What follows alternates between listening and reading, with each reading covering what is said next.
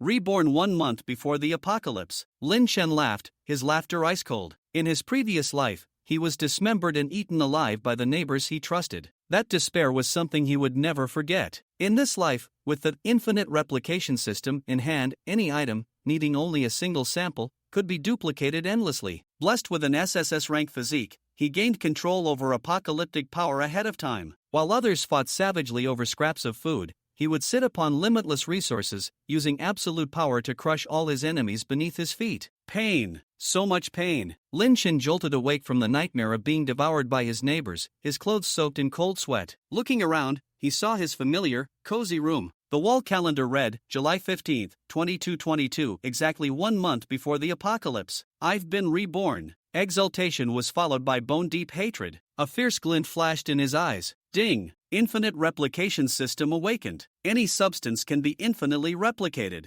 Comes with infinite system space, partition time control, starter pack, SSS rank physique, 1 bottle of fog. The system. His golden finger. Lin Chen trembled with excitement. What was scarcest in the apocalypse? Resources. In his past life, it was because he had stockpiled dozens of boxes of instant noodles that his neighbor, Old Lady Ma, tricked him into opening the door, leading to his gruesome end. Infinite replication meant endless supplies. Infinite space meant absolute safety. The SSS rank physique was a top-tier new human talent. The fog that descended with the apocalypse, a disaster or opportunity for others, would be a stepping stone for his rapid strengthening. The system even provided information about the apocalypse. He already knew the future. Lin Chen immediately took out the fog sample. With a thought, replicate. 1 bottle became 2, 2 became 4. After 20 replications, the system space was piled high with them, over 520,000 bottles. He took out a dozen bottles and absorbed them in one go, feeling his cells evolving wildly, his strength surging as impurities were expelled. The foundation must be stable. He forcefully suppressed the urge to absorb more. Ding dong! The doorbell rang. Lin Chen took a deep breath and walked to the door. His strength had increased so much after absorbing the fog that he accidentally snapped the doorknob off. The door was shoved open, and an furious old lady Ma barged in with her bratty grandson, Zhao Xiaoqiang, the very enemies who had pushed him into hell in his past life. Lin Chen, your shouting disturbed my grandson's studies, and why is our internet down? Old lady Ma yelled, hands on her hips, brazenly leeching off his Wi-Fi. Lin Chen shot her a cold glance. Spit it out if you have something to say. He turned to see Zhao Xiaoqiang had already slipped into the room, reaching for the chocolate on the table, a treat Lin Chen only allowed himself once every few months. Lin Chen snatched it back lightning fast. Zhao Xiaoqiang immediately plopped onto the floor, wailing, Grandma, he stole my chocolate. Beat him up. Lin Chen, are you even human? He's just a child. Old Lady Ma rushed in protectively. A child? Lin Chen grinned, then yanked the table to block the doorway. Since you're already inside, let's collect some interest first. He grabbed Old Lady Ma by the collar. Before her terrified eyes, he swung his arm wide and slapped her hard. Old hag, wasn't it noisy when you were square dancing half the night, disturbing the neighbors? What the hell does my internet being down have to do with you? And this idiot grandson of yours thinks he can get into Tsinghua? He wouldn't even qualify to roast sweet potatoes. Slap, slap, slap. Lin Chen delivered several heavy slaps,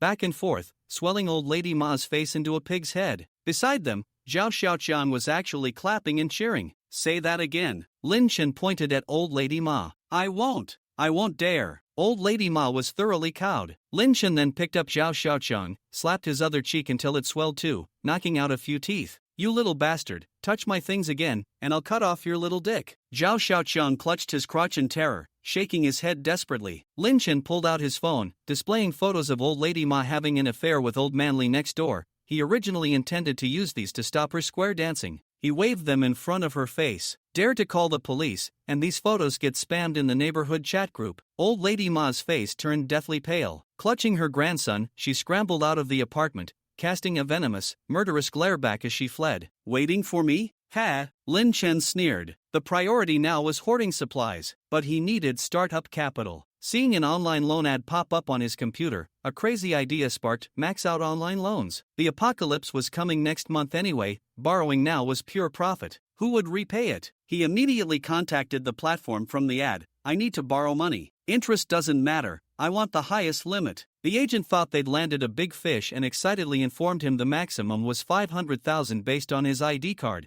with a monthly interest of 20%. Deal. Lend me 500,000. 5 minutes later, 500,000 arrived in his account. Nice. On to the next one, keep going. Lin Chen began a frantic zero-cost shopping spree. Over the morning, Lin Chen drained over 50 online loan platforms, his bank balance soaring past 5 million. He immediately contacted the city's largest Walmart. I want to buy every single product in your supermarket, one of each. The manager was both shocked and thrilled. After calculating, the quote was over 3.4 million. Lin Chen readily paid a 1 million deposit, arranging for afternoon delivery to a warehouse he'd rented in the suburbs. Most of the money was spent, but Lin Chen felt no regret. He checked his system space. In the boundless void hung a red line. The system explained, time is frozen to the right of the red line. Time can be accelerated up to 100 times to the left. Time acceleration? Lin Chen's eyes lit up. He instantly had a plan: space farming. Fresh fruits and vegetables would be hard currency in the apocalypse. He rushed to the flower market and the crop seed wholesale market. Pretending to browse, he actually touched and replicated all sorts of exotic flowers, plants, crop seeds, and even samples of high-quality soil from pots into his system space, right side. Passing a high-end supermarket, he also replicated various mineral waters, including a bottle of Kona nigiri water priced at 2,750 yuan. He decided to use it for irrigation. Back home, he entered the space. He replicated soil, creating a 1,000 square meter field, left side. He replicated tens of thousands of bottles of Kona nigiri water. He marked out a test plot, soaked seeds, sprouted rice seedlings,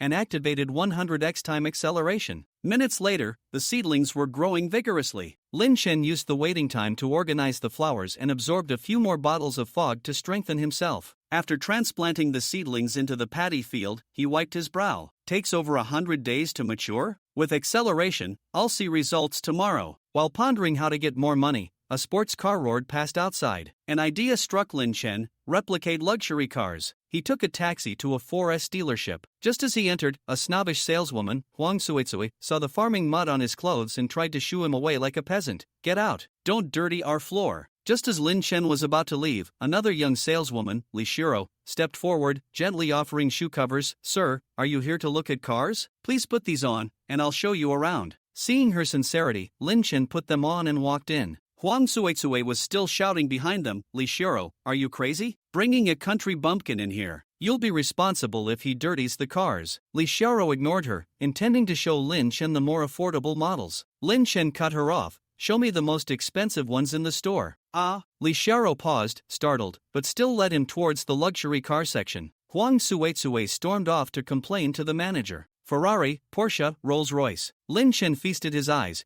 pretending to admire them while his fingers lightly brushed against each luxury car. Inside his system space, brand new cars appeared one after another. Once finished replicating, Lin Chen said to Li Shiro, "You're a good person. Here's a little gift." Before she could refuse, he turned and walked out of the dealership. A moment later, Huang Suitsui arrived with the manager. Lin Chen was gone, only Li Shiro remained. Just as the manager was about to scold Li Shiro, a car horn honked outside. A brand new Rolls-Royce pulled up to the entrance, and Lin Chen got out. "How can it be you?" Huang Suitsui was stunned. The manager's expression changed instantly, thankful he hadn't offended a hidden tycoon, and hurried forward, attempting to shake hands. Lin Chen ignored them both, walked up to Li Shiro, and pressed the Rolls-Royce key into her hand. "A gift for you. Drive it if you like it, or sell it if you don't." Under the stunned gazes of Li Shiro, the manager, and Huang Suitsui, Lin Chen got into another replicated luxury car parked nearby and drove off. Huang Suitsui stared at the key in Li Shiro's hand and the multi-million yuan Rolls-Royce, regretting her actions to her core. Lin Chen sold the 20 replicated luxury cars, without papers,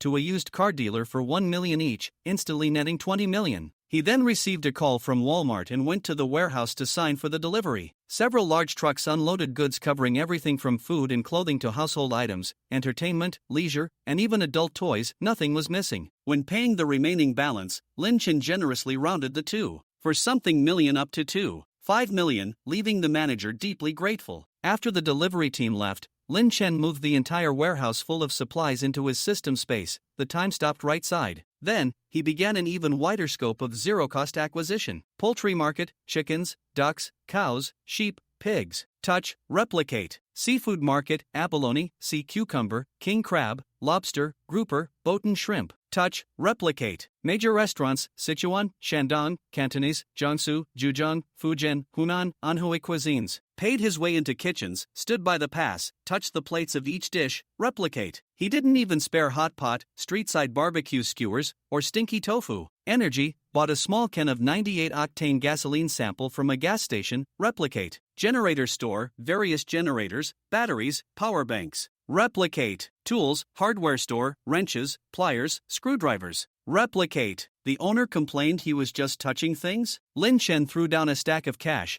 Bring out everything in your store, I need to touch it all. The owner instantly became obsequious. Sir, if you're willing, you can touch me too. Lin Chen, get lost. Finally, Lin Chen thought about the key to survival in the apocalypse: weapons. Handguns, machine guns, shotguns, even mortars and howitzers. Suddenly, an even crazier, more terrifying thought flashed through his mind. What if he could replicate a nuclear warhead? Wouldn't that be something? After a day of frantically shopping, Lin Chen returned home, dragging his somewhat exhausted body. He flopped down on the sofa, took out a bottle of mist, and downed it in one go. Instantly, the fatigue washed away. His body was becoming increasingly accustomed to the mist, and the absorption speed was getting faster. During this time, Lin Chen had consumed no less than 100 bottles of mist, and he could clearly feel that his physical qualities had significantly improved. He wanted to test his current strength, so he stood up and threw a punch at the wall. Boom! He created a small dent in the cement wall. Lin Chen couldn't help but be astonished. With one punch, he had made a hole in the wall. Normal humans should basically no longer be his match. Just then, someone knocked on the door. Could it be that old lady? Lin Chen opened the door to find his uncle and aunt. They seemed to completely ignore him and walked straight into the room, sitting on the sofa and crossing their legs, looking very much like the hosts. What are you doing here? Lin Chen asked. His parents had died early, leaving him with almost nothing but this house. Before they passed away, they entrusted Lin Chen to his uncle, but over the years he had never received their care. He had endured everything alone, which was why he ended up eating instant noodles every day, and ultimately he was even dismembered and eaten because of those noodles. His aunt, Lu Jaime, crossed her arms and said, Lin Chen, ever since your parents passed away, we've been taking care of you all these years, haven't we? Just say what you need to say, no need to beat around the bush, Lin Chen replied directly. Lu Jaime spread her hands and stood up, saying, your cousin is getting married and needs a place to live. You need to vacate this house first, and once the wedding is over, we will return it to you. This isn't too much to ask, is it? Lin Chen couldn't help but laugh. They had been eyeing this house for a long time. He wasn't naive enough to think that if he lent it out, they would actually return it. No way. Lu Jaime's eyes widened in anger. Lin Chen, do you have no conscience? We've taken care of you for so many years, and we just want to borrow the house for a bit. Are you really going to turn your back on your uncle and me? Lin Chen replied coolly, I said I won't lend it, so I won't. If there's nothing else, please leave. I need to rest. At that moment, Lin Chen's uncle, Lin Dade, suddenly stood up from the sofa, pointing a finger at Lin Chen's nose and scolding, Lin Chen, you say you won't lend it? I am your uncle, practically your second father. I've decided you need to move out first. After your cousin's wedding, you can come back. Are you saying my words don't matter? Lin Dade frowned, trying to pressure Lin Chen into submission, but unexpectedly, Lin Chen walked right up to him, almost touching his face, and said, who do you think you are? Get lost. You. Lin Dade was instantly furious. You ungrateful child. He raised his hand to strike Lin Chen, but Lin Chen caught his wrist, causing him to wince in pain. With Lin Chen's current strength, he could easily crush his hand bones with just a little more force. Let go of me, let go. Lin Dade shouted hurriedly. Lin Chen said to Lin Dade, get out. If you bother me again, you'll face the consequences. After saying that, he flung Dade's wrist away. Lu Jaime quickly supported Lin Dade, who glared at Lin Chen and said, you ungrateful child, just wait. Lin Chen replied coolly, let me remind you, after today, I'm going to sell this house to someone else. This house is worth at least 5 million. If I sell it for 1 million, there should be plenty of buyers. What? You dare? Lin Dade glared at Lin Chen. It's my own house, what do I have to be afraid of? Lin Dade was just about to get angry when Lu Jaime stopped him and said to Lin Chen, since you want to sell anyway, why not sell to us? 1 million, we'll give you the money tomorrow, how about it? Sure, as long as you give the money, the house is yours. Great. Lu Jaime was secretly delighted. This house worth 5 million was actually going for just 1 million, what a huge profit. She exchanged a glance with Lin Dade and pulled him away. The house was sold, so what? Lin Chen didn't need the house anyway. When the time comes, he could just dive into the system space, wouldn't that be wonderful? Just like that, Lin Chen could finally have a good rest. The next morning, Lin Chen couldn't wait to enter the system space to check on his rice. The 20 square meter area was filled with golden yellow rice, looking plump and full. It seemed that the time acceleration effect was indeed working, so he wouldn't have to worry about not having fresh fruits and vegetables to eat in the future. Today, Lin Chen planned to build a large pool in the right area to raise the aquatic products and seafood he had copied yesterday. He then found a large swimming pool, placed his hands on the edge, and copied. In the next second, an identical swimming pool appeared in the system space, but the water wasn't copied over. Lin Chen then poured in the seawater he had copied from Hawaii and placed all the seafood inside. At the same time, he copied another pool, this time filling it with mineral water that cost over 2,000 a bottle. This pool would be for freshwater fish. After finishing all this, Lin Chen suddenly received a phone call from the second-hand car dealer's boss from yesterday. Is this Mr. Lin? Yes. I'm the boss who bought the car yesterday. Do you remember me? I remember. Your car is very good. I was wondering, if you have any more cars to sell, I'll buy them all. Of course, that would be great. They were all new cars, so selling them as second-hand cars would be fantastic. It seemed the boss had tasted the sweetness of the deal, which was why he called Lin Chen. Lin Chen was worried about how to make money, but unexpectedly, someone was offering him cash. His cars had zero cost, and selling one would earn him $1 million. Where could he find such a business? I have more. The boss instantly became excited and hurriedly said, I have prepared enough money this time. I'll buy as many as you have. Are you sure? Lin Chen asked. The boss replied confidently. I'm very sure. How many do you have? 1,000. Ah. The boss was instantly stunned. He had prepared 100 million in cash, enough to buy 100 cars, thinking it would be sufficient, but he didn't expect the other party to say there were 1,000 cars. At 1 million each, that would be 1 billion. What a slap in the face. Is that still enough? Lin Chen asked. After a while, the voice on the other end said, Boss Lin, if you're willing, I can introduce you to my boss. He can definitely afford your 1,000 luxury cars. Lin Chen replied, When? Right now. Okay, then let's meet at the Dihao Hotel in an hour. At the Dihao Hotel, under the guidance of the used car boss, Lin Chen arrived at a luxurious private room. Inside the room sat a man in a suit with glasses. Upon seeing Lin Chen enter, he immediately stood up politely and said, Mr. Lin, you're here. Please, have a seat. Lin Chen nodded but did not sit down. Instead, he eagerly looked at the delicious food on the table, then walked around the large round table, touching each dish. The suited man looked at Lin Chen's behavior with some surprise and quietly asked the used car boss beside him, what is he doing? Boss, these rich people might have some strange quirks, the used car boss replied. The suited man nodded, understanding, as he himself had some peculiar habits, like this used car boss, who was both his subordinate and his girlfriend. After touching all the dishes, Lin Chen finally sat down. The suited man got straight to the point. Mr. Lin, are you sure you have 1,000 luxury cars to sell at a price of 1 million each? Lin Chen nodded. Yes. Upon hearing this, the suited man gasped and then asked, these cars don't have any documents. Can you tell me their source? Don't worry, I'm just curious. I don't care about the source for business. Lin Chen replied, you can rest assured, they are not stolen nor robbed, and they are not counterfeit. They are absolutely genuine. As for how they came to be, you don't need to worry about that. Just tell me if you want them. Yes. I, Fang Jianhua, have been in business for so many years, and this is the first time I've met someone as straightforward as Mr. Lin. Fang Jianhua raised a glass and downed it in one go, then turned the glass upside down to show he was finished. If this deal went through, he could make tens of billions. Lin Chen suddenly thought of something and asked, do you also accept gold, jade, and similar items? Fang Jianhua's eyes lit up at once. Mr. Lin, do you have access to these items? I'll take as much as you have. Are you sure? Lin Chen looked at him and said. Fang Jianhua boldly declared, Mr. Lin, don't worry. My company, while not huge, can certainly afford this amount. How much gold and jade do you have? How much property do you have? Ha! Fang Jianhua was a bit stunned, doubting whether he had heard correctly, staring blankly at Lin Chen. Lin Chen repeated, how much property do you have? I have as much gold and jade. After all, when the time comes, Lin Chen could just find a jewelry store and replicate the items inside a few times to have countless gold and jewels. Fang Jianhua glanced at the used car boss beside him and couldn't help but swallow hard. Then he looked at Lin Chen and said, Mr. Lin, you really are deep and unassuming. Alright, I'll take 10 billion worth of goods first.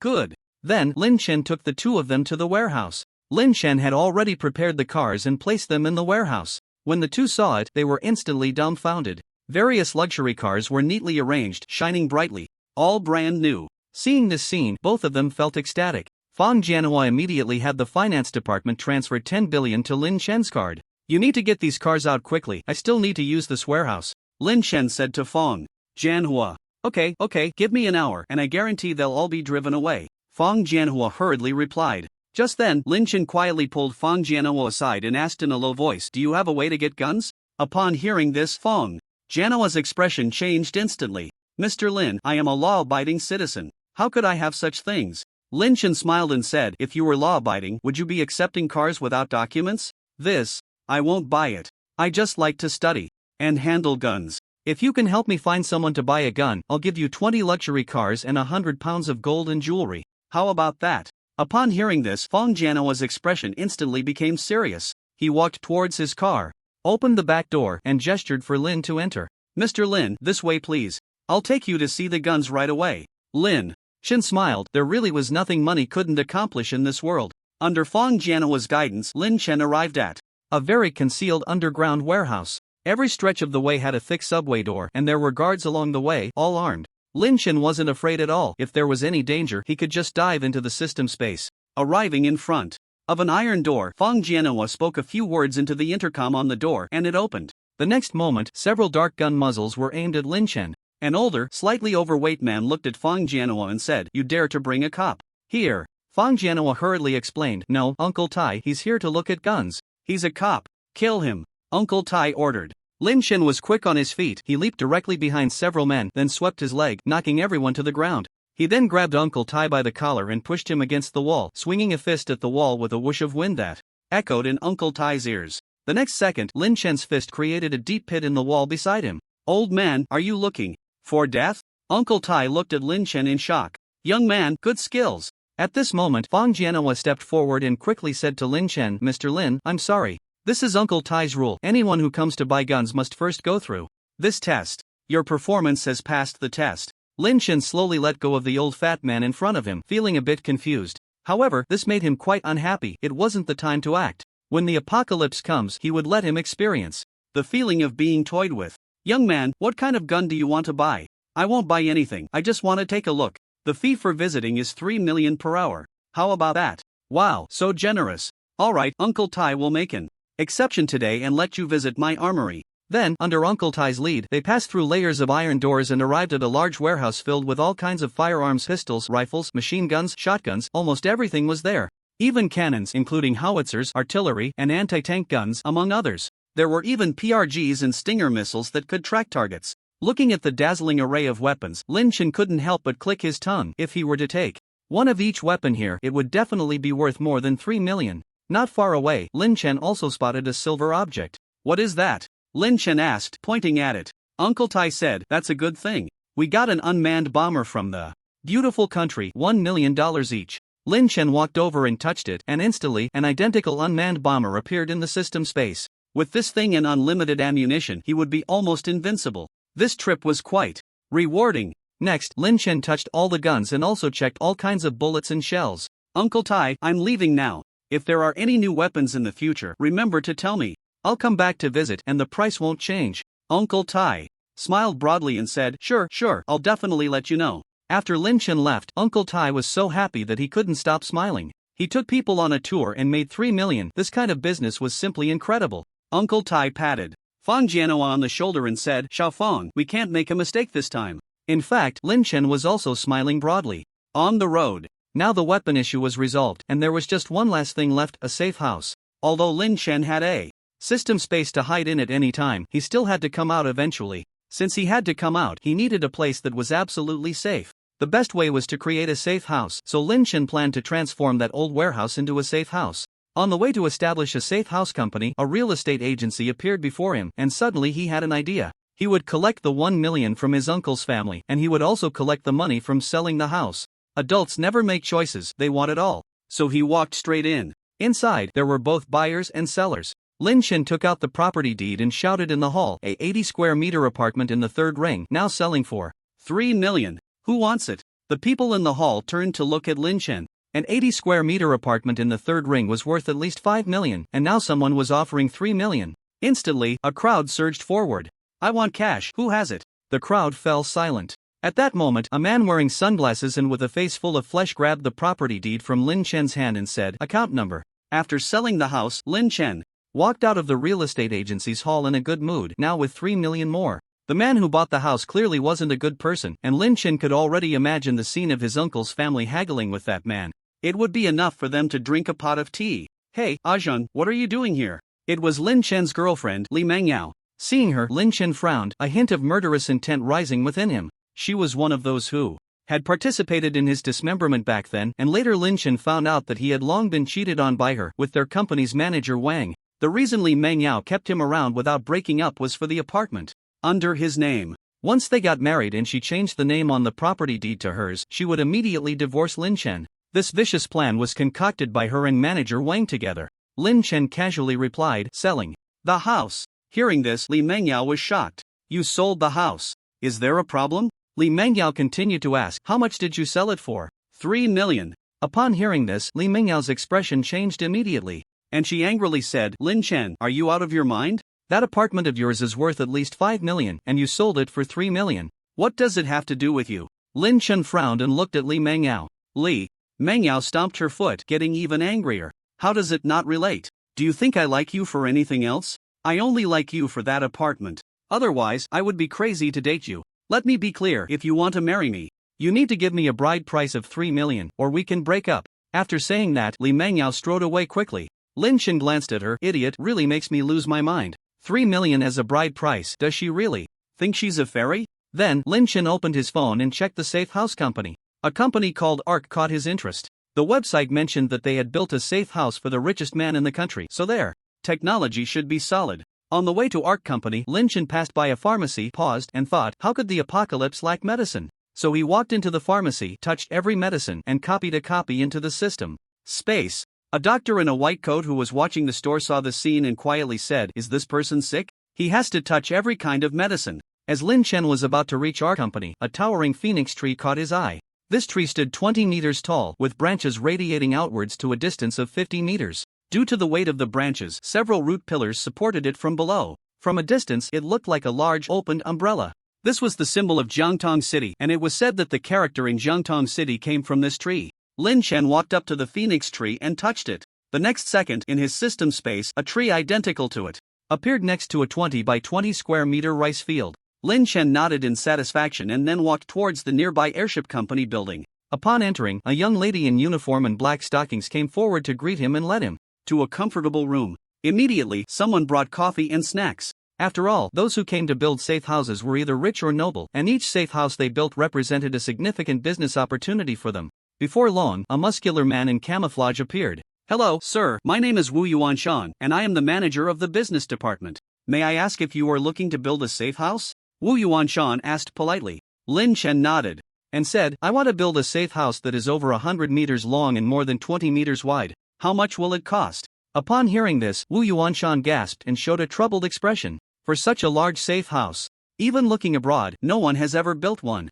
A conservative estimate would be 1.5 billion. Although he was curious about why the other party wanted such a large safe house due to professional ethics, Wu Yuanshan did not ask too many questions. Those in this line of work knew well that most people building safe houses were trying to avoid enemies, and they did not want to get involved in these personal grievances. He thought that upon hearing this figure, the other party would show a troubled expression. Wu Yuanshan had already prepared to suggest building a smaller one, as constructing such a large safe house would also be a considerable challenge for him. Unexpectedly, the other party nodded and said, alright, I will give you 2 billion, with the requirement that it must be completed within 20 days. Also, I have some design requirements that you need to fulfill. How does that sound? 2 billion. Wu Yuanshan gasped. He thought the other party would find the price too high, but he did not expect them to raise the offer. This was something he had never anticipated. After completing this deal, he could basically retire. He became serious. Sir, I will take on this challenge, but due to the large expenses for purchasing materials upfront, you will need to pay a deposit of 1 billion first.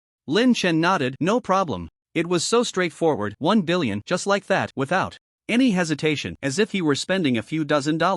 How wealthy was this young man? Wu Yuanshan couldn't help but wonder. So, sir, what are your design requirements? You can tell me now, so I can consider them in the design, which will be beneficial for the implementation later. Then, Lin Chen specifically described his design requirements to him. As Wu Yuanshan listened, his brows furrowed tighter and his expression grew increasingly grim. Lin Chen's requirements overall were to set up traps, install animal traps on the perimeter, set up bomb mechanisms, dig deep pits, insert sharpened steel bars into the pits, set up mechanisms to shoot crossbow arrows, and have giant stones fall from above, iron cages. The walls of the safe house needed to have spray outlets, primarily for spraying toxic gas, flames, sulfuric acid. Among the most challenging requirements was to leave a 10 by 10 meter area on the wall to be replaced with adjustable transparency glass. This was not a safe house, it was clearly a slaughterhouse. After hearing Lin Chen's demands, Wu Yuanshan wiped the sweat from his forehead and even felt a bit afraid to look him in the eye. After paying a 1 billion deposit, Lin Chen left the art company. He walked alone on the sidewalk, trying hard to think about what supplies he still needed to stockpile. It seemed like he had already gathered everything he should. Just then, the system's prompt sounded. Congratulations, host, you have successfully copied 10,000 different types of supplies. Reward, Global Monitor Function. This function allows the host to view images from any location in the world and save them directly, sending them to the host's phone. So amazing, this is like opening the eye of heaven. Lin Chen couldn't wait to open the monitor function. The system prompted, please input a specified location or choose to open randomly. After thinking for a while, he couldn't think of any particular place he wanted to see, so Lin Chen chose to open it randomly. The next second, a painful scream suddenly reached his ears, as if someone was being beaten. As the image zoomed in, a man and a woman. Friendly reminder, underage hosts should watch this footage with an adult. Lin Chen. Then he quickly switched the image. It wasn't that he didn't want to watch, he just didn't want to spy. With this function, he would be able to grasp any information at any time in the future, which was simply delightful. There were still 20 days until the end of the world, and Lin Chen had about 1 billion yuan left. The luxury cars and gold jewelry he sold to Feng Jianhua were all genuine. Good items, so Feng Jianhua quickly sold them. He then called Lin Chen again to ask if he had any more luxury cars and gold jewelry. Yes, I have as many as you want. Just like that, Lin Chen made another 2 billion from Feng Jianhua, and now he has 30 billion in hand. Where should he stock up on supplies? A tour group walked past him, and he suddenly had an idea. One should think long-term, have a bigger vision. Don't always limit oneself to the domestic market. One should also gather supplies from around the world. Imagine having Russian caviar for breakfast, Brazilian barbecue for lunch, French afternoon tea with foie gras in the afternoon, and more Brazilian barbecue for dinner, paired with a cup of Kilimanjaro coffee, followed by a late-night tom yum soup. Just thinking about it feels wonderful. At the same time, he wanted to see the beautiful sights around the world. After the apocalypse, these beautiful scenes would no longer exist. Usually, Lin Chen, as a 9-to-9 corporate worker, had no opportunity or money to travel abroad, so he decided to act. Lin Chen was too lazy to buy a plane ticket, he simply chartered a plane, flying wherever he wanted. It was simply exhilarating. Soon, Lin Chen's figure appeared in various parts of the world, under the Eiffel Tower, next to the Statue of Liberty, in the Aegean Sea of Hina, at the Parthenon, and the Colosseum in Rome. Lin Chen wasn't just thinking about having fun, he also visited the arsenals of arms dealers in various countries, technology museums, and of course, he had to touch everything. Even in the beautiful country, Lin Chen happened to visit a lithography machine. If there were no apocalypse, he would have replicated this thing and brought it back to his homeland. But now it was useless. However, Lin Chen still made a copy and stored it in the system space. It would be useful one day. Then Lin Chen appeared in luxury stores in various countries, touching every product from LV, crying, to Hermes. He also checked out electronic products, iPhones, for stars, iPad, MacBook, iPhone watch, and even various expensive medical equipment in hospitals. Lin Chen accepted everything and touched them all. At the same time, to prevent himself from getting bored after the apocalypse, Lin Chen copied books from several large libraries around the world. He initially thought that touching the library walls would allow him to replicate the entire library, but unexpectedly, he only copied a few bricks. Lin Chen then realized that replication has its limits. He also downloaded almost all games, one game per computer. You could say it was exhilarating. He downloaded tens of thousands of terabytes of video. Torrents, just entertainment videos. These videos, even if Lin Chen watched them from birth to death and back again hundreds of times, he still wouldn't finish them. The only regret was that he couldn't touch the thing Lin Chen had always dreamed of, nuclear warheads. However, he did manage to touch quite a few things like missiles, rockets, drones, fighter jets, tanks, and armored vehicles. After all, those things belong to state secrets and are extremely dangerous. No matter how rich one is, they can't be accessed.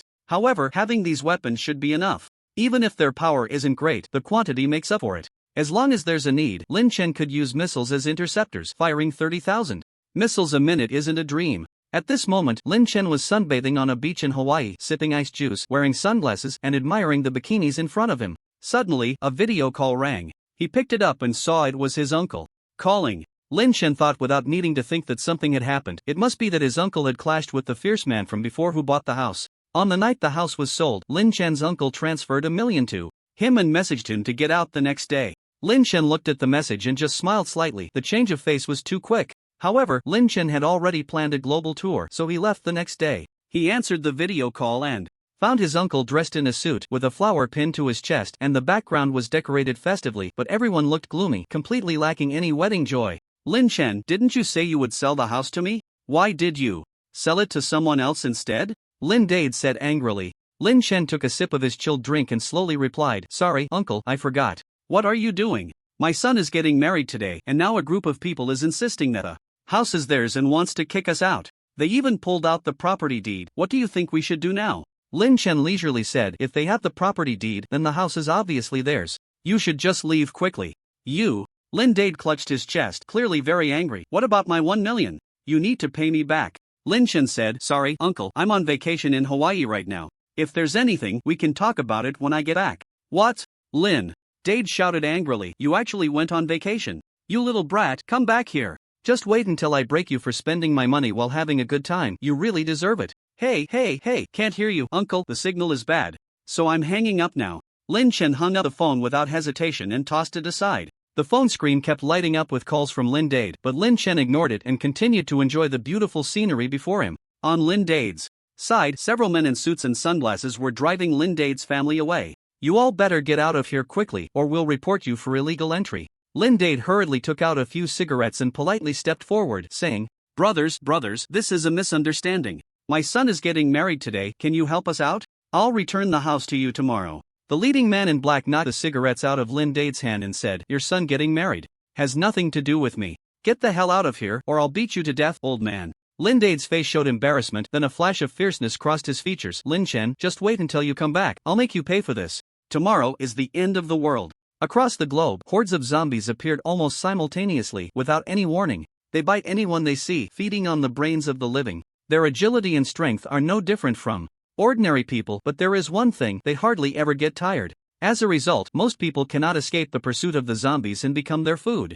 Lin Chen, who had been stockpiling supplies around the world, returned to Jiangtong City, presumably to find that his safe house was nearly complete. Just after getting off the plane, he received a call from Wu Yuanshan, asking him to come for an inspection. Lin Chen hurried over, and upon arrival, he couldn't help but be amazed. Inside the dilapidated warehouse was a silver-white metal shell that looked full of technological flair, made from alloy plate several centimeters thick, which even missiles couldn't break through. It was also equipped with an air filtration system to prevent gas attacks and a temperature control system that allowed for the temperature inside the safe house to be adjusted at will. Cameras were installed in every corner to monitor the surroundings at all times. This was actually somewhat unnecessary since Lin Chen already had global surveillance capabilities. There was also a power system divided into two parts, solar power and wind power, with two sets of equipment operating alternately, along with a super large capacity battery pack that could last 3 years on a single charge. What surprised Lin Chen was that this setup even included a small underground bunker said to withstand a nuclear bomb. Finally, all the various traps and hidden weapons that Lin Chen had requested were completed as well. It's great to have money, anything can be made. Seeing this perfect safe house, Lin Chen couldn't help but applaud. No wonder you've built safe houses for the richest in the country. I'm very satisfied. Wu Yuanshan smiled slightly, his face full of pride. Mr. Lin, you flatter me. Suddenly, Lin Chen changed his tone, his expression serious, but it has a fatal flaw. Hearing this, Wu Yuanshan looked displeased. How could that be? I've been working day and night for the past 20 days, putting in my utmost effort. I even consulted the world's top experts. How could there be a flaw? Mr. Lin, if you can't point out the flaw today or if your reasoning is unreasonable, that would be an insult to me. Looking at Wu Yuanshan's furious expression, Lin Chen stepped closer, glanced at him, and said softly, The fatal flaw is you. Ah! Wu Yuanshan looked at Lin Chen in shock. Lin Chen continued, You are the one most familiar with this safe house? If you wanted to break into it, it would surely be easy for you. Wu Yuanshan replied sternly, Mr. Lin, we have professional ethics and would never destroy the safe house we built ourselves. Ha, professional ethics? In the face of life, everything is nonsense, Lin Chen laughed. Wu Yuanshan frowned, he naturally understood what Lin Chen meant.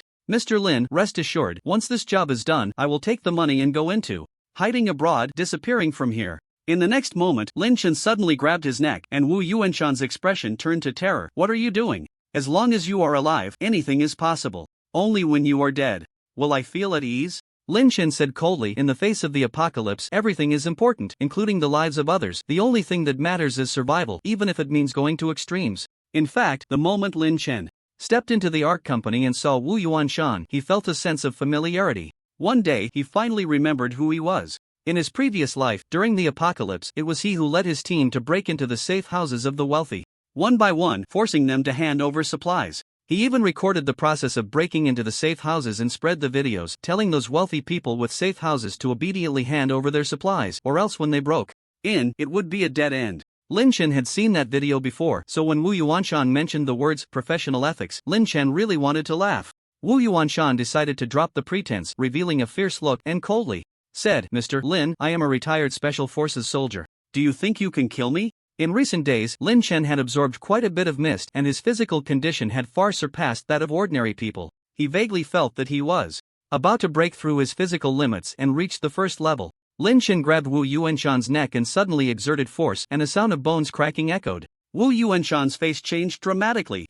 In the next second, Lin Chen twisted hard, and Wu Yuanshan's entire body went limp. With the last threat removed, he just waited for the apocalypse to arrive. At that moment, Lin Dade called. Lin Chen initially didn't want to answer, but a thought suddenly crossed his mind, so he picked up the phone. "Lin Chen, are you back? I now order you to come to my house. You must explain yourself today, or I will kill you in place of your parents," Lin Dade said angrily on the other end of the line. Lin Chen smirked and said, "I'm coming, uncle." Upon entering the house, Lin Dade's family stood with their arms crossed, silent, the atmosphere tense. When Lin Chen walked in, Lu Jaime immediately stood up, pointing at Lin Chen's nose and scolding, "Lin Chen, you bastard, you heartless thing. We raised you for so many years, and this is how you treat us? First, you sold the house to us, then sold it to someone else. What do you mean by that? You ruined your brother's wedding. If you don't give us an explanation, we'll sever ties with you." Lin Chen snorted lightly. "Severing ties? Do you think I care?" Lin Chen's cousin, Lin Fei, saw this and stood up, swinging his fist to hit Lin Chen, but was pushed to the ground by Lin Chen. Lin Fei was shocked. How could his usually weak cousin have such strength? Lu Jaime hurriedly helped Lin Fei up and began to scold again. "So you've gained some strength, huh? Want to hit your cousin? If you're so capable, go fight those who are robbing our house." Lin Dade crossed his arms, looking at Lin Chen with a face full of rage. "Lin Chen, tell me, what do you plan to do about this?" "I'll compensate you with money. What else can I do?" Lin Chen said straightforwardly. The family's eyes instantly lit up. "How much will you pay? Besides the 1 million you gave me before, I'll give you another 2 million. That should be enough, right?" After a few seconds of silence, Lu Jaime was the first to react. "Hey, we're all family, what, money or not? Come on, Aizheng, hurry and sit down. You haven't eaten yet, stay for dinner tonight." Lin Dade was more cautious, saying, "I'll believe you if you say so." Lin Chen took out the transfer receipt to show him, with the payee being Lin Dade and the transfer amount 3 million. Only then did Lin Dade smile. "Wife, go cook. Today, I want to have a drink with my good nephew." Lin Chen waved his hand. "No need for dinner. Just give me all the food and drinks from your house. I'm too lazy to buy anything." "Alright, we are all family, take whatever you find in the house." Lin Dade patted Lin Chen on the shoulder and said. In the end, Lin Chen carried a large bag and took away all the supplies from Lin Dade's family. However, his transfer record was actually a delayed transfer. Lin Chen had already cancelled it on his way to the bank. Next came the apocalypse, with zombies surrounding the city. Lin Chen was walking down the road when he suddenly felt a chill in the air, a strange yet familiar smell wafting through. It's fog. This fog was thin and filled with impurities, nothing like the high concentration impurity of the fog rewarded by the system. At this moment, the fog's concentration could only lure people to become zombies, but it couldn't help them absorb it to strengthen their bodies. In the distance, Lin Chen seemed to see a person squatting on the ground, fiddling with something. Suddenly, that person turned around sharply, revealing eyes that were just whites, a mouth full of blood, and holding a piece of intestine in hand. In front of him lay a woman who had been disemboweled. Lin Chen was startled. Has the apocalypse come early? He clearly remembered it was supposed to be tomorrow. Passers-by also noticed the terrifying man, and soon someone called the police. In no time, the police arrived and shot the zombie man dead. Lin Chen then realized that the authorities had intervened, otherwise there would have been a massive outbreak of zombie attacks tonight.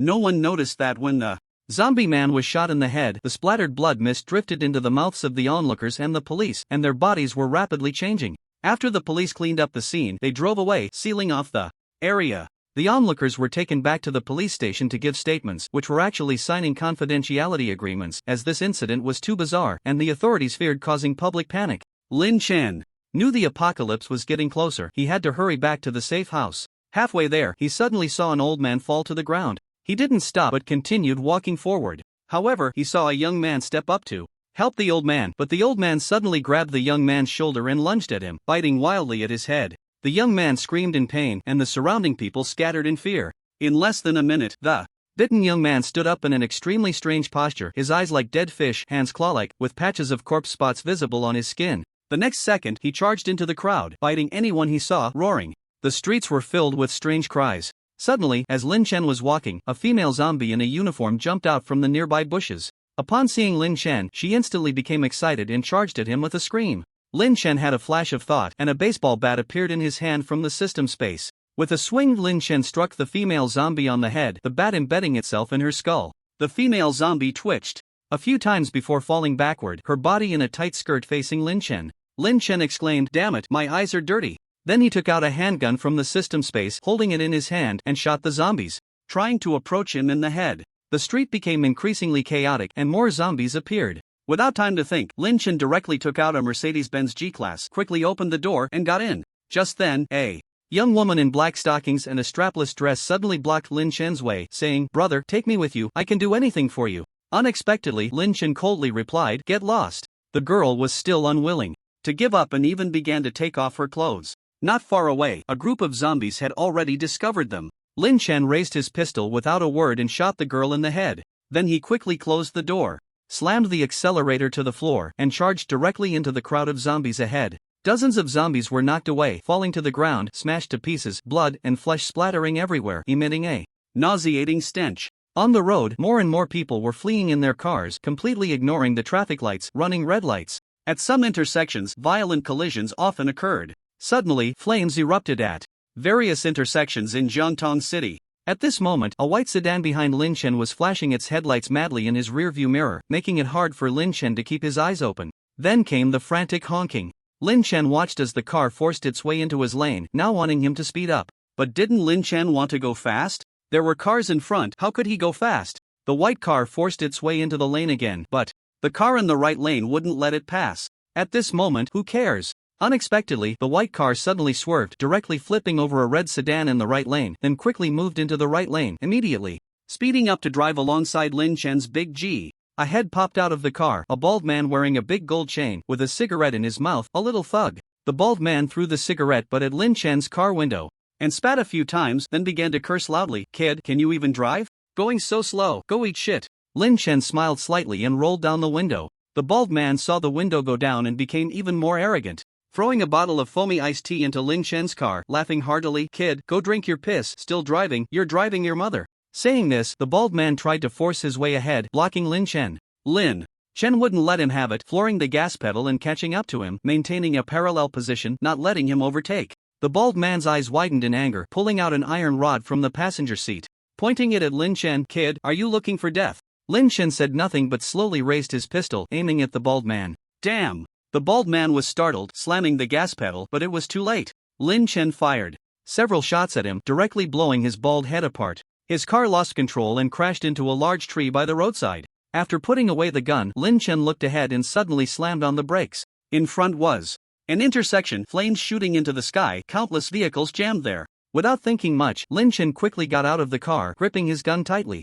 As he passed an Audi, a zombie reached out, trying to bite Lin Chen. He shoved the gun into its mouth and fired several shots, blowing its head apart. With the bullets gone, Lin Chen tossed the gun aside and copied another one from the system space. "Help me, help me." Lin Chen turned around to see a middle-aged woman with one leg trapped under a car, groaning in pain. When she noticed Lin Chen looking at her, she immediately shouted, "Help me, I have money, my husband has money, I'll pay you." "Money, does money still matter?" Seeing another wave of zombies rushing over, Lin Chen turned and walked away. The middle-aged woman cursed behind him, "Do you have any humanity left? Come save me, you bastard." Lin Chen stopped, slowly turned around, and looked at the woman. The woman mocked, "What, did your conscience kick in? Come save me, what are you waiting for?" Then Lin Chen raised his pistol and fired 2 shots at the middle-aged woman. "Shut up."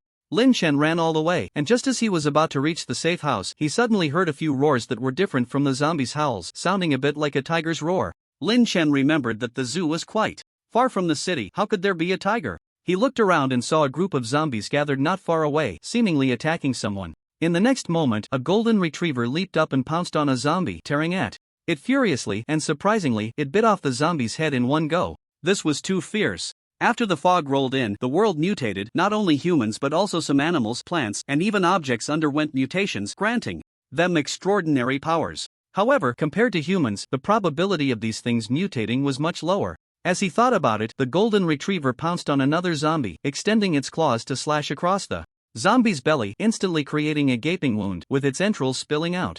Yet, the zombie did not lose its ability to move and struggled to get up. The golden retriever's eyes flashed, as if it understood something. It bit down on the zombie's head and twisted violently, forcibly tearing its head off. Lin Chen was shocked. This golden retriever had discovered the zombie's weakness in an instant. It was to attack their heads. This was a golden retriever that was beginning to gain intelligence. Clearly, it was a rare mutant among animals. At that moment, more and more zombies surrounded the golden retriever, but it showed no fear, baring its teeth and letting out an angry roar like a true beast. Although this golden retriever was powerful, it couldn't withstand the sheer number of zombies. It killed one, and another came, as if they were endless. Gradually, its stamina began to wane, its limbs trembling slightly, but it held on tightly, unwilling to fall. Dozens of zombies paused for a moment and then pounced on the golden retriever simultaneously. Just as it seemed the golden retriever was about to meet a tragic end, Lin Chen sprang into action. In 1 second, he fired 9 shots, and 9 zombies fell to the ground. Having absorbed hundreds of bottles of fog, Lin Chen's physical abilities far exceeded those of ordinary people.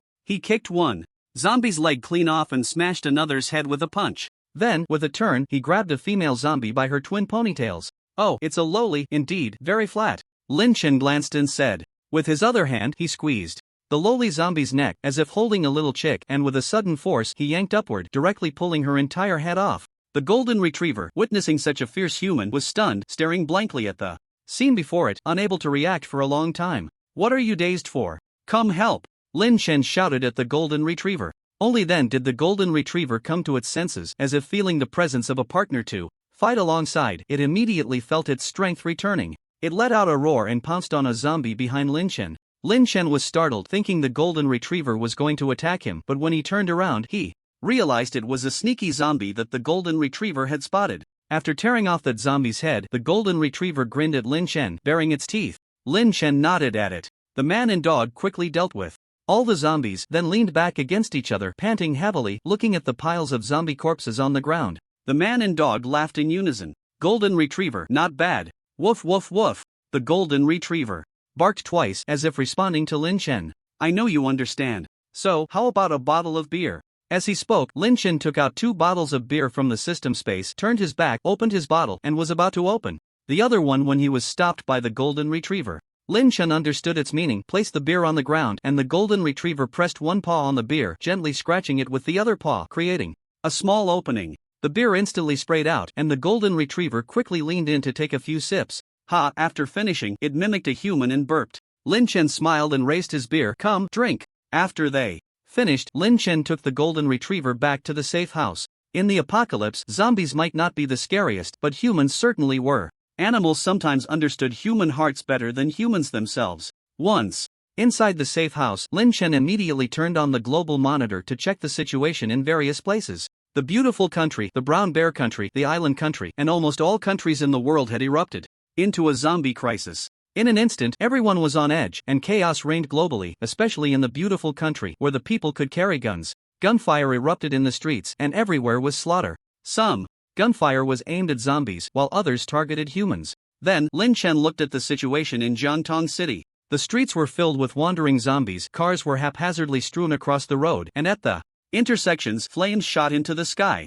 Transportation had collapsed immediately. It was now midnight, and almost all the buildings had turned off their lights. Lin Chen zoomed in on an ordinary family and found them huddled in a storage room, trembling. The current situation was that those who had escaped home were temporarily safe, while those who hadn't had all turned into zombies. Suddenly, Lin Chen wanted to see how his uncle's family was doing, so he adjusted the view to them. They were relatively lucky. The whole family had not gone out, and no one had been harmed. They were all hiding in one room, their eyes wide with fear as they looked around. Lin Chen turned off the monitor, took out a rocking chair, lay back, and leisurely said, "It's none of my business now, all I need to do is enjoy life." Saying this, Lin Chen took out a glass of 1982 vintage wine and began to savor it. Seeing the golden retriever looking tired and thirsty, Lin Chen took out a dozen bottles of Kona brine and a whole roasted Russian beef leg, placing them in front of it. Eat! The golden retriever wasted no time, broke open a bottle of Kona brine, and after gulping it down, began to gnaw on the beef leg. Lin Chen continued to relax in the rocking chair and took out a cup of coffee to drink. Watching the golden retriever eat so heartily made Lin Chen feel a bit hungry as well. He took out a round table, covered it with a floral checkered tablecloth, then lit a candle and placed it on top. Finally, he took out a portion of foie gras and slowly enjoyed it with his coffee. Outside the safe house, a man was desperately running, chased by a horde of zombies. Suddenly, he slipped and fell to the ground. The zombies rushed up immediately, gutting him, biting into his head, and sucking out his brain matter. Lin Chen closed his eyes to enjoy the moment, the delicacy of the foie gras blending with the rich aroma of the coffee, a perfect match. This was the apocalypse. The deaths of others did not affect his enjoyment of gourmet food in the slightest. After eating and drinking to his heart's content, Lin Chen took out a mattress and flopped onto it, sleeping soundly until the next day. Then he cooked 2 steaks for himself and his golden retriever and steamed 2 Australian lobsters, starting a beautiful day. Lin Chen adjusted the transparency of the glass in the safe house to fully transparent. Outside, a group of zombies was wandering leisurely. Upon seeing Lin Chen, they instantly raised their heads, revealing their decayed faces and bloodstained teeth, roaring as they charged at him, frantically banging on the glass, baring their teeth at Lin Chen, with yellowish liquid spewing from their mouths. Lin Chen looked at the furious zombies in front of him, took a bite of steak, and said, "Ah, this really goes well with rice." The zombies seemed to sense Lin Chen's mockery, becoming even more agitated and fierce, roaring loudly, tearing off their own skin to reveal their slimy flesh, rubbing against the glass and smearing it with blood, even pulling out their own intestines to touch the glass, trying to disgust Lin Chen. After doing all this, one of the zombies seemed quite satisfied, throwing its head back and letting out a strange laugh. Unexpectedly, Lin Chen became more and more excited, picking up a lobster and starting to gnaw on it, as if watching an eating show. "Golden Retriever, come here." The Golden Retriever trotted over with a steak in its mouth, then lay down in front of the glass, showing off the steak. Seeing that Lin Chen and the Golden Retriever were not disgusted at all and were enjoying their meal, the zombie howled in anger. Lin Chen put down the lobster and stood up, saying, "You all have been flailing around outside for a long time, now it's my turn." As he spoke, he pressed his finger against the wall, and that spot slowly caved in. Then, a lid slowly opened beside it, revealing various buttons. Lin Chen pressed a yellow button, saying, "Here, let me give you a sulfuric acid bath." In the next second, the spray nozzles on the wall shot out streams of sulfuric acid. Countless zombies were hit by the acid, instantly producing white smoke and a hissing sound as they were corroded. First, their flesh dripped down like slush, then their bones, as if countless invisible tiny creatures were gnawing at them, disappearing at a visible speed. Countless zombies turned into a puddle of muck, yet still, many zombies crazily charged forward. As long as they saw a living person, they would rush forward recklessly like moths to a flame. Lin Chen smiled slightly and pressed another button. In the next second, the spray nozzles released a liquid, but this time it wasn't sulfuric acid. The outside zombies paused, realizing the liquid was ineffective against them, and began to howl excitedly. Laugh.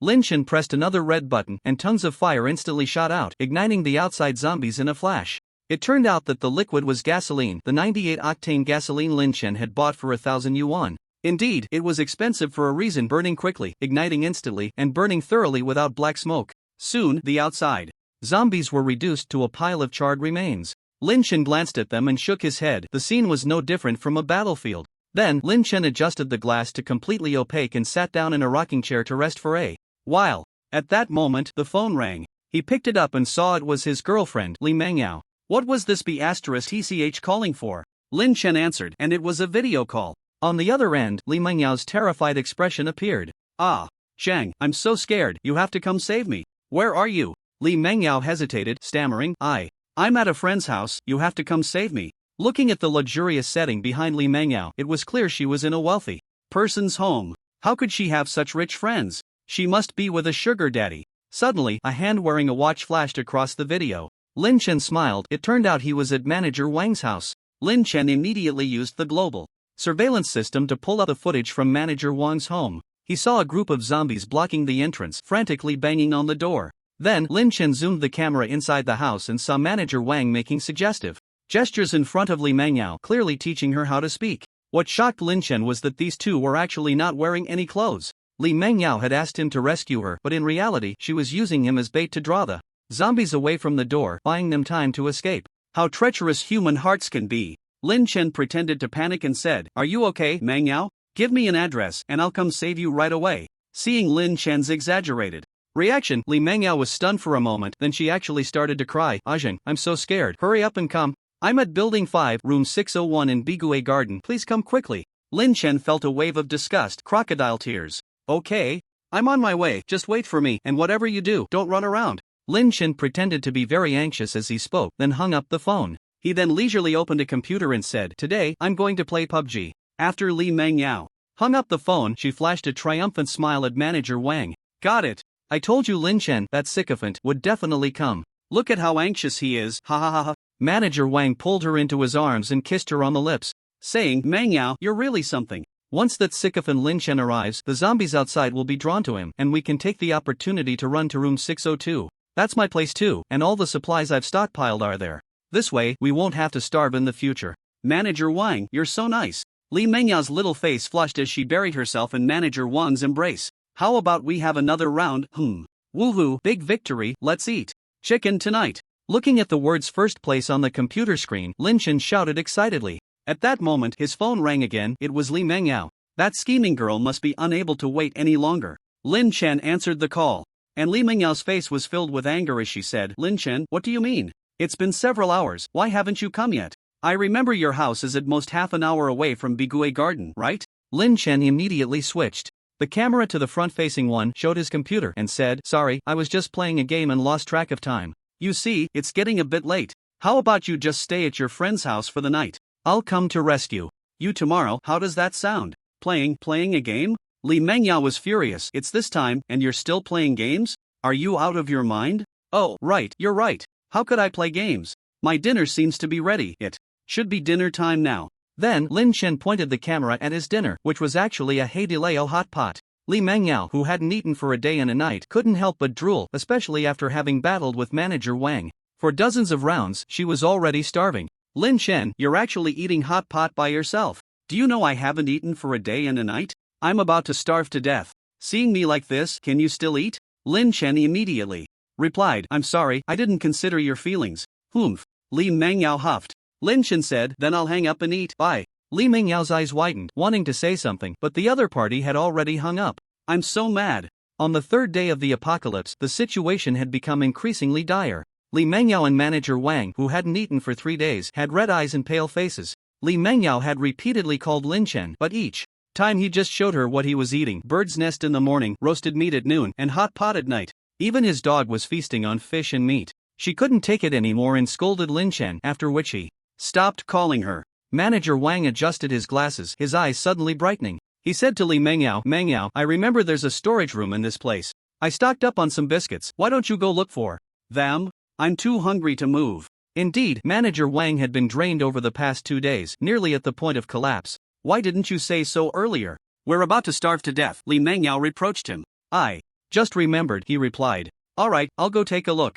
With that, Li Mengyao dragged her starving body slowly toward the small storage room. The storage room was small, barely big enough for a person to enter. Li Mengyao stuck her head inside, bending over to rummage around. Seeing this, Manager Wang immediately grabbed a fruit knife from the table and quietly approached her. "Where is it? Why isn't it here? You need to look harder." "I remember there were some." As Manager Wang moved closer, he forced himself to respond calmly, his breathing growing more rapid, his expression increasingly tense, beads of sweat forming on his forehead.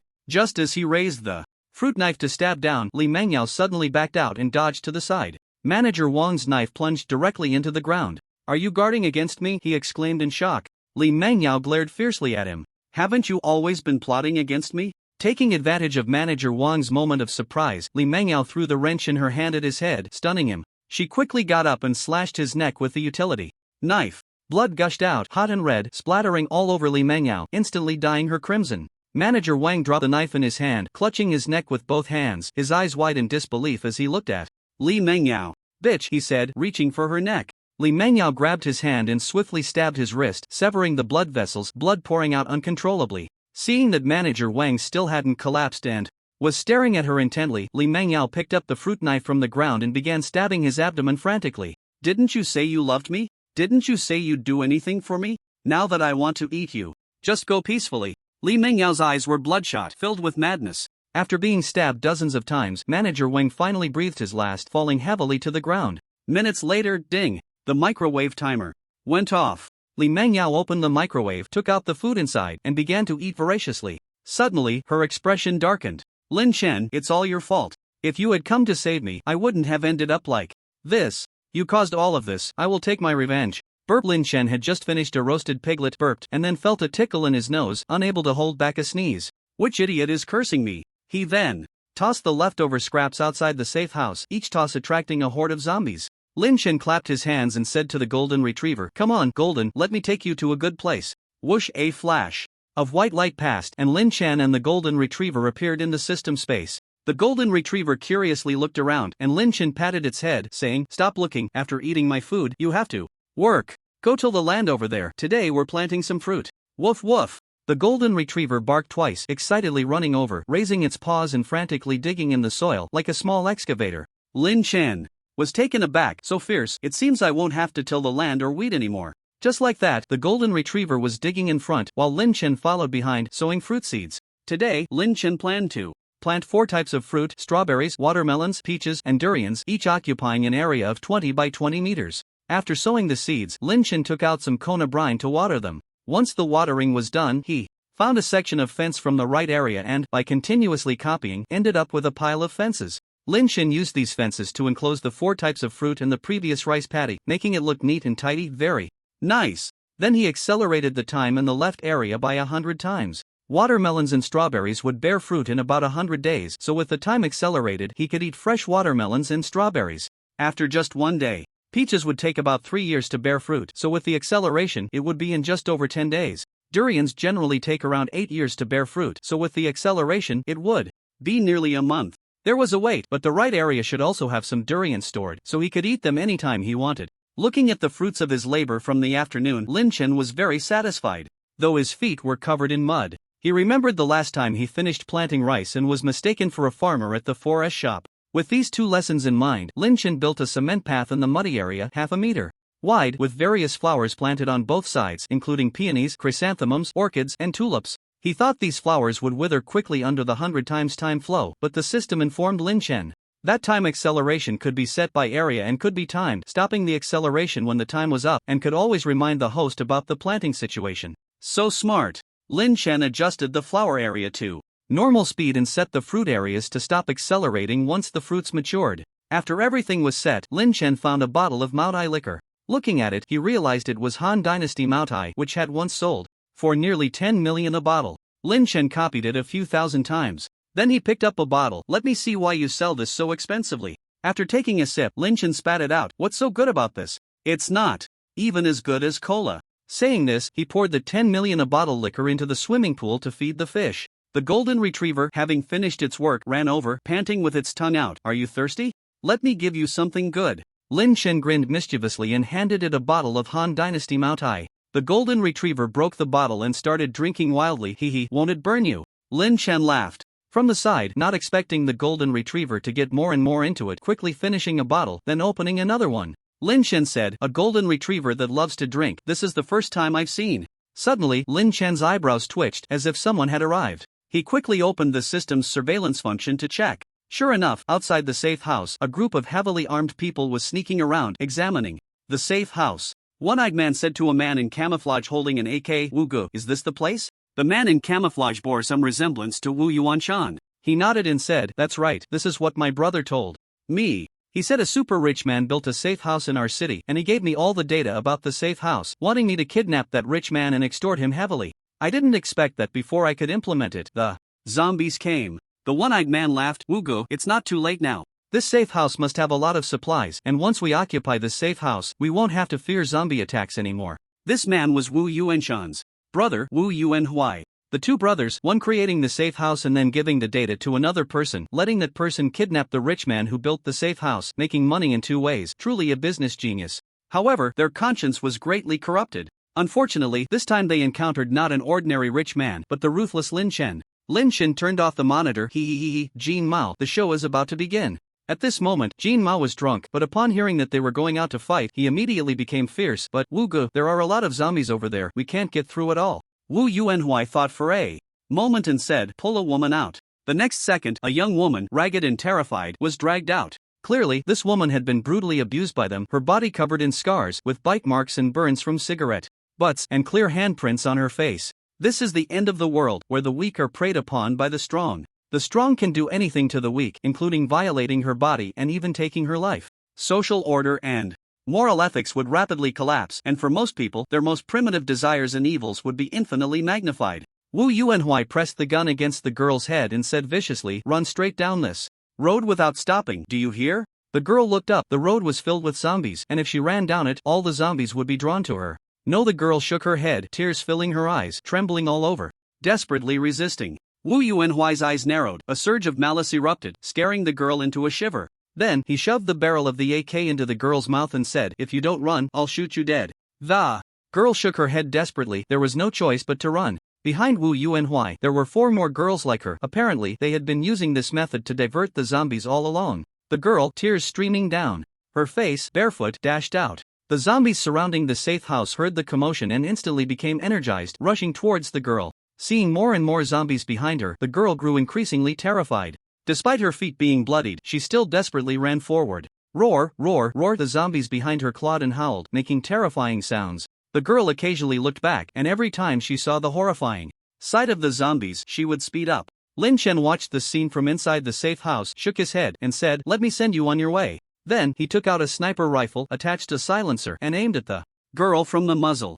After the gunshot, the girl was shot in the head, her brain matter splattering, and then she fell to the ground. The zombies behind her surged forward, fighting for her brain matter. She no longer had to run, no longer had to fear. Before long, the horde of zombies slowly dispersed, leaving behind a mangled corpse of the girl. Wu Yuanhuai and the others saw that the girl had attracted the zombies away, so they cautiously made their way toward the safe house. They leaned against the wall of the safe house, vigilantly watching their surroundings.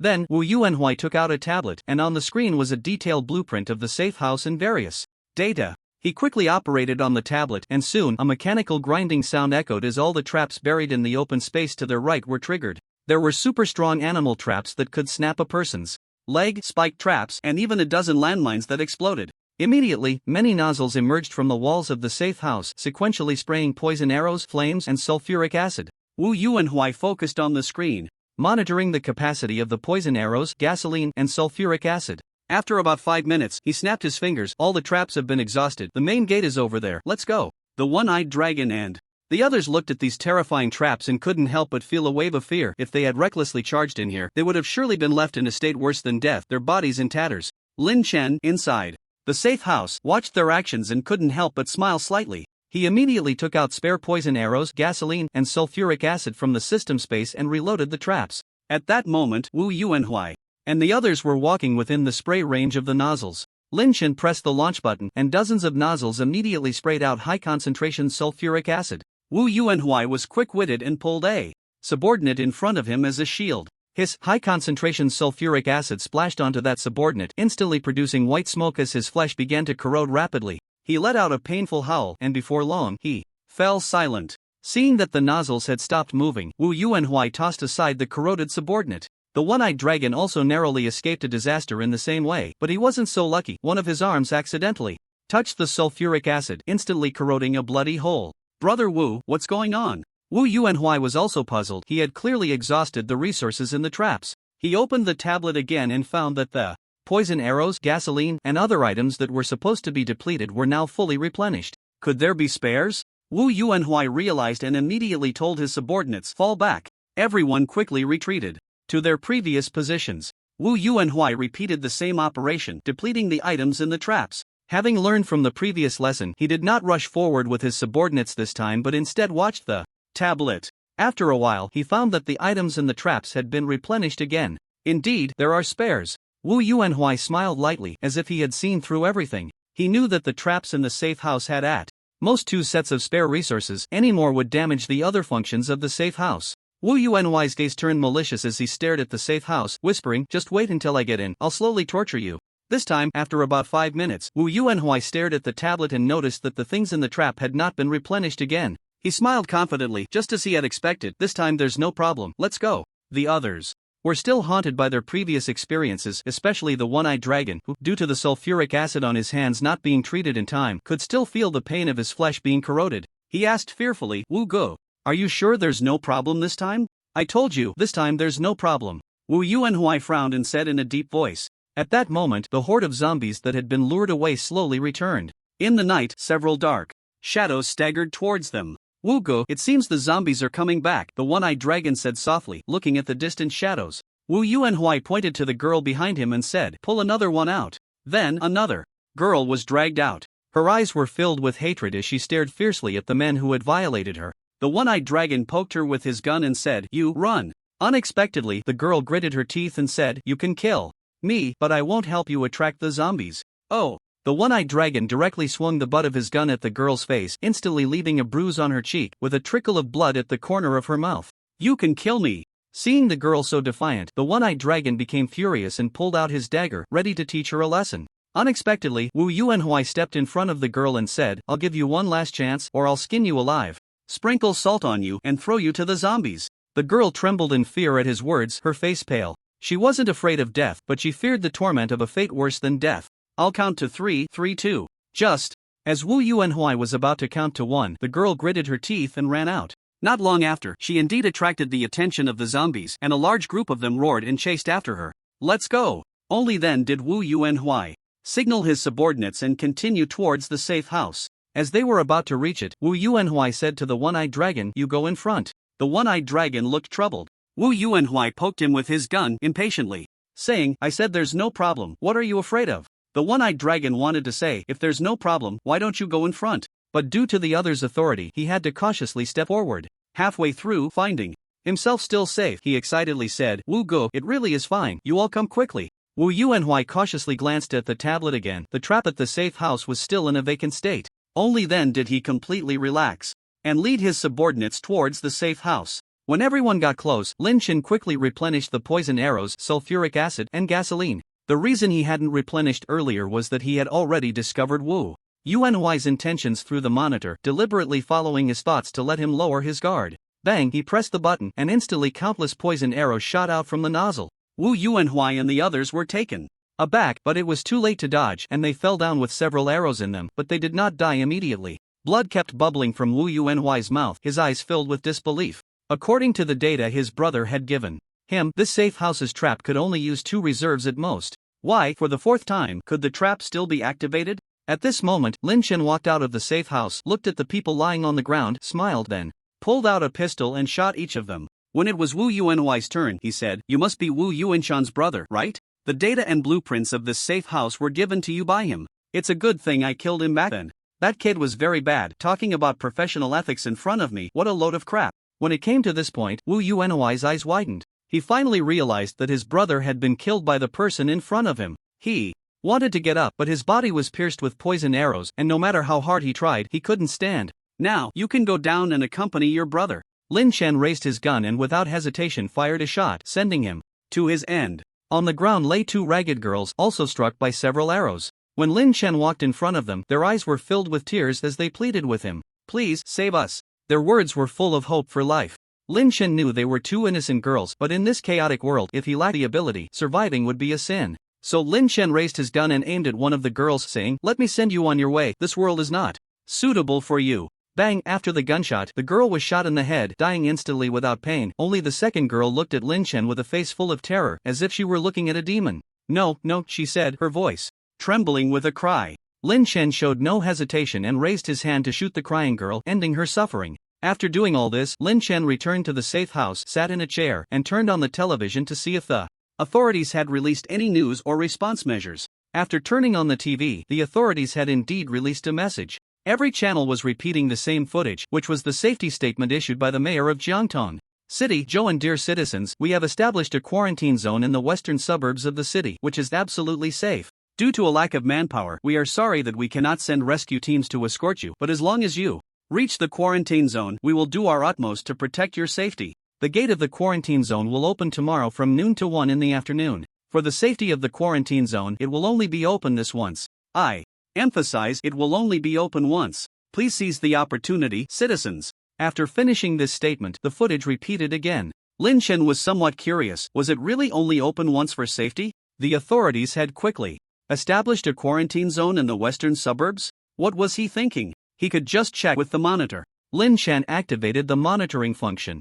Jiangtong City, western suburbs. After saying this, the screen in front of him switched to the western suburbs of Jiangtong City. There was no quarantine zone here, just desolation, and occasionally a few wandering zombies could be seen. A sense of conspiracy filled the air. Why were the authorities deceiving the citizens? Lin Chen was puzzled. He switched the monitor back to the footage of Mayor Zhouan of Jiangtong City, who was discussing something with a group of high-ranking officials. "Mayor, what if they don't believe us?" "They won't. In this extreme despair, we have given them a glimmer of hope for survival. Even if there is only a 1% chance, they will act." The mayor is right, these common folks are brainless, afraid of death, and short-sighted. They won't be able to see through your scheme, Mayor.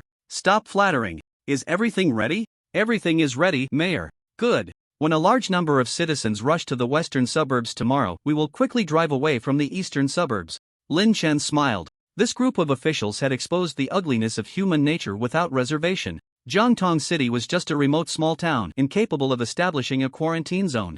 The fact that the officials were willing to use the lives of ordinary people as bait to escape Jiangtong City indicated that they must know where the quarantine zone was established, otherwise, it wouldn't make sense to pay such a high price just to flee Jiangtong City.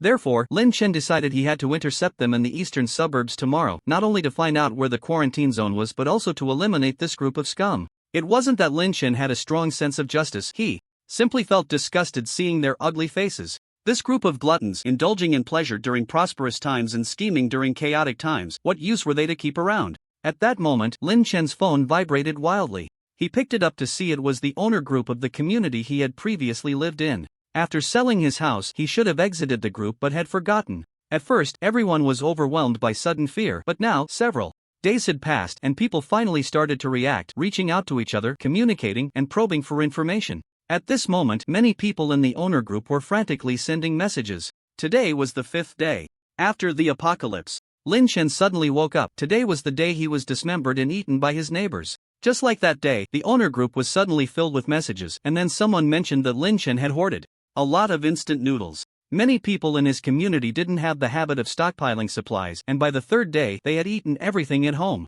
Upon hearing that someone still had instant noodles, they went wild like beasts seeing a lamb, demanding that Lin Chen share his noodles with everyone, claiming it was about unity and helping each other, and moralistic phrases like respecting the elderly and loving the young. Lin Chen was well aware that, in the apocalypse, who would bother with such nonsense? He flatly refused. But no matter how he calculated, he didn't expect that old Lady Ma would come to deceive him with her grandson. At that time, old Lady Ma appeared at his door, holding Zhao Xiaochang, pleading desperately for a pack of instant noodles, saying her grandson would starve to death otherwise. Lin Chen initially didn't want to give it, but thinking back to his own childhood of suffering from cold and hunger, he felt a moment of compassion and couldn't bear to see a child go hungry. He opened the door slightly, intending to hand out a pack of noodles. But unexpectedly, the door was suddenly pushed open and a group of neighbors rushed in, snatching all his instant noodles. Old Lady Ma and her grandson, being physically weak, couldn't grab any and could only sit on the ground cursing those people. You heartless ones, I tricked him into opening the door, and you couldn't even leave us 2 packs.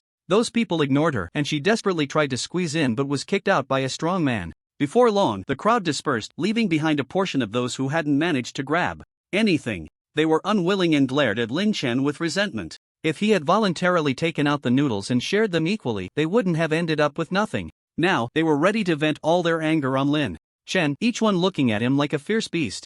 In fact, some families had not stockpiled food at all. The reason they had survived until now was that they had already started eating people. They looked at Lin Chen, growing angrier, and rushed at him, stabbing him a few times to incapacitate him before slowly dismembering him. Recalling the dismemberment from his previous life still made Lin Chen's teeth itch. So in this life, he would no longer have an ounce of compassion. Anyone who obstructed his survival would be made to disappear from this world. Lin Chen opened the owner group chat. What on earth is going on? Why are there so many zombies? Could it be that some country has released a virus on us? I think it's those rich people causing trouble, just like in Resident Evil. Instead of arguing about where the zombies came from, why don't you discuss how to survive now? I haven't eaten for 2 days, and I'm so hungry. I'm seeing stars. Me too. The zombies came so suddenly that we didn't even have time to stock up on food. They chatted for hundreds of messages about where the zombies came from and the issue of supplies. Then someone said, if anyone's family has turned into a zombie, speak up voluntarily, don't put us at risk. Exactly, if anyone has turned, hurry up and say so. Be responsible and don't come into contact with others. Who knows if you carry the virus? Right, for the safety of other residents, you must act for the greater good. If you notice anything wrong with your family, you must take action quickly, otherwise, it will be a problem once they turn into zombies. Some people with family members who had turned into zombies looked at these messages in the group and didn't dare to speak. Just then, Andley from the neighborhood committee suddenly chimed in. Residents, this is a special time. Our community should unite. If anyone has supplies, please voluntarily hand them over, and the neighborhood committee will distribute them evenly. As long as we get through today, we can go to the quarantine zone tomorrow, and the authorities will definitely provide us with food. So, everyone, stop hiding your supplies. It's time to contribute to the collective. As soon as she said this, everyone started to stir. After all, they had no food left at home. Yes, Aunt Lee is right. If anyone has food, hurry up and take it out. Everyone can eat a little to regain some strength. With more people, it will be much safer on the way to the quarantine zone tomorrow. I agree with Aunt Lee's plan. Every extra person adds strength. I hope those with supplies won't be so selfish at this time.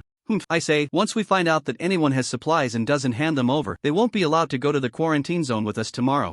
Let them fend for themselves. That's right, selfish people don't deserve to be with us. As the people in the group said this, some timid individuals really started to fear that they wouldn't be taken to the quarantine zone. I still have 5 eggs at home, I'll hand them over.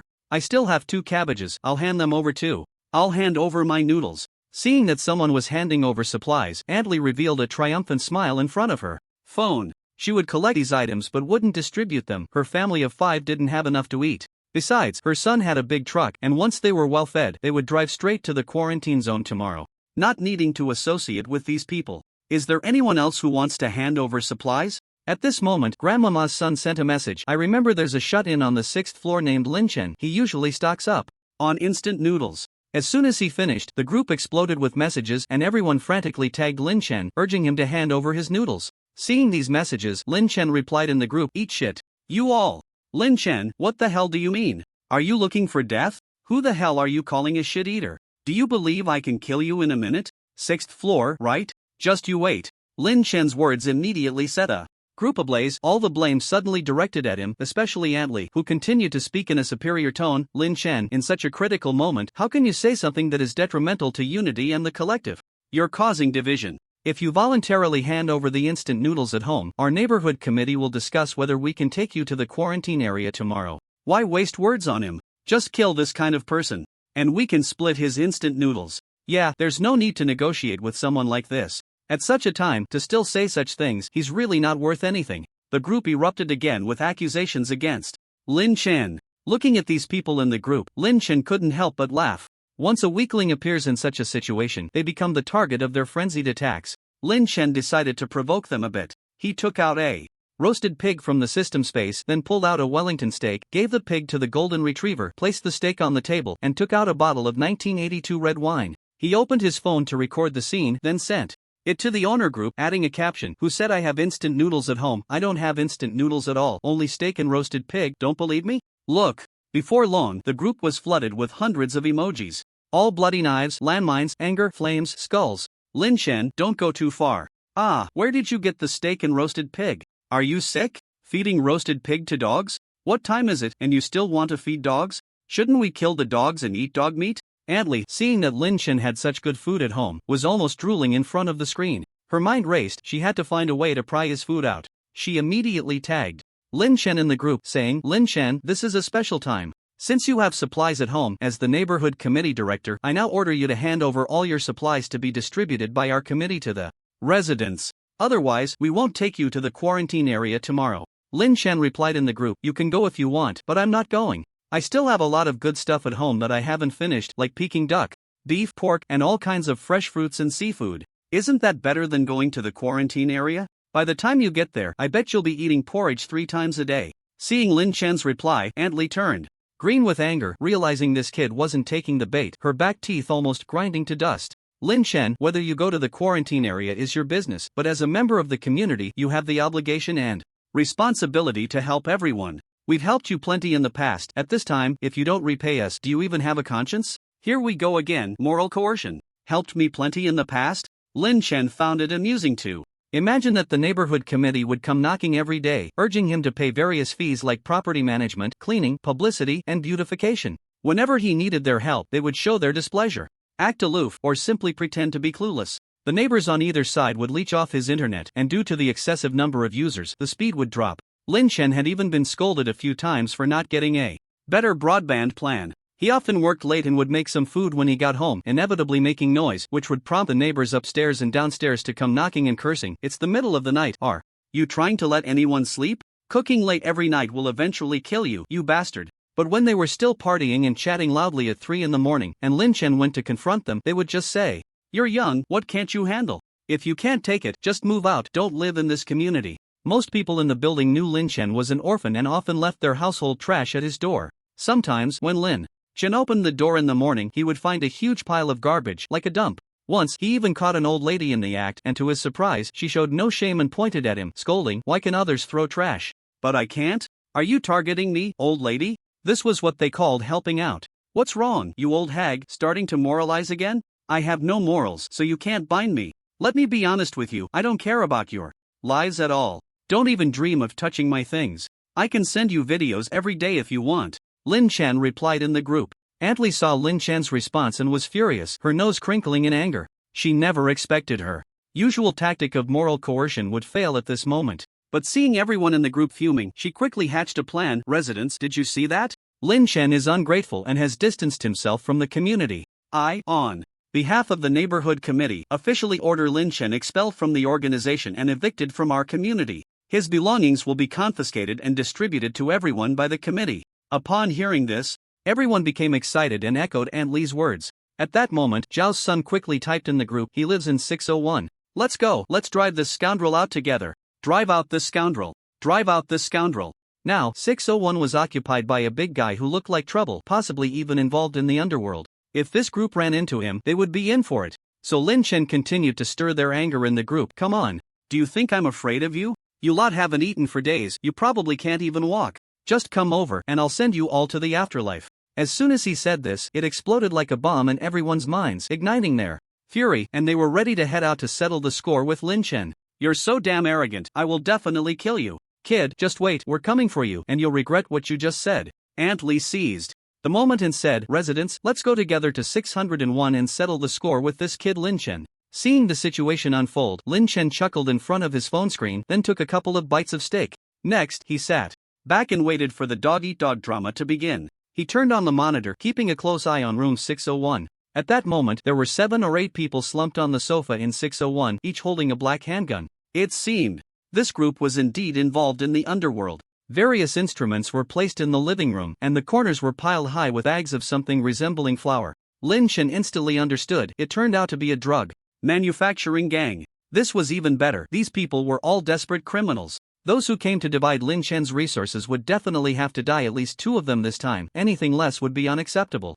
"Big brother, what should we do? We haven't eaten for 2 days already. If this goes on, we'll all starve to death here." Li Hu glanced at his subordinates, each looking weak and exhausted. He felt incredibly frustrated. He had come to check on the drug manufacturing situation but ended up trapped here. All that surrounded them were drug-making materials and drugs, but those wouldn't satisfy their hunger. If he were trapped in his own home, it would be a bit better. He usually had a habit of stockpiling supplies, and his home was equipped with storage rooms, so he wouldn't be in a situation of starving 9 times a day like now. Damn it, doesn't this building have many residents? If it comes to it, we can grab a couple of people to eat. Li Hu spat, his facial fat shaking. "Big brother, I think that's not impossible. With zombies rampant, even if we eat 1 or 2 people, the authorities can't do anything about us. They don't even know where to hide." Li Hu looked at the younger brother who spoke, his eyes darting around. "You open a crack in the door and see if there are any zombies in the corridor?" The younger brother nodded, then went to the door. The door was secured with a chain lock, and he carefully opened a small crack to look outside. The corridor was empty except for various trash and bloodstains on the walls. There wasn't a single shadow of a zombie. He turned back excitedly and said, "Big brother, there are no zombies in the corridor." Li Hu stood up, loaded his handgun, and called to the other younger brothers, "Brothers, let's go catch a couple of people to eat." "Yes, big brother."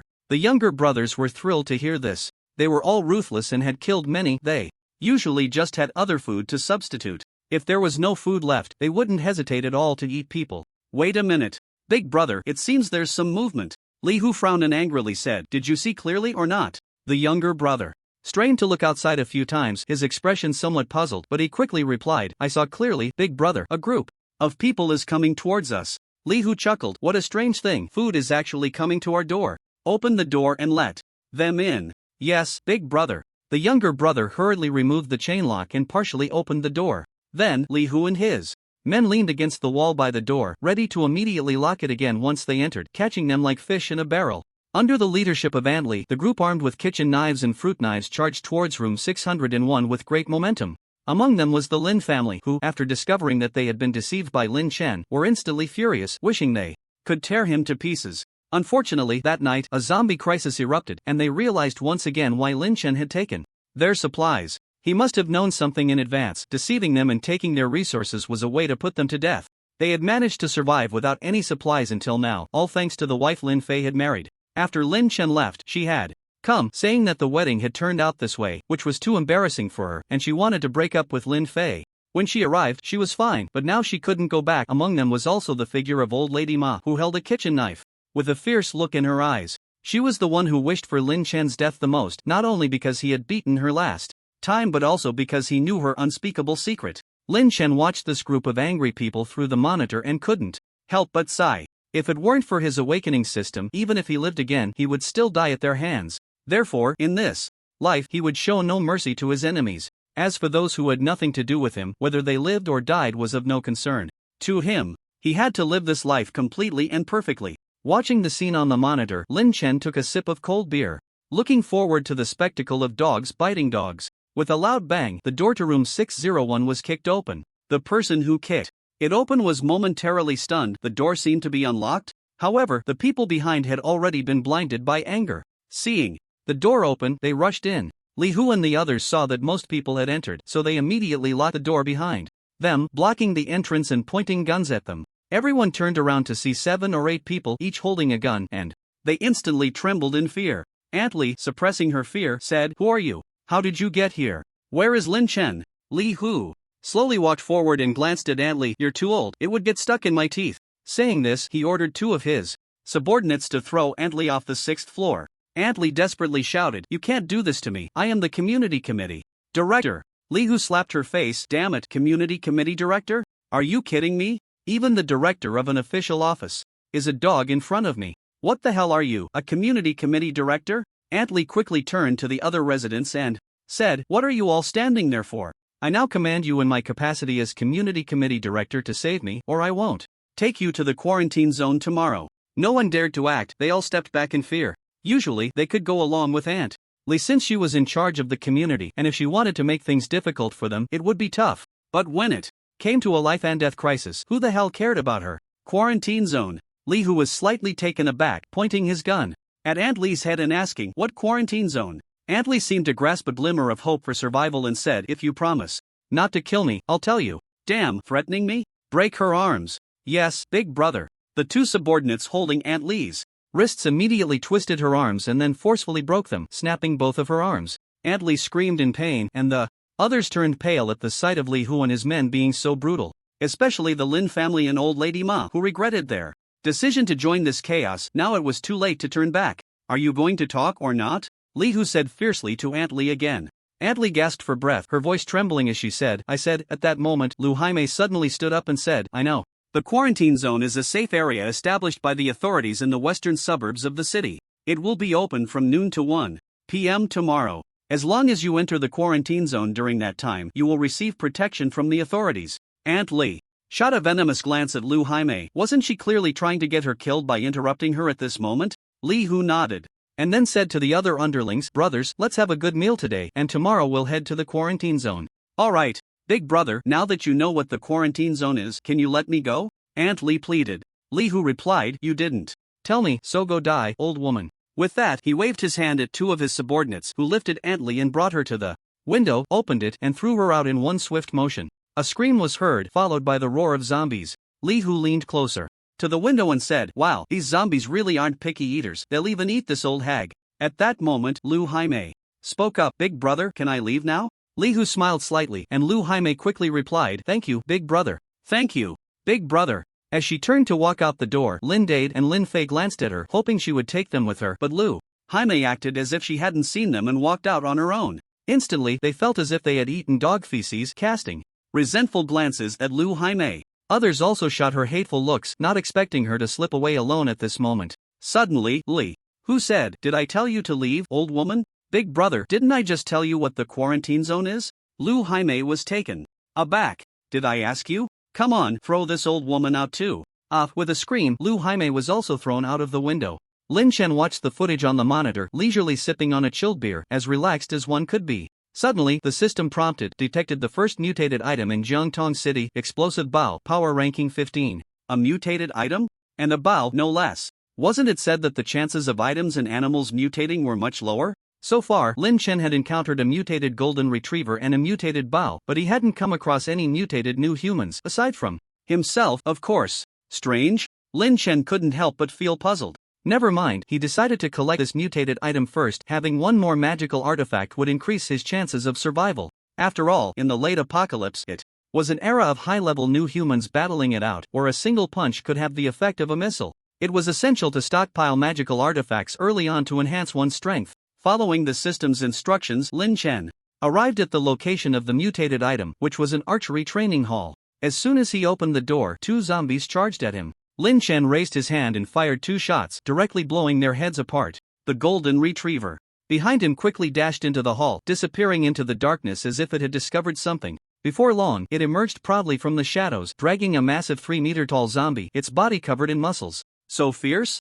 The golden retriever squatted next to the giant zombie, seemingly waiting for Lin Chen's praise. Lin Chen stepped forward and glanced at the enormous zombie, his expression slightly serious. This was clearly not a normal human, it seemed. These zombies had begun to evolve, and they would only become harder to deal with in the future.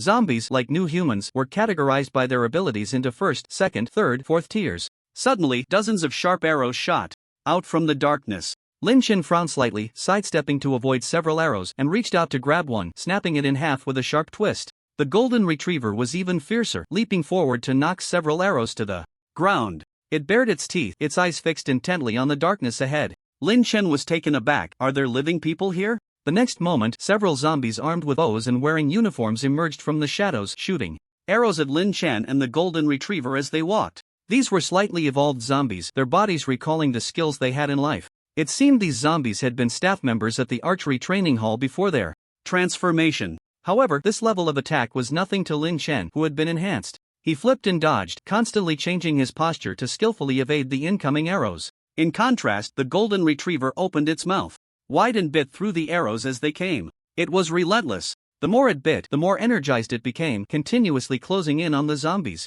The zombies shot arrows faster and faster, but they were all swatted away by the golden retriever. In the final moments, the golden retriever leaped up and pounced on one zombie, tearing its head off in one bite.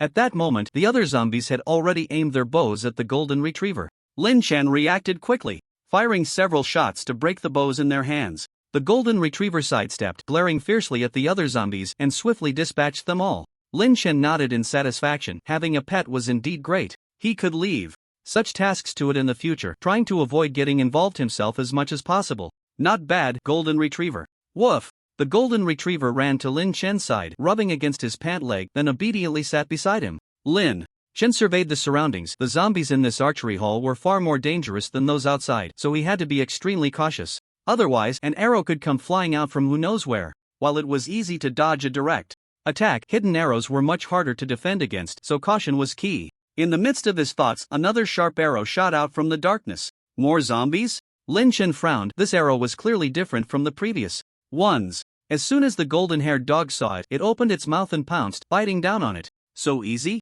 The next moment, the arrow exploded with a bang, sending the golden-haired dog flying several meters and knocking it unconscious.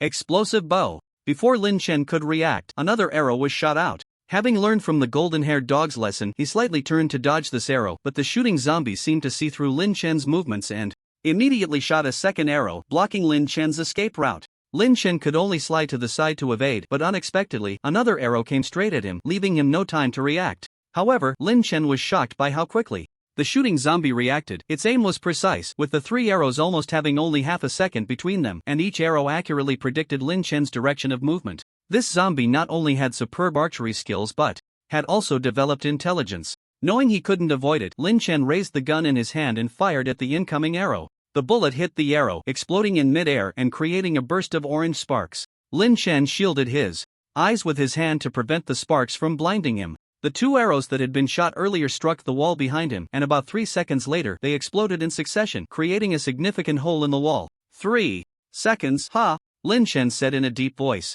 Then he fired several shots at the direction the arrows had come from, the sound of bullets slicing through the air echoing in the archery range. After a few seconds, it gradually quieted down, and Lin Chen stared intently into the darkness ahead. Did I hit it? Whoosh! The next moment, an arrow shot out, indicating that he hadn't hit it. Lin Chen frowned, his eyes widening. No, not 1 arrow, but 2. These 2 arrows were almost perfectly aligned, so at first glance, it seemed like only 1 arrow. This trick of hiding the truth was truly brilliant. Had this zombie broken through its limits and reached the first tier?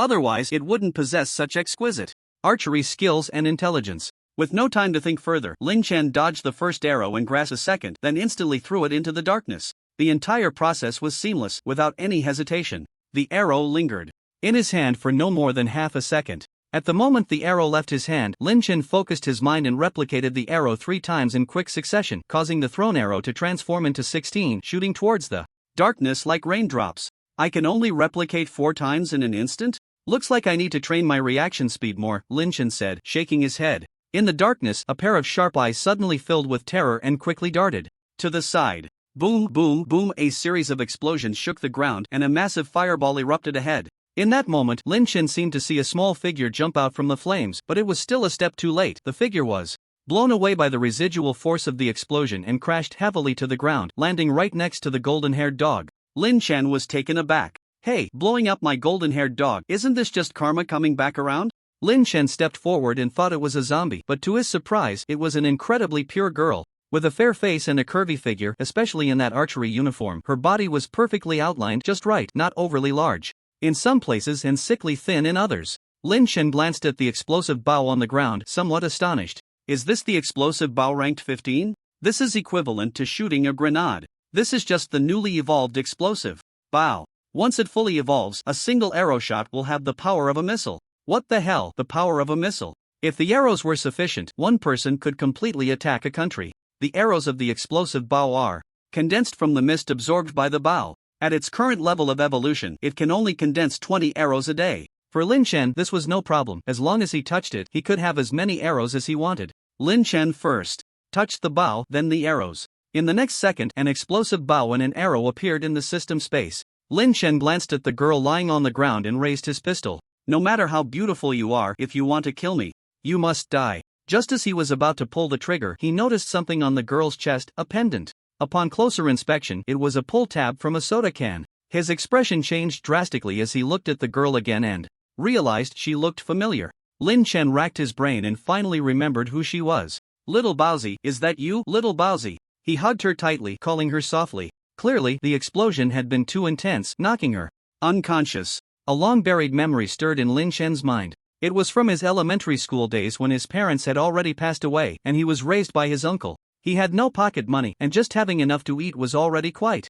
good. So when other kids had snacks, Lin Chen envied them, sitting quietly in a corner watching. At that time, he noticed a girl sitting silently in the corner as well, looking at the classmates with snacks with envy. Gradually, due to their personalities, they grew closer and became good friends. Because the girl had a chubby face, Lin Chen called her Little Baozi. Since Lin Chen was older, she always called him brother. Later, Lin Chen learned that Little Baozi's parents had also passed away, and she was raised by her aunt who treated her very poorly, often hitting and scolding her. If she made even the slightest mistake, she wouldn't get to eat.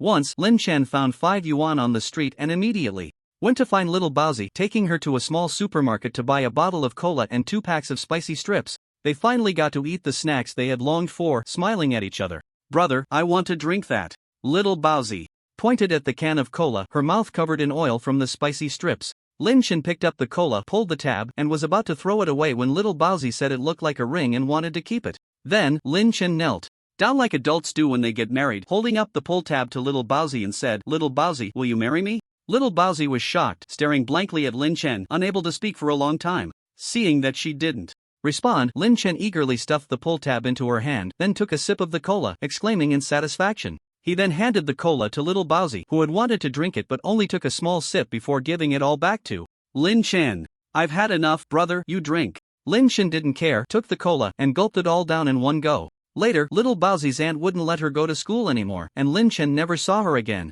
Unexpectedly, many years later, they reunited in this way. However, just based on a pull tab from a can, Lin Chen couldn't be 100% sure that she was Little Baozi. He remembered that Little Baozi had a dark red birthmark on her butt. If this girl had a dark red birthmark on her butt, then it would be 100% certain. Lin Chen turned the girl over, and at that moment, she happened to wake up from the commotion. However, her whole body seemed to be falling apart, unable to move at all or speak, but she could feel what was happening outside. Then, she felt someone pulling down her pants. She gritted her teeth, wanting to scream, but no sound came out. In the end, she even spat out a mouthful of blood and completely fainted.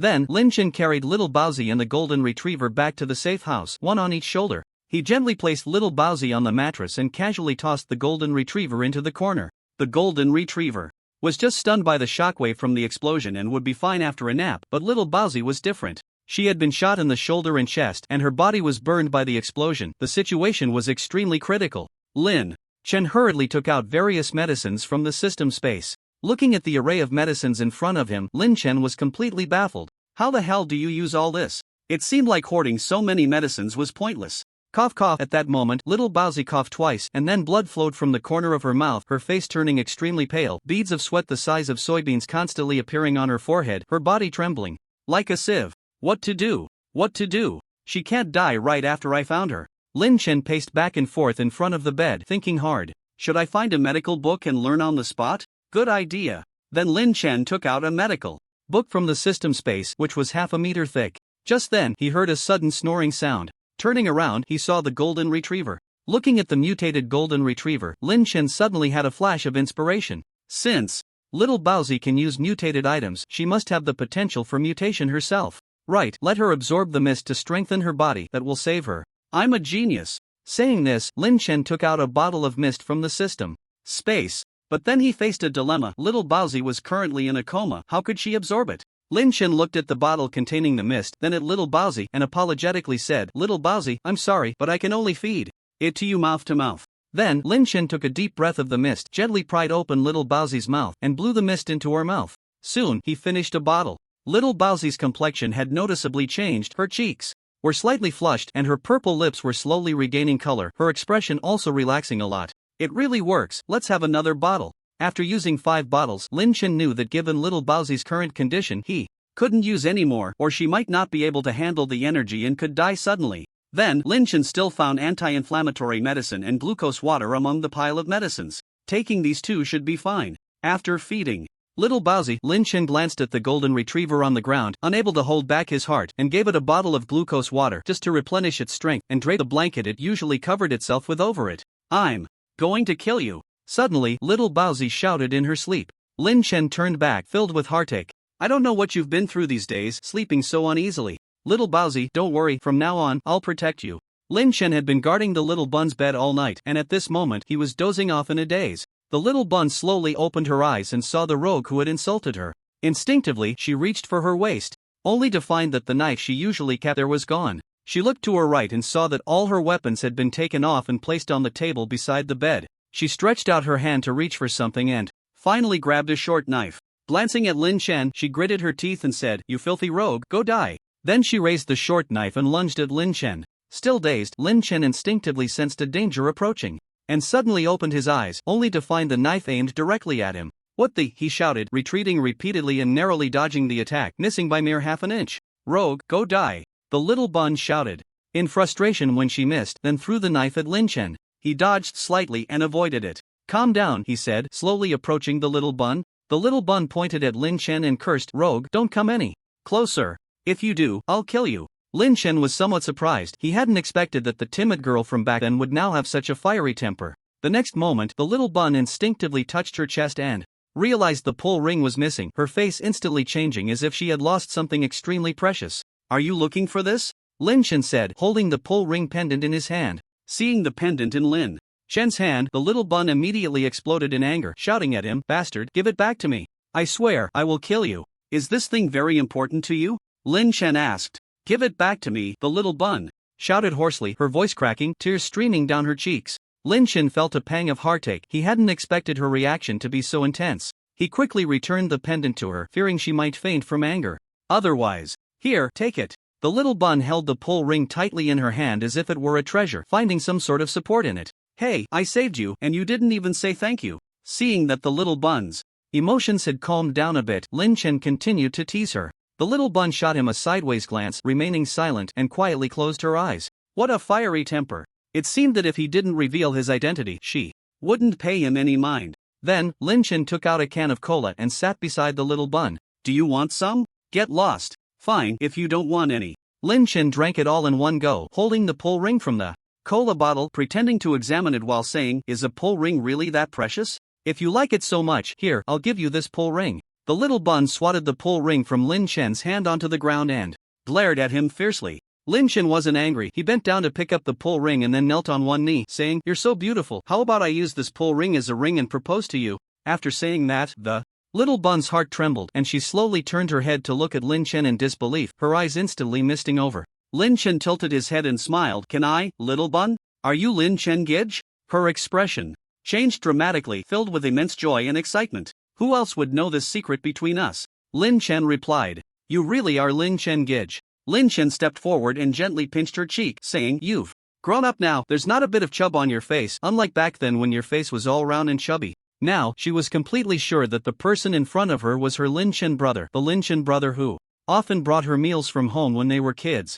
Little Baozi was so excited that she suddenly sat up and hugged Lin Chen tightly. "Lin Chen brother, I never expected that after so many years, I would finally find you." Puff. After the enhancement, Little Baozi's hug was quite strong, causing Lin Chen to hunch his shoulders and exclaim, "Be gentle, be gentle." Only then did Little Baozi shyly release Lin Chen. Lin Chen glanced at her and said, "Aren't you afraid I'm a rogue?" Little Baozi lowered her head and softly replied, "Lin Chen brother, you can look at whatever you want." Lin Chen, huh? Then, Lin Chen took out a feast from the system space and laid it out on the table. Little Baozi's eyes widened in disbelief at the sight and asked Lin Chen how he managed to do it. Lin Chen simply said it was a kind of ability he awakened, and Little Baozi didn't ask further. Little Baozi's real name was Jiang Yitong, and she was about the same age as Lin Chen. At that moment, seeing such a sumptuous spread, she couldn't help but dig in. After finishing, Jiang Yitong said she wanted to take a shower. It had been 6 days since the apocalypse began, and she hadn't bathed at all. She was starting to smell. Lin Chen's safe house was fully equipped with various facilities, including a bathroom and a large bathtub. "You go wash up first. What kind of clothes do you like? I'll find something for you later." Jiang Yitong replied, "Lin Chen brother, anything is fine." After saying that, she turned and walked into the bathroom. Once she confirmed that she was running water to shower, Lin Chen entered the system space. He felt it was better for fewer people to know about his system to avoid unnecessary trouble. In the system space, Lin Chen found the women's clothing section. Jeans were definitely not suitable since he would need clothes for extensive movement during the apocalypse. Yoga pants would be a good choice. As for the top, he chose a pink hoodie, a color that girls liked. When he placed his hand on it, an identical hoodie was copied into his hand. For shoes, he picked a regular pair of sneakers. Just as Lin Chen thought he had made his selections, he suddenly stopped. "It seems I also need underwear. I wonder what size Little Baozi is." Lin Chen tried to recall previous images. It seemed like she was quite well endowed. In the end, he picked a lace bra with a floral pattern and a pair of black ice silk panties. When he came out, he found Jiang Yitong was still showering, so he gently placed the clothes at the bathroom door and knocked, saying, "Little Baozi, I found you an outfit, it's outside the door." "Lin Chen brother, can you hand it to me? I'm done washing." In the next moment, a smooth, fair arm reached out from the crack of the door, bringing with it a puff of steam. Lin Chen placed the clothes in her hand and stepped back. After a while, Little Baozi walked out, and Lin Chen was stunned. She had a perfect figure with curves in all the right places, tall and slender. At that moment, Jiang Yitong was drying her hair, and Lin Chen couldn't help but stare. She had truly transformed. The once adorable Little Baozi was now a sexy and captivating woman. "Lin Chen brother, thank you for the clothes. I really like them, and the size is perfect." The size was perfect, and Lin Chen awkwardly cleared his throat a couple of times. That's good, that's good. By the way, this is your weapon." Lin Chen returned the explosive bow to Jiang Yitong. Since he had already copied a sample, he could have as many as he wanted later, and he also handed her a pile of arrows. "Brother Lin Chen, how do you have so many arrows? This bow can only condense 20 arrows a day, and there are at least hundreds here." Jiang Yitong looked surprised. "Just consider this my awakened ability." Lin Chen replied. "Awakened ability?" Then Lin Chen explained to her how the zombie crisis occurred, how humanity would evolve, and about awakening, abilities, and cultivation. After listening, she nodded as if she understood. "I wonder what ability I will awaken in the future? No rush, you need to completely break through to the first level to find out." Just then, Jiang Yitong seemed to remember something important. Her expression changed drastically. She picked up the explosive bow, slung it over her back, and pulled Lin Chen along, saying, "Brother Lin Chen, let's hurry. Today is the day the quarantine zone opens. If we are late, we won't be able to get in." Lin Chen, however, sat down leisurely and smiled. "What quarantine zone? It's all fake. The officials are using you as bait to escape." "Ah." Jiang Yitong was somewhat shocked. "You rest for a while, and then we will go kill those disgusting people." Jiang Yitong unconditionally chose to believe Lin Chen's words. "Okay, brother Lin Chen, I will listen to you." Suddenly, Lin Chen's eyebrows twitched as if he had noticed something. "It seems someone is coming." Upon hearing this, Jiang Yitong's eyes immediately sharpened. She took down the explosive bow and gripped it tightly. Lin Chen opened the monitor and looked. "Why is it her? Outside the safe house, Li Mengyao held a short knife, looking at the safe house.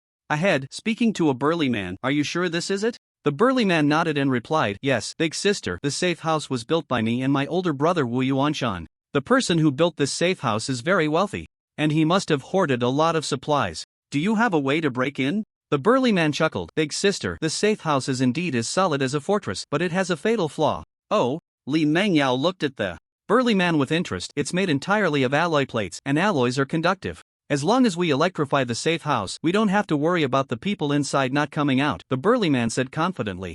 "All right, let's do it." It turned out that after Li Mengyao was forced to eat manager Wang, she unexpectedly discovered that her body had been enhanced. She thought it was due to eating human flesh, but in fact it was because her body had adapted to the mist and had begun to evolve. Now, her strength was equivalent to that of 4 or 5 adults, and her speed and agility had also improved several levels. She even formed a small team based on her own strength, scavenging for supplies and robbing living people. A few days ago, she received a little brother who had previously followed Wu Yuanshan to build the safe house, and she thought about robbing this safe house. Electrify it, force the people inside to come out. With Li Mengyao's command, the burly man brought out a huge generator and then attached the exposed wires to the walls of the safe house. Seeing this scene, Lin Chen shouted, "Not good, get out." The door of the safe house opened, and Lin Chen, Zhang Yitong, and Jin Mao rushed out in an instant. Upon seeing Lin Chen, Li Mengyao was somewhat shocked, but more filled with hatred. If it weren't for him, she wouldn't have fallen to such a state today. "So it's you, Lin Chen." Zhang Yitong looked at the provocatively dressed woman in front of her, seemingly recognizing her brother Lin Chen, her expression somewhat unhappy. She stepped forward and coldly said to Li Mengyao, "Who are you?" Li Mengyao sized up Zhang Yitong and then said to Lin Chen, "I was wondering why you didn't want me anymore. Turns out you've hooked up with a young and beautiful little sister." Lin Chen pointed at Zhang Yitong and said to Li Mengyao, "If you dare to speak ill of her again, I will make you wish you were dead." "Ha ha, Lin Chen, do you think I'm still the same me as before?"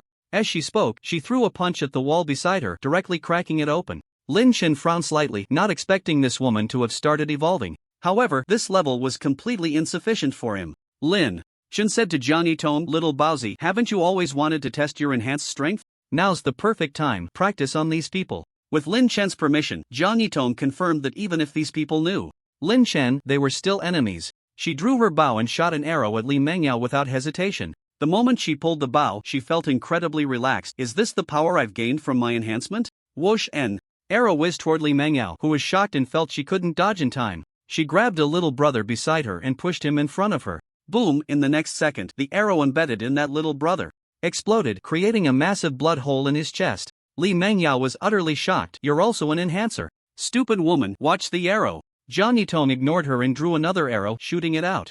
Li Mengyao quickly dodged to the side, hiding behind the wall, and the arrow exploded not far from her, sending debris flying. "Open fire!" Li Mengyao shouted at her little brothers. Only then did the little brothers react, raising their guns to shoot at Zhang Yitong. Zhang Yitong was quick, firing 3 arrows in rapid succession at the group of little brothers. The intense flashes of fire made them forget to shoot, hurriedly shielding their eyes. The debris that flew up also cut their exposed skin. Before they could react, Zhang Yitong shot several more arrows, this time targeting their bodies. Each arrow hit their chests with precision. The terrifying scene from earlier still echoed in their minds, and each person looked in horror at the arrows embedded in them. Only the burly man reacted quickly, yanking the arrow from his chest, but since the arrow had barbs, it tore out a large chunk of flesh.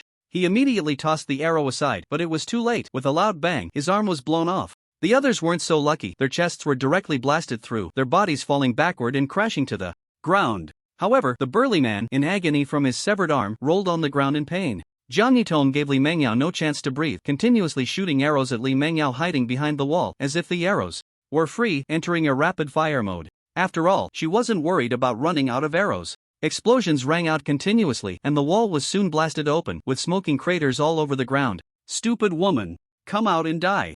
Zhang Yitong coldly shouted at the wall. Li Mengyao trembled behind the wall, thinking that after her enhancement, no one could defeat her, but she never expected this woman to be even fiercer than herself. Don't kill me, Ajeng. Li Mengyao raised her hands high and slowly walked out from behind the wall, pretending to look pitiful. Seeing that Lin Chen did not refuse, Li Mengyao felt ecstatic inside, knowing that Lin Chen had developed a sense of pity. As long as she mentioned some past events, he would surely soften and let her go. "Ajeng, do you remember how happy we were together before?" Lin Chen smiled slightly. "Of course you were happy. You squeezed my salary dry every month." Li Mengyao's expression changed, and she continued, "Wasn't I just afraid you'd spend it recklessly? Ajeng, let's start over, okay? I swear I only love you. You said that before. But then you turned around and went to Wang Sandy's bed. Hearing this, Li Mengyao was stunned for a moment, then began to cry. Ajahn, it was that bastard Wang Sandy who forced me. He threatened to fire me if I didn't listen. To him, I had no choice. Seeing Li Mengyao's white lotus expression, Zhang Yitong gritted her teeth and scolded, You filthy woman, don't get close to Lin Chen anymore, or I'll shoot you. Li Mengyao shot Zhang Yitong a glare and retorted, Little girl, I'm your Lin Chen's wife, I'm the real deal, and you're just a mistress. Zhang Yitong couldn't hold back and shot an arrow at Li Mengyao. Fortunately, Li Mengyao dodged in time and the arrow exploded. Not far from her. Ajahn, look at this woman, she's still thinking about killing me. Why don't you step in and teach her a lesson? Lin Chen looked at Zhang Yitong and said, Little Baozi, this is where you went wrong. Hearing this, Li Mengyao felt a surge of joy. That brat, I have you under my thumb. She shot another glare at Zhang Yitong, thinking, Little girl, you're still too green to compete with me. Zhang Yitong looked at Lin Chen in shock, unable to believe he would say such a thing. The next second, Lin Chen continued, How could you shoot so poorly? You can't even hit such a big target, your archery skills are too lacking. Li Mengyao, huh? Zhang Yitong, on the other hand, was overjoyed and replied, Lin Chen, this time I will definitely hit. Saying this, she knocked an arrow and fired several shots at Li Mengyao, almost blocking all her escape routes. Li Mengyao's face changed dramatically. With no way to retreat, she ultimately took an arrow to the chest. She looked at Lin Chen with eyes full of resentment. The next second, boom, the arrow in Li Mengyao's chest exploded, and Zhang Yitong, feeling unsatisfied, fired several more arrows at her. Boom boom boom, after a series of loud explosions, Li Mengyao was left with nothing but dust. Lin Chen gave Zhang Yitong a thumbs up, well done. Zhang Yitong smiled slightly, shrugged, and stuck out her tongue. This woman, who had just been decisive and cold-hearted, suddenly turned adorable. However, Li Mengyao's appearance made Lin Chen feel a sense of crisis. Humanity had begun to gradually adapt to the mist, and their bodies were slowly strengthening. He needed to break through his physical limits as soon as possible and fully enter the ranks of first-tier ability users to have the ability to protect himself in this chaotic world. Lin Chen had absorbed thousands of bottles of mist and vaguely felt he was on the verge of a breakthrough. He pulled Zhang Yitong back to the safe house, took out hundreds of bottles of mist, and then gave Zhang Yitong 10 bottles and Jin Mao 10 bottles, saying to them, You must absorb it in moderation, too much is not good. Zhang Yitong and Jin Mao exchanged glances, then looked at the hundreds of bottles of mist behind Lin Chen, revealing an indescribable expression. I'm not like you, let's get started. After saying that, the two people and one dog began to absorb the mist. Zhang Yitong and the golden retriever were like a woman savoring her food, stopping to consolidate after each bit of mist absorbed before continuing to the next. In contrast, Lin Chen was like a rough man, chugging it down like plain water, one bottle after another, and in no time, he had absorbed hundreds of bottles of mist, leaving a pile of empty bottles behind him. He felt the changes in his body, as if all the blocked acupoints throughout his body were opening at that moment, a continuous stream of power surging from somewhere within him. Lin Chen could clearly feel that every one of his cells seemed to be excited. Boom, a wave of energy radiated from him, spreading outwards. The next second, a miraculous sensation occurred. Lin Chen opened his eyes, and within a 5-meter radius around him, it felt as if it had become a part of his perception. He could sense every speck of dust within that range and even manipulate it. Is this an extension of consciousness? Congratulations, host, for awakening a superpower, absolute space. Within absolute space, you are the absolute master. You can control anything within this range, which is also an extension area of your consciousness. As your superpower continues to strengthen, the range of absolute space and your control over it will also increase, the system prompted. Absolute space. It really is an extension of consciousness. Suddenly, a thought popped into Lin Chen's mind. He took Zhang Yitong and the golden retriever outside the safe house. Zhang Yitong curiously asked, Brother Lin Chen, what superpower did you awaken? Lin Chen pretended to be mysterious and said, You'll find out soon. Zhang Yitong obediently nodded. By the way, can you lend me your explosive bow for a moment? Zhang Yitong took the explosive bow off her back and handed it to Lin Chen. Lin Chen bent the bow and knocked an arrow, aiming ahead, then activated absolute space. The next moment, he could clearly feel the connection between himself and the space within a 5-meter range. He aimed at the wall in front and shot the arrow in his hand. Then, his thoughts moved quickly. When the arrow left Lin Chen's 5 meters, it had already copied itself 6 times, turning from 1 into 64, like a rain of arrows flying forward. Then, a series of explosions sounded, and the wall several meters away was blown to pieces. Zhang Yitong was completely dumbfounded. One arrow turned into a pile of arrows, which meant the power had increased by dozens of times. This superpower is too terrifying. Before she could react, Lin Chen suddenly aimed the arrow at her. She was startled. Brother Lin Chen, what are you doing? Lin Chen did not answer her but shot the arrow in his hand. However, the next second, that arrow seemed to be pushed sideways by a mysterious force moving 2 meters to the right in an instant, not following the previous trajectory towards Jiang Yitong. Is this the superpower you awakened, brother Lin Chen? Something like copying and controlling objects?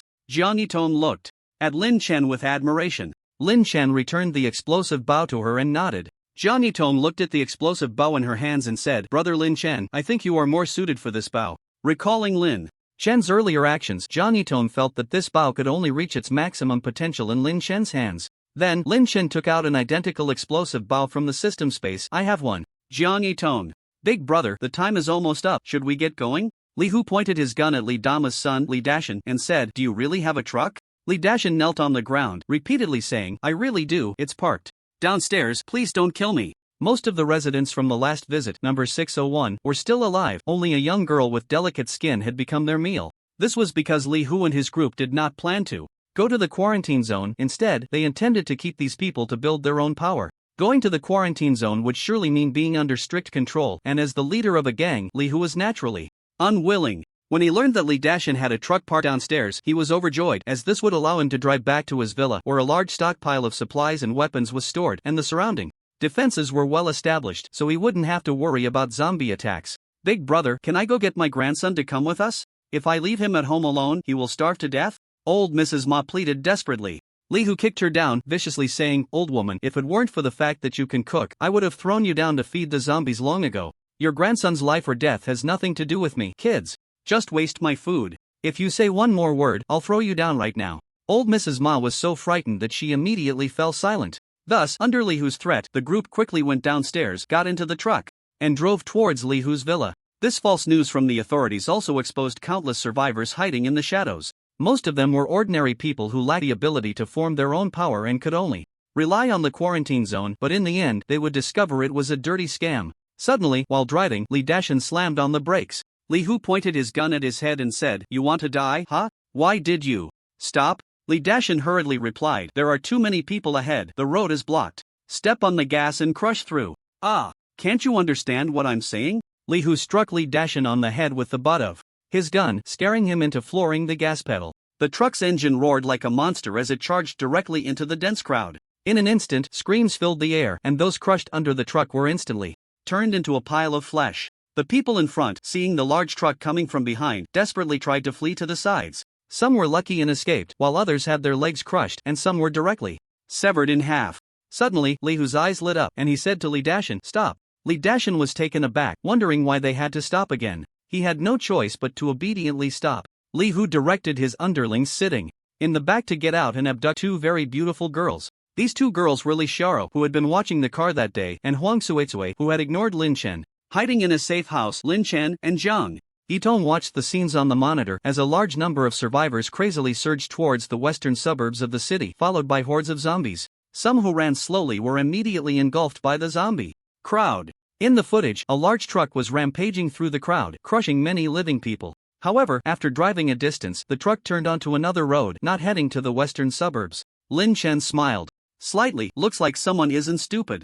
On the other side of the city, a convoy was quietly setting off towards the eastern suburbs. Lin Chen said, It's our turn to go. Along the way, Lin Chen was going in the opposite direction of the survivors, who looked at him as if he were an idiot running the other way. Hey, why is that idiot running that way? Isn't the quarantine zone in the western suburbs? You just called him an idiot. Let him go find death.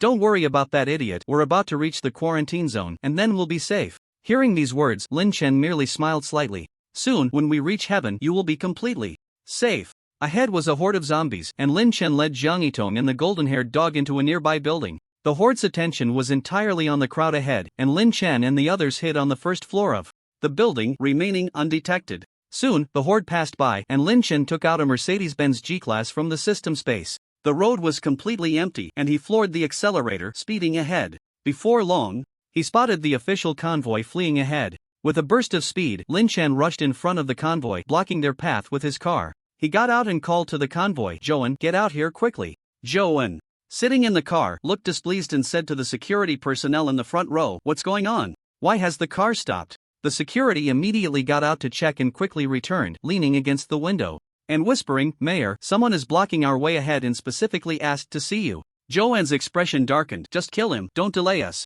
Understood. Seeing that no one had come out for a long time, Lin Chen directly took out his explosive bow and shot an arrow at the convoy. Instantly, one arrow transformed into 64, hitting the vehicles in front of the convoy, resulting in a violent explosion. 3 vehicles ignited in flames, and only then did Joan get out, glaring at Lin Chen and the others ahead. Lin Chen had seen Joan's appearance on the monitor, and as he got out, he quickly approached him with Zhang Yitong and the golden-haired dog, no one daring to block their way. Who are you? Joan's face showed ferocity. The one who will kill you. I have no grudge against you. Why do you want to kill me? Joan asked. Mainly because you guys are so damn disgusting, full of tricks, willing to use others' lives as bait to save your own. Although the lives of others are none of my business, your actions are truly vile, so you must die. Joan sneered. Ha! Narrow-minded and ignorant. We do this to preserve the useful part of humanity. What use is it for that group of foolish people to survive? Can they solve the zombie crisis? In the end, this crisis will still have to be resolved by us smart people. Lin Chen took a deep breath. Here it comes. The nauseating preachiness of politicians and their self-righteous confidence had begun. Lin Chen slapped Joan across the face. To solve the zombie crisis? I see you just want to survive and continue enjoying life. You. Joan was stunned by the slap. I'll give you a chance. Tell me where you're going, or I'll make you wish you were dead. Ha, you little commoner. Dare to threaten me? Someone kill him. Joan shouted angrily at the security. In the next second, Lin Chen pulled out a short knife and severed one of Joan's arms with a single stroke. You dare to bark again? Lin Chen's action stunned everyone. The security personnel immediately raised their guns, aiming at them. Joan was sweating profusely, his expression pained, his lips trembling uncontrollably, glaring at Lin Chen with eyes full of resentment. You. From the looks of you, you don't seem very convinced. As soon as Lin Chen's words fell, he struck again, severing Joan's other arm. This sudden turn of events caught everyone off guard once more. Kid, do you know what you're doing? That's the mayor of Jiangtong City. Have you considered the consequences of your actions? Vice Mayor Lu Wenshu pointed at Lin Chen and said. Lin Chen glanced at him and replied, What, are you going to kill us? Lu Wenshu, with a look of righteous indignation, said, You severed the mayor's arms, you should be punished. But if you dare to harm the mayor's life, we will spare no effort to eliminate you. Then if that's the case, I guess I'll have to reluctantly kill all of you. Shameless lunatic. Lu Wenshu shouted angrily, then ordered the security personnel that if Lin Chen and the others dared to make any move against the mayor, they should shoot immediately. Facing the mayor, Lin Chen said, I don't like your expression. Smile for me. Upon hearing this, the mayor's face turned pale. It's you.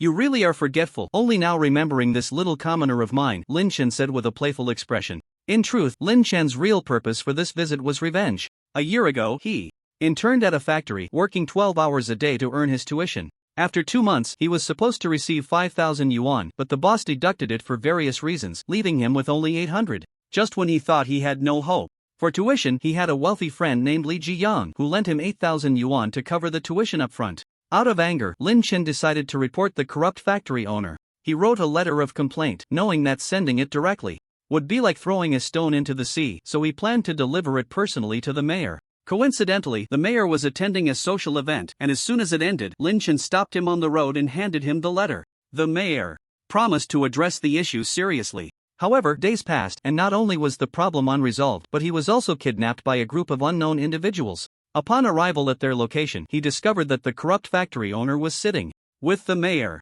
The unscrupulous owner glanced at Lin Chen and said to the mayor, Brother-in-law, is this the kid who gave you the complaint letter? The mayor merely raised his eyes slightly, nodded, and said softly, Xiao Wang, be careful in your work from now on. It's a good thing I intercepted this complaint letter. If it had reached the higher-ups, your factory would be finished and I would be in a difficult position as mayor. Yes, brother-in-law, I'll handle it right away. The corrupt owner nodded repeatedly at the mayor. Then he ordered his men to beat Lin Chen up. Lin Chen was left bruised and battered, feeling as if his insides were in turmoil and he was spitting blood. After that, the corrupt owner approached Lin Chen, grabbed his chin, and threatened, Kid, this is just a small lesson for you. If you dare to report again, not only you, but I'll kill your entire family. At that moment, Lin Chen's heart was completely crushed. He finally understood that officials and businessmen were one and the same. The mayor, who publicly claimed to serve the people, was actually a protector of crime and corruption behind the scenes.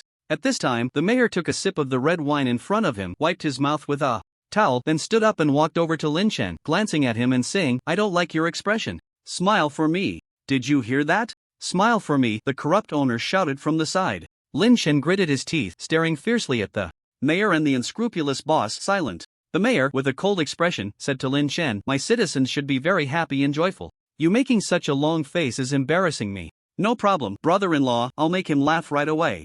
Saying this, the unscrupulous boss took out a dagger and pressed it against Lin Chen's face, threatening, "Kid, if you don't laugh, I'll stab you to death." Ha ha ha ha. Under the threat of the dagger, Lin Chen burst into loud laughter, while secretly planting the seeds of hatred in his heart. At this moment, the roles reversed. Lin Chen stared hard at Joan. "Laugh for me." Feeling Lin Chen's ferocity, Joan finally cowered, kneeling on the ground and constantly begging Lin Chen to spare him. Ridiculous, the dignified mayor was actually kneeling and begging for mercy. Everyone around looked at this scene in disbelief. "Mayor!"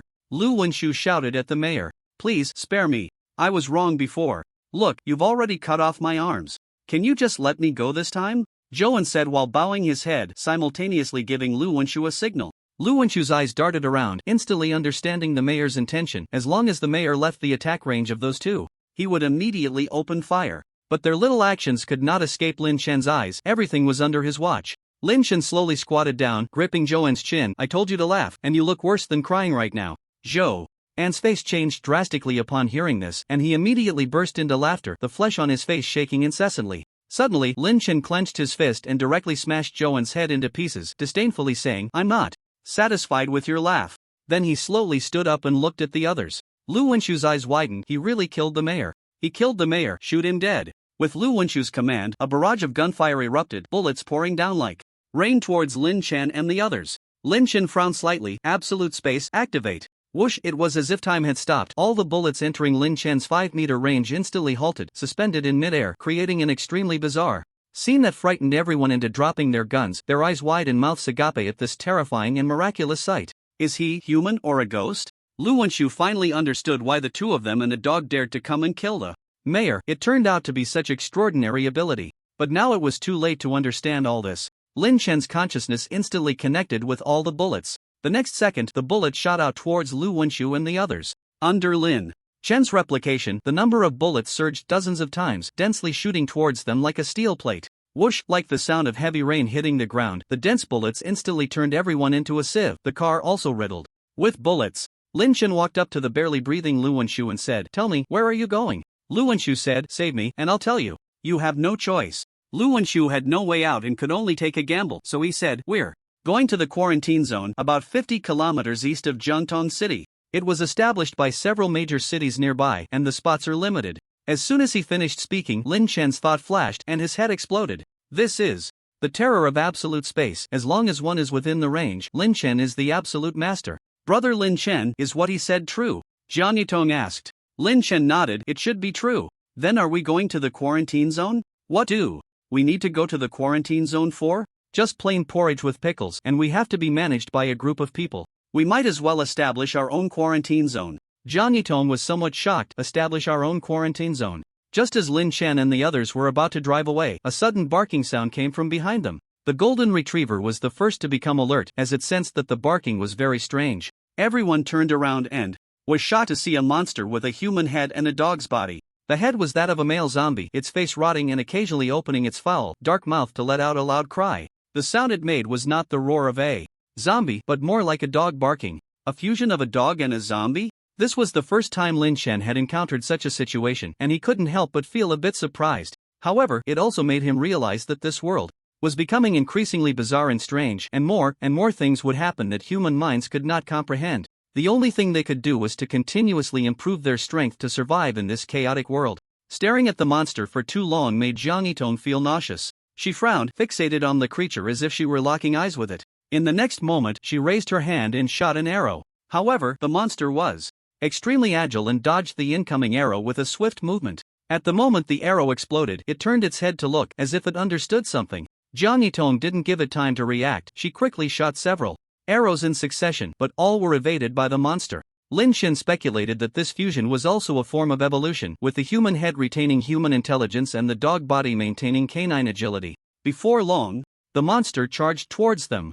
Jiang Yitong quickly knocked 4 arrows, skillfully placing them on her bow. This time, she intended to shoot all 4 at once. Just as she was about to release, the golden retriever, unable to tolerate the sight of this strange creature that looked somewhat like a dog, suddenly pounced forward. Faced with the aggressive golden retriever, the monster chose not to confront it head-on but instead sidestepped slightly, avoiding the dog's attack. Lin Chen frowned. This monster indeed has human intelligence. It seems this time the golden retriever is going to suffer. The golden retriever was smarter than an average dog, but since it had not fully evolved, it was still far from being like a true human. Just as he finished speaking, the monster raised its sharp claws and struck at the golden retriever's back, immediately leaving several crimson marks. The golden retriever turned around, baring its teeth in fury, and charged at the monster again. This time, the monster seemed to have no intention of dodging. Standing still, Lin Chen glanced behind the monster and saw a sharp steel bar pointing forward. If the golden retriever charged recklessly, it would surely be impaled by the steel bar. Be careful! Lin Chen shouted at the golden retriever, but it seemed to ignore him and charged forward without a care. Seeing the enraged golden retriever, the monster actually revealed a strange smile, as if a cunning plan was about to succeed. Just as the golden retriever was about to pounce on the monster, it suddenly jumped up, exposing the sharp steel bar behind it. However, this time, the golden retriever seemed prepared. It turned and bit down, clamping onto one of the monster's hind legs and tearing off a chunk of flesh. But the golden retriever's leg was also pierced by the steel bar. In the process, golden retriever. Just as Lin Chen was about to intervene, the golden retriever let out a thunderous roar, a powerful energy instantly radiating outwards. Lin Chen was somewhat surprised. Is it about to break through its limits and evolve to the first tier? Sure enough, the golden retriever's body was visibly changing, slowly turning a silvery white, resembling incredibly hard steel. The golden retriever underwent evolution under the dual stimulation of the zombie virus and steel elements, awakening the ability of steel reinforcement. This ability allows its body to become as hard as iron, significantly enhancing its strength and speed. In the later stages, it could even withstand missiles. Withstanding missiles, that's incredible, a true steel tank. The steel-coated golden retriever was entirely silver-white, its body had grown larger, and its fur resembled steel needles. It let out a roar that echoed to the heavens, and the monster seemed to sense the terror of the golden retriever, retreating repeatedly. With a crack, the steel bar embedded in its thigh was broken with a slight movement, and the remaining part was absorbed and assimilated by its body. The golden retriever charged forward, its speed increasing several levels this time. The monster tried to dodge but was too late, directly pinned to the ground by the golden retriever's claws. It roared incessantly, while the golden retriever barked loudly, as if to say, "Die for me." Then it looked at Jiang Yitong, shook its head, signaling her to shoot. Jiang Yitong understood and shot the 4 arrows she had prepared, hitting the monster squarely and pinning it to the ground, unable to move, while it let out a painful howl, this time sounding more human. Golden retriever, get away! But the golden retriever held the creature down tightly, baring its teeth and staring at it, refusing to leave. Lin Chen smiled slightly. He had long seen through what the golden retriever wanted to do. It was just trying to show off its awakened abilities. Boom, boom, boom. Boom, an intense explosion sounded, engulfing both the golden retriever and the monster in flames. Golden retriever! Jiang Yitong shouted, but Lin Chen's lips curled up slightly. After a while, the flames dissipated, and the golden retriever stood unharmed in place, still pristine silver white, while the monster had been blown to smithereens. Lin Chen said, "I knew it." Jiang Yitong was shocked. Was this the golden retriever's awakened ability to withstand the explosive arrows? She was now also looking forward to her own abilities, wondering what miraculous power she might have. Then, the golden retriever ran over excitedly, its silver-white color slowly fading. "You lucky pup, you accidentally awakened steel enhancement. This ability suits you well, with your personality. If you didn't have this ability, you'd probably die 800 times over." Woof, woof, woof. The golden retriever barked twice. And then Lin Chen noticed Jiang Yitong's somewhat dejected expression. He knew what she was worried about and comforted her, saying, "Little Baozi, don't worry, maybe your ability is really amazing, so it's just awakening slowly." Jiang Yitong nodded, brother Lin Chen." Just then, Lin Chen's phone received a text message from Li Jiyang, which read, "Ajeng, have you gone to the quarantine zone? Hurry up, or you won't be able to get in. I'm about to set off. See you in the quarantine zone." Lin Chen immediately replied, "Don't go, just stay at home." The next second, Li Jiyang called. Lin Chen answered, and Li Jiyang's excited voice came through, "Ajeng, you're still alive. I thought you were dead. I was going to send a text to check and you replied in seconds. By the way, what do you mean by that? Why can't I go to the quarantine zone?" Lin Chen said in a firm commanding tone, "Don't go, it's a trap." Suddenly, a scream came from the other end of the phone, followed by a series of zombie roars. Lin Chen's expression changed, not good. Inside the Li family villa, Li Jiyang and his entire family stood in a panic, including his uncles, aunts, and grandparents. Just a moment ago, Li Jiyang was talking on the phone with Lin Chen in the yard when suddenly a zombie climbed over the wall and entered, followed by more and more zombies. The previous zombies were clearly not this agile. It seemed these zombies were rapidly evolving. Li Jiyang immediately ran into the house, dropping his phone in his panic. At this moment, the whole family was hiding inside, discussing what to do. Li Jiyang's uncle stepped forward and said to his father, "Dad, let's use the underground passage. It leads directly to the underground garage. We can drive from there to the quarantine zone. Lee's grandfather thought for a moment and said, but if we do that, all the supplies we prepared will be gone. They had originally prepared 2 large trucks of supplies parked in the yard, but now the yard was occupied by zombies and the supplies would be lost. How about one of you take the risk and drive the 2 trucks of supplies away while the rest of us use the underground passage to leave for the garage? Lee's grandfather continued. Everyone looked at each other in silence. Lee's grandfather turned to Lee Ji-young's father and said, "Third, you have the worst performance at work, now is the time for you to step up." As soon as the old man said this, Lee Ji-young's uncles and aunts let out a long sigh of relief. Then, following the old man's words, they said to Lee Ji-young's father, "Yes, third, our Lee family has supported you for so many years, you haven't contributed much, and now is your chance to show your worth." "That's right. The Lee family doesn't support idlers." Lee Ji-young's second aunt chimed in sarcastically. Lee Ji-young looked at his silent parents and couldn't hold back any longer, asking, "Grandpa, is that truck of supplies really that important? Won't the authorities take care of us when we get to the quarantine zone?" "Ji-young, you're thinking too simply. Wherever there are people, there is society. If we don't have a trump card, once we reach the quarantine zone, we'll be just like ordinary citizens, oppressed and manipulated, living without dignity, do you understand? But going out like this might cost us our lives." At that moment, Lee Ji-young's aunt came over and said, "It won't, Ji-young. Just make sure you and your dad act quickly. Once you're in the car, drive off immediately. Those zombies won't catch up to you, it's easy." Lee Ji-young looked at his aunt and said, "But my dad has trouble walking." "Aunt, why don't you let my cousin go with me? We're both young, and the success rate will be higher." Hearing this, Lee Ji-young's aunt immediately changed her expression. "No way, our Meng Fei is usually so quiet, he definitely can't handle this." "Listen to your aunt, just go with your dad. You two are united, and your strength will be formidable, right?" Seeing his aunt's unwillingness, Lee Ji-young looked at his grandfather, trying to gain his approval. Lee's grandfather said, "Meng Fei is the first heir of the family, he can't be in danger.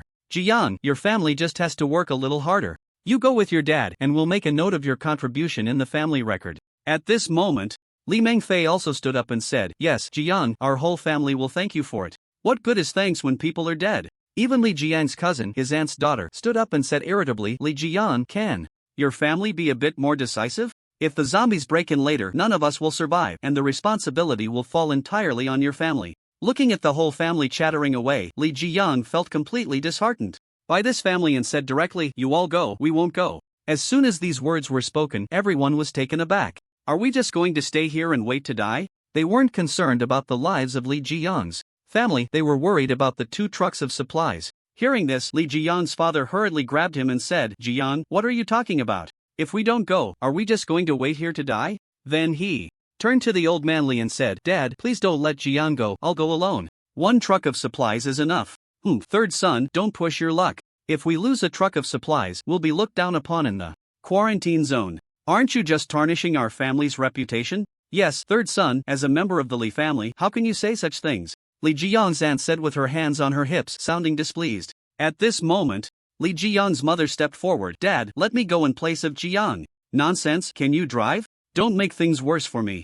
Li Ji-young recalled the conversation he had just had with Lin Chen. The last thing he said was not to go to the quarantine zone, claiming it was a scam. He thought about it but couldn't figure out what kind of scam it was, but one thing he was sure of was that Lin Chen would never deceive him. So he decided to trust Lin Chen and stay at the villa. As long as they locked the front door, the zombies wouldn't be able to get inside, but he didn't know how many days they could hold out. Li Ji-young pulled his parents back and said, "Mom and Dad, we're not going to the quarantine zone anymore. If they want to go, they can go by themselves, we won't go." "Ji-young, what are you talking about? If we don't go to the quarantine zone, we'll starve to death sooner or later," Li Ji-young's mother said.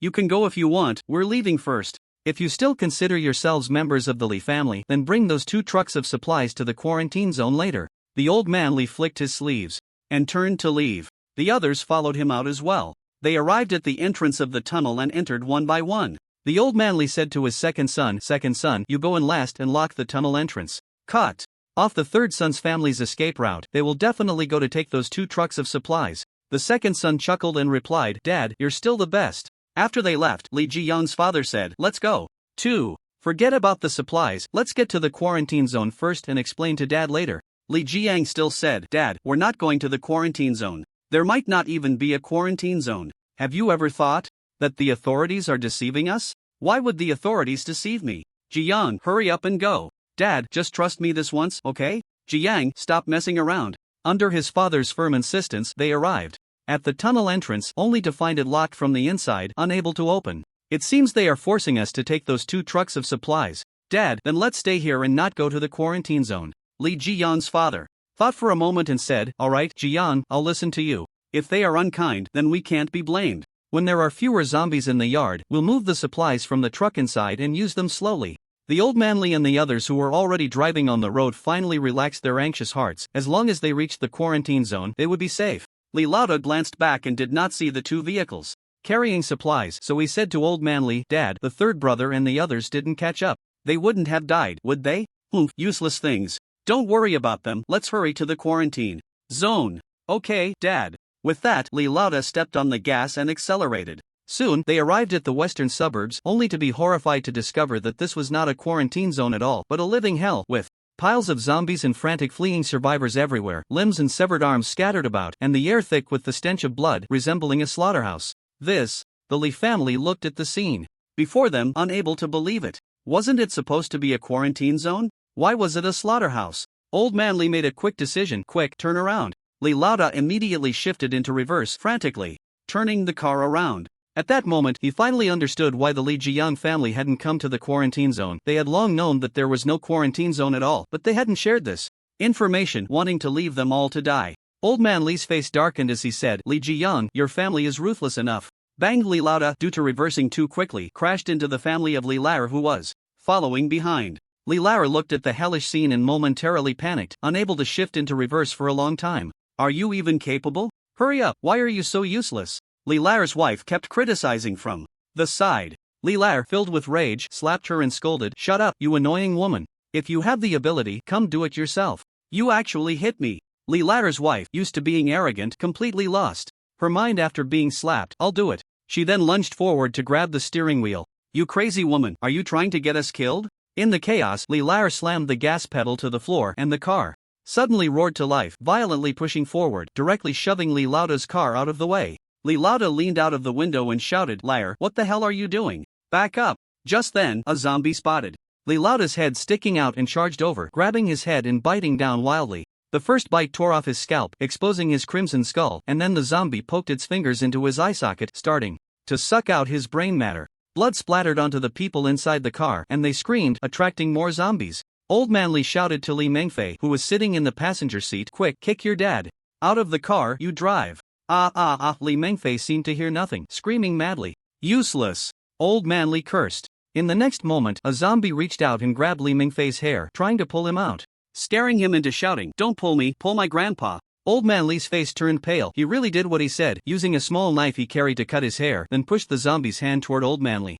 You really are a good son. Old Man Lee, whose calf was grabbed by a zombie, changed color drastically. The zombie was incredibly strong, dragging him madly, and it looked like he was about to be pulled out of the car. He grabbed his wife, who was frantically hitting his head with her cane, scolding, Old man, if you're going to die, don't take me with you. Seeing his wife's reaction, Old Man Lee held onto Lee Lautai tightly. You annoying woman, come down with me. Just like that, Old Master Lee and Old Madam Lee were forcibly dragged out of the car, while the other zombies surged forward crazily. Seeing this, Lee Mengfei took the opportunity to open the driver's side door, then kicked his father out of the car, quickly sat in the driver's seat, started the vehicle, and turned around in one smooth motion. During the turn, he even ran over his grandfather's leg, then stepped on the gas and sped away. Sitting in the back seat, Lee Mengfei's mother stared blankly at Lee Mengfei, who resembled a racing god, astonished to the point of being speechless. Lee Er, at this moment, also reacted quickly and turned around to escape from the place. Dad, I'm going to throw a speaker to the back of the villa. When the zombies are attracted over, we'll rush out and drive the car into the villa.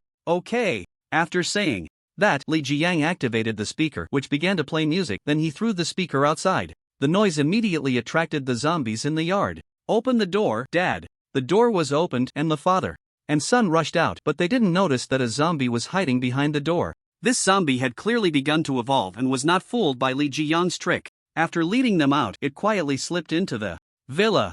At this moment, inside the villa, only Lee Jiang's mother was present. The zombie saw her and immediately pounced, tearing off her face, piercing her eyes, and starting to consume her brain. Lee Jiang heard the screams from inside the house and turned back to look. Not good, Dad. They were just about to get in the car when the screens changed their expressions drastically. Quick, go back. Just then, a zombie suddenly crawled in through the car window and grabbed Lee Jiang's father. This zombie was smarter, knowing to hide here and wait for its prey. Jiang, run. As soon as he shouted, the zombie bit down hard on his neck, blood spraying out instantly. The zombie held onto his head and spun around 360 degrees, and Lee's father met a tragic end before Lee Ji-young's eyes. Dad! At that moment, the zombie that had grabbed Lee's father let out a roar.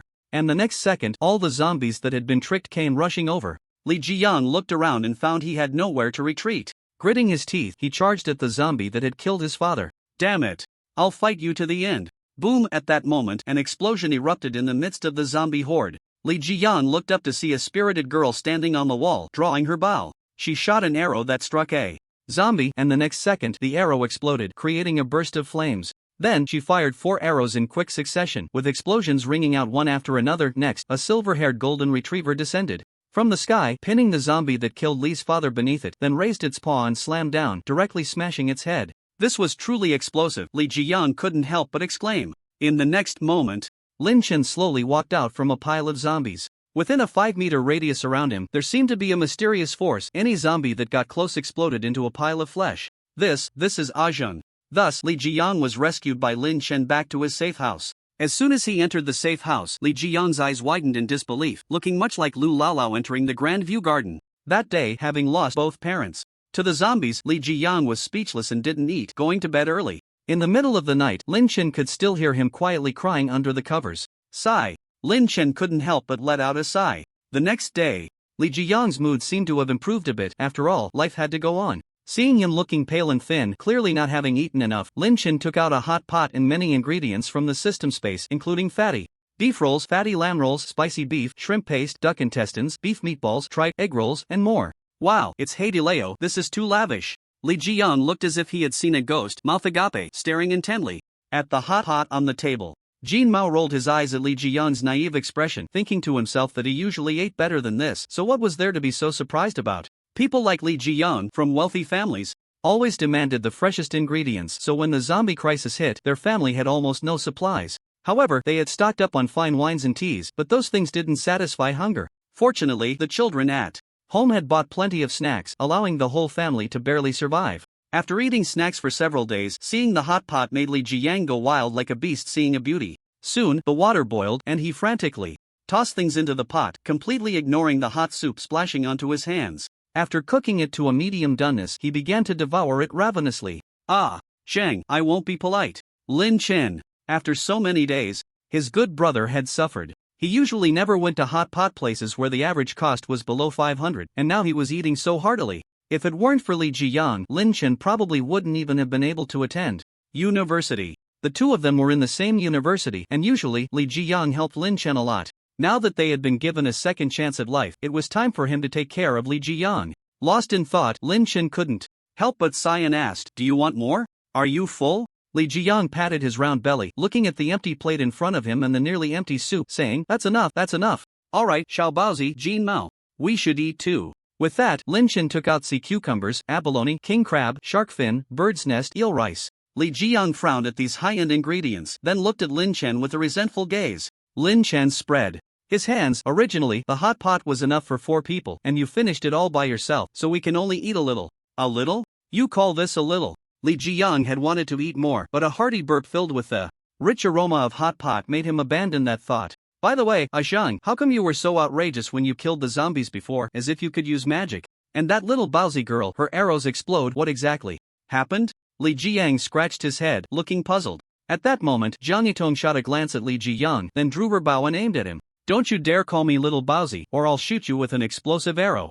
"Ah, but Zhang also calls you little Baozi, why don't you shoot him? He's different." Lee Ji-young looked at Lin Chen and grinned, "Don't laugh, or I'll shoot you with an explosive arrow." Startled, Lee Ji-young instantly covered his mouth. He had seen the power of that bow and arrow. One shot could blow a zombie to smithereens. Then, Lin Chen explained to him the reasons behind the zombie crisis, as well as the evolution of humanity and how to cultivate. Lee Ji-young was greatly shocked and could not calm down for a long time. It wasn't until Lin Chen took out a bottle of mist and handed it to him that he finally came to. He took the mist and examined it closely. "Is this what allows humans to evolve even if they become zombies?" Lin Chen said, "Those who are still alive and haven't turned into zombies are either new humans who can evolve or old humans who cannot absorb the mist. So now you can absorb some mist and see if you can evolve." "Okay, Aizhen." Lin Chen then took out dozens of bottles of mist and gave them to Zhang Yitong.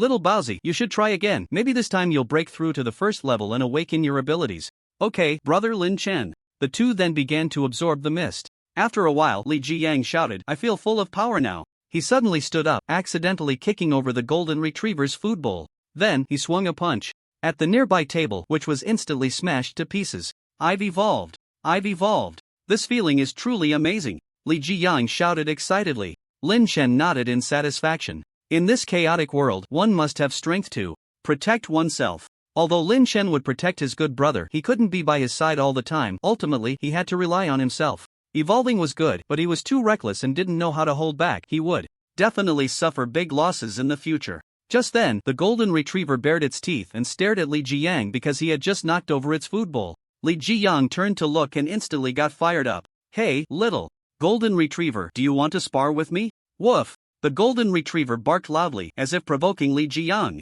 Newly evolved, Li Jiyang felt incredibly inflated. Come on, take a punch from me. With that, he swung his fist at the golden retriever with all his might. But the golden retriever instantly turned into steel, its body becoming silvery white. Bang! A sound like a temple bell echoed, reverberating in the safe house before slowly fading away. That punch had indeed been powerful. Lin Chen slapped his forehead. What did I say? You're going to suffer right away. Li Jiyang's hand was broken. Ah! He let out a scream like a pig being slaughtered, his right hand hanging limply as if the bones had been pulled out. The golden retriever laughed, grinning at Li Jiyang with a triumphant look. Lin Chen walked up to Li Jiyang, patted his shoulder, and said, Jiyang, I'm giving you your first lesson in the apocalypse. From now on, be more low-key. In this ever-changing apocalypse, powerful beings are everywhere. Li Jiyang showed a tearful expression, indicating that he would never dare to be arrogant again. Sigh. On the other side, Jiang Yitong let out a light sigh. It seemed she still hadn't awakened. Lin Chen was also a bit puzzled. Logically, little Baozi had absorbed enough mist, so why hadn't she awakened her abilities? He approached the somewhat disappointed little Baozi, patted her shoulder, and gently comforted her. It's okay, little Baozi. This only proves that your abilities are very strong, so awakening is more difficult. Little Baozi nodded, clearly a bit disappointed. She was very anxious inside. As the apocalypse progressed, it would only become more dangerous. If she didn't awaken, it would keep Lin Chen worried. Never mind, let's eat first. Eating enough is the most important thing, Lin Chen said. Li Jiyang's hand was already in a cast, lying aside, groaning. Lin Chen and Jiang Yitong were enjoying a seafood feast nearby. Come on, little bun, have a cup of ginseng tea. Thank you, brother Lin Chen. Jiang Yitong reached out to take it, but grasped at nothing, then withdrew her hand. Lin Chen, momentarily caught off guard, let go, and the cup fell to the ground. I'm sorry, brother Lin Chen. It's okay, I'll pour you another cup. Lin Chen poured another cup for Jiang Yitong, this time paying a bit more attention. He noticed that before he could hand over the cup, little Bun had already reached out to take it, undoubtedly grasping at nothing again, and pulling her hand back. This time, Lin Chen did not let go. It seemed he had discovered Jiang Yitong's awakened ability. Little Bun, I think I've found out about your awakened ability. Upon hearing this, Jiang Yitong instantly became excited. Really? What is my ability, brother Lin Chen? Let's go outside and try it, and you'll know. Then, the group went outside the safe house. At that moment, there were not many zombies around, only a few were wandering not far away. To avoid being disturbed, Lin Chen focused his mind, and several small stones floated up beside him, then shot towards the few zombies. Bang, bang, bang, the stones hit their heads, and several zombies fell instantly. Then, Lin Chen said to the golden retriever, turn to steel. Little Bun will shoot arrows at you, you need to dodge with all your strength to test your reflexes. Upon hearing this, the golden retriever immediately turned to steel, its whole body shining silver. Since awakening, it had been looking for a chance to showcase its strength, and now someone wanted it to show off. How could it refuse? The golden retriever then trotted 20 meters away, its muscles tensed, ready to spring into action. Its expression seemed to say, if you can hit me with an arrow today, I'll call you dad. Lin Chen said to Jiang Yitong, Little Bun, focus now and shoot it. Jiang Yitong knew that the explosive bow couldn't hurt the golden retriever in its steel form, so she nodded, okay, brother Lin Chen. She slowly gathered her energy, raised the explosive bow, suddenly opened her eyes wide, her gaze sharp, woof, woof, woof. The golden retriever, eager and impatient, began to urge Jiang Yitong with its barks. It suddenly shook its head, its silver fur flying, resembling a silver lion. Whoosh! Jiang Yitong suddenly shot an arrow, the arrow whistling through the air. The golden retriever had already prepared to move. Seeing Jiang Yitong make her move, it immediately shifted its position. Lin Chen frowned slightly, then smiled, just as I thought. Boom! The arrow exploded, hitting the golden retriever. The golden retriever was stunned, surprised, absolutely surprised. How could she hit it with such speed? Lin Chen said from the side, very good, keep going. Jiang Yitong was a bit dazed but quickly reacted. After glancing at Lin Chen, she shot another arrow. The golden retriever was now full of confidence, thinking it couldn't possibly be hit this time. Boom, it was hit again. Coincidence? It was definitely a coincidence. The golden retriever began to feel a bit anxious.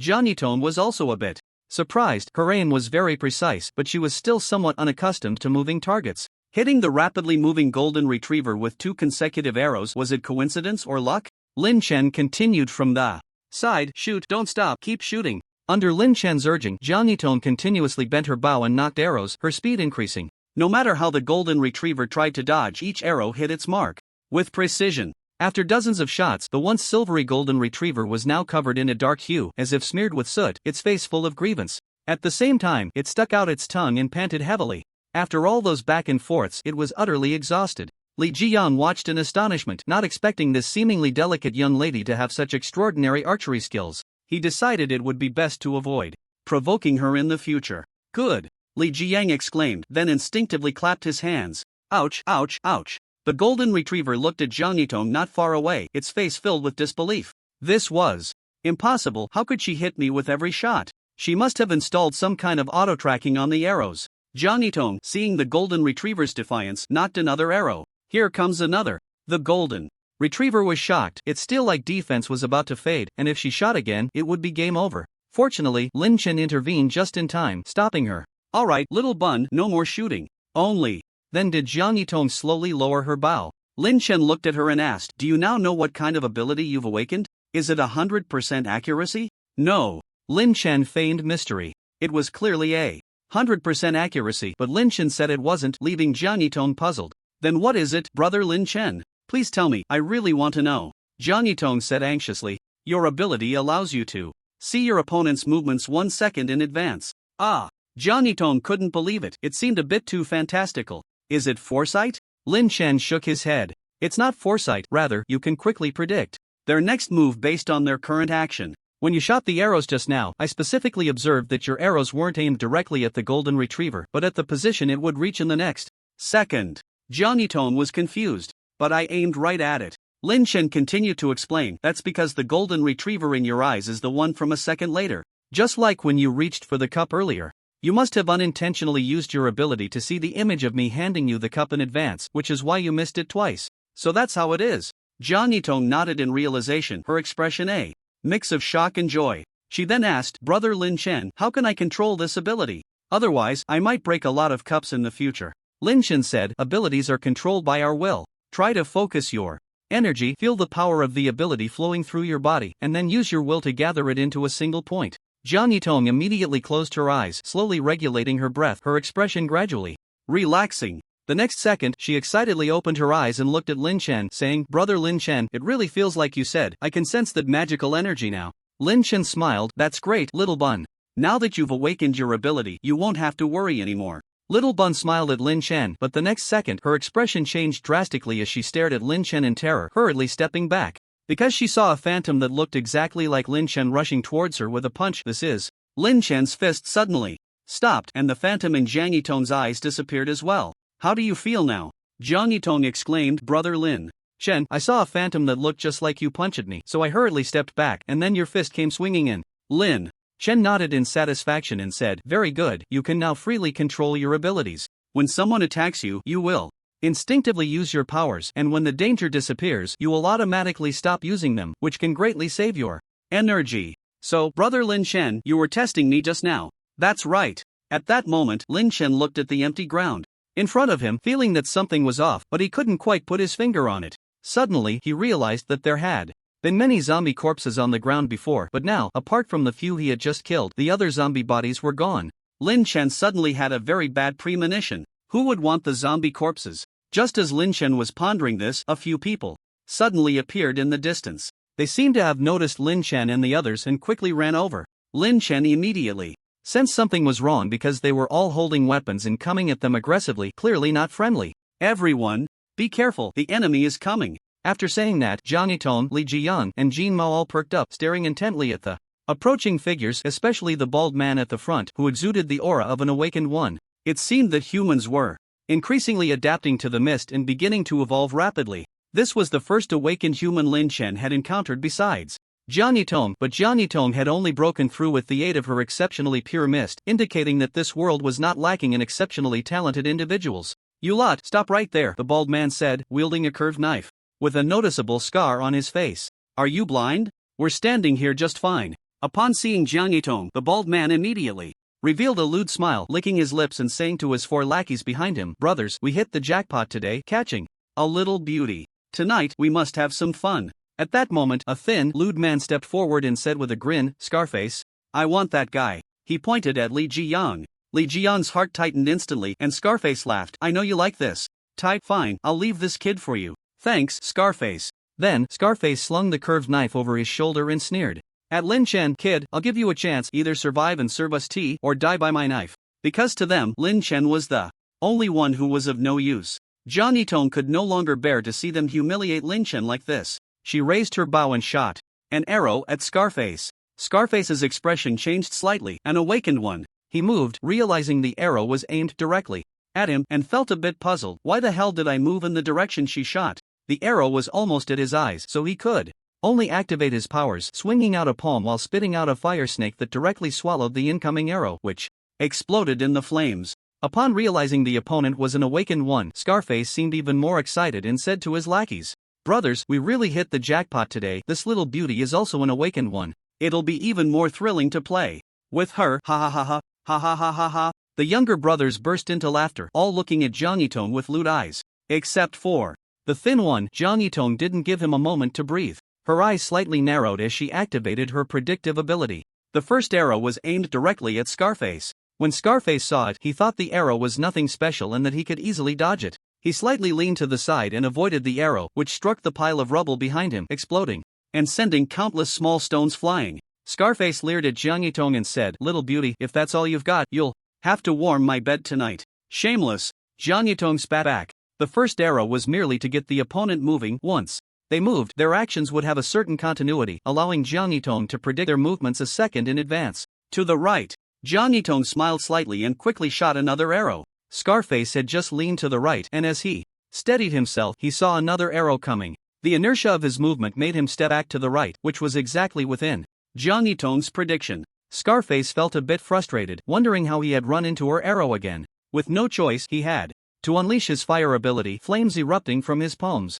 But Jiang Yitong wouldn't give him a moment's respite, shooting 3 arrows in quick succession, forming a triangle in the air. Seeing another arrow coming, Scarface quickly changed his position again, only to find himself colliding with yet another arrow. He wanted to step back to the right and duck, but found another arrow coming from that direction as well. With no other option, he had to stand up again and step back, only to find yet another arrow waiting for him. He was utterly frustrated. Why did her arrows always appear where he was about to move? Could that woman really predict the future? This time, he simply stood still, facing the third arrow and unleashing flames. Boom! After the explosion, he exhaled slowly, surprised that this seemingly weak woman was so fierce. But what he didn't expect was that Jiang Yitong had predicted his stillness as well. Behind the third arrow, another arrow was hidden, shooting out from the explosion's firelight. Scarface ultimately couldn't dodge in time and was hit in the arm by an arrow. Boom! The arrow exploded, blowing off one of his arms. Ah! He let out a painful scream and shouted to his younger brothers, what the hell are you standing there for? Go kill them! Only then did a few of the younger brothers react, charging at Lin Chen and the others with knives. The thin one naturally rushed towards Li Jiyang. Li Jiyang spat, dare to mess with me? Go die! He swung a punch with his left hand at the charging thin one, the punch seeming to carry immense force, hitting the thin one's stomach and sending him flying right in front of Lin Chen. The thin one was also evolved, with physical abilities much stronger than an average person, so the punch only injured him, not killing him. Seeing that Li Jiyang was not to be trifled with, he got up and turned to charge at Lin Chen, but before he could get close, he was blasted away by Lin Chen's absolute space, landing in front of the golden-haired one. Why is this man so strong too? He got up again, looking at the golden-haired one and said, I don't believe it today. If I can't beat a man, I can surely beat a dog. He raised his knife and slashed at the golden-haired one, who had just rested for a moment and was now fully re-energized, turning to steel again. The steel knife struck the golden-haired one's back with a clang, and the thin one immediately felt a numbness in his hands, dropping the knife to the ground. The golden-haired one, enraged from being slashed, let out a roar that sent shockwaves, turning the thin one into a mess. Then the golden-haired one raised his paw and struck at his neck, and the next second his head rolled on the ground. Scarface was startled. This golden-haired one is so fierce. The other 3 little brothers charged towards Lin Chen. When they entered a 5-meter range of him, 3 heads flew up directly, blood mist spraying from their necks. And then their bodies crashed to the ground. Scarface swallowed hard. This is even more ridiculous. His first reaction was to run. He lifted his leg and turned to flee, but Jiang Yitong shot 5 arrows in unison, sealing off all his escape routes. In the end, a sword struck his back. Boom, the arrow exploded, and he looked down to see a gaping hole in his chest. Then he fell down. Lin Chen felt a bit strange. The bald man had clearly been pierced through the chest, yet no blood was flowing out. He stepped closer to take a look, his brows slightly furrowing. Not only was there no blood from the bald man's corpse, but there were also faint signs of flesh decay, a characteristic of becoming a zombie. However, he still retained human rationality, which made Lin Chen somewhat puzzled. Logically speaking, given the current density of the mist, it was impossible for a first-tier awakened being to emerge so quickly among humans. Yet this bald man was indeed a first-tier awakened being, though his body was quite strange. The only explanation Lin Chen could think of was that he might have consumed some kind of mutated plant that could absorb and store mist, allowing him to absorb high concentrations of mist in a short time and thus awaken faster, breaking through to the first tier. To confirm his thoughts, Lin Chen focused his mind, and a piece of iron flew up beside H. At that moment, several zombies charged over as if they had gone mad. Lin Chen pointed at a female zombie and said to Li Jiyang, this one is relatively weak, so you can practice on her. Oh, okay. Li Jiyang gave Lin Chen an okay gesture and confidently rushed forward. Lin Chen's intention was to help Li Jiyang grow quickly so he could have the ability to protect himself in this chaotic world. There were still more than 10 zombies left. Jin Mao leaped forward and took down 2 of them in one go, while Jiang Yitong shot 4 arrows simultaneously, accurately hitting the heads of 4 zombies. Boom! The heads of the 4 zombies were instantly blown to bits, and their remaining bodies stumbled forward a couple of steps before slowly collapsing. 10 more zombies had already charged within 5 meters of Lin Chen. With a thought, 10 heads flew up into the air. Their bodies first knelt down on the ground and then crashed down violently, their heads rolling away one after another. Jiang Yitong and Jin Mao were stunned. It was simply outrageous. Anyone who got too close to him would lose their head in an instant. Of course, this was only true for the weaker zombies. If they were of the same tier, Lin Chen couldn't directly decapitate them, but he could greatly suppress their strength. The battle here ended in less than 10 seconds.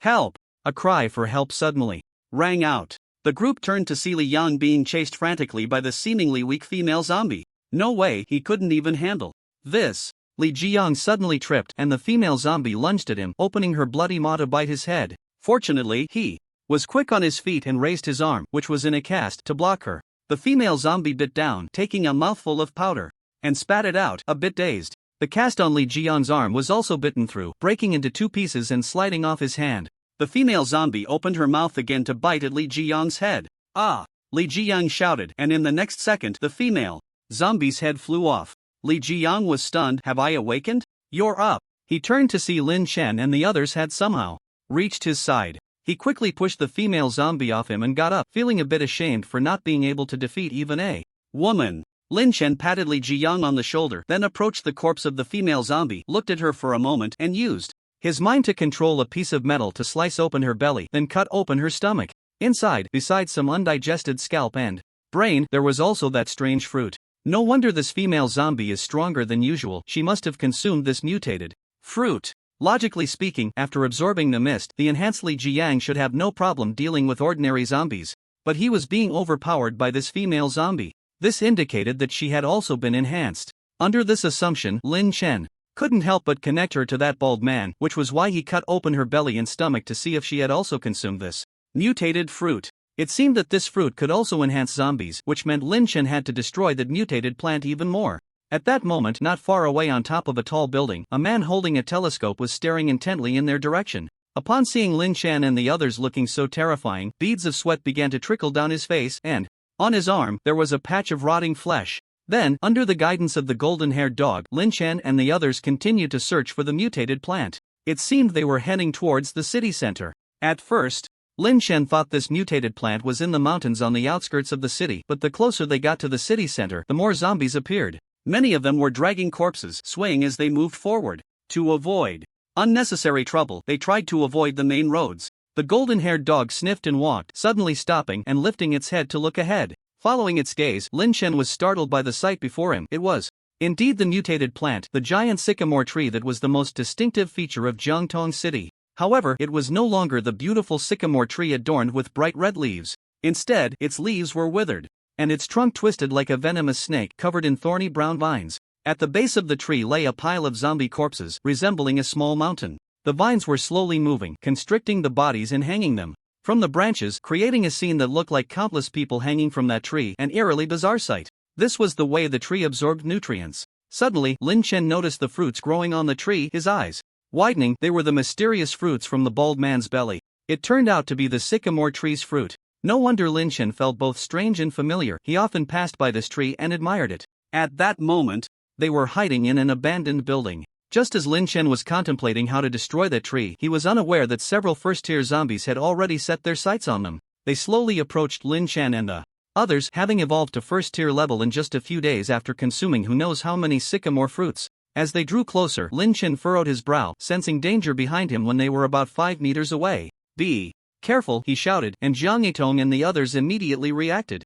They too were deeply captivated by the terrifying sycamore tree, and it was only after Lin Chen's shout that they snapped back to reality, turning around. Abruptly, Jiang Yitong reacted quickly, drawing an arrow and shooting at one of the first-tier zombies, which surprisingly dodged with agility. However, Jiang Yitong had anticipated this move, so after firing the first arrow, she immediately aimed for another spot and shot a second arrow. Boom! The zombie was engulfed in the explosion, and when the flames subsided, its skin appeared charred and cracked as if burned by fire. This arrow inflicted significant damage, enraging it as it let out a roar and charged at Jiang Yitong. She quickly knocked another arrow, retreating while shooting. Li Jiang quickly realized that this level of combat was beyond his capability to participate in. Not only would he be of no help, but he would also add trouble for Lin Chen and the others, so he wisely found a place to hide. The steel-hardened golden-haired dog specifically targeted a 2-meter-tall, muscular zombie and charged at it. Bang! The dog collided with the zombie, producing a loud crash, like two tanks colliding, terrifying indeed. With 3 first-tier zombies remaining, they naturally charged at Lin Chen.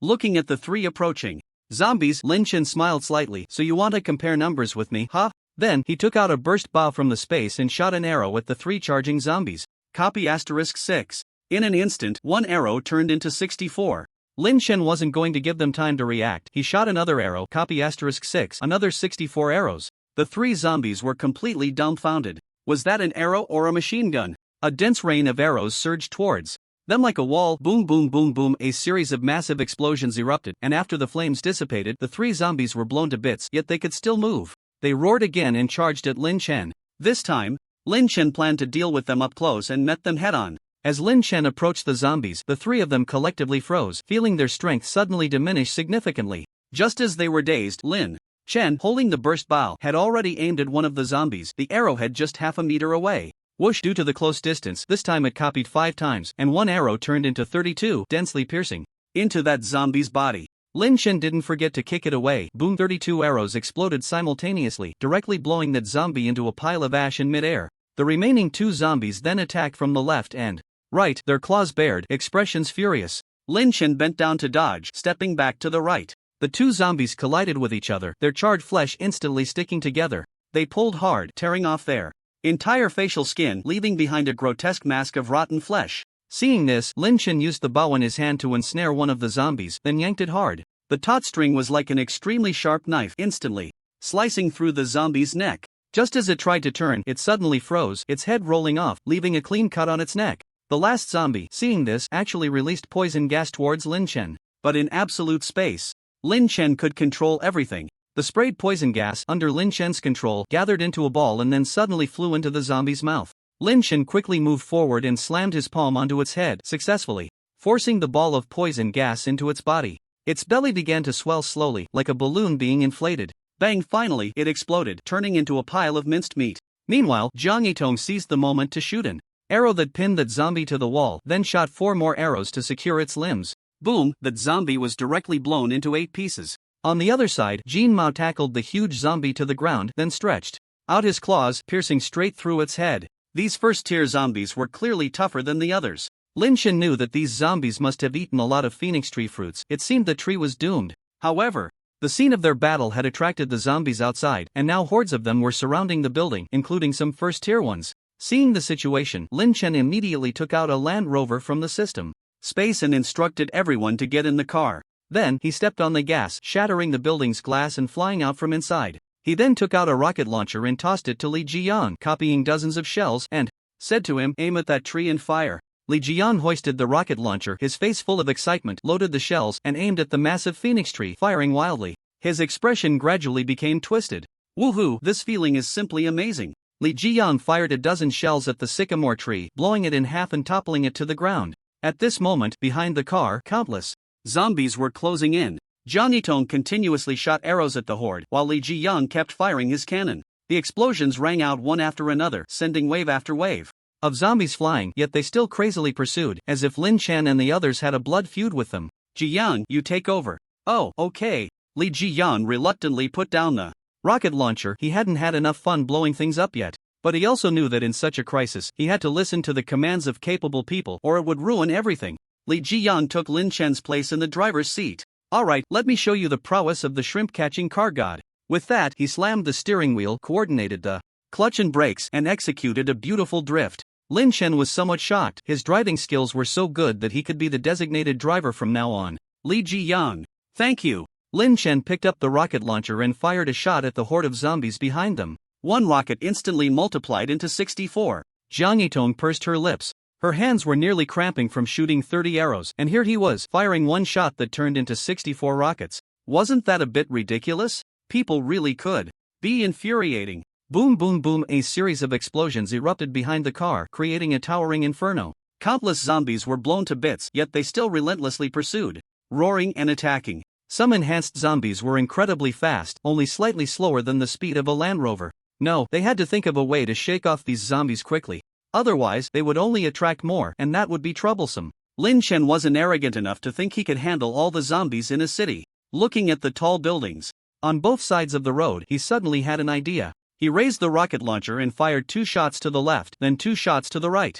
After 6 copies, each side had 128 rockets. Boom! The shells directly struck the tall buildings, which instantly collapsed, raining down countless steel and concrete onto the road, forming a high barrier. This tactic worked, directly blocking the zombies. Seeing this, Li Jiang slammed the gas pedal and sped away. Lin Chen, shouldering the rocket launcher at a 45-degree angle towards the barrier, said, "Let me give you a few more for free." Bang bang bang bang, he fired 4 shots, and after 6 copies, a total of 256 shells were shot towards the zombies behind the barrier. Instantly, it was as if the sky was raining shells, with countless rockets shooting into the horde at a 45-degree angle, causing continuous explosions that ignited numerous flames, adding a splash of vibrant color to this long silent city. Lin Chen and the others returned to the safe house without incident. Everyone was exhausted, their faces dirty, gasping for breath. Lin Chen directly took out a full banquet to reward them all. Li Jiang's eyes lit up at the sight. He hadn't expected to enjoy a full banquet in such chaotic times. Seeing everyone smacking their lips, Lin Chen knew they must be very thirsty, so he took out a few bottles of soda. To his surprise, Li Jiang grabbed a bottle and gulped it down in one go, looking incredibly happy. After the meal, Lin Chen picked some strawberries and watermelons from the system's space. These were freshly picked fruits. Unlike those he copied from the supermarket, these were all natural and pollution-free, without any technology or harsh treatments. "Wow, there are fresh fruits to eat!" Li Jiang shouted excitedly. After eating and drinking to his fill, Lin Chen couldn't help but feel a bit worried about the current unpredictable situation. Take this mutated sycamore tree. For example, if he hadn't discovered it early and destroyed it, a lot of first-tier zombies would have emerged. If that were the case, the difficulty of survival would become increasingly greater. Thinking of this, Lin Chen still felt the need to quickly enhance his own strength. Powerful strength was the ultimate weapon. So, he took out several hundred bottles of mist and said to them, "Alright, after eating and drinking, we need to start our training." Jiang Yitong nodded obediently upon hearing this, then picked up a dozen bottles of mist and went to the side to absorb it. The golden retriever was also very conscious, carrying a dozen bottles of mist to its doghouse and starting to absorb the mist to strengthen its abilities. The bigger problem now was Li Jiang. It was uncertain when he would awaken. Lin Chen took 2 bottles of mist and gave them to him, saying, "Jiang, you're just starting to absorb the mist, so don't take too much. Just absorb 2 bottles for now." "Ah, Jiang, who do you look down on? Give me more, I want to absorb 10 bottles. Aren't you afraid of exploding? Go ahead and absorb." "I was joking, 2 bottles are enough." And so, everyone immersed themselves in their own training. Lin Chen, as always, was outrageous. It was like drinking plain water, finishing a bottle of mist in less than 5 seconds. Soon, a pile of empty glass jars had accumulated behind him. The next moment, his eyes suddenly widened, his expression excited, and he slightly opened his mouth, saying, "The range of the absolute space has expanded by 1 meter." This distance was enough for Lin Chen to replicate once more. Now, shooting an arrow could replicate it 7 times, which meant 128 arrows. At present, it was estimated that no one within the first tier could withstand such a level of attack.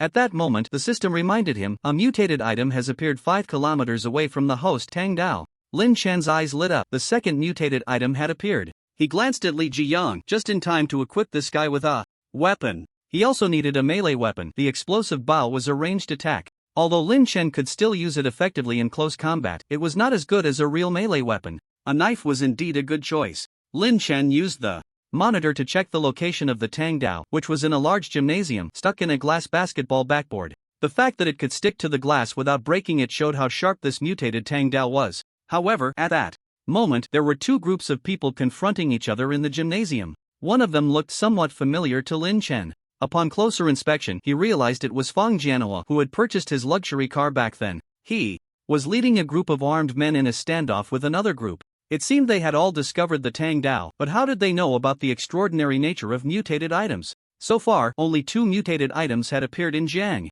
Tong City. One was the explosive bao in Zhang Yitong's hands, and the other was this Tang Dao. Logically, they had no reason to discover the extraordinary nature of mutated items. Lin Chen was puzzled and thought he would have to ask them. Later, he slowly stood up and said to the others, "Let's go, grab the stuff. Kid, if you know what's good for you, take your people and get lost, or I'll turn you all into a sieve right now," Fang Jianhua said, pointing a black pistol at the people in front of him. The person opposite him, named Wang Tian, was a reinforced individual. He had a stern expression, with a chiseled face devoid of any emotion, and stubble on both sides of his jaw, clearly a tough guy. At that moment, a girl holding a bow and arrow stepped forward, aiming at Fang Jianhua, and said, "You can try, let's see if your bullets hit me first or if my arrow pierces your throat first." Ha ha ha. The girl's words drew laughter from Fang Jianhua and his group. Fang Jianhua moved his gun and said, "Did I hear you right? You want to compare your primitive weapon with my handgun? Are you out of your mind?" The girl said nothing but suddenly shot an arrow at a nearby wooden board, which was split in half, and the arrow embedded itself deep into the wall behind it.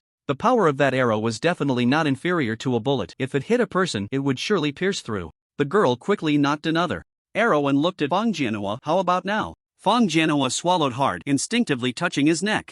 If that arrow hit his neck, he would undoubtedly die. But he wasn't intimidated. After all, he had a gun. At worst, they would both be injured. At that moment, Wang Tian stepped forward and coldly said, "I'll give you 10 seconds to leave immediately, or all of you will die." After saying that, he stomped his right foot down hard, and the tiles on the ground cracked into several pieces, raising a cloud of dust. He was indeed a reinforced person. Fang Jianhua was somewhat shocked. He knew about reinforcement because his boss, Uncle Tai, was also a reinforced person, the one who had sold arms to Lin Chen back then. "Is being reinforced that impressive? Can you withstand a rocket launcher?" Fang Jianhua said, waving his hand to one of his subordinates. A lackey came out carrying an RPG, aiming the barrel at Wang Tian and the others. Wang Tian frowned slightly, while Fang Jianhua laughed heartily. "Come on, aren't you tough? Is an RPG impressive? We are determined to get that Tang Dao today, so you might as well give up." As soon as he finished speaking, a shadow suddenly flashed past Wang Tian from behind, rushing towards the little brother carrying the RPG.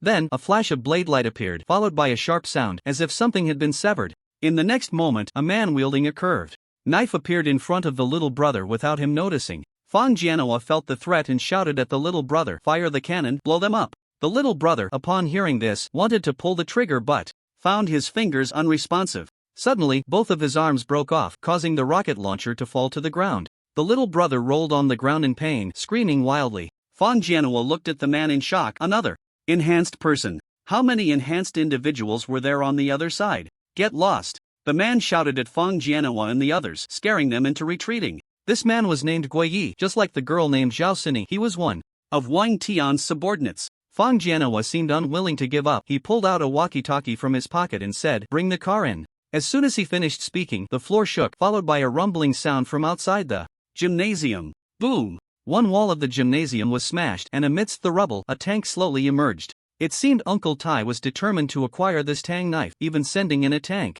Seeing the tank come in, Fang Jianhua's confidence surged, and he angrily said, "You ungrateful bunch, dare to hurt my people? I'll make you understand how to write the word death.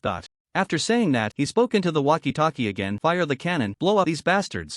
Suddenly, Wang Tian stepped forward and shouted, we are from the quarantine zone. Are you sure you want to oppose us? Upon hearing the words quarantine zone, Fang Jianhua paused for a moment and immediately said into the walkie-talkie, wait a moment. He had heard Uncle Tai mention the quarantine zone. It was said to be established by several nearby cities, with an army and various modern weapons, completely militarized. It should be the most powerful official organization, within a radius of several hundred miles. No wonder the other side had so many enhanced individuals. They were from the quarantine zone. It was said that scientists in the quarantine zone had discovered that the mist could alter human tissue, thereby enhancing the body. They collected the thin mist in the air using various modern instruments and purified it in large quantities. Now, most people in the quarantine zone had undergone enhancements, but they were still some distance from complete awakening. Wang Tian and the others were among the first volunteers for the mist experiment, and fortunately, they were all able to adapt to the mist, successfully enhancing their bodies. Wang Tian enhanced his strength, Wei Yi enhanced his speed, and Zhao Xini enhanced both her strength and vision, which is why she chose the bow and arrow as her weapon.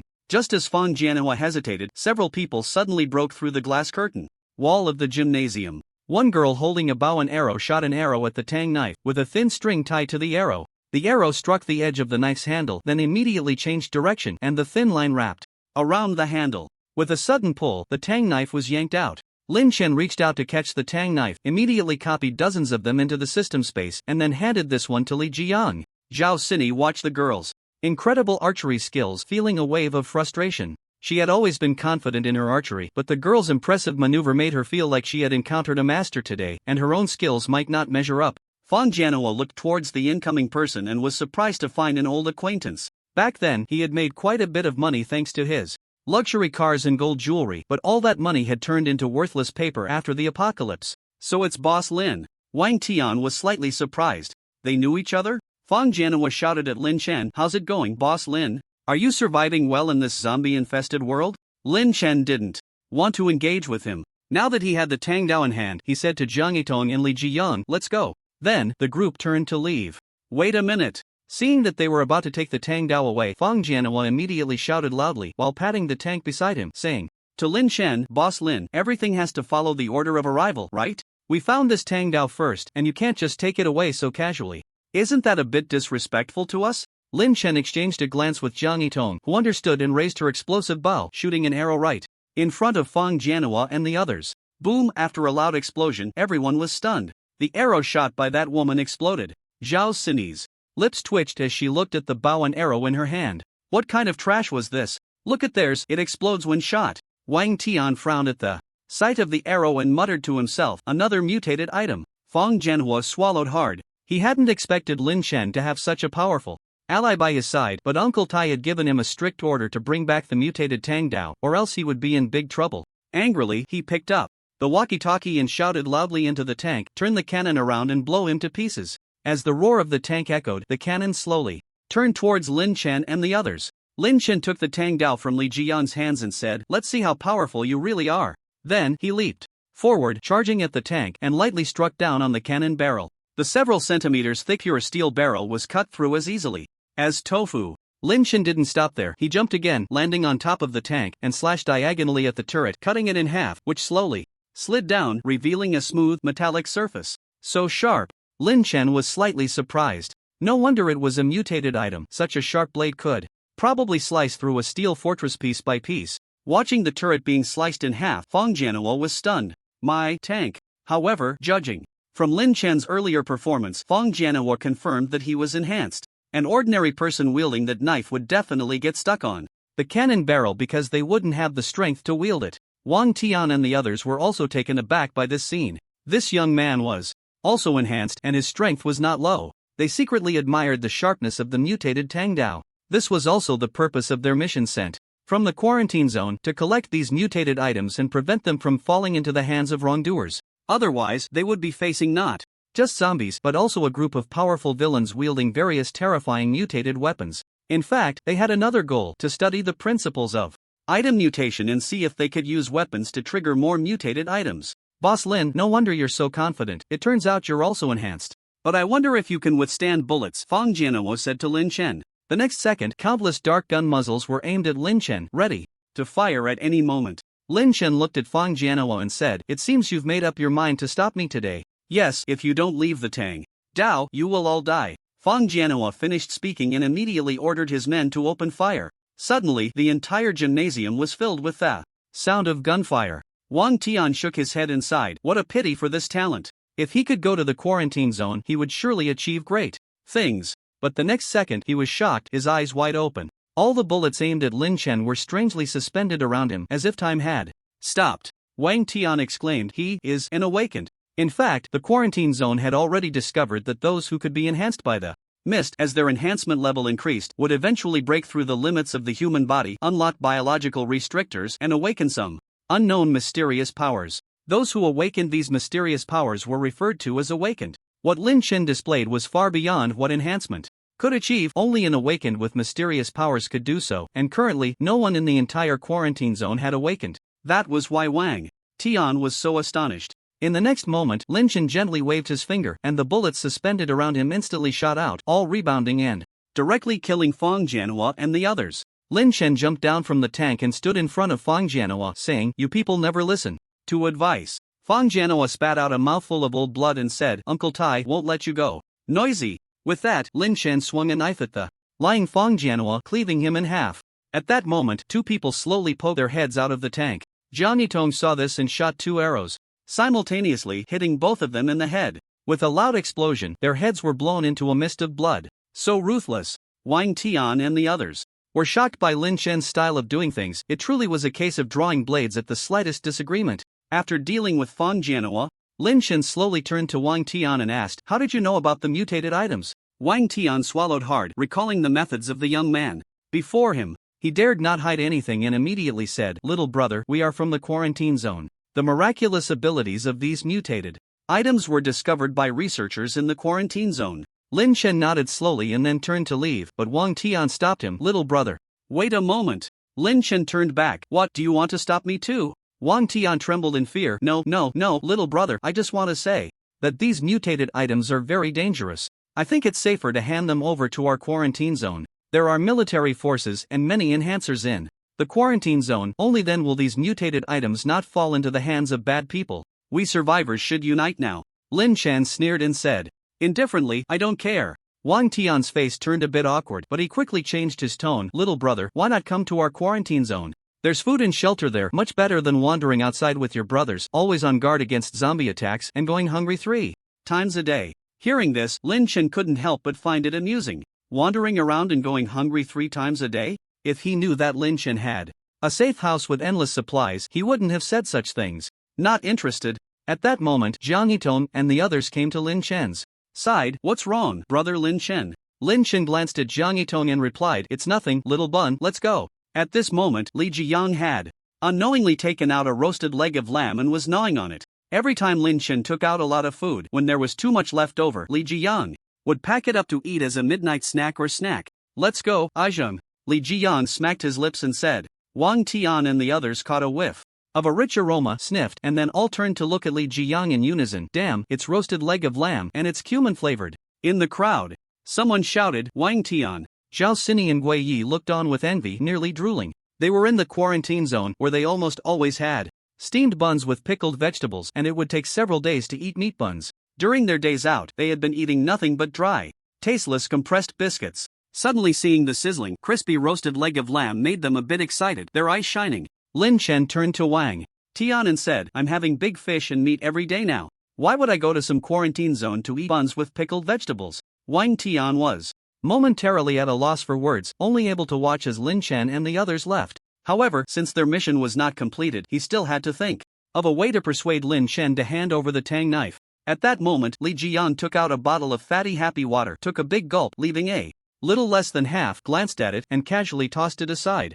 Everyone's eyes were glued to that soda bottle, their tongues constantly licking. They hadn't had a drink in a long time, and their cravings were being stirred. Although some warehouses and factories still had drinks and the like, once the production line stopped, they could only consume what was available, which wouldn't last long. Moreover, such scarce resources had long been controlled by the wealthy and powerful. For ordinary people, getting a drink was harder than climbing to the sky. "What are you doing? Are you going to pick up something someone else threw away to drink?" Wang Tian scolded his team harshly. Hearing this, the team members lowered their heads in shame. Just then, Wang Tian suddenly rushed over, picked up the soda from the ground, and took a sip but didn't finish it. The team members exclaimed, "Damn, you old six." After a few people finished sharing a small bottle of cola, some were still pouring and pouring, almost wanting to break the bottle and lick the inside. "Captain, are we just going to watch them take away that mutated tang knife?" Hua also stepped forward to Wang Tian. Wang Tian glanced at him and replied, "Can you beat them?" Hua also awkwardly shook his head. "Then that's it, if you can't beat them, just shut up,"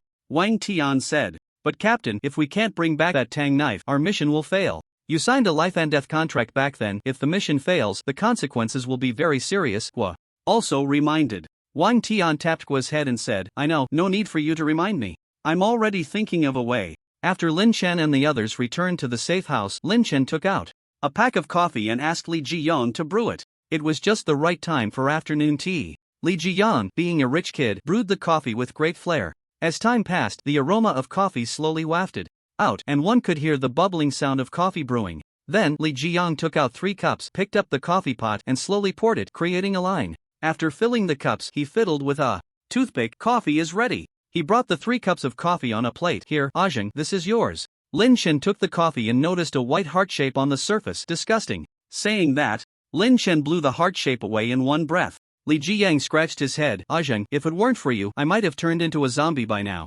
This is my thanks to you." Lin Chen ignored him and slowly sipped the coffee with his eyes closed. "Here, Xiao Yitong, this is yours." Jiang Yitong took the coffee and found a heart shape on top as well. She slapped Li Jiyang on the head. "Don't ever do this to me again." Li Jiyang pouted. "Two people who don't understand romance." Saying that, he took his cup of coffee and sat down to enjoy it slowly. After a while, Lin Chen took out some cakes and other desserts. Li Jiyang couldn't help but envy. "Ajeng, your space ability and replication ability are amazing. You don't have to worry about supplies at all. You even live a comfortable life in this apocalypse. You can't stop talking even when eating." Lin Chen rolled his eyes at him. Suddenly, Lin Chen stopped moving and slightly turned his head. "Someone's coming." He quickly opened the monitor and found that the newcomers were right next to the safe house. They seemed to be attracted by the aroma of coffee. "It smells so good." "Mom, do you smell it?" Li Mengfei said angrily. "I smell it. It seems to be top-quality coffee. Freshly brewed," Li's mother replied. "Strange, how can someone still have the mind to brew coffee at a time like this?" Li Mengfei wondered. "Mengfei, in my opinion, since this person has coffee, they must have food. We haven't eaten in a long time. We can ask this person to share some with us. I'm so hungry my head is spinning." "Of course, if he doesn't give it to me, I'll have to kill him." Li Mengfei pulled out the gun from his waist, his eyes fierce. Wealthy families usually have guns, especially since Li Mengfei is the heir of the Li family. He usually carries a gun with him. It seems to be coming from that strange house in front. Li Mengfei pointed at the safe house. Li's mother nodded. Seeing the two approaching, Lin Chen adjusted one wall of the safe house to be transparent. Li Jiyang turned his head and widened his eyes in shock. "Is it them?" Lin Chen looked at Li Jiyang. "Do you know them?" "One is my cousin, and the other is my aunt. They forced our family to stay in the villa, otherwise, my parents." Li Jiyang choked up a bit and slowly put down the coffee and dessert in his hands. "Pick up the coffee and dessert. Isn't it the perfect time for your revenge?" Lin Chen said. Li Jiyang looked at Lin Chen. He was right. He had to avenge his deceased parents. Suddenly, the wall in front of them became transparent, startling Li Mengfei and the others, who stumbled back. But when they saw Li Jiyang inside, they immediately breathed a sigh of relief. It was just family. However, in the next second, Li Mengfei became incredibly furious, lunging at the wall and pounding it with his fists, shouting at Li Jiyang, "You bastard! Did you know all along that there was no quarantine zone in the western suburbs, which is why you insisted on staying? Why didn't you tell us? It's you caused the deaths of Grandpa, Grandma, and my dad. I want to kill you." After being awakened by Lin Chen, Li Jiyang picked up the coffee again, took the dessert, and walked to the transparent wall, quietly watching the enraged Li Mengfei outside. He leisurely took a sip of coffee and slowly ate a piece of dessert, making Li Mengfei drool. "Why should I tell you?" Li Jiyang said slowly. Upon hearing this, Li Mengfei's anger surged, his eyes wide open as if he wanted to devour Li Jiyang. "Why? Tell me why. We are family. Family should unite and help each other, live and die together. But you bastard, kept us in the dark, selfish and self-serving, watching your own relatives jump into the fire without a care. Are you even human?" Li Mengfei shouted angrily. Li Jiyang sneered. "Family? Did you treat us as family? At that time, you only thought about saving yourselves, not caring about us at all. To make us bring supplies, you even blocked the entrance to the tunnel. This is what you call family? Wasn't it because we were afraid you wouldn't bring the supplies?" We did this to have a say in the quarantine zone, all for the good of the Li family. Don't you understand this little logic? Li Mengfei continued to argue. So, your say can be exchanged for the lives of our family? That's your family's obligation. Then why isn't it your family's obligation? Li Jiyang retorted. I am the eldest son of the Li family, the future heir. I can't be in any danger, do you understand? Humph. Li Jiyang scoffed. His attitude completely enraged Li Mengfei, who shouted at Li Jiyang, if you still consider yourself a member of the Li family, open the door and let my mom and me in. To eat something. Li Jiyang looked at the cake in his hand. So you want to eat, huh? You should have said so earlier. Yes. We haven't eaten in a long time. If we don't eat soon, we'll starve to death. Just let us in, and we'll forgive you, Li Mengfei said, staring at the cake, his eyes fixed and his tone urgent. Li Jiyang took a bite of the cake and said while eating, your forgiveness? Do I care? What did you say? Li Mengfei glared at Li Jiyang with immense anger. He had thought this kid was already scared of him, but unexpectedly he dared to say such things, instantly igniting Li Mengfei's emotions. In his heart, Li Jiyang was a selfish, irresponsible, unrepentant scoundrel, utterly devoid of humanity. Of course, this was merely his one-sided view, so he drew the pistol from his waist and without hesitation fired several shots at Li Jiyang. Bang bang bang, the gunshots rang out, hitting the transparent wall, but the bullets were all deflected. This was material of armor-piercing level. Li Mengfei's bullets were like mere tickles, having no effect whatsoever. Click click click. In a fit of rage, Li Mengfei ended up firing all his bullets, still pulling the trigger repeatedly, and finally slammed the gun against the transparent wall, causing it to bounce back and hit his forehead, scraping off a patch of skin. In the end, he shouted at Li Jiyang, you coward. You can only hide in this turtle shell of a house. If you have the guts, come out and face me like a man. Li Jiyang looked at Lin Chen and said, Zhang, this guy is too annoying. Let me go out and deal with him. Lin Chen nodded and slowly opened the transparent wall. As the wall opened, Li Mengfei's heart surged with joy. This kid had finally taken the bait. He clenched his fist tightly, the bones cracking, and the reason he dared to challenge Li Jiyang to a one-on-one was that he had passed through the city center earlier and seen many nut-like things on the ground, which were the fruits of the mutated phoenix tree. Starving, he picked some up to eat and later discovered that his body had been enhanced. Now, he could easily take on several people alone. Li Jiyang, you have guts to come out. Get ready to die. Li Mengfei shouted, rushing towards Li Jiyang with a confident expression. Li Jiyang smiled slightly. He had absorbed the high-purity mist given by Lin Chen, and his body had been enhanced to an unknown degree compared to Li Mengfei. He also clenched his fist and met Li Mengfei's punch head-on. Boom, crack. After their fists collided, Li Mengfei's expression changed drastically, looking at Li Jiyang in extreme fear. You've been enhanced too. What do you think? Li Jiyang suddenly exerted force, directly pushing him back. Li Mengfei's arms drooped, swaying in the air, his hand had broken. Li Jiyang moved again, charging at Li Mengfei. Li Mengfei was stunned. From that last punch, he clearly understood that he was far weaker than Li Jiyang. If this continued, he would surely die. So he suddenly knelt down, bowing his head to Li Jiyang. Jiyang, I deserve to die, I was wrong, please spare me. Li Jiyang abruptly stopped. What the hell was this? So flexible, so quick to back down. No. Li Jiyang shook his head and said. Li Mengfei looked up in confusion at Li Jiyang. What? People like you can never admit their mistakes, you're just afraid of dying. Ah. The more you fear death, the more I want you to die. With that, Li Jiyang took out the mutated tang knife. When Li Mengfei saw the glinting knife, he immediately wet his pants, repeatedly bowing and begging for mercy. But Li Jiyang didn't care. He raised the knife and struck down. The next second, Li Mengfei's head fell to the ground. Li Mengfei's mother, standing nearby, was dumbfounded. Seeing Li Jiyang's gaze turn towards her, she trembled all over. Li Jiyang, what are you doing? I am your aunt.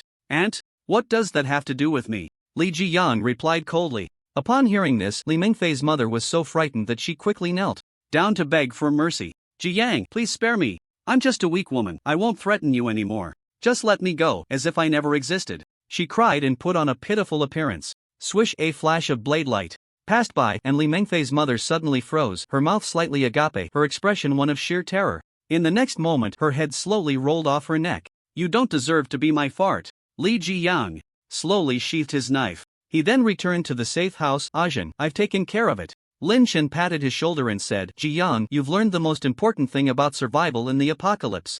What is it? Li Jiyang looked at Lin Chen with curiosity. Decisive killing. Just as Lin Chen was about to find some online literature to pass the time, the system suddenly prompted, Congratulations, host. You have successfully collected 2 mutated items. The system has opened a new function, allowing the host to copy others' awakened abilities. Wow, that's amazing. I can even copy other people's abilities. Of course, as long as the host continues to level up, the types and limits of what can be copied will keep increasing. There's nothing this system can't copy, only what you can't think of. Can I copy a new blue star? Yes. Awesome. But not at the moment. Please continue to collect mutated items to develop new system functions. So how do I copy someone else's ability? You just need to hold the other person's hand for 10 seconds. This, Lin Chen gasped. It's fine with a girl, but what if it's a guy? Lin Chen couldn't wait to try this new copying function, so he called Jiang Yitong over. Little Baozi, can I hold your hand? For a moment? Jiang Yitong blushed, lowered her head, and slowly extended her hand, softly saying, sure, brother Lin Chen. Little Baozi was quite cooperative, it's just that he didn't know if Li Jiyang would cause trouble. Lin Chen placed his hand on hers, and instantly a soft, cool sensation came over him. At the same time, he felt little Baozi shiver all over. Soon, 10 seconds passed, and Lin Chen released her hand. Jiang Yitong looked up at Lin Chen, her eyes filled with lingering feelings. Thank you, little Baozi. Jiang Yitong nodded. No need to thank me, brother Lin Chen. Then she walked away, her face redder than a monkey's. But just as she brushed past Li Jiyang, who was holding a cup of coffee. Sister Yitong, what's wrong with your face? Did you burn it? Li Jiyang asked. Jiang Yitong immediately turned frosty, slapping his head. Mind your own business. Copy successful. Congratulations, host, you have obtained the ability of precognition. Then, Lin Chen saw Li Jiyang approaching. Suddenly, he frowned as if he saw something, then slightly sidestepped. In the next moment, Li Jiyang lost his balance and fell to the ground, coffee spilling everywhere. Lin Chen nodded in satisfaction. This precognition is quite interesting. He then called over Golden Retriever and, after holding its paw for 10 seconds, the system prompted, congratulations host, successfully copied the steel enhancement ability. Lin Chen nodded in satisfaction. This was just too incredible. After dinner, they had grilled meat and then began to absorb the mist for cultivation. After Lin Chen absorbed several hundred bottles of mist this time, he found that the range of the absolute space had not expanded.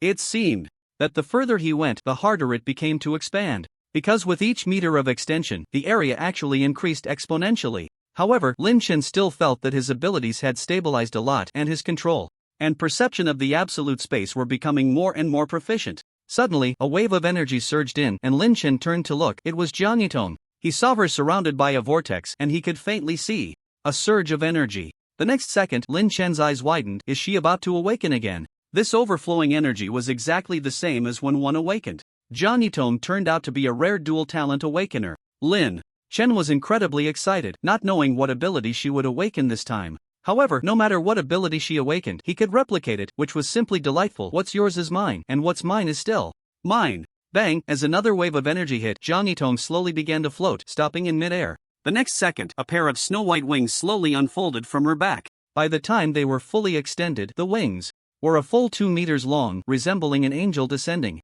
Awakened ability, Angel's Wings. In addition to gaining the ability to fly, as the ability continues to strengthen, the feathers on the wings can be shot out, capable of taking a person's head from 1,000 miles away. Jiang Yitong slowly descended, happily running to Lin Chen with her pair of snow-white wings. Brother Lin Chen, it seems I have awakened again. What's going on? Little Baozi, you are a rare dual ability awakener. This is your second ability. A dual ability awakener, that's great. With one more ability, I won't be a burden to brother Lin Chen anymore. Come on, little Baozi, let's shake hands to celebrate. Lin Chen said opportunistically. Shake hands to celebrate? Little Baozi murmured softly but still extended her hand. 10 seconds later, Lin Chen smiled knowingly. Ability replication successful. Angel's Wings. The next second, with a bang, a pair of identical wings grew from Lin Chen's back. Jiang Yitong was a bit surprised. Brother Lin Chen, you also awakened this ability. Lin Chen smiled and nodded. Yes, yes. Li Jiyang watched the two of them continuously awaken their abilities, feeling a wave of desolation in his heart. Why had they both awakened 2 abilities while he had not awakened even one? He glanced at the golden-haired dog, feeling slightly comforted. At least you haven't awakened a second ability. Just as he finished speaking, the golden-haired dog, with its eyes closed, suddenly opened them, and a wave of energy surged out. Li Jiyang grimaced. No way, you're about to awaken too? I'm really worse than a dog. Lin Chen and Jiang Yitong also noticed the golden-haired dog's movement. The golden-haired dog is also a dual ability awakener. Lin Chen exclaimed in surprise. That's right, the more you awaken, the better. I'll replicate all of them for you. Golden-haired dog awakened ability, form control. This ability allows for the arbitrary change of body form. Lin Chen was a bit surprised upon hearing this. This ability was a perfect match for the golden-haired dog's steel enhancement. As long as it controlled a certain part of its body to become a weapon, its entire body would be a killing machine. Lin Chen walked up to the golden-haired dog, extended his hand, and said, "Not bad, golden-haired dog, you've also awakened a second ability. Let's shake hands to celebrate." The golden-haired dog obediently extended its paw. It glanced at Lin Chen's hand, and the next second, its paw was enveloped in a white light. When the white light dissipated, its paw had actually transformed into a hand. Wow! Lin Chen looked at the golden-haired dog. "Can you turn into a human form?" After hearing this, the golden retriever glanced at Lin Chen. The next moment, its entire body was enveloped in a ball of white light. As the light dissipated, a person who looked exactly like Lin Chen appeared before him. "Wow, it really works!" Lin Chen exclaimed. "Woof woof woof." The golden retriever, transformed into Lin Chen, couldn't speak human language, so it barked twice. Lin Chen felt it was strange to see himself barking like a dog, so he had the golden retriever return to its original form. The golden retriever, now back to normal, looked noticeably tired. It seemed that using this ability was quite exhausting. Otherwise, Lin Chen had planned to let it stay transformed for cough cough. After shaking hands with the golden retriever for 10 seconds, Lin Chen successfully copied its ability. With a flash of white light, Lin Chen's right hand transformed into a silver-white sharp spike gleaming with a chilling light, looking incredibly sharp. Jiang Yitong and the golden retriever widened their eyes, staring at him as if he were a monster. Just how many abilities had he awakened? Seeing Li Jiang looking a bit down, Lin Chen patted his shoulder. "It's okay, Jiang." Little Baozi was also slow to awaken at first. "You might be a dual ability awakener too, which is why it's taking longer." Li Jiang smiled and said, "Thanks, Ajeng." In a park in Jiangtong City, there is an underground pond. As the name suggests, the water in this pond comes from underground springs, and like the giant phoenix tree, it is one of the major attractions of Jiangtong City. In winter, the pond doesn't freeze. Instead, a layer of white mist floats on the surface as if it's about to boil. In summer, approaching the pond brings a cool breeze known as Jiangtong City's natural air conditioning. But at this moment, the surface of the pond was bubbling continuously as if it were boiling. The next second, the originally clear water suddenly became murky, like a cloud of white smoke. The fish in the water desperately leaped to the surface, as if something terrifying lurked below. After a while, those fish quieted down, no longer jumping. They had mutated, each one had sharp teeth, their bodies rotting, resembling zombies. Some fish had even fused together, some tails merged with tails, some heads with heads, and some were fused side by side, forming a bizarre cross shape. In the next moment, a massive brown hand suddenly reached out from the water's surface. Then, a tall zombie, over 10 meters high, slowly emerged from the water, still biting into many mutated fish, showing no concern. It tore off a dozen mutated fish from its body and tossed them into its mouth, crunching them with delight. It sniffed around as if searching for prey and suddenly locked onto a direction, heading that way. With each step, the ground seemed to tremble. If one were to look closely, they would find that the enormous zombie was formed from countless fused human corpses. These must be the bodies of those thrown into the lake. Who would have thought they would one day resurface in this manner? "Dragon brother, the phoenix tree has been destroyed." The speaker was the same person who had been secretly observing Lin Chen and the others from the tall building earlier.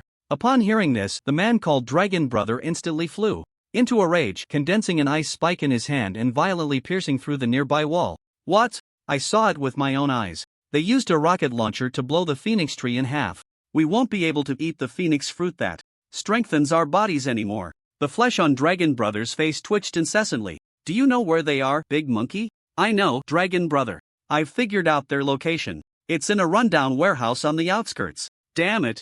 Those bastards blew up my phoenix tree. I want you dead." Big Monkey reminded him, "Dragon Brother, those guys seem to be enhanced. They're not easy to deal with." Whoosh, an ice spike flew past Big Monkey's ear, scaring him so much that he wet his pants. "No matter how strong they are, can they be stronger than me? I can kill them with just a few ice spikes. Let's go." Soon, under Big Monkey's lead, they arrived outside the safe house. "Dragon Brother, it's this one." Big Monkey pointed to the rundown warehouse not far away. "Damn it, brothers, tonight we feast on meat," Dragon Brother said fiercely. "Meat, meat." These people didn't know how many days it had been since they last ate meat. Upon hearing they could eat meat, their faces turned wild with excitement. Inside the safe house, Lin Chen and the others heard the voices outside and immediately became alert. Someone's coming. Just as they were about to go out to test their newly awakened skills, Lin Chen led everyone out of the safe house. Upon stepping outside, he looked at the people and said, "Where did these wild dogs come from, making such a racket?" As soon as Lin Chen and the others came out, Big Monkey immediately recognized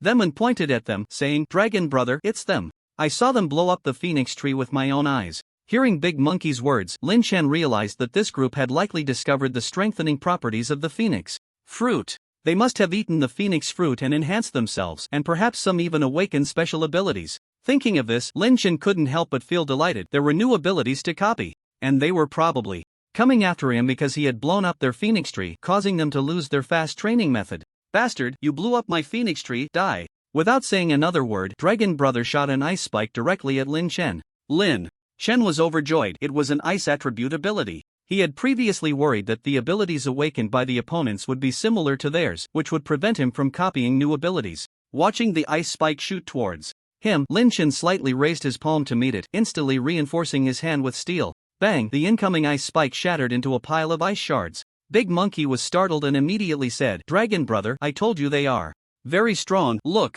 Dragon Brother directly slapped Big Monkey across the face. "Damn it, I saw it myself, no need for you to say anything. I only used 10% of my strength." Yes, Dragon Brother is mighty. Dragon Brother is amazing. Kid, can you handle this big ice spike of mine? Dragon Brother roared, his hands forming a hugging gesture as a 1 meter thick, over 10 meter long ice spike slowly formed from where he embraced. Once it was completed, he charged at Lin Chen and the others with the massive ice spike. Die, bastard. Lin Chen glanced at the others and said, "You guys deal with the others, this big ice pillar is mine." After saying that, Jiang Yitong, Li Jiang, and Jin Mao immediately scattered and rushed out. Watching the large ice pillars stabbing towards him, Lin Chen transformed his steel-reinforced palm into a sharp blade and struck at the ice pillar. As his hand blade sliced into the ice pillar, Lin Chen suddenly exerted force, cleaving through it with unstoppable momentum. Ice shards continuously fell from the point of impact. Long Gu felt the resistance and shouted as he pushed the ice pillar forward. Suddenly, he sensed something was off. The ice pillar seemed to have become lighter. Turning his head, he realized the opponent was already right in front of him. He quickly let go of the ice pillar and waved his hands upward, causing several massive ice spikes to rise from the ground, directly blocking Lin Chen's path. Lin Chen was somewhat surprised. This person was clearly much stronger than the previous fire-type awakener. It seemed he had consumed quite a few phoenix fruits, and his first-tier abilities had become quite stable. Lin Chen was momentarily distracted when he saw ice spikes rising on the other 3 sides, completely surrounding him. Immediately after, Long Gu descended from above, holding a large ice spike, and aimed it at Lin Chen. Long Ji's expression was ferocious. "You bastard, let's see where you can hide this time." Lin Chen smiled slightly, instantly reinforcing his entire body with steel, turning it silver white. The next second, the ice spike struck his head, followed by a crisp sound of metal colliding, as the ice spike gradually turned into a pile of powder. As the ice spike continued to shorten, Long Gu thought he had pierced through his opponent, a smug look appearing on his face. "Damn it, you blew up my phoenix tree, I'll make you pay." But soon, he widened his eyes in terror as he saw a massive silver-white fist coming towards him. He couldn't dodge in time and was hit in the chest, flying backward. Struggling to regain his footing, he coughed up a mouthful of blood. This was Lin Chen transforming his massive fist into a giant blade, slicing horizontally at the ice spikes in front of him. Swish! 4 huge ice spikes were cut in half. Lin Chen jumped out from inside and swung down at Long Gu. Long Gu was startled. "What the hell? Such a big blade." The hand blade Lin Chen transformed into was a full 40 meters long, scaring Long Gu so much that he involuntarily shivered and hurriedly dodged to the side. But Lin Chen had already predicted this move, instantly horizontal with his blade, striking towards him. Long Gu couldn't evade and could only continuously condense ice pillars to block in front of him, retreating constantly. However, those ice pillars were sliced through one by Lin Chen's handblade, as if they were tofu. Long Ji's face changed dramatically. "What the hell? How is he so strong? I should have known better than to come. Stop, I was wrong, bro." In the final second, just as the blade was about to strike Long Ji's neck, he suddenly jumped up and knelt on the ground, begging for mercy. Lin Chen suddenly thought that if this person died, he wouldn't be able to replicate his abilities, so he sheathed his blade just in time. It was a hair's breadth away from severing Long Ji's head. Lin Chen walked up to Long Gu and said, "Extend your hand." Long Gu was taken aback. "Huh? Extend your hand?" Confused, Long Gu extended his hand, not understanding what was happening. The next second, Lin Chen grabbed his hand. Long Gu swallowed hard, his lips twitching, and said, "As long as you don't kill me, I'm willing to submit to you." 10 seconds later, Ice-type ability replication successful. Lin Chen suddenly exerted force and twisted Long Ji's arm. "What did you say, you dead bastard? Die." The next second, his palm transformed again into a sharp spike, directly stabbing into Long Ji's chest. "Anyone who offends me shall not live." After killing Long Gu, Lin Chen turned to glance at Jiang Yitong and the others. With Jiang Yitong and Jin Mao's current strength, dealing with those small karami was as easy as chopping vegetables. Li Jiang, bolstered by the Tang Dao, was also exceptionally fierce. Ordinary weapons were like mud in front of the Tang Dao, breaking with a single strike. Suddenly, Lin Chen felt the ground tremble, as if some colossal creature was approaching. The fighting Jiang Yitong and the others also sensed the terrifying tremor and stopped, looking in the same direction. The big monkey and the surviving little brothers took the opportunity to distance themselves, their eyes filled with fear. How could they fight with such a disparity in strength? With a furrowed brow, Jiang Yitong suddenly transformed, sprouting angelic wings and soaring into the air. The big monkey and the others widened their eyes in disbelief. No way! Wings, and it can fly! In the air, Jiang Yitong looked westward, her expression grave, and said to Lin Chen, "Brother Lin Chen, a horde of zombies is coming from the west, along with several giant zombies over 10 meters tall. They're about to reach us." Those giant zombies were the fusion-type zombies that had emerged from the lake's depths. Hearing Jiang Yitong's words, Lin Chen's expression changed, and he immediately said to her, "Little Baozi, come down and carry Jin Mao up." Jiang Yitong nodded, quickly descended, picked up the 70 to 80 pound Jin Mao, and flew back into the air. Lin Chen looked at Li Jiyang, who seemed a bit dazed, and shouted, "What are you waiting for? Come over." Coming. Li Jiyang ran over frantically to Lin Chen's side. Lin Chen also transformed, sprouting angelic wings, and lifted Li Jiyang into the air. Not far away, the zombie horde and those giant zombies had already arrived. The big monkey and the others looked at the dense mass of zombies and the few giant zombies nearby, their legs tightening in fear, lips trembling. They glanced at Lin Chen and the others in the sky, then looked at each other. "What do we do?" "Run!" They turned to flee, but it was already too late. The zombie horde had arrived. Upon seeing the living, the zombies charged at them frantically. Soon, the big monkey and the others were knocked down by several zombies, and then the horde surged in, quickly piling up into a small mountain. A giant zombie lowered its head to look, then reached out a massive hand to grab the small mountain and opened its mouth wide, tossing the small mountain inside and began to chew. So brutal, even its own kind was eaten. Lin Chen was somewhat shocked. By this scene, these giant zombies were actually second tier. After sensing the aura they emitted, Lin Chen was even more astonished. Could there be mutated plants appearing again? That shouldn't be the case, the system hadn't warned him. Just then, a giant zombie spotted Lin Chen and the others flying in the air and reached out to grab them. Lin Chen held Li Jiyan with one hand, while his other hand, reinforced with steel, transformed into a giant blade, and he struck down fiercely at the giant hand made of countless corpses. "I'll be damned if I let you grab me."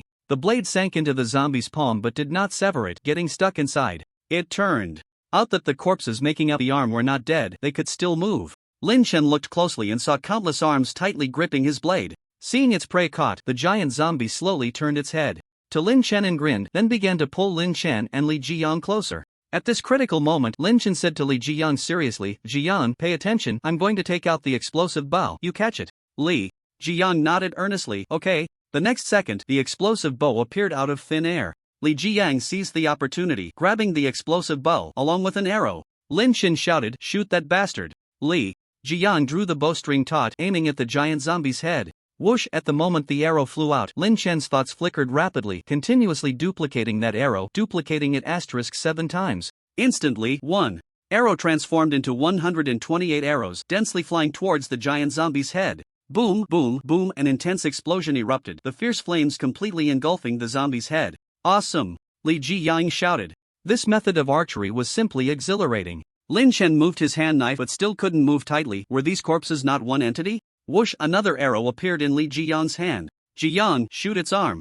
"Okay." This time, Li Jiyang aimed at the zombie's arm. Whoosh! The arrow shot out, duplicating *7 times. This time, Lin Chen didn't line up all the duplicated arrows in a row but concentrated them to shoot at a single point on the zombie's arm. Like a string of firecrackers, the arrows continuously exploded on the zombie's shoulder, ultimately blowing its arm off. Lin Chen retracted the explosive bow. "Jiyang, use your tang knife to cut off those zombies entangled around my hand." After Lin Chen put away the explosive bow, Li Jiyang took out the tang knife, chopping back and forth until all the zombies entangled around Lin Chen's hand were severed, and that huge arm fell to the ground with a thud. At this moment, the flames also dissipated, and the giant zombie's head was blown apart halfway. Amidst the rotten flesh, a purple crystal could be faintly seen, shining with light. Zombie crystal core, the essence of condensed mist, can be used for cultivation and evolution of mutated items. Lin Chen nodded. This thing should be more useful than his mist bottle. If he could find a way to get one, he would have countless of them. Just as Lin Chen was thinking this, the giant zombie's head began to heal at a visible speed, and the severed arm was slowly regrowing.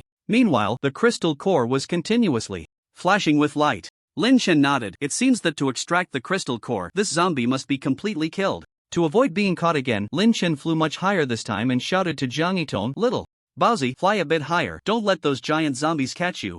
Jiang Yitong nodded, holding the golden retriever and flying up several dozen meters higher. Suddenly, a zombie suddenly fell to the ground, as if tripped. By something, it was Lin Chen's safe house.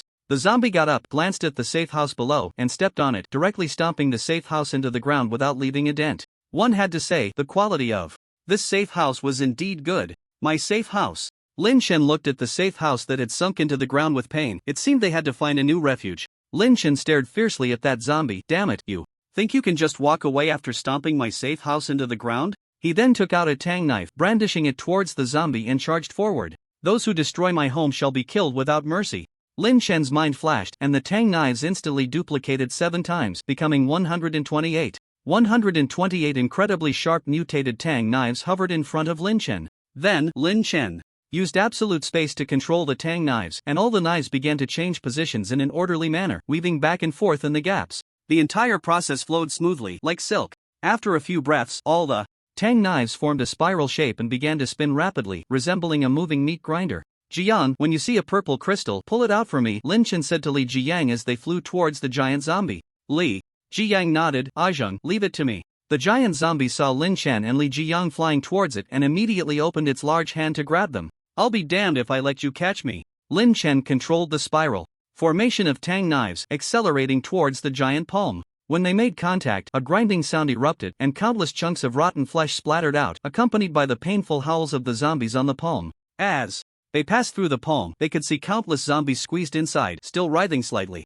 They looked as if they were in great pain, letting out faint howls. The entire internal space of the palm was terrifying, oppressive, foul-smelling, and depressing, making one feel a wave of panic and palpitations. But when the zombies saw Lin Chen and Li Jiyang, they immediately became incredibly excited, stretching out their mangled hands, wanting to grab them. Li Jiyang swallowed hard, cold sweat breaking out on his forehead. This horrifying, anti-human scene was something he had never seen before, making him feel nauseous. But soon, they passed through the palm and flew towards the zombie's head. Lin Chen noticed Li Jiyang's abnormality and sternly said, Jiyang, this is the zombie apocalypse. Are you scared? Open your eyes and look carefully. The best way to overcome fear is to face it head on. If you can't handle this, you won't survive in this apocalypse. Upon hearing this, Li Jiyang's expression became serious. The next second, he shouted, I'm not afraid. Ajeng, you're right. If I can't handle this, I don't deserve to live in this apocalypse. What a piece of trash giant zombie, let's charge at it. Seeing Li Jiyang's reaction, Lin Chen nodded in satisfaction. Good, let's charge at this bastard. Then, Lin Chen controlled the spiral tang knives, plunging them into the giant zombie's head. Instantly, a nauseating, slimy sensation swept over him, and the air became foul-smelling. Li Jiyang almost vomited, but just as it reached his mouth, he swallowed it back down. He kept encouraging himself, what's the big deal? It's just a pile of rotten meat. At that moment, Lin Chen's voice suddenly rang out. Jiyang, quickly, the purple crystal core, pull it out. Li Jiyang then noticed a crystal glowing with purple light beside him. This was the zombie crystal core. Li Jiyang grabbed the egg-sized crystal core, allowing the zombie hands to touch his face, leaving behind slimy liquid. He wanted to yank it out, but found the crystal core seemed to be solidified like cement, unable to budge an inch. At that moment, the zombies in his brain began to howl in pain, as if sensing the threat to the crystal core. The sharp and terrifying sounds echoed in Li Jiyang's ears. Screw you! He shouted, using all his strength, but it was futile. Ajeng, I can't pull out the crystal core. Lin Chen frowned. Indeed, this second-tier zombie was not so easy to deal with. Just as he was lost in thought, several red tentacles suddenly emerged from the pile of zombies, attacking Li Jiyang, who was trying to extract the crystal core. Lin Chen swiftly drew his knife and severed the tentacles, but more and more tentacles began to emerge from all directions, almost surrounding the two of them with no blind spots. At the same time, the zombies in the heads were slowly crawling towards Lin Chen and the others, the space in their brains becoming increasingly cramped and crowded. Seeing the situation worsening, Lin Chen reinforced himself with steel and then used shape control to transform into a metal ball, wrapping Li Jiyang inside. Then Lin Chen felt countless tentacles crashing against him frantically. As expected of a second-tier zombie, he sensed that he couldn't hold on much longer before being overwhelmed. Jiyang, how's it going? Can you manage? Li Jiyang looked anxious. Ajeng, give me a little more time, I will definitely pull out this crystal core. He shouted with all his might, desperately trying to extract the crystal core. He didn't want to give up. He wanted to prove to Lin Chen that he was not useless. Jin Mao and Jiang Yitong had both awakened their powers twice, while he had yet to awaken any abilities, which made Li Jiyang feel guilty and frustrated, always thinking he was a burden to the team. This time, an opportunity lay before him, and he desperately wanted to prove that he was useful, not a waste. Come out. He gritted his teeth, shouting over and over, veins bulging on his neck. His cheeks flushed, sweat pouring down his face, gasping for breath. Lin Chen's expression changed. It was clear that the steel reinforcement was about to give way. Jiyang, we need to go, Lin Chen said. Li Jiyang spoke. With a choked voice, almost there, Ajeng, I can definitely pull out this crystal core. Lin Chen noticed the change in his emotions and said, Jiyang, having this fighting spirit is already enough. Strength is built. Step by step. If you can't pull it out, no matter how strong your will is, it won't come out. In fact, Lin Chen had touched that crystal core long ago and had already copied countless of them in the system space. The reason he wanted Li Jiyang to pull this one out was to ignite his fighting spirit. Lin Chen had long seen that Li Jiyang was feeling down because he had not awakened his powers for so long. This was to help him regain his confidence. However, their strength was clearly insufficient. Hearing Lin Chen's words, Li Jiyang was slightly taken aback, a hint of disappointment appearing on his face. Really? Are we really going to give up like this? I don't know. If there will be another opportunity like this again, there will definitely be, Lin Chen replied. Once our strength rises another level, these giant zombies will just be a pile of slightly rotten meat in our eyes. After hearing this, Li Jiyan thought for a moment and said, but at that time, wouldn't this matter become very easy? Its significance would change a lot. Lin Chen was taken aback. He didn't expect Li Jiyan to have such awareness. He felt gratified. Lin Chen's expression grew increasingly grim as the attacks from the tentacles became faster and stronger. He was about to collapse. Jiyan, we need to go, I can't hold on much longer. Li Jiyan looked at Lin Chen with concern, then reluctantly released his grip and said, okay, Ajeng, let's go. But the next second, as if he thought of something, his expression hardened and he charged towards the crystal core without hesitation. Jiyan, what are you doing? Lin Chen shouted. The next moment, he saw Li Jiyan open his mouth and swallow the crystal core, then forcefully move his body to let the core slide down his esophagus into his stomach. He looked a bit pained but gritted his teeth and said, since I can't take you away, I'll just swallow you on the spot. Seeing Li Jiyan's actions, Lin Chen was shocked. He didn't expect him to be so ruthless. Immediately after, Li Jiyang began to absorb the energy of the crystal core using the method Lin Chen had taught him. Suddenly, a purple light flickered in Li Jiyang's stomach and he really started absorbing the energy of the crystal core. At that moment, Lin Chen heard the furious roar of the zombie. It sensed that its crystal core was being absorbed. However, since it was inside its own brain, it could only keep slapping its head with its large hand. After realizing it was futile, it shoved its hand into the hole made by Lin Chen's tang knife. Lin Chen saw the hand reaching in and immediately chopped it into several pieces with the knife. Ah! At that moment, Li Jiyan let out a loud roar and suddenly opened his eyes wide. The next second, a huge shadow slowly condensed behind him. Awakened. Seeing the shadow grow larger, Lin Chen quickly changed his form back to normal. Slowly, the zombie's brain was directly blown apart and its massive body crashed to the ground. At this moment, Li Jiyang was being dragged by one of the shadow's hands, suspended in midair. The shadow was at least several dozen meters tall. The next second, Li Jiyang jumped up, landing on the top of the shadow, then clenched his fist and struck down hard. At the same time, the shadow synchronized with his movement, also punching down towards the ground. This punch instantly turned dozens of zombies into a puddle of flesh, sending countless zombies flying, and the ground seemed to tremble slightly. After absorbing a second-level zombie's crystal core, Li Jiyang's first-level ability was actually stabilized. Seeing his own bravery, Li Jiyang controlled the giant shadow and charged towards a giant zombie. The giant zombie noticed the approaching shadow and swung a punch. Li Jiyang stood with his feet slightly apart and also swung a punch. Boom! The giant shadow was knocked back several dozen meters. Indeed, his current strength was still far from that of a true second level. Jiyang, don't force it, your current strength can't handle a second level, Lin Chen said to Li Jiyang. Li Jiyang nodded and stopped attacking. Then, the group of zombies continued to rush towards the city center. What was attracting them? After the zombie tide passed, Lin Chen and the others slowly descended to the ground. At this time, a few slower zombies saw Lin Chen and the others and charged over, roaring loudly. Li Jiyang hurriedly shouted, let me handle it. He then threw a punch at those zombies and at the same time, a huge black fist appeared out of nowhere, crashing towards the zombies. Snap! In an instant, those zombies were turned into meat paste. Li Jiyang then slowly withdrew his fist, excitedly coming to Lin Chen's side. Ajeng, I finally awakened. Lin Chen nodded and said, let's shake hands to celebrate. Li Jiyang extended his hand and Lin Chen grabbed it firmly. After a long time, he still hadn't let go. Li Jiyang's expression was strange. Ajeng, is it necessary to hold on for so long? Oh, I'm just so happy for you. Feeling excited and forgot to let go, Lin Chen casually replied. At that moment, the system prompted successfully copied the ability of the black magic giant shadow. Lin Chen smiled with satisfaction. He had gained another ability. Jiang Yitong and Jin Mao walked over. Brother Lin Chen, why did so many zombies suddenly appear? Jiang Yitong asked, somewhat puzzled.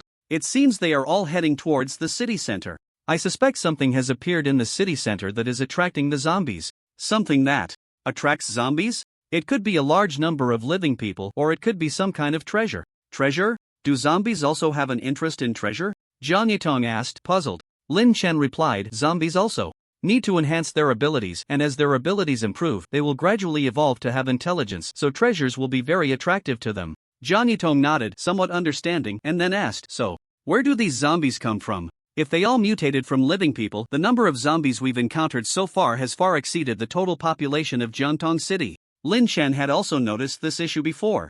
The only explanation was that somewhere there was some mysterious force continuously providing zombies. As for what that was, Lin Chen couldn't know at the moment. He looked back at the safe house that had been trampled into the ground, his expression somewhat serious. The shelter was buried. Where would they live in the future? There was no place more suitable than this safe house. Lin Chen was pondering their next residence when he suddenly caught sight of Li Jiyang and was instantly overjoyed, thinking of a solution. The two's black demon giant shadow was quite strong, so why not just use it to dig out the safe house? Jiyang, summon your black demon giant shadow, let's get the safe house out. Li Jiyang nodded and then shouted loudly. A giant black shadow over 10 meters tall appeared behind him. Following that, Lin Chen did the same, summoning a massive black shadow.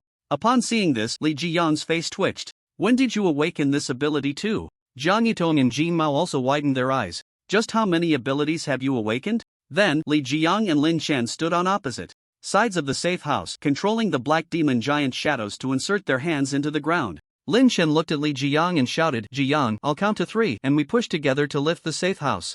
Okay, Zheng. 3, 2, 1, lift. Hey, up. With their combined effort, the safe house was indeed slowly lifted. In no time, the entire safe house was exposed above the ground, and the two placed it on the flat ground nearby, leaving a deep pit beside it. Lin Chen looked around, realizing they needed to enclose this area and establish a defense and attack system, otherwise, every time a zombie tide came, the safe house would be buried again. So he took out many iron fences and barbed wire from the system space surrounding the empty land around the safe house and a nearby building. With the support of the black demon giant shadows, Lin Chen and Li Jiyang quickly completed this task, and Lin Chen also had many generators and batteries to electrify the barbed wire. Some generators used number 98 diesel for power, while others used solar panels, ensuring the barbed wire would be electrified 24 hours a day, always on standby. After finishing all this, Lin Chen looked at the big pit and felt it was somewhat abrupt. He thought for a moment, how about turning it into a swimming pool? Without hesitation, Lin Chen took out tiles and cement from the system space and piled them aside.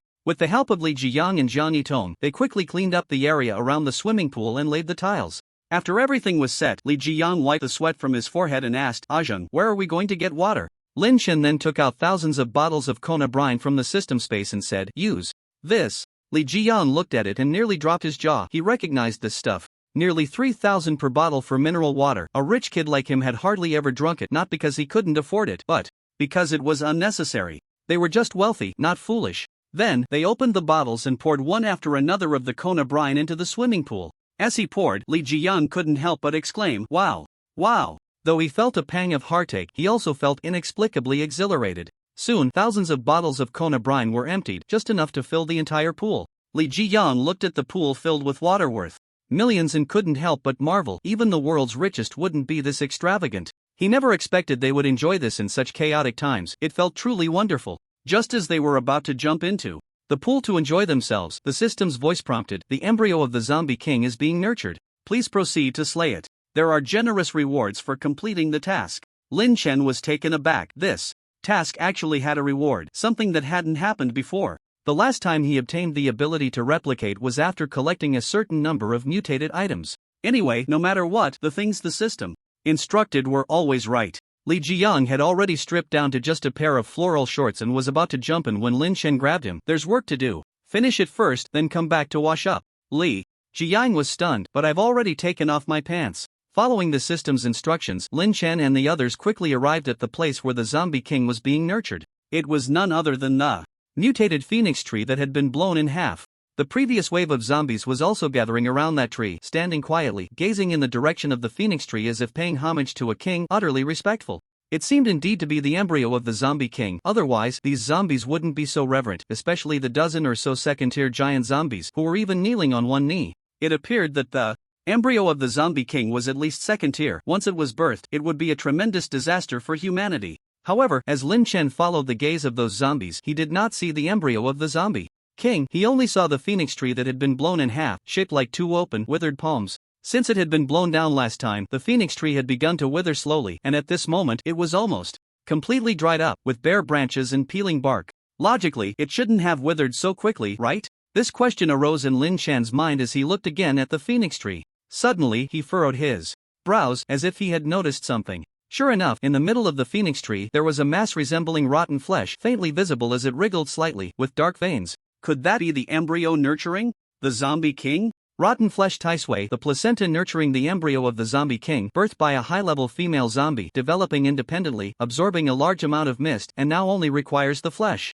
and blood of 100 living humans to break free. Indeed, it seems that the larva of the Zombie King is among that rotting flesh. But now, with so many zombies surrounding it, it's hard to take action, especially with so many second-tier giant zombies around. Lin Chen had a doubt in his heart. With the help of the replication system, he had absorbed so much mist to reach the first tier, yet now there were so many second-tier zombies. How much mist had they absorbed? They had even condensed crystal cores. Just as Lin Chen was pondering, the previously quiet zombies began to stir. First, the zombies standing on the outskirts let out growls, starting to claw and bite at each other, slowly becoming frenzied, even beginning to tear at their fellow kind. Some zombies had a piece of rotten flesh in their mouths, holding a severed limb in their hands, as if they were dancing. Then the giant zombies stood up in unison, all gazing at that mass of rotting flesh, and then raised their arms and shouted, "Roar, roar, roar, roar!" The other zombies responded in kind. Soon, nearly half of the zombies surrounded a tall building nearby, while the other half tightly encircled the rotting flesh. "Ajeng, what are they doing?" Li Jiyang asked in confusion. Lin Chen recalled what the system had said earlier. The larva of the Zombie King needed the flesh and blood of 100 living people to break free. With half the zombies surrounding that tall building, they looked like they were hunting. There must be survivors in that building. They are hunting. Hunting? Do you see that mass of rotting flesh? That is the placenta nurturing the larva of the Zombie King. These zombies must have sensed that this larva is about to be born, so they all rushed over. And there's another condition for the birth of this larva: 100 living people must be sacrificed. Lin Chen said. Zombie King. Li Jian was both surprised and puzzled. How could a Zombie King suddenly appear? The zombie crisis had only occurred for less than 20 days, and these zombies had evolved too quickly. That's right. Once this larva of the Zombie King is born, it will be dangerous, so we must kill it in the placenta. Lin Chen said. Li Jiang swallowed hard. These zombies were truly perverse, expelling the placenta to develop outside. But hearing Lin Chen's words, he felt a thrill at the thought of killing it in the placenta. Those zombies are surrounding that building. It seems there are still living people inside. They must be going to capture those living people for sacrifice. Lin Chen pointed at the tall building surrounded by zombies. Should we go save them? Li Jiyang asked. Save? Why save them? Jiyang, I need to tell you the second lesson of the apocalypse: never be a saint. In the apocalypse, virtue is not spoken of. The person you save today may be the one who kills you tomorrow. Do you understand? Lin Chen said very seriously. Li Jiyang nodded, pondering something, and replied, I understand, Ajeng. Then he looked at the mass of rotting flesh and asked, what should we do now? Lin Chen looked around, then frowned in thought. After a while, his eyes widened as he thought of a good plan. I've got it. Then Lin Chen called Li Jiyang, Jiang Yitong, and Jin Mao over to discuss. After listening to Lin Chen's plan, Li Jiyang frowned and said to Lin Chen, isn't this a bit too risky? Without entering the tiger's den, how can you catch the tiger cub? It will be even more dangerous when the Zombie King's offspring is born. Li Jiyang nodded, feeling that Lin Chen made sense. Then Lin Chen took out a rocket launcher and fired a shot into the distance. As all the zombies' attention was drawn, Lin Chen and the others transformed into angelic wings and quietly flew into the building surrounded by zombies. They entered through a window and appeared in a dimly lit corridor where the overhead light flickered on and off, indicating that the power system was not completely down. Most of the rooms on both sides were half open, and there were obvious chaotic footprints on the dusty floor. Lin Chen nodded, realizing that his guess was indeed correct. There were survivors in this building. Ah Zhang, why don't we let those zombies outside catch us directly? Why go through so much trouble to come into this building? I'm afraid they won't wait and will sacrifice us directly. Li Jiang suddenly understood and nodded, saying, oh, I see. The more people there are, the better chance we have to strike. But how did these zombies know there were living people in this building? Just as Lin Chen was pondering this, a shadow flashed at the end of the corridor and everyone immediately became alert. Lin Chen said, let's go check if it's a survivor. They quickly arrived at a room at the end of the corridor and the door was slightly shaking, indicating that something had indeed run inside. Lin Chen gently pushed the door open, revealing an office scattered with documents, the chandelier flickering and occasionally emitting a hissing electrical sound. At that moment, a sound of gnawing rats came from a nearby corner, rustling. "There's movement over there, let's check it out." The group quickly approached the source of the sound and saw a woman in a red dress crouching in the corner with her back to them, trembling slightly, looking as if she was crying. "Ah, Zhang, it seems like a survivor," Li Jiyang said. "But..." Lin Chen frowned, staring at the woman in front of him. The next second, the woman heard the noise behind her and slowly turned around. They saw her mouth covered in blood, half of her face was gone, revealing rotten flesh inside, and she was holding a half-eaten bright red heart in her hands. He. The woman smiled eerily for a moment, then presented the heart as if to offer it to Lin Chen and the others. However, her laughter quickly stopped, baring her teeth, and she threw the heart away, charging at Lin Chen and the others. Lin Chen immediately grabbed her head, preventing the female zombie from advancing as she flailed her arms and legs. Smack! Lin Chen yanked hard, directly pulling her head off and casually tossing it to the ground. The female zombie's body fell down violently. "Damn, it turned out to be a zombie. I almost fell for her trick," Li Jiyang said, patting his chest. Lin Chen said, "So in the apocalypse, you must always stay alert. Even if it's a person, you can't let your guard down. Sometimes, humans are scarier than zombies." Li Jiyang nodded slightly. Lin Chen glanced at the half-eaten heart on the ground and said, "The blood in this heart hasn't coagulated yet, it's even steaming. The person must have just died not long ago." Suddenly, he noticed the bloodstains on the ground. The heart had been dripping blood all the way, and the trail extended outside the room. "Let's follow the blood trail and see." Then, a group of people slowly followed the bloodstains, which led to the staircase, going up the steps. It seemed to be upstairs. Just as they were about to step onto the stairs, 4 or 5 zombies suddenly charged down from above. Lin Chen directly smashed one of their heads with a punch, while Li Jiyang, having built up his courage, showed no fear at all. He drew his tang knife and directly split one of them in half. Jiang Yitong used her explosive bow to ensnare the zombie's head, then yanked it hard, slicing the head open and spilling yellow liquid everywhere. The golden-haired one was even fiercer, extending its claws to slash and tear the zombie in front of it into strips of flesh. "Everyone be careful, there are quite a few zombies in this building," someone warned. The group nodded and continued to follow the bloodstains upstairs. Upon reaching the upper floor, the layout was similar, and the bloodstains extended into a frosted glass doorroom, with a sign hanging on the door that read, "President's Office." They pushed open the glass door and slowly entered. As soon as they opened the door, they were met with an indescribable scene. 2 zombies, 1 male and 1 female, completely naked. Upon hearing the noise of the door opening, they suddenly turned their heads, and upon seeing living people, they immediately stopped what they were doing and charged over, baring their teeth and claws. "Wow, 2 big white rabbits swinging around, quite dazzling." Jiang Yitong showed disgust and shot the female zombie down with an arrow, then stepped forward and kicked the male zombie away, slamming him against the wall. She then shot another arrow, piercing the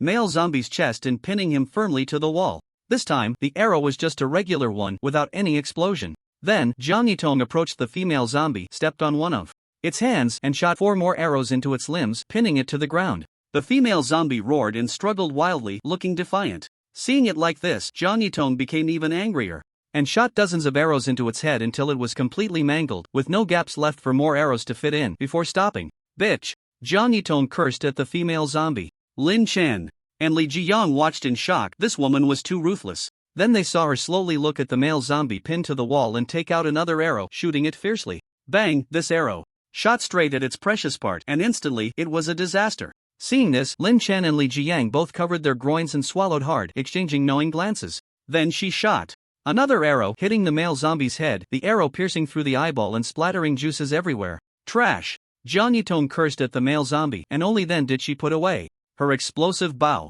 Lin Chen and Li Jiyang approached the female zombie to take a look. It was like a person with a bunch of arrows sticking out of their head. They noticed a badge hanging on the female zombie's chest, which seemed to be an ID badge, reading President's Secretary. Oh, so she was the president's secretary, and that male zombie must have been the president. It wasn't surprising to see this scene, as secretaries have things to do and nothing to do as well. Lin Chen looked at Xiaobazi and said, "Xiaobazi, why are you suddenly so fierce?" Jiang Yitong replied, "I hate people who mess around the most." Lin Chen gave her a thumbs up. She was simply the nemesis of adulterers, a demon in the eyes of mistresses. From the behavior of this pair of zombies, it seemed that zombies could retain some of their actions from when they were alive. Just then, a sound suddenly came from a nearby low cabinet. "There are more." Lin Chen suddenly looked over, and then everyone quickly gathered by the low cabinet. They saw a female corpse lying beside it, her head smashed open, the insides a mess, and her belly cut open with a huge gash. There were obvious stretch marks on her abdomen indicating she was pregnant. Her belly was empty, all the internal organs had spilled out, and there was a shocking large blood hole in her chest cavity, right where the heart was located. The heart in the hands of the female zombie downstairs should belong to this woman. To prevent her from turning into a zombie, Lin Chen used a tang knife to sever her head, then tore off a piece of curtain to cover her, because in Lin Chen's heart, a mother is always worthy of respect. Then the group looked back at the low cabinet. Be careful, if there's a zombie inside, kill it with one blow. Li Jiyang and Jiang Yitong nodded, and then Lin Chen suddenly opened the cabinet door. Suddenly, a 7 or 8-year-old boy appeared inside the cabinet, curled up in fear, completely naked. Upon seeing Lin Chen and the others, he made a whimpering sound and kept trying to squeeze back into the cabinet. Could this also be the child of the pregnant woman? Ah Jin, it looks like a child, what should we do? Li Jiyang looked down and said to Lin Chen. Lin Chen thought for a moment, then gently closed the cabinet door and turned to leave, saying, "Let's go."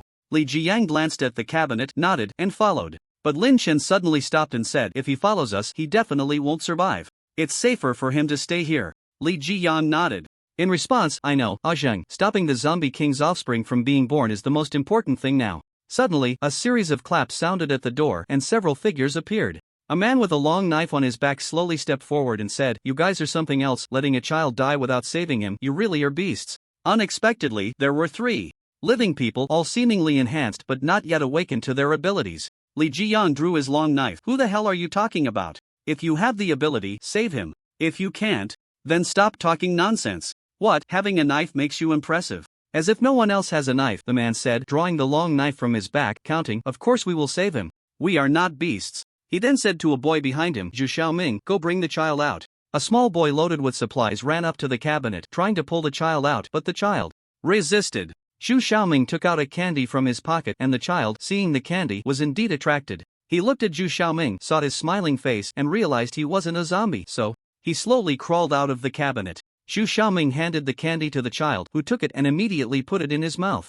Zhu Xiaoming then picked the child up, covering his naked body with a piece of cloth, and returned to stand behind the long knife man. "You guys are not worthy of entering our base, just wait here to die slowly, but we might consider that little beauty," Su Chang said, looking at Jiang Yitong with a smirk. Base. Indeed, there were a lot of survivors here, and they had even established a small base. Jiang Yitong suddenly glared at Su Chang, looking for death. Su Chang immediately laughed. Oh, the little beauty has quite the temper. How about joining our base? It's on the rooftop of this building, and once you join, there will be food and drink, and you won't have to worry about zombie attacks. Get lost. Jiang Yitong replied directly. Su Chang was instantly furious, but he didn't explode because he could see that these people were not ordinary. If it came to a fight, he would definitely not come out well. "Alright, you guys are impressive, so you can just stay here and wait to die. We're going to the base to eat bread and drink mineral water. We're leaving." He waved his hand at the 2 people behind him and said. At that moment, Zhu Xiaoming said to Su Chang, "Brother Chang, if the base doesn't take them in,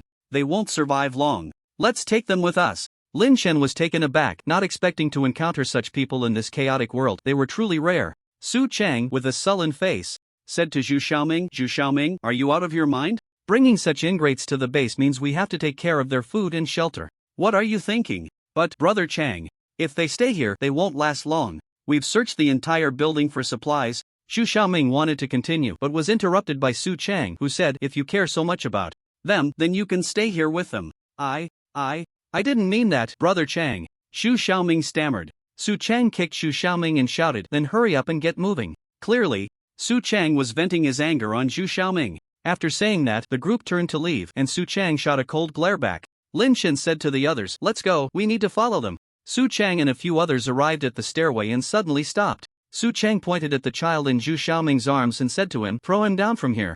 Zhu Xiaoming's face changed dramatically. "Why, Chang go? Why? Don't you know the situation at our base? We've searched almost the entire building for supplies, and now there's no food left to feed a child who can't work," Su Chang said, leaning in. "Then why did we save him just now? It would be better to let him wait there to die," Zhu Xiaoming retorted. "I just didn't like those people we saw earlier. Is that not enough?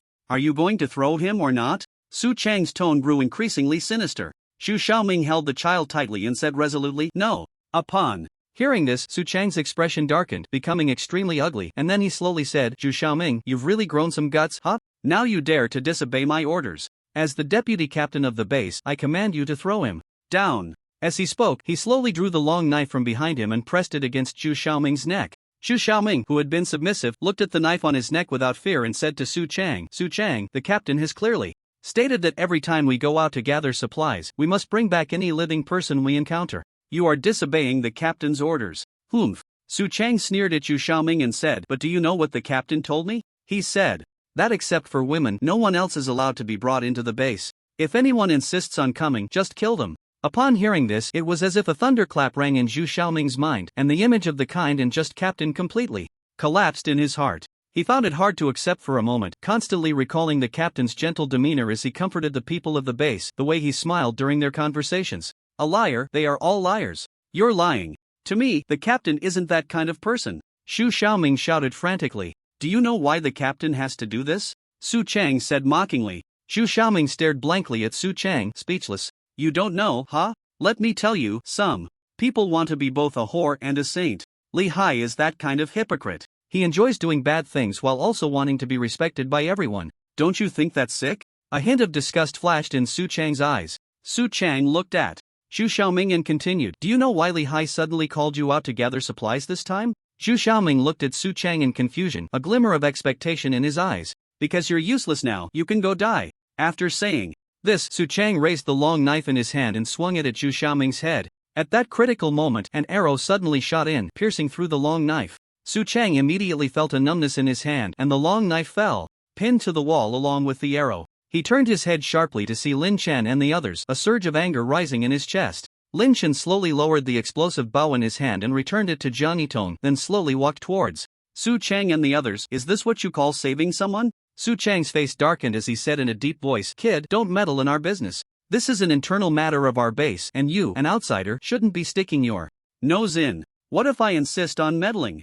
Lin Chen said, enunciating each word. Su Chang smirked coldly, staring at Lin Chen and said, "Then I won't mind killing you." "Oh, really?" As soon as Lin Chen's voice fell, his figure flashed, moving at incredible speed, and in the blink of an eye he was in front of Su Chang, facing him directly. Su Chang instantly felt a tremendous sense of pressure, as if it were crushing him from all directions, making it hard for him to breathe. This feeling drove him crazy. He roared, "Kid, you're looking for death." Then, he quickly drew two short knives from his waist, creating two arcs of blade shadows. The knife tips then turned, aiming directly at Lin Chen's eyes. At this moment, the absolute space had already opened. For someone like Su Chang, who had little enhancement within the absolute space, he was merely Lin Chen's plaything, like a puppet on strings. Just as the two knives were about to stab Lin Chen's eyes, Su Chang's expression turned smug. "I thought you were so impressive, turns out you're just bluffing. I guess I was too cautious before." Bang! Suddenly, an invisible force pressed down on him, leaving him momentarily stunned, as if he were set in concrete. No matter how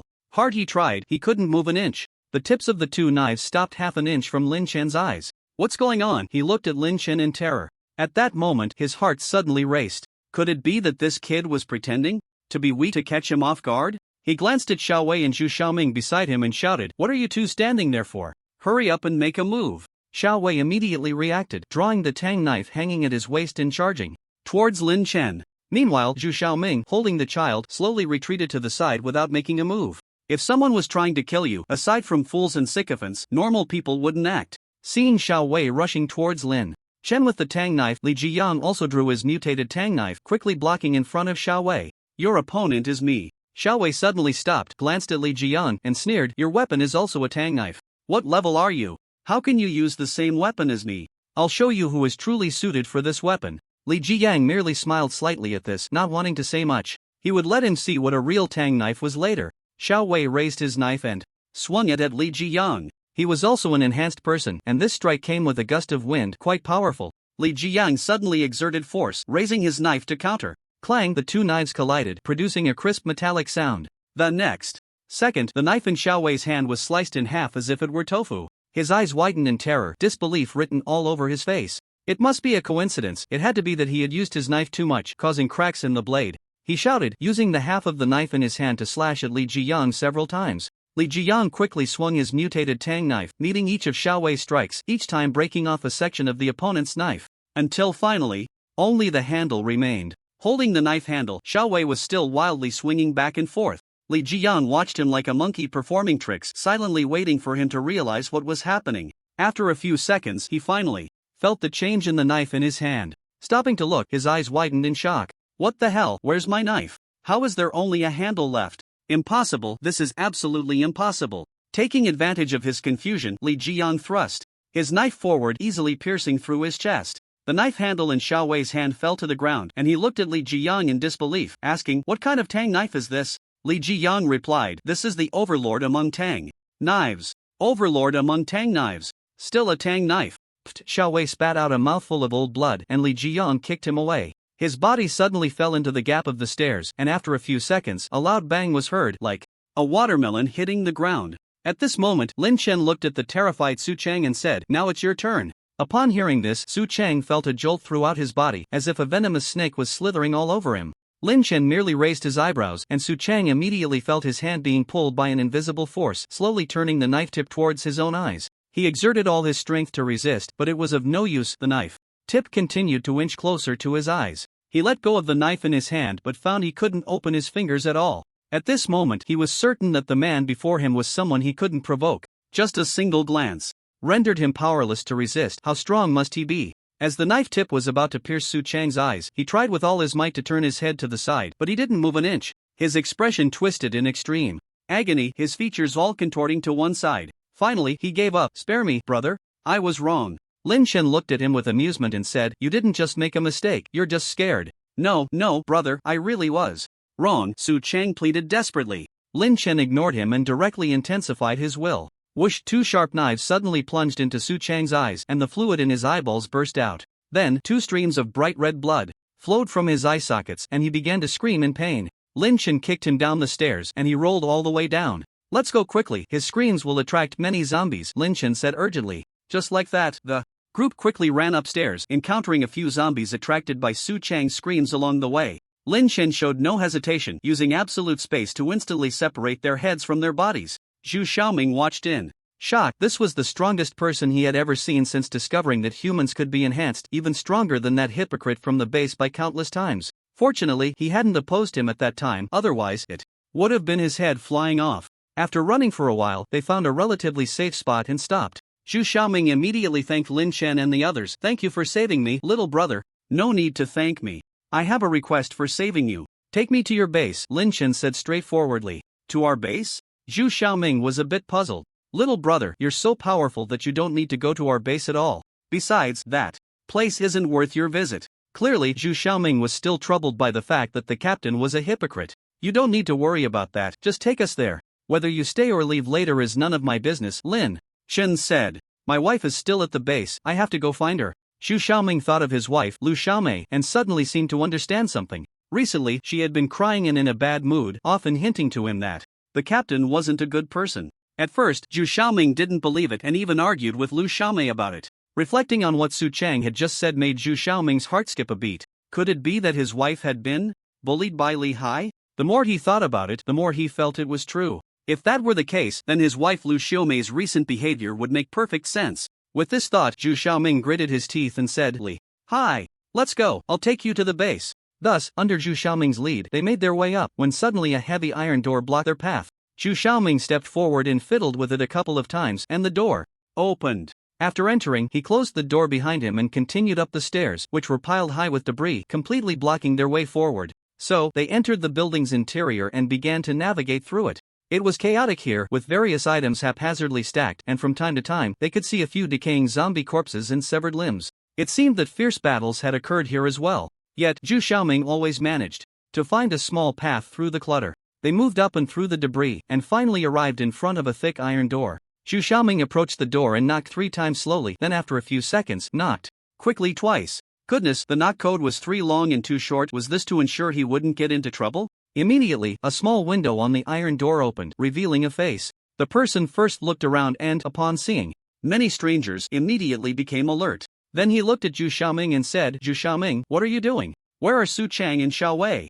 Who are these people, and why are you holding a child?" Zhu Xiaoming calmly replied, "Su Chang and Xiao Wei were eaten by zombies. They are survivors from this building. The captain said to bring back any survivors we encounter, so I brought them back." The person inside hesitated for a moment and then said, "Wait a moment, I'll go get the captain." After a while, the small window opened again, revealing another face. It was the captain of this base, Li Hai. He had a shiny face and greeted everyone with a smile. In these chaotic times, he still looked well-fed, which suggested he was eating well, at least having meat every day to maintain such a plump appearance. Xiaoming, I heard Su Chang and Xiao Wei died. Did you bring back some newcomers? Li Hai said with a somewhat sad tone. Xu Xiaoming nodded. That's right, Captain. They were bitten to death by zombies. These few are survivors from the building. Oh, I see, Xiaoming. Li Hai then showed a troubled expression and said, Xiaoming, the base is currently short on food, and we might struggle to feed ourselves. I'm really sorry for you all. He then looked at Lin Chen and the others and said, little brothers, it's not that our base doesn't want you, but we are also in a difficult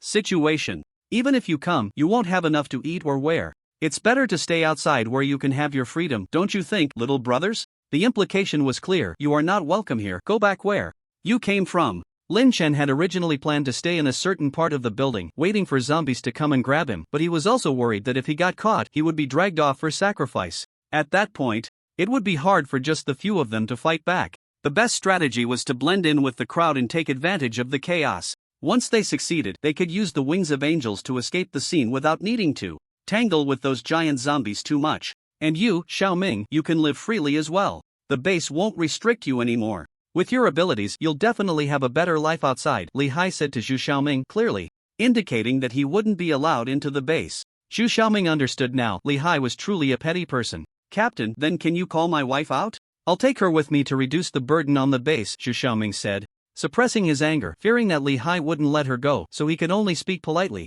Oh, you mean your little sister? I can take care of her for now. Once you're settled, you can come back to get her. How does that sound? Li Hai replied.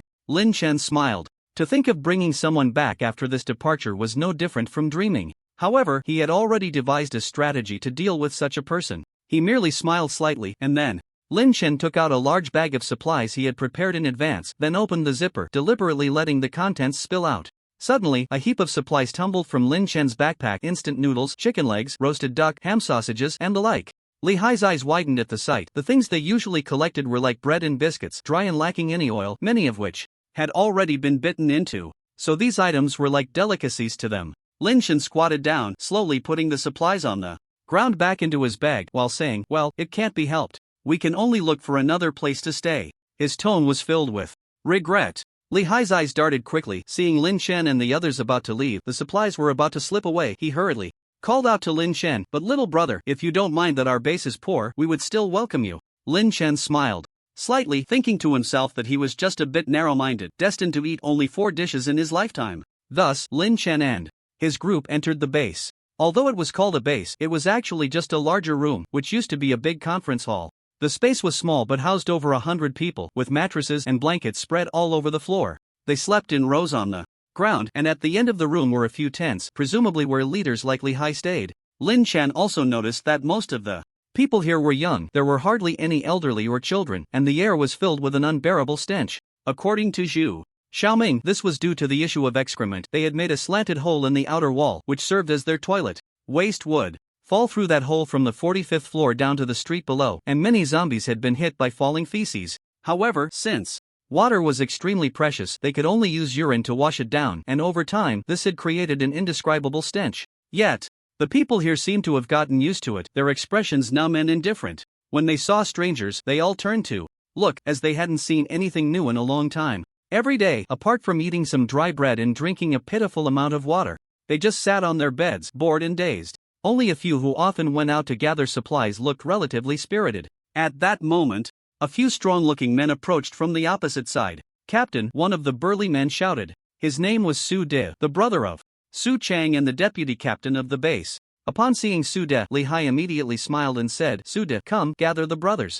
In my room. We have some new arrivals at our base, and we need to give them a proper welcome. As he spoke, Li Hai gave Su De a quick glance, which Lin Chen caught, realizing that this old fellow was up to something sneaky. They passed through a few tents and unexpectedly found a small room behind them, which was where Li Hai lived. Once inside, it was completely different from the outside, clean and tidy, with basic living facilities. There were drinks on the table and a bowl of unfinished instant noodles. As soon as Lin Chen and the others entered, Su De, who was at the back, immediately locked the door. Lin Chen turned around and asked knowingly, Captain, what does this mean? Li Hai still smiled and said, little brother, don't misunderstand. We won't do anything to you, we just want to discuss something. Discuss what?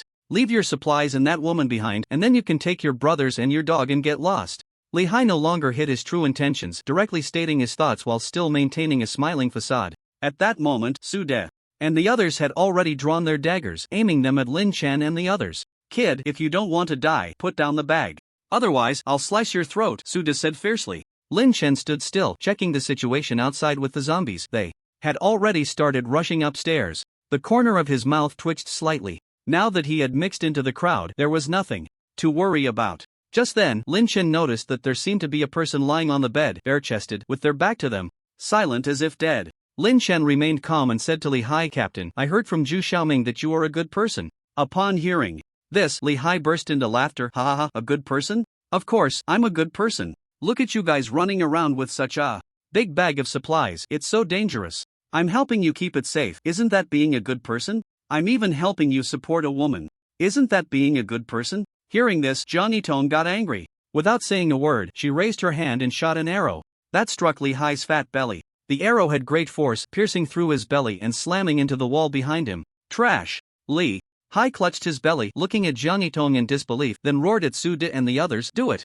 Kill them and throw them down. To feed the zombies. Su De licked his long knife and was about to slash at Lin Chen and the others when suddenly, someone outside was banging on the door frantically. Open the door, open the door. It was Zhu Xiaoming. He had searched outside and couldn't find his wife, Lu Xiaomei, and immediately guessed that it must be that bastard Li Hai bullying her again, which is why he was banging on the door. Su De looked at Li Hai, who thought for a moment and still let Su De open the door to let Zhu Xiaoming in. As soon as Zhu Xiaoming entered, he pointed at Li Hai and shouted, Li Hai, you bastard, where's my wife? Where have you hidden her? Li Hai glanced at the bed, then slowly walked to the front of the bed, blocking the people behind him, and said sternly, Zhu Xiaoming, what are you doing? Is this how you talk to your captain? While Li Hai spoke, he exchanged glances with Su De. Su De recalled and quietly pulled out a dagger, sneaking up behind Zhu Xiaoming. Just as he was about to stab him, Lin Chen activated absolute space and Su De's hand froze in midair. Zhu Xiaoming heard the movement behind him and immediately turned around, discovering Su De pointing a dagger at him. He was instantly filled with rage. Oh, so you all have been wanting me dead all along. Today, I'll fight you to the end. He also drew a dagger and stabbed Su De repeatedly, landing over a dozen blows. Su De was immobilized by Lin Chen's absolute space, unable to move, and could only watch as Zhu Xiaoming stabbed him again and again until he was left a bloody mess, finally gasping for breath, unable to utter a single word. He was truly frustrated and had suffered greatly. Then, Zhu Xiaoming, with bloodshot eyes, shouted at Li Hai with the dagger, Li Hai, where's my wife? Lin Chen reminded him from the side, there's someone on the bed. Upon hearing this, Zhu Xiaoming rushed over, and Li Hai, frightened, immediately stepped aside. Zhu Xiaoming turned the person on the bed over and found that it was Lu Xiaomei, her face covered in scars, pale, and already lifeless. Zhu Xiaoming hugged Lu Xiaomei tightly and cried, Xiaomei. It turned out that while Zhu Xiaoming was out, Li Hai had once again violated Lu Xiaomei, warning her that if she spoke of it, he would kick Zhu Xiaoming out of the base. Lu Xiaomei, with her simple-mindedness, believed his lies and never told Zhu Xiaoming about it. Little did she know, Li Hai had secretly arranged for Su Chang to kill Zhu Xiaoming during this outing. This time, Li Hai's games became increasingly perverse and violent, completely disregarding Lu Xiaomei as a person, treating her merely as a plaything, tormenting her at will. Finally, with a sudden force, he ended up killing Lu Xiaomei. But Li Hai was not flustered. After all, Zhu Xiaoming was about to be killed by Su Chang. However, he did not expect that both Su Chang and Xiaowei would die and Zhu Xiaoming would actually return. Therefore, at that moment, he wanted to drive Zhu Xiaoming away for this very reason. Zhu Xiaoming, with red eyes, suddenly glared at Li Hai and roared, Li Hai, I want to take revenge on your ancestors. With that, he charged at him like a fierce beast. Li Hai hurriedly pulled out a gun and fired several shots at Zhu Xiaoming. Zhu Xiaoming's face changed dramatically. He was not afraid of death, but rather afraid that if he died, he would be unable to avenge Xiaomei. But in the next second, those rapidly flying bullets seemed to be enchanted, stopping mid-air. Li Hai was completely stunned by this scene, but Zhu Xiaoming, filled with hatred, reacted first. He dodged the bullets and quickly charged at Li Hai with his knife, only to be blocked by Li Hai, who knocked the knife out of his hand. Li Hai smugly said to Zhu Xiaoming, do you think being the captain is easy? If you don't have some skills, how could you possibly be controlled? Ah! Zhu Xiaoming roared, attacking Li Hai with punches and kicks like a madman, but all were effortlessly deflected, and he was kicked away. You useless piece of trash, what can you do if I play with your wife? Li Hai taunted Zhu Xiaoming, who was lying on the ground. You should thank me, it was I who took you in, or you would have been eaten by zombies. Playing with your wife is only right. Jiang Yitong, hated scum who toyed with women the most. She couldn't stand it any longer and was about to shoot an arrow at Li Hai's head when Lin Chen stopped her. Wait a moment. Jiang Yitong looked at Lin Chen in confusion, but she slowly lowered her explosive bow. Zhu Xiaoming, lying on the ground, trembled uncontrollably, his teeth nearly grinding to dust. Just a little more, just a little more. Lin Chen whispered beside him. Bang, a wave of energy surged out and Zhu Xiaoming let out a long howl, surrounded by a swirling force, his eyes becoming determined and terrifying. Jiang Yitong was taken aback. This is the awakening of a special ability. Lin Chen chuckled softly. Finally, I've been waiting for this. My ability library can add another ability. It turned out that Lin Chen had long known through the system that Zhu Xiaoming was an awakener, but he was an invisible awakener who needed a certain opportunity to unleash his awakened powers. Some invisible awakeners didn't even realize they had awakened and thought they belonged to the old humanity, only to die without ever releasing their powers. Lin Chen had thought that when the zombies attacked, in such a life-and-death moment, Zhu Xiaoming would unleash his powers. He didn't expect that it would be stimulated in this way. It was both his great fortune and misfortune. Lin Chen was quite curious about what ability he would awaken, feeling like opening a blind box, exciting and thrilling. Li Hai seemed to notice Zhu Xiaoming's change and shouted at his lackeys, "What the hell are you standing there for? Go kill him!" Only then did the lackeys react, rushing towards Zhu Xiaoming. Zhu Xiaoming suddenly looked at them and extended his palm. Bang, a blast of light, about 10 centimeters in diameter, shot out, instantly obliterating one of them. Hidden ability, explosion, shoots a blast of light from the user's palm with immense power, but limited range. In the later stages of cultivation, it can flatten a mountain with a single palm. Whoosh, this ability was powerful. The remaining few, seeing Zhu Xiaoming suddenly become so fierce, instantly lost their courage. Just as they wanted to flee, they were blasted to pieces by several consecutive explosive light beams from Zhu Xiaoming. Then, he turned and walked step by step towards Li Hai. Xiaoming, brother Xiaoming, I was wrong. It's just a woman. There are so many outside, pick anyone you want. Don't worry, as long as I say a word, they definitely won't dare to resist. Li Hai begged for mercy in fear. Lin Chen couldn't help but sigh. These thugs really knew how to bend and stretch.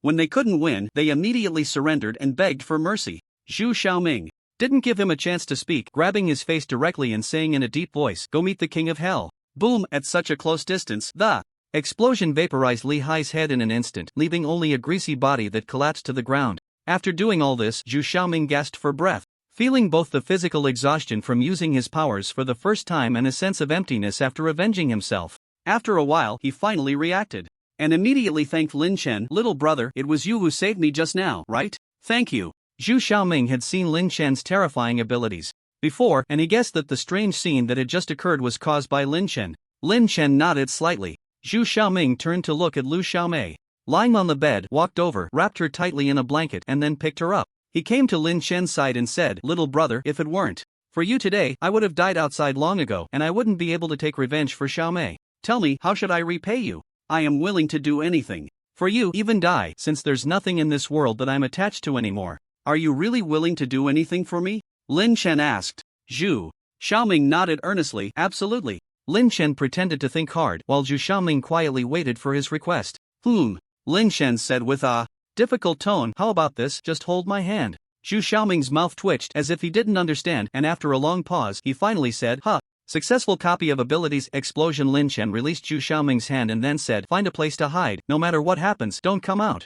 This was all he could do. Zhu Xiaoming was a bit confused and was about to ask further when he heard someone knocking on the door. "Captain, it's time for the meal."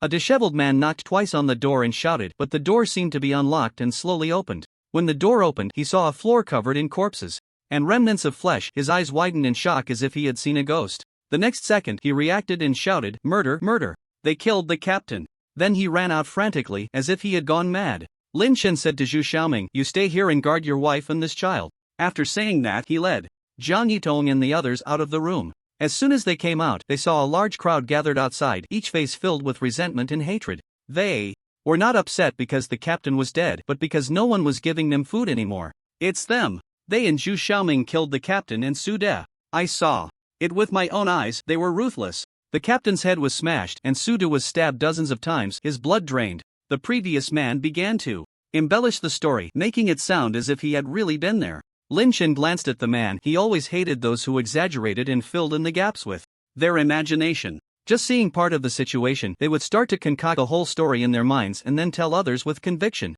In Lin Chen's eyes, this man was already a corpse. At this moment, a middle-aged man wearing glasses stepped forward and said to the agitated crowd, "Brothers and sisters, these people in Zhu Xiaoming killed the captain. Without the captain, we won't have food in the future. What do you think we should do?" I saw they had several bags of supplies. Someone in the crowd shouted, "Hand over the supplies! Hand over the supplies!" The glasses man walked up to Lin Chen, casting a few unkind glances at him, adjusting his glasses, and with a crooked smile said, "Did you hear that? You killed our captain. It's no problem for you to compensate us with a few bags of supplies." At this moment, the glasses man noticed Zhang Yitong standing next to Lin Chen. Zhang Yitong's clean and fair face instantly attracted his attention. The women here, due to the lack of water for bathing, were filthy and smelly. Compared to them, Zhang Yitong, who was clean and faintly fragrant, looked like a fairy. The glasses man swallowed hard and said softly to Lin Chen, "Your woman is not bad." Upon hearing this, Lin Chen's anger surged, and he glared at the glasses man. "Great!" another corpse added. The glasses man said fiercely, "Kid, leave the supplies and that woman, and you can get lost. Otherwise, I'll incite them to kill you in no time. Think about how you want to choose." Lin Chen looked at him and coldly said, "I certainly know how to choose. Ha ha ha, those who know the times are wise. You're a smart kid," the glasses man said with a smug expression, glancing at Zhang Yitong with a lewd smile, even licking his lips, already fantasizing about the upcoming scene. Suddenly, a large hand grabbed his face fiercely, startling him so much that he trembled. "Kid, what are you doing?" Lin Chen smiled slightly and said, "I choose you to die." Boom! A flame column with a diameter of about 50 centimeters erupted from Lin Chen's palm, the intense heat vaporizing everything above the chest of the man, leaving a crescent-shaped wound on the lower half of his body, where white smoke was still hissing out. The flame column continued to shoot backward, striking the wall and creating a violent burst of fire, ultimately leaving a charred, circular mark on the wall. Lin Chen's explosive ability was clearly many times stronger than Zhu Xiaoming's, with a much greater range. The other people in the area were all frozen in place, not expecting the opponent to be so fierce. Even if they all attacked together, they couldn't withstand this blow, turning into mere strings of meat. The man from before began to exclaim, pointing at Lin Chen and saying, "Look, I told you I was right. Aren't they just waiting to kill?" The crowd that had previously echoed him now, upon hearing his words, unconsciously took a step back, wanting to keep their distance. "You really are brave. With someone so terrifying, how can you still dare to speak against him? Isn't that courting death?"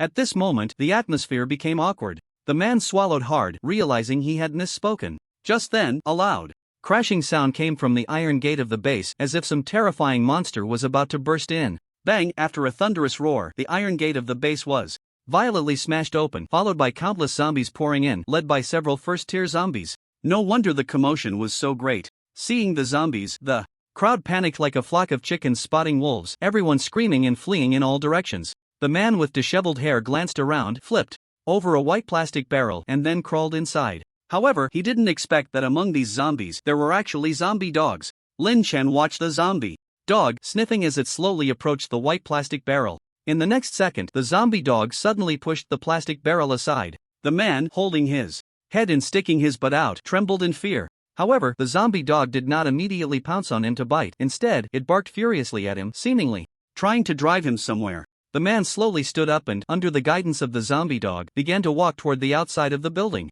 People were puzzled. Usually, zombies bite anyone they see, so why weren't they attacking this time? Had their tastes changed? Under the pressure of the zombies, they dared not resist and could only walk down one by one. Lin Chen and the others also mixed in with the crowd and slowly went downstairs. On the way, Lin Chen nodded, previously wondering how to completely destroy that zombie king's embryo with one move. Now it was simple, just a blast aimed at it would suffice. It would ensure everything was burned clean, leaving no trace behind. What a perfect opportunity! The zombies surrounding the phoenix tree slowly made way, while the zombies behind Lin Chen drove the people from the building along that path to the embryo of the zombie king. At that moment, all the zombies began to roar in unison, howling. This frightened everyone into huddling together, trembling uncontrollably. Lin Chen finally got a clear look at the embryo, which resembled moldy jelly filled with black lines like veins, and he could faintly hear breathing sounds. The entire mass of the embryo shook rhythmically with each breath. Suddenly, all the zombies closed in, surrounding the more than 100 living people in the center, making it impossible for them to escape.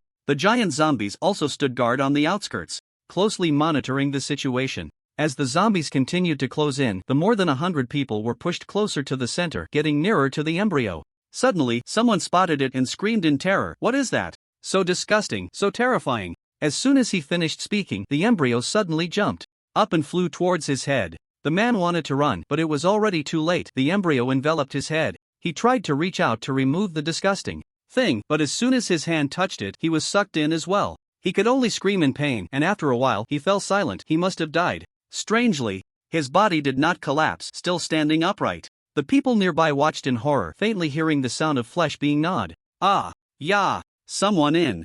The crowd screamed in fear. Gradually, the embryo kept moving downward, gnawing as it went, first devouring the head, then the chest, and finally the stomach. In the end, a pair of legs was seen topped with a massive embryo. Suddenly, the embryo accelerated, and in less than 3 seconds, it swallowed the legs. Perhaps because the legs were all bone with little flesh, it ate quickly. Just like that, a living person was completely consumed in less than a minute. Finally, it wriggled violently, and with a whoosh, something seemed to be expelled from its body. It turned out to be the clothes, pants, and shoes of the previous man. This creature was quite particular, knowing to spit out the skin after eating. After witnessing the horror of this thing, the others fled in all directions, but outside was filled with zombies. Those zombies, seeing them trying to escape, bared their teeth and claws, roaring at them while continuously closing in, forcing them closer to the massive embryo. In a dilemma, they could only collapse onto the ground, starting to cry loudly. Some had faces full of despair and fear, waiting for death. Soon, the second person was chosen. With the experience from the last time, this time the embryo clearly ate much faster, finishing in less than 30 seconds. After it was done, its remainder was noticeably larger, and its color had deepened. As before, it spat out the person's clothes and shoes, along with a few stone-like objects. It turned out to be kidney stones. It seemed this person was ill. After consuming this person, the embryo appeared quite displeased, having eaten inferior flesh. It reacted for a while before preparing to select the next meal. This time, it did not choose randomly but carefully observed, deciding to pick the one with the healthiest body and the freshest flesh. Soon, its gaze fell on Lin Chen, clearly recognizing that Lin Chen's flesh was the best among the group. The embryo excitedly let out a couple of sharp, terrifying cries, then suddenly flew towards Lin Chen, as if it could not wait any longer. Lin Chen looked at the embryo flying towards him, the corner of his mouth twitching slightly, energy slowly gathering in his hand, an orange glow gradually appearing in his palm. He said lightly, "I've been waiting for you, disgusting thing." Ah, the embryo cried out excitedly, thinking it would soon feast on fresh, delicious flesh, but the next second, Lin Chen's eyes changed, the corners of his mouth slightly lifted, and he extended his palm, which had already gathered energy, towards the embryo, swinging it fiercely. "Ability explosion," he said in a deep, deliberate tone. As soon as the words fell, a terrifying pillar of flame shot out, like a volcanic lava, spraying forth at high speed, carrying sparks, howling away. The embryo sensed the danger, but inertia prevented it from stopping, and it could only watch helplessly as it rushed towards the explosive light beam, like a moth to a flame. Sizzle, a sound similar to water being evaporated by a red-hot iron plate rang out, followed by a cry resembling a baby's wail. Lin Chen's other hand also gathered an explosion, which shot out as well. The two explosions converged right at the embryo, merging into a single point, bursting forth with dazzling sparks, incredibly brilliant. Bang! The two explosions seemed to break through some barrier, surging forward to form an X shape. Lin Chen knew that the disgusting thing had been vaporized. To avoid wasting the two explosions he had gathered, he aimed his palm at the horde of zombies, and the two explosions swept through a large area of zombies like cutting lasers. Eventually, due to insufficient ability, they gradually dimmed until they completely disappeared.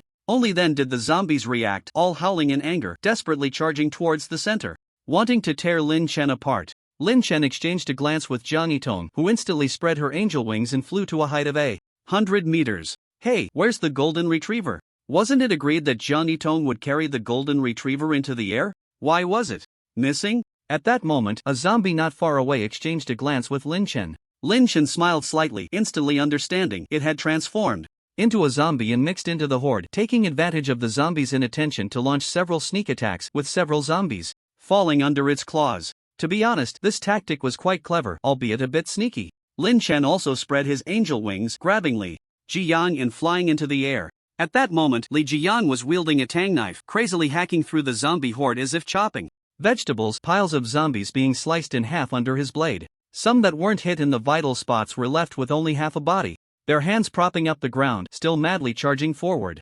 Meanwhile, Jiang Yitong was using a burst bow to shoot at the zombies below, with explosions ringing out continuously and waves of zombies being blown down. Lin Chen also took out a burst bow and threw it to Li Jiyang. "Shoot for me." "Got it." Li Jiyang excitedly caught the burst bow and shot an arrow fiercely. The next second, he still had another arrow in hand, and the arrow he shot out split into 128 arrows, shooting into the horde of zombies below. Whoa, Li Jiang exclaimed. "Ai Zheng, so this is how you shoot arrows with your copying ability? It's so exhilarating. Don't get distracted, shoot for me," Lin Chen said. "Okay, today I'll show you my hand speed from being single for 18 years, what it means to shoot 10,000 arrows in a minute." With that, Li Jiang continuously bent the bow and shot arrows, a rain of arrows falling incessantly. Meanwhile, the living people below were instantly overwhelmed by the zombies. After the embryonic form of the zombie king was destroyed, the zombies no longer cared about the lives of these people. They turned back into food, being torn apart frantically. And the previously disheveled man was now being grabbed by 5 zombies, each holding onto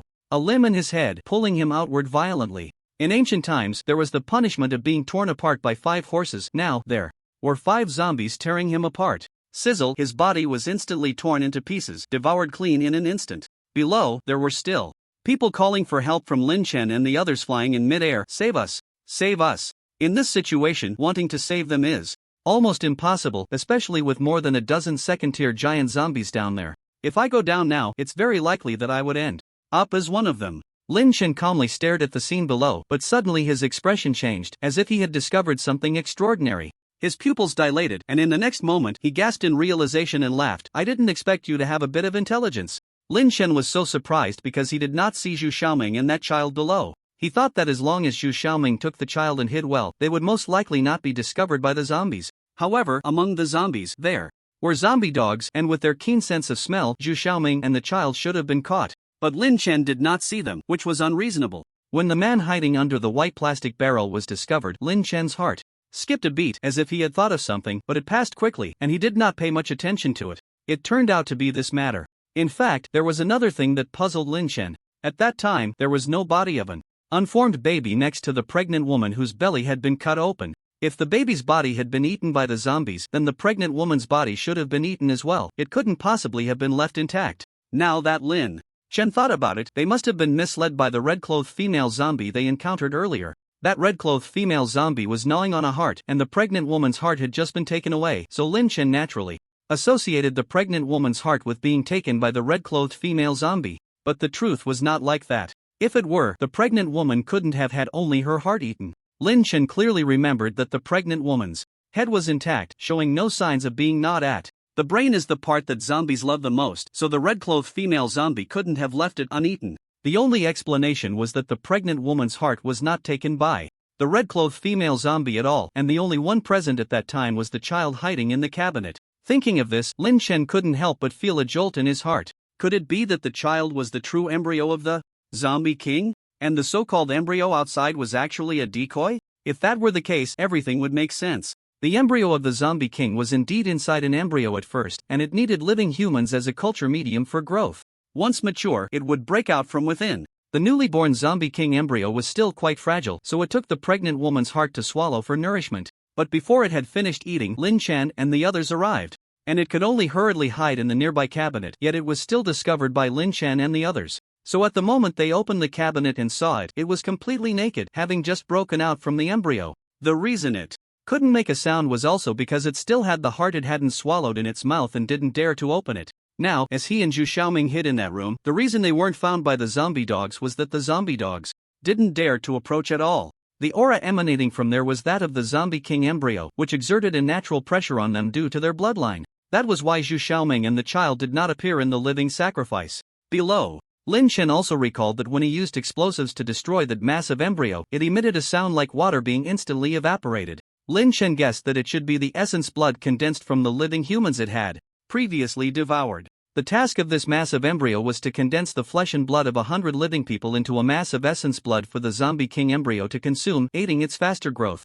With this thought, everything made sense. However, Lin Chen still had one question: why did it have to do this? Or rather, why did the high-level female zombie that gave birth to it do this? Was she already anticipating that humans would return to destroy the embryo of the zombie king she had birthed? At this moment, Lin Chen began to feel that those high-level zombies were not only terrifying in strength but also chillingly intelligent. It seemed that as time went on, these zombies would only become more difficult to deal with. Just as Lin Chen was deep in thought, a sudden roar echoed from afar and above. He turned to look in the direction of the sound and was surprised to see several tanks approaching, along with a helicopter in the sky. The helicopter's rapidly spinning blades created a sound that seemed to tear through the air. Lin Chen instinctively felt that these people were not friendly. He shouted to Jiang Yitong, "Little Baozi, fly into the building." Jiang Yitong nodded and flew into the building. Immediately, the tanks on the ground began to bombard the horde of zombies, while people on the helicopter were firing rocket launchers and high-speed machine guns. The firepower was extremely fierce, and they appeared to be very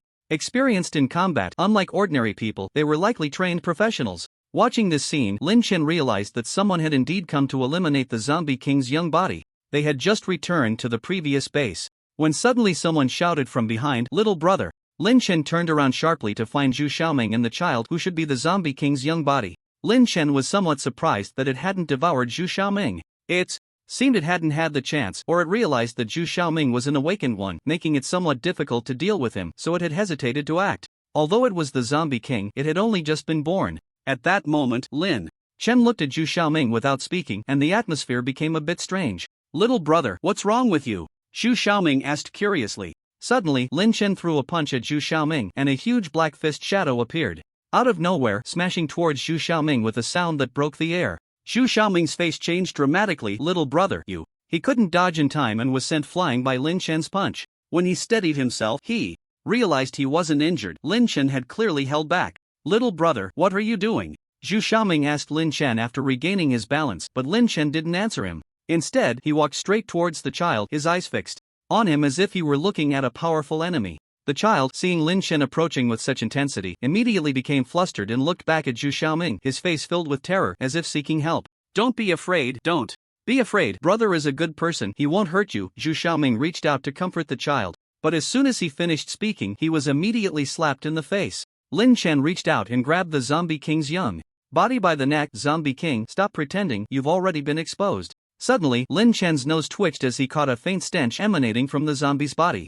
Now he was even more certain that this thing was indeed the Zombie King's young body. The Zombie King continued to pretend, crying and whining, repeatedly slapping Lin Chen's arm with its hands. Not far away, Zhu Xiaoming shouted at Lin Chen, "Little brother, what are you doing? What Zombie King? He's just a little kid, it's not right to treat him like this." Lin Chen didn't respond to Zhu Xiaoming but looked at the Zombie King and said in a deep voice, "Still pretending, huh? I'll crush you and see how you keep pretending." Just as Lin Chen exerted force with his fingers, a strange laugh suddenly came from the child in front of him. Hee. Hearing this laugh, Zhu Xiaoming was startled. "What?" The next second, Lin Chen suddenly felt a change in the texture in his hand. It became incredibly slippery, as if holding onto a loach. The Zombie King's larva secreted a lot of mucus all over its body, and Lin Chen had nowhere to grip, causing the larva to slip from his hands. Seeing this scene, Zhu Xiaoming was already astonished, his mouth agape. At that moment, his worldview seemed to be completely shattered. A child so pure and adorable was actually a zombie, and a Zombie King at that. "No more pretending?" Lin Chen said to the Zombie King larva. "Damn it, damn humans, how dare you hinder my growth? I will slowly chew your flesh piece by piece." This was the first time Lin Chen and the others heard a zombie speak. Before, they had only heard them emit sounds like roar, similar to a beast's howl. Now, hearing them speak human language was quite astonishing. Its voice was rough, like it was coming from an old, worn-out phonograph filled with heavy bubble sounds, resembling a decrepit old man, and it carried a slight echo, sounding very eerie. How could this be? Zhu Xiaoming held his head, his expression one of despair and frustration, seemingly unwilling to face this reality. Lin Chen, however, said to him, "Your kindness is the brilliance of your humanity, but it is also your fatal weakness." The brilliance of humanity, a fatal weakness. Zhu Xiaoming kept repeating Lin Chen's words, as if pondering something. The next second, the Zombie King larva let out a sinister laugh, and then a crack appeared on its head, which continued to extend. As the crack widened, the human skin on its body slowly peeled away, revealing its true form, which seemed no different from an ordinary zombie, just a bit smaller in size.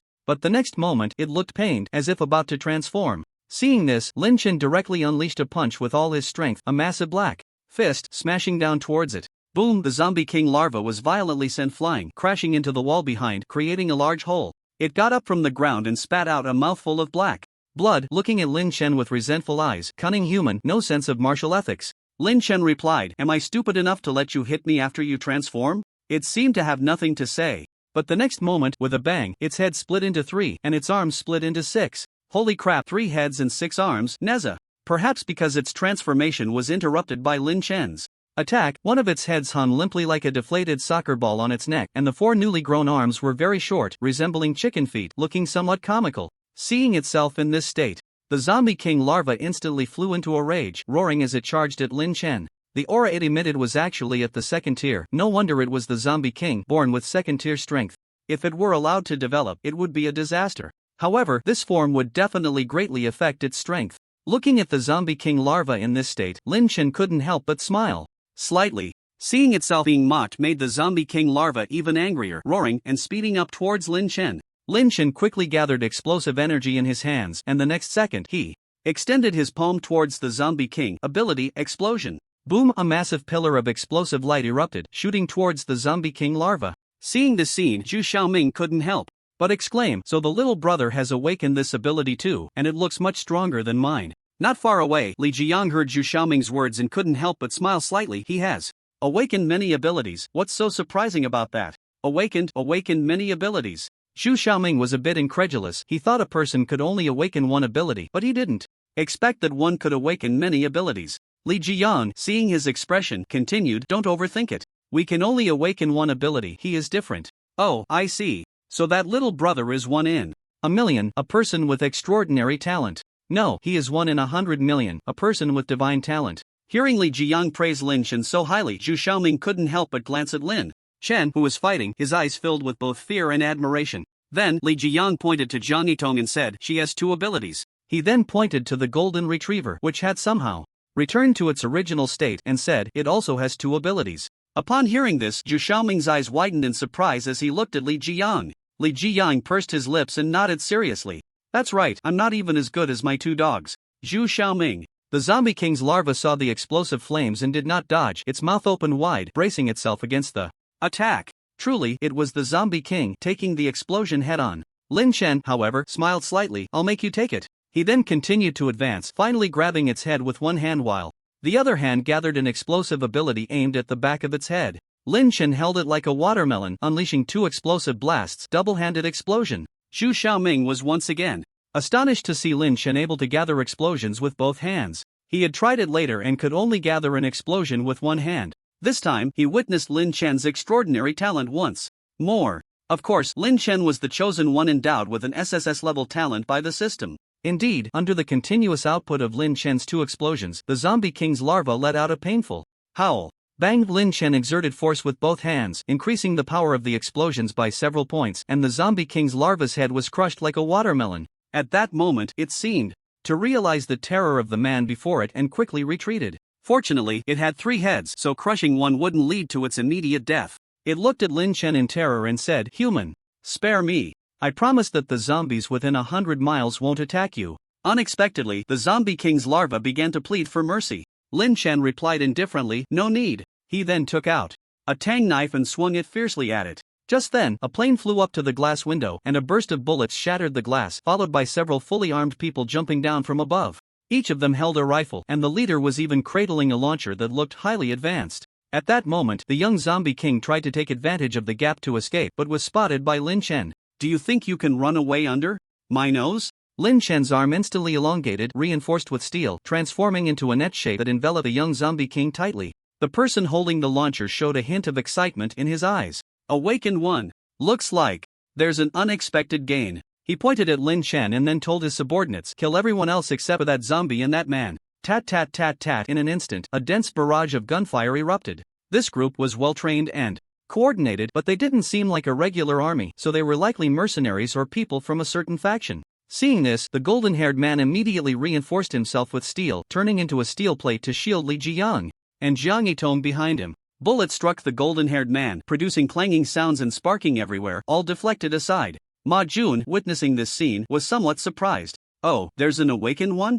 No, it's a mutated animal. Looks like we can return with a full load this time." Lin Chen glanced back at Zhang Yitong and the others who were under attack, then turned his gaze toward the fully armed group. "You all will die." Ma Jun noticed Lin Chen's gaze and ordered his men to cease fire, looking at Lin Chen and saying, "Kid, bring that zombie with us and I'll let your friends go. Besides, I guarantee you won't have to worry about food and drink in the future, nor about zombie attacks." Seeing that Lin Chen remained silent, he slowly approached, thinking the other party was wavering. "That's right, now you're being smart. Come on, immediately let go of that zombie and hand it over to us." As he spoke, he aimed the launcher at the young Zombie King. It was a high-powered device capable of emitting specific frequencies, specially designed to target zombies, which could cause them to faint instantly. This group came from the safe zone established by the wealthy Wang family in Jiangtong City. After the apocalypse, many wealthy individuals quickly used their resources to establish their own safe zones, even researching the genes of zombies and awakened humans, trying to master methods for rapid awakening and upgrading. The scientists in the Wang family's safe zone had already reached a critical step in their research, needing only an awakened human or a high-level zombie as a sample for experimentation, as well as extracting serum to create enhancement liquid. Ultimately, they discovered that a large number of zombies were gathering in Jiangtong City, speculating that there might be high-level zombies present, so they sent out mercenaries raised in the safe zone to capture this zombie, and if they encountered an awakened human, they could take them back as well. Lin Chen looked at Ma Jun, who thought he had the situation under control, and couldn't help but laugh. These mercenaries always believed they were far superior to ordinary people, constantly acting as if they had everything in hand, looking down on ordinary people as if they were mere playthings. This time he would be disappointed, because what he encountered was a steel plate. Lin Chen suddenly tightened the iron wire mesh, and the dense iron wires sliced the zombie king's embryo into countless pieces, simultaneously revealing a small blue crystal core, which must not have fully developed yet. At that moment, the shredded flesh began to slowly wriggle, gathering towards the blue crystal core, indicating a reorganization of the flesh, a rebirth. But Lin Chen would not give it that chance. He transformed his hand into a large one, grasped the blue crystal core, and pulled it back forcefully. The pile of floating flesh instantly lost its power and scattered into a heap. "You little brat, you." Ma Jun, witnessing this scene, instantly changed his expression, glaring at Lin Chen with wide eyes, his jaw clenched as if he wanted to eat someone. Such people are like this. Once someone defies them, they become uncontrollably furious. However, he also saw that blue crystal core, even a fool could guess that it was the essence of the zombie. Not capturing a high-level zombie alive, bringing back that crystal core should suffice. "You little brat, hand over that crystal core to me." As he spoke, he aimed the launcher at Lin Chen, the port of the launcher sparking with electrical fire. This was not only a specific frequency launcher, but also a high-intensity electric gun capable of firing tens of thousands of volts of current, enough to stun even an elephant instantly. That's why Ma Jun, knowing the opponent was an awakened one, still felt so fearless. Lin Chen immediately placed the crystal core into the system space and looked at Ma Jun. "Who the hell are you to demand it from me?" Hearing this, Ma Jun instantly exploded with rage, gritting his teeth. "You little brat, looking for death, huh? I'll grant you that."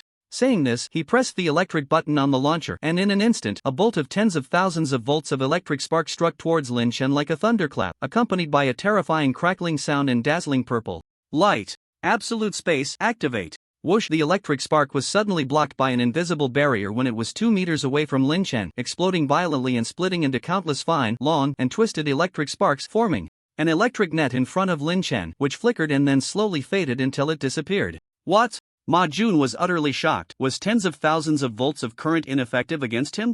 Before he could regain his senses, Lin Chen had already rushed in front of him. Suddenly, a flash of knife light passed, and the launcher in his hand was neatly severed in two. Ma Jun stared blankly at the man before him, unable to swallow, his eyes filled with fear. "Speak, who sent you here, and what for?" Lin Chen asked sternly. Ma Jun sneered coldly. "We are mercenaries. Do you think we are just here casually?" He spoke defiantly, but suddenly let out a scream, looking down to see a knife embedded in his thigh, blood dripping down his pants leg. Lin Chen twisted the knife handle, causing Ma Jun to scream again in pain. "Now you can talk." Ma Jun's face turned pale, sweat pouring down his forehead, and he hurriedly said, "I'll tell you, we are mercenaries sent by the Wang family's safe zone. This mission is to capture a high-level zombie or an awakened human." "What for?" It is said that the scientists of the Wang family have developed a way to quickly awaken abilities, but they still need a high-level zombie or an awakened human for experiments. After the experiment, they will use the zombie's blood or the awakened human's blood to create a serum, which, when injected into a human body, can stimulate rapid awakening of abilities.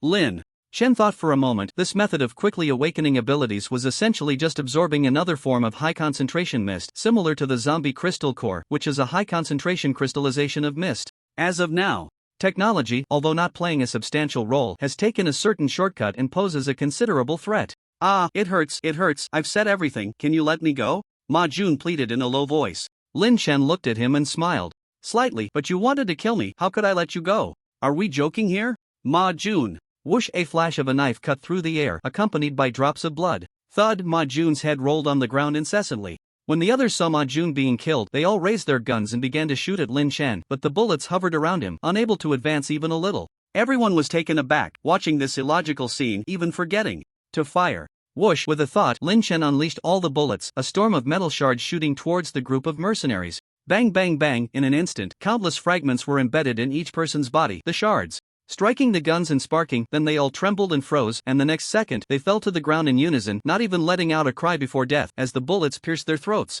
The people in the hovering plane noticed the anomaly and immediately turned the heavy machine gun mounted on the aircraft to fire wildly into the building. With a rate of 3,000 rounds per minute, the bullets shot out like a line of fire, quickly turning the interior of the building into a battlefield shrouded in smoke, countless fragments of stone flying up. However, bullets of this intensity could not penetrate Lin Chan's absolute space, not to mention he had steel reinforcement for protection. Such an attack was utterly ineffective. So, he walked step by step towards the plane hovering beside the building, braving the dense hail of bullets. The person operating the heavy machine gun, seeing this scene, thought he was seeing a ghost. He shouted, "Come on, let me turn you into a sieve." While shouting, he aimed the machine gun directly at Lin Chen and fired, countless shell casings ejecting from one side of the machine gun, piling up on the plane. He kicked the pile of casings over and continued to fire madly. Yet, as the bullets poured towards Lin Chen, they seemed to lose all momentum in an instant, falling straight down to the ground. So, as he walked, fragments littered the ground. Impossible. Impossible, this can't be happening. The machine gunner, seeing such fierce firepower fail to harm the opponent even a bit, suddenly felt a pang of fear. He's not human, he's not human. He was so scared he forgot to shoot, exclaiming repeatedly. Swish, a crescent-shaped blade of light flashed, and the heavy machine gun was sliced in half. "You're having a good time, aren't you?" Lin Chen suddenly spoke coldly. The machine gunner's hair stood on end, his heart racing, his face turning pale, and he hurriedly shouted to the pilot, "Go! Go! Go!" The pilot, who had been adjusting the plane, was unaware of what was happening outside and casually gave the machine gunner an okay gesture. "Got it! Got it! Over!" At that moment, the machine gunner's mind was filled with 1,000 curses, thinking, "Don't say over, brother, just take off. The 40-meter-long blade is almost at my neck." As he turned his head, he suddenly felt a numbness all over, a fiery pain in his abdomen and an icy chill. The next second, he felt his upper body falling. Thud, his upper body dropped to the ground and he saw his own legs, ultimately dying with a face full of terror. A spray of blood splattered onto the pilot, who turned to see the machine gunner cut in half, his face changing drastically. Then he saw Lin Chen's cold smile, sending a chill down his spine. He quickly yanked the control stick and the plane rapidly ascended. At that moment, he was relieved to have escaped, but those eyes, he would never forget them, so cold and terrifying, as if looking at them for one more second would drag him into hell. He immediately sent a message to the Wang families. "Security headquarters, report. This is the Wild Wolf Squad. We are under attack by a terrifyingly powerful human. Many team members have been killed, mission failed, requesting immediate return, immediate return. Return immediately, return immediately." The communication device transmitted the voice from the other end.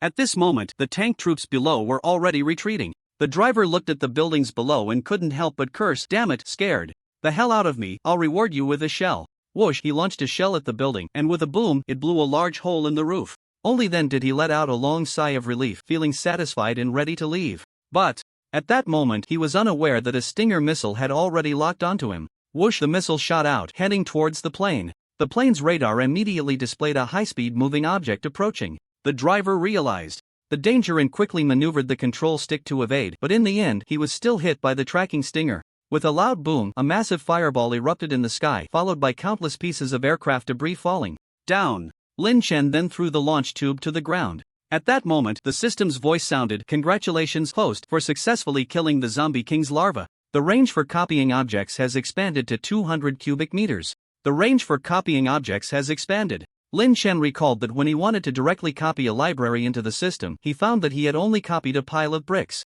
At that time, he realized that there were limitations to copying objects, but the system never specified what the upper limit was. Now, it was clear that it was 200 cubic meters. 200 cubic meters might seem a bit abstract. It could be imagined as a room about 10 meters long, 7.4 meters wide, and 2.7 meters high, roughly equivalent to a 74 square meter house. Lin Chen also remembered successfully copying that phoenix tree. It seemed that this range did not refer to the object's extension range but rather the space it occupied. It appeared that he needed to complete more system prompt tasks to continuously increase the range for copying objects. Suddenly, a bold idea popped into Lin Chen's mind. Could he directly copy a new blue star and become the master of the ball there? He chuckled to himself, thinking too far ahead. Right now, he just wanted to take a good shower, have a nice meal, and sleep soundly. This trip had indeed taken a lot of effort, but he had also gained quite a bit.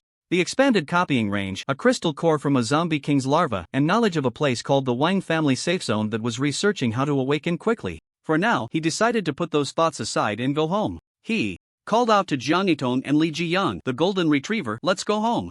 Woohoo, home to soak in a bath, eat and sleep, so refreshing, Li Jiyang shouted. At that moment, Zhu Xiaoming stepped forward and said, little brother, thanks to you this time. If it weren't for you, I would probably have been eaten by that zombie king. A great favor is unspoken. If you ever need anything, I, Zhu Xiaoming, will definitely be the first to help. Until we meet again. He then walked into the room, picked up Lu Xiaomei's corpse, and slowly disappeared from Lin Chen and the other's sight. At this moment, Li Jiyang stepped forward and said, Zheng, he's actually quite a good guy. Lin Chen knew what he was going to say. He probably wanted to keep Zhu Xiaoming. Lin Chen replied to Li Jiyang, everyone has their own path to walk. He clearly still has his own journey to complete. Li Jiyang nodded, deep in thought. Lin Chen patted Li Jiyang on the head and said, let's go home. How about roasted whole lamb for dinner tonight? Yay! Li Jiyang exclaimed. Woof woof woof, the golden retriever barked. Little Baozi crossed her arms, still looking like a cool, aloof queen.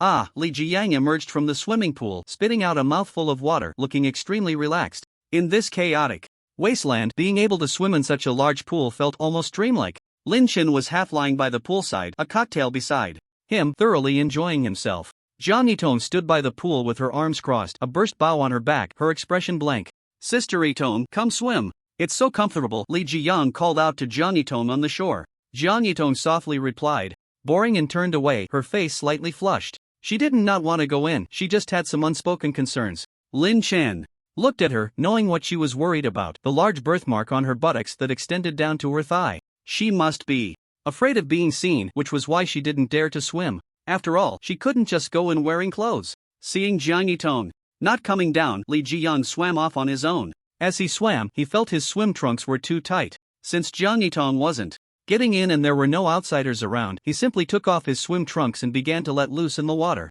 He was having a great time when suddenly, Lin Chen felt a loosening at his bottleneck. He was about to break through to the second stage. He immediately put down his cocktail, took out a purple crystal core from the system space, and quickly absorbed it. Then he felt his whole body surging with energy, as if a massive force was continuously pouring out from some secret realm within him, filling every cell in his body. Each cell became incredibly active, crazily absorbing that powerful energy to enhance itself. With a sudden jolt, Lin Chen's muscles trembled violently, and in the next moment, their strength multiplied several times, with even more defined and prominent lines, achieving the perfect golden ratio of the human body. Boom! A wave of air instantly spread out, creating a huge wave. In the pool, Li Jiyang was tossed up and down with the wave. Scared, he quickly covered himself with his hands, fearing exposure.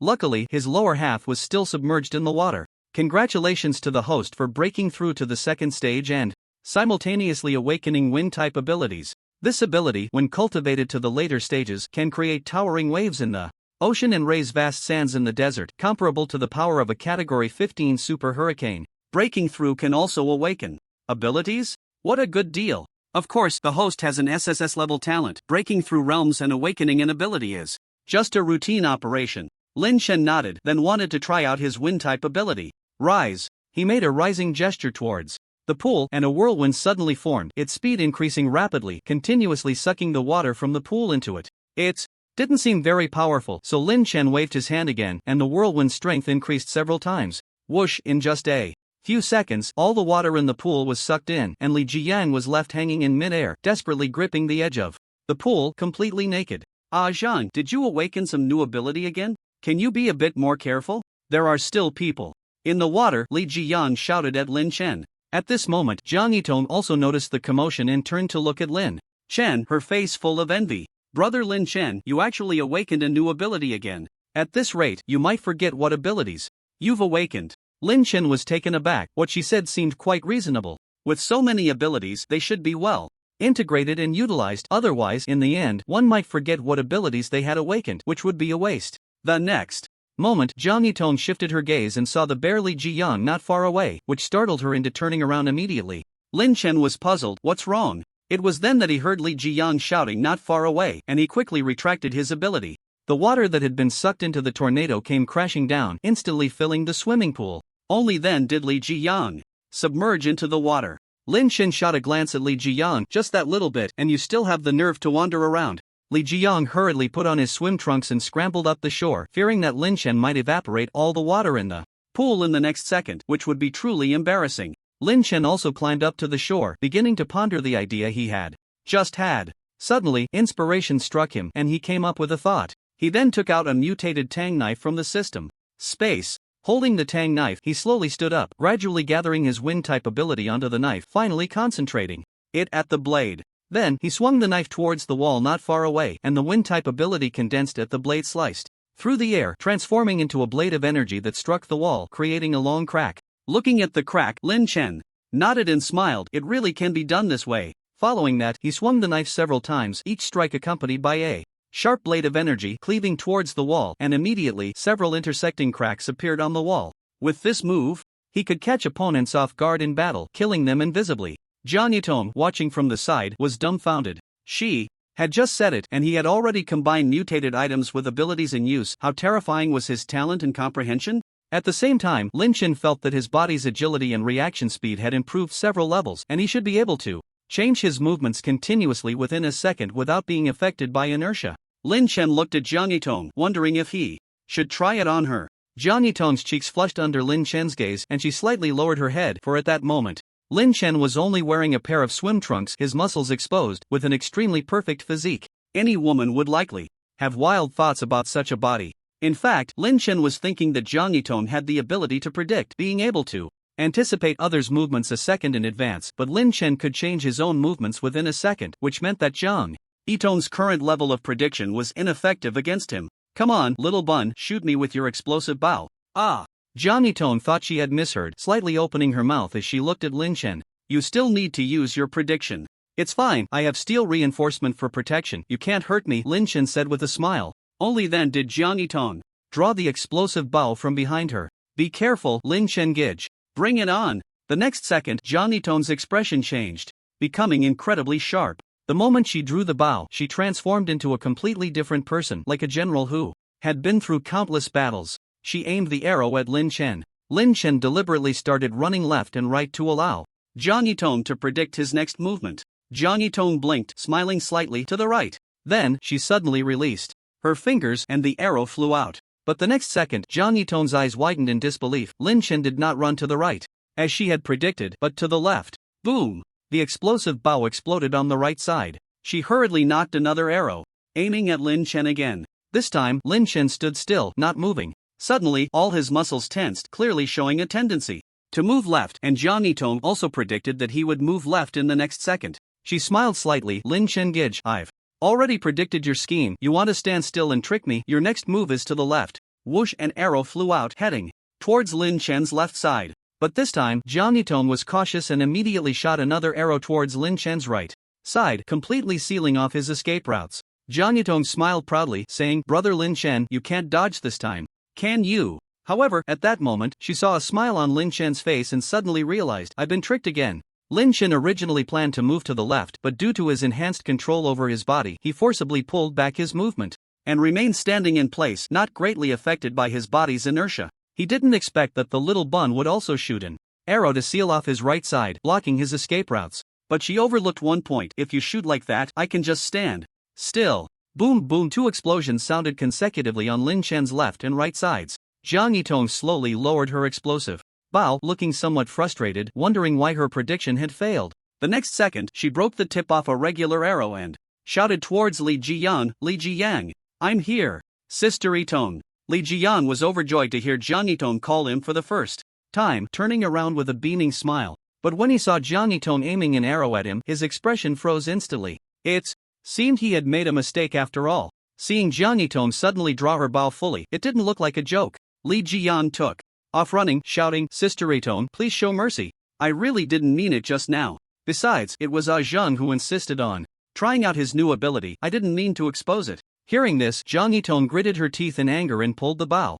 back a bit more, just short of switching to a tipped arrow. Whoosh, an arrow shot out, and without a doubt, Li Jiyang was hit squarely in the back. Jiang Yitong was taken aback. No problem, right? Ah! Li Jiyang screamed, collapsing to the ground. I'm dead. At this moment, Lin Chen walked over and said to the puzzled Jiang Yitong, Little bun, your prediction wasn't wrong. It's just that my movements are faster than your predictions, which is why you keep misjudging. Faster than my predictions? Jiang Yitong exclaimed in surprise. That's right, I've broken through to the second tier, Lin Chen said calmly, then patted Jiang Yitong on the shoulder and continued, Little bun, don't worry. As your ability improves, your prediction time will become longer and more accurate. Jiang Yitong nodded earnestly. Brother Lin Chen, I will work hard to keep up with you and never hold you back. Then, Lin Chen and Jiang. Yitong approached Li Jiang, who was lying on the ground. You didn't really shoot him dead, did you? Lin Chen said half-jokingly. Brother Lin Chen, the arrow I used didn't have a tip, Zhang Yitong replied. Oh. Lin Chen suddenly said, it's time to eat.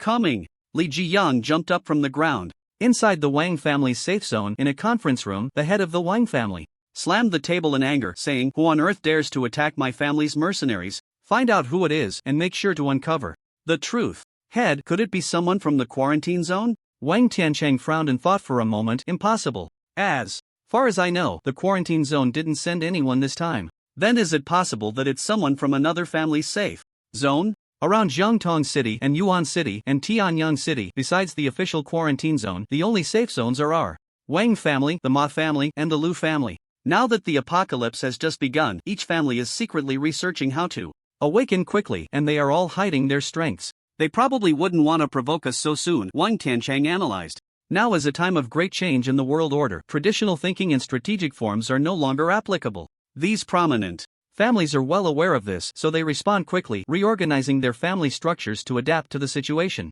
Nowadays, money is no longer supreme. Controlling resources and abilities is what grants one the power to speak. Therefore, each family in the official quarantine zones are searching for ways to awaken quickly. Only by having more of their own awaken their abilities can they establish a foothold in this world and regain dominance. The three major families each harbor their own ambitions, eyeing the official quarantine zones with predatory intent. Is it possible that these are the awakened ones? The second in command, Wang Mushan, pondered and boldly speculated. Upon hearing this, Wang Tiancheng found it reasonable. Although they had yet to encounter any awakened humans, the world was vast, and all kinds of extraordinary individuals existed. It was entirely possible that in some small corner, someone had already fully awakened. What surprised Wang Tiancheng was how terrifying the awakened individuals were. The Wild Wolf squad, equipped with helicopters and heavy weapons, had been completely wiped out, with not a single survivor. This only deepened his yearning for the awakening of abilities. Once they found a way to awaken quickly, the Wang family could directly surpass the other two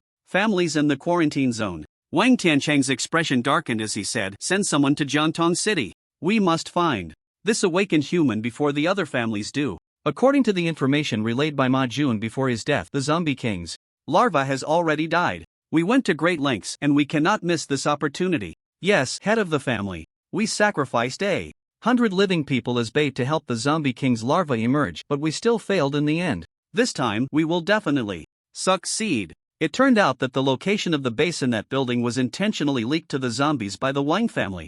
They used flesh and blood as bait, placing fresh blood in various spots throughout the building, especially on the rooftop of the base, to attract the zombies to enter the building and capture people. The stench inside the base was unbearable, so no one detected the smell of blood. Go, call the Rattlesnake Squad. They are all enhanced individuals. Let them go and bring our newly developed weapons. It should be fine. As soon as the name of the Rattlesnake Squad was mentioned, the second in command, Wang Mushan, felt a chill run down his spine. Each of them was incredibly strong, capable of taking on 10 opponents, and especially after their initial enhancements, they became even more ferocious. A team of 5 could match the strength of hundreds, but they were all ruthless and cruel, employing brutal methods like heart extraction and throat slitting as standard practices. Moreover, they were extremely treacherous and despicable, resorting to sneak attacks, ambushes, poisoning, pouring sulfuric acid, and scattering lime powder, completely disregarding martial ethics. When battling them, if one did not have 1,000 eyes, a moment's inattention could lead to death. In an open area, a man dressed in black stood before a strong bull, continuously provoking it. The bull let out a bellow and charged at the man. The man had, unbeknownst to anyone, taken out a bottle and splashed the liquid into the bull's eyes as it charged. Instantly, a cloud of white smoke erupted. The liquid was high-concentration sulfuric acid, which quickly corroded the bull's eyes and part of its face. The bull went into a frenzy, spinning wildly in place. The man then drew a curved knife, waited for the right moment, and plunged it into the bull's belly, pulling it out violently, causing blood to spray everywhere. The bull was clearly weakened significantly. The man discarded the long knife, grabbed the bull's head, and with a fierce twist, brought it down to the ground. He then picked up a discarded curved knife and slashed at the bull's neck, blood gushing out like a fountain. The bull struggled desperately, while the man continued to stab its belly with the long knife. After several seconds, the bull finally ceased its struggles, its body drenched in blood, and it breathed its last. The man slowly stood up. At that moment, a man in camouflage walked in and said, "Big brother, The master wants us to go to Jiangtong City to capture an awakened human. An awakened human, huh? That's right. As long as we capture him, we can find a way to awaken quickly. With your talent, big brother, you will definitely awaken superpowers. Just thinking about it makes me a bit excited. Let's go see just how powerful awakened humans really are. He glanced at the bowl on the ground. We'll have beef when we come back. With that, he licked a bit of bull's blood off the knife's edge, his expression twisted. Meanwhile, in a villa in the center of Jiangtong City, a girl with a chain around her neck sat on the ground, her face ashen and covered in various bruises and scars. She sat there weakly, her gaze vacant like a living corpse. Yet inside, she was screaming over and over, Why? Why must fate treat me this way? Shortly after the apocalypse descended, she was captured by a few ruthless men who wanted her to be their plaything, to obey them and let them toy with her. Of course, she was unwilling and fought back, but as a weak woman, she was no match for several men. They directly locked her up with chains and violated her, and in the days that followed, they would take turns coming to her. The girl who was captured with her had long since submitted to them, so she was not chained and could move freely within the villa. At that moment, the girl came to bring her food. They had been colleagues before, but because she was always the top seller, stealing the spotlight from the girl had harbored resentment. Now she finally found an opportunity to humiliate and beat her. The girl felt immensely pleased. Li Shiro, it's time to eat. Huang Suetsue held a porcelain bowl with only a little thin porridge inside, looking at Li Shiro, who resembled a dog. Huang Suetsue smiled triumphantly. Weren't you very impressive before, always taking the top sales? Once you even stole a big client from me, now look at you, lying there like a dead dog. Li Shiro glanced at Huang Suetsue, because I don't want to be a plaything. Humph. Upon hearing this, Huang Suetsue stepped forward and slapped her, saying, Then what are you now? Aren't you also a plaything? At least I live with more dignity than you. Dignity? Li Shiro scoffed. You dare to mock me? What right do you have to laugh at me? Look at you now, like a dead dog. How can a dog mock a person? As she spoke, she kicked Li Shiro in the stomach. Li Shiro instantly felt excruciating pain. Curling up, her face turning pale, her body trembling. She trembled and said, Do you think you are still human? Hearing this, Huang Suetsue was instantly furious, cursing, You filthy whore, you dare say I'm not human? I'll show you my power. Huang Suetsue grabbed a handful of Li Shiro's hair and yanked it hard, pulling out a clump of hair along with a small piece of scalp. Li Shiro screamed in pain, rolling on the ground. Next time you say a word, I'll pull out a handful of your hair until I pull it all out, just to teach you a lesson. Huang Suetsue threw the bloody hair in front of Li Shiro, then spat into her bowl of food and walked away. Li Shiro looked at the food in front of her, tears silently streaming down her cheeks, and then she began to sob. After a moment of daze, she suddenly smashed the porcelain bowl, picked up a shard, and cut her wrist with it. The feeling of the sharp porcelain slicing through skin and veins was so faint and numb, Li Shiro only felt a chill sweep through her wrist, without a hint of pain, but rather a sense of relief. Fuck this world, she exclaimed fiercely, then spread her hands and lay on the ground, quietly waiting for death. Just then, a burly man pushed the door open, ready to take off his pants. When he saw Li Shiro lying on the ground, bleeding profusely, he was instantly filled with rage, turned around, grabbed Huang Suetsue, and threw her to the ground, scolding, You filthy whore, did you do this? Huang Suetsue was somewhat surprised by this scene but immediately said, It wasn't me. I just brought her food and left. She must have smashed the bowl and cut her wrist to commit suicide. The burly man glanced at the fragments on the ground and thought it should be like this. Then he scolded Huang Suetsue again, Then why the hell aren't you getting a cloth to wrap her wrist? If she dies, all of us brothers will be after you. Huang Suetsue trembled in fear and immediately found a strip of cloth to wrap around Li Shiro's wrist. You damn woman, you absolutely cannot die. If you die, won't that be harming me? Flustered, Huang Suetsue bandaged Li Shiro without noticing that her wrist had stopped bleeding and the muscles in her body were slightly trembling, her breathing becoming more even and strong. Is it done, you stinky woman? The burly man shouted from the side. It's done. Huang Suetsue hurriedly replied. Then, the burly man grabbed Huang Suetsue's hair and pushed her down to the ground, preparing to bang. A wave of energy radiated from Li Shiro, startling the burly man into stopping his actions immediately, looking towards Li Shiro, who was slowly getting up from the ground, glancing at her wrist, then looking at the two on the ground. Seeing that Li Shiro was fine so quickly, the burly man immediately smiled. You're still the more rounded one. Since you're better, let's play with you. Saying this, he got off Huang Suetsue. Huang Suetsue let out a long breath, relieved to have dodged a bullet, then looked at Li Shiro with glee. Damn woman, let's see if he doesn't play you to death this time. The burly man looked at Li Shiro with lewd eyes, just as he was about to grab her. Li Shiro suddenly stared at him, her brows slightly furrowed, and his hand seemed to be frozen in cement, unable to move at all. Damn it, what's going on? Why is my hand stiff? The burly man was a bit puzzled. Li Shiro's gaze moved again, and the burly man's fingers began to slowly bend, leaving only the index and middle fingers. Then his arms started to bend inward, his middle and index fingers poking towards his own eyes. The burly man finally realized something was wrong, his face turning pale with fear. Damn it, what the hell, why can't I control my hand? He used his other hand to tightly grip the wrist of the hand, but it was useless. He tried to bend his index and middle fingers but couldn't. His hand seemed completely detached from his control, now being manipulated by a mysterious force. What are you standing there for, you stinky woman? Why aren't you helping? The burly man yelled at Li Xiaoro in front of him, but Li Xiaoro stood still, not moving to help. Instead, Huang Suizue, who was standing aside, hurriedly ran forward, grabbing the burly man's wrist and trying to pull it away. Seeing that Li Xiaoro didn't move, the burly man glared at her with wide eyes. Are you deaf or what? I'm telling you to help. The two fingers were getting closer and closer to his eyes, and he was becoming more and more panicked, while Huang Suizue's intervention had no effect. Huang Suizue was overjoyed in her heart, having offended this man. You'll be in for it later. At this moment, Li Xiaoro suddenly smirked, a cold laugh escaping her lips, her pale face looking terrifying. Laugh? I'll make you laugh. The burly man raised his other hand, about to slap her hard, but the slap suddenly stopped half an inch from her cheek, then changed direction, grabbing Huang Suizue by the neck. Huang Suizue looked at the burly man in terror, her hands gripping his wrist tightly. The burly man was bewildered. What the hell was going on? Was this really a ghost? Suddenly, he looked at Li Xiaoro in horror, as if he understood something. You have awakened. Li Xiaoro coldly laughed again, letting out a faint sound. Then her gaze moved, and the burly man's fingers suddenly jabbed into his own eyes. His eyes burst like two water balloons, blood and an unknown white liquid splattering everywhere, and the burly man began to scream in pain. My eyes. Li Xiaoro did not stop her thoughts, staring intently at the burly man. His two fingers were desperately pushing in, as if trying to pierce straight into his brain. With a crack, his fingers broke through the skull, firmly lodged in place. Then, Li Xiaoro looked at Huang Suizue. Next, it's your turn. Huang Suizue looked at Li Xiaoro in terror. Xiaoro, no. Aren't we good friends? Unexpectedly, at this moment, she was still playing the emotional card. Hearing this, Li Xiaoro's eyes turned red, her face filled with rage. With a glance, the burly man's hand released Huang Suizue's neck, collapsing to the ground, rolling back and forth, howling loudly. Then, she looked at Huang Suizue, stepping closer to her. Huang Suizue, frightened, kept retreating, shaking her head repeatedly. No, Xiaoro, no. Xiaoro. Suddenly, she backed against the table, her hands frantically searching on it. She found a chopstick, quickly grabbing it in her hand. Die, you filthy woman. Huang Suizue shouted, thrusting the chopstick towards Li Xiaoro. But, just like the burly man, when she was about to touch Li Xiaoro, she suddenly froze, unable to move an inch. Friend.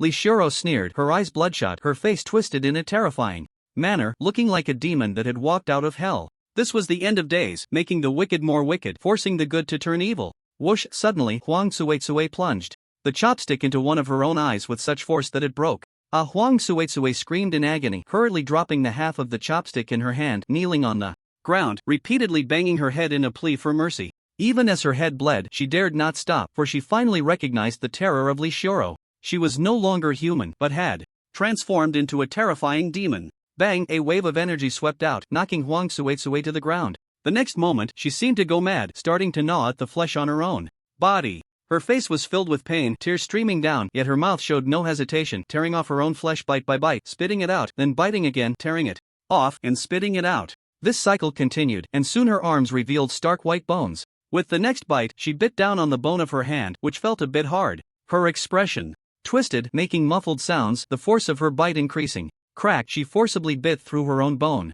This pain, penetrating to the marrow, nearly made her roll her eyes back and faint. Li Xiaoro used her thoughts to force her to stay awake, continuing to tear at her own flesh. Bang! The door of the room was kicked open. What happened? The people outside heard the commotion and rushed in, led by Li Hu. He glanced at the two on the ground, their miserable state sending a chill down his spine. After so many years, he had never seen such cruel methods, and he couldn't help but gasp. Looking at Li Xiaoro standing not far away, he had already guessed that this woman had awakened. Otherwise, there was no way she could have made these two suffer so badly. Brothers, let's go together and kill this crazy woman. There was no choice now, it was a dilemma. If they ran out, there were zombies outside. And if they didn't run, there was a demon inside. In the end, he chose not to run, to kill this demon. With Li Hu's command, everyone rushed forward like madmen, including those who had been captured by Li Hu. They had become accustomed to obeying Li Hu's orders, for if they didn't, they would either be beaten or thrown outside to feed the zombies. Except for one person. Lin Chen's cousin Lin Fei, who was at the back door of the villa, dumping everyone's excrement.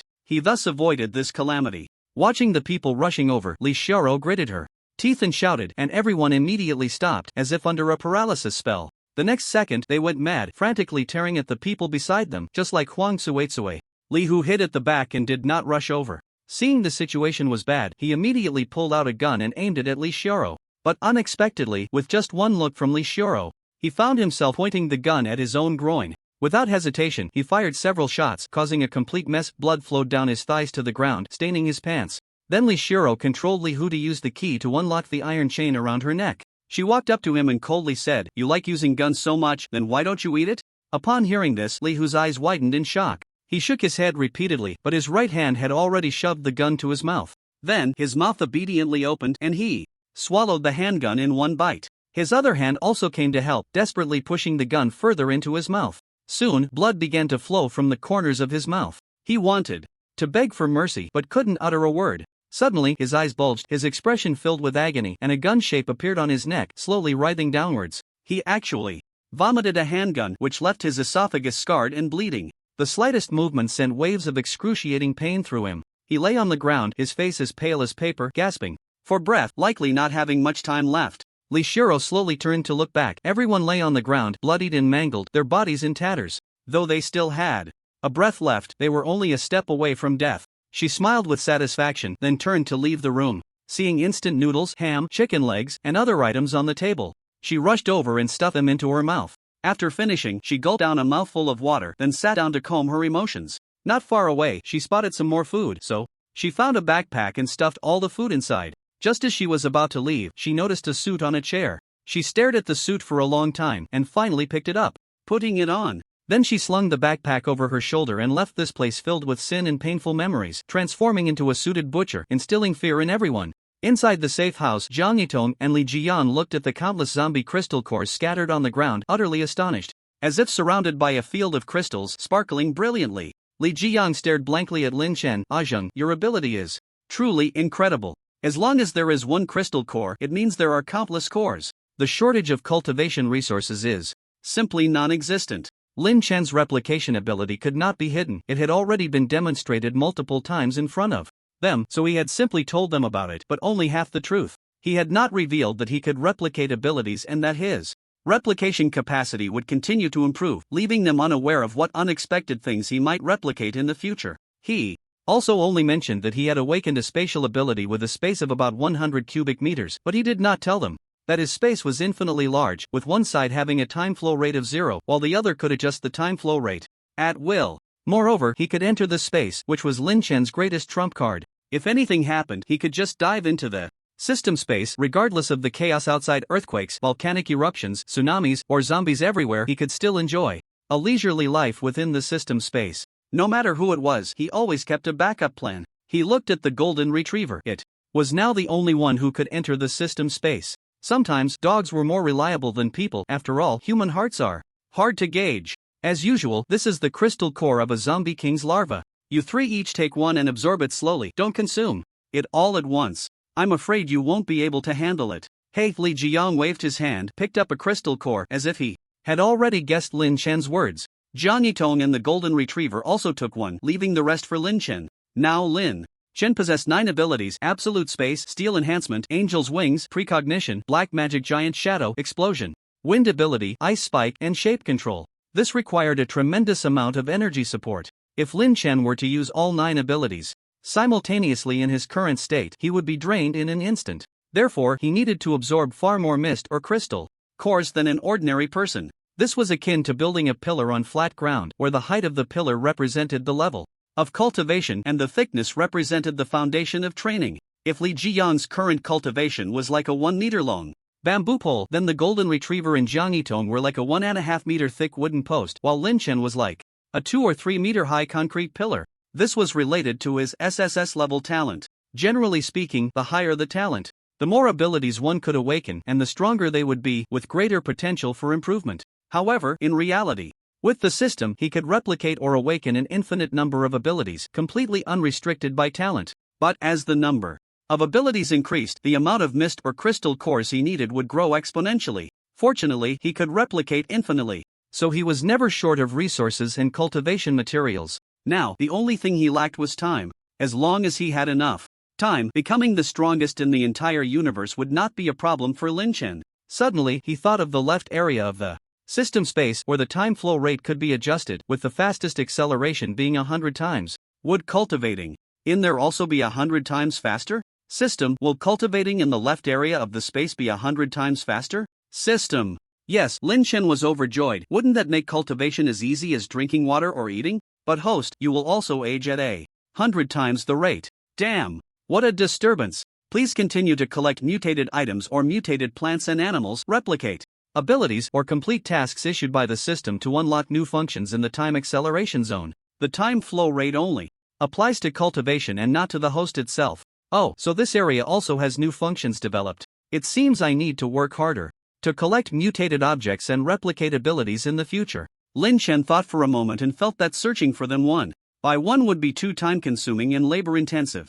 Was there a way to have mutated items, mutated plants and animals, and awakened ability users come to him automatically? For example, he could issue a notice stating that anyone who had awakened their abilities could come and shake hands with him for 10 seconds to receive a box of spicy beef instant noodles. If he could touch other people's mutated items, then the owner would receive a box of pickled cabbage beef noodles. Lin Chen nodded, thinking this method was feasible. But the premise for implementing it was that he needed to have sufficient strength. Otherwise, in this unpredictable era, the other party could kill him at any moment and steal his resources. Thinking of this, Lin Chen began to absorb the zombie crystal cores vigorously, almost one every few seconds. Soon, a pile of dull crystal cores was scattered around him like chunks of cement. At this moment, Lin Chen felt as if there was an ocean of energy within him, with surging energy rolling and tumbling inside. This feeling was wonderful, as if he had endless abilities within him. At the same time, Lin Chen's cultivation broke through to the peak of the second stage, just a step away from the third stage. However, he still needed to solidify his peak at the second stage. Only by laying a solid foundation could he reach higher and further. Cultivation was a lifelong endeavor, and one must avoid being overly hasty or perfunctory. Therefore, Lin Chen was not in a hurry to break through to the third stage. Moreover, with his current strength, even if he encountered a third-stage zombie, he would not be afraid at all. With 9 abilities and 2 mutated weapons, which third-stage zombie could withstand that? Suddenly, Lin Chen had an idea. Why not try to activate all 9 abilities simultaneously and see what the effect would be? With this thought, he went to the open space of the safe house. Li Jiyang and Jiang Yitong also curiously came out, speculating whether Lin Chen had either broken through or awakened some new ability. They had already become accustomed to Lin Chen's extraordinary feats. Outside the house, Lin Chen stood slightly, took a deep breath, slowly closed his eyes, and then suddenly opened them. An unprecedentedly powerful energy burst forth from his body, causing the air to ripple slightly. Wow! Jiang Yitong and Li Jiyang stumbled back 2 steps, unable to steady themselves. So strong, they both exclaimed simultaneously. How powerful has Zheng become? In the next second, the rubble around Lin Chen began to float slowly. This was the activation of absolute space. Then, angel wings sprouted from his back and his entire body turned silver. This was steel reinforcement. His pupils constricted. This was precognition. A huge shadow with black wings appeared behind him. This was the dark magic giant shadow.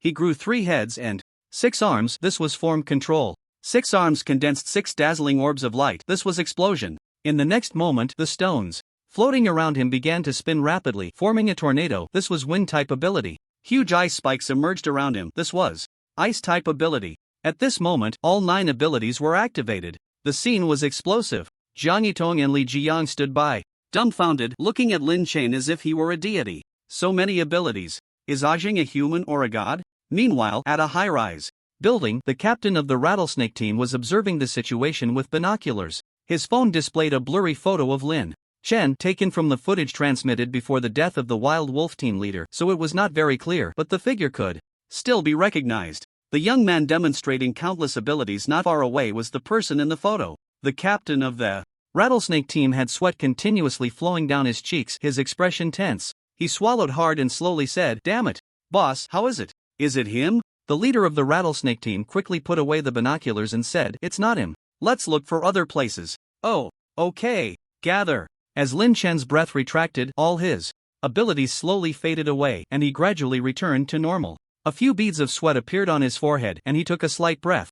Opening 9 abilities at once was still a bit overwhelming. It seems he would have to continuously broaden his foundation and absorb more crystal cores in the future. If he could reach the point of opening 7 abilities effortlessly, that would be the best. Ajung, your awakened abilities are a bit outrageous, Li Jiyang couldn't help but exclaim. Lin Chen just patted his shoulder and said, it's fine, take your time. You'll awaken more abilities in the future too. Li Jiyang rolled his eyes, thinking, awakening even more abilities? I'm already grateful just to have awakened this one. Do you think everyone is as extraordinary as you? Come, I need your help with something, Lin Chen said to Li Jiyang and Zhang Yitong. The two exchanged glances, somewhat puzzled, wondering what else he needed their help with. Upon arriving at the safe house, Lin Chen took out a printer, a computer, several drones, and a stack of A4 printing paper.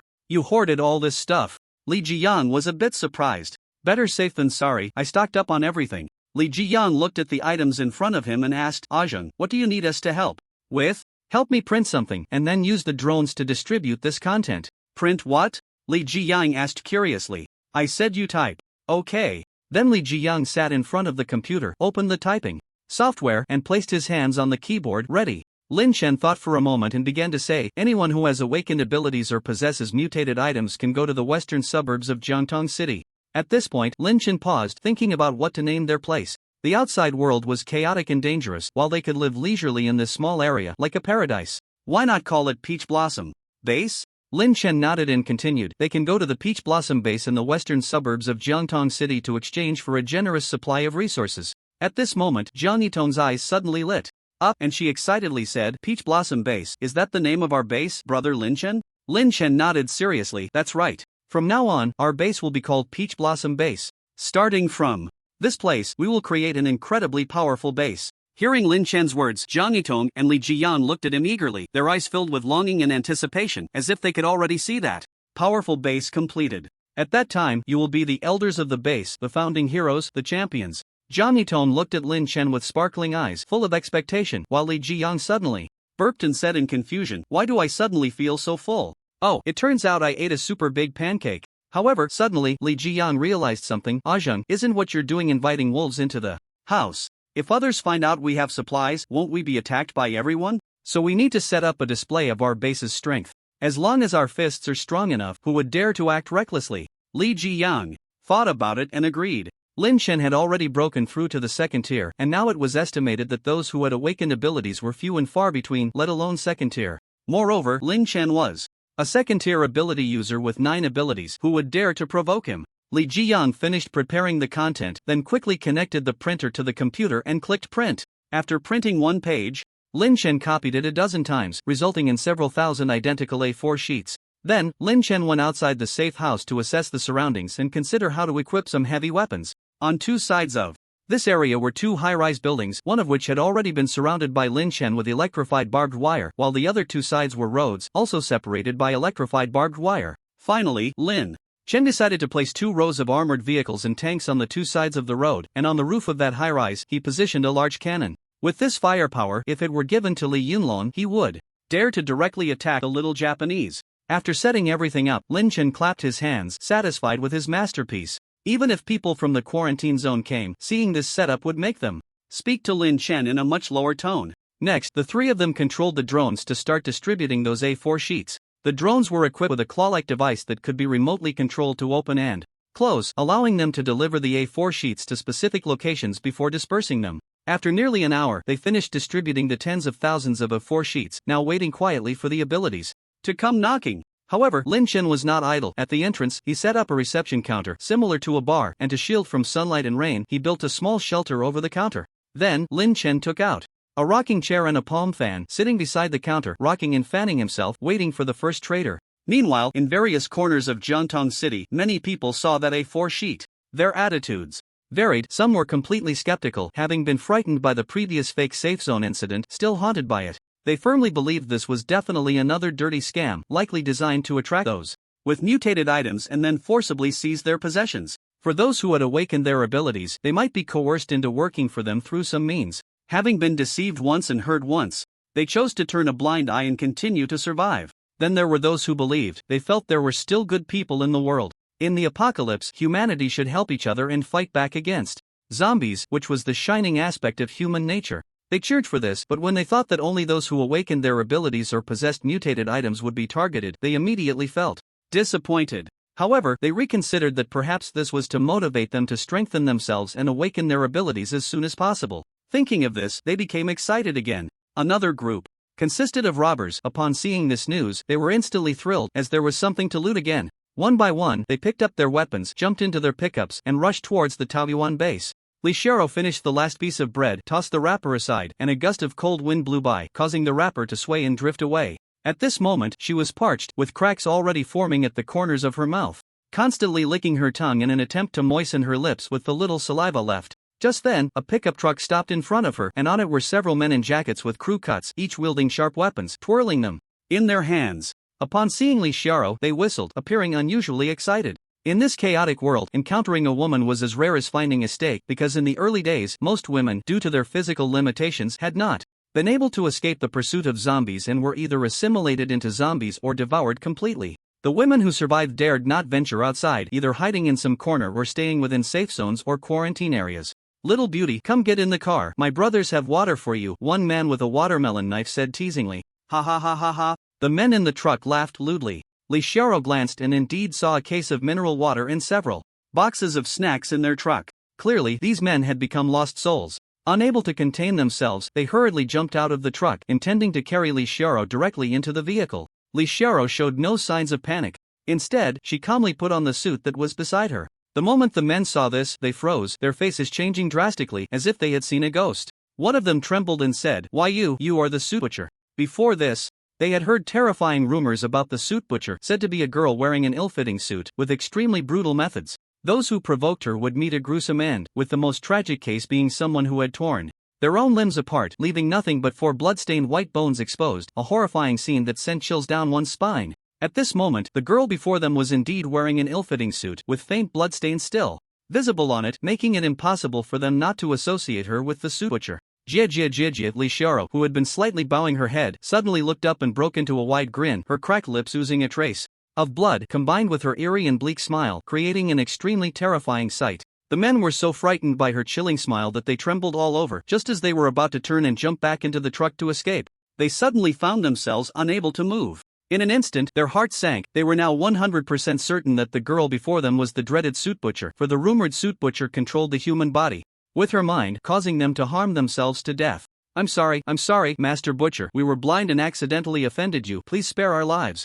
"Shut up," Li Xiaoro said softly, and then her eyes flashed. The man immediately opened his mouth without hesitation, shot out his tongue, and bit down hard, severing his tongue in two. Blood filled his mouth, and he looked in agony. The others turned pale at the sight, hurriedly closing their mouths, not daring to make a sound, fearing they would be next to bite off their own tongues. "You said you wanted to play with me, so I'll play with you." You, a few people cried with sorrowful faces, making muffled sounds.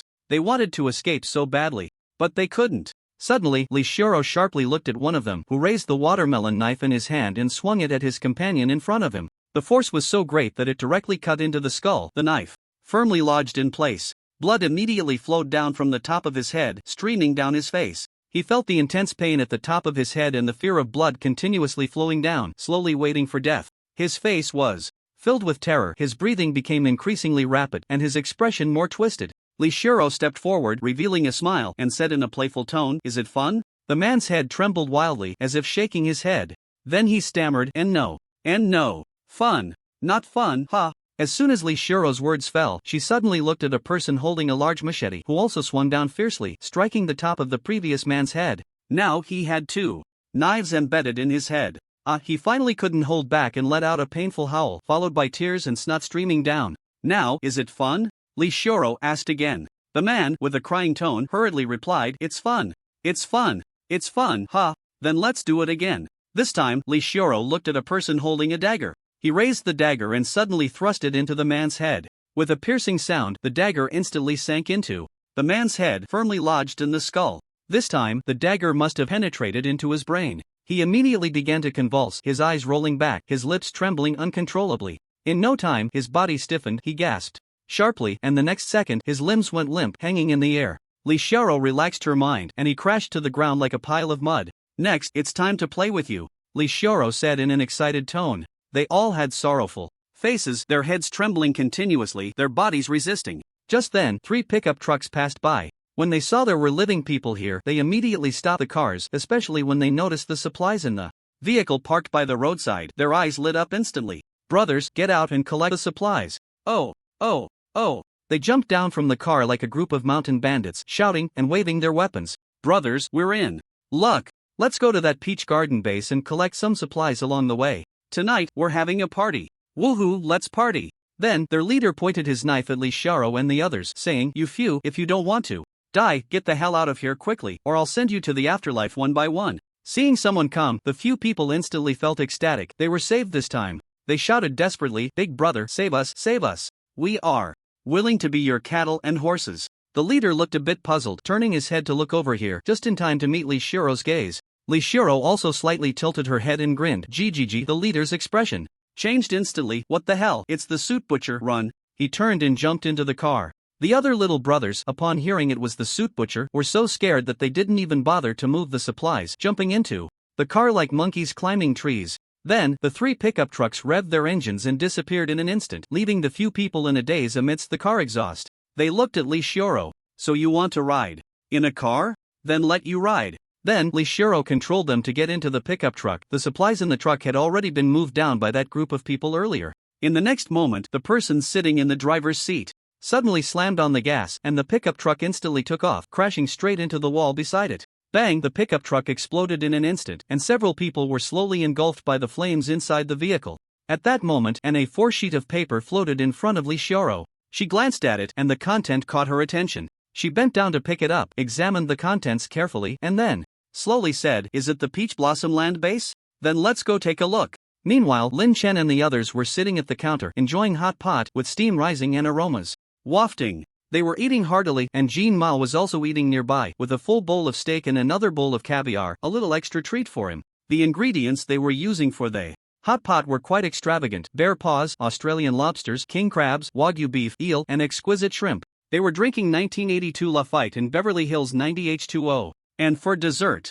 there were fruits like sunshine rose, cat litter durian, cream strawberries, and Chilean cherries. Just then, the 3 pickup trucks had already arrived at the Peach Blossom base. They looked inside the barbed wire and were taken aback. Boss, look, it's tanks, so many tanks. Their boss, named Chunlong, glanced out the window and smiled slightly. Fake? Fake? Do you really believe there would be so many tanks in a base built in such a shabby place? Even an official quarantine zone probably wouldn't have this many tanks. The younger brother nodded as if he understood. I could tell at a glance that these are just models, meant to scare children. The boss is wise, he saw through their little trick at a glance. However, Chang Long nodded and smiled.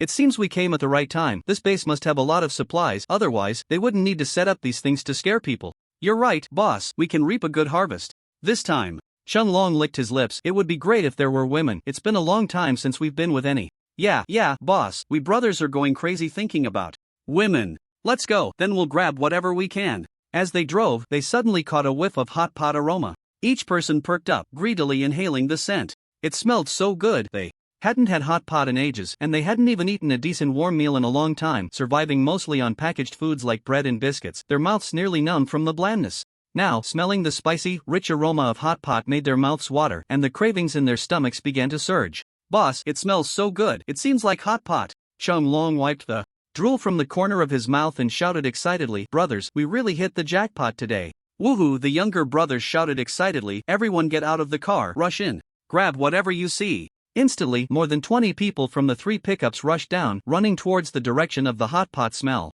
Someone's coming. Lin Chen put down the cup in his hand and said slowly. As soon as he finished speaking, a large group of people appeared in front of the counter. Lin Chen scanned the crowd. None of them were awakened ones. Seeing their aggressive demeanor, it was clear they meant trouble. At that moment, Chung Long stepped out from the crowd, resting a large machete on his shoulder, with one hand on his waist, looking extremely arrogant as he said, I heard you have supplies here? Lin Chen replied, If you are awakened ones or have mutated items, you can exchange them for a box of instant noodles. If not, leave quickly, or you will bear the consequences. Yo, Chung Long smacked his lips and said, You eat hot pot and you give us instant noodles? Do you have any conscience? Come on, let me see what hot pot you are eating. As he spoke, Chung Long glanced inside, and when he saw the ingredients placed next to the hot pot, he was instantly dumbfounded, staring blankly at Lin Chen. You guys eat this well every day? You guys really deserve to die. Lin Chen replied, Not really. Hearing Lin Chen's answer, Chen Long let out a slight sigh of relief. For the past few days, their meals had been nothing but bread or biscuits. If they knew someone was eating hot pot every day, they would be utterly depressed. Unexpectedly, after a moment, Lin Chen said, sometimes. We also have Western food, or stir-fried dishes, barbecues, to change things up. Chang Long, the little brothers. Chang Long instantly went crazy. You guys really deserve to die. Damn it. Then, he pressed the knife against Lin Chen's neck, breathing heavily, looking furious. Open the door, then you all get lost, do you hear me? Otherwise, I'll chop you all up. At that moment, a little brother stepped forward to remind Chang Long, boss, there are women inside. Chang Long's eyes lit up upon hearing this, and he looked inside again, indeed seeing a pure and lovely little sister. He wiped the drool from the corner of his mouth. Damn it, you guys really deserve to die. Really deserve to die. Not only so many supplies, but also a beauty. I'm so jealous, but luckily, now, these things are all mine. Chang Long glanced at the motionless Lin Chen. Little brat, are you deaf? I'm telling you to get lost. Lin Chen, however, said. Again, did I not make myself clear? Those with abilities or mutated items can exchange for supplies. If you're useless, just get as far away as you can. Ha ha ha ha ha ha. Lin Chen's words caused them to burst into laughter. Chang Long leaned in and said, little brat, those model toys you set up have already been seen through by me. How could there be tanks in such a broken place? Use your brain a little, okay? How have you survived in this apocalypse for so long? Lin Chen was taken aback, not expecting them to think this way. It was something he hadn't considered. It was indeed unreasonable for so many tanks to appear at once in such a small place, but they were all the real deal. Lin Chen didn't want to waste any more words and was about to activate the absolute space when suddenly, a bloodstained small car drove up from not far away and stopped in front of them. A person got out of the car, causing Chang Long and the others to tremble in fear. It was indeed the suited butcher they had encountered by the roadside before. At this moment, Li Shiro was still wearing that oversized suit, now with an additional layer of faint bloodstains. Her pale face was expressionless, and just one glance was enough to scare Chang Long and the others into obediently shrinking to the side. Then, under the terrified gazes of the crowd, she walked towards the counter. Chang Long's heart was filled with joy, relieved that the suited butcher was not interested in him, while also harboring a sense of schadenfreude, watching Lin Chen as if it were a show. Kid, this is the suited butcher, you're in for it now. If I provoke her, it's fine. At worst, I'll just get cut down and die quickly. But if I provoke the suited butcher, then it's going to be a long suffering before death. Boss, is this suited butcher also here to rob supplies? Looks like it. What should we do? Chang Long knocked on his own head and scolded, are you an idiot? How much can she take by herself? We just wait for her to take first, and after she's done, we can go. Boss is brilliant. Now, we just need to enjoy the show. Chang Long squinted and smiled slightly.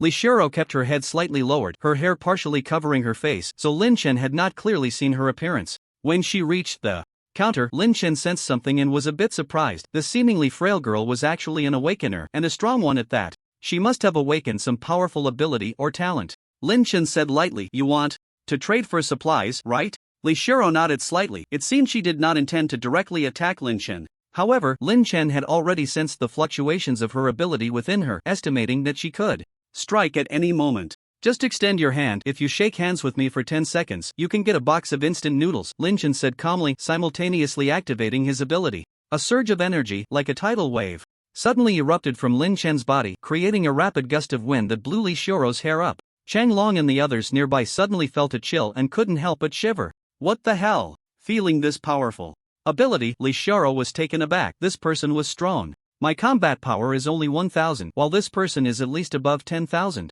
However, she did not plan to give up because her ability was mental control, belonging to the psychic category. Some awakeners might possess powerful abilities, but their mental strength could be pitifully weak. Thus, low-tier psychic awakeners were often no match for high-tier awakeners. This was the gap between awakened abilities. Psychic abilities were relatively rare, suitable for surprise attacks, often catching people off guard. Seeing the hand extended towards her, Li Shiro slowly reached out to grasp it. Faced with such a strong opponent, she did not dare to be arrogant. If the person opposite her were an awakener of the same level, she could directly use mental control from a distance, and that would suffice. But this person in front of her was absurdly powerful. She couldn't ensure she could control him from a distance. So, she planned to make direct physical contact for mental control, which would be several times stronger than using it from afar. The large and small hands clasped together, and immediately, a powerful mental force surged through their arms, rushing towards Lin Chen's consciousness. Bang! Li Shiro's mental force seemed to hit a 100-meter-high wall, and with a bang, that pitifully small amount of mental force was like a tiny mist, instantly dissipated, disappearing without a trace. Ah! Li Shiro felt an unprecedented shock and impact, along with a hint of fear. Among the people she had encountered, this was the one with the most outrageous strength. Lin Shen's arm trembled slightly as he unleashed a fierce blow to the consciousness of the woman in front of him using the newly copied mental control ability. Li Xiaoro shuddered all over while Chang Long chuckled beside her. Look, the suit butcher is so angry that his body is shaking. That kid is in for it now. Yeah, boss, so terrifying. Luckily, we didn't provoke the suit butcher. Pfft. In the next moment, Li Xiaoro suddenly spat out a mouthful of blood. The impact Lin Chen had on her consciousness was too intense, directly injuring her severely.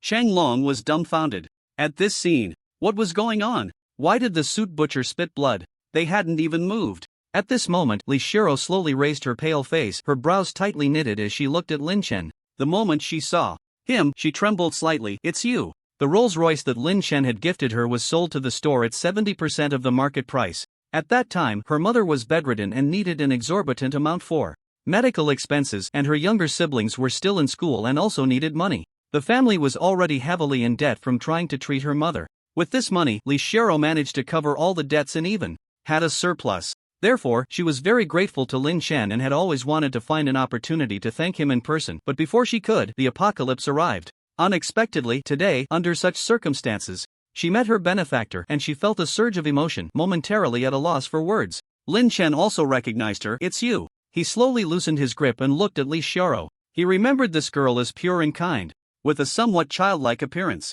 Now, however, her face bore many scars and a fierce aura, and he could faintly sense a long-accumulated resentment and killing intent within her. What had she experienced during the apocalypse? The once ferocious Li Xiaoro became somewhat awkward upon seeing Lin Chen, her gaze unable to meet his. She merely nodded slightly and timidly replied, Boss Lin. Lin Chen didn't want to pry into why she had become this way. It was likely the past she least wanted to confront. He understood that reopening old wounds was akin to forcing someone to relive their pain. Why bother? So he slowly moved a box of instant noodles from behind the counter, poured out half of it, and added many packaged cooked meats and some glucose. This girl was the only one he had encountered before the apocalypse who didn't disgust him, so Lin Chen's actions were also a way to justify himself. This is for you. This. Li Xiaoro hesitated and did not reach out to take it. Lin Chen then said, You meet our standards and have fulfilled my requirements. This is your deserved reward. Take it. Li Xiaoro trembled as she accepted the box of noodles. The moment she held the box, she felt a weight that didn't match the box itself.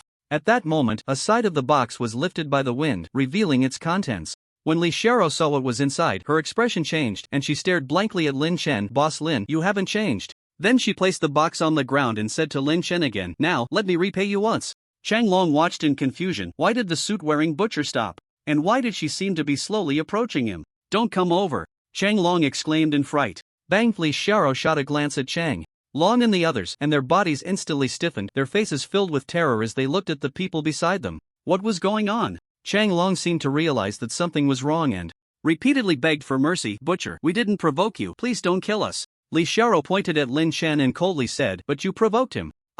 Chang Long's face changed drastically upon hearing this. Could that kid know the suit-wearing butcher? He couldn't help but speculate. If he had known, he wouldn't have messed with him. Butcher, it's all our fault for not recognizing the great mountain and offending your friend. Look, your friend is fine. Could you please show mercy and let us go? Chang Long pleaded with a mournful face. He is not my friend, Li Xiaoro said coldly, then let out a low moan. A powerful mental force surged towards the 20 or so thugs in front of her. In just a second, their eyes rolled back, blood began to seep from their 7 orifices, their body hair stood on end, and then they convulsed wildly before collapsing to the ground like a puddle of mud. He is a benefactor, Li Xiaoro continued to whisper. This strike directly shattered the brains of these 20 men, and they died instantly. Li Xiaoro also overexerted her powers, and at this moment, blood flowed from her eyes as well. Her chest heaved violently a few times, and then she felt a sweetness in her mouth, followed by a mouthful of old blood being violently spat out. Are you okay? Lin Chen asked. Li Xiaoro hurriedly stopped Lin Chen, trembling as she replied, I'm fine, Boss Lin.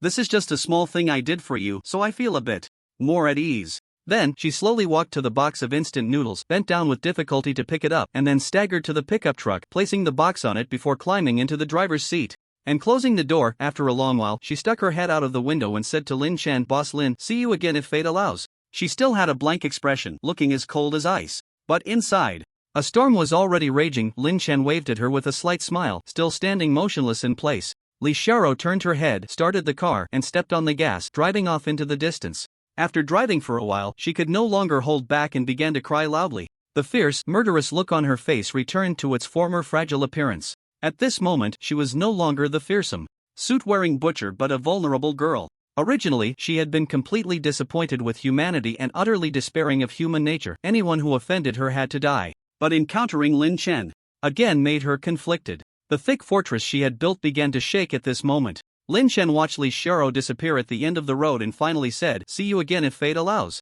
At this moment, Li Jiang and Zhang Yitong walked over and Lin Chen finally came to his senses. "Ah, Zhang, that girl." Before Li Jiang could finish his sentence, Lin Chen already knew what he was going to say. So he quickly interjected, "She has her own path to walk." "Oh." Li Jiang nodded slightly, glancing at the end of the road. After that, several groups of people arrived, all coming to rob. They had seen the contents on the A4 paper and immediately gathered their brothers to rush to the Taoyuan base to plunder supplies, fearing that if they were a moment late they would be robbed by others. Some timid ones, upon seeing the 2 rows of tanks and armored vehicles, ran away in fright, exclaiming that they couldn't afford to provoke them. Some reckless ones, regardless of the danger, charged right in. At this moment, Lin Chen and Li Jiang were inside a tank, having fumbled with the instructional video for quite a while and finally learned how to operate it. They were just lamenting the lack of a practical target when a group of raiders showed up. "Boss, they have a tank. Are we really going to rob them?" "Bullshit tank. Are there that many tanks in Jiangtong City? How come I don't know about it? Those are just cardboard props to scare people. Don't think I'm clueless." This person had previously worked in the official armory and held a decent position, so he was quite familiar with the weaponry in Jiangtong City. As far as he knew, Jiangtong City was a small place, not a fortress or a hub, let alone tanks. There were hardly any military trucks. "Right, boss, you used to work in the official armory, so you know best whether there are tanks in Jiangtong City." "Exactly, boss, those are just paper props, so it must be wrong. Brothers, charge in and grab the supplies." Upon hearing this, they all cheered, shaking their weapons, ready to force their way into the Taoyuan base. At this moment, Lin Chen and Li Jiyan, inside the tank, exchanged smiles as they looked at the raiders outside, gradually becoming excited. Wasn't this the target they were waiting for? What? Considerate raiders, knowing they needed a target, just showed up. "Jiang, load the ammo." Ammo loaded. Aim. Aimed. Lin Chen suddenly fired at their vehicles. Boom, an earth-shattering explosion followed. And several small cars exploded in succession, igniting a roaring fire. The shockwave from the explosions sent several people flying. The younger brothers were terrified, looking to their boss for a reasonable explanation. "Boss, huh?" The boss replied, "What the hell, run." Boom, another shell was fired, directly blowing several people away, and screams filled the air. At that moment, the boss regretted it deeply, puzzled about where the tank in Jiangtong City had come from. Boom, a shell exploded beside him, scaring him into shouting for his mother, his legs moving quickly like arrows, and he vanished in an instant. Inside the tank, Lin Chen said, "Jiang, it seems we need to practice more. We barely fired a few shots, and everyone ran away." Li Jiang replied, Zhang, there are still plenty of reckless ones. We'll have more chances to practice in the future." "That's true." Just like that, no one else came. It was unclear whether the few lucky raiders who survived shared their experience, causing other raiders to be too afraid to come. Lin Chen speculated. At this moment, at a crucial intersection leading to the Taoyuan base, a small figure in a suit covered in blood stood there, and in front of her lay dozens of mangled corpses. "Captain, what should we do now? We still haven't found that awakened person?" The captain of the Viper squad, Zhang De, slapped his forehead and said, "Are you stupid? Just grab any awakened one and chop off their head." "Who would know?" "Captain, brilliant. Let's hurry and see if there's a weaker awakened one around." Zhang De recalled the terrifying scene from before and still felt a lingering fear. If he had rushed in directly back, then he would probably be buried under several feet of grass by now. Zhang De was the enhancer, just one step away from awakening, so he could faintly sense the aura of awakened ones. At that moment, he furrowed his brow, as if sensing an awakened one nearby, and was instantly overjoyed. "Brothers, there's an awakened one nearby, let's go." Zhang De led his team, following the faint aura, and they came to an intersection. They saw a frail-looking man in a suit standing there. Zhang De rubbed his hands together, suddenly filled with confidence. "Brothers, that bamboo pole ahead is an awakened one. That's the one." With that, he drew his curved knife and charged forward, determined to make a good impression this time. He loved picking on such soft targets. The fear he had felt earlier transformed into anger, and he wanted to vent it all on this weak awakened one. Halfway there, he finally noticed the dozens of mangled corpses lying in front of the awakened one, and he froze, instantly petrified. "What, are awakened ones this strong?" Li Xiao heard the commotion behind her and slowly turned around, her face covered in blood, her eyes resembling demons from hell. Zhang De hurriedly hid his curved knife behind him, awkwardly smiling to show he meant no harm. "Are you going to the Taoyuan base?"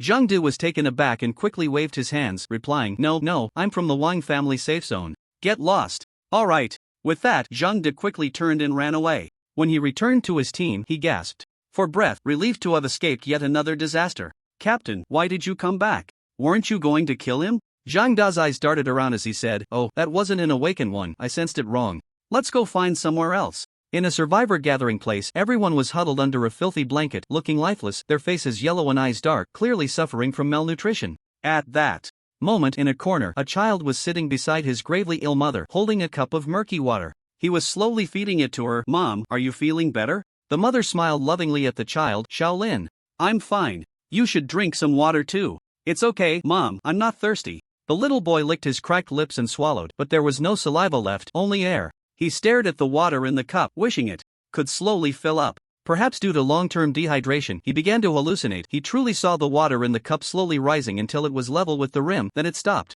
He smiled helplessly. Am I starting to hallucinate? But the next second, he gently shook the cup, and the water splashed onto his hand. The icy touch felt too real, making him widen his eyes, his heart racing. Could it be real? He slowly brought the cup to his lips and took a small sip. The moist sensation instantly spread through his mouth, a coolness sliding down his throat. It was real water. The water really increased. He still couldn't believe it and handed the cup to his mother, saying, Mom, have another sip. Cough, cough, cough, cough. His mother coughed twice and laughed. Shaolin, you should take a sip too. Mom really isn't thirsty anymore. Mom, if you drink another sip, then I'll drink, okay? The little boy was eager to know if the water was real. His own feelings could be mistaken. After all, he had been thirsty for so many days, and it was very likely that he was experiencing both hallucinations and sensations. His extreme thirst made him distrust his own feelings. The boy's mother smiled, brought her mouth to the edge of the cup, paused for a moment, feeling that something seemed off but couldn't quite put her finger on it. She gently took a sip of water and once again paused. This water seemed a bit different from the previous sip, perhaps cleaner. She smiled helplessly, thinking that she must be confused, affecting her sense of taste. Alright, Mom has drunk. Shaolin, you hurry and drink. At this point, the boy finally confirmed that there was indeed more water in the cup. He gulped it down in one go, and his mother finally smiled with relief upon seeing this. Then, he stared intently at the cup, hoping for a miracle to happen again. After a while, the cup was still completely empty. He repeatedly turned the cup upside down, but not a single drop of water came out. Indeed, miracles are fleeting. If they were to happen again, what would they be called? Disappointed, the boy placed the cup on the ground and silently lowered his head as if deep in thought. At that moment, he was suddenly startled. A large area in front of him was wet, but he clearly remembered not spilling a single drop of water. Where did this water come from? Just as he was surprised and puzzled, the person in charge of the gathering suddenly appeared, holding an A4 sheet of paper and addressing everyone. Everyone, pay attention, I have an announcement. In an instant, all eyes were drawn to him, staring intently, hoping for some good news. In our Jiangtong city, there is a place called the Peach Blossom Base, where those who awaken their abilities can go to receive a generous supply of resources. So if any of you awaken your abilities, don't hide it. I will take everyone to collect the resources and then distribute them uniformly. Understood? If anyone goes alone, don't blame me for being rude. At the end, the person in charge spoke in a slightly threatening tone. What does it mean to awaken abilities? Someone asked from below. The person in charge thought for a moment and said, you can understand it as superpowers. Superpowers? How is that possible? The person in charge continued, you all know about the suit butcher that's been talked about lately, right? People below nodded, a hint of fear flashing across their faces. That suit butcher is someone who has awakened their abilities, that is, superpowers. Otherwise, how could she possibly kill dozens of people by herself? The people below nodded again, as if they understood something, their eyes now filled with a hint of expectation. The person in charge warned again, if you find yourself exhibiting some inexplicable behavior or encountering something strange, you must tell me, understood? Otherwise, don't blame me for being merciless. You all have made it to today thanks to me. I hope you don't forget your gratitude and my kindness. Just then, the little boy was about to raise his hand to speak, but was hurriedly stopped by his mother. The little boy looked at his mother with confusion, not understanding her intentions for a moment. His mother tightly gripped his hand, her eyes filled with sincerity, her lips pressed together, then slowly shook her head, signaling him not to speak. At that moment, the person in charge had already begun to check each individual. Have you noticed anything unusual about yourself recently? A middle-aged man with a bearded face blankly shook his head. The person in charge shot him a disgusted glance, then turned to the others, who were slowly approaching the little boy. The boy looked at his mother again, she slowly made a shushing gesture and then shook her head twice. Soon, the person in charge walked up to the child and asked him, Shaolin, have you and your mom experienced anything strange lately? Shaolin paused for a moment, then shook his head and replied, no. The person in charge looked at the teenage boy and the sickly person, guessing they wouldn't awaken any special abilities, so he stopped questioning them and prepared to leave. Just as he stood up, he suddenly noticed a wet spot on the ground in front of Shaolin and immediately became angry, questioning, Shaolin, how could you spill water on the ground? Do you know how precious water is right now? I'm punishing you and your mom by not allowing you to have dinner tonight. Shaolin quickly thought of something and replied, no, that's not water, I just wet the bed while I was sleeping. Upon hearing this, the person in charge looked disgusted. How old are you, still wetting the bed? How unlucky. Your rations will be halved tonight, and you will also participate in tomorrow's supply search. Shaolin's mother turned pale upon hearing this and pleaded with the person in charge, Captain Zhao, Shaolin is only 14, it's dangerous to go out searching for supplies. Can you send someone else? You two have been living here for free for a long time. I'm only letting him go out. Today, I've already been very lenient with you. Don't push your luck, Captain Zhao Hao said irritably. Captain Zhao, how about I go instead of Shaolin? Zhao Hao glanced at her with an unhappy expression and said, You can't even stand up. And you want to go out searching for supplies? You might as well go out and feed the zombies. Hearing the insult directed at his mother, Shaolin suddenly stood up and glared at Zhao Hao. What did you say? Zhao Hao, seeing this, grabbed Shaolin by the collar and continued to mock him. What's wrong, you little brat? You want to hit me? Just look at your mom, such a useless person. I've taken you in out of great kindness. Don't be ungrateful. Don't talk about my mom. Shaolin's fists clenched tightly, trembling uncontrollably, his eyes fixed on Zhao Hao. Zhao Hao became even more excited, laughing at the people behind him. Look, this little brat really wants to hit me. Ha ha ha ha ha ha ha ha. The others joined in the laughter. Then, Zhao Hao leaned in close to Shaolin, smirking arrogantly. Your mom is a waste, garbage, and so are you, waste, garbage. Come on, hit me, waste. Shaolin felt a surge of anger rise to his head, turning his face red. He trembled all over, his fists clenched tightly, with water occasionally dripping from his fists. Just as he was about to throw a punch, his mother timely grabbed his hand. Her icy touch instantly calmed him down. He looked back at her. If he offended the person in charge, he and his mother would be kicked out of the settlement. Without the protection of the settlement, they, a mother and son, could easily fall victim to zombies. He didn't care about himself, but he cared about his mother. So, he slowly relaxed his fists, let out a long breath, and his mood calmed down significantly. I'm sorry, Captain Zhao, I am a waste. Zhao Hao laughed out loud upon hearing this, patting his face with his hand, and said, Kid, I'm very pleased that you can recognize yourself, ha ha ha. After saying that, they made a joke here and then left. Shaolin then sat down, leaned next to his mother, and whispered, Mom, it seems something strange just happened to me. I know. You know. Shaolin looked surprised. His mother gently nodded and said, When you were concentrating on the cup just now, water was flowing on the back of your hand. Shaolin glanced at the wet mark on the ground and suddenly realized how it came to be. And when you were clenching your fist and very angry, water was also dripping from your fist. Ah! Shaolin was even more surprised. He thought that the water had appeared out of nowhere, not realizing it was flowing from his own body. He opened his hands and looked back and forth, discovering that his palms were indeed a bit damp. Could it be that he could conjure water out of thin air? Just as he was speculating, his mother looked around and noticed that no one was paying attention to them, then cautiously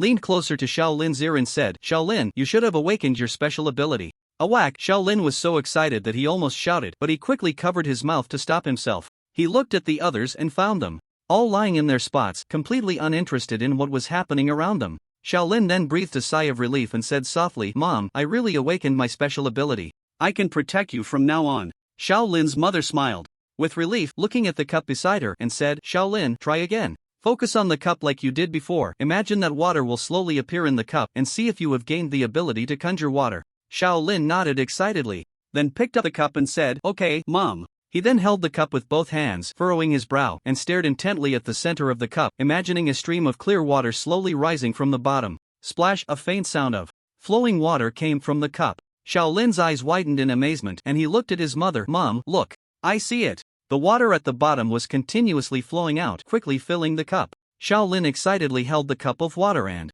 presented it to his mother. Mom, I did it. His mother was also filled with tears of joy. Her son had awakened his special ability in this apocalyptic world, increasing their chances of survival. She could finally feel at ease. Yes, Shaolin, you must not tell anyone about your awakening. Tonight, you should quietly leave here, go to the Taoyuan base to exchange for supplies, and never come back. If the Taoyuan base is willing to take you in, that would be the best. Shaolin's mother said. Seriously. In fact, she had long known that this gathering place was at its end, with no supplies left. Zhao Hao and the others could run away at any time. They wanted those who had awakened their abilities to step forward, merely to send them to the Taoyuan base to exchange for supplies, then use the excuse of unified management to trick them into handing over the supplies, and then run away with the supplies, leaving these people to fend for themselves. so when she noticed her son's abnormality, she immediately stopped him from telling others. Why, Mom? Then, his mother told him about the situation at the gathering place and Zhao Hao's conspiracy. After hearing this, Shaolin was filled with righteous indignation and said,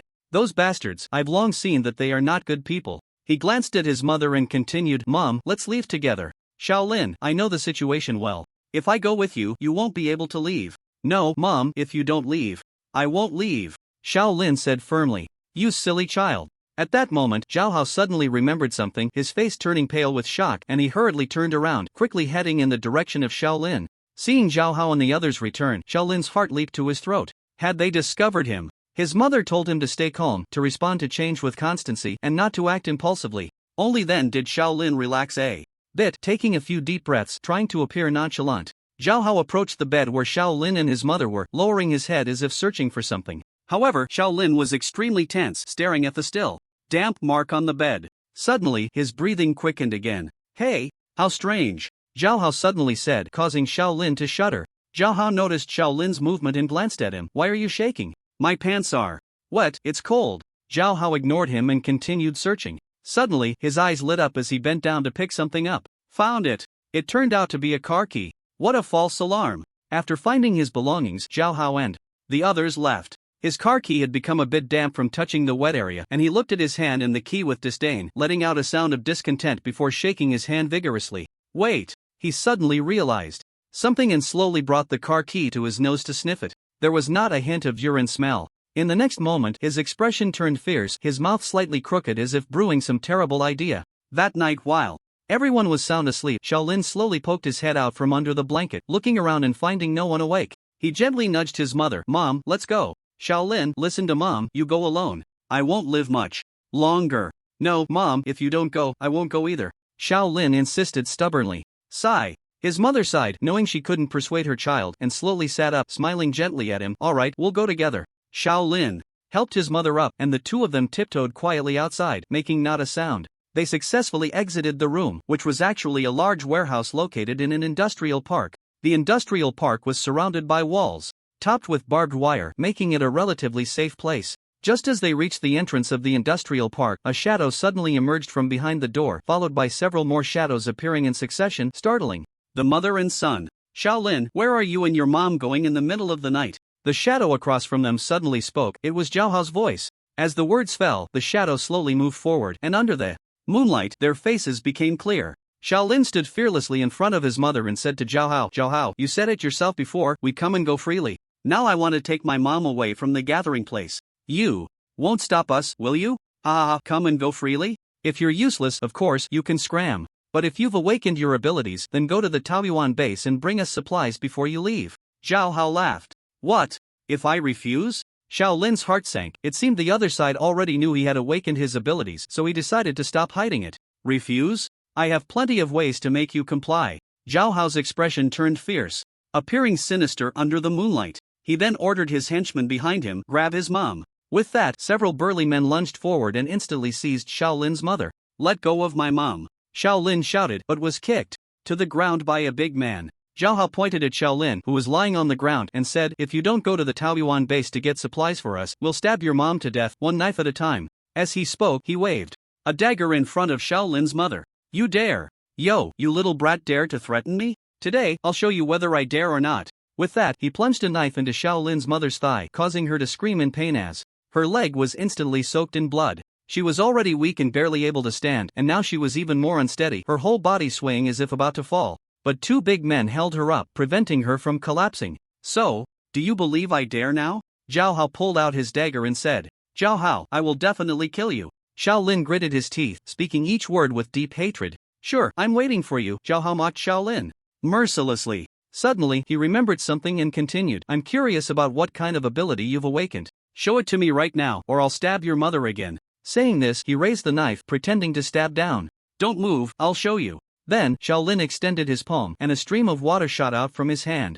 Zhao Hao and the others were astonished, their mouths agape. It was the first time they had seen a real ability, and they couldn't help but gasp in amazement, their eyes fixed on Shaolin's palm. The water flowed out of his hand as if it were conjured from thin air. They moved closer, almost leaning against Shaolin's palm. The reason Shaolin's water ability was so weak was that his own physique was too frail. After days of hunger and being so young, his ability appeared to lack lethality. Zhao Hao's eyes suddenly lit up with excitement as he looked at Shaolin. Having this ability meant he would never lack water again. Wasn't this a moving reservoir? In a post-apocalyptic world where water and food were scarce, someone with this ability would be highly sought after. The city's water system had long ceased to function due to lack of maintenance, leading to a severe shortage of water resources. Suddenly, Zhao Hao remembered something and hurriedly turned to his subordinates, saying, "Quick, help her stop the bleeding." Originally, he had only planned to let Shaolin exchange supplies and then abandon the mother and son, but now, Shaolin couldn't leave and the only thing binding him was his mother. Therefore, his mother couldn't die, she had to stay alive so he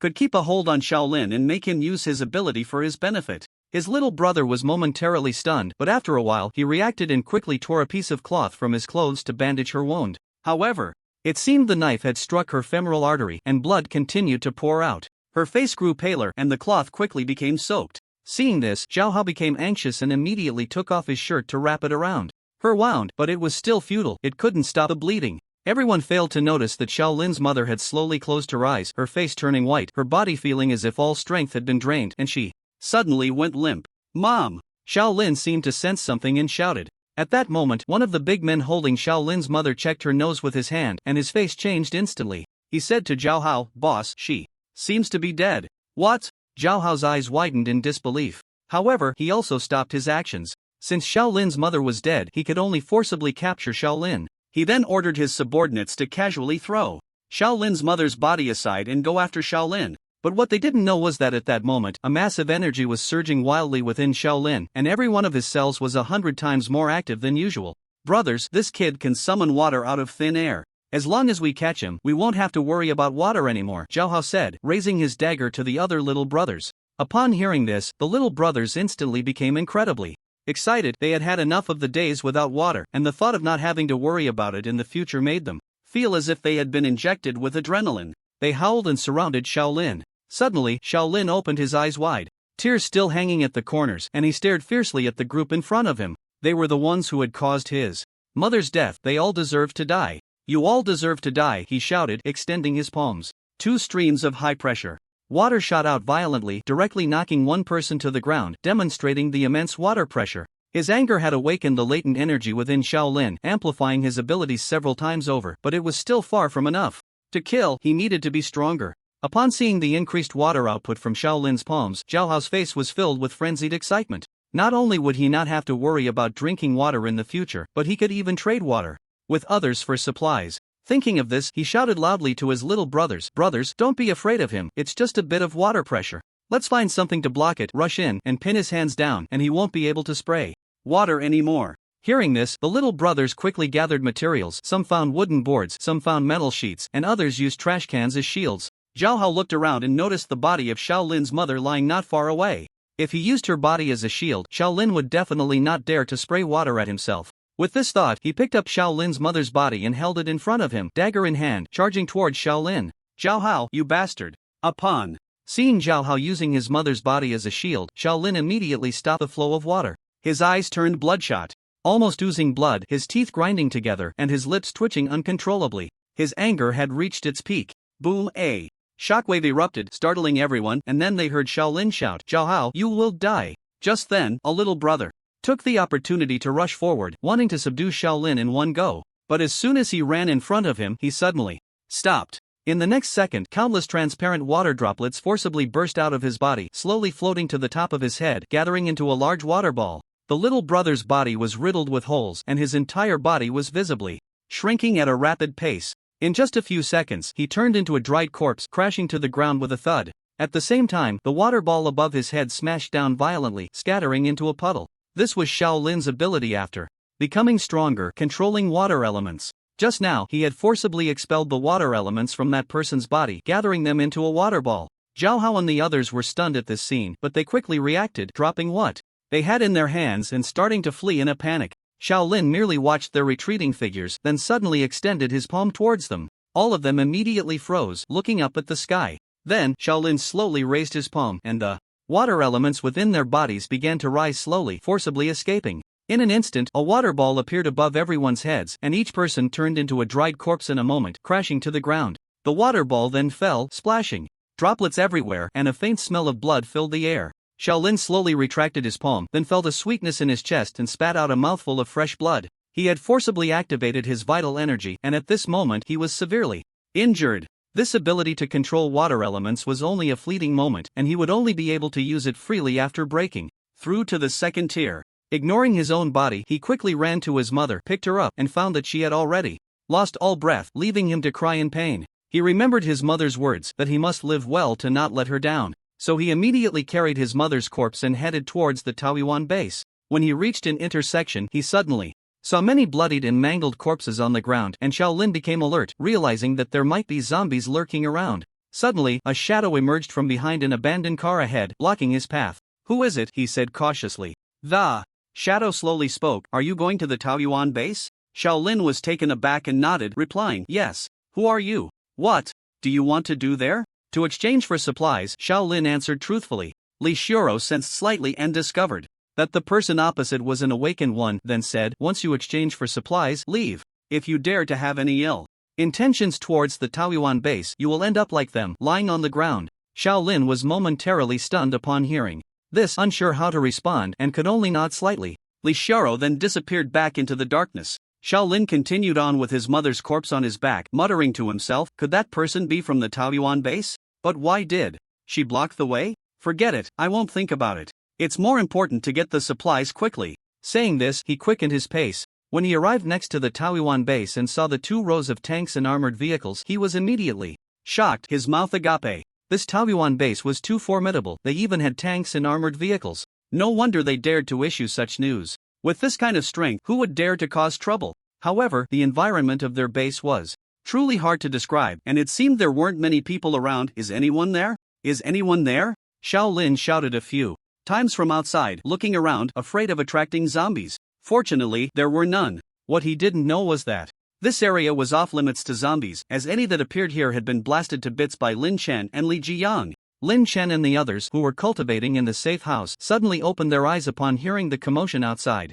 "It seems someone is coming." As Lin Chen and the others walked out of the safe house, they saw a frail body appearing at the entrance of the base. Lin Chen sensed it slightly and revealed a hard-to-come-by expression as he said, "Finally, our awakener has arrived." Then, with a face full of excitement, he walked outside. Upon seeing Lin Chen and the others, Shaolin quietly asked, "Is it true that you can exchange awakened abilities for supplies?" Seeing that it was a teenager, especially with a blood-soaked middle-aged woman on his back, Lin Chen was somewhat surprised and gently nodded. "That's right. What ability have you awakened?" Shaolin replied, "It should be something related to water." He then gently placed his mother's body on the ground and extended his palm, from which a stream of water emerged. Lin Chen couldn't help but feel a bit disappointed. This ability seemed a bit weak. However, he still kept his word and turned to instruct Li Jiyang to fetch supplies, while he stepped forward to shake hands with Shaolin. Shaolin was taken aback, and Lin Chen said, "This is also one of the rules. You need to shake hands with me for 10 seconds. Shaolin nodded and extended his hand.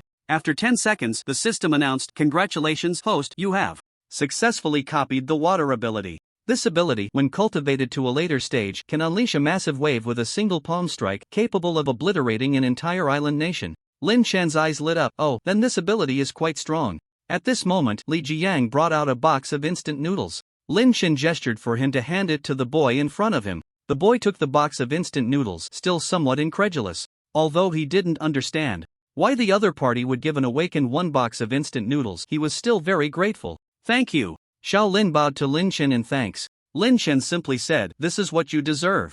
Shaolin hesitated for a moment, then finally mustered the courage to ask, "Excuse me, is your base hiring?" Looking at this suddenly appearing boy, Lin Chen was unsure of his identity. Accepting a stranger in the apocalypse was like planting a landmine for himself, which could explode at any moment. So he shook his head without hesitation. "Not hiring." Shaolin felt a bit disappointed after hearing this, but quickly realized that they had abundant supplies and powerful firepower. Why would they need to hire someone to help him eat? Ha ha. He couldn't help but chuckle, then walked over to his mother, carrying her on his back. He then picked up the box of instant noodles with one hand and was about to leave when Lin Chen suddenly called out to him, "Wait a moment." Shaolin was delighted, thinking the other party had changed his mind, and immediately turned around, looking eagerly at Lin Chen. He saw Lin Chen slowly walking towards him, holding a beautiful, simple dress that he had taken out from the system space at some point. Shaolin was momentarily stunned, unsure of the other party's intentions. "This is your mother, right?" Xiao Lin nodded. Lin Shen continued, I see your mother has a delicate bone structure. She must have been a person who loved beauty in her life.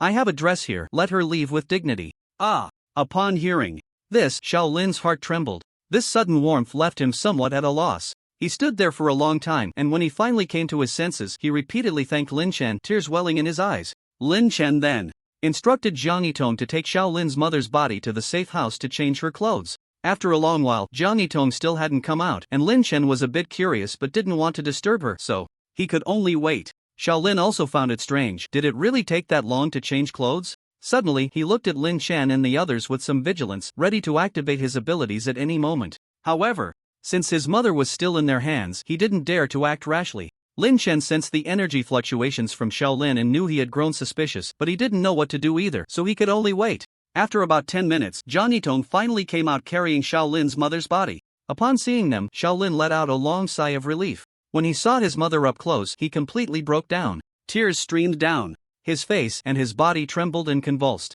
Zhang Yitong had not only changed her into new clothes but had also cleaned her up thoroughly and even applied light makeup, making her look as if she were just asleep. Seeing her in this perfect state, it was no wonder Xiao Lin broke down instantly. He suddenly knelt in front of Lin Shen and the others, repeatedly bowing in thanks, and it took him nearly a minute to stop. Then he picked up his seemingly sleeping mother and slowly disappeared into the night, while also secretly deciding that he must repay the people of the Taoyuan base. This kindness would be hard to repay in a lifetime. Not long after, there was another checkpoint on the way to the Taoyuan base. Xiao Lin walked down the street, thinking about where would be best to bury his mother when suddenly, several figures appeared ahead. Are they zombies? Xiao Lin immediately became tense. He looked closely and found that their body movements were not very stiff. They should be human. However, at this moment, humans were more terrifying than zombies. Xiao Lin remained extremely vigilant, staring intently at the several dark figures across from him. At this time, Zhang De looked at the awakened child opposite with a beaming smile, thinking that he couldn't handle that level of perverse awakened one, nor could he handle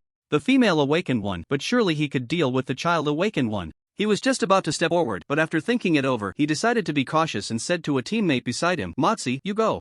Boss, but that's an awakened one. Can I do it? Motzi doubted his own strength, looking timid. Zhang De patted his shoulder and said, what are you afraid of? It's just a kid on the other side. Even if he has awakened abilities. So what? The power isn't that great. Besides, you're a man. Don't doubt yourself, you can do it. Upon hearing this, Motzi instantly puffed out his chest, his face full of confidence, as if he were filled with strength. He nodded at Zhang De and walked towards Xiao Lin. Zhang De nodded, thinking, a good leader may not have much ability, but he must know how to motivate others. At this moment, Xiao Lin saw a tall dark figure walking towards him, and his expression immediately tensed up. His abilities surged within him. When Motzi reached Xiao Lin, he saw that it was indeed just a child, about 10 years old, and his confidence soared. There was also a woman with good looks behind him. Motzi smirked, revealing a lewd smile. Kid, you're unlucky to run into me. That behind you must be your mom, and she looks pretty good. Don't worry, I'll take good care of your mom. With that, he charged at Xiao Lin with a knife. Upon hearing the other party insult his mother, a surge of anger ignited within Xiao Lin, his eyes instantly turning red. Gritting his teeth, he wore a fierce expression. Seeing Xiao Lin's expression, Motzi became even angrier. How dare a kid show his teeth at him? Was his knife not fast enough? Damn it, you little brat, what are you looking at? I'll chop your head off with one strike. As soon as he finished speaking, he suddenly froze, unable to move. Xiao Lin slowly raised his head to look at Motzi, then roared, unleashing a wave of energy. The water within Motzi's body instantly boiled, his body temperature skyrocketing to several hundred degrees. Bubbles formed on the surface of his skin, crystal clear and translucent. Bang, bang, bang, the bubbles exploded one after another, and steam erupted from all over his body like a boiling kettle, accompanied by hissing sounds. At that moment, Motzi's body resembled a boiling human kettle. Zhang De, watching from a distance, was stunned. Why isn't Motzi moving? It looks like he's emitting steam? In the next second, the remaining moisture in Motzi's body exploded out, turning him into a puddle of meat paste. Zhang Da's heart raced upon seeing this. What the hell? How can a kid be so fierce? Run! Run! With that, he fled in a flash, disappearing from sight. The other teammates exchanged glances and also began to run away. Xiao Lin, who had forcibly overused his abilities again, spat out a mouthful of blood. He looked back at his mother and smiled happily. The next day, Lin Shan and the others got up early. While having breakfast, Li Jiang suddenly asked, Ajeng, aren't we planning to recruit people for our base? Lin Shan thought for a moment and replied, not for now. There's no need for extra hands. At the moment, we can recruit when the base needs large-scale construction later. Li Jiang finished his youtiao in one bite, then skillfully stood up and stacked the bowls and chopsticks in front of Lin Chen and Jiang Yitong together, looking quite resentful as he said, "How can there be no need for people? Washing dishes and cleaning, don't those require manpower?" Lin Chen smiled slightly and said, "Aren't you here?" But Li Jiang was momentarily at a loss for words. "But what?" Li Jiang picked up the bowls and chopsticks and said, "Nothing, I'll go wash the dishes." Just then, the golden retriever brought its dog bowl and placed it at Li Jiang's feet, then showed a cheeky grin as if to say, "Good thing I don't have to wash dishes." Li Jiang glared at the golden retriever, gritting his teeth in frustration, but still picked up its dog bowl and headed to the sink. It was clear what the family hierarchy was. Lin Chen was above Jiang Yitong, who was above the golden retriever, who was above Li Jiang. Lin Chen and Jiang Yitong exchanged smiles at this scene. At that moment, the system suddenly prompted, "Host, please note that a wave of zombies will arrive in 10 days. This wave will include many second-tier zombies and even rare third-tier zombies. Please prepare in advance to face this crisis." A wave of zombies, huh? From the information provided by the system, Lin Chen understood that this zombie wave seemed to follow a cyclical pattern, coming around after a certain period of time. Moreover, as humanity's awakened powers grew stronger, the levels of zombies in the waves also increased. Each zombie wave would result in thousands of deaths, with countless bases, safe zones, and quarantine areas collapsing into wastelands. In the early stages, humanity could not predict when the zombie waves would come, always caught off guard. Some bases, which had been on high alert, would relax after waiting for a long time without any sign of a wave, only to be hit unexpectedly when they let their guard down. In the later stages, a rare ability among humans awakened prophets.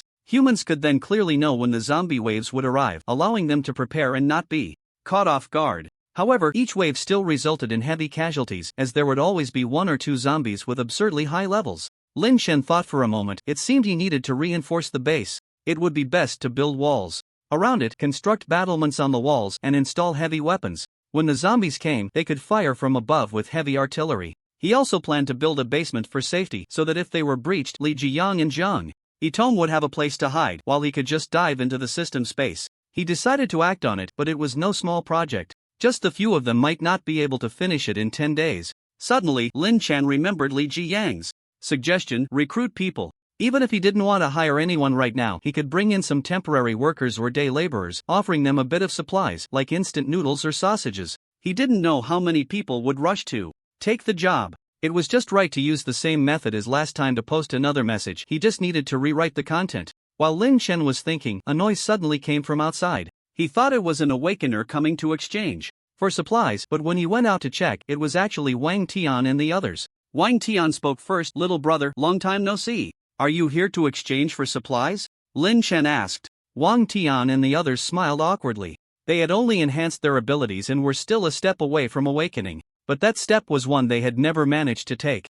We haven't awakened our abilities." Clearly, they all saw the contents of that A4 paper. "Then please go back," Lin Chen said, turning to leave, but was stopped by Wang Tian, who sincerely said, "Little brother, we really need mutated items. If we can crack the secrets within, we can create more mutated items and awaken more humans. This would be a good thing for humanity." Lin Chen paused, and Wang Tian thought he had moved him, looking at Lin Chen with great anticipation. Unexpectedly, Lin Chen simply said, "What does it have to do with me?" Wang Tian. At this moment, Hua also stepped forward, pointing at Lin Chen and angrily rebuking, "I've never seen such a cold-blooded and heartless person as you. You are also human. Do you really have no sympathy for others at all?" Hearing this, Lin Chen suddenly turned to look at Hua, and the murderous glare in his eyes instantly frightened Gui into silence, making the atmosphere somewhat awkward. Seeing this, Wang Tian hurriedly stepped in to mediate, saying, "Little brother, you can name your conditions. As long as you can hand over those 2 mutated items to us, we can do anything for you." Upon hearing this, Lin Chen thought it was just what he needed: temporary workers.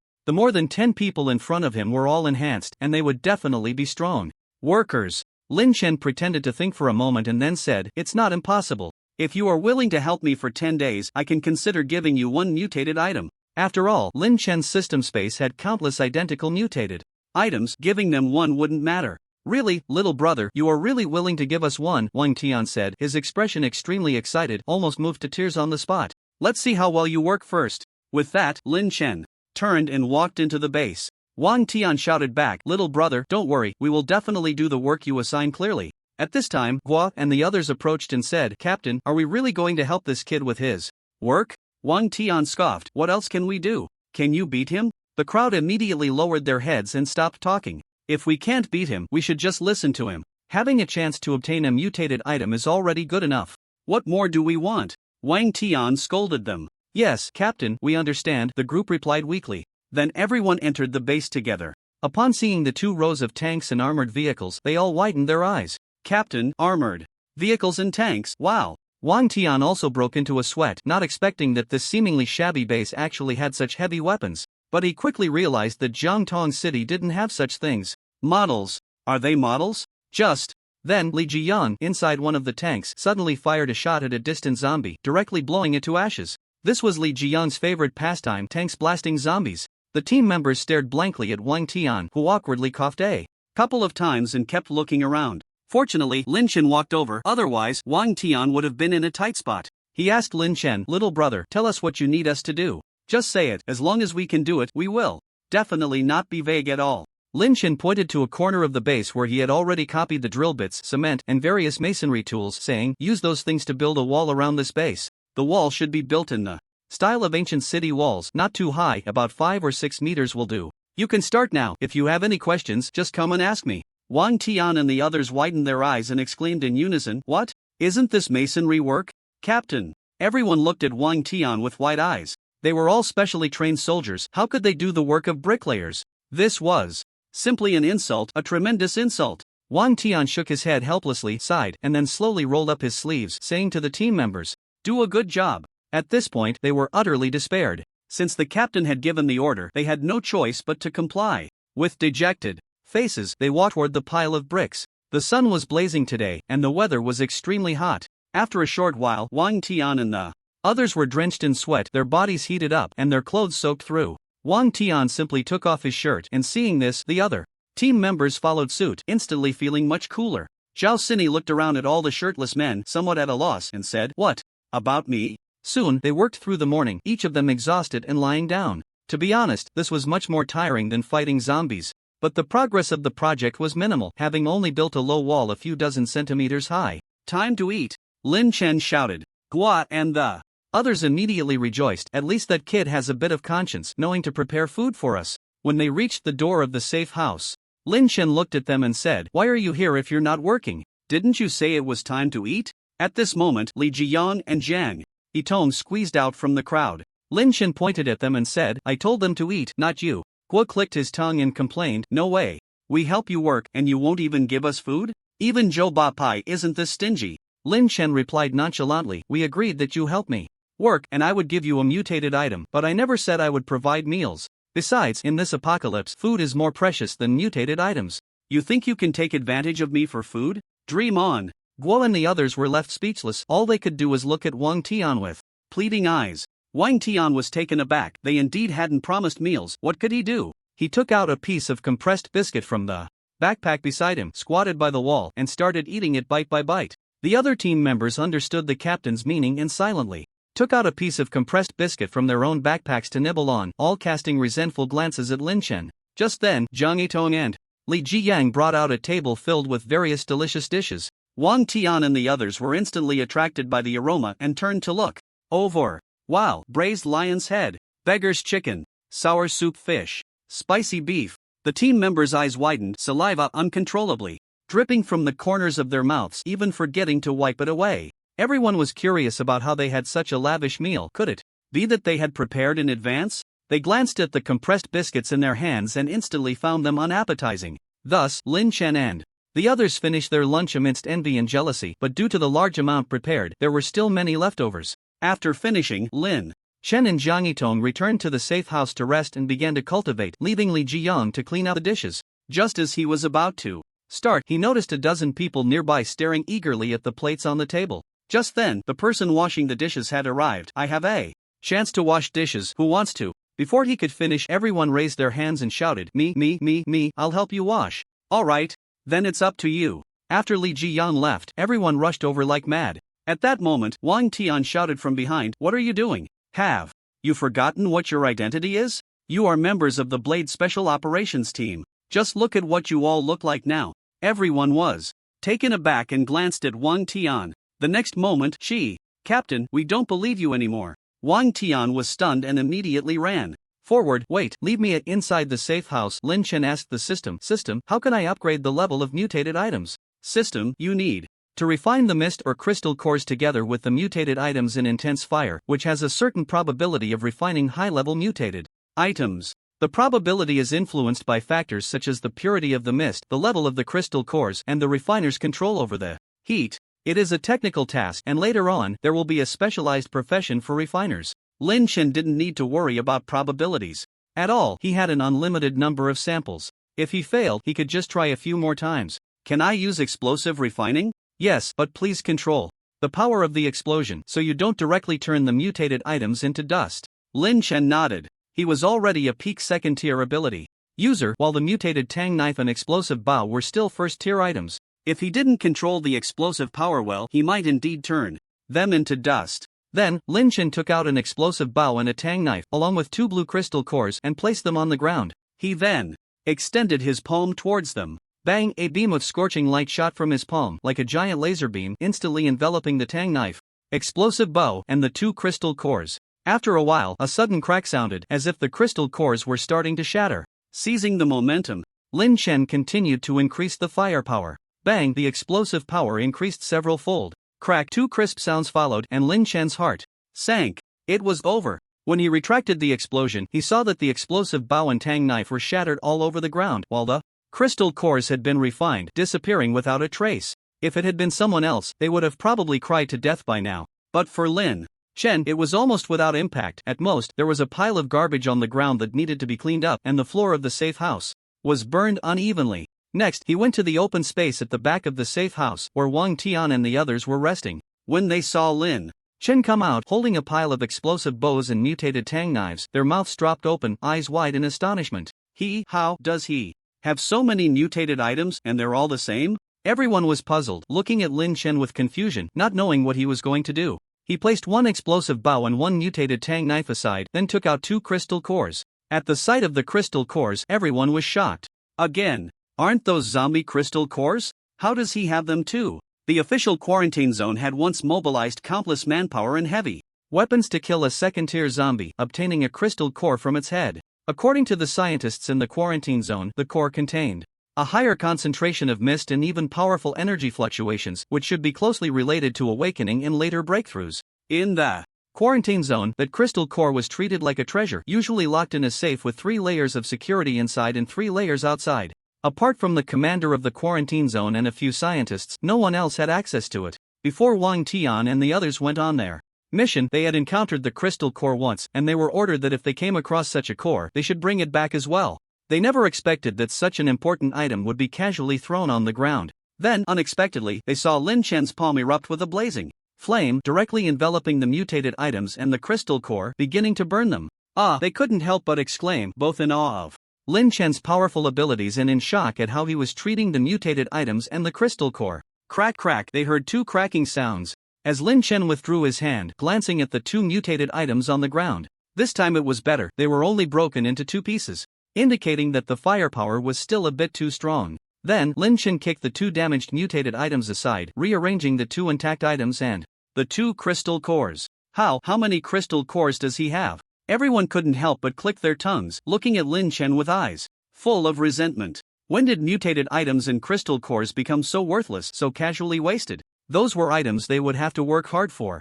10 days to exchange for 1 mutated item, yet in his hands, they seemed like garbage. Just as they sighed and lamented, suddenly, a golden light burst forth from the flame, and Lin Chen was overjoyed. This time it should have worked. At that moment, the system prompted, the first refinement has been completed. Please sequentially input 3 crystal cores. The second core should be placed 10 breaths after the first, and the third core 30 breaths after the first. Upon hearing this, Lin Chen couldn't help but click his tongue. It turned out that refining a mutated item was so complicated and required so many crystal cores. This was truly not something an ordinary person could afford. But Lin Chen was not an ordinary person.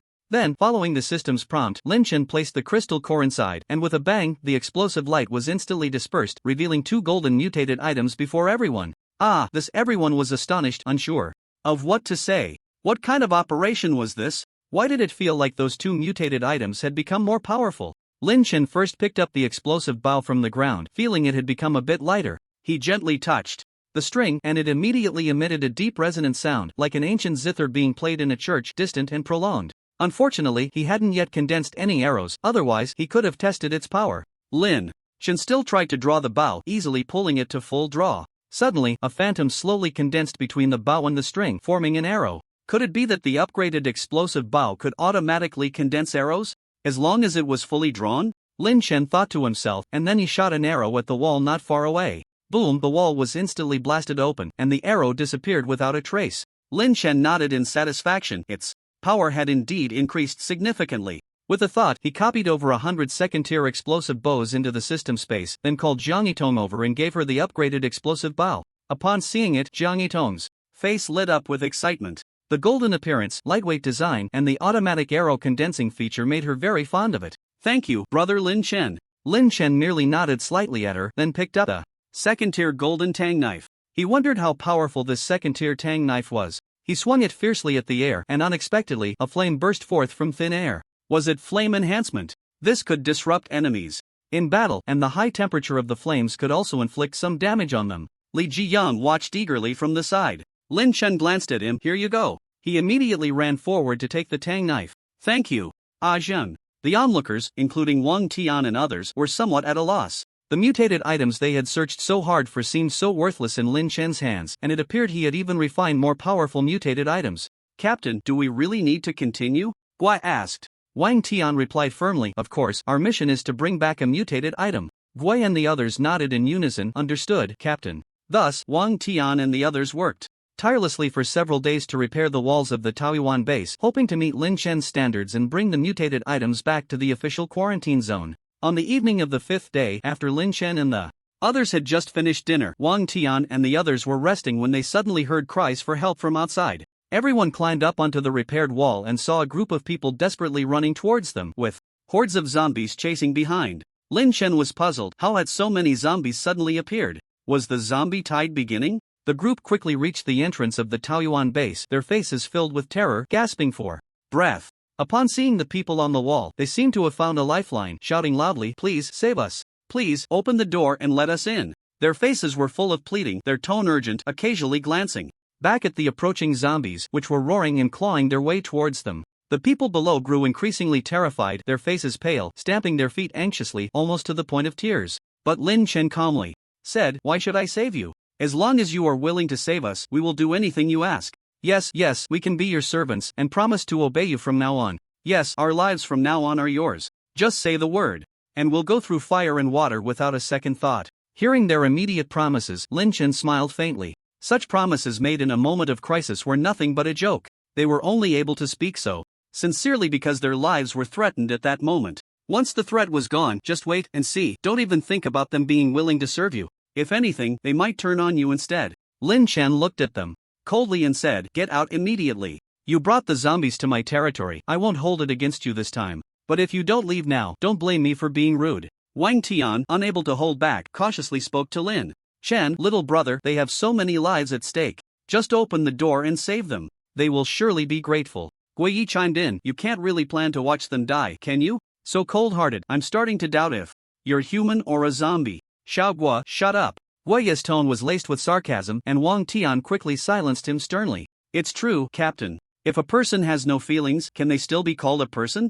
Gui Yi retorted defiantly. "Alright, Xiao Guo, stop talking." Wang Tian's expression was serious, his tone heavy. Under the pressure of the captain's authority, Gui Yi reluctantly fell silent. Wang Tian turned to Lin Chen again. "Little brother, why don't you just open the door?" But Lin Chen shook his head firmly. "No way. There are too many of them. If they all come in, the zombies might rush in too. I'll handle any zombies that come in. If something happens, I'll take responsibility," Wang Tian promised. Lin Chen simply replied, "This is my base, you can't take any responsibility. Let me remind you, you're just working for me. You have no power here, so shut up or get out." Wang Tian was left speechless by Lin Chen's words. Indeed, this base belonged to him, and he had no authority to interfere. When the people below heard that those on the wall had no intention of opening the door to save them, their expressions changed immediately. They pointed at the people above and cursed loudly, "You're not human, watching us die without helping. What's the difference between you and zombies?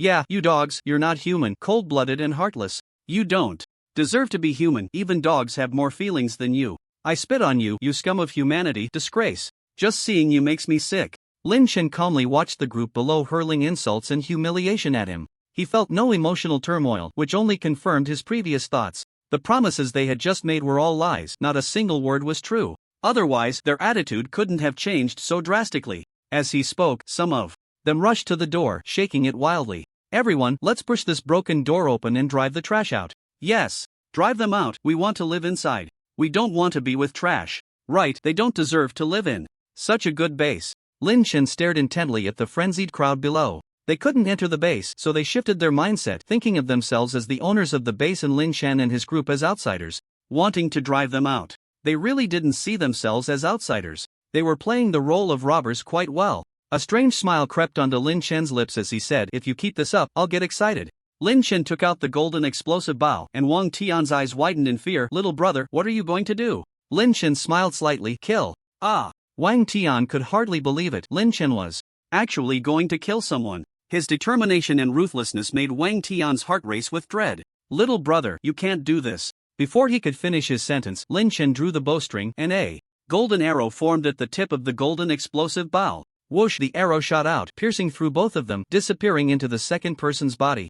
They instantly felt a numbness throughout their bodies, followed by a sharp pain in their chests. Looking down, they saw a bloody hole in their chests, emitting wisps of white smoke. The next second, boom, the two exploded into a puddle of flesh. The people nearby were splattered with blood, and they stood frozen, unable to believe the scene before them. The arrows of the second-tier explosive bow were condensed from the user's abilities, and at the moment they struck a human body, the abilities would burrow into various parts of the body and then explode violently. At that moment, the zombies, smelling the blood, became even more frenzied, closing in. The people below, seeing no hope of entering the base and knowing there were even more terrifying beings inside than the zombies, began to flee in panic. Some of those who ran slowly were directly engulfed by the horde of zombies. At first, a few cries of despair could be heard, but soon the sound ceased and that place was piled high with zombies. Just then, Wang Tian suddenly became serious and commanded the other team members, Blade Team, all members, listen up. Yes. Everyone immediately stood at attention, straightening their backs, ready to follow orders. I command you to finish the task here and bring the mutated items back to the quarantine zone, Wang Tian shouted loudly.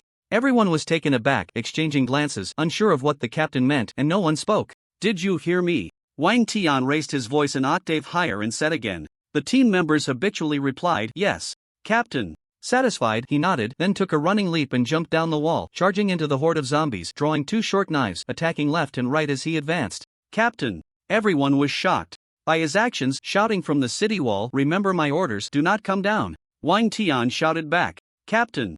Lin Chen shook his head, what's the point of this? Wang Tian moved as if in an uninhabited realm, wielding the short knives with fluid grace, each strike piercing a zombie's head without hesitation, smoothly withdrawing the blade and inserting it into the next zombie. It was clear he had received professional training in killing techniques, with every move lethal, no unnecessary actions, all focused on practicality. Soon, he reached the group of fleeing people. Just as a zombie was about to pounce on one of them, he quickly moved, slashing the zombie's neck, then yanked its head off with a swift motion, intending to protect that group of people by himself. At that moment, Wei Yi could no longer bear to watch. He glared at Lin Chen with resentment and was about to jump off the wall, but was stopped by Zhao Sini, who scolded him loudly. Wei Yi, what are you doing? Are you going to defy the captain's orders? What if I defy the orders? I want to save the captain. Wei Yi shouted back. Zhao Sini stared at him firmly and said, Wei Yi, I now command you in my capacity as vice captain to stand still and not go anywhere. Humph. Wei Yi snorted coldly, glaring at Zhao Sini.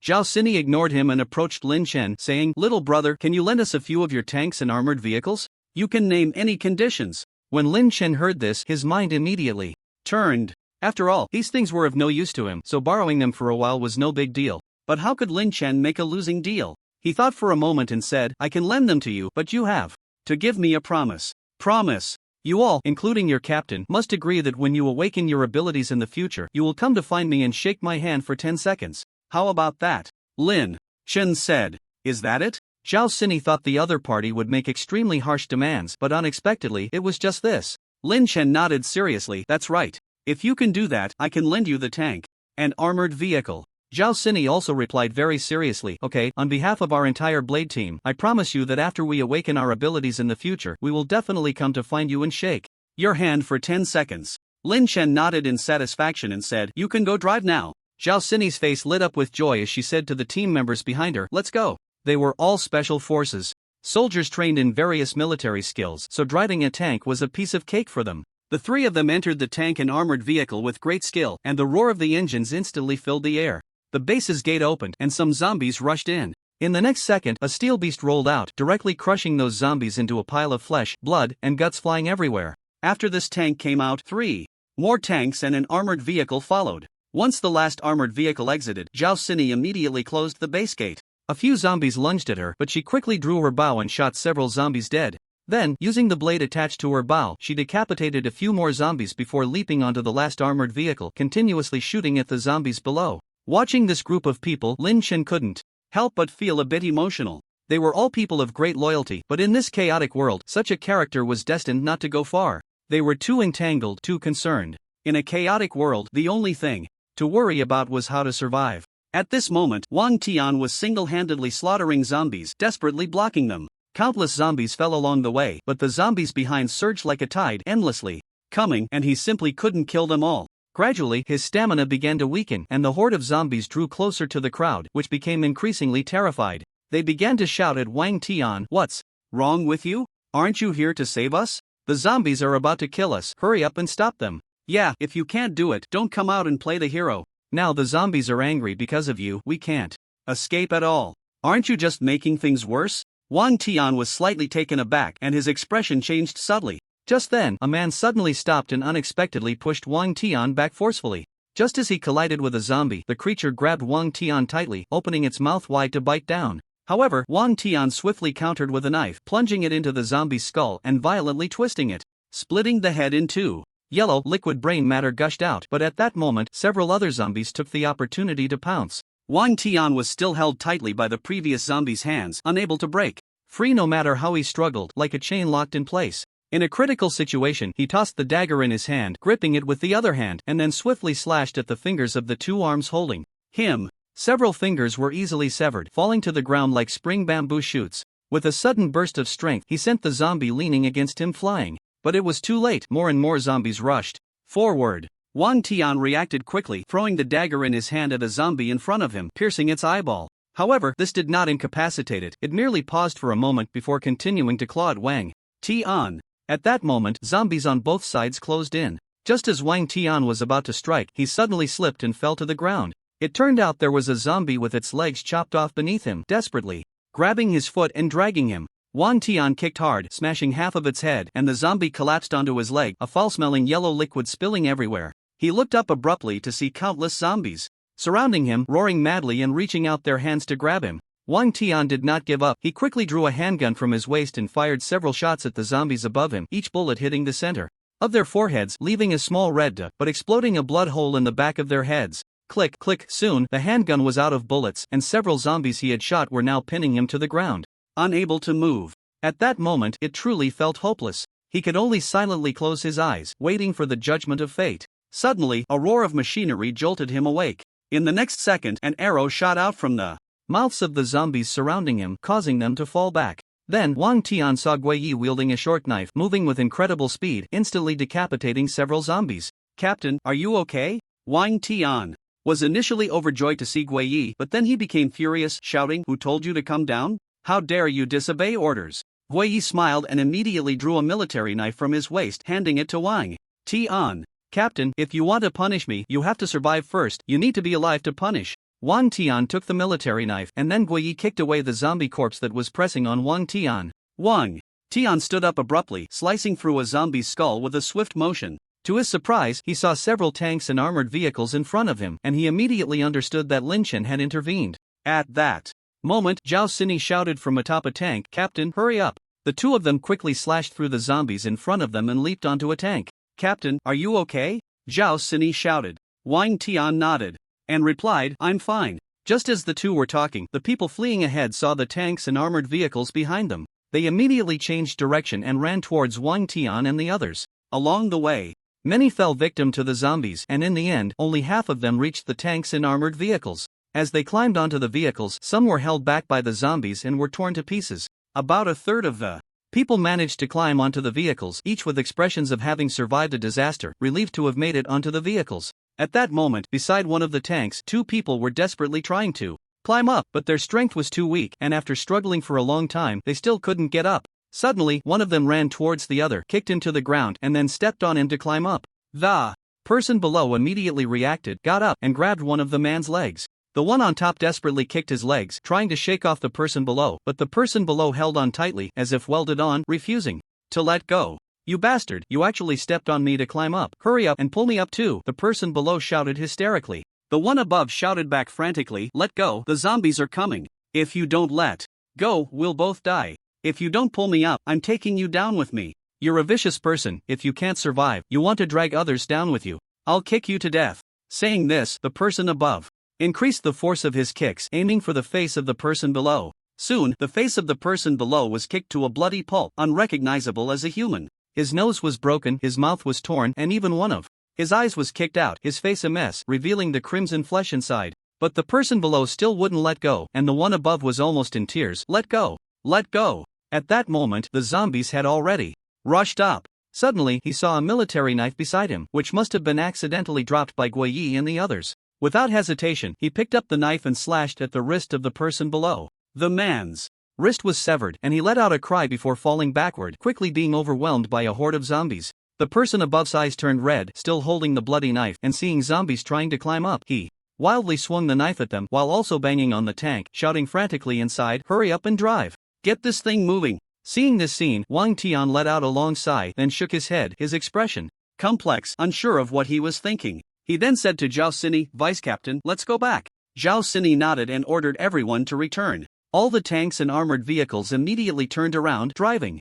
over countless zombie corpses, roaring down the road. During this time, a few tanks fired shells at the areas with the most zombies, sending countless zombies flying, some hanging from trees, others impaled in the ground. The man who had seen the tank start up let out a long breath, collapsing against the tank, a look of relief on his face, finally saved. He looked at the bloody knife in his hand, then silently tucked it into his waist. When the vehicles arrived at the base gate, Zhao Sini jumped out of the vehicle and opened the base's large gate. At this moment, the gate was not locked, and the vehicles entered in succession. Any zombies trying to take the opportunity to rush into the base were shot down by Zhao Sini with her bow and arrow. Once all the vehicles were inside, Zhao Sini quickly slipped into the base, then, along with Guiyi, closed the base gate. A few stragglers still managed to rush in, and one person, unable to dodge in time, was bitten on the cheek by a zombie. The creature then tore at him fiercely, ripping away half of his cheek's flesh. Wang Tian and the others quickly sprang into action, immediately dispatching all the zombies. The bitten man looked around in sheer terror, his face revealing the teeth marks and flesh beneath, appearing grotesque and horrifying. It seemed he felt no pain at all, only staring fearfully at the others, knowing he would turn into a zombie and then be killed by them. At that moment, someone stepped forward and said, "He's been bitten by a zombie, hurry up and kill him, or he'll turn into a zombie." As soon as these words were spoken, everyone began to echo, "Yes, kill him quickly! Kill him! Kill him!" The rising chorus made the man increasingly afraid, his body trembling slightly. They shouted, but no one dared to step forward to take action, all fearing he might suddenly turn into a zombie and bite them back. Suddenly, they looked at Wang Tian and the others, saying, "You must be soldiers, it's your duty to protect us, hurry up and kill him, or it'll be too late once he turns into a zombie. Please, don't kill me, don't kill me. Look, I haven't turned into a zombie after all this time, I must be immune to the zombie virus." The man continued to plead desperately. "Captain, what should we do now?" Wang Tian thought for a moment and said, "First, tie him up and observe the situation." Gui nodded, "Understood, Captain." With that, he moved to bind the man, but unexpectedly, the man who had hidden a military knife suddenly drew it and charged straight at the bitten man. Without any hesitation, he slashed at the throat.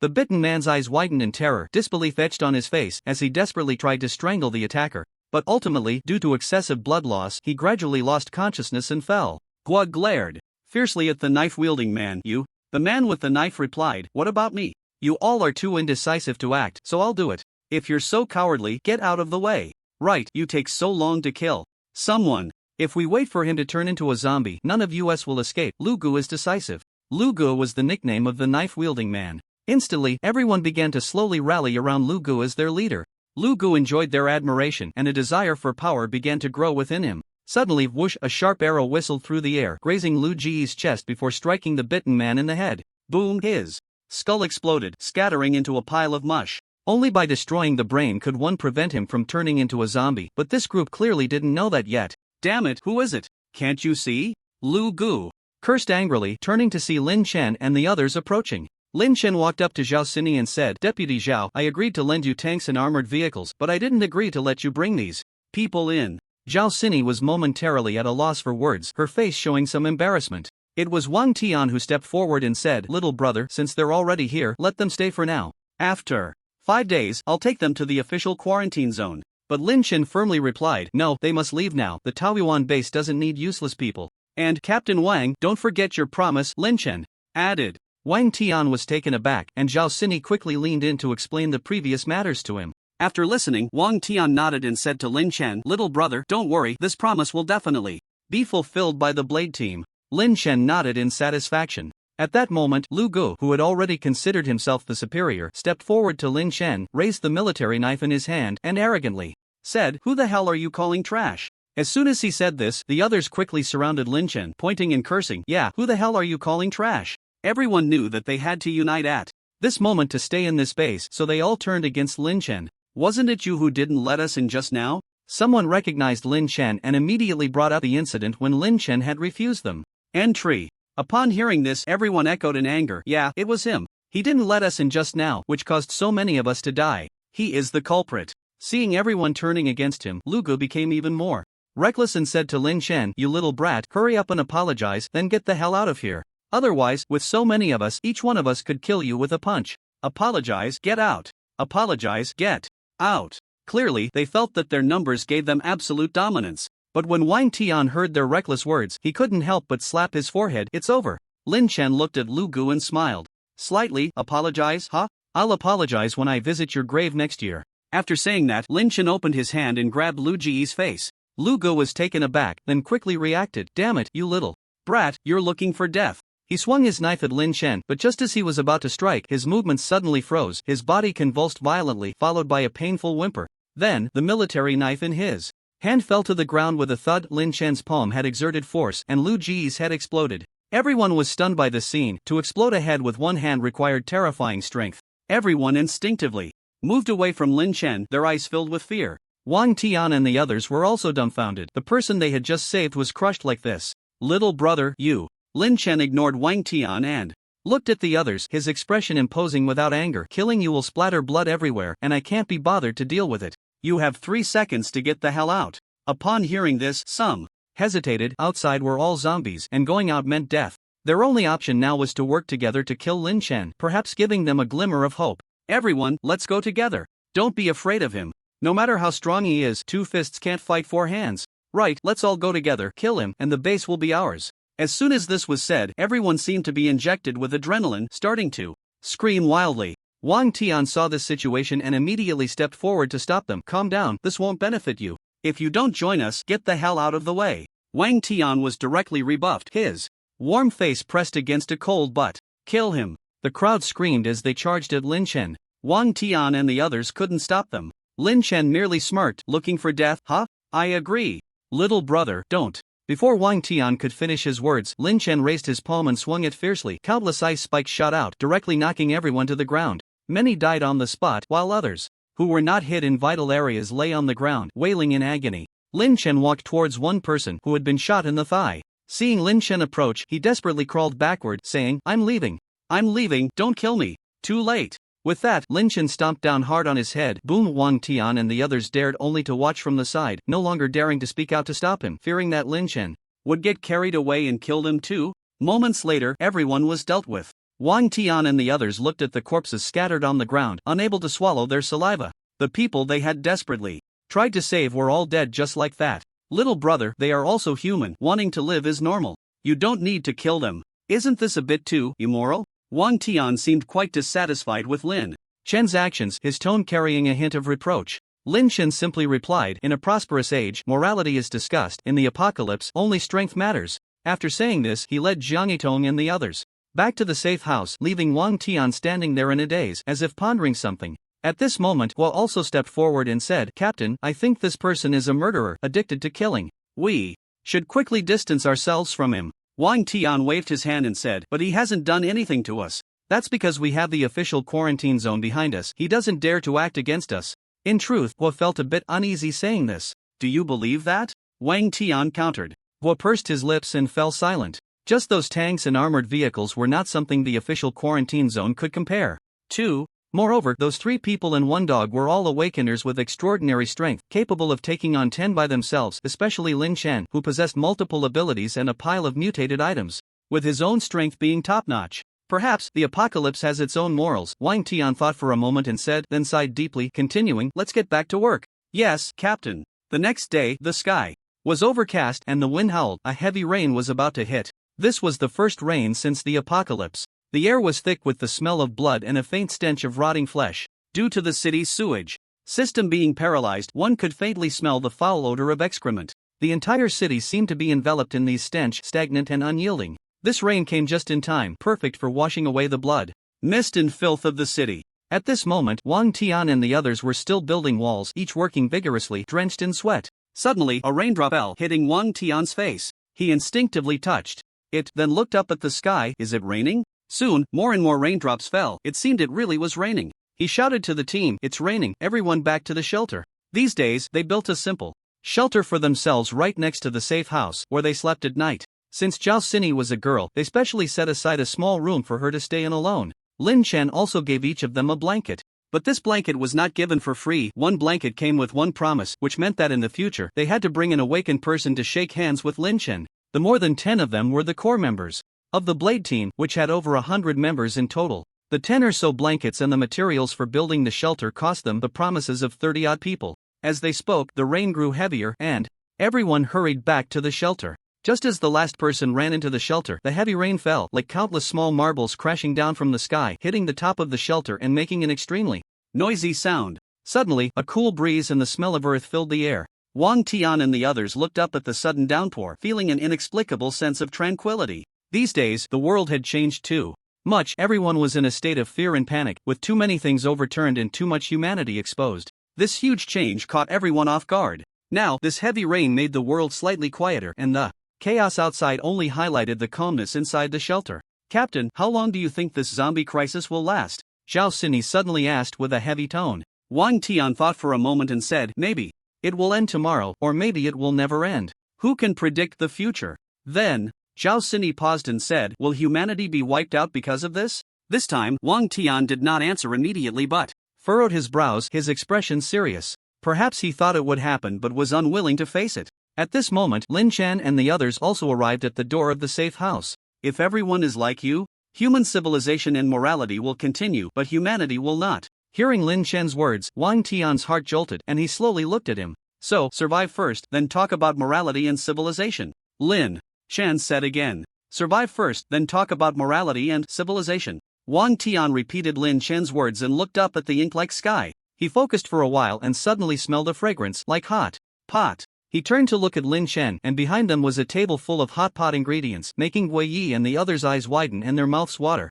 Are we eating? Wang Tian was taken aback, somewhat surprised. For us. Of course, it's not for free. 10 promises, how about that? Lin Chen said. Wang Tian hesitated a bit. He couldn't ensure that all his team members would awaken, nor could he guarantee they would all survive until that time. But Gui Yi and the others were looking at the captain with eager eyes, almost sparkling with anticipation, like children wanting candy. He could only helplessly nod. Go ahead. Woohoo! Gui Yi and the others shouted and went to carry the table into the shelter. Each of them looked at the hot pot bubbling with red oil, swallowing their saliva continuously. It smelled so good. They hadn't eaten such a sumptuous meal in many days, and every day they had to endure Lin Chen and the others eating in front of them. They could no longer hold back and began to wolf down the food, not even waiting for the ingredients to cook properly, just dipping them in the hot pot and eating. This time, Wang Tian did not compete with them but watched them gobble with a satisfied smile. No one noticed that there were several blood marks on Wang Tian's ankle. On the 7th day, because Gui Yi and the others had partied too hard the day before and didn't get up until very late, Wang Tian woke up early, looked at his team members, then silently got dressed and started working. As he stepped out of the tent, he suddenly felt dizzy and almost fell to the ground. What's going on? He shook his head vigorously and felt a bit more awake. The heavy rain last night had left the ground muddy, and to avoid getting his pants dirty, Wang Tian squatted down to roll up his pant legs. Suddenly, the scar on his ankle caught his attention and he froze for a moment, but instead of panicking, he quietly lowered his pant leg and let out a long sigh. What he didn't know was that Lin Chen was standing at the door of the safe house at that moment. Wang Tian slowly stood up and then noticed Lin Chen standing beside him, who smiled helplessly. You finally got caught. What are you planning to do? Lin Chen asked. What else can I do? I guess I'll have to end it myself, which means I'll have to go back on my promise to you, little brother, Wang Tian said calmly. It's fine anyway, your blade team has over 100 people. Finding someone to replace you is the same. Wang Tian. Ha ha ha. Alright then, little brother, I'll take my leave. First, Wang Tian smiled openly, then pulled out a dagger from his waist, ready to end it himself. Captain. Suddenly, a voice came from behind, and Wang Tian was hugged from behind, causing the dagger to fall to the ground. He turned around and found it was Gui Yi, and the other team members had also gotten up. Gui Yi, I now command you as captain to let go, Wang Tian said sternly. I won't let go, captain. Seeing Gui Yi so stubborn, Wang Tian had to change his tone and patiently said, Gui Yi, I've been scratched by a zombie. It's only a matter of time before I turn into one. Have you forgotten our identities and our responsibilities? We are soldiers, our duty is to protect our home and country, to live and die for the people. Gui Yi shouted loudly. As long as you haven't forgotten, let me go. It's time for me to fulfill my duty, Wang Tian said calmly. Gui Yi shook his head, desperately, holding on tightly and refusing to let go. Wang Tian directly elbowed back, then pushed with both arms, sending Gui Yi flying, and quickly picked up the dagger from the ground, retreating to the open space outside. Without hesitation, he aimed the dagger at his own head. Captain, everyone shouted in unison. Bang! An ice spike shot through the dagger in Wang Tian's hand, shattering it and causing the dagger to fall. Everyone looked at Lin Chen in surprise. Even Wang Tian turned to him, unsure of his intentions. Little brother, you. Lin Chen crossed his arms and said, You've been scratched for so long and haven't turned into a zombie. Maybe you're immune to the zombie virus. Immune to the zombie virus. Everyone suddenly realized. The human body is actually very powerful. No matter what virus it gets infected with, there will always be someone who can be immune to it. Perhaps Wang Tian was that 1 in a million immune body. What if it's just a slow mutation? Wang Tian voiced his concern. Don't worry, if you do mutate, I'll be the first to kill you. Hearing this, Wang Tian smiled with satisfaction. He believed in Lin Chen's strength, that he could kill him in an instant before he could harm others. Thank you, little brother. Lin Chen waved his hand and said, No need, you still haven't fixed the wall for me. After this little episode, everyone resumed their work as usual, the only difference being that Gui Yi stayed by Wang Tian's side. At noon, while everyone was resting, suddenly there were shouts from outside the door. Wang Tian listened closely. The voice sounded very familiar. It's him. At this moment, at the entrance of the Taoyuan base, a group of armed men stood there. The leader was a man wearing sunglasses and slicked back hair, named Chen Fei, from a special department in the quarantine zone. This department specialized in handling various tricky tasks, and they would stop at nothing as long as they could complete their mission. He glanced at the so-called Taoyuan base, his eyes filled with disdain. Damn it, such a tiny place, and it dares to call itself a base. Chen Fei was actually there to take over Wang Tian's mission. Wang Tian, leading the Blade team, had been out for over 10 days, tasked with finding mutated items to bring back to the quarantine zone. Since he hadn't returned, the official leadership had lost patience, so they sent Chen Fei from the special department and instructed him to use any means necessary to quickly bring back a mutated item. Chen Fei had come after seeing the content of the A4 paper that Lin Chen had previously distributed. He was initially pondering where to start, but upon learning that a place called Taoyuan Base was related to mutated items, he decided to visit the base first. Is there anyone inside? Open the door for me now, Chen Fei shouted as he kicked the base's large door, but there was no response after a long while. Losing patience, he waved his hand to his subordinate, blow the door open. One of his men took out a grenade and was about to pull the pin when suddenly a voice came from the top of the base's wall. Which wild dog is barking in front of my Taoyuan base? Chen Fei turned to look, slowly taking off his sunglasses, and saw a teenager standing on the wall. The flesh on the boy's face twitched slightly, and then he raised his gun at Lin Chen, saying with a playful expression, Kid, you can't just say whatever you want. Saying the wrong thing can get you killed. Now, immediately, open the door, or I'll shoot you dead, Chen Fei said with a face full of disdain and a threatening tone. Oh, you can try and see if you die or I die, Lin Chen replied with a slight smile. Hearing this, Chen Fei couldn't help but shake his head and laugh. He had seen people who weren't afraid of death, but he had never seen someone so foolishly unafraid of it. Good, very good, then I'll give it a try. With that, Chen Fei was about to pull the trigger when suddenly the base's large door opened, and Wang Tian and others appeared at the entrance. Chen Fei was somewhat surprised. Oh, so you guys are here. Have you defected? His tone was filled with sarcasm, clearly mocking Wang Tian and the others for not completing their mission for so long. Chen Fei, what are you doing here? Wang Tian asked calmly, not angry at all. I'm here to clean up the mess left by the waste. Chen Fei put his sunglasses back on and walked up to Wang Tian, patting him on the shoulder. It was obvious that the waste he referred to was Wang Tian and his team. Chen Fei, watch your mouth. Guo Yi clenched his fists and angrily shouted at Chen Fei. Aren't you all waste? Does it really take this long to find something? Guo Yi was furious and was about to make a move when Wang Tian stopped him. Wang Tian said, we have already found the mutated item. We will bring it back to the quarantine zone in 3 days. You can leave now. That's just right, you can hand over the mutated item to us and you don't need to worry about the rest. Guo Yi could no longer hold back and stepped forward. Despite Wang Tian's obstruction, saying, what? Hand it over to you? Do you know how much we suffered to obtain this mutated item? You guys just show up halfway and want to take it away. Do you think that's possible? Chen Fei smiled at Guo Yi and suddenly, with a swift kick, he struck Guo Yi in the abdomen, causing him to curl up in pain on the ground. I don't know if that's possible. Now, seeing this, Wang Tian was furious. Chen Fei, don't go too far. It's not me who's going too far, it's your subordinate, who doesn't know his place. I'm just teaching him a lesson for you. My person, it's not your place to teach me a lesson. Then, I'll just treat you like a dog. Chen Fei spread his hands, a mocking expression on his face. At that moment, Lin Chen jumped down from the wall and stood in front of Chen Fei, looking at him and saying, you're barking quite happily here, aren't you? Hearing Lin Chen's words, Chen Fei's face trembled with anger, his eyes blazing, his teeth grinding together. Lin Chen returned the favor, lightly, slapping Chen Fei's face twice while looking at him in fury, and said again, what's wrong with calling you a dog? Aren't you just a wild dog barking everywhere? You little brat, you're looking for death. With that, he was about to attack Lin Chen, but was stopped by Wang Tian. I advise you to calm down, he's not someone you can provoke. Humph. Chen Fei sneered, even if he's the king of heaven, he has to die. Today. Chen Fei pushed Wang Tian aside, drew a dagger from his waist and lunged at Lin Chen's heart.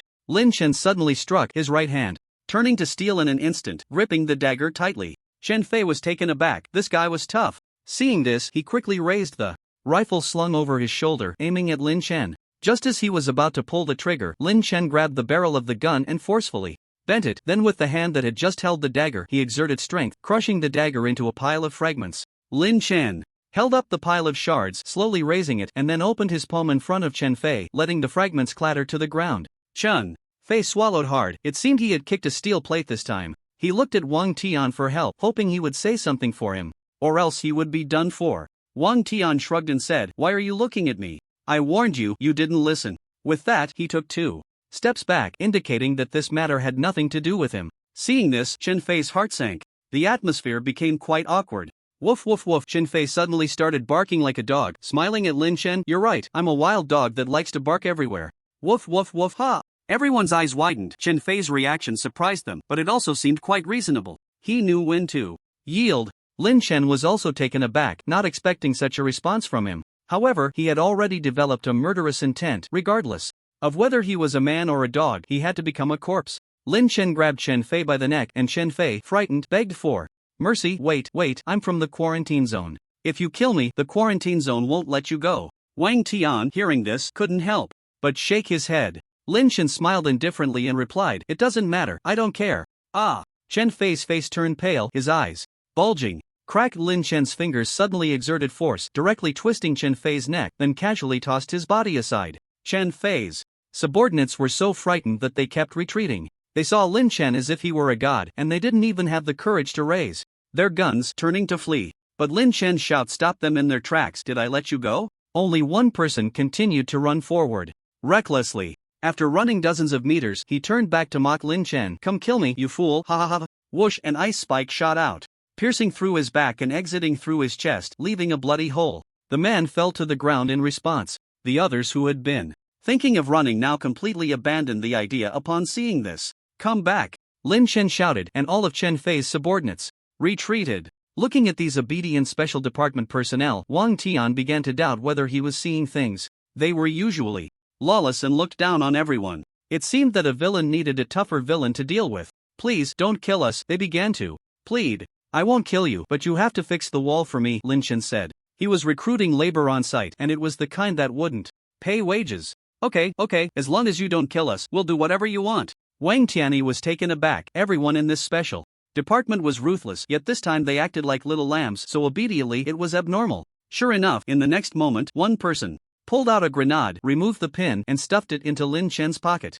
Grenade! Everyone instantly retreated and crouched down, leaving only Lin Chen standing there. I'm from the special department. If you want me to do hard labor, like fixing the wall, go die, I'll blow you and your mother up, the man shouted from the ground. Lin Chen, however, calmly pulled the grenade from his pocket, his body reinforced with steel, and firmly covered the grenade with both hands. Boom! After a muffled explosion, a cloud of black smoke billowed from Lin Chen's hand. But his palm was completely unharmed. The man stared in shock, trembling as he said, "Is he human or a ghost? How can a grenade not kill him?" In the next moment, Lin Chen slowly raised his palm towards him. The man scrambled to his feet and ran for his life. Ability, explosion.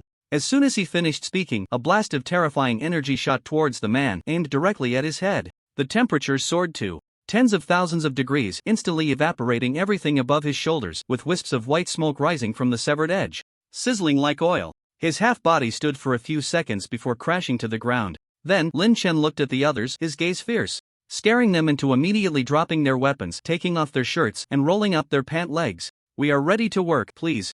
Give us your orders." Lin Chen nodded in satisfaction. With this group joining in, the speed of the wall construction noticeably accelerated.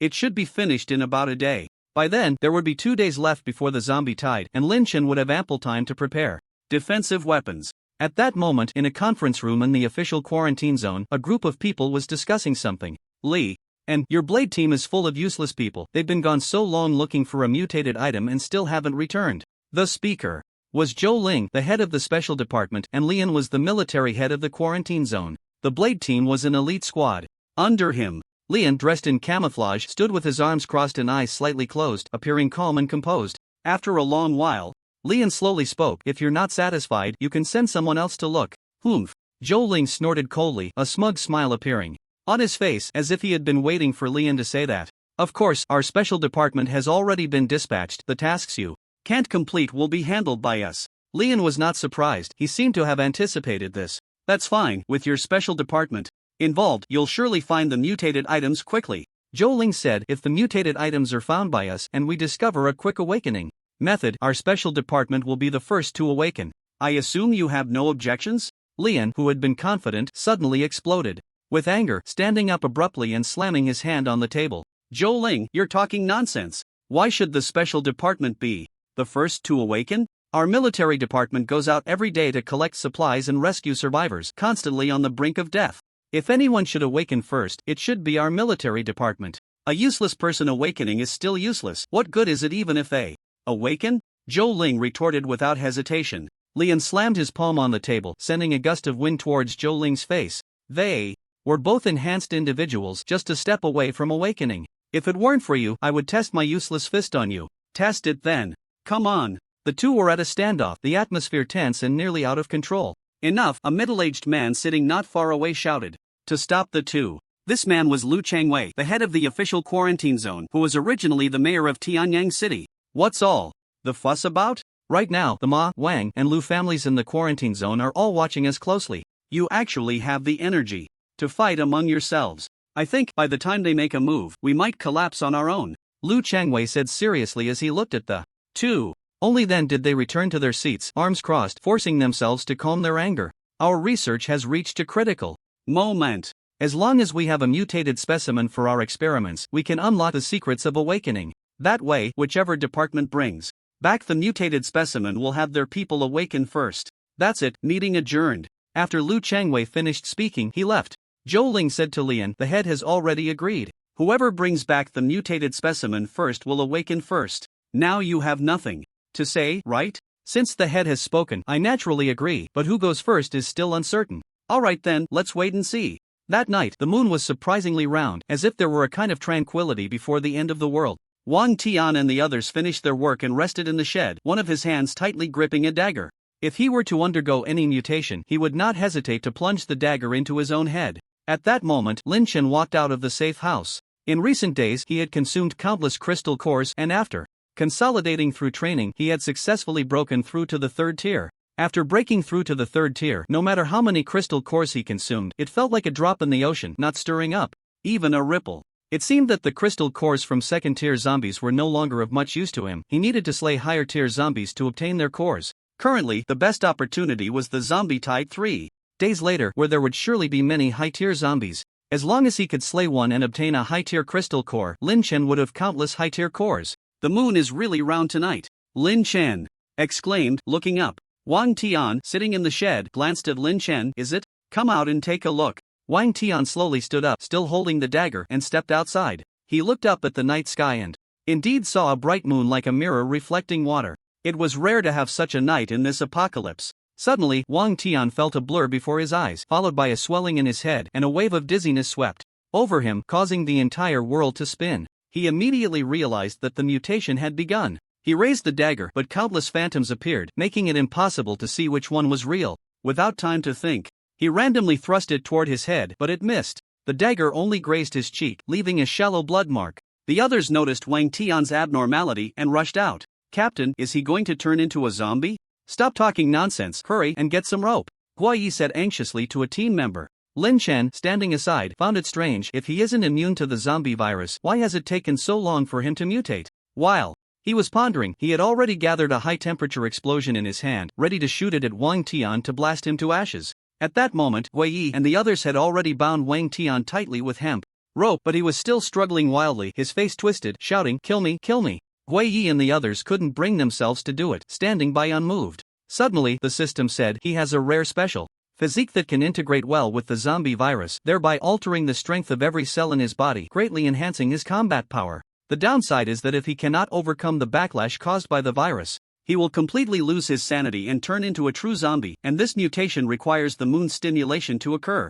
Lin Chen looked up at the moon again. Indeed, beneath the tranquility lay a crisis. It seemed he was still salvageable.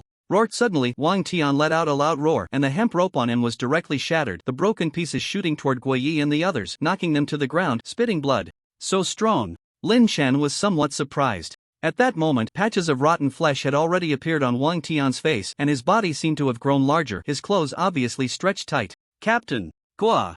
Yi shouted, clutching his chest, but Wang Tian had already lost his sanity, completely unable to hear Guoyi's calls. He quickly approached a member of a special department, grabbing him and lifting him above his head. The man was terrified. "Help me, help!" Before he could finish his sentence, Wang Tian violently tore him apart, splitting him in two. Guoyi and the others were also terrified. It was their first time seeing such a brutal Wang Tian. Wang Tian casually tossed aside the corpse of the man, then, facing the repaired wall, he suddenly threw a punch, directly smashing a large hole in it. It was unclear whether the wall they had repaired was weak or if Wang Tian's punch was just too powerful. "You broke my wall, I have to teach you a lesson," Lin Chen said, leaping in front of Wang Tian. Seeing someone blocking his way, Wang Tian immediately roared in anger, raising both hands to grab Lin Chen. Lin Chen met his hands with his own, feeling his strength. This terrifying power is almost at the second tier. Lin Chen was somewhat surprised. Wang Tian, realizing his hands were caught, grew even angrier, roaring madly as he increased the force in his hands, his muscles bulging more and more.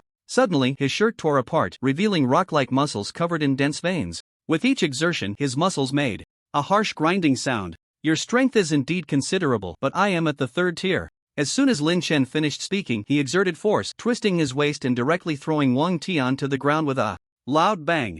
Guoyi and the others were astonished by the display of strength comparable to that of a bull. The fallen Wang Tian pounded his chest and howled at the sky, seemingly very angry, and charged at Lin Chen again. This time, Lin Chen stood firm, clenched his fist, the bones in his fingers cracking. At the moment he tightened his fist, a faint sound of air pressure could be heard. At that moment, Wang Tian was already close, and Lin Chen slightly sidestepped to avoid his attack. Then, using the strength from his waist, he unleashed a well-prepared punch. Boom! This punch landed solidly on Wang Tian's abs, producing a series of fine cracking sounds. Wang Tian was sent flying back, crashing into the wall behind him, then slowly sliding down to the ground, completely unconscious, lying still. Guoyi and the others watched this scene, unable to swallow, their lips twitching. If that punch had landed on them, their bodies would have been blown apart with a bloody hole. "Captain!" They hurriedly ran forward to help Wang Tian up, only to see a trace of fresh blood at the corner of his mouth. The rotten flesh on his face had disappeared, and his shirt had a burn-like hole in the stomach. At this moment, Lin Chen stepped forward and said very seriously, "Carry him into the shed, keep him out of the moonlight." Okay. Guoyi was still in shock from Lin Chen's punch, stammering as he spoke. Then, he and another person lifted Wang Tian and carried him into the shed. At this moment, Lin Chen thought, "I wonder if this counts as a special ability, and if it can be replicated?" System can be replicated. After replication, the host's special ability can be doubled for a certain period. Will I be backfired by the zombie virus and lose my sanity? Lin Chen asked. System, of course not. The host's SSS level talent system can directly eliminate the toxicity of the zombie virus, allowing the host to use super enhanced abilities directly. Lin Chen snapped his fingers. Nice. Then, Lin Chen followed them into the shed, looking at Wang Tian lying on the bed. He slowly walked over and, without warning, grabbed his hand. Hui Yi and the others were speechless. The scene is too beautiful to look at. Hui Yi leaned in and asked, "What happened to our captain?" Lin Chen glanced at him and replied, "Your captain has awakened, but during the awakening he will lose his sanity due to the backlash of the virus. If he can get through this tough time, he will have fully awakened."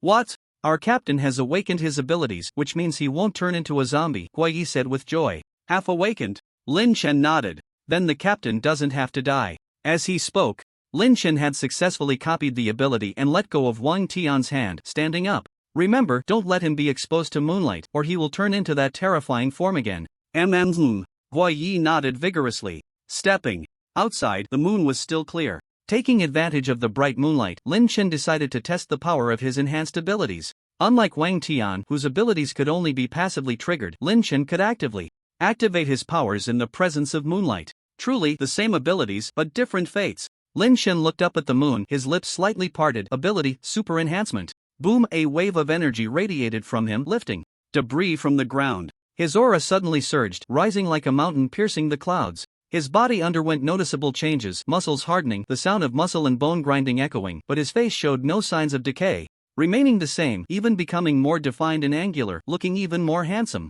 Hearing the commotion, Jiang Yitong and Li Jiyang rushed out. Upon sensing Lin Chen's terrifying aura, they couldn't help but shake their heads. Sigh, ordinary people cultivate step by step, those with some talent run, geniuses take the high-speed train, and Lin Chen is running while pulling the high-speed train. However, Jiang Yitong's gaze was different, very ambiguous, very affectionate. At that moment, a clueless zombie stumbled in through the hole created by Wang Tian earlier. As soon as it entered, it took a few deep breaths, searching for the scent of humans. Upon seeing Lin Chen standing in the courtyard, it immediately became extremely excited, roaring as it ran towards him, thinking that dinner was secured, unaware that high-end prey always appears as the hunter. Lin Chen turned around, just worried about not having a target to practice on, and this zombie came at the right time. The zombie ran up to Lin Chen, who directly raised his palm and grabbed its head. It stood there, clawing and roaring, unable to advance an inch. "Roar, roar, roar," it continued to shout, trying to intimidate him, not realizing the terrifying existence before it. Ability, explosion. Lin Chen's lips moved slightly, and the next second, the palm resting on the zombie's head emitted a burst of orange light.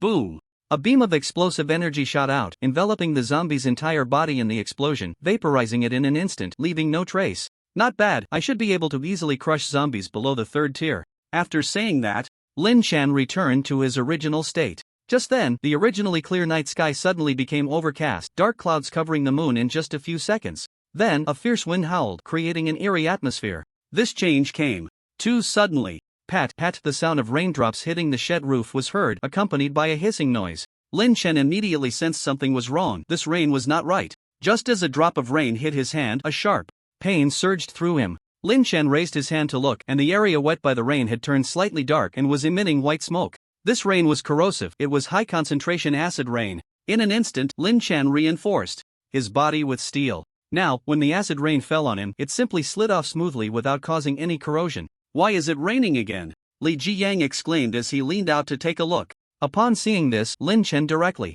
extended a chunk of ice towards him, pushing him back. "Don't come out, it's acid rain." After hearing this, Li Jiyang's face turned pale with fear. If it weren't for Lin Chen's earlier strike, he would have likely been corroded all over by the acid rain by now. "Ah Zhang, you come in too." Li Jiyang and Jiang Yitong called out to Lin Chen with concern. Lin Chen nodded. He noticed that his clothes were already riddled with tiny holes. Before leaving, he warned Hui Yi and the others, "This is high-concentration acid rain, don't come out." "Ah!" Hui Yi and the others were shocked upon hearing this. Lin Chen returned to the safe house, still maintaining his steel reinforcement state, as his clothes were soaked with acid rain. If he returned to his normal state now, he would definitely be burned. "Ah Zhang, are you okay?" Li Jiyan was about to touch Lin Chen but was stopped by him. "Don't touch me, I have acid rain on me.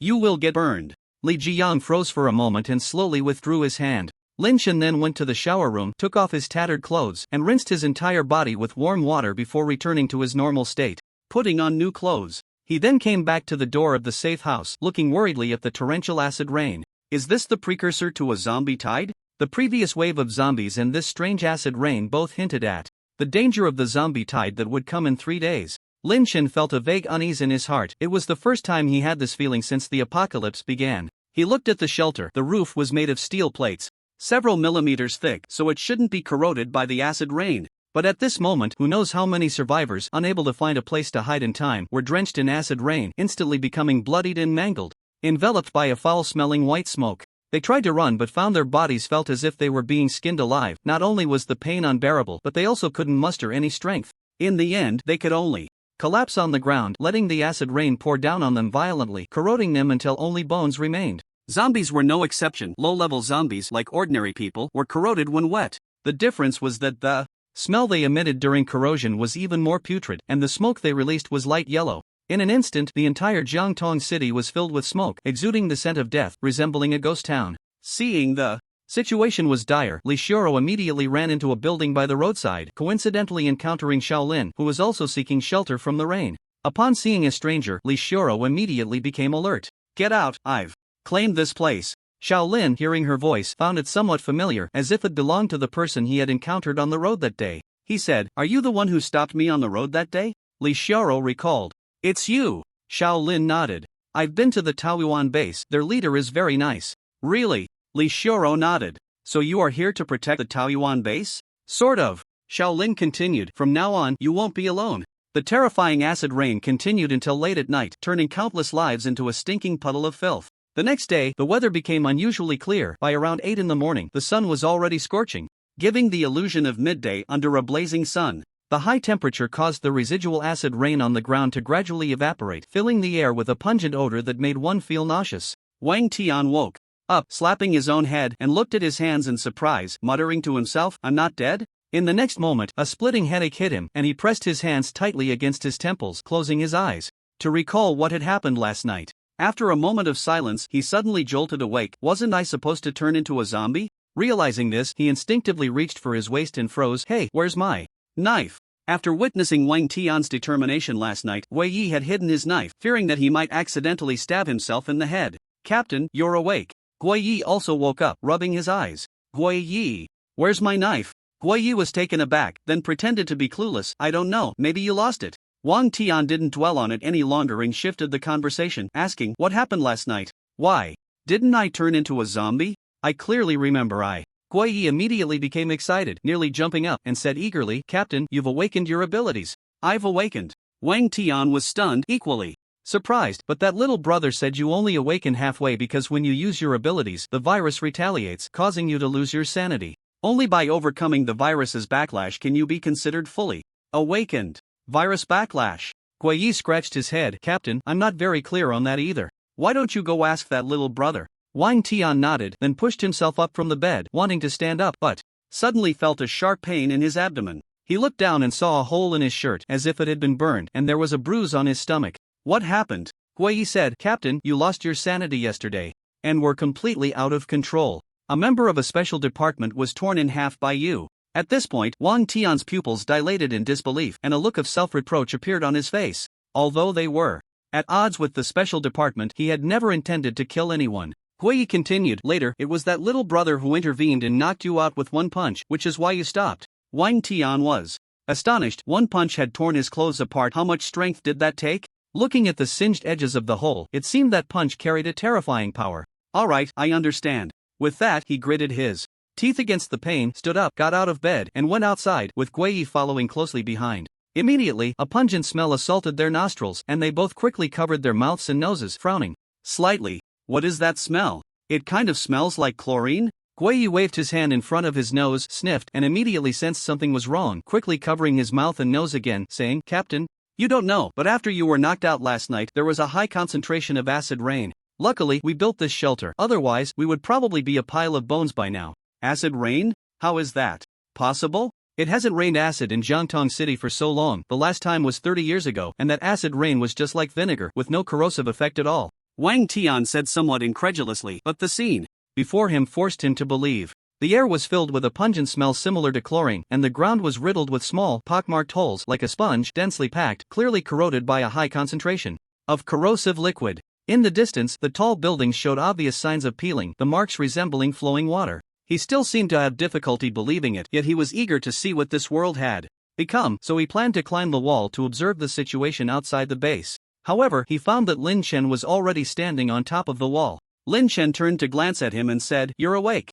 Wang Tian slightly bowed to Lin Chen, a heartfelt thank you, not just for last night, but for these days. Without Lin Chen, they probably wouldn't know how many times they would have died. Thank you, little brother. Wang Tian said sincerely. It was just a small effort, Lin Chen replied casually, then continued to look into the distance. Wang Tian and Gui Yi also climbed up onto the wall.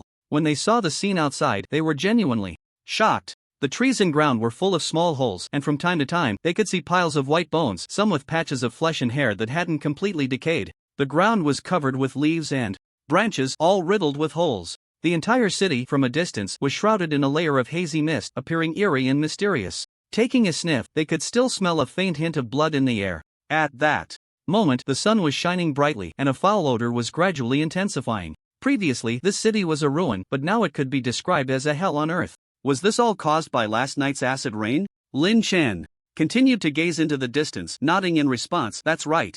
Upon hearing this, Wang Tian's expression turned worried. With zombies rampant, it was already a devastating blow to humanity, and now a natural disaster had struck. Could it be that humanity was truly facing extinction? Who was controlling all of this? Was it a deity? Had they angered the gods? Or was it an alien civilization? Were they invading Earth through this method? Or was it just for no reason at all? Was it simply a natural occurrence, a law of the universe far beyond human comprehension, thus appearing mysterious and unknowable? Wang Tian looked at the scene before him, lost in thought, his expression growing increasingly serious. Why has such a severe natural disaster suddenly occurred? Lin Chen smiled slightly and replied, it's the apocalypse, natural disasters are quite normal. The acid rain may just be the beginning. Wang Tian's pupils dilated, his expression astonished. Could there be more natural disasters? Lin Chen nodded. Wang Tian and Gui Yi slightly opened their mouths, looking around with serious expressions. What is it? Where? The two asked almost in unison. Lin Chen looked at them, feigning mystery. Haven't you noticed anything different today? The two looked at each other in confusion. What was different? Aside from these things corroded by acid rain, it seemed nothing else had changed. Suddenly, they both remembered something, exchanged a glance, and then looked at Lin Chen in surprise. Could it be? The two of them looked up at the sky at the same time, the blazing sun like a furnace, burning ever brighter. It was then that they suddenly realized and exclaimed in unison, it's the sun.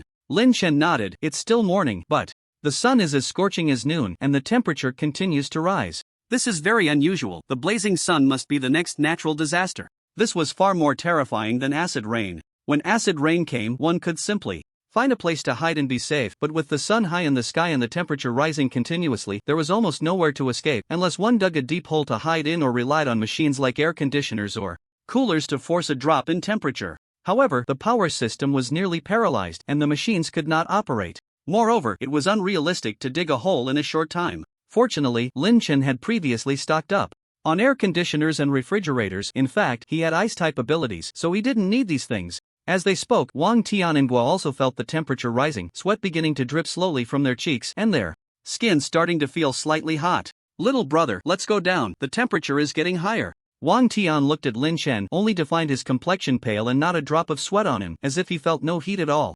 In fact, Lin Chen had been using his ice-type abilities to cool his body, so he appeared unfazed. You guys go down, Lin Chen said calmly. The two had no choice but to go down first, the temperature was simply too high. They hid in the shed to block the direct sunlight, which was somewhat better. Lin Chen remained standing on the wall, pondering the relationship between these two natural disasters and the zombie tide in 2 days, or perhaps there was no connection at all. Often, before a major disaster strikes, there are signs such as before an earthquake, when rats and snakes flee their holes, loaches and leeches dart up and down, fish float to the surface and swirl, dragonflies migrate in swarms, and bees disturb their nests to sting humans and livestock. This is because animals' sensory systems are far more sensitive than humans, so they exhibit various abnormal behaviors before an earthquake. If these two natural disasters are related to the zombie tide in 2 days, then how terrifying would the zombie tide, signaled by the natural disasters, be? Just as Lin Chen was deep in thought, several zombies suddenly appeared on the road. These must have been those who happened to hide in buildings and survived the acid rain.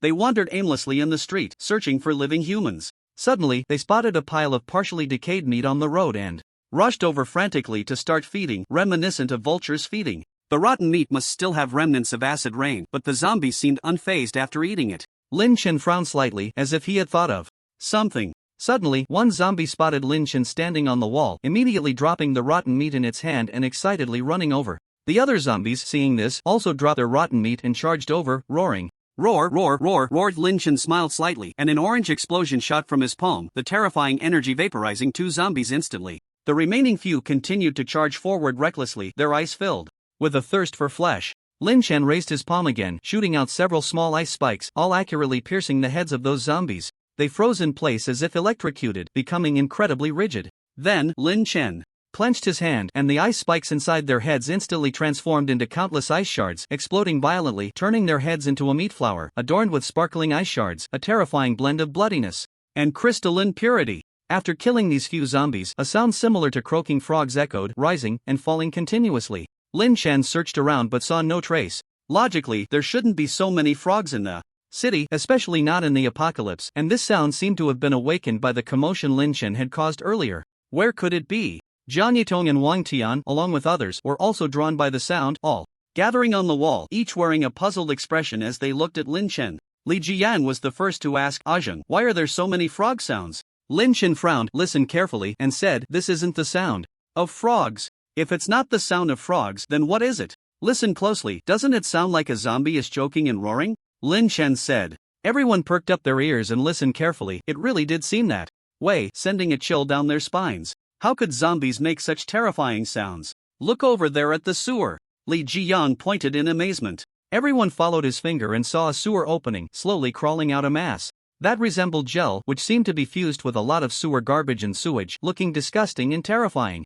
Moreover, the number of those things was increasing, as if endless, continuously crawling out of the sewer opening. Wherever they crawled, they left behind a thick slime on the ground, like a slug, and faintly, one could hear a sound similar to someone smacking their lips while eating. "What is that? So disgusting," Zhao Sini said with a look of disdain. Just as she finished speaking, those meat masses suddenly sprouted heads like mushrooms after rain, all of them zombie heads. In other words, those meat masses were zombies corroded by last night's acid rain but had not completely melted. They had transformed into this form and were still alive. Lin Chen stared intently at those meat mass zombies, as if he had figured something out. At that moment, the meat mass zombies noticed the people standing on the wall and all turned to face this way, continuously emitting sounds similar to croaking frogs, creating an extremely bizarre scene. Suddenly, the meat masses beneath their heads began to wriggle rapidly, transforming into a long strip, resembling a poisonous snake, but the head of this snake was a zombie's head. Instantly, all the meat mass zombies swayed their bodies like poisonous snakes, quickly swimming towards the wall.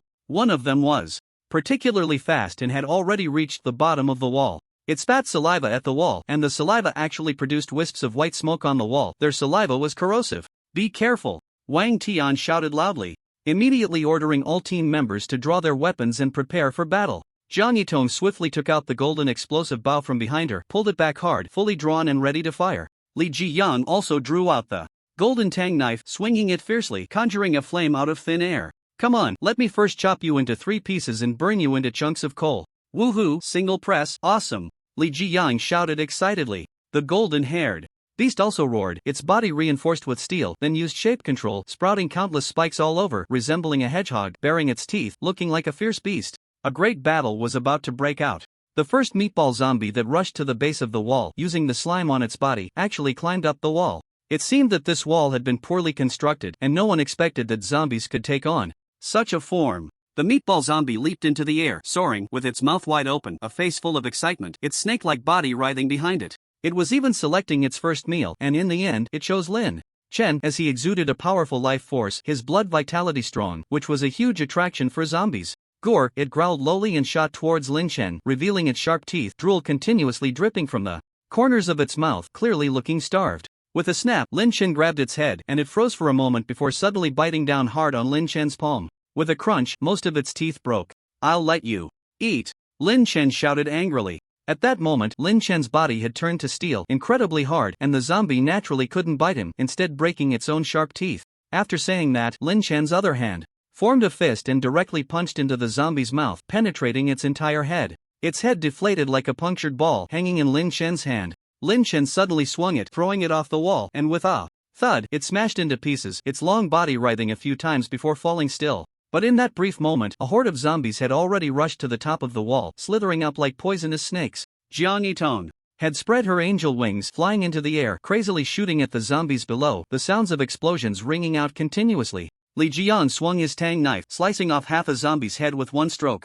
Over these days his knife skills had improved, becoming noticeably more agile with some techniques and forms. With a horizontal slash, he split a zombie in half vertically, smooth and even. The golden-haired one rolled directly into the pile of zombies, its spikes piercing through the meatball zombies still writhing. The next second, those spikes suddenly expanded, directly bursting the zombies apart. Wang Tian and the others, armed with various weapons, were also killing fiercely. Suddenly, 2 zombies attacked simultaneously, flying towards Wang Tian. One wrapped around his arms, while the other bound his legs, leaving Wang Tian unable to move. Just as the 2 zombies were about to bite him, Wang Tian suddenly fell forward, crushing the head of the zombie on his chest into a pulp. He then lifted his legs and slammed them down hard, instantly bursting the head of the zombie wrapped around his legs. This was the strength of the Blade Team's captain, calm in the face of danger, quick to react. Once he fully awakened his abilities, combined with his own qualities, he would definitely be a top-notch expert. Lin Chen watched as hordes of zombies continued to climb up the wall, with some already crawling through the hole created by Wang Tian entering the base. Continuing like this was not a solution, they had to stop them, keeping them outside the wall so they could have the high ground and conduct a crushing massacre. Then let's do this. Lin Chen suddenly had an idea on how to block these strange zombies. He slowly crouched down, placing his hands on the ground, and then a sound of ice cracking echoed. Lin Chen trembled continuously, a powerful ability radiating from him, instantly spreading outwards. Everyone fighting was frightened into stopping, turning to look at Lin Chen. Is this all the strength of the little brother? In front of him, we really feel as small as ants. Wang Tian couldn't help but exclaim. Then he grabbed a zombie, pinched its tail, spun it around, and then slammed it down hard. With a loud crack, the zombie's head shattered into pieces. Brother Lin Chen is so amazing. In midair, Jiang Yitong suddenly stopped her archery motion and looked at Lin Chen, her eyes filled with admiration. Ajing is amazing. Li Jiang shouted from not far away, then swung his knife to take down a zombie, stepping on it and kicking it away like a soccer ball, sending it flying several dozen meters. In the next moment, a thick layer of ice began to rapidly extend from Lin Chen's palm, as if a cold wave had struck, instantly freezing the wall. In less than 10 seconds, the entire wall was enveloped in a thick layer of ice. Of course, the side they were standing on remained unfrozen, otherwise, the slippery ice surface would have hindered their ability to exert their strength. A cool breeze suddenly swept in, and under the scorching sun, this coolness felt incredibly comfortable, as if it flowed through them smoothly. Everyone unconsciously let out a long breath. Finally, it's cool. Hua also pulled his short knife out of a zombie's head and wiped the sweat from his forehead, saying, "This tactic indeed worked." The wall covered in ice became extremely slippery. The zombies on the ground attempted to climb up the wall but slipped back down after just a little progress. Before long, many zombies piled up at the base of the wall. Soon, everyone dealt with the zombies that had rushed up the wall and into the base one by one. At this moment, the ground was littered with corpses. 2 members of the Blade Squad had died, and 4 from the special department were lost, while the remaining bodies were all zombies. The others were mostly unharmed. Everyone looked in astonishment at the thick layer of ice on the wall. Even if one had awakened ice-type abilities, to instantly condense such a massive sheet of ice required an immense amount of power. They could hardly imagine what level that was. Lin Chen slowly stood up and looked at the densely packed zombies at the base of the wall, which had already formed a thick layer. At this point, no more zombies were crawling out of the sewer. This should be all the zombies here. Now, there was no need to worry about zombies rushing into the base. Wang Tian and the others reacted quickly, leading their team to a wall and crazily shooting at the piled-up zombies below. Bullets struck the zombies' bodies with loud bangs, sending countless chunks of flesh flying. Those zombies still showed no fear, madly surging forward. Li Jiang and the golden-haired dog were also responsible for the zombies at the base of one wall. The 2 jumped down into the pile of zombies, slaughtering them wildly. Jiang Yitong continuously shot arrows at the base of another wall, with explosions ringing out constantly. Lin Chen looked at the zombies below and jumped down as well. When the zombies saw Lin Chen, they surged towards him frantically. Lin Chen calmly extended his palm, aiming at the long line of zombies. Ability Explosion. Boom! A beam of explosive light shot out violently, and that long line of zombies was instantly reduced to ashes, leaving only small chunks of flesh and a short tail twitching on the ground. Everyone was drawn to this massive commotion, almost all expressing the same sentiment. This guy, terrifying indeed. After a single explosive strike wiped out the zombies on this wall, Lin Chen approached Li Jiyang and Jin Mao at the other wall. The explosive energy in his hand had fully coalesced. A swirling orange flame danced in his palm, and the air around the flame was slightly distorted, showcasing the terrifying power of this explosive energy. "Jiyang, little chicken feather, get out of the way." Lin Chen raised his palm and shouted at Li Jiyang and Jin Mao, who were fighting amidst the horde of zombies. The man and the dog turned abruptly. Damn! Upon seeing the terrifying explosion, both man and dog immediately leaped out of the zombie crowd. Lin Chen's Explosive energy shot forth with a roar. The horrifying high temperature not only caused those zombies to evaporate instantly but also melted most of the ice on the wall, which was now dripping water. Li Jiyang and Jean Mao exchanged glances, swallowing hard. If they had been even a moment late, they would have been vaporized on the spot. The zombies on the other two walls had already been mostly eliminated, so Lin Chen ceased his attacks, leaping back onto the wall. At that moment, he seemed to have figured out the connection between these two disasters and the impending zombie tide in 2 days: evolution. In simple terms, it was evolution, or rather, survival of the fittest. The zombies in Jiangtong City were not only mutated from living humans infected by the mist but also from corpses buried underground. However, a significant portion seemed to come from nowhere, continuously appearing as if there were no end. Perhaps they were produced by some mysterious force, or perhaps they were birthed from some enigmatic place. In any case, their numbers seemed infinite. In extremely harsh environments, the strong would be selected and the weak would be eliminated or forced to evolve to adapt to the harsh conditions. Clearly, these fleshy zombies had evolved under the pressure of the acid rain, transforming into their current form. Thinking of this, Lin Chen couldn't help but gasp, glancing at the increasingly red sun in the sky, wondering what terrifying form the zombies would evolve into under this wave of high temperatures. As the zombies that could not adapt to this harsh environment were eliminated, the remaining zombies would significantly enhance their overall strength, which was a nightmare for the surviving humans. With 2 days until the zombie tide, who knew what other disasters would strike in that time and what forms the zombies would evolve into? Even a single disaster could lead to zombies evolving into different forms to adapt to the environment. The fleshy form they were witnessing now might just be one of the forms the zombies adapted to the acid rain. What other terrifying forms existed remained unknown, but often the unknown was the most frightening. While Lin Chen was lost in thought, Wang Tian and Li Jiyang had already dealt with the remaining zombies and returned to Lin Chen's side. Seeing his serious expression, Wang Tian couldn't help but ask, "Little brother, have you thought of something?" Lin Chen pointed at the fleshy zombies and said, "This is the meaning of the disaster, forcing the zombies to evolve and become stronger." Upon hearing this, everyone was taken aback, their faces filled with disbelief. Wang Tian's expression grew increasingly grave. He seemed to have thought of something terrifying and spoke to Lin Chen, "Little brother, do you think this disaster happened by chance, or?" The next words were so absurd that Wang Tian paused, hesitating for a moment before finally voicing his thoughts, "Or is it intentional?" Hearing Wang Tian's statement, everyone present was shocked, their eyes wide as they stared at him. Wang Tian thought this way because the two disasters had come too suddenly and almost seamlessly, as if they had been deliberately arranged. "Captain, what you're saying is too far-fetched." Wu couldn't help but exclaim. Zhao Sini also stepped forward and said, "Yes, Captain, it sounds like you're saying there are gods out there, and they are on the side of the zombies. How is that possible?" In fact, Lin Chen had thought the same thing. The system only informed Lin Chen of some general developmental trends of humanity in the later stages. It did not explicitly state the details of the development or the origins of the zombies. This was because Lin Chen's current level was insufficient to access that information. It seemed he would have to work harder to collect mutated items and replicate others' abilities. The earlier he could understand the details of the world's direction, the better prepared he could be for any impending disasters, so he wouldn't be caught off guard when calamity struck. Lin Chen thought for a moment, then shook his head and said, "I'm not sure if it's heaven's intention, but there must be some mysterious connection between the two. These two natural disasters have indeed come too suddenly and strangely." Hearing their mainstay, Lin Chen, not denying it, left everyone even more astonished. Could it be that there really are gods in this world? Could the suddenly appearing zombies be creations of a deity? Each person felt a thick cloud of gloom hanging over their heads, suffocating them, their chests heavy, and their minds foggy. The worldview they had built over the years began to waver. The moment the zombies appeared, and at this moment, it started to slowly collapse. Just then, the sun in the sky rose higher and higher, and the temperature climbed as well. Everyone felt as if they were standing next to a furnace engulfed in flames, sweat pouring down like it was free. Only Lin Chen, who possessed ice-type abilities, remained calm and serene, unlike the others whose cheeks turned red, breathing heavily, fanning themselves with their hands, their emotions becoming increasingly restless. "It's so hot. Ah Zhang, let's hurry back to the safe house. I feel like I'm about to cook." Li Jiyang kept swallowing. "Let's go back." Only then did everyone flee downwards, seeking refuge in a cool place.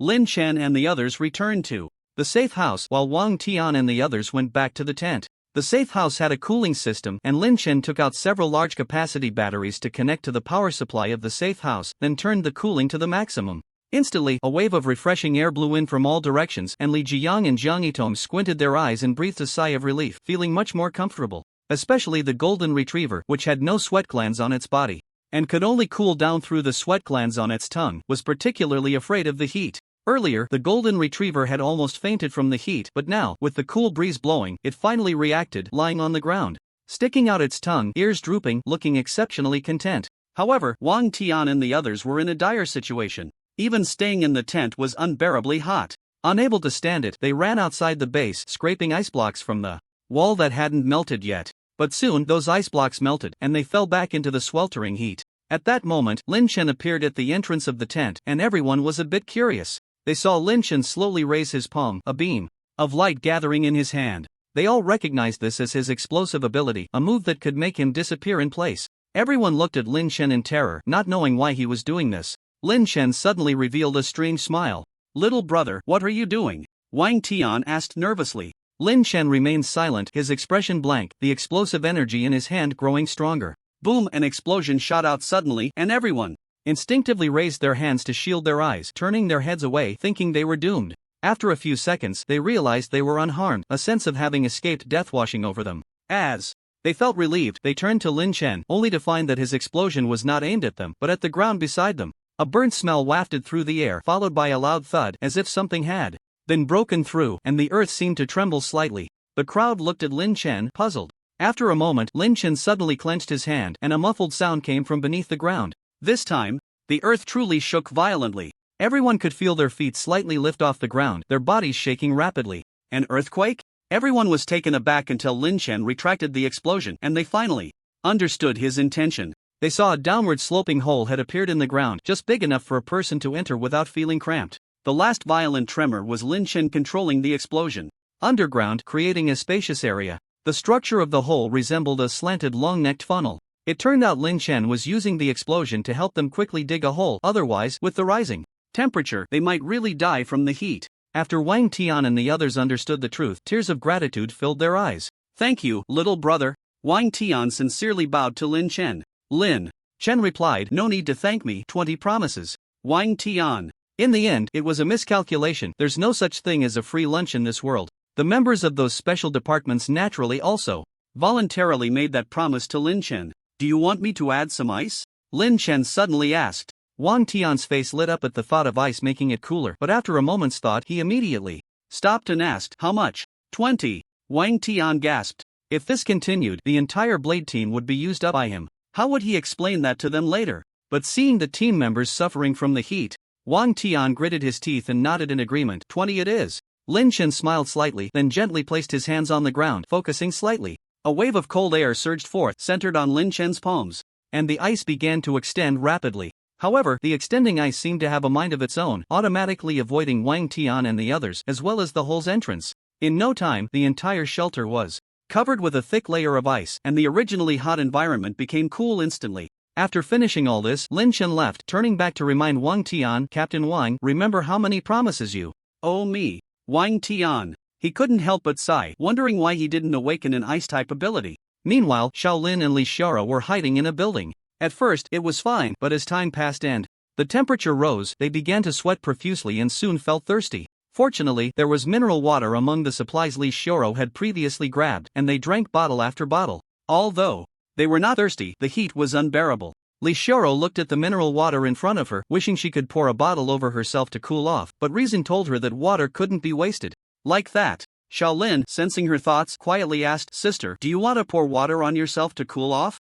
Li Xiaoro glanced at him, said nothing, just nodded slightly. As soon as Shaolin saw this, he immediately smiled. "Sister, you can pour it, I have water too." "You have too." Li Xiaoro looked at him, and he didn't seem to have any water hidden on him. She guessed that perhaps he had hidden it somewhere. But what he did next surprised her. She saw Shaolin stretch out his palm, and then a stream of water slowly flowed out from his hand. "Sister, look." Li Xiaoro looked at him in amazement. "You have water abilities." Shaolin nodded. Li Xiaoro touched the water with her hand. It was incredibly cool. Then she licked the water that remained on her fingers. It was very clean, with no strange taste at all. In the apocalypse, this kind of ability was like a blessing from heaven. It might not be very strong in combat, but it was extremely important for survival. With this water ability user by her side, Li Xiaoro no longer hesitated. She directly opened a bottle of water and poured it on her face. A wave of coolness spread through her skin, reaching her entire body. She instantly felt incredibly refreshed, and at the same time, the bloodstains on her face were washed away, revealing her scarred but fair and beautiful face. "So it turns out my sister is so pretty." After seeing Li Xiaoro's appearance, Shaolin couldn't help but exclaim. Li Xiaoro tapped his head. "What do you know about being pretty, you little kid?" Of course, my mom is pretty. Mentioning his mother, Shaolin's expression suddenly became lonely and sad. He lowered his head, his mother's body was lying nearby. He couldn't help but glance at her again. He always felt that his mother was just sleeping, but reason told him that his mother was already dead. Li Shuro had slowly accepted this boy over the past few days. At least she wouldn't be as malicious towards him as she was with others. She patted Shaolin's head and said, "From now on, I am your sister." Shaolin slowly raised his head, looking at Li Shuro with tear-filled eyes. Really? Of course. They were of different ages, from different places, with different backgrounds, yet now they walked together because of the apocalypse. This was an inexplicable, profound connection. Just then, a strange roar broke the warm moment. "There are zombies." Li Shuro frowned, her expression becoming serious as she immediately took a defensive stance. However, she looked around and didn't see any zombies appearing. What's going on? Did I mishear? Li Shuro began to doubt whether she had heard wrong. She looked at Shaolin, who was also vigilantly watching the surroundings, and said, "Sister, you didn't hear wrong. I heard it too. It sounds like a zombie's cry, but a bit different. Could it be a high-level zombie?" Li Shuro's heart suddenly raced. At this moment, the temperature was high, and with the tense atmosphere, they quickly began to sweat. Their breathing became rapid. Suddenly, there was a loud bang, like gasoline being ignited in an instant. Both of them turned towards the sound, their mouths agape in astonishment. Suddenly, Shaolin's mother's corpse ignited with a loud bang, and the fierce flames immediately engulfed her entire body. "Mom!" Shaolin shouted and tried to rush forward, but was pulled back by Li Shuro just in time. "Wait!" In the next moment, Shaolin's mother's corpse stood up in an extremely eerie manner. She had been lying flat on the ground, but suddenly her waist arched up sharply, forming a bridge shape, accompanied by a series of fine bone creaking sounds. Then her head slowly lifted, her entire body straightening up as if it had springs. Her feet seemed welded to the ground, not moving an inch. Once upright, the flames on her body diminished slightly, now burning a layer of pale yellow fire on her surface. However, the earlier blaze had already disfigured her face was covered in charred black skin, and the exposed flesh was burnt to a charred yellow, still sizzling and oozing oil, looking exceptionally terrifying. Crack! Snap! At that moment, her neck slowly twisted like a machine, looking at Shaolin and Li Shuro. The two were struck with fear at the sight. And in the next second, she suddenly spewed a jet of fierce fire from her mouth, charging at them. This was the second natural disaster combined with mist, causing the zombie to mutate flame zombie. Li Shuro furrowed her brows, preparing to use her mind to extinguish her, but seeing this, Shaolin hugged Li Shuro tightly and shouted, "Sister, no!" At that moment, the flame zombie lunged forward again, spraying another jet of fire at the two. Li Shuro, seeing this, rolled with Shaolin to dodge the flames, then looked at Shaolin seriously and said, "She is no longer your mom, she is a zombie now." Shaolin shook his head repeatedly, "No, no, no, she is my mom." Taking advantage of this moment, the flame zombie lunged at them again. Li Shuro kicked it in the stomach, temporarily pushing it back. The two quickly got up, but Li Shuro's shoe caught fire. She rubbed her foot back and forth on the ground, but the flames showed no sign of extinguishing. In a critical moment, Shaolin sprayed a stream of water, finally dousing the flames. This time, the flame zombie charged directly at Shaolin. He hesitated, not wanting to attack, and kept dodging, his clothes occasionally catching fire, which he extinguished with water. Li Shuro knew he couldn't let go of his mother, so she shouted at him, "Shaolin, wake up! Your mother is already dead. I know you can't forget her, but this body in front of you is just what your mother once had, now occupied by the zombie virus. Do you understand?" As soon as she finished speaking, Shaolin seemed to be touched, distracted for a moment, and fell to the ground. The flame zombie roared and lunged at him. "Be careful!" Li Shuro shouted. The distance was already beyond her mental control, so she could only watch helplessly. Shaolin looked at the emotionless monster before him, and at that moment he finally woke up. This was not his mother, this was a zombie, and his mother was already dead. "Ah!" he shouted, then extended his palms towards the flame zombie, and two powerful streams of water shot out, directly knocking the flame zombie away. Seeing this, Li Shuro smiled with relief. "You finally woke up." She quickly ran towards the flame zombie, now completely unhesitant. Approaching the flame zombie, her brows furrowed, and a powerful mental force violently swept in. In the next second, the flame zombie suddenly plunged its hands into its own head and began to stir violently, effectively killing itself.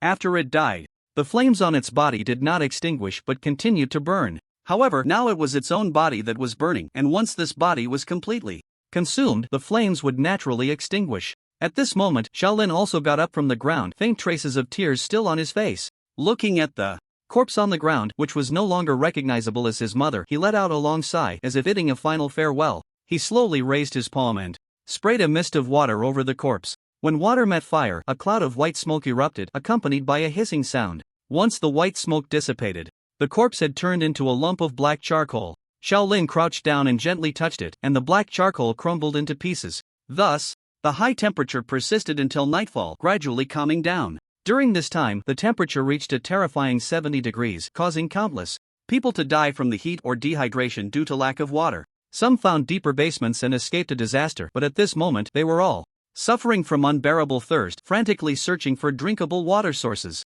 Others crawled into the depths of the sewers, also escaping a calamity. However, many were devoured alive by the flesh-eating zombies lurking in the sewers. Those who were fortunate enough to survive were still parched. Although there was water in the sewers, it was foul-smelling sewage that was impossible to drink. In no time, many figures emerged from the sewer openings, disregarding the danger of zombies, all searching for water sources. Many arrived at the entrance of the Taoyuan base, familiar with it due to a previous notice from Lin Chen, which informed them that the base was well-stocked and surely had water. The entrance of the Taoyuan base quickly became crowded with people, all with waxy faces, dry mouths, and a half-dead appearance, resembling walking corpses. Everyone tacitly understood that they had come to the Taoyuan base to request supplies. With so many people, they felt empowered. As long as they united, they were not afraid of the Taoyuan base refusing to provide supplies. If they truly refused, they could simply seize the base. Almost everyone was armed, a habit formed since the apocalypse, not only to defend against zombies but also against other humans.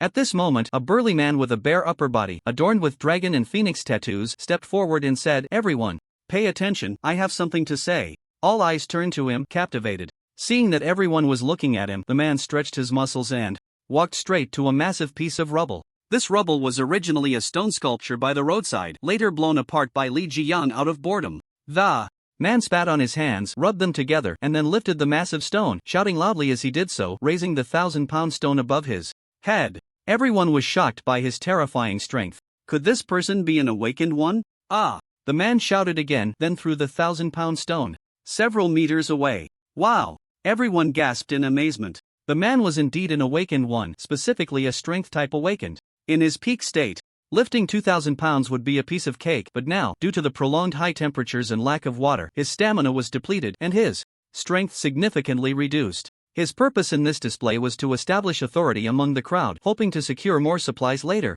"You all saw it. I have awakened my abilities, and I am a strength type awakened," he said proudly. He continued, "Our goal is the same, to ask the Taoyuan base for some water. But what if they refuse us? What else can we do? They established a base, so they must have some means. Can we really just take it by force?" someone in the crowd replied. The man suddenly pointed and said, "Yes, exactly, we can take it by force." The people below lacked confidence, and the big man spoke. "Again, haven't you seen our strength? If the people from the Peach Blossom base dare to push us, I'll crush them with a single hand. Of course, relying solely on my strength isn't enough, I need everyone's help." The big man spoke with reason, and the people below began to waver. Someone started to say, "All right, I'll follow you. If the Peach Blossom base is unwilling to provide supplies, we'll just take it by force." With an awakener backing them, their confidence grew instantly, and more people began to join the big man's ranks, standing in front of him. The big man secretly rejoiced. If a fight really broke out, he would let this group go first as cannon fodder while he quietly moved the supplies. If the Peach Blossom base was sensible and provided the supplies, he could monopolize them with his power-based abilities, and no one would dare to compete with him. This plan was simply killing two birds with one stone. At that moment, a thin boy quietly left the crowd, standing alone in a corner, clearly unwilling to associate with these people. The big man noticed the boy and pointed at him, saying, Hey, you over there, why don't you come over? Are you planning to go solo?" The boy didn't respond, just quietly leaned against the wall. Seeing the boy ignore him, the big man became a bit angry and said, "Kid, if you don't join us, you won't get a share of the supplies. Don't come begging us like a dog later." The big man, with his abilities and so many supporters, began to speak arrogantly to the boy. "Right, if you don't join us, don't expect to share the supplies. Just get lost." Some people started to insult the boy. The boy still stood in the corner, silently waiting, not making a sound.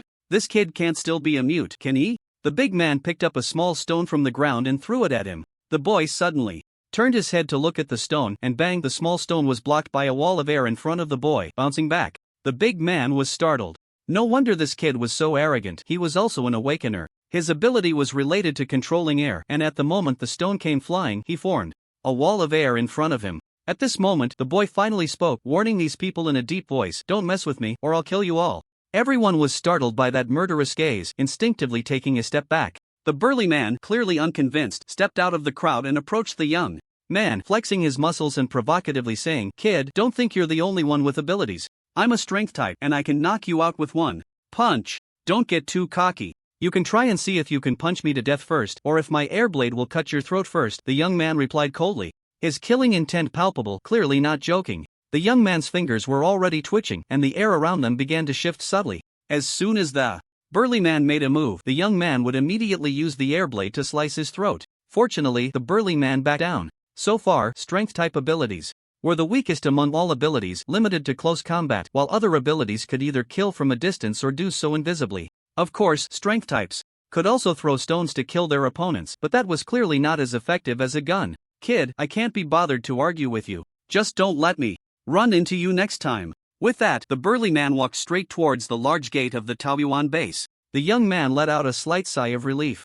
Although he was confident he could kill the burly man, he was also an awakened one and could end up seriously injured. In such a situation, being hurt was extremely dangerous. Thankfully, the burly man had backed down first. "Open the door! Open the door!" The burly man banged on the door, shouting loudly towards the inside of the Taoyuan base. Others gathered around, joining him in shouting, "Open the door! Open the door!"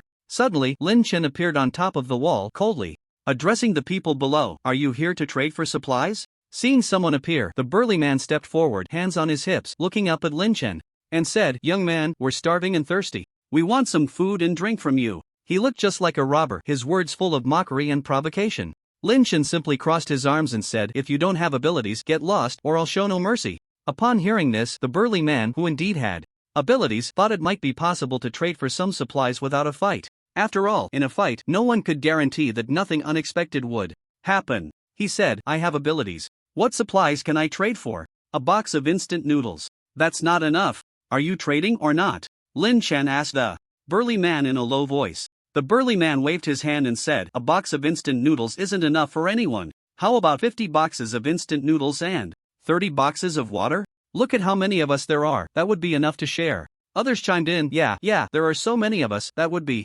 enough. Who knows what kind of crazy weather it is today, it's so hot we're about to die of thirst. Can you give us 10 more boxes of water? Otherwise, we won't have enough to drink." Lin Chen looked at the people below who had started making demands and couldn't help but laugh. He said, "I'll give you 10 seconds to leave here, or you'll end up as corpses lying here, waiting for zombies to drag you away." Upon hearing this, the people below became unhappy. "Young man, your base is rich in supplies. What's wrong with sharing some with us? Look at us, we're all about to die of thirst. Are you really going to just watch us die?" One person pointed at Lin Chen, filled with anger. Lin Chen shook his head and said, "Whether you live or die has nothing to do with me. Get lost." As soon as these words were spoken, the crowd below erupted in outrage, pointing fingers and even cursing at Lin Chen. The burly man flexed his muscles, threatening, "Kid, it doesn't matter if you don't open the door. You see, I'm a strength-type awakened one. With this broken door, I can smash it open with one punch. If you don't give us the supplies we just talked about and we rush in ourselves, don't say I didn't warn you."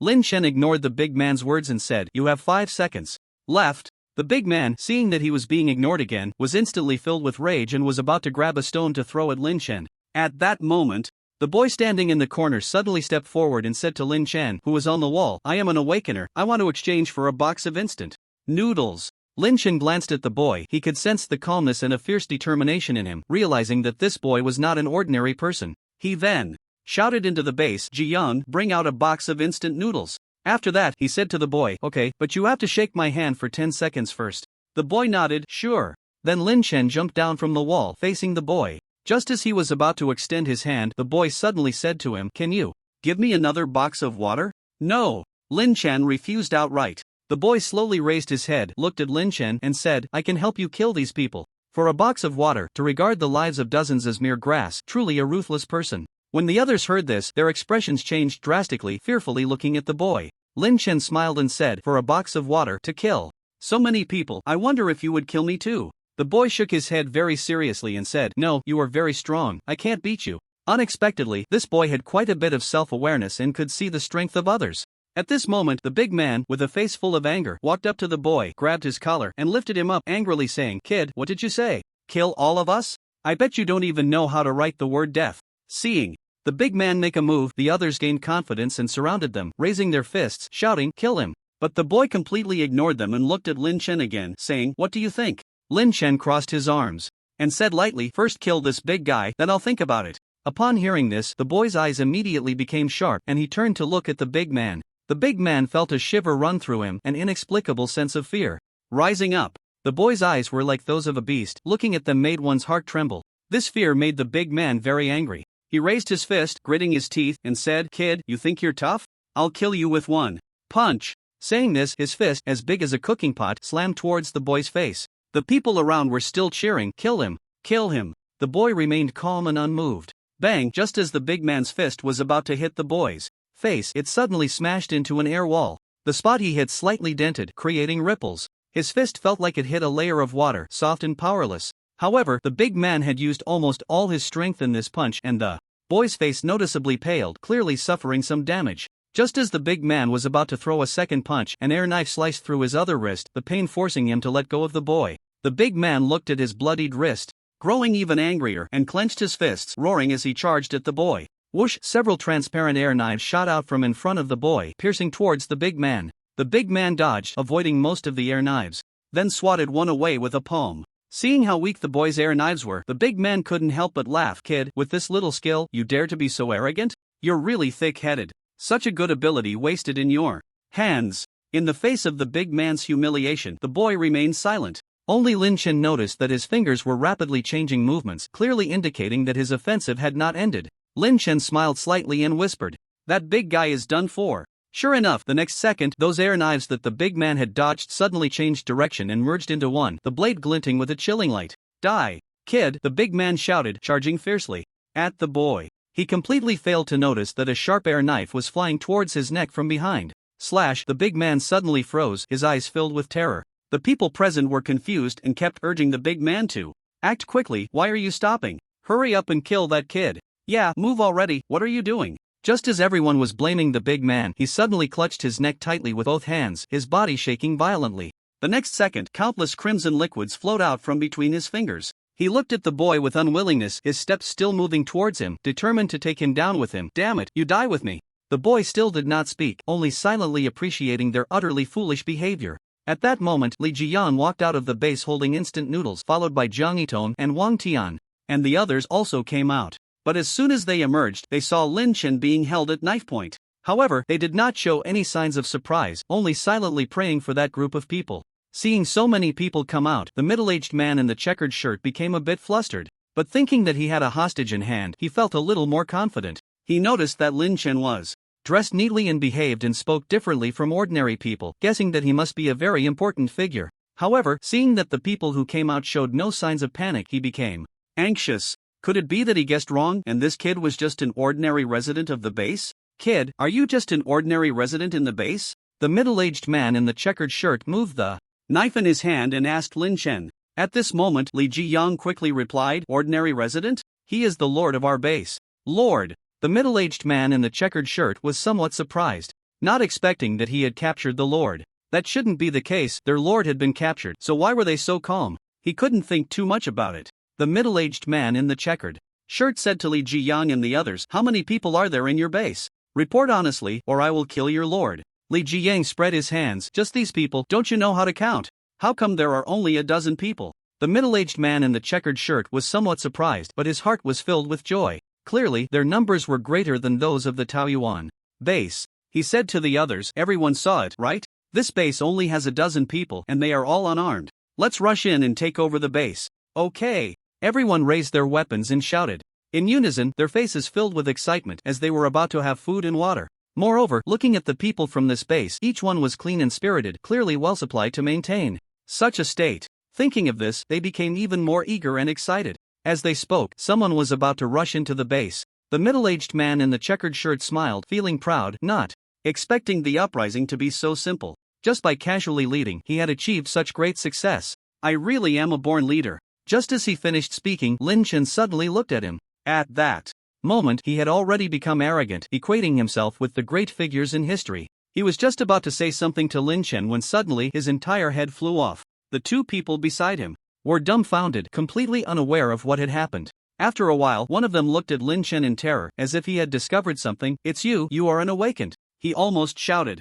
it out, his expression changing from confusion to sheer horror in just half a second. The other person also looked at Lin Chen, trembling all over. Thud, thud, two heads rolled and fell to the ground. Those rushing towards the base immediately stopped, staring at the terrifying scene, unsure of what to do. The atmosphere suddenly became a bit awkward. Lin Chen looked at Li Jian, Jiang Yitong, and the golden retriever, and coldly said, "Kill. Leave no one alive." The two and the dog, receiving Lin Chen's orders, immediately began to act. After a flurry of blades and explosions, bodies lay sprawled on the ground. Wang Tian and the others did not intervene, nor dared to stop them, and could only stand obediently to the side. The young man who witnessed this was clearly taken aback, not expecting that this small base was hiding such powerful figures. Just as he was lost in thought, Lin Chen had already walked up to him and said, "Extend your hand." The young man was momentarily stunned before slowly extending his hand. 10 seconds later, "Congratulations.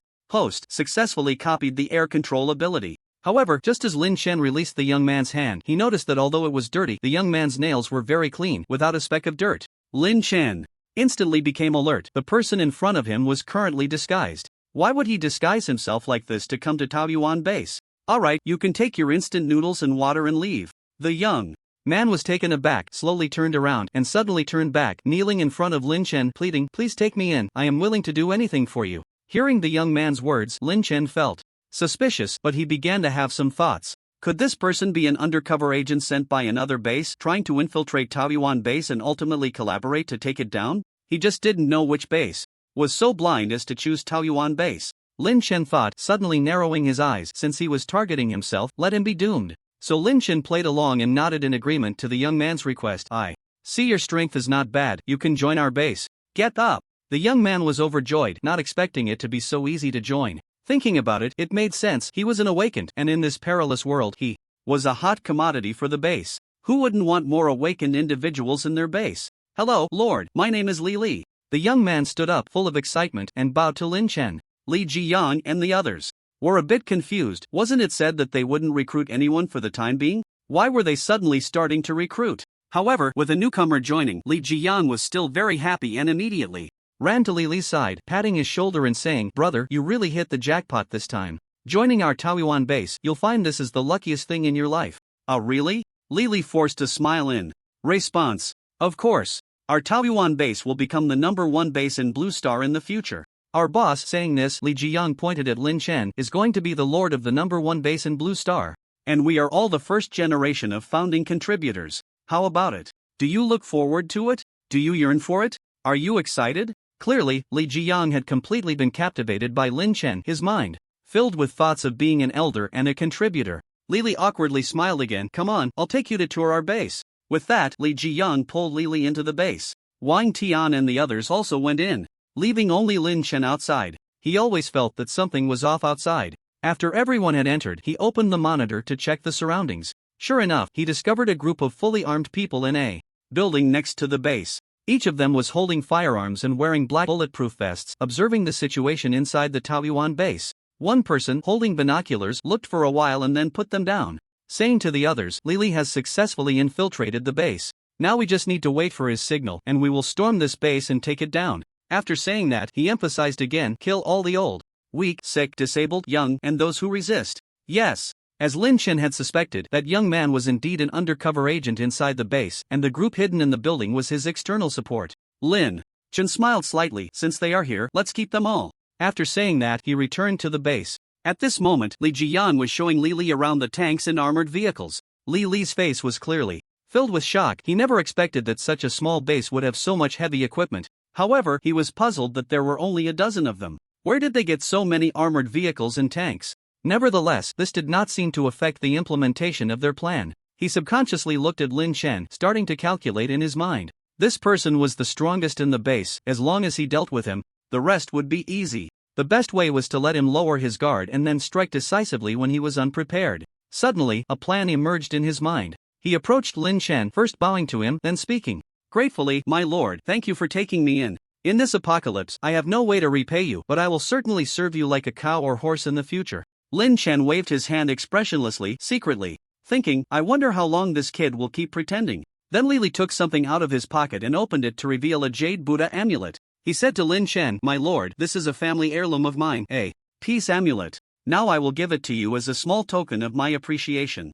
Please be sure to accept it. Lin Chen thought, an heirloom? It's probably just a 2 yuan trinket bought on the street. However, Lin Chen was not in a hurry to expose him. Instead, he played along with his act, saying, since it's your heartfelt gesture, I will accept it. I am truly honored that you do not despise it, my lord. Lily pretended to be extremely excited, his voice trembling slightly. Lin Chen couldn't help but applaud his superb acting skills. Not only were his expressions and demeanor on point, but his tone and emotions were also well controlled. In the undercover business, various abilities and qualities must be solid, and most importantly, acting skills must be top-notch, otherwise one would be easily exposed. At this moment, Lily continued, my lord, this amulet has a special knotting method. According to my grandfather, this knotting is necessary for the amulet to provide protection and blessings. If you don't mind, I can personally help you put on this amulet. Lin Chen nodded, sure. Then, Lily moved behind Lin Chen and began to tie the knot on the amulet. At that moment, a slight smirk appeared on his lips, revealing a sinister smile, and then an air knife appeared in his hand. He aimed for Lin Chen's heart in the middle of his back and thrust fiercely. The sound of the air knife piercing flesh echoed. Li's face filled with wild joy as he continuously twisted the air knife in his hand, wanting to directly turn Lin Chen's heart into mush. In fact, Lin Chen had long set up an air wall around his body. Li's air knife merely blended into the air wall, and that sound was just the friction between the air knife and the air wall, resembling the sound of a knife piercing flesh. Since you love to put on a show so much, I'll play alone. The reason Lily didn't notice was also that he was overly confident. At the moment the air knife pierced, he was already cheering for the success of his scheme, completely lost in his own thoughts. If he had paid a little more attention, he would have realized that no blood was flowing out. Lin Chen pretended to be in great pain and turned to look at Lily, gritting his teeth and saying, you. To prevent him from discovering that he hadn't actually been stabbed, Lin Chen fell directly to the ground, activating his acting skills. At the moment he fell, he quickly took out a blood bag from the system space and tossed it on the ground. As his body pressed down, the blood bag burst, spilling a large amount of bright red blood. Seeing this scene, Lily was completely convinced he had succeeded. Lin Chen continued to act, looking at Lily with eyes full of unwillingness and anger. You heartless scoundrel. Lily, however, squatted down, a smug smile on his face as he looked at Lin Chen and said, my lord, you are truly powerful, you don't need such means to kill you. Who sent you? Lin Chen deliberately trembled his voice. You, a dying man, it doesn't matter if I tell you. Have you heard of the Lu family safe zone? Besides the official quarantine zones around Jiangtong City, Tianyang City, and in Yuan City, there are 3 private safe zones, the Wang family safe zone, the Ma family safe zone, and the Lu family safe zone. My purpose this time is to subdue small bases like yours. To submit to the Lu family safe zone, Lily patiently explained to Lin Chen. Lin Chen cooperated with his words, deliberately acting terrified, staring at him with wide eyes. Lily laughed, a strong person like you definitely won't submit to others, so I have no choice but to kill you. Now, just rest easy and die. At that moment, Li Jiyang and the others noticed the commotion and rushed over. When they saw Lin Chen lying in a pool of blood, they all showed expressions of shock. Looking at Lily, they probably guessed the situation, and everyone instantly surrounded him. Li, did you do this? Li Jiyang almost shouted, his teeth grinding. Jiang Yitong ran to Lin Chen's side, holding him in her arms. Brother Lin Chen, please wake up. Li glanced at them expressionlessly and then said without any concealment, that's right, I did it. I will kill you. Li Jiyang shouted and was about to make a move. Just then, Li suddenly trembled, his tattered clothes bursting apart, revealing a black uniform underneath. Everyone was momentarily stunned by this sudden change. Li looked at the crowd, a proud and triumphant expression on his face, and said, I am from the Lu family safe zone. Your leader from the Taoyuan base is already dead. Now, if you submit to the Lu family safe zone, you can avoid death, otherwise, there will be no mercy. Everyone instantly came to their senses. It turned out this guy was an undercover agent. Li moved his ears, activating the miniature communication device in his ear, and then said, you can act. I have already controlled the situation. Good, we will rush into the base immediately. Li nodded and looked at everyone again. So, have you all made up your minds? Submitting to the Lu family's safe zone means food and shelter. Isn't that better than being in this shabby little Taoyuan base? I believe you are all smart people. Jiang Yitong, holding Lin Chen, saw that he had no reaction and turned to kill Li, but was suddenly grabbed by Lin Chen. Jiang Yitong's face changed in shock, and she instantly smiled, about to shout, but was stopped by Lin Chen, who then made a shushing gesture, signaling her to keep quiet. He used his eyes to tell her not to act impulsively.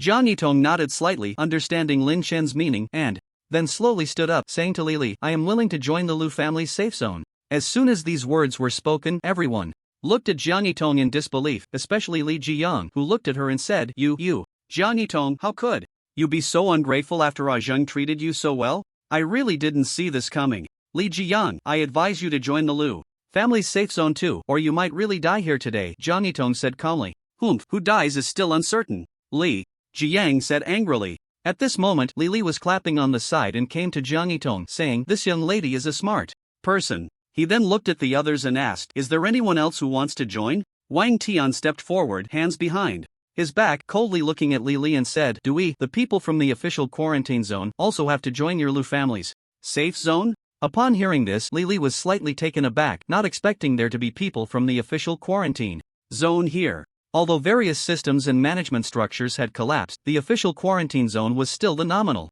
authority, and other safe zones or small bases had to obey its control. However, the purpose of the Lu family's expedition to subdue various small bases was to overthrow the official quarantine zone and the other two safe zones, aiming for dominance. So even if they were from the official quarantine zone, he had no reason to be afraid. So it turns out you are from the official quarantine zone. As long as you don't submit, you will be killed without hesitation.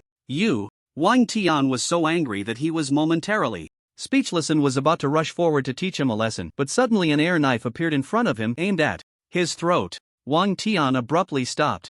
Oh, the people from the official quarantine zone have quite the temper. Want to kill me? Come on, if you dare take another step forward, this air knife in front of you will pierce your throat, Li said with a wicked smile. Seeing Wang Tian being threatened, the others prepared to act. Li raised both hands, and transparent air knives materialized in front of everyone, pointing at their throats and trembling slightly, emitting a low humming sound. This was Li's true strength. During the earlier confrontation with the big man, he had been concealing his abilities, not revealing his full power.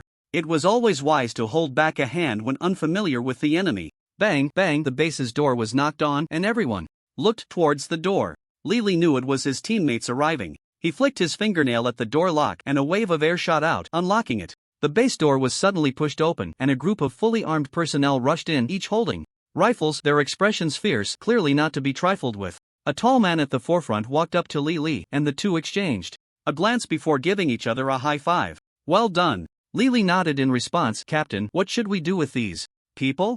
Except for that woman who is willing to submit, the others are unwilling to join the Lu family's safe zone." The captain, mentioned by Li, Lu Qiancheng, is the third son of the leader of the Lu family's safe zone. He is also an awakened. The Lu family dared to act so quickly because of the presence of two awakened, Lu Qiancheng and Li. After careful consideration, the head of the Lu family decided to take the initiative to preemptively subdue the survivors of the three cities for their own use. Lu Qiancheng looked at Wang Tian and the others, his tone cold as he said, "If you don't comply, kill them all." At this moment, Lin Shen, who was lying on the ground, saw that everyone had arrived and stopped pretending, suddenly opening his eyes wide. Lin Shen slowly got up from the ground, brushed off the dust on his clothes, and looked at Lu Qiancheng and the others, saying, "Everyone's here, right? Then I won't pretend anymore." Lu Qiancheng and Li were both taken aback, especially Li. He had clearly stabbed a knife into Lin Shen's heart and twisted it, so there was no way he could still be alive. Was he seeing ghosts? Lu Qiancheng's face darkened slightly. Li, what's going on? Wasn't he killed by you? Li was also puzzled and could only say, "Captain, I did stab him with the air knife. I don't know what's going on." Humph. Lu Qiancheng snorted coldly, clearly dissatisfied with what Li had done.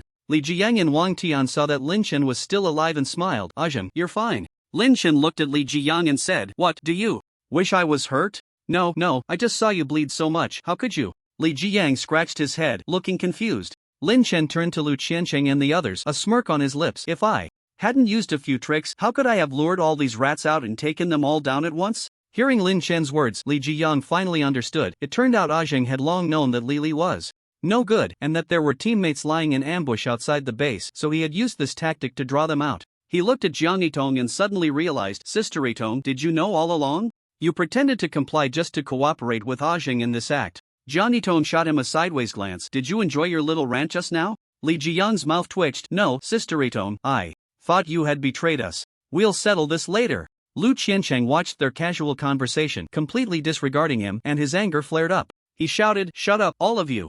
Everyone, listen up, raise your guns!" Clatter, instantly, countless dark gun muzzles were aimed at Lin Shen and the others. "You bastards, since you look down on me so much, then go die." Lu Qiancheng gritted his teeth. "Fire!" He waved his hand to his subordinates, and a dense gunfire erupted. Lin Shen suddenly raised his palm, his lips moving slightly. Ability, air control. Bang, a wave of sound rushed in, and a huge wall of air formed in front of Lin Shen. The bullets hit it like small stones thrown into water, creating ripples, while the bullets lost all their momentum and fell to the ground.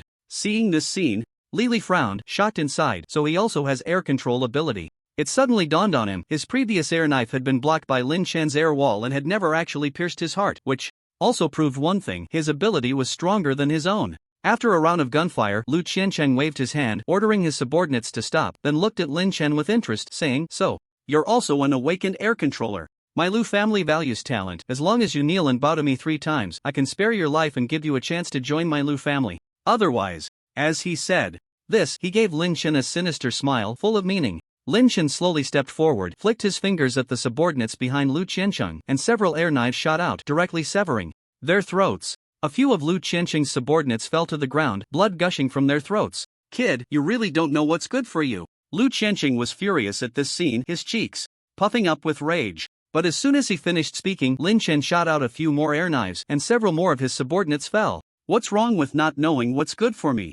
Lin Chen said, completely disregarding Lu Qiancheng. Seeing Lin Chen strike again, Lu Qiancheng could no longer hold back and shouted, "You don't know what's good for you, then go die." Immediately, a powerful mental force radiated outward from Lu Qiancheng, who was originally a mental-type awakener. He could manipulate others' consciousness to control their actions, similar to Li Xiaorou's ability. This type of ability was considered quite powerful because most awakeners had abilities related to their physical bodies, making mental power relatively weak. Therefore, mental-type awakeners could generally kill opponents of a higher level. Lu Qiancheng wore a proud and fierce expression. "Kid, today I'll show you what a true ability is. Just wait to bite off your own flesh piece by piece." Lin Chen smiled slightly. Upon hearing this, mental type, "No wonder you're so arrogant. Let me show you what a true mental type awakener is." Bang! A formidable mental force surged towards Lin Chen, and the air wall could not stop. "Such an ethereal thing." Lu Qiancheng smirked, "In the face of my mental ability, any struggle is futile. Just accept your death."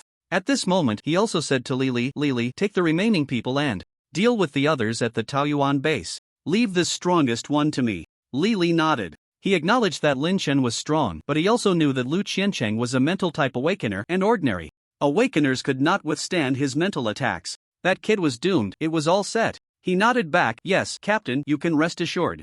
I'll take care of those few in no time." After saying that, he led the remaining people to surround and attack Li Jiyang and the others. Meanwhile, Lu Qiancheng directly controlled his mental force to rush into Lin Chen's consciousness zone. Just when he was full of confidence, thinking he was about to succeed, he suddenly felt his mental force blocked by a towering mental barrier. That barrier seemed to be thousands of feet high, boundless, and his mental force appeared as insignificant as a mayfly in water before that wall, laughably small. What is going on? Lu Qiancheng's face was filled with shock. Could there be another mental-type awakener here? He looked around and released his mental force to search but found no one nearby. Suddenly, his pupils dilated as he looked at Lin Chen, unable to swallow his saliva. After a long while, he finally said, "It's you."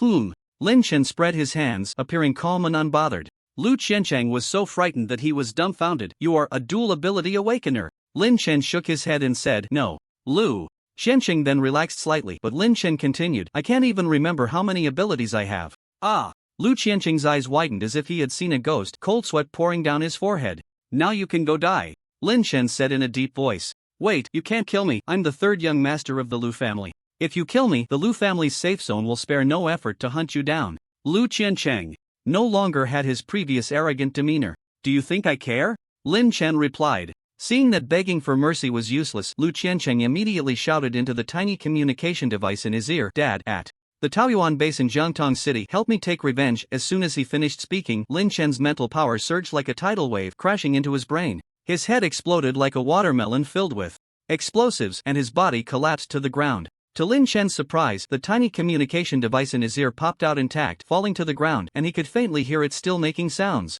Lin Chen picked it up and put it back in his ear, wanting to hear what was being said. As soon as he put it on, he heard an anxious voice continuously calling out, "Qiancheng, Qiancheng, my son Qiancheng, what's wrong? Are you okay? Speak."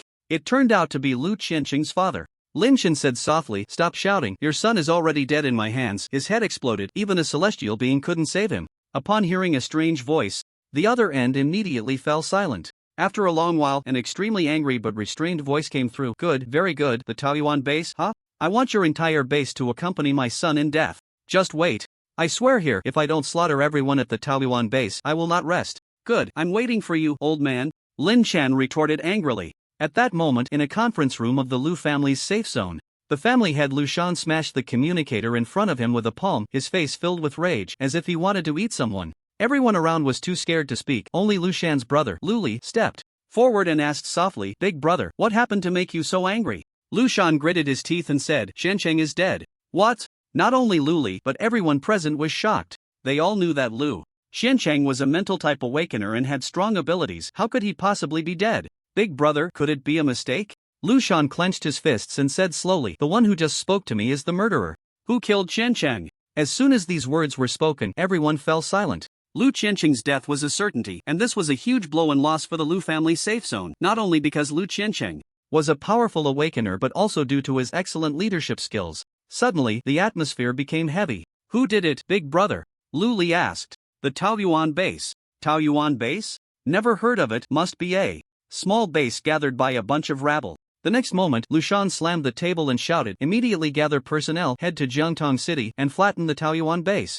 Lu Li immediately replied, "Yes, big brother." At the Taoyuan base, Li Li, who had originally surrounded Li Jiyang and the others, was now surrounded in turn because Li Jiyang and the others had activated their abilities. Li Li then realized that the small base actually had 3 awakeners and even a golden retriever that had awakened. Unfortunately, there was no moon tonight, otherwise he could have seen a half awakener as well. At this moment, only Li Li remained, everyone else was dead. He trembled and said, "You are using numbers to bully the few. What kind of hero is that?" As soon as he finished speaking, Li Jiyang charged forward, swinging his tang knife horizontally, and a flash of blade light passed by, causing Li Li's head to fall. Li Jiyang slowly sheathed his knife and said, "It's the apocalypse. Who the hell talks to you about this?" Lin Chen stepped forward, patted Li Jiyang's shoulder, and said, "Not bad, Jiyang, you're making progress. Thank you, Aizhen." Lin Chen smiled proudly, but suddenly he felt a chill run down his back. Turning his head, he saw Zhang Yitong staring at him intently. "No, Sister Yitong, it's a misunderstanding, a misunderstanding."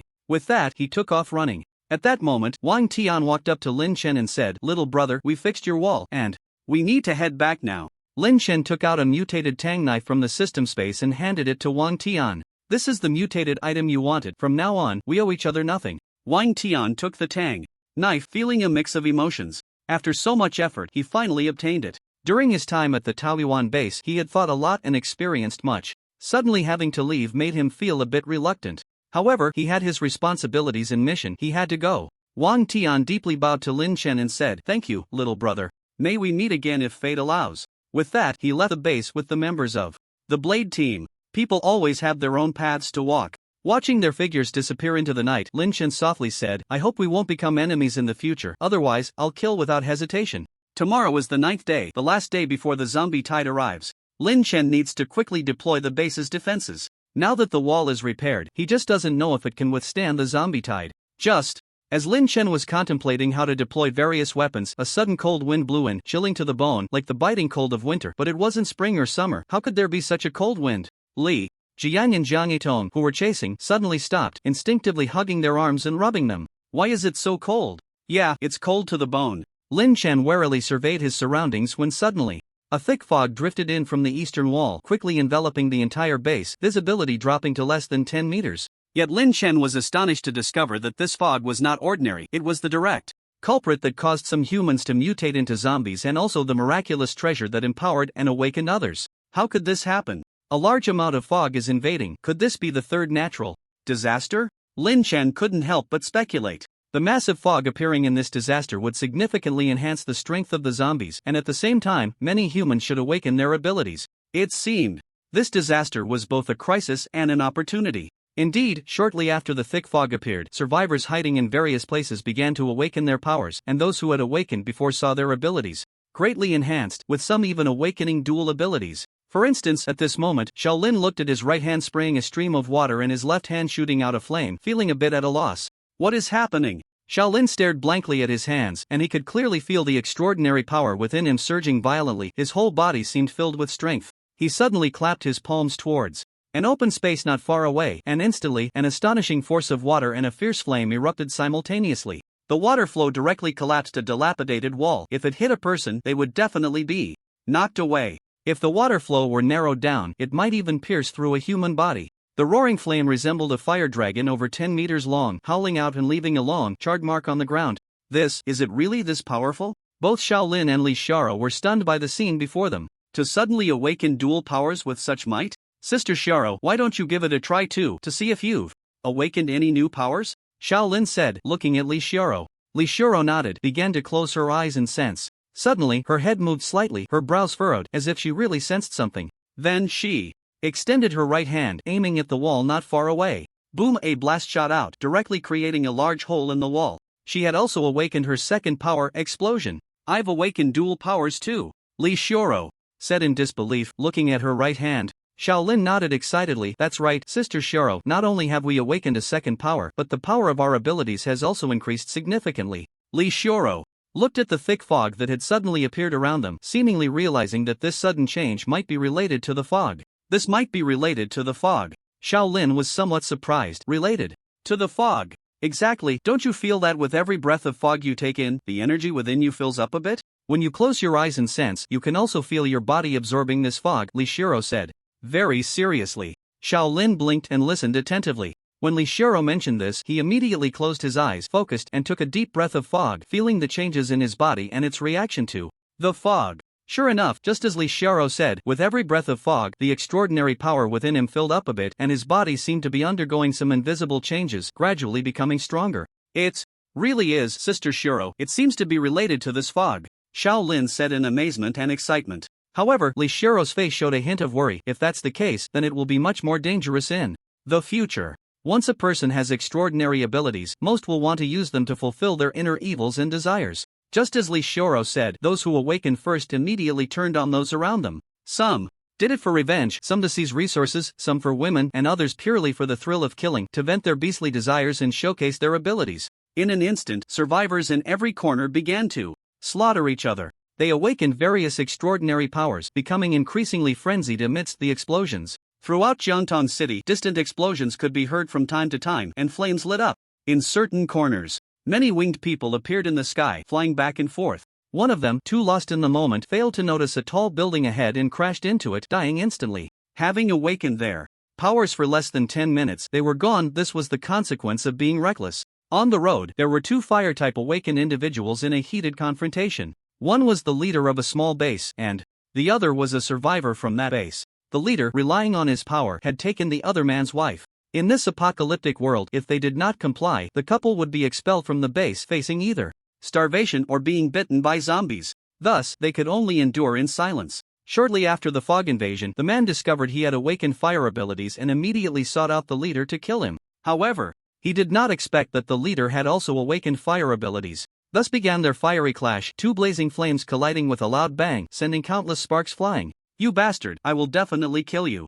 Today," the man shouted frantically, pressing forward. At that moment, the leader was sweating profusely, his legs trembling. It was clear that the man, fueled by rage, was stronger than the leader. As he was about to be engulfed by the flames, the leader shouted at the man, "Xiaolu, it's just a woman. Why are you so angry? We have both awakened our powers now. Finding another woman in the future will be easy. If we fight to the death now, it will be a loss for both of us, don't you think?" "Screw you," the man roared, suddenly pushing with both palms. The flames erupting from his hands intensified, instantly devouring the fire the leader had shot out, roaring forward and completely engulfing the leader. A horrific scream erupted as the leader, engulfed in flames, ran out, then frantically rolled on the ground, trying to extinguish the fire on his body. But the man would not give him the chance, aiming his palms at him again, and the flames swallowed the leader once more. It was not until the leader fell silent that the man withdrew, stepping forward to see only a charred corpse, emitting wisps of black smoke and the scent of roasted meat. Meanwhile, Lu Shan and others heading to Jiangtong City suddenly awakened various abilities.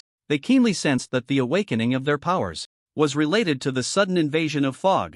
Moreover, they discovered that the closer they got to Jiangtong City, the denser the fog became. Could it be that the source of the fog was within Jiangtong City? Lu Shan speculated that if this were the case, they should establish a safe zone in Jiangtong City to absorb more fog, allowing his family members to awaken their powers and enhance their strength more quickly. Thinking this, he immediately notified those stationed in the safe zone to prepare to relocate it to Jiangtong City. At the same time, the other two safe zones in the official quarantine area also realized this and began planning to move their bases to Jiangtong City. To prevent others from seizing the best locations, they dispatched their elite troops with the most precise fog concentration detectors to find the areas with the highest fog density, securing them in advance for the main force to move in later. In an instant, multiple parties mobilized and various factions rushed to Jiangtong City, competing for the areas with the highest fog concentration. In Jiangtong City, there were 3 sources of fog emergence. The first was at the Phoenix Tree, the second was the pond from which giant zombies emerged, and the third, also the area with the highest fog concentration, was Zhang, come out and take a look. Li Jiyang's loud shout attracted Lin Chen and Jiang Yitong, who were training in the safe house. The two immediately stopped their training and ran out, thinking something had happened. They saw Li Jiyang standing by the pool, pointing in its direction. Following his finger, they saw a huge bubble rising in the middle of the swimming pool. When the bubble burst, it released a thick mist, and then the water in the pool began to bubble up as if boiling, gurgling outwards. A large amount of mist then surged out, forming a long column of mist about 3 meters high, which began to disperse around at the top. Zhang, what is this? Li Jiyang asked in confusion. Lin Chen thought for a moment and said, this should be one of the sources of the mist. One of the sources of the mist. Li Jiyang was a bit excited upon hearing this. Doesn't that mean we have a great position? A great position?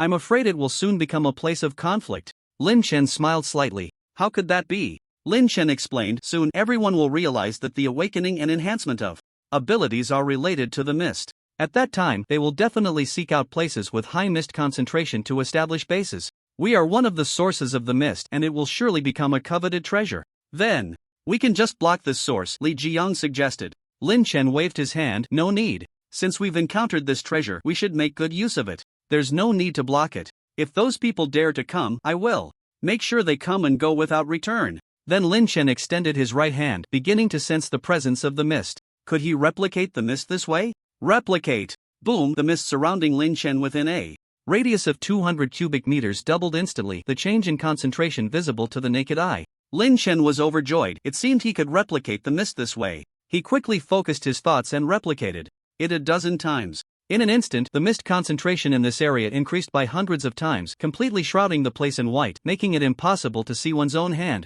He could also feel a slight moisture on the surface of his skin. Looking at the droplets on the back of his hand, Lin Chen felt a bit embarrassed. Did I replicate too much? It's dripping. Zhang, Sister Itong, where are you? Why can't I see you all of a sudden? Li Jiyang's voice called from not far away. Lin Chen spread his angelic wings and with a strong flap, the mist around him began to flow rapidly. After several flashes, he finally saw Li Jiyang and Jiang Yitong not far away. It seemed he would need to replicate the mist fewer times in the future. At the same time, under the invasion of the thick mist, the strength of countless zombies had also significantly increased. There were now quite a few second-tier zombies and even some third-tier zombies. Meanwhile, the awakening of humans seemed to have just begun. It was an unfair match. Jiang Yitong had also awakened a new ability, an ice-type ability, bringing her total to 3 types of abilities. Jin Mao had similarly awakened a fire-type ability, also possessing 3 types of abilities. The fire-type ability was something Lin Chen did not have, and he immediately grabbed Jin Mao's paw to replicate it. Now Lin Chen had more than a dozen types of abilities, almost forgetting which ones he had. Meanwhile, the unfortunate Li Jiyang still only had 1 ability and had not awakened any others. Oh heavens! Look! Zhang and Sister Itong are fine, but why can even a dog awaken so many abilities while I have none? Can't you open your eyes? Li Jiyang raised his hands and called out to the sky, while at that moment, the golden retriever beside him looked at Li Jiyang with a strange smile. Li Jiyang. After a while, the fog had dissipated considerably, but it was still a white expanse, with visibility not exceeding 10 meters. It wasn't until the next morning that things returned to normal. In fact, it wasn't that the fog had lessened, but rather that its color had slowly become transparent, blending into the air. Lin Chen and the others stepped out of the safe house, wanting to breathe in the fresh morning air, but all 3 of them were choked and began to cough incessantly. Lin Chen sniffed lightly and discovered a faint, strange scent in the air, somewhat like floral fragrance, but mixed with the smell of decaying corpses. Unable to endure the smell, the 3 returned to the safe house, closing the door tightly and turning on the ventilation system, yet the strange odor still lingered. It seemed to be everywhere. Could it be caused by the fog? Lin Chen couldn't help but wonder. Should he ask the system? Lin Chen, system, what's going on? Why is there a foul smell in the air? System, this is the smell of the fog. Lin Chen nodded. It was indeed related to the fog. He continued to ask, why can't I get rid of this smell even after turning on the ventilation? System, that's because the fog is gradually replacing the air on Blue Star. Eventually, the fog will become the gas that humans breathe to survive, no longer air. So even if you ventilate, there will always be fog in the safe house, unless you stay in a vacuum. Hearing the system's words, Lin Chen's eyes widened in shock, feeling as if his worldview had been overturned. He exclaimed in surprise, what did you say? The fog is replacing the air. System, yes, host, you heard correctly. The initial low concentration of fog was to allow humans to adapt slowly. Otherwise, if it had started at the current concentration, all of humanity would have perished instantly. Lin Chen, so you're saying someone did this on purpose to help humanity adapt to the fog? Who did this? System, the system's authority is insufficient to answer at this time. Please work hard to collect mutated items, replicate abilities, and enhance system authority to know the answer to this question.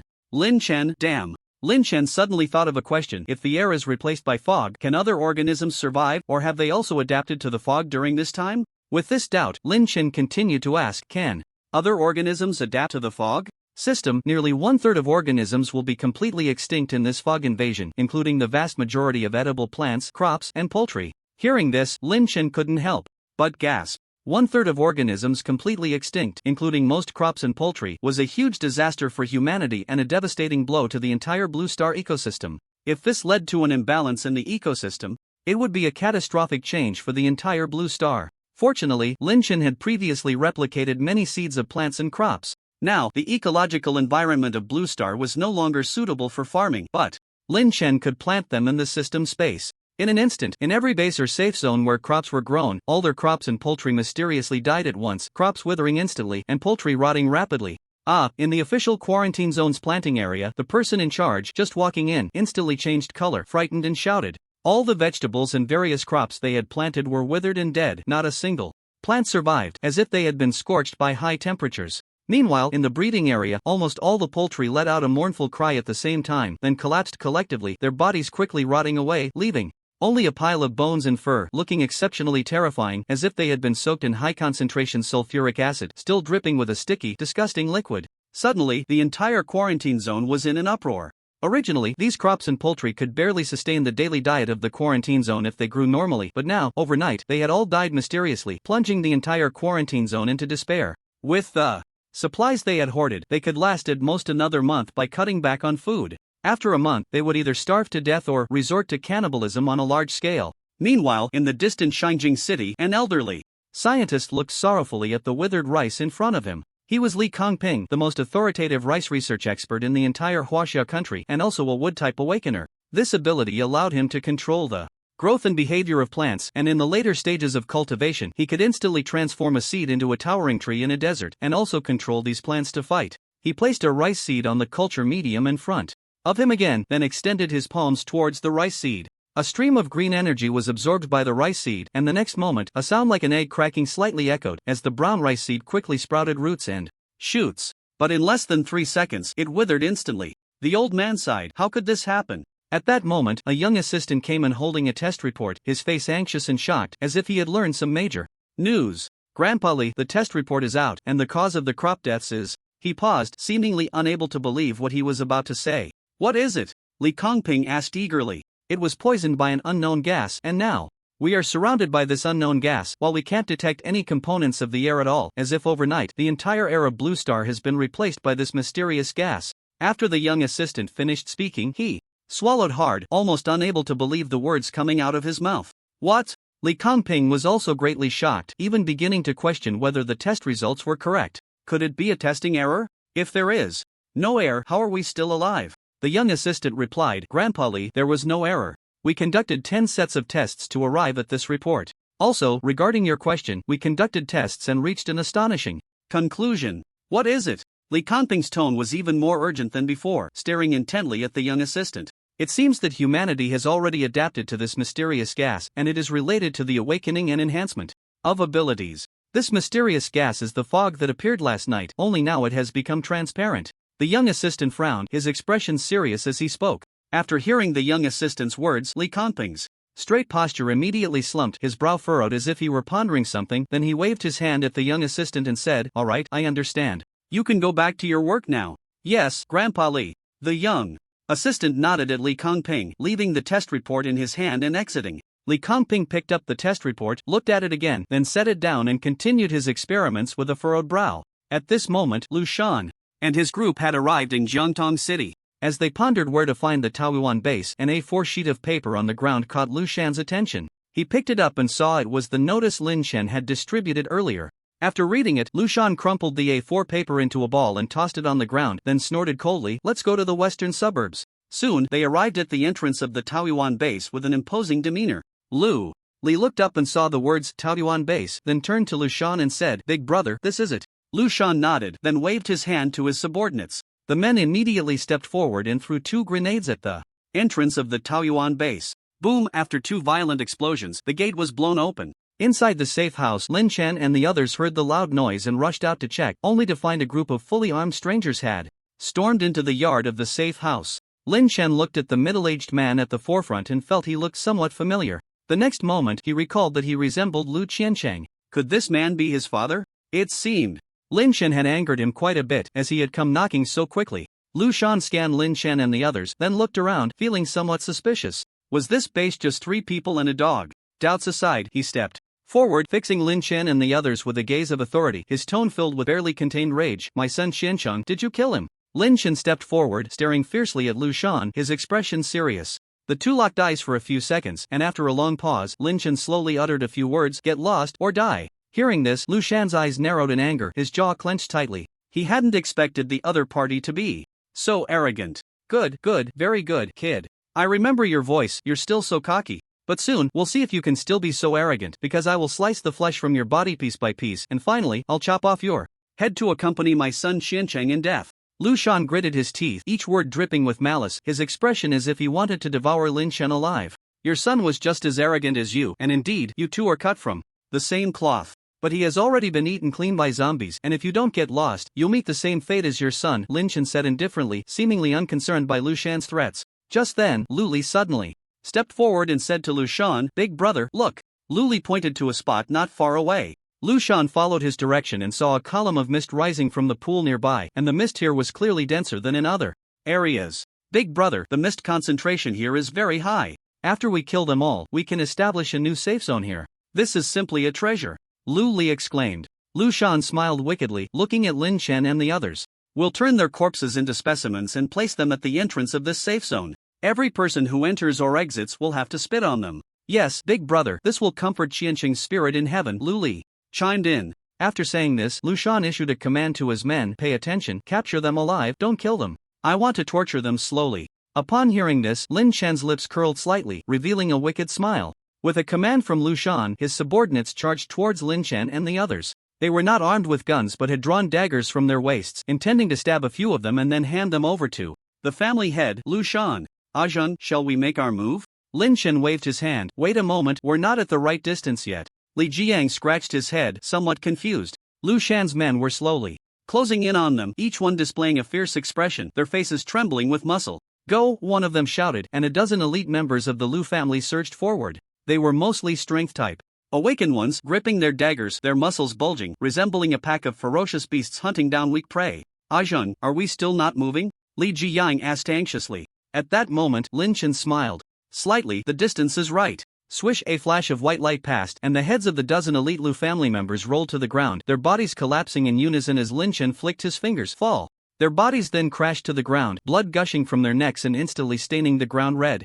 In the absolute domain combined with the airblade, this area was a godly forbidden zone. No one knew from where an airblade would emerge to slice them into pieces. Lu Shan, witnessing this scene, was somewhat shocked. No wonder the other party was so arrogant. It turned out they had awakened such a terrifying ability.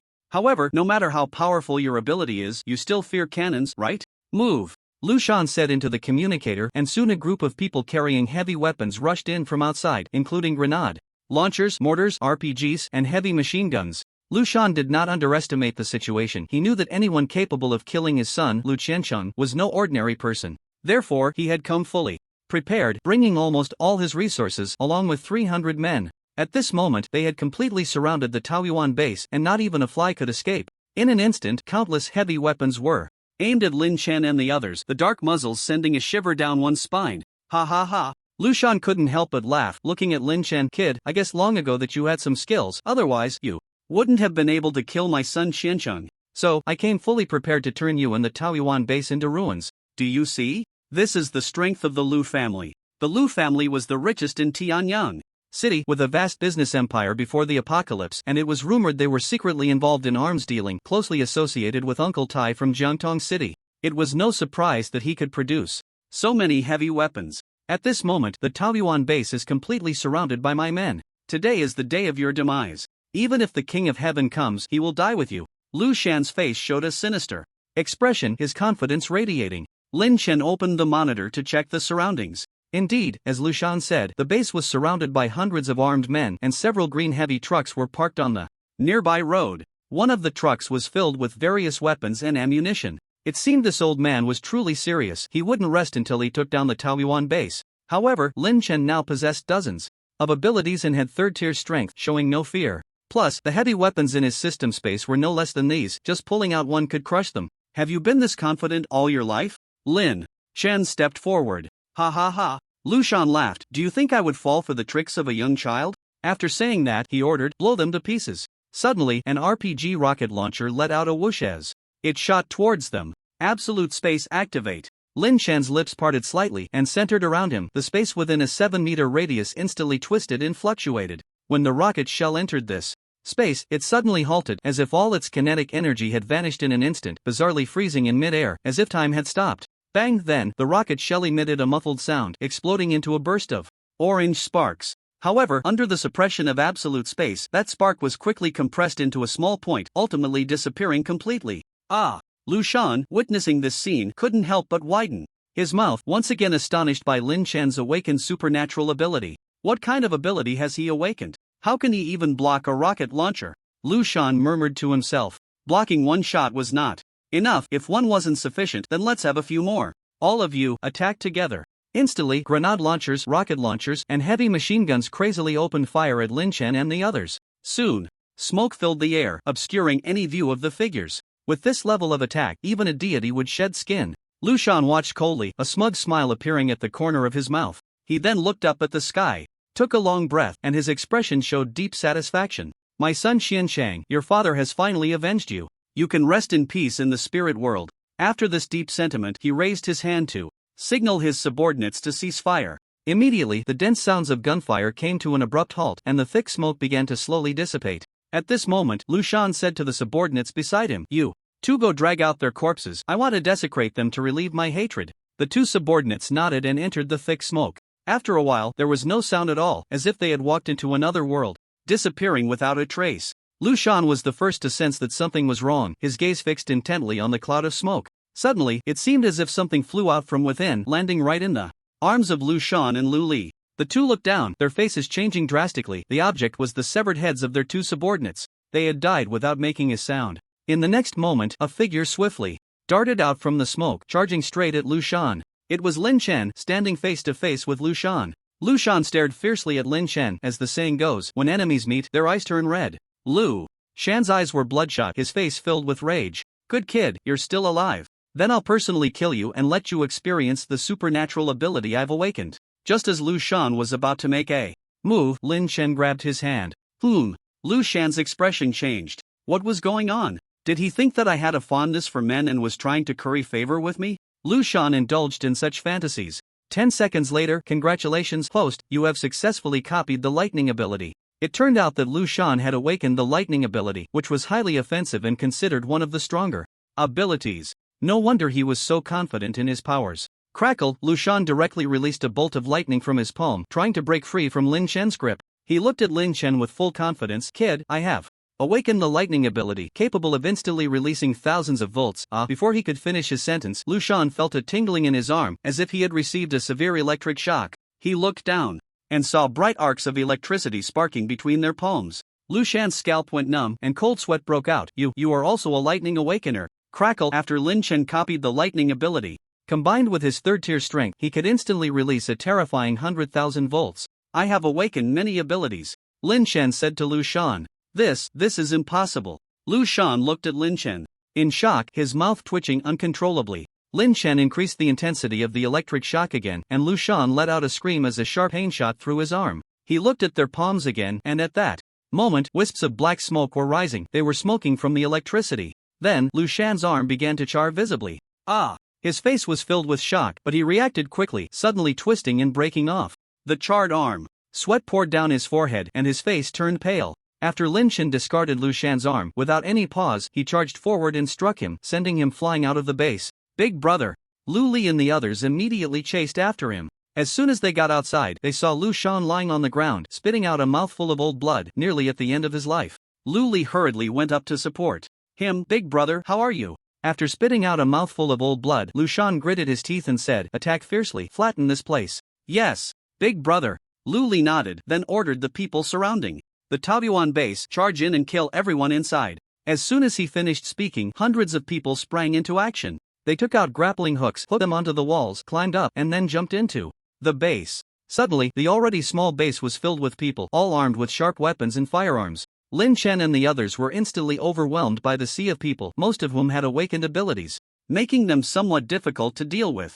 Li Jiyang looked a bit nervous. Fajun, how do we fight? Give us a word. Lin Chen smiled slightly. Just stand back and watch. Li Jiyang. Then Lin Chen slightly closed his eyes, beginning to cultivate his mental power. He seemed to enter a vast ocean of consciousness, which was now surging with waves. With a thought, this ocean of consciousness suddenly poured out, overwhelming the surrounding people. Everyone present felt a ringing in their ears, as if an invisible force was passing through their bodies. A tremendous sense of fear surged from the depths of their hearts, as if a grim reaper wielding a black scythe stood behind them, ready to swing down and reap their heads. An endless chill rose from their backs, causing everyone to involuntarily stop their movements, shivering, and then look at the people beside them, exchanging terrified glances. Charge! Someone in the crowd shouted loudly, and the previously paralyzed crowd, encouraged by the shout, roared back to bolster their courage and charged forward like madmen. Lin Chen smiled slightly. Ability, mental control. Bang! As his words fell, like a towering wave of mental power, it instantly controlled all those rushing forward, as if time had frozen.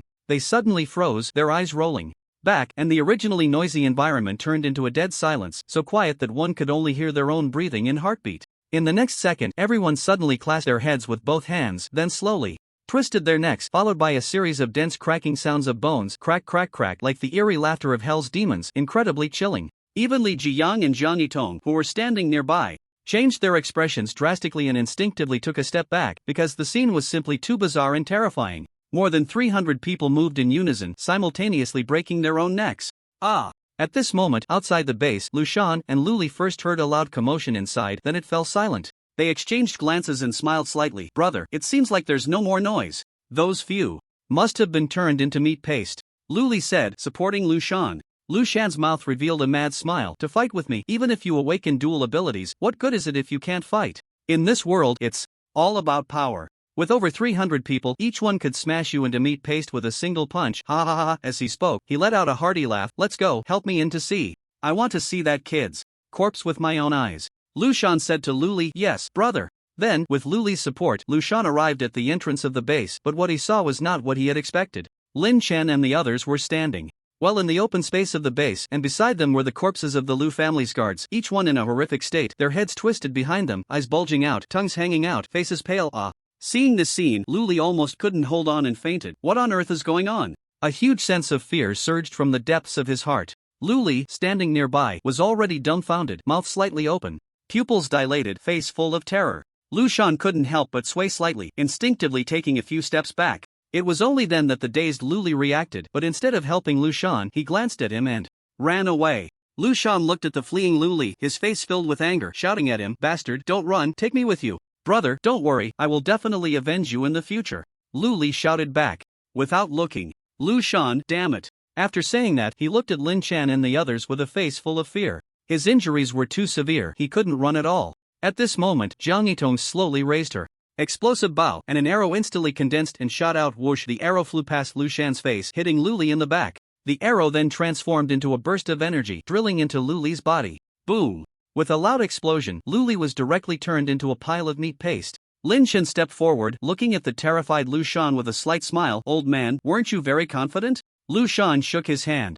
Suddenly, his whole body trembled, and a stream of yellow liquid flowed down his thigh onto the ground, indicating that he was very angry. Please, spare me, I will give you half of the Lu family's safe zone, Lu Shan stammered. Lin Chen stepped closer and said to him, have you ever thought that if I kill you, the entire Lu family's safe zone will be mine? Ah! Lu Shan looked at Lin Chen with a bitter expression, his face filled with terror, and no. Don't kill me, I am willing to submit to you. Boom! As soon as he finished speaking, Lin Chen shot a blast directly at his head. When the explosion subsided, Lu Shan was left with only half a body. Why?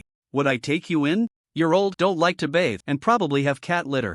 Lin Chen said indifferently. The Lu family's safe zone was originally the strongest among the three families, but because they provoked Lin Chen, their strength was reduced by more than half, making them the weakest of the three. When the heavens are furious, there will be rain. When a person is arrogant, there will be disaster. So, without absolute capital, to be arrogant, one must always be humble.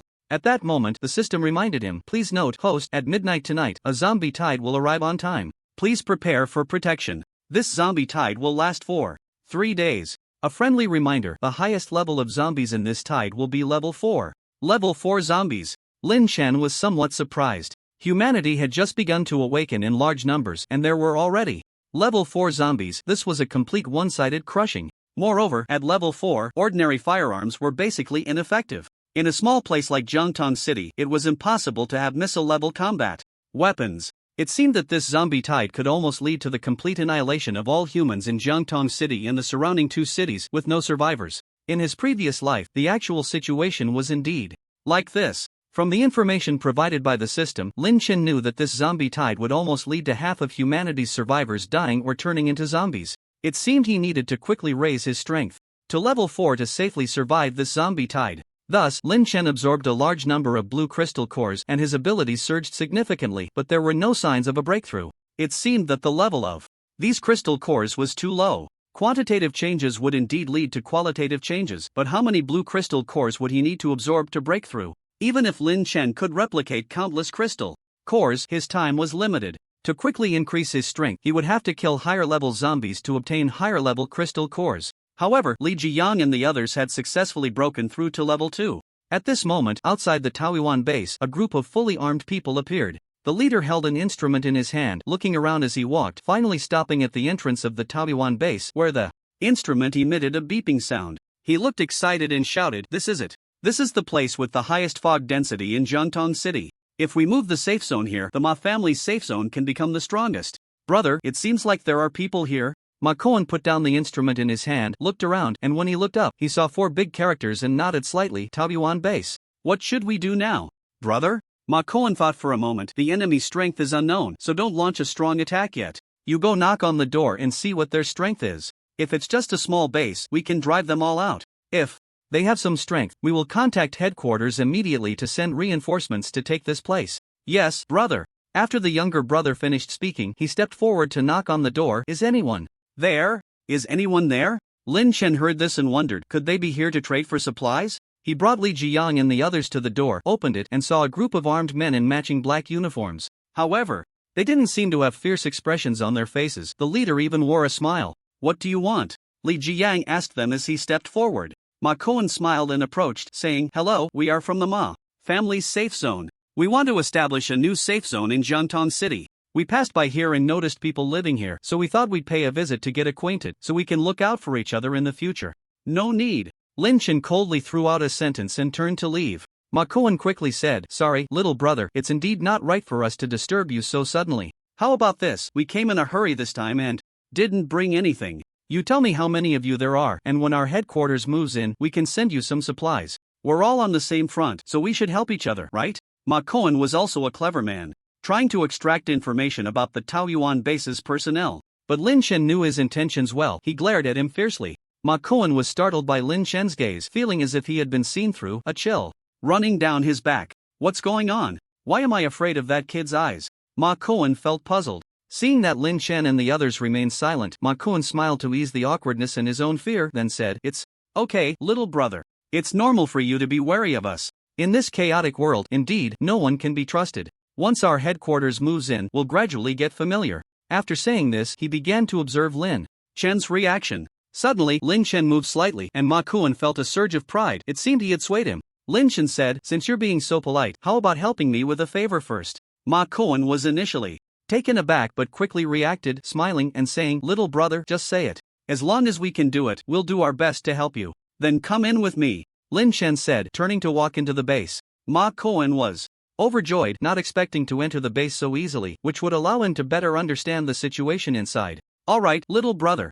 As he led his men into the base, he was stunned by the scene before him. The ground was covered in corpses, all with their heads twisted 180 degrees, faces on their backs, looking extremely bizarre. Ma Koan recognized the clothing of these people. They were from the Lu family. How could so many Lu family members die here and in such a terrifying manner? At the thought of this, Ma Kuan and the others couldn't help but swallow hard, feeling a wave of fear. Just as he was puzzled, Lin Chen suddenly stepped forward and said to him, "You just help me move these bodies out." Ma Kuan was startled, staring blankly at Lin Chen. Little brother, how did they die here?" Lin Chen replied indifferently, "I killed them." "Ma Kuan, you killed them all by yourself." Ma Kuan's face was filled with shock and fear, and he even found it hard to look Lin Chen in the eye. "If you really want to help, then hurry up and get to work," Lin Chen said directly. All right, we're on it, little brother." Ma Kuan replied repeatedly, feeling grateful that he hadn't acted rashly earlier. To kill hundreds of people alone, what kind of terrifying strength did that require? Shortly after the fog had invaded, he had awakened his own ability, which was fire-based.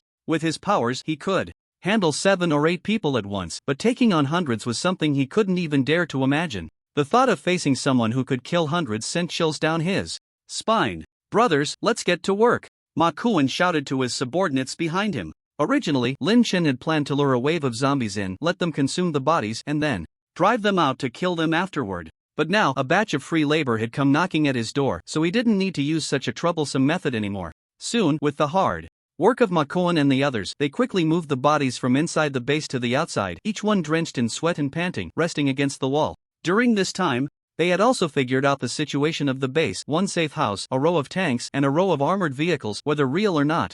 The entire base had only 3 people and a dog. It couldn't be simpler, yet such a rudimentary base had led to the deaths of hundreds from the Lu family. No one would believe it if told. Just as Ma Kuan was surveying the area, Lin Chen stepped forward and said to them, "Once you're done, you can leave. My base doesn't welcome strangers." Ma Kuan was dumbfounded. He had worked himself to the bone helping him, yet in the others' eyes, he was still a stranger. It was truly a case of a warm face pressed against a cold backside, a moment of being a sycophant. "Little brother, we've been moving for so long and we're a bit parched. Could you give us some water and maybe something to eat?" In truth, they had brought their own food and water, but Ma Kuan wanted to probe their supplies. Of course, Lin Chen saw through this little scheme immediately and said directly, "No, if you don't leave soon, don't blame me for being rude." Ma Kuan was taken aback.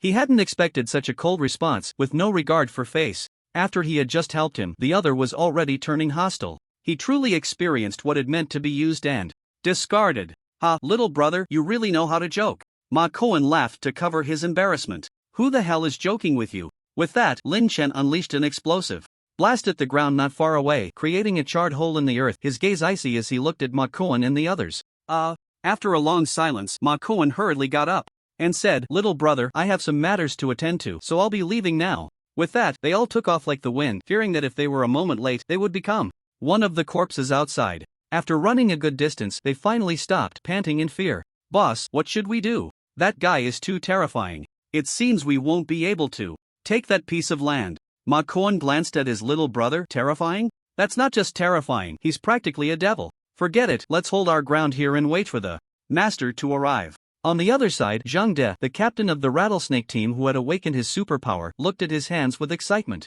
His hands were unexpectedly 2 jagged ice spikes. He had awakened an ice-type superpower. The other members of the rattlesnake team had also awakened their powers, which were all elemental powers like fire and water. Only one had awakened a control-type power, capable of controlling all animals within 100 meters. This person was named Lu Shower, the vice-captain of the rattlesnake team. With this power, it was equivalent to having a walking food storage, and combined with a water-type power, they would never have to worry about food and drink. At that moment, Zhang De, looking at the ice spikes on his hands, suddenly shot 2 ice spikes at a nearby rock. The spikes hit the rock and immediately shattered it, and then the surface of the rock quickly froze, encasing it in a thick layer of ice. Next, Zhang De walked up and punched the giant rock fiercely, which cracked open with a loud sound, breaking into a pile. Seeing his power so terrifying, Zhang De couldn't help but laugh loudly, a hint of hatred flashing in his eyes. Those he had previously been unable to defeat, this time he would win back everything and make them lose utterly. Ha ha ha ha ha ha ha. The more he thought about it, the louder and more rampant his laughter became, as if he had already trampled those he had once lost to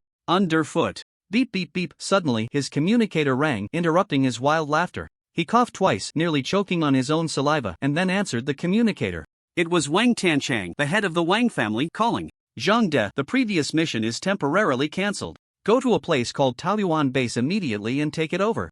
That place is very important for the development of our safe zone. You must secure it." On the other end of the communicator, Wang Tanchang's serious and urgent voice rang out. "Zhang De suddenly said, 'Head, how did you know I awakened the incredibly powerful ice-type superpower?' Wang Tiancheng on the other end replied. After a moment, Wang Tiancheng continued, I have awakened too, lightning type. Did you hear what I said before? I am currently on my way to Jiangtong City with people and supplies. You must take Taoyuan base for me, do you understand? No problem, head, you can rest assured. With me, Zhang De, and my incredibly powerful and terrifying ice-type superpower, a small base is nothing. We will take it down. Zhang Da's mouth almost curled up to the sky. Wang Tiancheng. Alright, that's it. I'll be there shortly. After saying that, Wang Tiancheng hung up the communicator, letting out a long sigh. Wang Mushin, the second in command of the Wang family who had been listening to their conversation, looked worried and said to Wang Tiancheng, big brother, do you think that Zhang De kid can do it? Wang Tiancheng slapped his forehead, his face full of bitterness. Right now, they are the only ones in Jiangtong City. And our Wang family's safe zone is the farthest from Jiangtong City. Sending someone over now will definitely be too late. Even if it doesn't work, we have to rely on them. In fact, the Wang family had been monitoring the communications of the other two families and the official quarantine zone.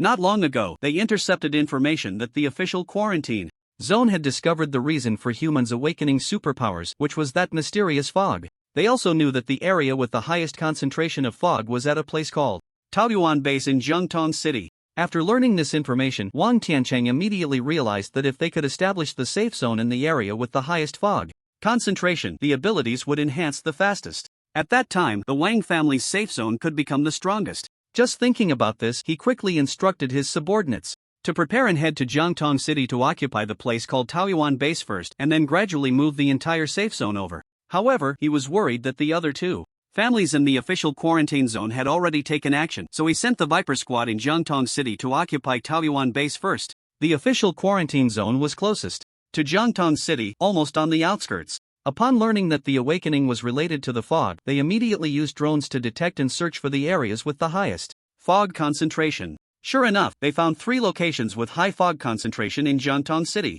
During their meeting to discuss sending people to occupy these 3 places, Wang Tian recognized one of them as Taoyuan Base. He immediately showed a troubled expression and stood up to say, Commander, I'm very familiar with location 3. Official Quarantine Zone's Lu Changwei looked at Wang Tian. Oh, what's the matter? That's a place called Taoyuan Base. The mutated items we brought back this time were given by the lord of that base. Lu Changwei nodded. Since you know it, it will be easier. Let them merge into our official quarantine zone. Wang Tian showed a troubled expression. I'm afraid that won't work. Why? The lord of Taoyuan Base is free-spirited and doesn't like to be restrained. He definitely won't want to join our official quarantine zone, Wang Tian explained. At this moment, the head of the special department, Zhou Ling, said, if they don't want to join, let them give up the place. Only when our official side becomes stronger can we better help the survivors through the apocalypse. Wang Tian looked at Zhou Ling and said, Commander Zhou, that wouldn't be good. After all, they have done us a favor. That's not a favor, that's what they should do. In my opinion, since Captain Wang of the Blade Squad is familiar with them, let him negotiate, Zhou Ling said, looking at Lu Changwei. Hearing this, Wang Tian's expression changed drastically, showing distress. His boss, Lian, noticed his predicament and said, I oppose this. They just returned, we should at least give them a break. Commander, why not send someone from the special department? They are capable and will definitely do better than Wang Tian. Seeing his boss speak up for him, Wang Tian looked at him gratefully and whispered, thank you, boss. Lian nodded slightly at him, his brow twitching, a hint of affection written all over his face. He had to protect his own. Lu Changwei thought for a moment, then looked up at Wang Tian and said, Captain Wang, this task will be entrusted to you. After this task is completed, you will get double the time off. Commander.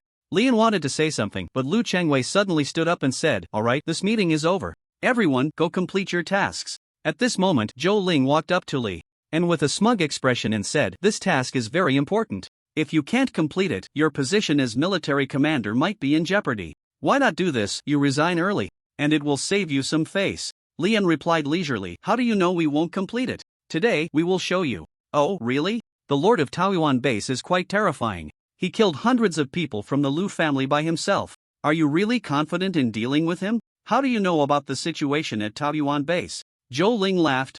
If my special department didn't know this bit of information, what would it be called, a special department? So you deliberately pushed this task onto us. Lian said angrily.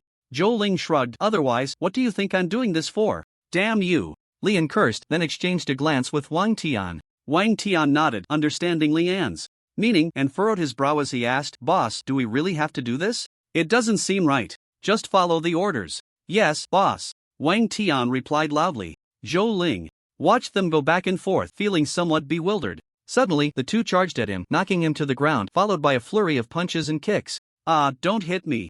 In the Lu family's safe zone, Grandpa, I haven't heard from Dad and Uncle Lair yet. Something hasn't happened, has it? Lu Shan's eldest son, Lu Ziming, said to his grandfather, Lu Hongda. At that moment, they were in a vehicle. Having immediately packed their things in the safe zone and headed to Jiangtong City after learning about Lu Shan's situation, Lu Hongda sat upright in his seat, eyes slightly closed. Your father took 300 elites from the Lu family this time, so there shouldn't be any problems. Even if they encounter zombies, they should be able to retreat unscathed. Could it be that they had some conflict with the other families? Otherwise, it wouldn't make sense for them to not send us any news for so long. We've tried to contact them, but no one is answering, Lu Ziming speculated. Lu Hongda continued to rest his eyes, analyzing. Since the fog invasion, humanity has just begun to awaken. The other families should understand that this is a time for accumulation and would definitely not act rashly. Perhaps they really have encountered trouble, and we should be able to contact them soon. Yes, Grandpa. In no time, the 3 safe zones in the official quarantine area were all rushing towards Jiangtong City. Lin Chen, in the safe house, also saw this scene through the monitor. It seemed that his Taoyuan base had truly become a coveted treasure. Soon, Lu Hongda and the others' convoy arrived outside the Taoyuan base. Lu Ziming leaned out of the car window, looked around, and upon seeing the large characters spelling out Taoyuan base, turned back to Lu Hongda and said, Grandpa, we have arrived. This is Taoyuan base. Previously, when Lu Shan saw the column of mist inside Taoyuan base, he wanted to relocate the safe zone here, so he immediately notified those who remained in the safe zone. Alright, let's get out and take a look. Lu Ziming got out of the car first, then went to the other side to open the door, allowing Lu Hongda to slowly exit the vehicle. The two stood at the entrance of Taoyuan base and waved over a subordinate. The subordinate approached with a detection device, and Lu Ziming asked, What is the mist concentration like here? The subordinate checked the device and, with a somewhat surprised expression, replied, The mist concentration here is higher than in other places, and significantly so. Lu Ziming smiled slightly. As my father and Uncle Lair said, if we establish the safe zone here, our Lu family's abilities will rapidly increase, making us the strongest among the other families. Overthrowing the official quarantine area wouldn't be impossible. The more he spoke, the more pleased he became, his smile growing increasingly arrogant. As if the Lu family had already conquered the other 2 families and the official quarantine area. At that moment, Lu Hongda was still surveying the base, and after a long while, he finally said, It seems like there are people here. Lu Ziming stepped forward to glance at the entrance of Taoyuan base and disdainfully remarked, Grandpa, this is clearly a small base. If they are willing to join us, that would be best. If not, we can just kill them. No. Lu Hongda suddenly shook his head. Lu Ziming looked at his grandfather in confusion, and after a moment of silence, Lu Hongda continued, Right now, for some unknown reason, all the food and poultry have mysteriously died. Our Lu family supplies are also running low. The people inside can only die. Only in this way can we hold out a little longer and see if we can find new crops to plant and animals to raise. Hearing this, Lu Ziming's heart jolted. He understood his grandfather's implication. With insufficient supplies, people themselves would become resources. Ah! Suddenly, a scream drew everyone's attention. Who is it? Who's screaming? Lu Ziming said, his face slightly angry. The subordinate who had screamed rushed to Lu Ziming, trembling as he said, Young Master Lu, there are a pile of corpses over there, and the way they died is extremely strange. Slap. Lu Ziming slapped the man's face and cursed, Damn it, what's there to be afraid of with a corpse? Yelling and screaming, You scared me. The subordinate covered his face, glanced at Lu Ziming, and continued, Those corpses seem to be our people. Upon hearing this, both Lu Ziming and Lu Hongda's expressions changed, especially Lu Hongda, whose eyes widened and whose mustache twitched as if he understood something. Lu Ziming shouted, What do you mean, our people? Are you sure you didn't see it wrong? I can't be mistaken, they are all wearing our Lu family's uniforms. After confirming several times, Lu Ziming turned to look at his grandfather. At that moment, Lu Hongda suddenly spoke in extreme fear, Not good. Your father and the others are in trouble. Ah! Lu Ziming's face changed dramatically. When the two arrived at the pile of corpses, they finally confirmed that these were indeed Lu family's people, and they were the batch that Lu Shan had brought out. Ah! Who did this? Lu Ziming shouted angrily, I will definitely tear him to pieces. Lu Hongda remained relatively calm and said to his subordinate, Go find the bodies of your family head and the second master. Yes, old master. After a while of searching, they still could not find the bodies of Lu Shan and Lu Li. After confirming again that they were missing, a subordinate ran to Lu Hongda and said, Old master, we did not find the family head and the second master's bodies. How could this be? Lu Hongda was somewhat puzzled. At this time, Lu Ziming said, Grandpa, could it be that my dad and second uncle escaped this disaster and are hiding somewhere? Lu Hongda thought for a moment and nodded, It's possible. Then, the subordinate said again, Old Master, Lu Xiao, all these corpses died from having their necks twisted off, and they are relatively intact, but one body is only half left, which is very strange. Oh, really? Take me to see. Lu Hongda's brows moved as he spoke. Soon, they arrived in front of the body that was only half intact. Lu Hongda focused his gaze and immediately recognized that it was Lu Shan's lower half. He then trembled and pointed at the corpse. What's wrong, Grandpa? Lu Ziming noticed his grandfather's abnormality and asked. That is your father's body. What?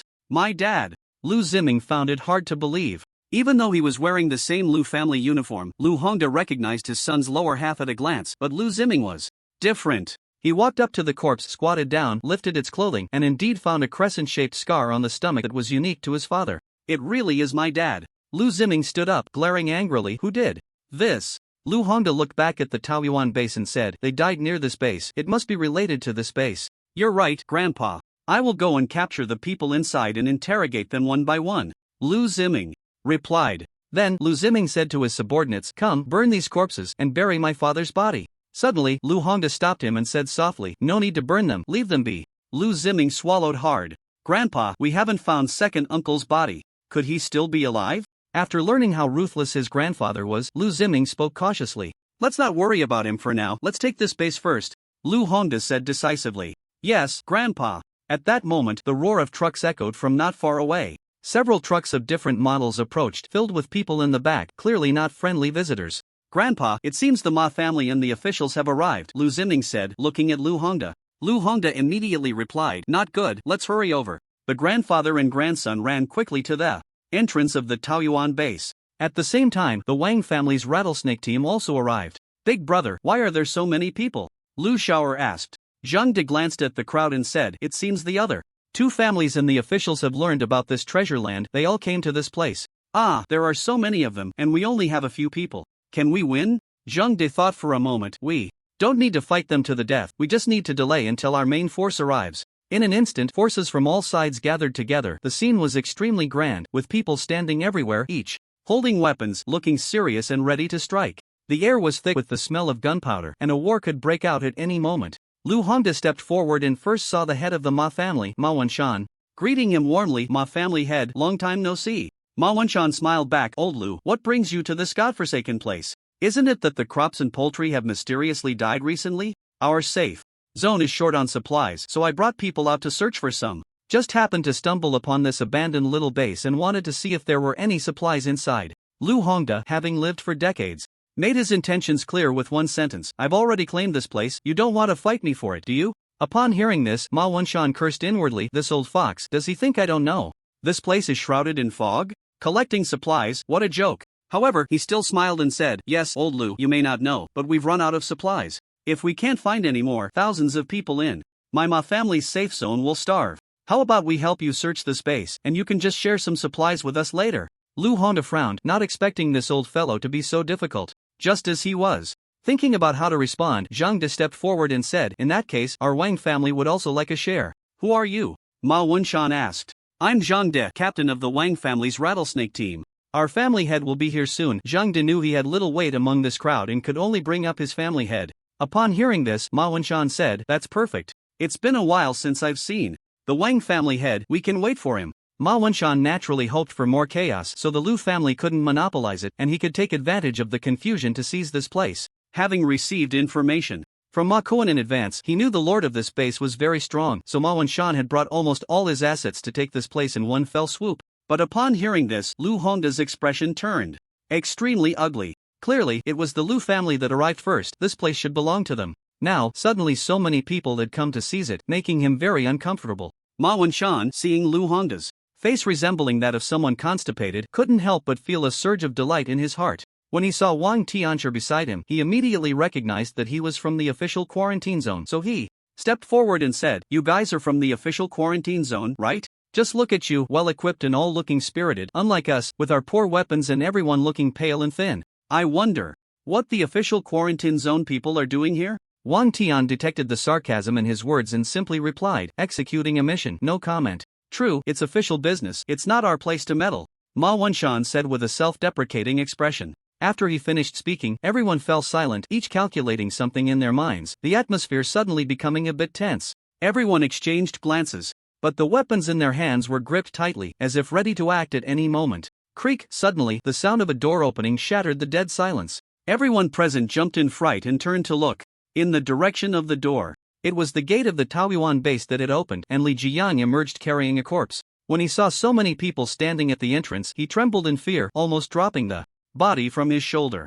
The corpse he was carrying was one of the Lu family members who had been inside the base. It had been left behind in a corner when Ma Kuan and the others were moving bodies, so Lin Chen had instructed Li Jiang to take it out. What the hell? Who are you? What are you doing at the entrance of our base? Li Jiang asked the people outside. No one spoke, they just stared at Li Jiang. They couldn't exactly say, we're here to seize your base. Grandpa, that's one of our Lu family members. Lu Ziming noticed the person Li Jiang was carrying was wearing Lu family clothing. Lu Hongda took a closer look and indeed confirmed it. He stepped forward and said to Li Jiang, how could one of my Lu family members die in your base? You better give us an explanation, or we won't let this go easily.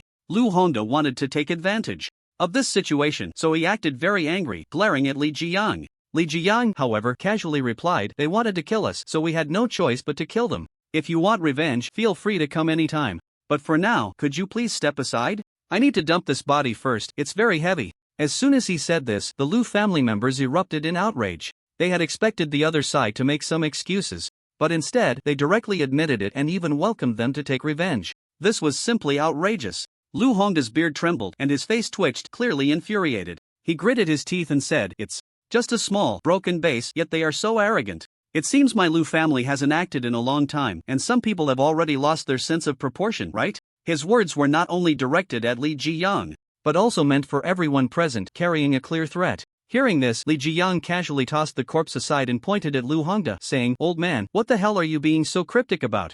Hearing this, Lu Hongda lost the calm he had before, his facial expression twisted in extreme ways. For so many years, even the mayor had to treat him with courtesy, and no one had ever dared to speak to him like this. His self-esteem was greatly impacted in that moment, his old face shifting between dark and light, looking extremely unpleasant. You, what did you say?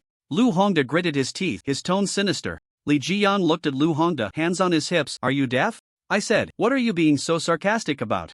Everyone could see that Lu Hongda's words were a clear threat, and he wasn't really unclear about what was said. Unexpectedly, Li Jiang, this ironclad man, actually repeated it. Everyone nearby was shocked by Li Jiang's innocence, especially Ma Wenshan, the head of the Ma family, who looked at Li Jiang in astonishment, secretly admiring him for his bravery. Lu Hongda was no ordinary person. Before the apocalypse, he was someone who could navigate both the underworld and the legitimate world. On the surface, he appeared to be a kind and gentle old man, but in reality, he was ruthless and cold-blooded, killing without a blink. When he smiled at you, it meant you were already dead in his eyes, and when he glared at you, it meant you might die. Several times over.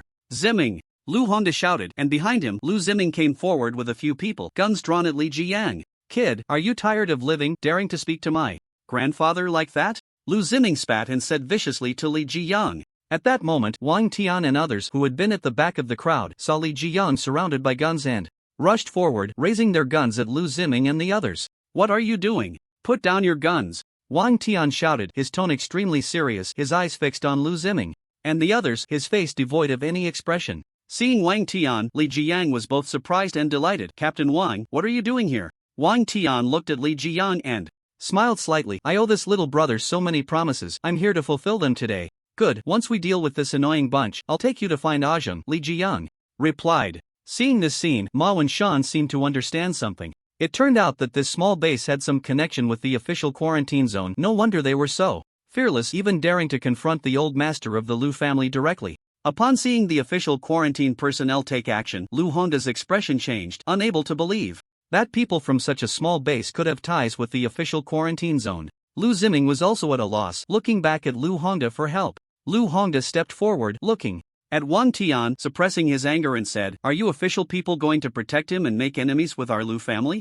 Although our Lu family is not a big family, making enemies with us will also bring you trouble. I hope you think this through. On the surface, this sounded polite, but it was filled with threats. The meaning was clear. Do you want to be enemies with our Lu family or with this small base? Anyone with a brain would know how deep the Lu family's roots were. Even the officials wouldn't easily make enemies with them. When Sean squinted his eyes, watching the drama unfold, thinking this was getting interesting, he silently guessed that these official people definitely wouldn't make enemies with the Lu family over someone from this small base, and it seemed that the kid who had provoked the old master of the Lu family was in trouble. Thinking of this, Ma Wen-shan couldn't help but smirk, shaking his head slightly, revealing a regretful and playful expression. Hearing his grandfather's words, Lu Ziming instantly became confident. After all, the Lu family was one of the 3 major safe zones. How could the officials possibly turn against the Lu family for the sake of a small, broken base? Thinking of this, he puffed out his chest and pressed the gun against Li Jiyang's head. However, the next scene left everyone dumbfounded. Wang Tian saw Lu Ziming pointing a gun at Li Jiyang's head and immediately widened his eyes in anger. Also pressing his gun against Lu Ziming's head, speaking in a furious tone, "I warn you, if you dare to move him, you will die." Upon hearing this, Lu Ziming was instantly stunned, staring blankly at his grandfather, wondering what was going on. Why weren't his words effective? Lu Hongda was also taken aback by this scene. He never expected the officials would really turn against the Lu family for such a small, broken base. Idiots, idiots, all idiots. He couldn't help but curse inwardly. Good, good, good, very good. Truly worthy of being an official. You have guts. I didn't expect there to be such a loyal person in the official quarantine zone. I must visit the official quarantine zone in the future. What's your name? Lu Hongda said with a smile that was not a smile, looking extremely sinister. Just as Wang Tian was about to speak, a round of applause suddenly erupted. Everyone turned to look in the direction of the applause. It was Lin Chen, accompanied by Jiang Yitong and Jin Mao, walking out from the base. Lin Chen looked at Lu Hongda and directly said, "Old fart, you ask for his name. Are you planning to take revenge later and do something behind the scenes? That's really disgusting. Who is this again?" It felt even more arrogant than that previous kid leaving. Everyone shocked. This was completely disregarding the old master of the Lu family. Damn!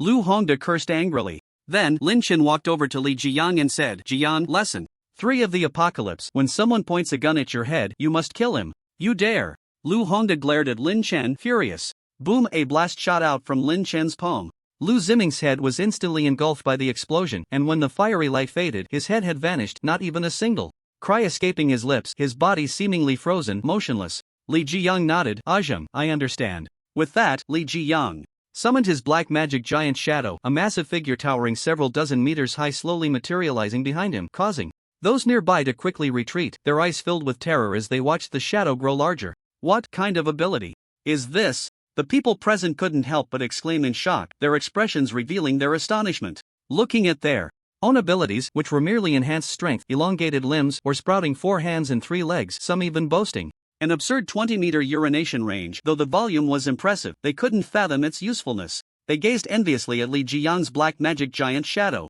Observing Li Jiyang's reaction, Lin Chen smiled slightly. This kid is learning pretty fast this time. Li Jiyang controlled the black magic giant shadow, crushing several of the Lu family's guards who had previously pointed guns at him underfoot, turning them into a puddle of flesh. The remaining few, faces filled with fear, still raised their guns and frantically shot at Li Jiyang. The black magic giant shadow immediately opened its palm to shield Li Jiyang, and the bullets that pierced through the air vanished silently into the massive black hand, as if shot into a sponge. Soon, they had exhausted their ammunition, glancing at their guns before turning back to Lu Hongda, pleading for help. "Old master, save us." Lu Hongda, shh. He looked left and right, acting as if nothing was wrong. It wasn't that he didn't want to intervene, but the enormous shadow was too terrifying, leaving him without the courage to act. He. Li Jiyang grinned, and the black magic giant shadow followed suit, letting out an extremely sharp laugh. Its pure black face, almost devoid of features, suddenly split open into a large black mouth, resembling an endless black hole, exuding a sense of terror and depth. It dropped the fragments in its hand and then reached out, directly grabbing the remaining Lu family guards. They screamed and begged for mercy, their cries laced with tears and snot flying everywhere.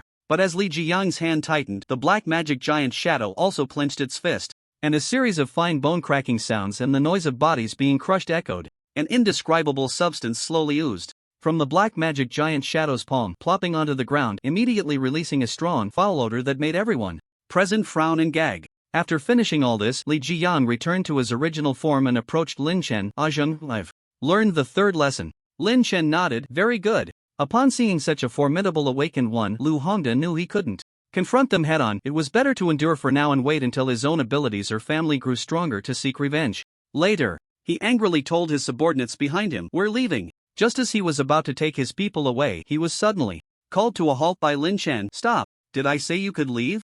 Lu Hongda's heart jolted. Though terrified, he felt more anger at being humiliated like this. He suppressed his rage and turned back, saying, "What do you want?" Lin Chen pointed at the mess. on the ground, disdainfully saying, "Take this pile of your Lu family's mess away." "What?" Lu Hongda nearly roared those two words, his eyes wide as he looked at Lin Chen, his chest heaving violently, gasping for breath. "Old man, are you deaf? I told you to clean up this mess on the ground before you leave." Li Jiang pointed at Lu Hongda. Lu Hongda nearly spat out a mouthful of old blood after hearing this, his entire face wrinkled like a dried walnut, both embarrassed and angry. He kept grinding his teeth, and at that moment he really wanted to unleash his ability Venomous Fangs, which allowed him to grow two sharp fangs like a venomous snake in his mouth, capable of spraying venom at enemies from a distance, while his body would also become as agile and flexible as a snake. However, after seeing Li Jiang's ability, he knew he had no guarantee of a fatal strike. In the end, he held back, coughed violently, his old face turning crimson, and said, "Clean this up." He spoke sternly to his subordinates behind him. Several Lu family guards immediately rushed forward to clean up the mess on the ground. Finally, Lu Hongda shot a sinister glance and left with his people in a huff. In fact, they didn't go far, just setting up camp in a building near the Taoyuan base, where the fog was much thicker than in other places. At this moment, Zhang De, hidden in the crowd, couldn't help but drool after seeing Li Jiang and Lin Chen's abilities, muttering to himself, "Damn, this is too strong." Luckily, the Lu family people provoked them first, otherwise it would have been us dead. Can't provoke, can't provoke. Just then, the head of the Wang family arrived with his people. As soon as he got out of the car, he spotted Lin Chen and recognized him as the man from the video communicator before Ma Jun's death. "What a narrow road for enemies, damn it. Anyone who dares to touch my Wang family, I'll kill you." With that, he stormed forward to find trouble with Lin Chen, but was suddenly pulled back by Zhang De, who dragged him to the back of the crowd. "Damn, who is that?" Zhang De quickly covered Wang Tiancheng's mouth, making a shushing gesture to signal him to keep quiet. When Wang Tiancheng saw it was Zhang De, he finally calmed down, though his face was full of confusion. Seeing the other party quiet down, Zhang De slowly released his grip, wiped the beads of sweat the size of yellow beans from his forehead, and let out a sigh of relief, feeling fortunate that he had stopped Wang Tiancheng. If he had provoked those killing gods, he might have ended up as a puddle of meat paste. "Zhang De, what the hell are you doing?" After catching his breath, Zhang De said, "Head, I'm saving your life. If I hadn't pulled you back, you'd probably be a cold corpse by now." Wang Tiancheng's face showed displeasure. "What's going on?" Zhang De quickly pointed at Lin Chen and said to Wang Tiancheng, "Head, do you want to settle the score with that person? He's the one who killed Ma Jun." Wang Tiancheng nodded, "Of course. Anyone who touches my Wang family, I'll definitely kill him." "Let's not do that, Head. Those people are terrifying, we can't handle them right now," Zhang De said very seriously. "How terrifying can they be? Is my awakened lightning ability not stronger?" Wang Tiancheng said, and with that he aggressively walked towards Lin Chen again, no matter how Zhang De tried to pull him back. Zhang De simply gave up and prepared to run away. Just then, a zombie wandering on the rooftop suddenly saw so many living people below and became incredibly excited, jumping directly down from the rooftop, right towards Lin Chen's direction. Hearing the commotion, Lin Chen slightly raised his head, then raised his right hand, silently chanting, "Ability, lightning, heavenly thunder descends." Crack, suddenly, a bolt of lightning split the clear sky, appearing out of nowhere and descending from the heavens like a spear shot down by a deity, striking directly at the zombie. Then, a cloud of black smoke erupted, and the zombie vanished without a trace, as if it had never existed. Seeing this scene, Wang Tiancheng immediately stopped in his tracks, swallowed hard, and compared his lightning abilities to this heavenly thunder, feeling as weak as the electric arc of a lighter's piezo igniter, completely incomparable. He dared not make a sound and quietly returned to Zhang Da's side. Zhang De wore a calm expression, as if he had anticipated this outcome, and said, "What's wrong? Not going to kill it anymore?" Wang Tiancheng suddenly grasped Zhang Da's hand, his face full of gratitude, saying, "Benefactor, thank you for saving my life.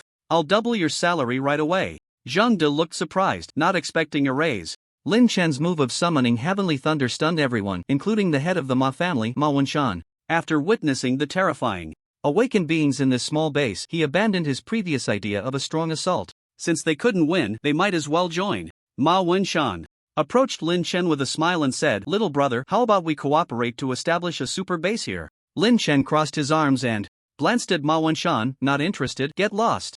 "Alright then." Seeing the rejection, Ma Wenshan was flexible and tactfully walked away. After he had gone far, Ma Kuan stepped forward and said to Ma Wenshan, "Head, that kid is too arrogant. Are we just going to leave it at that?" At this moment, Ma Wenshan revealed a fierce expression, his face darkening as he said, "Of course not. We'll find a place nearby to settle down, and once our strength increases, we'll flatten that broken base in one go." Hearing this, Ma Kuan showed a smug smile, muttering to himself, "Damn it, let me move the corpses, I will definitely turn you all into corpses." Similarly, the Wang family did not go far and also established a temporary base near the Taoyuan base, waiting for the opportunity to take it down in one fell swoop. In just half a day, all 3 major safe zones had set up temporary bases near the Taoyuan base, eyeing Lin Chen and the others like hawks. Over here, at the entrance of the Taoyuan base, Captain Wang, why are you here again? Lin Chen looked at Wang Tian and asked. Wang Tian did not speak but turned to face the members of the Blade team behind him. This time, they had almost all mobilized, nearly 100 people, each looking well-trained, capable, and serious. Blade team, all members, listen up, form ranks. Yes. Lin Chen suddenly realized that they were here to fulfill a promise. Initially, Wang Tian must have sold the entire Blade team. After hearing Wang Tian's command, the whole team quickly sprang into action, standing in neat rows. Then, Wang Tian walked to Lin Chen's side and said, "Little brother, although I don't know what your purpose is, since you made a promise, you should fulfill it. This is almost all the members of the Blade team, with a small portion in the quarantine area on other tasks. Let's fulfill this part of the promise first." Lin Chen nodded in satisfaction, appreciating that this person was indeed bringing his team to fulfill the promise. Then, Wang Tian addressed the lined-up team members, saying, "Now, from front to back, from left to right, step forward and shake hands with this little brother for 10 seconds in order." "Yes, Captain." Then, one by one, all the members of the Blade squad stepped forward to shake hands with Lin Chen, each of them standing at attention and saluting Lin Chen before the handshake. It took almost half an hour to finish. Having many people is good. Although most of their abilities were repetitive, Lin Chen still managed to gather the 5 elemental abilities of metal, wood, water, fire, and earth. At the same time, he copied a very special ability, which the system referred to as materialization. This ability allows him to transform any object he touches into another specified object. As the ability continues to improve, the types of objects that can be transformed will increase, and the range of effects will also expand. For a first-tier awakened, he can turn 1% of a cubic meter of an object into water. For a second-tier awakened, he can turn 2% of a cubic meter into water or soil. For a third-tier awakened, he can turn 5% of a cubic meter into water, soil, or a pile of marbles, which is 0.05 cubic meters. An adult occupies about 0.05 cubic meters of space, meaning that anyone Lin Chen touches can have their entire body turned into a puddle of water, a pile of soil, or marbles. This is a terrifying ability. Who knows how many more frightening abilities will emerge later? However, Lin Chen doesn't need to worry at all. No matter how many terrifying unknown abilities appear, they will ultimately become his own abilities. For Lin Chen, the more types of awakened abilities, the better. Lin Chen stopped in front of the team member with the materialization ability and looked at him, saying, "Do you know what ability you have awakened?" The team member shook his head and replied, "I don't know. I only know that my physical fitness has improved a lot. Maybe it's an ability that enhances the body." Lin Chen thought for a moment and felt he should remind him. If he doesn't even know what ability he has awakened, what if one day he accidentally touches Wang Tian and the others and unintentionally activates his ability, turning them into a puddle of water? Lin Chen casually picked up a stone. Watch closely. Wang Tian and Guiyi were also curious and gathered around to see what Lin Chen was going to do. The team member looked very seriously at the stone in Lin Chen's hand and nodded, "I'm watching closely." Then, Lin Chen concentrated, feeling the materialization ability flowing within him. A strange energy began to surge into the stone in Lin Chen's hand. The next second, in Lin Chen's eyes, the stone seemed to be divided into countless small pieces by neatly arranged white lines. Bang! Those small pieces suddenly scattered and then transformed into a pile of marbles, which clattered to the ground. Lin Chen was also shocked by this strange ability. Transforming one substance into another from a certain perspective is akin to creation. Ah! Wang Tian and the others stared in astonishment at this bizarre scene. "Captain, is he performing magic?" Guiyi stammered. Wang Tian swallowed hard and said, "No, this should be the new ability awakened by the little brother." "An ability? This ability is too terrifying. What if it touches a person?" As he said this, Guiyi and Wang Tian exchanged glances and couldn't help but shiver, feeling a chill run down their spines. The team member with the materialization ability was also dumbfounded, his mouth agape in shock. "This is the ability you awakened, called materialization, so until you can control this ability well, don't casually come into contact with others." Oh, the team member nodded repeatedly. He thought he had awakened a typical body-enhancing ability, but he didn't expect it to be such a terrifying ability. Instantly, his heart became unsettled. "What's your name?" Lin Chen asked. "Zhao Yun," he replied. Lin Chen nodded and then said to Captain Wang Tian, "Captain Wang, for now, keep him away from the others. He can't control this ability yet. He's like a ticking time bomb, and you never know when he might explode. However, once he masters this ability, he will be an invaluable asset." Wang Tian nodded. Thank you for the reminder, little brother. Lin Chen continued. Captain Wang, you didn't come this time just to fulfill a promise, did you? Hearing this, Wang Tian hesitated, and after a long silence, he finally spoke. Indeed, little brother, you really can't hide anything from you. I came with an official mission. Oh, is it related to the Taoyuan base? Lin Chen guessed. Wang Tian smiled awkwardly. You really can't be fooled, little brother. It is indeed related to the Taoyuan base. We found that this area has the highest concentration of mist. If we relocate the official quarantine zone here, the officials will be able to quickly enhance their abilities, which will better protect the survivors. So, are you here to drive us away or to kill us? Little brother, you really know how to joke. We just hope to cooperate with you to integrate the Taoyuan base and the official quarantine zone into one base. At that time, you and your people can still stay here without moving. How about that? Wang Tian asked tentatively. Lin Chen, however, replied resolutely, I refuse. Regardless of whether what you said can be realized after the merger, when your so-called leader's abilities reach a certain height, will they really care about the lives of the survivors? This Wang Tian hesitated. Captain Wang, the era of ability awakening has begun. A team may be important, but when an individual can become powerful enough to destroy a country, do you think a team is still useful? Wang Tian nodded. Slightly. Indeed, the reason humanity forms into collectives is that individual abilities are limited, so they need to unite to accomplish what individuals cannot. But when an individual's ability can be infinitely enhanced, it means that anything can be accomplished by that individual, and the significance of teams and collectives diminishes. However, they certainly won't disappear. Wang Tian was somewhat stunned, his mind a bit confused. Lin Chen patted his shoulder and said, Captain Wang, let me give you a free lesson. The future belongs to the strong. Enhancing your own strength is the way to go. Don't let yourself be bound by any collective sense of honor or responsibility. These will be the demons that doom you. After saying this, Lin Chen took Li Jiyang and the others back to the base, leaving Wang Tian and the others deep in thought. In the official quarantine zone, the days were as monotonous and boring as ever, filled with anxiety and fear. Every day was a struggle just to find something to eat, especially after the invasion of the thick fog, which made food even scarcer. There were tens of thousands of survivors in the quarantine zone, and conflicts were intensifying, with fights and thefts breaking out at any moment. Military Commander Lian stood by the window of a tall building, watching the chaotic scene in the streets, his brow furrowed, his face full of worry. Commander, if this continues, the quarantine zone won't be able to hold on much longer, Lian said to Lu Changwei. Lu Changwei replied slowly, I've heard that the rice scientist Li Kongping in Beijing is working on solving the problem of rice cultivation. We just need to hold on until his research is successful. But even if we can wait for his research to succeed, we won't be able to wait for the rice to mature, Lian said, still very worried. Lu Changwei put down the documents in his hand and stood up from his chair. I've heard that Li Kongping is also a wood-type awakener, and this ability can make plants grow quickly.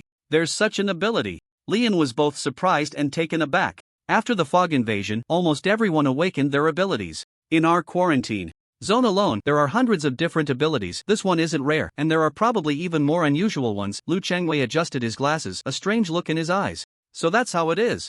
Lian nodded, then a small flame appeared in his palm. Why did I only awaken an ordinary fire-type ability? Maybe your temper is a bit fiery. Boom, a loud noise interrupted their conversation, followed by a cacophony of shouting. What happened? At that moment, a guard rushed in from outside, speaking hurriedly. Commander, it's bad. We've been attacked by zombies. What? Lu Changwei frowned. What about our defense system? It has been breached. These zombies seem very different from the ones before, the guard said, his face showing a hint of fear, as if recalling some terrifying images. He continued, this time, there are zombies that resemble meatballs, able to climb up walls, and others engulfed in flames. After they broke in, they have already started fires in multiple places within the quarantine zone. Lu Changwei and Lian looked off into the distance at the same time, and sure enough, thick smoke was rising from several areas of the quarantine zone. How could this happen? We've never seen this type of zombie before, Lu Changwei said seriously. Lian said, Commander, do you think the zombies have also awakened fire-type abilities? Lu Changwei looked at Lian, pondering for a moment, and found the idea plausible. The fog had caused humans to awaken their abilities. Perhaps it could also cause zombies to mutate and evolve, becoming even stronger. After all, according to the current state of the world, humans were actually the outsiders, while the fog and zombies were in league together. Thinking of this, Lu Changwei quickly asked the guard, have any zombies appeared that are stronger than before? The guard nodded repeatedly. Yes, Commander. Those zombies are over 10 meters tall. The walls we've built can't stop them at all. They can kick down the walls with 1 foot. Indeed, just as Lu Changwei had suspected, after the fog invasion, the strength of the zombies had significantly increased, even surpassing that of humans. Upon receiving this information, Lu Changwei made a decisive decision. Quick, broadcast to all residents to evacuate to Jiangtong City immediately. Soon, the announcement echoed through the quarantine zone. Residents of the quarantine zone, our quarantine area has been breached by zombies. We will now open the eastern gate. Please evacuate on your own. Our headquarters will retreat to Jiangtong City. Residents who wish to go, please bring your supplies and follow us. As soon as this announcement was made, chaos erupted among the crowd. It's over, it's over. The zombies are coming, run. Officially, they don't want us anymore, they want to run away. By themselves. Quick, go home and pack your things, follow the officials to Jiangtong City. In this chaotic world, if you get separated, you definitely won't survive a day. Yes, yes. Hurry up and pack, or you won't catch up with the officials. In an instant, panic spread, chaos reigned, and cries for help echoed everywhere. Some took advantage of the situation, robbing in the middle of the road, grabbing whatever supplies they could and fleeing frantically. At that moment, a burly man set his sights on a package held by an old woman who was accompanied by a teenage girl. The old woman appeared to be in decent health, walking quickly while pulling the girl along, sprinting towards the flow of people. Suddenly, the man caught up with the old woman and the girl kicked the old woman to the ground, snatched her package, and was about to run when the old woman grabbed him. Give it back to me, return my package, you beast, the old woman cursed. The man seemed enraged, stepping on the old woman's head and directly twisting her neck, killing her instantly. He spat on the old woman's corpse. Damn it, dead old hag. Grandma, grandma. The girl immediately threw herself onto her grandmother's body, crying out. The man, upon seeing the girl, suddenly had a lewd thought, licking his lips, and picked her up, leering at her. If only I could have played with this before the apocalypse. Bang! Suddenly, a gunshot rang out, a blood hole appeared in the man's forehead, and he released the girl. His eyes filled with terror before he collapsed. Damn it! You wouldn't even spare the little girl, you're truly a beast. Lian approached, put away his gun, and came to the girl, saying, Do you want to come with uncle? The girl, still with tear-streaked cheeks, glanced back at her grandmother but nodded. Then, Lian picked her up and quickly headed towards the east gate. At this moment, Lin Chen, who was in the safe house, suddenly heard the system announce a mission. A third-tier zombie has appeared in the official quarantine zone. Successfully kill this third-tier zombie and obtain its crystal core, and the system will reward the host with a mysterious ability. A mysterious ability? How mysterious? Lin Chen couldn't help but ask. It allows the host to challenge one tier higher and be invincible. Damn, is it that powerful? Then this third-tier zombie is definitely dead. Excitement spread across Lin Chen's face. Just in time, he had reached a bottleneck in his breakthrough and needed a higher-tier crystal core to enhance his abilities. The appearance of this third-tier zombie was perfect timing. This time, Lin Chen did not bring Li Jiyang and Zhang Yitong with him. Instead, he left them at the base to set up the defense system. He left them with a lot of heavy weapons, including mortars, bombers, and even a few close defense cannons that fired 116 rounds per second. With the infinite replication system, he wasn't worried about running out of bullets. Open fire, and if I lose, so be it. On the other side, at the east gate of the official quarantine zone, a large group of escapees was blocked by dozens of second-tier giant zombies as soon as they exited the gate. Behind those second-tier zombies, there were countless first-tier zombies, howling like beasts that hadn't eaten for days. Commander, what do we do now? Lian asked Lu Changwei while holding a little girl. There's no retreat now. Everyone, fight with all you've got. Whether we can escape depends on fate. Those who escape will meet at the Taoyuan base in Jiangtong City. Lu Changwei said with a somber expression. Lian, Zhou Ling, and the others nodded, then faced the zombies in front of them. With a furious roar from the second-tier zombies ahead, a fierce battle was about to break out. The dark mass of zombies surged like a tide, and the people on this side of the quarantine zone instantly fell into chaos, fleeing in all directions. Although most of them had awakened their abilities, in the face of this life and death crisis, they all forgot to use their powers and only remembered to escape. Fear had completely taken over their minds. At this moment, Lu Changwei, who had always appeared scholarly, suddenly took off his glasses, his gaze becoming sharp. Combined with his chiseled features and stubbled chin, he looked quite handsome. Lian and Zhou Ling beside him looked at him with anticipation, as they had always wondered what ability he had awakened, and now they would finally find out. Lu Changwei's lips moved slightly as he extended his palms, silently chanting, Ability Rain of Arrows. As soon as he finished speaking, a formation of arrows appeared in front of him, neatly suspended in the air, each arrow trembling rapidly, emitting a faint buzzing sound. Break! With a loud shout from Lu Changwei, the rain of arrows shot out with a whoosh, instantly taking down a large number of first-tier zombies. However, this was like a drop in the bucket, almost useless. Boom! A second-tier zombie punched at Lu Changwei, who quickly jumped to avoid the blow. While in mid-air, he aimed his palm at the head of that second-tier zombie, and another rain of arrows appeared. Break! With a sound like heavy rain, the arrows shot toward the head of the second-tier zombie. However, these arrows merely stuck like small wooden spikes into the zombie's head, causing no substantial damage, but instead enraging it, making it attack Lu Changwei even more frantically. Faced with the second-tier zombie's assault, Lu Changwei could only keep dodging, not daring to confront it head-on. If it weren't for the massive size of the second-tier zombie and its relatively slow movements, they would probably have died 1,000 times over by now. Lian was also attacked by a second-tier zombie. The zombie swung a punch down, and Lian barely managed to dodge in time, pushing the little girl in his hands away, while he himself slipped to the side. The first-tier zombies, seeing the little girl, rushed towards her. Lian's face changed dramatically, flames erupted from his palms, igniting the zombies around him, and he was about to charge forward. However, the second-tier zombie blocked his path, stomping down and forcing Lian to retreat repeatedly. He tried to burn it with the flames in his hands, but found that it couldn't catch fire at all, leaving only charred marks on its surface. At that moment, countless zombies had already pounced on the little girl. "No!" Lian shouted, closing his eyes in fear. In that moment of darkness, he recalled the scene of his daughter being devoured by zombies. A heart-wrenching pain surged through him. "Ah!" he roared, wanting to rush forward and eliminate all those zombies, but when he looked clearly, he found that the little girl was nowhere to be seen. The zombies had pounced into thin air. Where did the little girl go? "Uncle, I'm here." Suddenly, he heard the little girl's voice from above. He looked up sharply and saw the little girl sprouting a pair of pure white wings, flying in midair. "Damn, so her ability is to grow wings," Lian exclaimed in surprise. Now he didn't have to worry about the little girl's safety and could unleash his full power. "Damn it, you disgusting creatures, watch me burn you all to death." With that, Lian roared and charged into the horde of zombies with flames in both hands. At the same time, dense gunfire erupted as the guards in the quarantine zone began to fight back. The fleeing residents also realized they had abilities and immediately activated them to counterattack. Instantly, water balls, fireballs, and metal balls flew chaotically in the air. But the situation clearly favored the zombies, as most humans were just awakening, while many second-tier zombies were present on the zombie side, making it nearly impossible for them to kill them. The result of this prolonged struggle would be the complete annihilation of the people in the quarantine zone, except for those with the ability of angel wings. Others would find it nearly impossible to escape due to the overwhelming number of zombies below, which seemed impenetrable, as if they could never be killed off. At that moment, a second-tier zombie had a female zombie dressed in red sitting atop its head, looking incredibly enchanting. Her eyes were red, one half of her face was flawless and white, while the other half was a grotesque crimson decay. This was the third-tier zombie red dress enchantress who possessed the intelligence of a normal human. She seemed like a female emperor currently overlooking the entire battlefield. "Hee hee, these humans look so delicious," she said, licking her tongue with a look of enjoyment. Her tongue was forked, resembling that of a snake, clearly indicating that this third-tier zombie was a hybrid, a fusion of a zombie and a snake.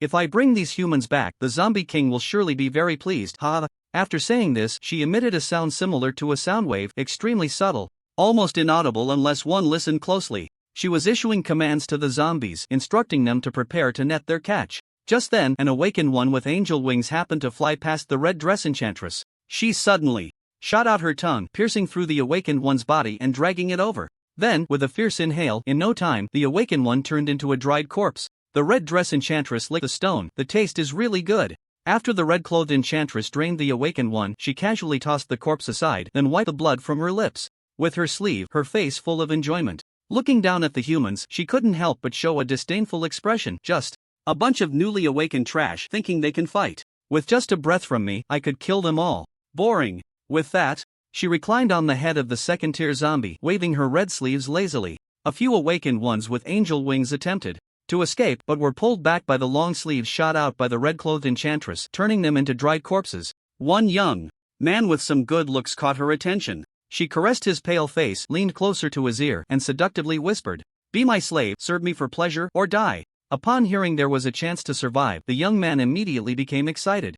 Kneeling before the red-clothed enchantress, repeatedly bowing and saying, I'm willing, I'm willing." Then, the red-clothed enchantress wiggled her foot, and the young man understood what she meant, slowly crawling over to hold her foot. Gradually, all the zombies, under the command of the red-clothed enchantress, formed a siege, almost surrounding all the people in the quarantine zone. In this chaos, at least half of the people in the quarantine zone died, and many others were severely injured. Those who were uninjured kept their distance from the injured, fearing they might turn into zombies at any moment. The group gradually split into two, one team of the injured and one of the uninjured. In the injured team, it didn't take long for someone to turn into a zombie and start frantically biting those nearby. The injured, upon seeing this, desperately tried to push into the uninjured team but were immediately met with various abilities and bullets, instantly turned to mush. Most of the injured were weaker or had not awakened any abilities, so they had no power to resist. Now, not only were the zombies trying to kill them, but humans were too. At that moment, a blood-soaked old man who was not injured squeezed out from the crowd, took off his clothes, and shouted, "I'm not injured. Let me through, let me through." The uninjured team didn't care. Anyone trying to come from that side was shot dead. Thus, at least, another 30% of the people died at the hands of their own kind. In the end, only about 10,000 people barely survived in the quarantine zone, and this was also under the control of the red-clothed enchantress, leaving around 10,000 living people to be used as sacrifices before the zombie tide at midnight. "Commander, what do we do now? It seems we are surrounded." Lee and looked around. Lu Changwei put his glasses back on, sighed deeply. "These zombies came prepared. We have no chance of escaping. Compared to zombies, we humans are too weak." With that, he shook his head, his expression despondent. At that moment, the red-clothed enchantress jumped down from the head of the second-tier zombie, still holding the young man. At the moment she landed, everyone present felt an unprecedented sense of oppression, as if breathing had become difficult. "Commander, this zombie seems very strong, absurdly strong," Lian said to Lu Changwei. Lu Changwei nodded, then spoke pessimistically. "I didn't expect zombies to evolve to this extent. Do we humans still have hope for victory?" Just then, the red-clothed enchantress let out an extremely sharp scream. Everyone within 100 meters covered their ears in pain, looking at this fiery and terrifying female zombie with fear. The red-clad seductive corpse glanced at Lu Changwei and the others, saying, "I've been watching for a while, and you few are the strongest. Why don't you all come at me together? If you can defeat me, I'll give you a chance to be my slaves.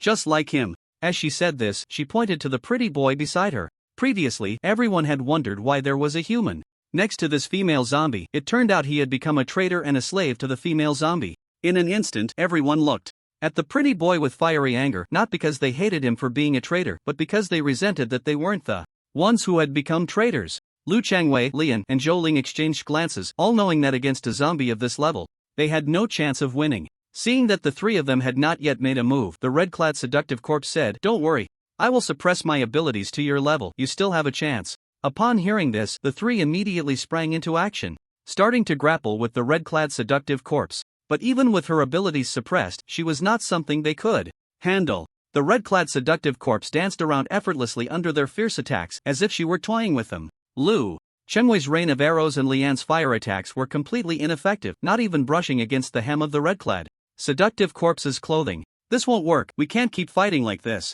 Zhou Ling, your ability can shoot out an incredibly hard and fine thread. Look for an opportunity to bind this female zombie, and then Lian and I will attack her with arrows and fire," Lu Changwei quickly said to the two. The two nodded in agreement.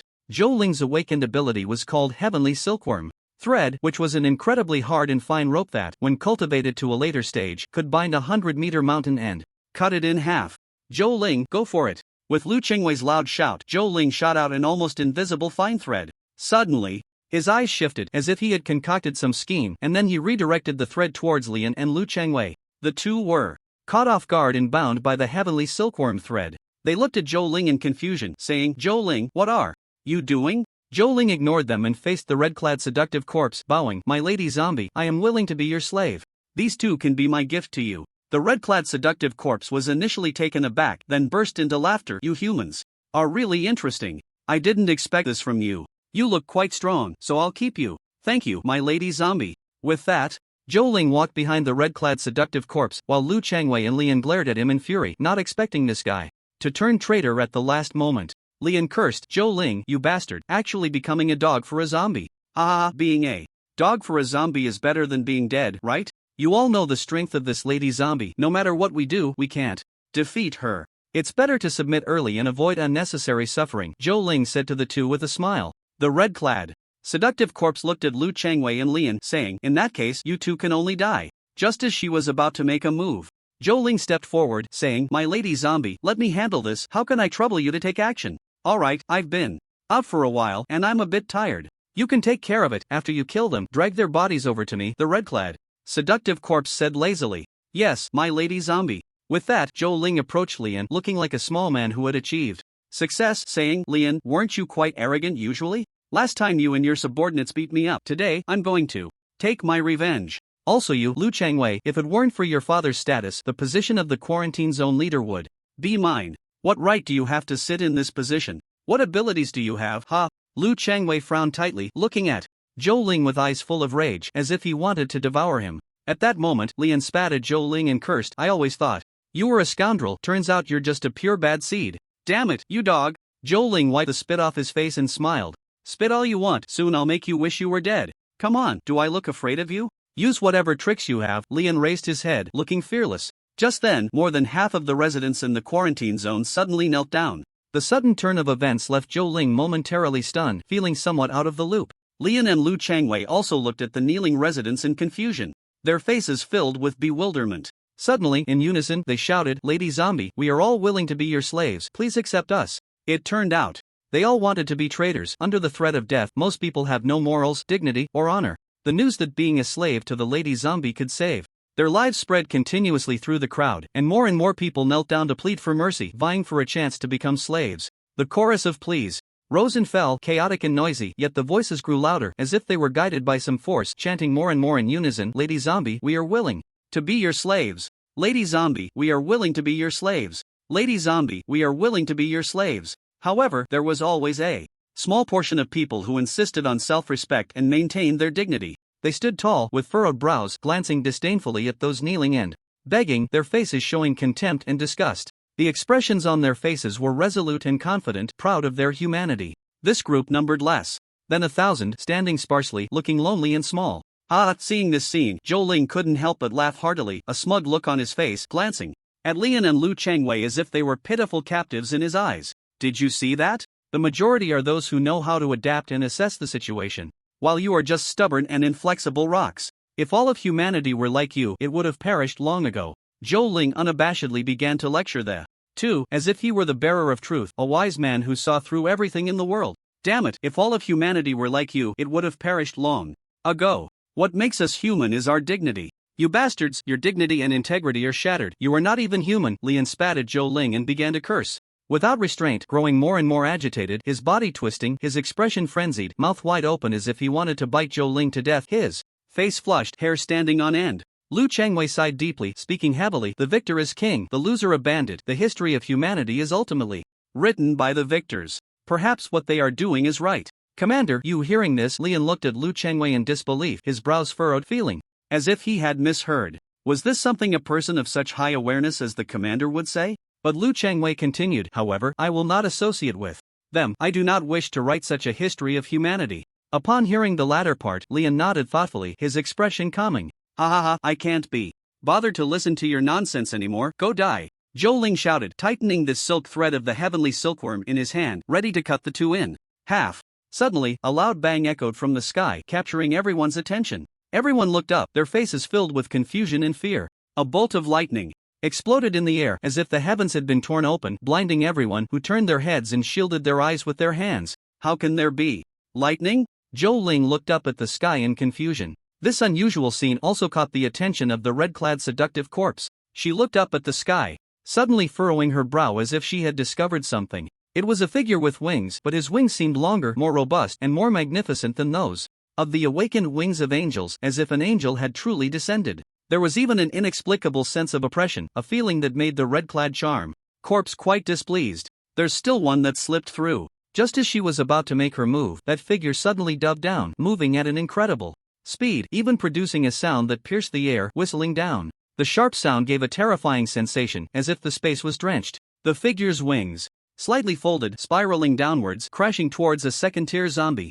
The second-tier zombie roared and reached out to grab that figure, but ultimately it was like an egg hitting a rock. Boom! In an instant, the second-tier zombie was blown to a pile of minced meat, splattering everywhere, and a rain of rotten flesh began to fall. A foul odor instantly wafted through the air, causing those nearby to twitch their noses. What is that? What is that thing? A meteorite? Looks like a person? No way can a person be that outrageous. Could it be an angel? Lu Changwei looked at that figure, an inexplicable wave of emotion surged in his heart. If humanity had evolved to such a degree, then achieving the final victory was not impossible. Thinking this, his eyes became somewhat moist. The already extinguished flame of hope began to slowly ignite again. Humanity has hope. After a long while, he let out a deep sigh of emotion. Slowly, the smoke dissipated, and the figure gradually became clear. Everyone widened their eyes, eager to see what kind of person it was. A clean and dignified, serious-looking young man came into view, with an enormous pair of wings behind him and a silver long sword in his hand. No, the sword seemed not to be held in his hand, but rather to grow from it.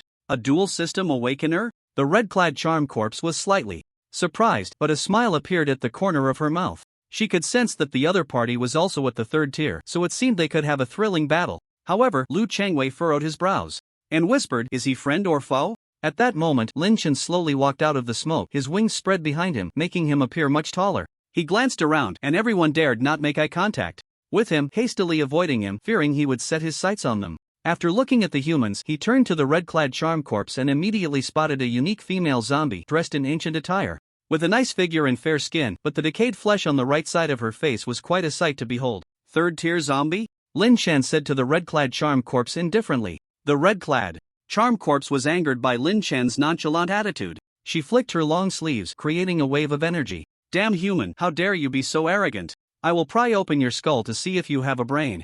Daring to speak to me, the red-clad charm corpse, like that. It can talk." Aside from the Zombie King's larva, this was the second talking zombie Lin Chen had encountered, which surprised him somewhat. At this moment, seeing this suddenly appeared human powerhouse, Zhou Ling's expression became extremely complicated, his eyes darting around. "Damn it! Go, kill this human brat for me." With the red-clad charm corpse's command, 7 or 8 second-tier zombies and over 100 first-tier zombies surrounded them. Instantly, the ground trembled slightly. Watching the rushing zombies, Lin Chen smiled slightly. "Absolute space activate." Swish, swish, swish. Immediately, those first-tier zombies that rushed within 6 meters of Lin Chen were like entering a meat grinder, mercilessly ground into mush and then flung away, raising a sky of blood. Mist.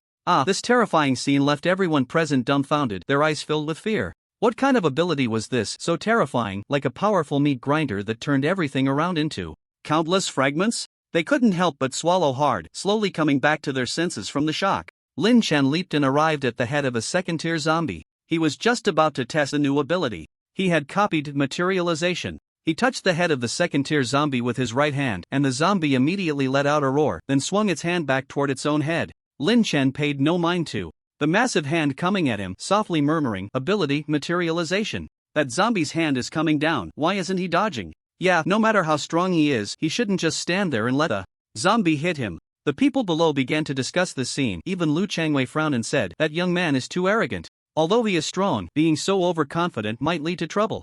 Young man, be careful. That zombie's hand is coming down, quickly dodge, or just smash it." Liang anxiously shouted at Lin Chen, and in the next moment, an even more terrifying scene unfolded. With a loud crash, a flash of white light appeared, and the head of the second-tier zombie turned into a pile of colorful marbles, raining down like a shower, clattering to the ground and instantly covering the area beneath the second-tier zombie's feet. Its outstretched hand suddenly stopped in front of Lin Chen, and then its entire body crashed to the ground, sending many marbles flying. Meanwhile, Lin Chen remained suspended in midair. Did he do that? How could that zombie's head turn into marbles? Is he human or a god? This scene far exceeded human understanding, and everyone felt an unprecedented shock, their hearts racing, breaths quickening, emotions stirred. Liang stared blankly at Lu Changwei, his face in shock, stammering, "Commander, what kind of ability is this, turning zombies into a pile of marbles? This is too outrageous." Although Lu Changwei had anticipated that humans would awaken various peculiar abilities, seeing it with his own eyes still made him gasp in astonishment. He shook his head slightly and said, "This is my first time seeing it too. It is indeed outrageous. I don't know what background this young man has, but so far he has displayed 4 abilities, each more terrifying than the last." "Yeah, how long has it been? Since the fog invasion? How did he awaken so many abilities and become so powerful? Damn it, is he even human?" Li On lamented. "Humanity has never lacked exceptionally gifted individuals, it's just that you and I are too ordinary, which is why we find it hard to believe," Lu Changwei said, looking at Lin Chen solemnly. Li On. Then Lin Chen also used his materialization ability to turn the heads of the remaining second-tier zombies into water or a pile of mud. The red-clothed seductive corpse was somewhat shocked. This ability was indeed too terrifying. As long as it was slightly touched, it would turn into something else. However, a strange smile appeared at the corner of her mouth as she muttered to herself, "Then I'll make sure you can't touch me." After saying that, she summoned a second-tier zombie, then leaped onto its head, confronting Lin Chen. "Human boy, having killed so many second-tier zombies, I will capture you alive and use you to sacrifice the first flag at the zombie tide tonight at midnight." As soon as she finished speaking, she shot out her long sleeves at Lin Chen. The sleeves twisted in the air like a colorful poisonous snake, opening its crimson mouth to reveal its fangs as it lunged at Lin Chen. Whoosh! In an instant, Lin Chen was bound tightly by the long sleeves, wrapped up like a mummy. Haha, I thought you had some skills. This was a piece of cake. The red-clothed seductive corpse laughed triumphantly. Lin Chen, however, remained unfazed, smiling slightly. Super strengthen. Whoosh! The power in his body instantly multiplied several times, and his muscles bulged, shattering the long sleeves binding him. At the same time, an air blade was launched from Lin Chen's hand, piercing straight at the red-clothed seductive corpse. Her expression changed drastically. Not good. This human boy seems to be extraordinary. Just as she was lost in thought, the air blade was already close to her eyes, threatening her throat. The red-clothed charm corpse hurriedly dodged to the side, the air blade brushing past the tip of her nose, so close that she exclaimed, "That was close. Is this human kid really at the third tier of power?" Whoosh, whoosh, whoosh. Before she could react, countless ice spikes shot towards her, their tips glinting with a chilling light that was soul-stirring. Damn, ice-type abilities. How many abilities has this kid awakened? Seeing Lin Chen continuously displaying new powers, the red-clothed charm corpse couldn't help but curse, her previously calm face gradually losing its composure. As soon as she finished speaking, Lin Chen touched the blazing flames.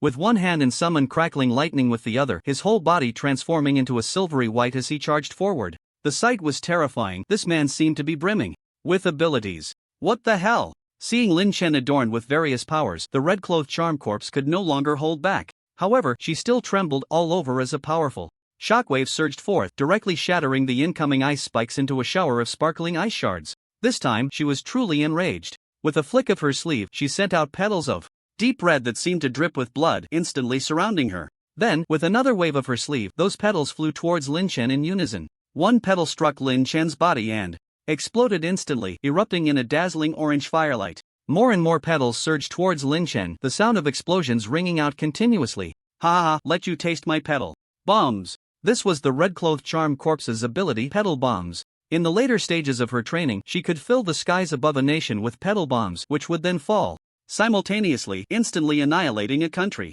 If it were a nation isolated in the sea, it would sink to the bottom in an instant. But when the smoke cleared, that man was completely unharmed. His body silver white, not even touched by a speck of black smoke, remaining spotless. After the explosions ceased, Lin Chen continued to charge forward. The red-clothed charm corpse was horrified, her lips trembling in disbelief. This is impossible. Yet, she kept waving her sleeves, continuing to send countless petal bombs flying towards Lin Chen. This time, Lin Chen dove headfirst into the ocean of petal bombs, allowing them to explode on him. For his steel-enhanced body, this level of attack was utterly painless. Ah, the red-clothed charm corpse gasped again. At this moment, Lin Chen was already right in front of her, unleashing a surging bolt of lightning towards the red-clothed charm corpse like a heavenly thunder. Seeing this, the red-clothed charm corpse hurriedly jumped down, and the lightning struck the second-tier zombie directly. Instantly, the lightning transformed into countless fine strands that drilled into the second-tier zombie's body. The second-tier zombie stiffened, its body going rigid before it fell to the ground like a massive stone. The red-clothed charm corpse below turned pale. She had thought that although the opponent had many abilities, they were not refined, and that bolt of lightning wouldn't have much power. She never expected it to so easily kill a second-tier zombie. Oh my god, what on earth is he? The red-clothed charm corpse began to doubt her undead existence. Before she could react, Lin Chen had already taken out a burst bow, pulling it back forcefully, and an arrow instantly condensed. Damn, he has mutated items too. The red-clothed charm corpse was so shocked she didn't know what to say. Upon closer inspection, she realized it was a second-tier mutated item, which made her breathe a little easier. If it were a third-tier mutated item, she would definitely die at the hands of this human kid today. In the next second, Lin Chen softly chanted, "Copy." Swish, the arrow he shot instantly transformed into a formation of arrows densely arranged. Damn it, the red-clad charm corpse spat out a mouthful of national essence, then with a flick of her sleeve, summoned countless petal bombs to shield herself. Boom boom boom, Lin Chen's arrow formation kept shooting, quickly breaking through the red-clad charm corpse's petal bombs. Countless arrows rained down on the red-clad charm corpse, and she was instantly engulfed in explosions. Although this was just a second-tier mutated item, its sheer number was overwhelming. While others shot arrows one by one, Lin Chen shot them in clusters, instantly increasing the power dozens of times. Which serious zombie could withstand this? After multiple rounds of bombardment, the red-clad charm corpse finally couldn't hold back, clutching her chest with her right hand, spitting out a mouthful of black blood, and glared at Lin Chen with resentment. "You human brat, just wait, I will definitely come to take revenge on you." With that, she turned to flee. Suddenly, countless golden threads swept towards her, instantly binding her. She lost her balance and fell straight to the ground. At this moment, Lin Chen also slowly descended, landing right in front of the red-clad charm corpse. He actually defeated that female zombie. Lu Chengwei exclaimed in shock, speaking softly. Awesome, little brother. Lian shouted from the side, then looked at Zhou Ling and said, Old man. You allied with zombies and now your master has been defeated. Let's see what you do next. Zhou Ling looked at Lian with a complex expression, unsure of what to think. He wanted to kill Lu Changwei and Lian directly, but that human powerhouse would definitely not let him go. However, if he didn't kill them and allied with the zombies, those two wouldn't let him off either. Now he was in a dilemma, truly unsure of what to do. Meanwhile, the red-clad charm corpse looked at Lin Chen in terror. What do you want? Lin Chen took a step forward, scaring her into pleading, wait, don't kill me, I can submit to you. Then, Lin Chen slowly crouched down, examining the red-clad charm corpse closely. Seeing this, the red-clad charm corpse immediately smiled. What cat doesn't love fish? What man isn't lustful? No matter how powerful the opponent was, he was just a teenager, full of vigor. How could he resist my alluring figure? She said seductively, you can do anything you want to me, I'll cooperate well with you. As she spoke, she kept twisting her body, her curvaceous figure outlined by Lin Chen's golden threads, dazzlingly bright. This golden thread was also a new ability Lin Chen copied from a member of the Blade Squad Gold System ability. This ability could create various shapes of gold for combat. If this ability had awakened before the apocalypse, it would have been incredibly enjoyable, but it still couldn't compare to Lin Chen's copy system. This ability, when cultivated to a later stage, could summon a mountain of gold and control its shape at will. Extend your hand, Lin Chen said. The red-clad charm corpse was overjoyed. It seemed her guess was correct, and she became even more charming and enchanting, slowly extending her hand. You really are in a hurry, but sister likes it. Congratulations, host successfully copied the ability pedal. Bomb. Successfully copied the ability to reach 20. Reward. The range of object copying expanded to 1000 cubic meters. Please continue to work hard, continue to copy abilities, and collect mutated items. Lin Chen was taken aback, not expecting such a pleasant surprise. The red-clad charm corpse saw him staring blankly, thinking he was mesmerized by her charm and starting to get dazed, so she began to act cute, saying, Brother, quickly help sister untie the golden threads on her body. Sister is in so much pain from being bound. Then, Lin Chen slowly extended his right hand, by the way, quickly help sister untie it. Sister will make you unable to resist. Whoosh! Lin Chen's right hand suddenly transformed into a sharp knife, plunging straight into the head of the red-clothed charm corpse, then violently stirring. The red-clothed charm corpse's face turned pale with shock, a bit out of the loop, but quickly reacted. Some people, you think they are enchanted by you, but in reality, they just want to dissect your brain and extract the crystal core inside. Then, Lin Chen flicked his hand, and a green crystal core flew out. Lin Chen's right hand returned to its original form, grasping the green crystal core tightly. Finally got it, a third-tier zombie crystal core. Now I can finally break through to the fourth tier. Lin Chen's eyes burned with excitement as he looked at the zombie crystal core in his hand. The next second, it appeared in Lin Chen's system space. Swish, swish, swish, a few beams of white light flashed, and a third-tier crystal core instantly transformed into thousands of them, piling up into a small mountain. Congratulations, host, successfully obtained a third-tier zombie crystal core. Task completed. Rewards issued. Hearing the system's prompt, Lin Chen was already so excited that he started rubbing his hands, because the system had previously said that completing this task would reward him with a super mysterious ability, which could make him invincible against opponents one tier higher. If that's the case, then once he breaks through to the fourth tier, combined with this ability rewarded by the system, he wouldn't have to worry about the upcoming zombie tide at all. Reward issued. Ability time stop. With the host's current strength, time can be stopped for 10 seconds within a range of 10 meters. This ability can be cultivated to later stages, allowing time to be stopped for 1 minute within a range of 10,000 meters in an instant, and can affect awakeners one tier higher than the host. Time stop, and it can even affect awakeners with one tier higher strength.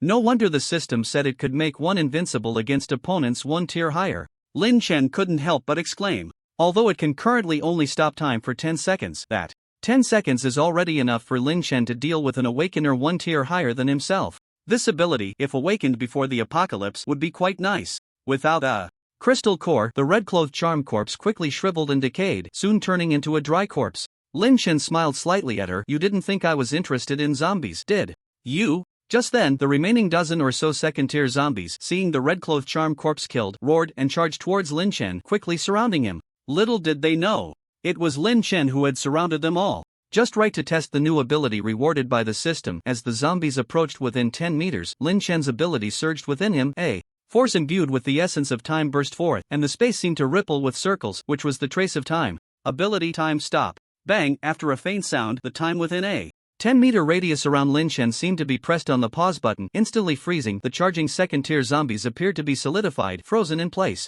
10 seconds was more than enough to slay these second-tier zombies. Lin Chen spread his angel wings, activated absolute space, and quickly flew past the heads of those second-tier zombies, their crystal cores popping out with a thud, falling to the ground. Those are zombie crystal cores. Lu Chengwei and Lian, who were outside the range of the time stop, widened their eyes in surprise. Upon seeing the crystal cores popping out of the zombies' heads, those were second-tier zombie crystal cores just casually left on the ground. But for Lin Chen, who had obtained a third-tier crystal core, second-tier crystal cores were no different from trash. 10 seconds later, those second-tier zombies instantly shriveled and dehydrated, collapsing to the ground. As the red-clad charm corpse and those second-tier zombies were killed, Zhou Ling knew that if he didn't run now, it would be too late. He dropped the heavenly silkworm silk rope in his hand and dashed into the crowd behind him. Zhou Ling, you bastard, don't run. Lian cursed as he watched Zhou Ling's fleeing figure. But Zhou Ling didn't look back as he plunged into the crowd. Lu Chengwei remained calm, as if he had anticipated this all along. Human nature is the most fragile when tested, especially in life and death situations. In this zombie crisis, it revealed that nearly 90% of the people in this quarantine zone were those who feared for their lives and would readily side with the zombies. After Zhou Ling let go of the heavenly silkworm silk rope, Lian and Lu Chengwei quickly broke free from their restraints. Lian, cursing, was about to go find Zhou Ling to settle the score, but was pulled back by Lu Chengwei. Forget about him for now, let's go pay a visit to that young man. Lian then realized that the young man was their savior and also a super strong human. At this moment, they should build a good relationship with him and leave those petty individuals aside for now. Thus, the two approached Lin Chen with great respect. Young Lu Chengwei suddenly felt that addressing the young man like that was inappropriate, so he quickly changed his words. Senior, thank you for your help. Lin Chen turned around and replied indifferently, stop right there, I'm not here to save you. I just happened to pass by. Lu Chengwei didn't expect the young man to have such a personality, but perhaps strong individuals were like this, so he felt no displeasure and continued to ask respectfully, Senior, regardless, you saved us. If you ever need our help in the future, please don't hesitate to ask. At that moment, Lin Chen suddenly remembered that he could copy their abilities and asked, what abilities have you two awakened? The two were taken aback, not expecting the other party's attitude to change. They immediately rejoiced and replied, in response to the senior, my ability is to shoot a rain of arrows. Senior, my ability is fire. Lin Chen already had fire-type abilities, but this rain of arrows seemed new to him, and he wondered what kind of ability it was. As Lin Chen was pondering, the system suddenly reminded him, ability rain of arrows, can shoot an array of arrows from thin air. After cultivation, it can rain arrows over an entire nation's territory, and can also merge into a single arrow that can shoot tens of thousands of miles, breaking gold and stone unstoppable. Lin Chen nodded. The initial effect was the same as using the explosive bow with absolute space, but the later stages were somewhat different, with a range that could reach hundreds of thousands of kilometers. Wouldn't that mean it could directly pierce the celestial palace? Copy. Who cares if it's useful or not, just copy it first. You. Lin Chen pointed at Lu Chengwei, who was somewhat surprised and pointed to himself with his index finger. Me? Yes, extend your hand. Ah. Lu Chengwei was a bit taken aback, unsure of the senior's intentions, and felt a hint of fear in his heart. Just give me a handshake, and these crystal cores on the ground will be your reward, Lin Chen said. Lu Chengwei was utterly shocked but immediately extended his hand, fearing the senior would change his mind. Those were crystal cores from second-tier zombies, something rare and precious for them. How could he let this opportunity slip away? This was his first close encounter with such a super strong individual, making the usually calm Lu Chengwei feel a bit excited, a proud smile appearing on his face, as if he was deliberately showing off to Lian.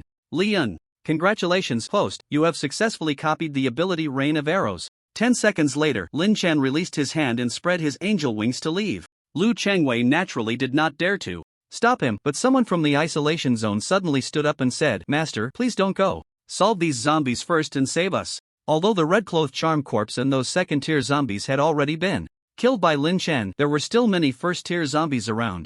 They seemed to be very afraid of the aura emanating from Lin Chen and did not dare to approach, merely surrounding the isolation zone, restless. Yes, Master, you've come all this way, so please save us. Look, you've already killed those powerful zombies. These remaining weak zombies should be a piece of cake for you.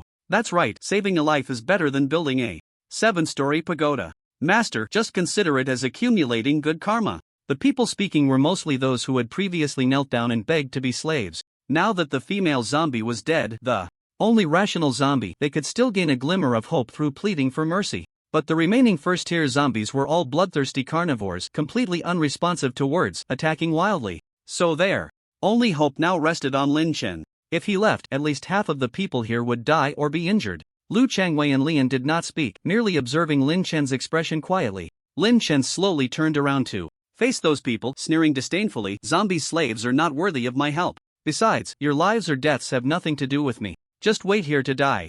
As soon as these words were spoken, the crowd erupted in an uproar. They relied on the fact that he was also human and surely wouldn't dare to do anything to them, starting to speak recklessly. Young man, how can you say that to us? We did this to preserve the living strength of humanity. If we hadn't done this, we would have definitely died at the hands of that female zombie. If we all die, who will shoulder the heavy responsibility of reviving humanity? So, we are saving humanity in a roundabout way. An old man with white hair indignantly said to Lin Chen. Yes, the old man is right. We did this to preserve the living strength of humanity, to better fight against zombies in the future. Young man, you can't possibly not understand this, and we even called you master. What nonsense, master? You're just a bit luckier than us, awakening more abilities. If I had awakened so many abilities, killing that female zombie would be even easier.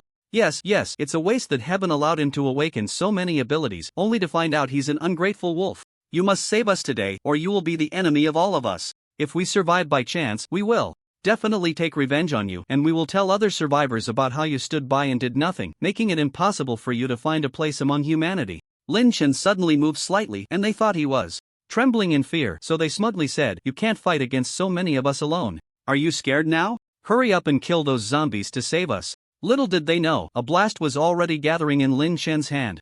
Boom, boom, boom, several explosions erupted in succession, directly turning those nagging individuals into nothing but scraps, leaving only a pair of smoking legs standing in place. The others, upon seeing this, immediately fell silent, terrified that the terrifying energy beam would strike them next. One by one, they looked at Lin Chen with fear in their eyes, mixed with a hint of hatred and helplessness. Lu Changwei and Lian were also shocked by Lin Chen's actions. They hadn't expected him to directly kill someone. At this moment, Lin Chen stepped forward, staring at those people, and said, "Who else wants to come out and nag a bit more?" As soon as these words were spoken, the entire place fell silent, and no one dared to speak up again. They all slightly lowered their heads, glancing at Lin Chen. "You bunch of trash, whoever is strong, you follow. If you have no ability, you kidnap others to do your work. How interesting." At that moment, a tattooed man with awakened lightning abilities suddenly stepped forward, pointing at Lin Chen and said, "Kid, don't be too arrogant. I can choose whoever I want to follow. No need for you to point fingers here. Who do you think you are, the king of heaven?" Lin Chen turned his head slightly to look at him. The man had a hideous scar on his face, clearly a ruthless character, but Lin Chen was even more ruthless. "So you've awakened your abilities, huh? Take a lightning whip from me." After the man finished speaking, he thrust both palms forward, sending a bolt of lightning towards Lin Chen. The lightning shot out like a small white snake, flying towards Lin Chen. Lin Chen couldn't help but shake his head. "I really gave you a way out, but you don't know how to cherish it, so go die." With a swift motion, he slapped his hand, and the bolt of lightning changed direction, flying back towards the man, transforming from a small snake into a spiraling, roaring giant dragon. The man barely let out a scream before being pierced through by the giant dragon, his body collapsing to the ground. Now, no one dared to speak up anymore. Even if they had grievances or hatred in their hearts, they could only chew it down and swallow it. Lin Chen glanced at the time. It was already 6 in the evening, and there were 6 hours left until the zombie tide. He needed to hurry back to see how Li Jiyang and Zhang Yiton's defense system was set up. He also had to make the most of his time to absorb the 3rd-tier crystal core and see if he could break through to the 4th tier in one go. That way, even if he encountered the strongest 4th-tier zombie, combined with the ability of time stop, he could easily strangle it to death. Therefore, after killing the man, Lin Chen spread his angel wings and left. After he departed, everyone finally breathed a sigh of relief, slightly relaxing. Those who had wanted to speak but didn't before suddenly erupted, pointing in the direction Lin Chen had left and cursing loudly. "Damn it, who is this guy? Just because he awakened his abilities, he thinks he's so impressive? Exactly, so capable, yet he kills humans. If he has the ability, he should go kill zombies. Everyone remember his face. If we see him again, we must kill him." Right, he sees someone in danger and doesn't help. People like him are a waste of resources. If we see him in the future, we must unite and kill him. In an instant, everyone began to curse and shout, hands on their hips, glaring fiercely, filled with righteous indignation, completely shedding the cowardice they had when Lin Chen was still present. But just then, the zombies, who had been hesitating and merely restless, suddenly broke free from their restraints and surged towards the crowd. As Lin Chen left, the terrifying sense of oppression vanished, and these zombies became reckless, madly rushing towards the people, biting and tearing at them. The scene instantly turned chaotic. Lu Changwei, seeing this, immediately ordered his men to collect the 2nd-tier crystal cores on the ground. These were treasures. Whether the quarantine zone could withstand high-level zombies in the future depended on them. Then, he began to command the troops retreating while fighting. Without the red-clothed charm zombies and those giant second-tier zombies, they clearly found it much easier to fight. Those first-tier zombies, being mere flesh and blood, could not withstand the dense bullets. Amidst the concentrated gunfire from the quarantine zone troops, countless zombies were shot to pieces, splattering blood and flesh everywhere. However, the sheer number of zombies was overwhelming, and many people in the quarantine zone were continuously injured and mutated or directly torn apart, leaving only piles of bones. Fortunately, they eventually tore open a gap and escaped. But the zombies relentlessly pursued them from behind, and those who lacked stamina and fell behind were continuously engulfed by the horde of zombies. Until they reached a large bridge, Lu Changwei decisively installed explosives on the bridge. After most of the people from the quarantine zone had crossed, he ordered his men to detonate the explosives, breaking the bridge. With a series of loud explosions, the bridge collapsed into the rushing river below, and the zombies on the bridge, along with a small number of people, fell into the water, sinking to the riverbed. Lu Changwei could not wait for everyone to cross before blowing up the bridge. That would be too risky, as many zombies would also cross. So he had to choose to sacrifice a small number of people to save the majority. Finally, they escaped. The pursuit of the zombies. After running for nearly 2 hours, it was almost completely dark. They collapsed onto the ground, gasping for breath, all wearing expressions of having survived a disaster. The zombies piled up on the opposite riverbank, clawing and roaring madly. Some, unable to stop themselves, fell directly into the river and were swept away by the water. After a while of roaring, they seemed to realize that crossing the river was hopeless and slowly dispersed, disappearing into the darkness. Soon, people began to turn on their flashlights, and they could finally see each other's disheveled and terrified faces. However, Lu Changwei ordered a check to see if anyone had been scratched or bitten by zombies. He knew that the injured would definitely not report it voluntarily, so he ordered the troops to check each person. In the end, more than 100 people had injuries on their bodies, and they were pulled out separately. Although some argued vehemently that they had not been injured by zombies, it was impossible to distinguish now. Lu Changwei could only treat them all equally. He approached the more than 100 people and said to them, "I don't want to make things difficult for you, you can leave on your own." As soon as these words were spoken, the more than 100 people erupted in protest. Protest. Protest. Protest. Someone stepped forward and said, "Leader Lu, you can't do this. If we leave the quarantine zone, we won't be able to survive at all.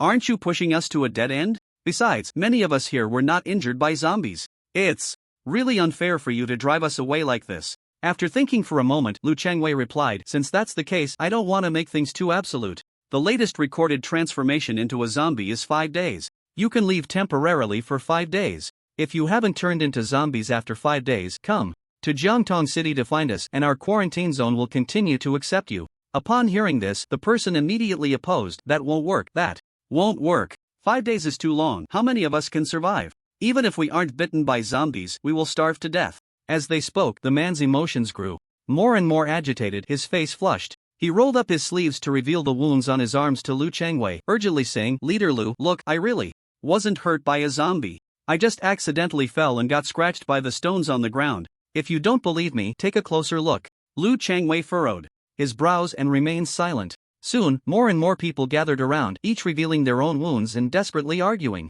At that moment, those who were uninjured also stood up to criticize the more than 100 people. "Can you have a little sense of responsibility? Can you consider us, the uninjured, and not be so selfish? Yes, Leader Lu has already been very merciful by not ordering the troops to kill you. Instead, he has allowed you to live outside for 5 days, and you can still come back after that. Exactly, don't be ungrateful and let down Leader Lu's good intentions. Right, we hope you can think about the bigger picture and not just care about your own lives. Expand your perspective." In an instant, the calls for punishment rang out. The more than 100 people were weak compared to the large group and had no power to refute. They could only look at Lu Changwei, waiting for his decision. Just then, suddenly, a strange cry rang out, and everyone looked in terror toward the source of the sound, only to find that the man from before had begun to mutate. His body twisted, and his skin started to rot, which was a sign of becoming a zombie. "He's going to turn into a zombie," someone shouted in fear. Bang bang, instantly, 2 gunshots rang out, and the man was shot in the head, his brain matter splattering.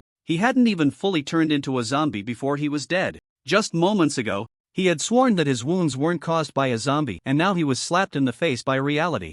This time, the uninjured people were even more determined to drive them away. Seeing that the injured still stubbornly refused to leave, the uninjured began shouting for Lu Changwei to shoot them, fearing that they might turn into zombies at any moment, just like the man before. Lu Changwei did not express his stance, so they picked up stones and threw them at the injured. The injured, left with no choice, could only leave. The uninjured then cursed and stopped. Damn it, really stubborn, only willing to leave after getting beaten up. After Lin Chen returned to the Taoyuan base, he saw that the walls were lined with various heavy weapons, and many small openings had been made in the walls, from which cannon barrels protruded. Walking into the base, he found the ground covered with unmanned bombers, all neatly arranged and ready to take off for bombing missions at any moment. Meanwhile, in a corner of the base, they had also neatly stacked ammunition for easy access. Seeing this scene, Lin Chen nodded in satisfaction. Now, even if more zombies came, they would have no way back. Precision strikes were his style. When the time came, he would pull the trigger all the way, and firepower coverage was what he was known for. Little Baozi, Jiyan, well done. The two smiled and nodded at Lin Chen. Woof woof. At that moment, the golden retriever put down the unmanned bomber in its mouth and barked twice at Lin Chen. Lin Chen squatted down and patted its head. You've worked hard. Too, little fluff. The golden retriever grinned, looking quite pleased with itself. Lin Chen glanced at the time. It was already 8 in the evening, and there were only 4 hours left before the zombie tide hit. Time was tight. He called everyone back into the safe house and handed each of them a third-tier crystal core, advising, this is a third-tier crystal core. Don't push yourself, stop if you can't absorb it. The two and the dog nodded seriously, then watched as Lin Chen carried a large pile of third-tier crystal cores toward his usual training spot. The two and the dog exchanged smiles. They were used to it. Lin Chen's extravagant training method no longer stirred their hearts, as they had seen it too many times. Then, everyone began to enter the final sprint, hoping to improve their strength a little more before the zombie tide arrived, all wishing not to be the one to hold everyone back, especially Li Jiyan, whose thoughts were particularly strong. After about 2 hours of training, Li Jiyan was the first to reach his limit. The energy of the third-tier crystal core was too rich, and his abilities had almost reached saturation for him at this moment. Unable to absorb any more, he could only stop, begin to transform, absorb, and settle. He glanced at the others. The golden retriever was still absorbing, and Zhang Yitong was also still meditating to absorb. They placed the crystal cores in front of them, slowly operating their abilities to absorb, and he could see a stream of green energy wafting into their mouths and noses. When he looked at Lin Chen, he couldn't help but shake his head and sigh. Ah, Zhang is still gobbling it down like that. He saw Lin Chen place a third-tier crystal core in front of his mouth and nose, take a deep breath, and in less than 20 seconds, the crystal core dimmed. After tossing it aside, he picked up another one and repeated the process. The speed of absorption was simply comparable to a vacuum cleaner. Looks like I'm at the bottom again. Li Jiang shook his head helplessly and continued to sit cross-legged to train. Around 11 o'clock, everyone stopped. Each person was almost drenched in sweat, their faces flushed. After absorbing the third-tier crystal cores, everyone's strength had significantly increased. Although Zhang Yitong and the other two hadn't broken through to the third tier, they were almost at the bottleneck. They just needed to stabilize their physical abilities for a while longer to break through smoothly. They hadn't even used up a whole third-tier crystal core. Zhang Yitong carefully put away the unfinished crystal core into her pocket, wanting to save it for the next absorption, but Lin Chen snatched it away and tossed it aside. Little Baozi, what's the point of keeping this if you can't absorb it? I'll just throw it away, use a new one next time. Zhang Yitong was taken aback. Brother Lin Chen, isn't that too wasteful? Not wasteful. If you want to absorb more, just tell me directly, Lin Chen said extravagantly. Thank you, Brother Lin Chen. At that moment, Li Jiang asked, Zhang, how much has your ability improved? Lin Chen smiled without speaking, but summoned a green flame in his palm. The color of supernatural abilities, and the green supernatural power was the mark of a fourth-tier awakened one. Lin Chen had already learned about the classification system of abilities through the information provided by the system, and naturally, Zhang Yitong and the others were aware of it as well. Upon seeing the green flames in Lin Chen's palm, they couldn't help but be taken aback, as if they had seen a ghost filled with immense fear. Brother Lin Chen, you have broken through again. Lin Chen nodded. That's right. I have successfully broken through to the fourth tier. Li Jiang couldn't help but click his tongue. Zhang, are you upgrading on a rocket? You've reached the fourth tier so quickly. Lin Chen patted his shoulder encouragingly. Jiang, you will break through to the fourth tier sooner or later, just keep practicing hard. By the time I get there, you might have already broken through to who knows how many tiers. This time, Lin Chen smiled without speaking. At his current cultivation speed, by the time Li Jiang and the others broke through to the fourth tier, he estimated he would have already reached the seventh or eighth tier. Lin Chen glanced at the time again. There was less than an hour until the zombie tide arrived, yet there was currently no movement at all. Outside was eerily quiet, a deathly silence. Usually, one could hear the faint sound of the wind, but now there was not even a whisper of wind, as if all sounds had vanished into thin air. Was This the calm before the storm? At this moment, Lu Changwei and the others had finally arrived in Jiangtong City, successfully meeting up with Wang Tian's blade team. Wang Tian and the others were shocked to learn that the quarantine zone had been attacked by zombies, as the defense system of the quarantine zone was supposed to withstand typical zombie attacks. Later, they learned that many giant zombies had appeared, along with an extraordinarily powerful female zombie which had breached the quarantine zone's defenses. This zombie attack had resulted in heavy casualties in the quarantine zone, leaving fewer than 5,000 people. When asked how they had managed to escape, Lian told Wang Tian that a human powerhouse had appeared, killing the terrifying female zombie and those giant zombies, allowing them to escape successfully. Wang Tian was taken aback. A human powerhouse? That's right, a young man, very strong, even stronger than that ridiculously powerful female zombie, but he also had a strange temper. When a few residents of the quarantine zone spoke out against him, he killed them. On the spot, Lian recounted as he recalled. A young man? Talks back? Kills people at the drop of a hat? Wang Tian frowned, thinking as a familiar face appeared in his mind. Could it be the little brother? He speculated. Seeing Wang Tian's reaction, Lian asked in surprise. What, do you know him? Wang Tian replied, Commander, I'm not entirely sure, but the human powerhouse you mentioned should be the leader of the Taoyuan base. He matches your description almost perfectly. Taoyuan base, is that the place we detected earlier, the one with the thickest fog? Lu Changwei interjected. Wang Tian nodded. Yes, Commander, that's the one. Lu Changwei pondered for a moment. It seems the fog really can enhance a person's abilities quickly. That young man must have absorbed a large amount of fog to become so powerful. Hearing his words, everyone nodded in agreement, unaware that the fog was no longer very useful to Lin Chen. He was now directly absorbing crystal cores, which were a concentrated form of fog, purer and denser. Lu Changwei continued, if the leader of the Taoyuan base that Captain Wang mentioned is the human powerhouse who saved us, then that treasure land is likely out of our reach. Lu Changwei still had some self-awareness. Commander, what should we do next? Lian asked. Let's find a place to settle down first. Suddenly, Wang Tian said, by the way, Commander, people from the 3 safe zones have all arrived, almost bringing all their belongings. They are all eyeing the Taoyuan base like hawks. Lu Changwei's eyes lit up. The people from the 3 families are all here? That could be interesting. Meanwhile, deep in a secluded cave in the mountains outside Jiangtong City, the entrance was small, but the further one went inside, the more spacious it became, gradually showing signs of human modification. It had a feeling reminiscent of the peach blossom spring, where it starts extremely narrow, only allowing one person to pass, and after walking a few dozen steps, it opens up to a broad expanse. As one ventured deeper, the atmosphere grew increasingly eerie and terrifying. Suddenly, on that open ground, countless heads began to emerge, and upon closer inspection, they turned out to be numerous zombies. This open area was vast, almost piercing through the entire mountain range, and hidden beneath this sprawling mountain range were tens of thousands of zombies. The source of the zombies surrounding Jiangtong City, Anyuan City, and Tianyang City was right here. In the deepest part of this underground world lay a gigantic zombie, resembling a small mountain, akin to a mass of flesh, lying in the center. Many zombies were serving it. This was a zombie queen, and due to her body being a massive lump of flesh, she could only lie on the ground, her limbs and head proportionate to a normal body. If one did not search carefully, they would hardly notice where she was. The zombie queen had almost no combat power. Her only function was to continuously produce new zombies. At this moment, a mountain of corpses was piled beside her, and 2 zombies were working together to bring a corpse to the zombie queen's mouth.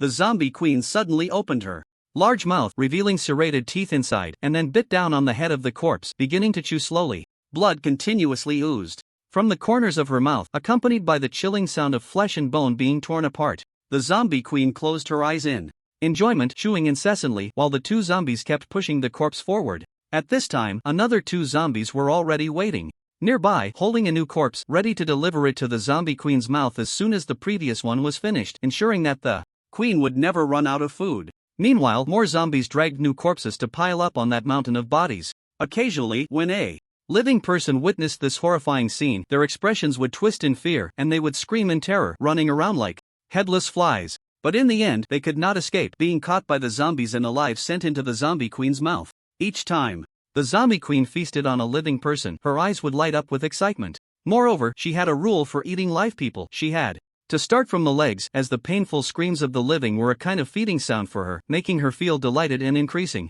her appetite. Starting from the legs ensured that she would hear the longest screams. When her appetite was good, it became easy for her to produce more zombies or higher-tier zombies. Normally, her rate of producing zombies was 1 every 5 seconds, but after eating a living person, her production efficiency could reach 1 every second, an astonishing speed. No wonder the zombies seemed endless. If this source was not dealt with, there would continue to be an unceasing emergence of zombies. Besides the zombie queen, there was also a zombie king who controlled all the zombies. He was the 4th-tier zombie in this wave of zombies. At this moment, he sat high on a chair made of stone, watching the zombies below. On either side stood 2nd-tier giant zombies, while the center was filled with countless bizarre 3rd-tier zombies. The zombie king suddenly spoke in a deep voice. Red-clothed seductive corpse, why haven't you returned yet? That guy must be having too much fun outside. A 3rd-tier zombie engulfed in flames stepped forward and said, I think he's out there looking for a man and lost track of time, said a spiky zombie. That promiscuous woman can't move her legs when she sees a man. It must be like that. A zombie with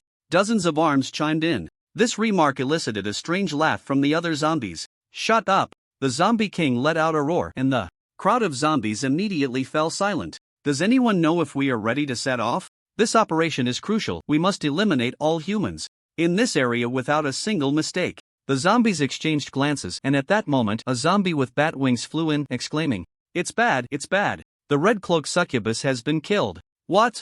No way. She was a 3rd-tier powerhouse. How could she be killed? This statement immediately caused an uproar, as it indicated that there were already 3rd-tier or higher strong beings among the humans. Rotten meat bat, are you sure the red-cloaked charm corpse has been killed? The zombie king asked the zombie with bat wings. Replying to the great zombie king, I am sure, absolutely sure. I even brought back the body of the red-clothed charm corpse. Its head was split open, and the crystal core inside was pried out. As he spoke, his chest began to heave violently, as if he were about to vomit. With a splatter, along with a wave of foul-smelling gastric fluid, a withered corpse was expelled from his mouth, the very red-clothed charm corpse whose head had been split open and crystal core taken, now reduced to a shriveled husk, but one could still vaguely recognize its twisted form as that of the red-clothed charm corpse. It really is the red-clothed charm corpse. She is truly dead. You can't deny it. Aside from the face, this husk is indeed fair and smooth. What a pity, I haven't had my fun yet. A pig-headed zombie said regretfully, licking his tongue at the shriveled husk of the red-clothed charm corpse, fully displaying his lewd demeanor.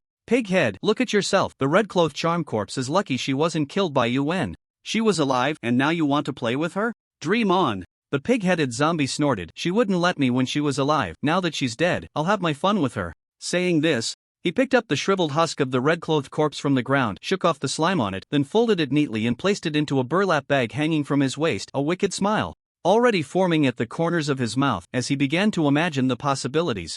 It seemed that someone had indeed killed the red-clothed charm corpse, and this matter had been settled. At that moment, a zombie with its brain exposed suddenly stepped forward, bowed to the zombie king, and said, Great zombie king, I believe the red-clothed charm corpse may not have been killed by humans. It is highly likely that it was other mutated animals. Even if it was humans, it certainly wasn't just one person. It must have been many people attacking her, perhaps even using some extremely vile and malicious methods. You know, humans love to use dirty tricks. This brain-exposed zombie was the strategist of the zombie king, analyzing the death of the red-clothed charm corpse. After listening, the zombie king nodded. That's right, humans have only recently awakened. It's impossible for anyone to have killed the red-clothed charm corpse. It should be as the strategist said. The brain zombie continued. Even if there are 1 or 2 geniuses among humans, the great zombie king could easily kill them. Of course, twisting off the head of a strong opponent is far more exciting than twisting off the heads of 100 ordinary people. The zombie king's eyes revealed a desire for killing. At this moment, the brain zombie said to the pig-headed zombie, Pig-headed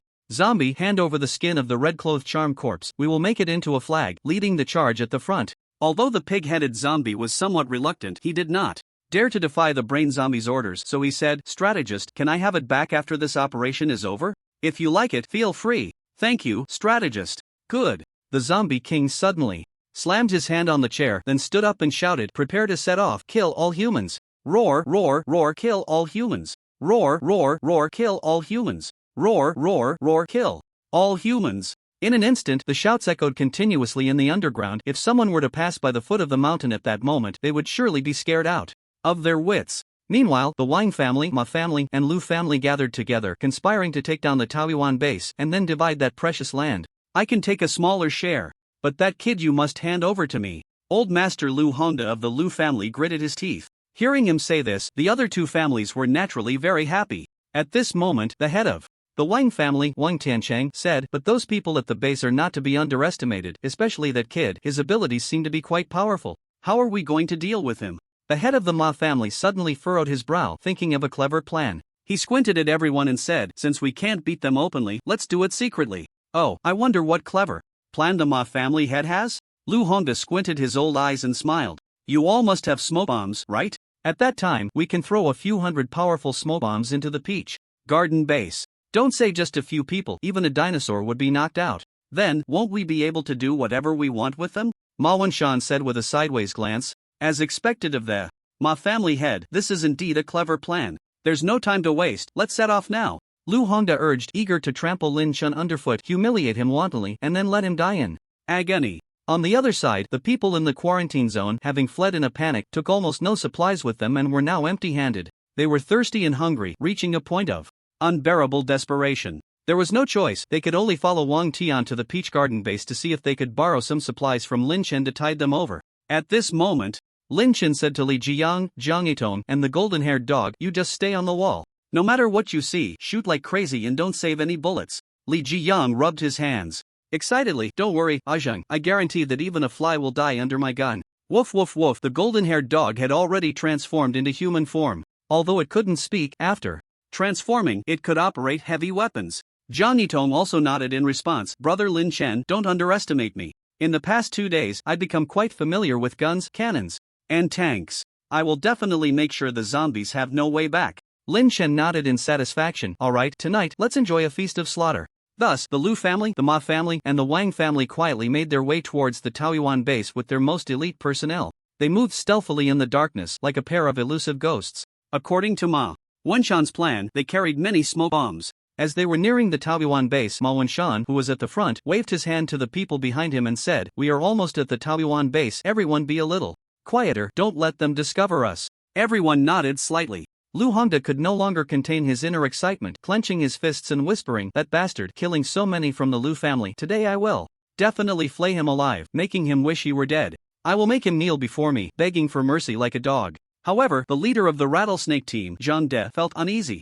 Although the plan sounded feasible, he always sensed that there would be some unknown variables, so he quietly said to Wang Tiancheng, head of the family, I have a feeling this isn't reliable. Why don't we withdraw? It's not too late. Zhang De was still focused on survival, but after thinking for a moment, Wang Tiancheng replied, we can't miss this opportunity. If we do, we will fall behind the other two families. So even if there are risks, we must take them. Hearing this, Zhang De could only shake his head helplessly. As the saying goes, listen to advice, eat well. Soon, Wang Tiancheng would pay a painful price for his wrong decision. Ma Wenshan turned back and quietly told the people behind him, everyone, get the smoke bombs ready. Once everyone had prepared the smoke bombs, Ma Wenshan waved his hand, alright, we will slowly approach now. When we reach the base of the wall, at my command, throw all the smoke bombs inside and then quickly retreat. Everyone nodded, and at that moment, Li Jiyan on the wall noticed some movement not far away. Could it be zombies coming? He scratched his head and muttered to himself. He looked closely again and saw what seemed to be many figures, indistinct in the darkness. He suddenly slapped a heavy machine gun barrel in front of him and said, who cares what it is? Ajing said, anyone who dares to come close will be shot dead. After saying that, he opened the safety and unhesitatingly pulled the trigger. Instantly, a fire snake shot out from the barrel, followed by the sound of dense gunfire echoing across the sky. In the darkness, the trajectory of the bullets was a visible line of light as countless beams shot towards the group of shadows, which were Ma Wenshan and the others. Upon hearing the gunfire, they panicked, intending to flee, but found the bullets had already come, ruthlessly piercing their bodies, causing blood and flesh to splatter, and screams to rise and fall. Many fell to the ground, while the remaining people hurriedly ran into the nearby building, each drenched in sweat, gasping for breath, looking terrified. What the hell is going on? How do they have a heavy machine gun? Ma Wenshan said, puzzled. How is this possible? They are just a tiny base, how could they have such heavy weaponry? Lu Hongda also looked incredulous. At this moment, the dense gunfire continued to ring out, seemingly showing no signs of stopping. Bullets struck the walls, sparking, and the walls were quickly reduced to ruins. Zhang De once again urged Wang Tiancheng, head of the family, do you see? This base is not as simple as we imagined. Why don't we withdraw now? Wang Tiancheng rolled his eyes and thought for a moment, then said, no, now is a critical moment. The more difficulties we face, the more we must push forward. If we fall behind the other two families because of this, we will be lambs to the slaughter in the future. Sigh. Zhang De sighed helplessly. He was already prepared to find the right moment to slip away. Wang Tiancheng was willing to risk his life, so let him go to his death. But I, Zhang De, want to live well and enjoy life. What should we do now? Master Ma? Lu Hongda looked at Ma Wenshan and said. Ma Wenshan thought for a moment and replied, Master Lu, you don't need to worry. With such a fast firing rate from that heavy machine gun, they should run out of bullets soon, right? Lu Hongda nodded, thinking it was indeed the case. Moreover, you see, the gunfire hasn't stopped since the beginning, just randomly spraying bullets, which is enough to show that the person firing the gun doesn't know how to use a heavy machine gun. Ma Wenshan continued to analyze. That's right, with his shooting style, even if he had an armory, it wouldn't be enough for him. Wang Tiancheng chimed in. Exactly, who shoots like that? It's simply a Dubai style. Do they think bullets are free? Or do they have a lot of bullets? Even so, with this kind of shooting, they can't last more than 3 minutes, Ma Wenshan said confidently. Thus, everyone reached a consensus to stay hidden in the building and wait for the gunfire to end before taking action. They waited, and 3 minutes passed, but the gunfire still hadn't stopped. Ma Wenshan's face turned a bit awkward, and he stammered, lacking confidence, it seems they do have quite a few bullets, but at most they can only last another minute, I guarantee it. Another minute passed, and the gunfire showed no signs of stopping. Bullets raining down like a storm, the wall already gouged out a large pit on the verge of breaking. How could this be? Do they really have an armory? Ma Wenshan's face grew increasingly grim. I bet they have at most 1 more minute. If the gunfire doesn't stop after 1 minute, I'll eat this brick. Saying this, he picked up a brick from the ground and waved it in his hand. Soon, another minute passed and the gunfire still hadn't stopped. The barrel of the heavy machine gun was glowing red, almost melting. Seeing this, Li Jiyang quickly stopped and walked to another heavy machine gun. At this moment, Ma Wenshan, hearing the gunfire stop, almost jumped for joy, excitedly shouting, You all hear that? The gunfire has stopped. I told you they couldn't possibly have that many bullets. It's time for us to take action. Everyone listened carefully and found that the gunfire had indeed stopped, all letting out a long sigh of relief. They slowly stood up, counted their numbers, and prepared to act again. Ma Wenshan hurriedly said, This time we need to move quickly, they have already discovered us. Everyone nodded, taking out smoke bombs again, ready to set off. Day. The dense gunfire rang out again, startling everyone to crouch down, all looking at Ma Wenshan in unison. Ma Wenshan looked pained, as if he were constipated, repeatedly saying, Impossible, absolutely impossible. They can't possibly have that many bullets. Master Ma, what did you just say? That you would eat a brick? Wang Tiancheng said from the side. Ma Wenshan pretended not to hear and looked at Lu Hongda, saying, Old Master Lu, what do you think of this matter? Lu Hongda smiled slightly and said, I plan to sit back and watch. Master Ma, you go ahead and eat. Ma Wenshan. Hey, I was just saying it casually. Old Master Lu, you wouldn't take it seriously, would you? Ma Wenshan said awkwardly. Lu Hongda shrugged. What's wrong?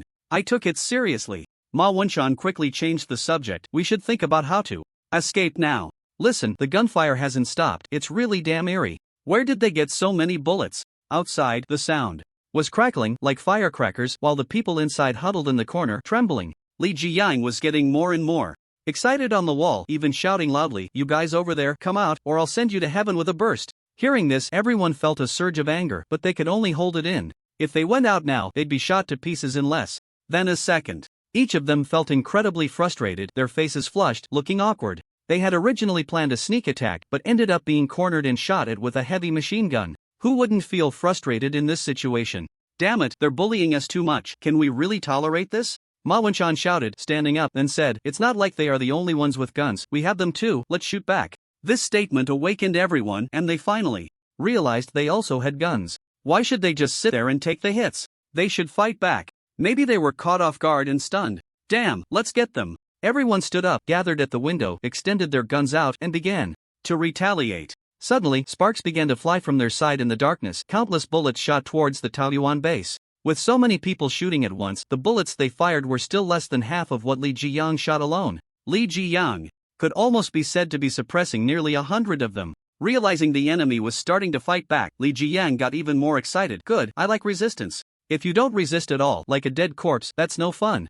He shouted, wildly sweeping the heavy machine gun towards the places where sparks were flying, forcing Ma Wenshan and the others to shrink back. Damn, that almost hit me. What the hell? Who are they? Why is their firepower so fierce? Has this heavy machine gun been firing for so long and still not broken? In fact, several had already been rendered useless. They just replaced one with another. After all, they couldn't use them all. Seeing his side in such a dire situation, Ma Wenshan could no longer hold back and shouted, Where's the howitzer? Where's my howitzer? At that moment, a subordinate from the Ma family holding a howitzer came to Ma Wenshan. Blast them! So what if they have a heavy machine gun? I have cannons. A fierce look appeared on Ma Wenshan's face. Yes, head of the family. After saying that, the subordinate took the howitzer to the window, aimed at the Taoyuan base, and fired fiercely. However, due to the night, they couldn't see the exact position and several shots landed in the open space in the middle of the base. Li Jiyang stopped, looked back. Damn it, using cannons, huh? Today, I'll let you see what a cannon really is.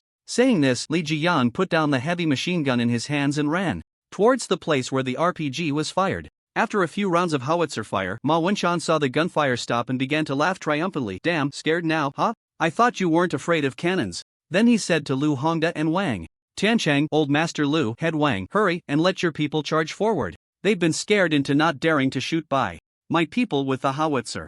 Lu Hongda and Wang Tiancheng exchanged a glance. Neither of them was a fool and certainly wouldn't rush in at this moment. If they charged halfway, the enemy might open fire, and wouldn't that make them live targets? Wang Tiancheng smiled and said, Master Ma, we'll cover you and suppress fire while you lead your people in. You're the braver one. What, you don't trust me? Ma Wenshan frowned slightly as he looked at the two. Of course not. Even if you don't trust me, you must trust the artillery, right? You heard it, the enemy is already too scared to fire. You can charge in with peace of mind.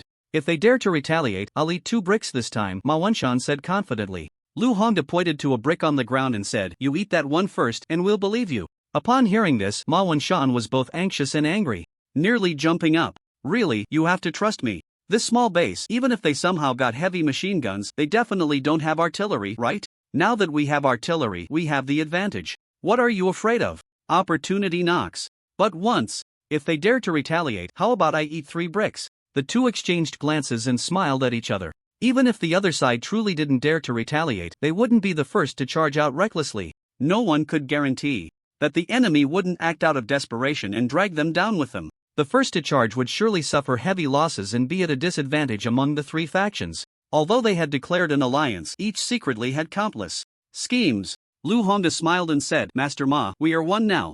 Let's not talk about you or me, let's charge together, how about it? Ma Wenshan hesitated upon hearing this. If he really charged out, he would also feel uncertain. If you hesitate any longer, it'll be troublesome when the enemy reacts. Wang Tiancheng urged. Damn it, let's charge. Fortune favors the bold.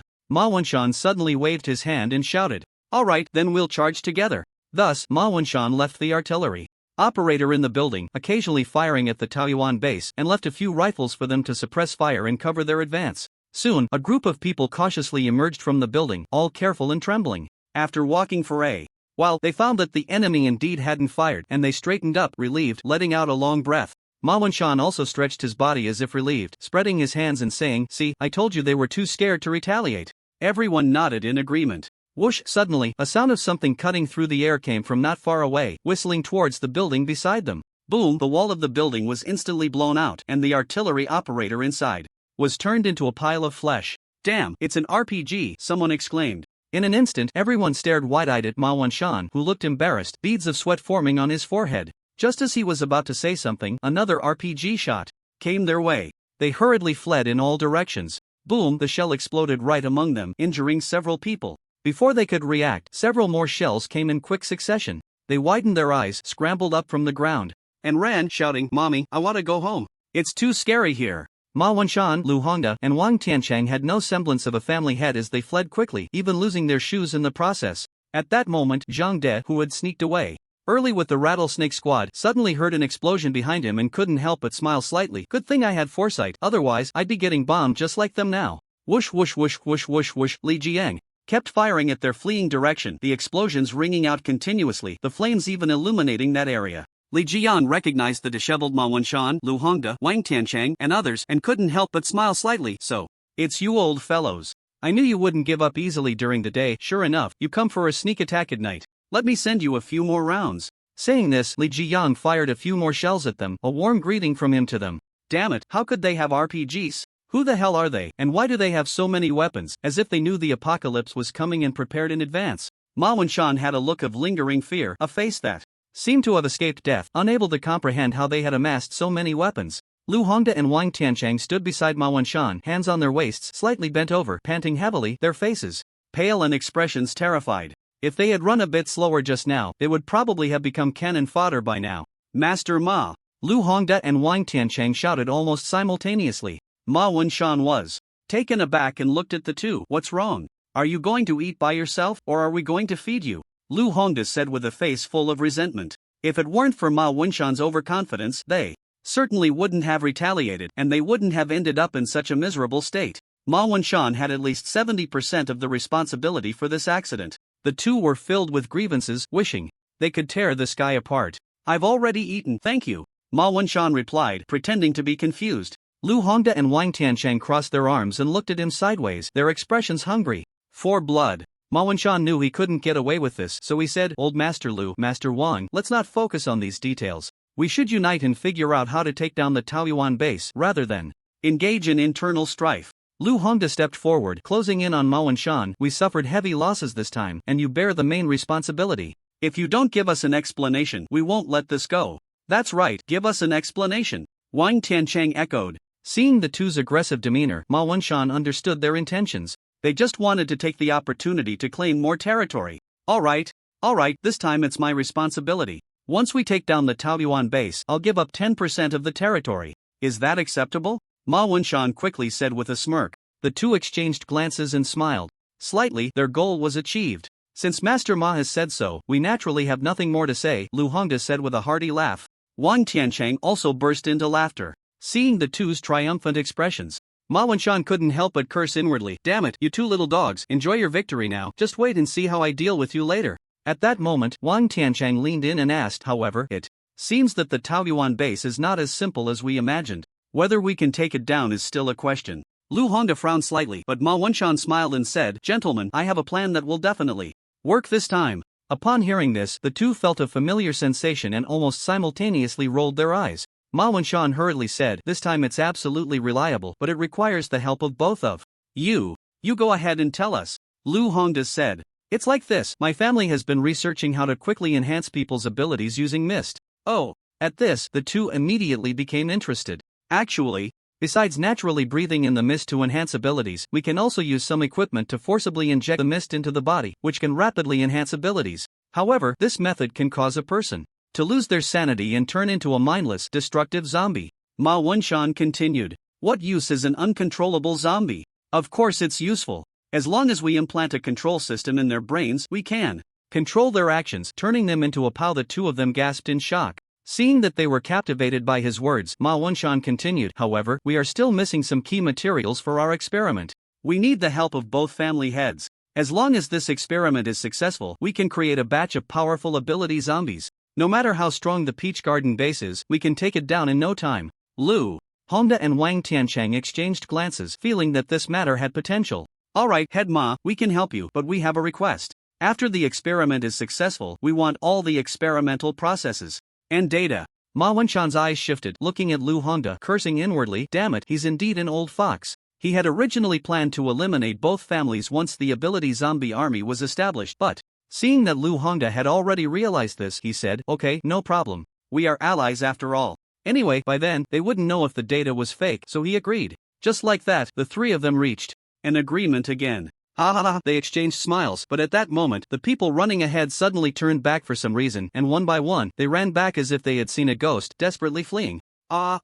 They were just about to stop one person to ask what had happened when that person ran away without looking back, completely ignoring them. Suddenly, Ma Wunshan saw Ma Koan running back and stopped him, asking, Ma Koan, why are you running? Why are you heading towards the Peach Garden base? Aren't you afraid of being blown up by an RPG? Ma Koan's face was filled with terror, completely disregarding Ma Wunshan's status, trying to pull away from his grip. However, Ma Wunshan held tightly onto his arm, not letting him break free. Ma Koan looked like he was about to cry and said, Head, let go of me. There are so many zombies over there, thousands and thousands of them, all kinds of zombies. They are even carrying flags and lanterns. It's so damn terrifying. I'd rather face an RPG explosion. What? Thousands of zombies?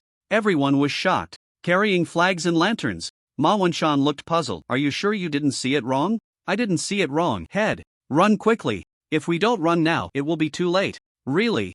Believe me, it's so damn terrifying. Tears were already streaming from the corners of Ma Koan's eyes. Ma Wunshan and the others were still somewhat skeptical, but at that moment, a sudden cold wind blew through, as if it came from hell, bringing with it a chill and the aura of death, making everyone shiver, their spines tingling as if a poisonous snake had slithered down their backs. Then came a wailing sound, like the low sobs of hell's ghosts, faint and elusive, as if a ghost in red was softly breathing in their ears, staring at them with her dead fish-like eyes. The next second, a faint yellow light appeared not far away. Everyone turned to Look and saw a scene that sent chills down their spines. Every hair on their bodies stood on end, and they gasped in shock, a single word immediately appearing in their minds: run.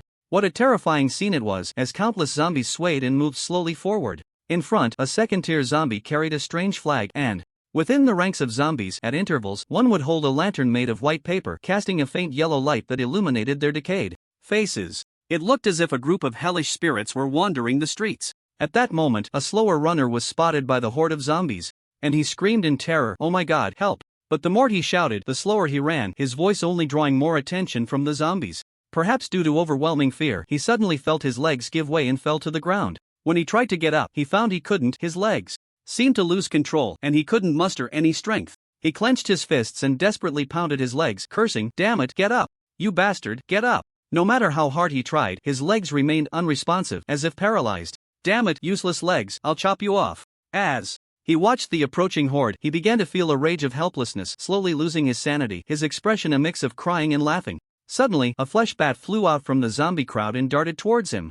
With a scream, the flesh bat's sharp claws slashed across his neck, and blood gushed forth. In extreme fear, he finally lost his life. Then, the flesh bat lifted his body and flew above the horde, tossing the corpse into the air. Immediately after, it flapped its wings at the body, and in the next second, the corpse exploded, sending blood mist and chunks of flesh flying everywhere. The blood and flesh scattered onto the zombies, who instantly seemed to be activated, becoming bloodthirsty and frenzied, letting out terrifying roars and moving rapidly. "Look, there are many humans ahead, go tear them apart, unleash your long-suppressed desires," the fleshbat said in a strange voice to the zombies below. "Roar, roar, roar!" The zombies below let out a synchronized roar and charged towards Ma Wenshan and the others, their faces twisted and claws outstretched. Ma Wenshan and the others turned pale. "Run!" someone shouted, and everyone fled as if engines had been installed in their feet. Despite their usual pampered lives, when faced with life and death, their potential exploded, and their speed rivaled that of a sprinter. They quickly surged to the front of the crowd. Even the 70 or 80-year-old Lu Hongda was running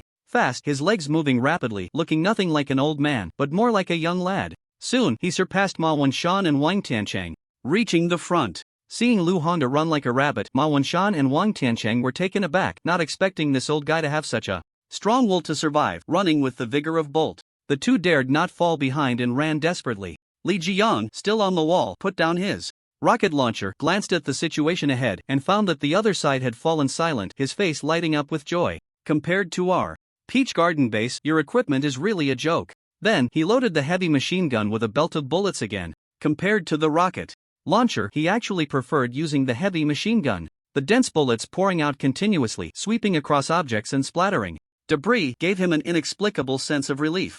After loading the belt, he began to clear the spent shells that had fallen on the wall, which had almost formed a thick layer. Walking on them made a creaking sound. Li Jiang found a shovel and began to scoop the shells under the wall, and after tidying up, he sat down next to a heavy machine gun to rest. Suddenly, there was movement in the previous direction again. He stood up to take a look and saw about a dozen figures quickly running towards the base. "Oh ho, are you trying to rush over? No matter how fast you are, can you outrun my bullets?" Saying this, he grabbed the handle of the heavy machine gun and pulled the trigger fiercely. A tongue of flame erupted instantly, and countless dense bullets poured out.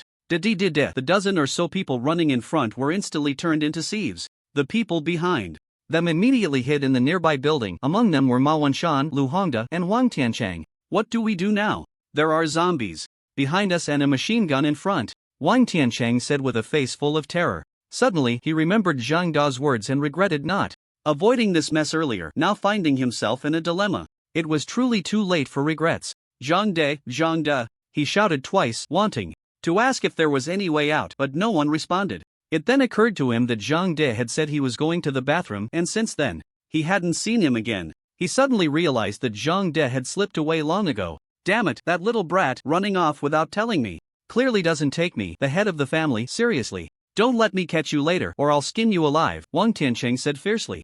They had been warned long ago, but he insisted on courting death, and now, cornered, he began to blame others. "That's just how people are. If we hide here, we'll eventually be discovered by the zombies. We need to leave quickly," Lu Hongda said. "But where can we go now? The three of us just arrived in Jiangtong City, and all we've established are temporary bases. Even if we escape back to our respective temporary bases, it won't be long before they are breached by zombies. Moreover, the road back to the temporary bases is already blocked by zombies," Wang Tiancheng said with a worried expression. So, are we left with nowhere to escape, just waiting to die? According to Wang Tianchang, they indeed had nowhere to run. Ma Wenshan, thinking for a moment, said, "No, we still have a place to go. As long as we get there, we won't fear any number of zombies." "Where is it?" Everyone's eyes lit up, looking at Ma Wenshan as if they saw a glimmer of hope. "Peach Garden Base." Ma Wenshan slowly scanned the crowd and then said. Upon hearing this, everyone looked puzzled. They knew the Peach Garden Base was safe, but would they let them in?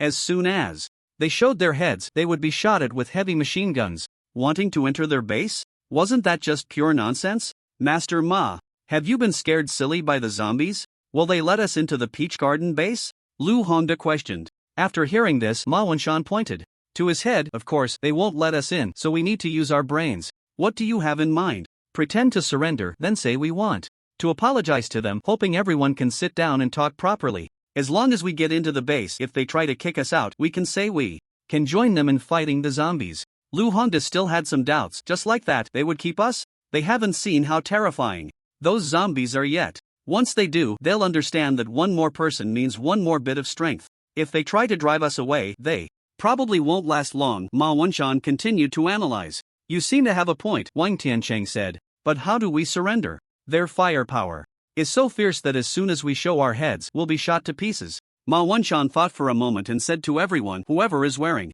white clothes, take them off quickly." The crowd exchanged glances. They were mostly dressed in black, and no one was wearing white. Ma Wenshan was furious. "Damn it, how come there's no one in white? Useless. Those like them, who often went out on missions, generally wouldn't wear white clothes. 1, because they get dirty easily, and 2, because they stand out too much. So they mostly wore dark clothing." At that moment, one subordinate suddenly stood up and said, "Master, can we use underwear?" Now wasn't the time to worry about such details. If it was underwear, then so be it. Ma Wenshan ordered that subordinate to take off his underwear and hold it at the muzzle of a rifle, slowly extending it out. They were even afraid the other side wouldn't see it, so they had a fire-type awakener shoot a flame next to the white underwear for illumination. Li Jiang saw the white underwear and guessed, "Is this a white flag? Are we surrendering?" At that moment, Lin Chen and Jiang Yitong also arrived on the wall. Lin Chen asked, "How is it, Jiang? Have you resolved it?" Li Jiang pointed to a building not far away. "Jiang, look, they've raised a white flag."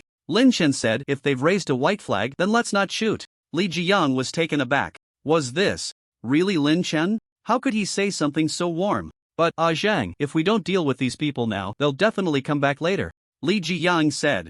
Lin Chen looked at him and smiled slightly. "I didn't say not to deal with them." "Then didn't you say?" "I said not to shoot for now. Let's first trick them into coming closer. They raised a white flag to surrender, so we pretend to accept their surrender and lure them in. When the time comes to fight, won't it be much simpler?" Li Jiang was delighted. "Oh, now that made sense." Then Li Jiang put down the heavy machine gun in his hands and shouted at the people across, "You over there, listen up. If you want to surrender, line up and come over." Upon hearing this, Ma Wenshan and the others instantly showed wild joy, each one excitedly waving their hands, almost bursting into song. Perhaps the situation was too urgent, or perhaps they were overwhelmed by joy. They didn't even consider whether there might be a trap. Ma Wenshan said proudly, "See, what did I tell you? I said they would definitely accept our surrender. Just those few teenagers, I have them completely under my control. Just wait and see. Once we enter the base, everything will develop as I said." This is wisdom. Lu Hongda and Wang Tiancheng couldn't help but roll their eyes. If it weren't for this opportunity, they would have never known that Ma Wenshan could be so boastful. Just like that, the subordinate who had raised the white flag walked at the front, and they quickly exited the building, arriving at the wall. Ma Wenshan eagerly said, "We are willing to surrender. Can you open the door and let us in to talk properly?" As he spoke, he was almost trembling all over, visibly nervous. Lin Chen noticed his abnormality and guessed that something must have happened, forcing them to surrender. Lin Chen looked at the others. Their faces were pale, filled with fear, and many were trembling slightly, knowing that soon that terrifying horde of zombies would arrive. Fortunately, there was another group of survivors who, not understanding the situation, had attracted the attention of the zombies, allowing them to escape. But now, that group of survivors must have been completely devoured, and the horde would soon come to continue slaughtering them. Lin Chen's first reaction was that the zombie tide was coming. He glanced at the time. It was already noon.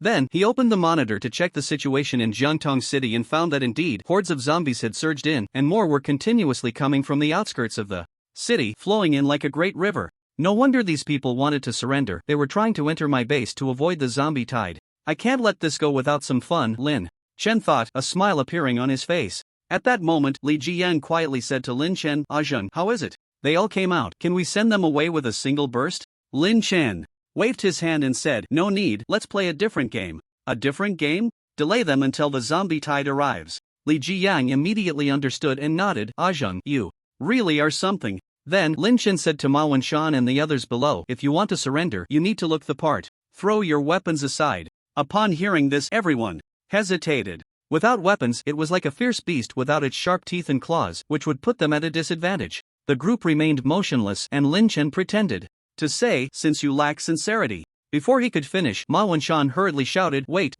we'll throw them. Everything can be discussed." Saying this, he pulled out his sidearm and dagger and tossed them aside. He also told the others, "Everyone listen to him, if we surrender, we need to look like we are surrendering." During this time, he kept giving Lu Hongda and Wang Tiancheng meaningful glances, signaling them to comply.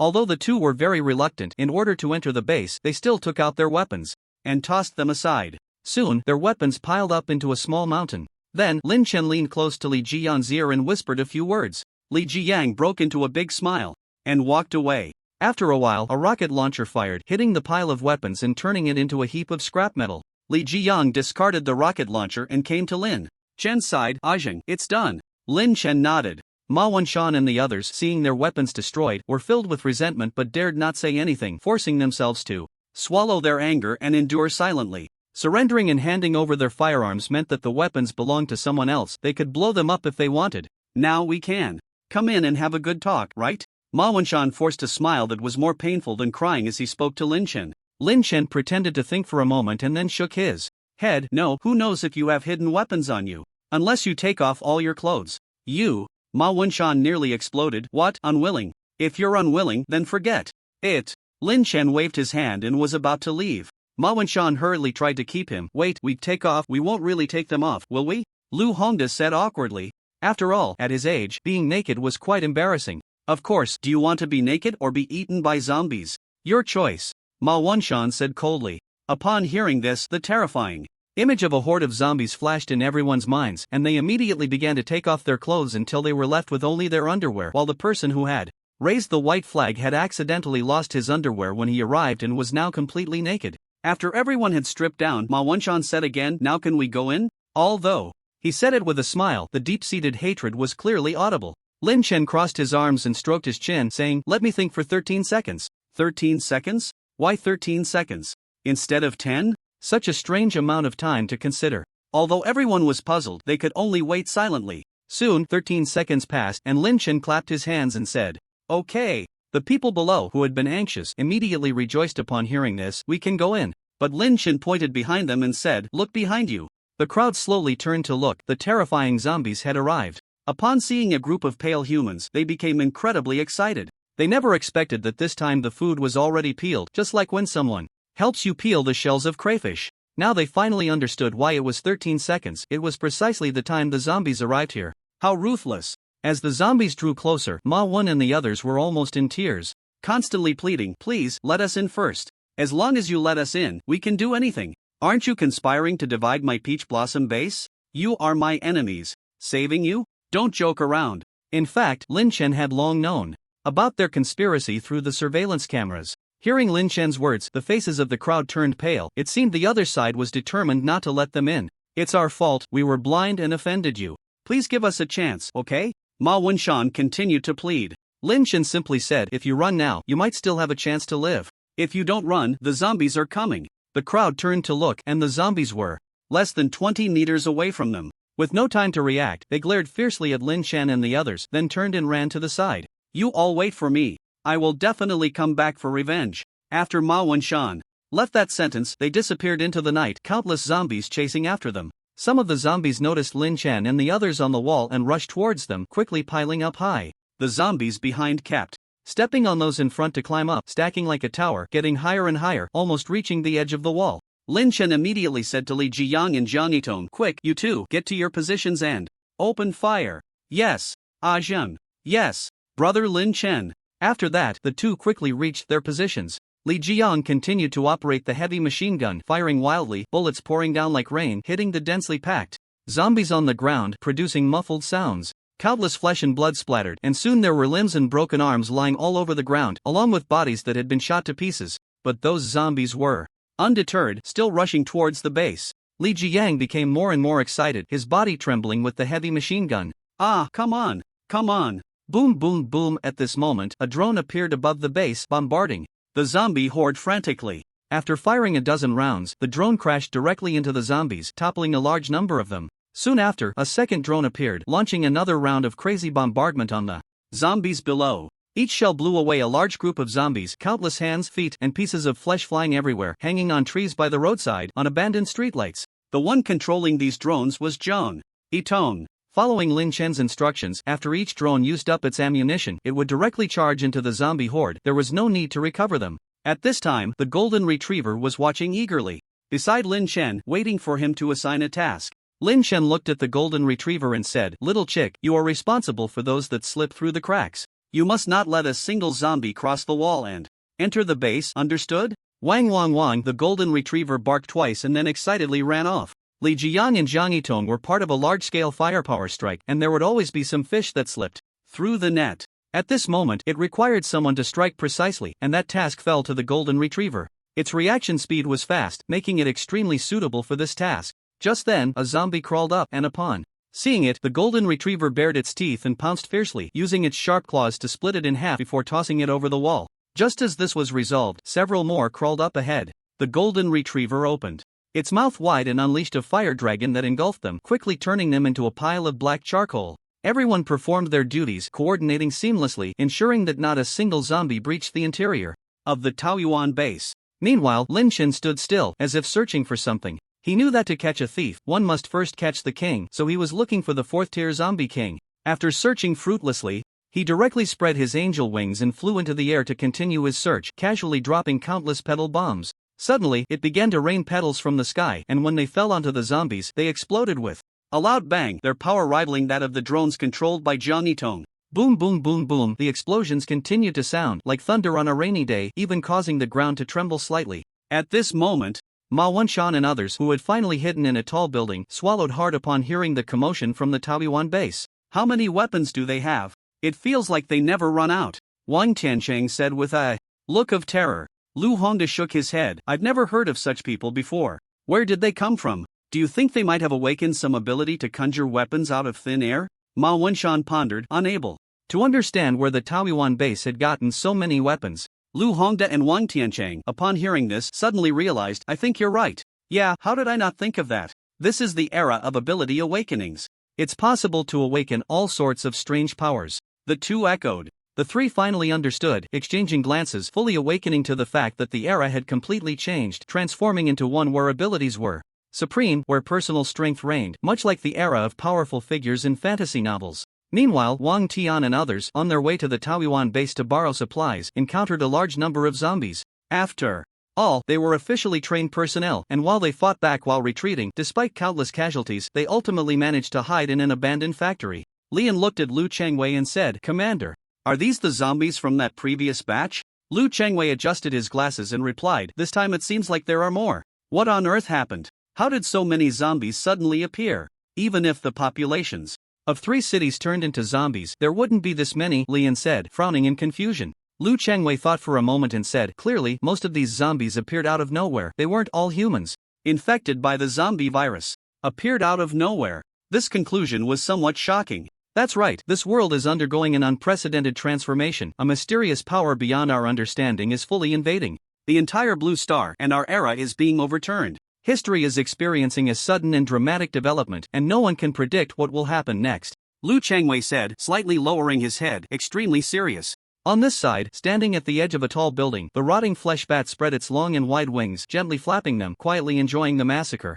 Every time a human scream echoed, it would close its eyes in pleasure. Today happened to be a full moon, the moon hanging in the sky like a giant jade plate. From below, the rotting flesh bat was right in the center of the moon. Suddenly, a pink petal slowly floated down in front of it. It focused its gaze, slightly furrowing its brow. "Isn't this the petal bomb of the red-clothed charm corpse? Could it be that she isn't dead yet?" Then, it grabbed the petal and quickly shielded its body with its wings. Boom, the petal exploded, and only then did it open its wings. "Indeed, it's a petal bomb, but I saw the body of the red-clothed charm corpse with my own eyes." "What?"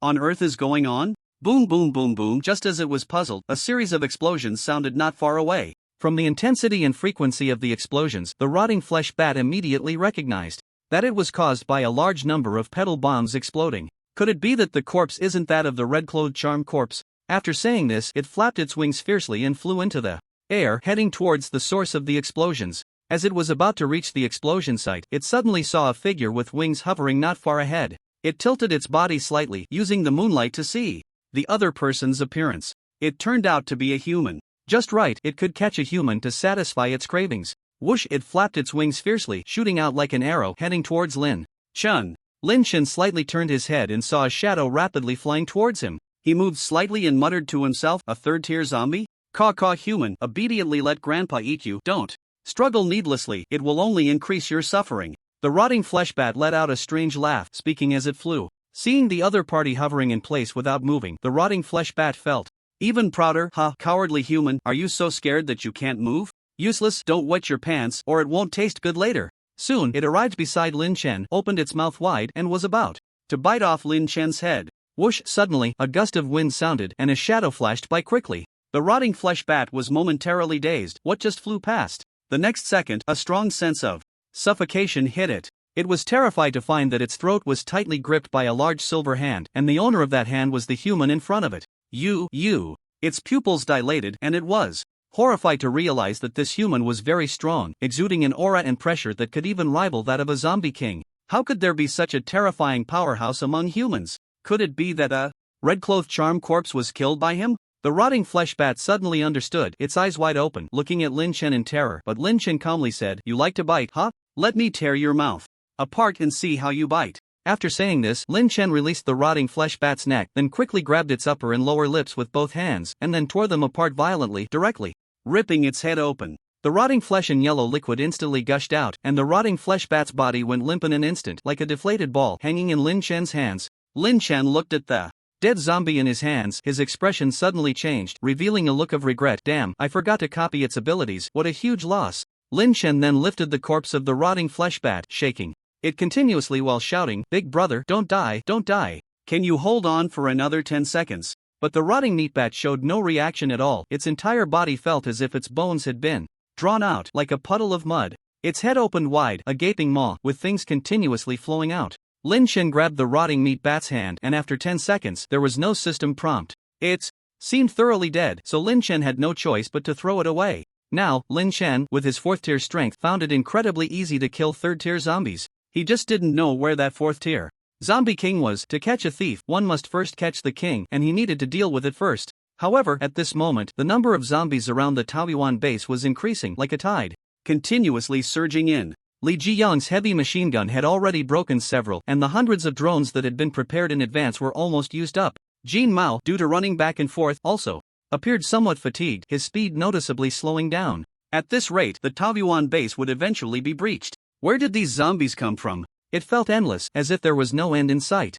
Lin Chen couldn't help but think that zombies above the 3rd tier had begun to have consciousness and could communicate with humans. It seemed he needed to capture a 3rd-tier zombie to ask where the source of these zombies was, and then go destroy that source. Li Jiyang began to shout loudly, constantly moving the heavy machine gun to sweep the zombies. But there were too many zombies, and quite a few had already climbed over the walls. Jin Mao, overwhelmed, couldn't eliminate those zombies in time, resulting in many jumping into the base. It seemed that before looking for that zombie king, Lin Chen had to first resolve the situation here. He slowly descended and simultaneously activated absolute space. Absolute space activated. The zombies below saw a living person falling from the sky and all roared and charged over. But when they got close to Lin Chen, they were instantly disassembled into dozens of parts like a machine. With a rustling sound, countless hands, feet, and chunks of flesh fell to the ground like rain.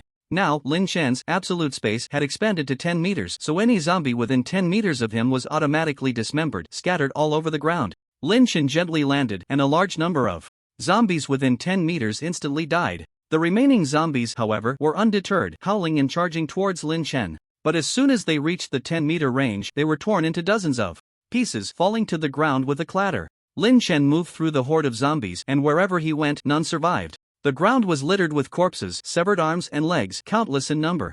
Lin Chen was like a heartless killing machine, swiftly weaving through the horde of zombies. One after another, the zombies were dismembered by a strange force, continuously falling to the ground. Soon, a thick layer of severed limbs and broken arms covered the ground, and murky blood was everywhere. It would not be an exaggeration to call it a mountain of corpses and a sea of blood. Li Ji-young, on the wall, paused involuntarily, his eyes wide as he watched this miracle. Lin Chen was like a deity. Anyone who approached was killed without mercy. Ah, Zhang, that's too strong, he couldn't help but exclaim, his eyes filled with admiration and longing.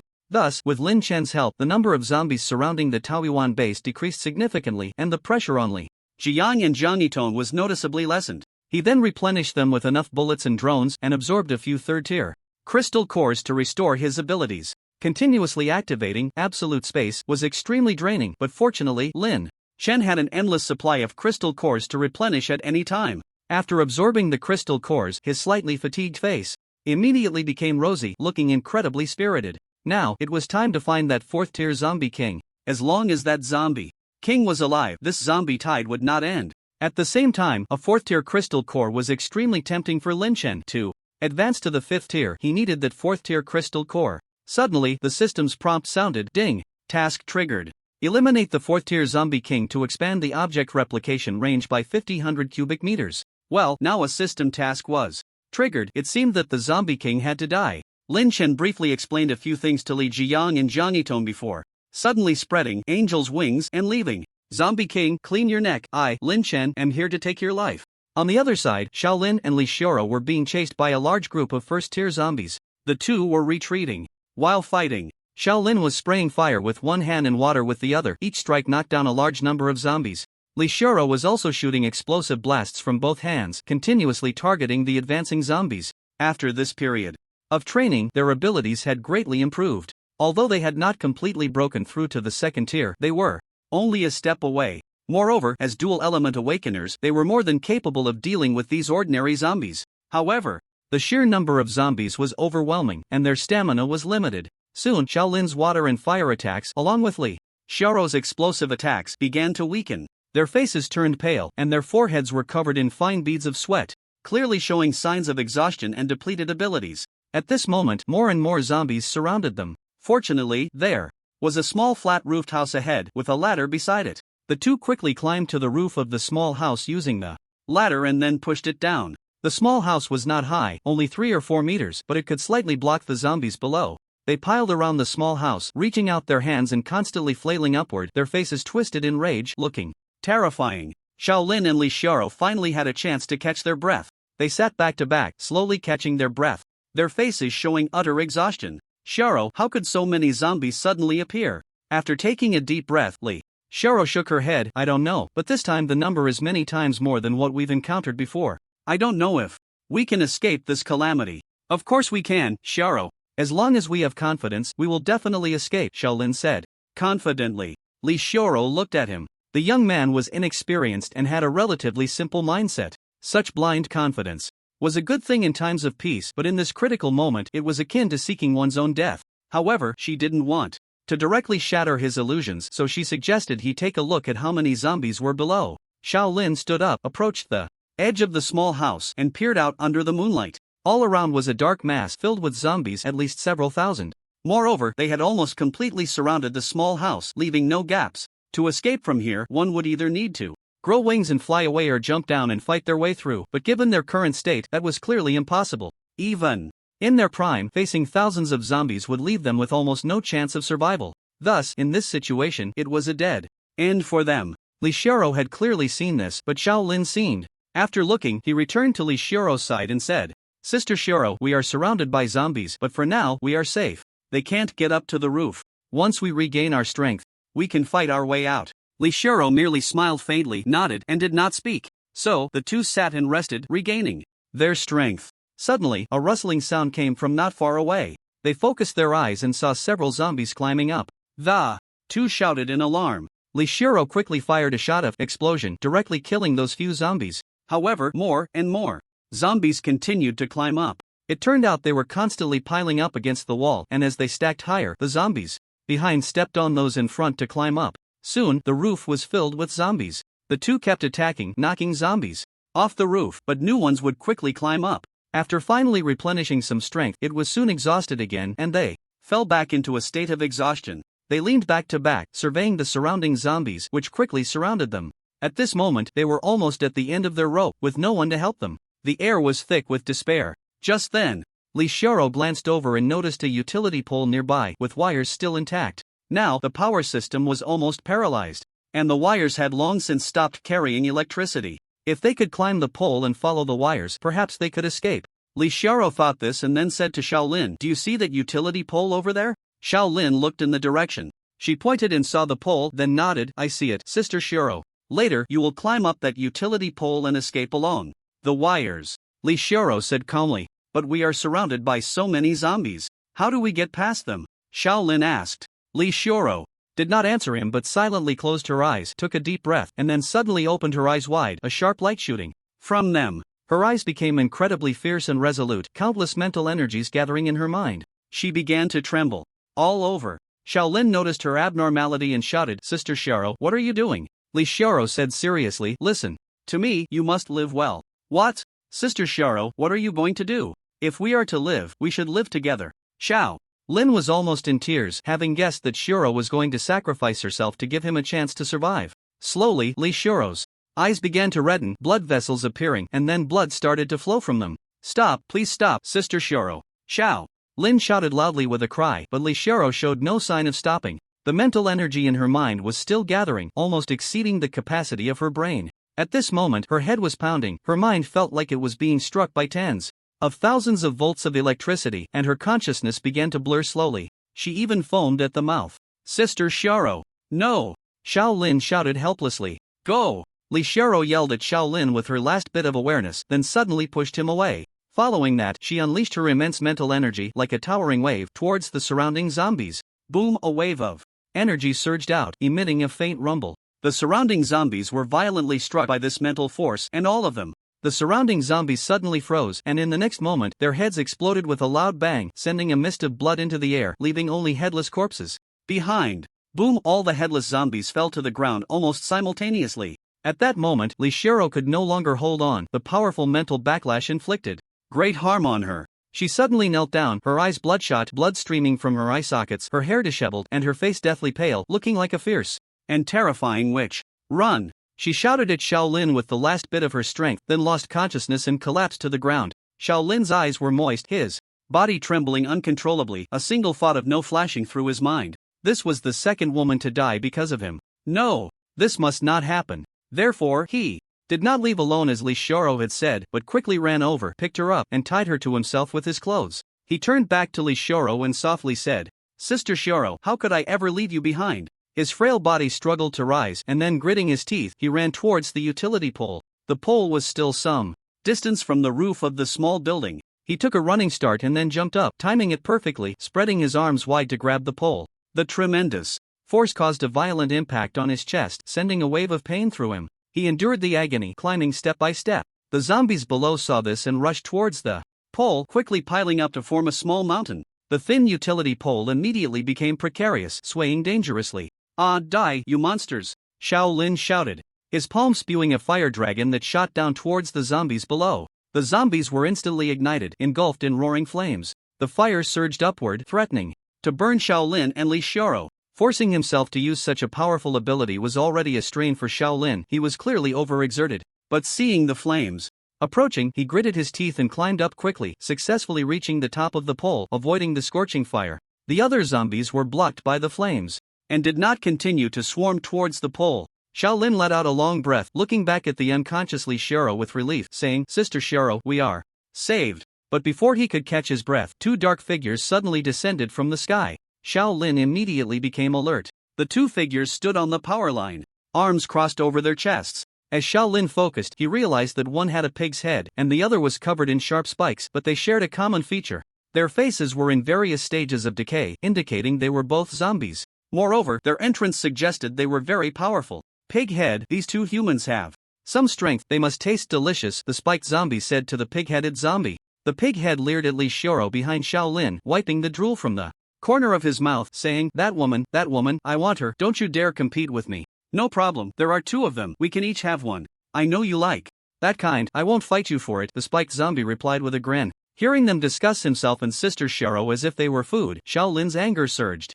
He shouted at the two of them, who eats him was still uncertain. Monsters, don't get too cocky. After saying that, Shaolin once again forcefully activated his abilities. This time, a mouthful of fresh blood was violently spewed from his mouth. It seemed that this forced activation was already beginning to damage his meridians and internal organs. At the same time, a flame shot out from his palm, directly aimed at the two zombies. To his surprise, the pig-headed zombie suddenly opened its mouth wide and swallowed the flame whole. After swallowing, it even let out a satisfied burp, a wisp of white smoke escaping from its mouth.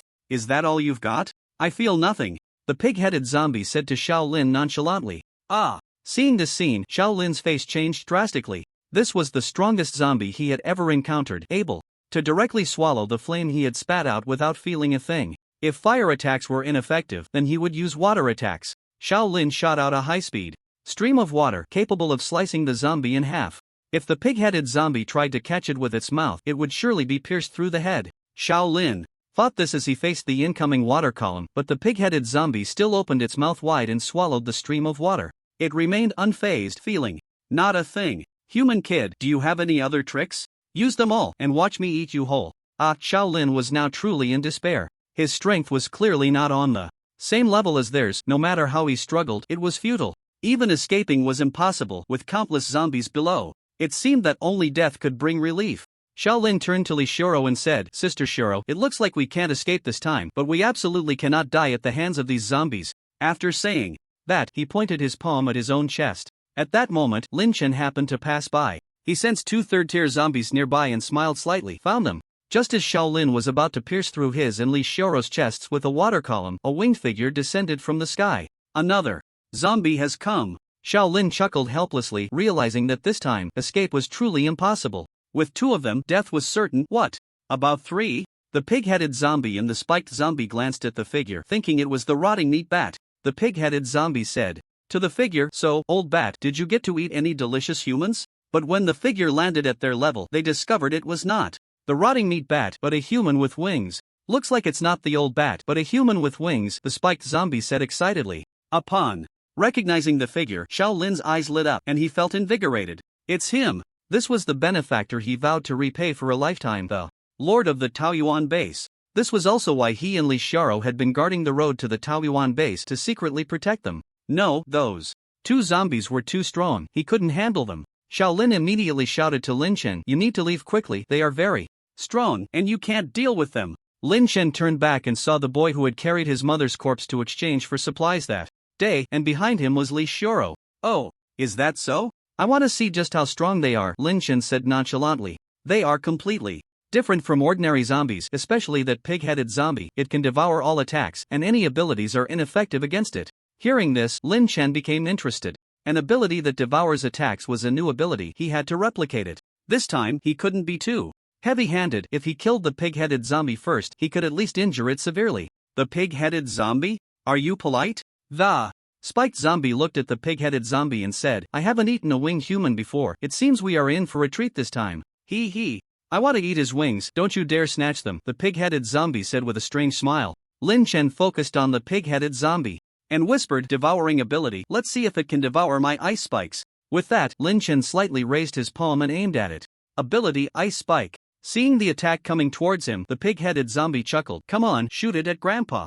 Then he opened his mouth wide, ready to devour the attack. Lin Chen shot. Whoosh, an ice spike shot out. It's just a little ice shard, just what I needed. I'm thirsty, the pig-headed zombie said arrogantly, completely unconcerned about the incoming ice spike. Splash, just as he swallowed the ice spike, he instantly felt something was wrong. His eyes widened in shock as he realized he couldn't devour the ice spike at all. It pierced straight through his head. The immense kinetic energy of the ice spike propelled him backward, finally pinning him against the wall of a building. The tip of the ice spike quickly spread, forming a thick block of ice on the wall, completely freezing the pig-headed zombie in place, rendering him immobile. The spiked zombie's face changed dramatically upon seeing this. There was actually an attack that the pig-headed zombie couldn't devour. It seemed this human kid had some skills. Human kid, let's see whether your ice spike is stronger or my spikes are. In the next moment, the spiked zombie's body swelled, and the spikes on it began to undulate, ready to launch at any moment. From the tips of those spikes, black venom dripped out, looking quite terrifying. This is the ability of the spiked zombie, Toxic Spikes. As long as one is slightly scratched by the spikes, the venom will quickly invade the body, and within seconds, it can take a life. Whoosh, whoosh, whoosh as the spiked zombie suddenly exerted force, its muscles bulged instantly and the spikes on its body shot out, aimed at Lin Chen. Watch out! Xiao Lin shouted, but Lin Chen remained calm and showed no intention of dodging. The spiked zombie looked smug. Kid, you underestimate my toxic spikes. Soon you'll know what it means to wish for death, to suffer unbearably. But the next second, both the spiked zombie and Xiao Lin were dumbfounded. Those spikes suddenly stopped in front of Lin Chen as if time had frozen. Slowly, those spikes began to change direction, heading towards the spiked zombie. What the hell? What's going on? Why are they all aimed at me? The spiked zombie's face changed dramatically, momentarily confused. Could it be that kid's doing? That's impossible. Whoosh, whoosh, whoosh, the spikes shot out again, but this time they were aimed at the spiked zombie itself.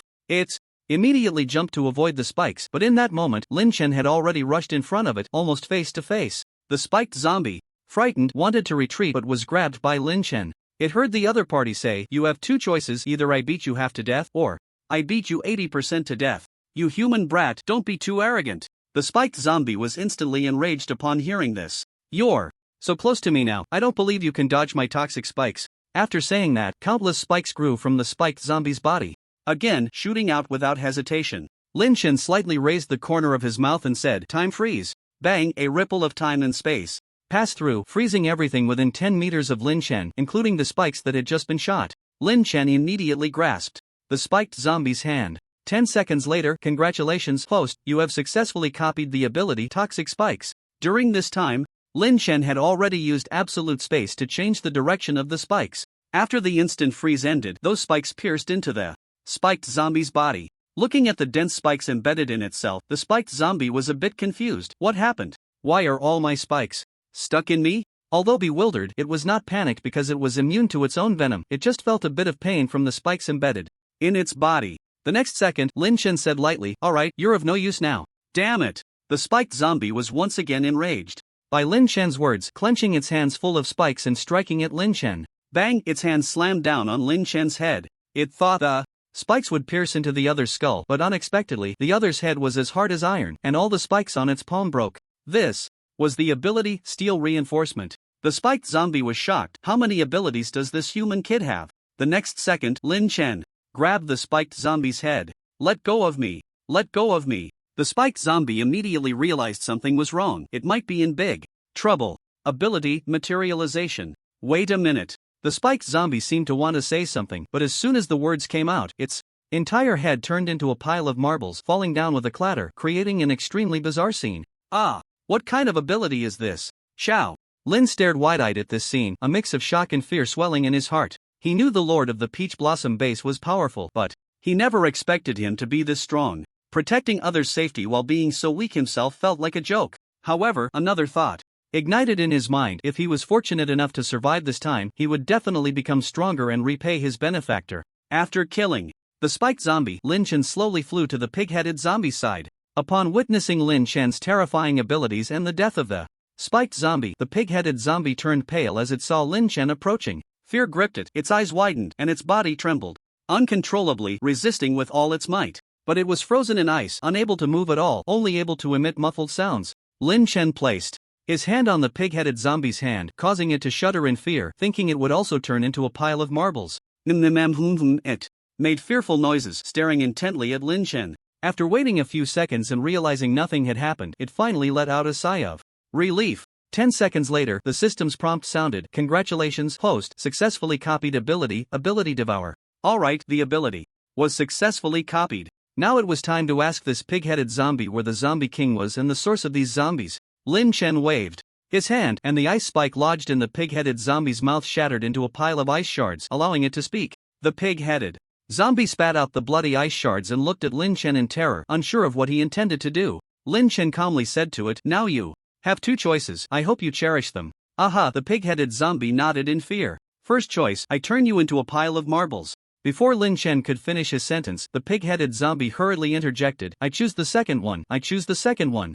Lin Chen smiled slightly and asked, "Alright, then tell me where the zombie king is, and where the source of these zombies is?" Ah! The pig-head zombie hesitated a bit. If he revealed the source of the zombies to humans and the zombie king found out, he would undoubtedly die. After thinking for a while, he decided to tell the other party where the zombie king was, and as for the source of the zombies, he could just make up something, since by the time they found the zombie king, he would be a corpse anyway. Don't think you can defeat me and the spiked zombie and then challenge the zombie king. That's simply seeking death, the pig-head zombie thought proudly. The zombie king is at the top of Longhua Mountain, west of Jiangtong City, overlooking the entire battlefield, and the source of the zombies is also on Longhua Mountain. The pig-head zombie was clearly a bit guilty, his tone somewhat hesitant. Lin Shen saw through his little scheme at a glance. The location of the zombie king should be true, but the location of the zombie source was definitely not. Do you think that if I go to find the zombie king, I will definitely be killed by him, and then you just randomly made up a location for the zombie source? Lin Shen said, staring at the pig-head zombie. Upon hearing this, the pig-head zombie's heart tightened. How did he know what he was thinking? No. What I said is all true. The pig-head zombie's face turned pale. But that's no longer important. If you don't say, there will always be other zombies who will, Lin Shen said lightly. The pig-head zombie instantly felt something was off. It sounded like a death sentence. And he stared at Lin Shen in fear.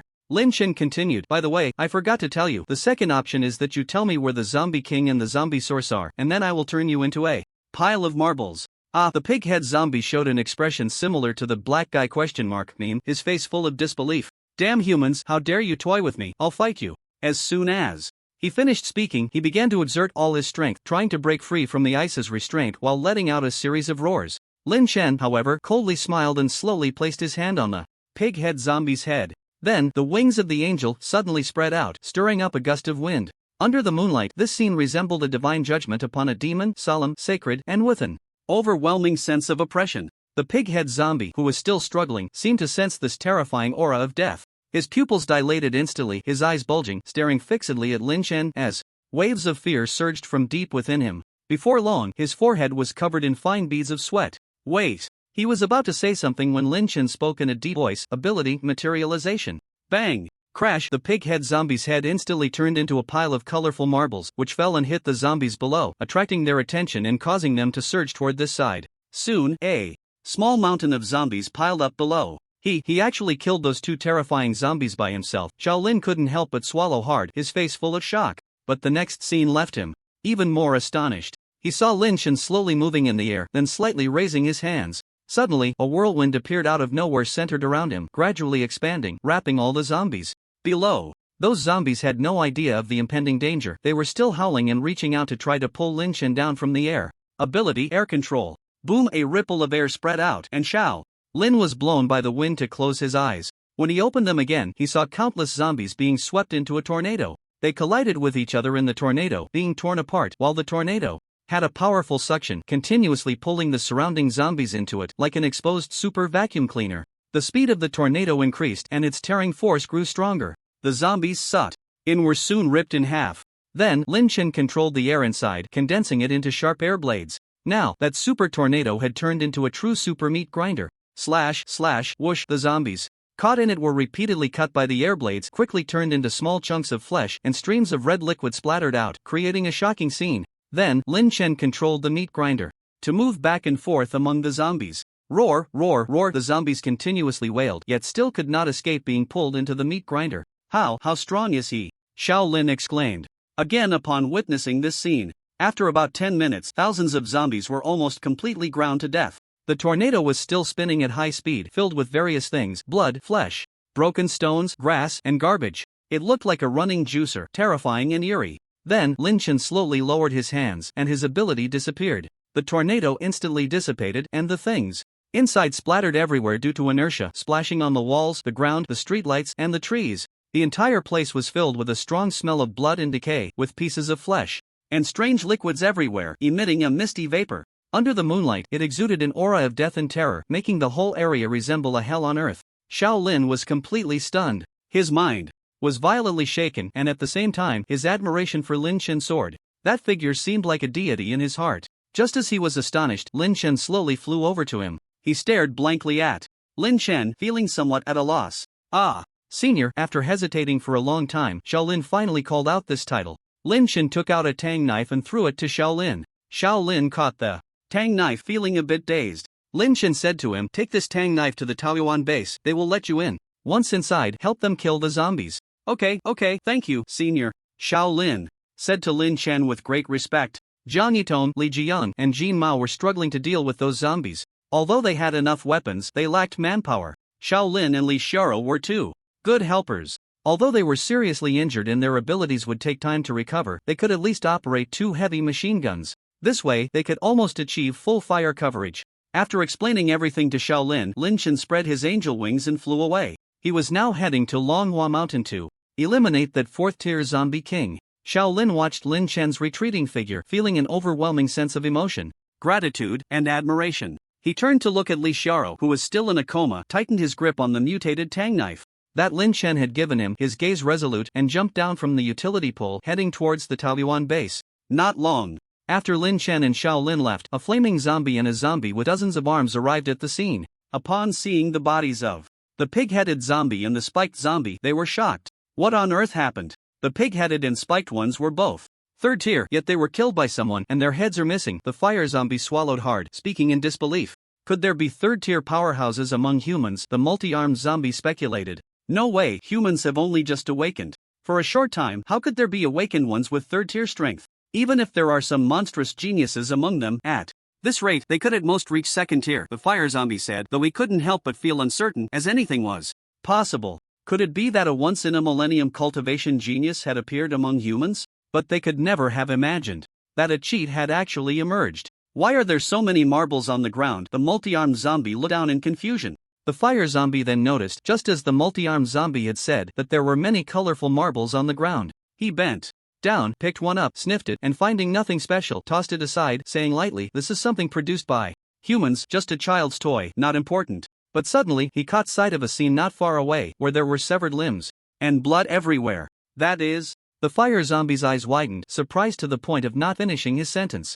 The multi-armed zombie noticed his abnormality and followed his gaze, also seeing the chilling scene. From the severed limbs on the ground, it could be inferred that there should have been thousands of zombies here, which meant that the human who killed the pig-headed and spiked zombies had also casually killed thousands of 1st-tier zombies, and in an extremely terrifying and powerful manner. The two zombies exchanged a glance, a chill rising in their hearts, their spines tingling. Just how strong was that human? We need to hurry and notify the zombie king. After the two exchanged a glance once more, they quickly vanished into the darkness of the night. At this moment, Lin Chen, hovering in the air, looked down upon the entire Jiangtong city, which was filled with zombies. The cries and wails of humans could be heard intermittently. The survivors hiding in the dark corners were all forced out at this moment, becoming prey in this zombie frenzy. There were also those who rose to resist. They launched their abilities at the zombies, fireballs, water balls, metal balls flying through the air.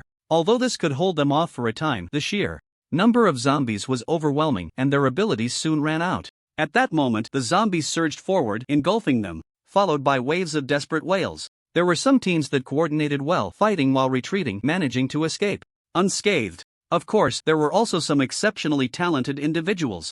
As Lin Chen approached the center of Jiangtong City, he noticed flashes of lightning and thunder below. Upon closer inspection, it turned out to be a human boy wielding 2 bolts of lightning, incredibly brave, as zombies fell one after another under his attacks. Lin Chen sensed that he was a 2nd-tier awakened one. No wonder his strength was so formidable. Before long, the boy had slain all the zombies around him. At that moment, his face was covered in blood. Though slightly fatigued, he was incredibly resolute. All around him were charred zombies, toppled like rice stalks in a fierce wind, in large patches. Suddenly, he glanced up and saw Lin Chen hovering in midair, mistaking him for a flying zombie. The lightning spear in his hand quietly coalesced, then he suddenly shot it at Lin Chen, shouting, "Monster, die!" Lin Chen was taken aback. Did he think he was a zombie? Watching the lightning spear come at him, Lin Chen nodded slightly. Indeed, there's some strength, but it seems he's running low on stamina. The power of this lightning spear is clearly diminished. The boy smirked. "You're not dodging? Such an arrogant zombie. Let's see if you can take my lightning spear." With a clap, Lin Chen simply raised his hand and lightly slapped, causing the lightning spear to change direction violently, shooting towards a nearby building. Boom! The lightning spear exploded, blowing a large hole in the building's wall. Everything seemed so effortless. "Ah!" the boy gasped, his face showing shock. Was it really just a casual wave of the hand? How strong is this zombie? The boy couldn't help but feel a surge of astonishment. Just as he pondered what to do, Lin Chen, wielding the wings of the angel, slowly descended in front of him. Only then did the boy see clearly that this was not a zombie at all, but a human. Ever since the mist invasion, he had discovered his strong ability to absorb and transform the mist, awakening his powers early on. Later, when a large amount of mist surged in, his abilities advanced rapidly, quickly breaking through to the 2nd tier. Therefore, he was very confident in his powers. All this time, he had never encountered anyone stronger than himself, but the person before him exuded a palpable sense of pressure just by standing there. Who on earth is this person? He couldn't help but wonder. Your strength is decent. If you're willing, take this tang knife to the Peach Garden base to help fend off the zombies. The benefit is that they can provide you with living supplies, Lin Chen said straightforwardly. It was best to make friends with someone strong. Becoming enemies would only lead to death at Lin Chen's hands, which would be a pity. At the same time, Lin Chen was somewhat worried that Jiang Yitong and Li Jiyang might not be able to cope, so he had been looking for helpers along the way. The boy was a bit dazed, looking at Lin Chen. Are you from the Peach Garden base? What? You know about the Peach Garden base? Lin Chen replied, somewhat surprised. The boy nodded. The Peach Blossom base is famous in Jiangtong City. Recently, it was announced that awakened ones can exchange for supplies, and it's almost common knowledge. Those who want to go and seize supplies usually don't come back. The survivors in Jiangtong City should all know about the Peach Blossom base. Then why don't you go exchange for supplies? In Lin Chen's impression, there weren't any awakened ones like that coming to exchange supplies. The boy said, my ability is more than just a box of instant noodles. Lin Chen smiled slightly and said, it seems you're quite confident in your strength. The boy's expression became somewhat complex after hearing this, and after a while, he said, I used to be, but after meeting you, I'm not anymore. He has quite a bit of self-awareness. What's your name? The boy replied, Li Moe. Lin Chen nodded in satisfaction. So you don't want to go to the Peach Blossom base then? As soon as Lin Chen finished speaking, Li Moe snatched the tang knife from Lin Chen's hand, looking at him with admiration, and respectfully said, if you weren't from the Peach Blossom base, I wouldn't go, but now, I really look forward to it because you will be my target to chase. It seems he's a young man who pursues his goals relentlessly. Quite good. His personality is also straightforward. Alright, you can take this tang knife to the Peach Blossom base. There will naturally be someone to let you in, Lin Chen said to him. Li Moe asked, aren't you going back? I have something to do, Lin Chen said lightly. What is it? To kill a fourth-tier zombie king. Hearing the word zombie king, Li Moe couldn't help but gasp. Just as Lin Chen was about to leave, the ground suddenly trembled slightly and a booming sound echoed not far away. Lin Chen turned to look in the direction of the sound, and a tank appeared in his line of sight, flanked by several pickup trucks, all equipped with heavy machine guns and other weaponry. On the tank sat several oddly dressed individuals, their faces smeared with blood, resembling savages from a primeval forest. Each of them carried various weapons, rifles, sniper rifles, and one man with twin blades on his back. The twin-blade man had long hair that fell over his forehead, obscuring half of his face, and he looked down slightly, exuding a deep and cold demeanor. Woohoo! Those people shouted excitedly, seemingly unafraid of the zombie tide, instead reveling in the slaughterfest. Brother Lu, it seems there are two people ahead, a green-haired man holding a rifle said to the twin-blade man. The twin-blade man remained motionless and replied in a deep voice, old rules, kill the men for food, keep the women for fun, and if they die from fun, then they become food. The green-haired man responded excitedly, got it, Brother Lu, you just sit back and watch. Go! Then, the green-haired man jumped into a pickup truck, tapped on the driver's window, and instructed the driver to head towards the two people ahead. The driver immediately stepped on the gas, spewing out black smoke as the pickup truck accelerated towards Lin Chen and Li Moe. At that moment, the twin-blade man took out a walkie-talkie and spoke into it. Uncle Tai, we've encountered two people ahead. Gangzi has already gone to handle it. Good, tell him to be quick about it. A lazy voice came from the walkie-talkie. It turned out these were Uncle Tai's men. No wonder they had so much weaponry. At that moment, Uncle Tai was sitting inside the tank, leisurely eating a meat pie.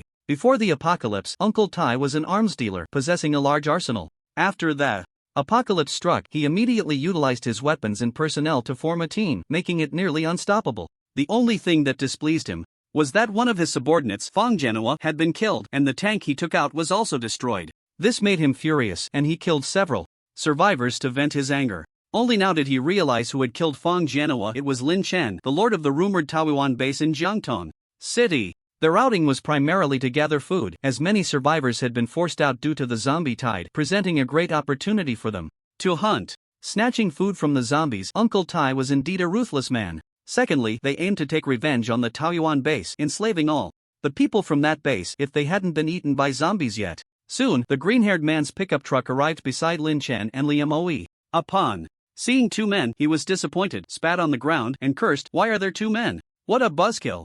It's been ages since I've encountered fresh women, this is so boring. At that moment, the heavy machine gunner on the pickup said to the green-haired man, Gangzi, in this world, where are there any women? If they aren't eaten by zombies, they're either killed by other bases or strong teams. The green-haired man looked at the heavy machine gunner and felt he made a valid point. From now on, if we catch a woman, we must cherish her and not let her die so easily, otherwise there won't be any left. Actually, guys like them, with such tender skin, might not be off the table either, Gangsy. The heavy machine gunner suddenly raised an eyebrow and said with a wicked grin. Upon hearing this, the green-haired man thought it made some sense. Hunger knows no bounds. You're quite the thinker. The green-haired man chuckled at the heavy machine gunner, giving him a thumbs up. Hee hee, where's the harm? After you're done, can I have a turn? Sure. Of course. Thank you for the gift, brother gang. Then, the man with the green head jumped down from the pickup truck and approached Lin Chen and Li. MOE. Ever since the heavy machine gunner opened his mind, the green-headed man found himself increasingly excited by the sight of these two men. You two, turn around and let me have a good look. As soon as he finished speaking, with a lewd smile on his face, Lin Chen moved with lightning speed, raised his palm and struck down hard, directly hitting the top of his head. Boom, with a loud explosion, the green-headed man was instantly smashed, turning into a puddle of blood. Seeing this scene, Li Moe furrowed his brows tightly, his expression serious, staring intently at Lin Chen, muttering to himself, is this his strength? Meanwhile, the heavy machine gunner and the driver in the pickup truck were stunned, their bodies stiff with shock. To smash a person into a puddle of blood, how terrifying must this person be? After a long while, the heavy machine gunner finally reacted, crazily firing at Lin Chen, a barrage of bullets whizzing towards him. Seeing this, Li Moe quickly dodged to the side. Be careful, senior. Once he steadied himself, he realized he had been overly sentimental. Facing the incoming bullets, Lin Chen showed no fear at all. Before the bullets even got close, they were all deflected, hitting the nearby concrete road and gravel, sparking everywhere. Just like that, Lin Chen walked step by step towards the pickup truck.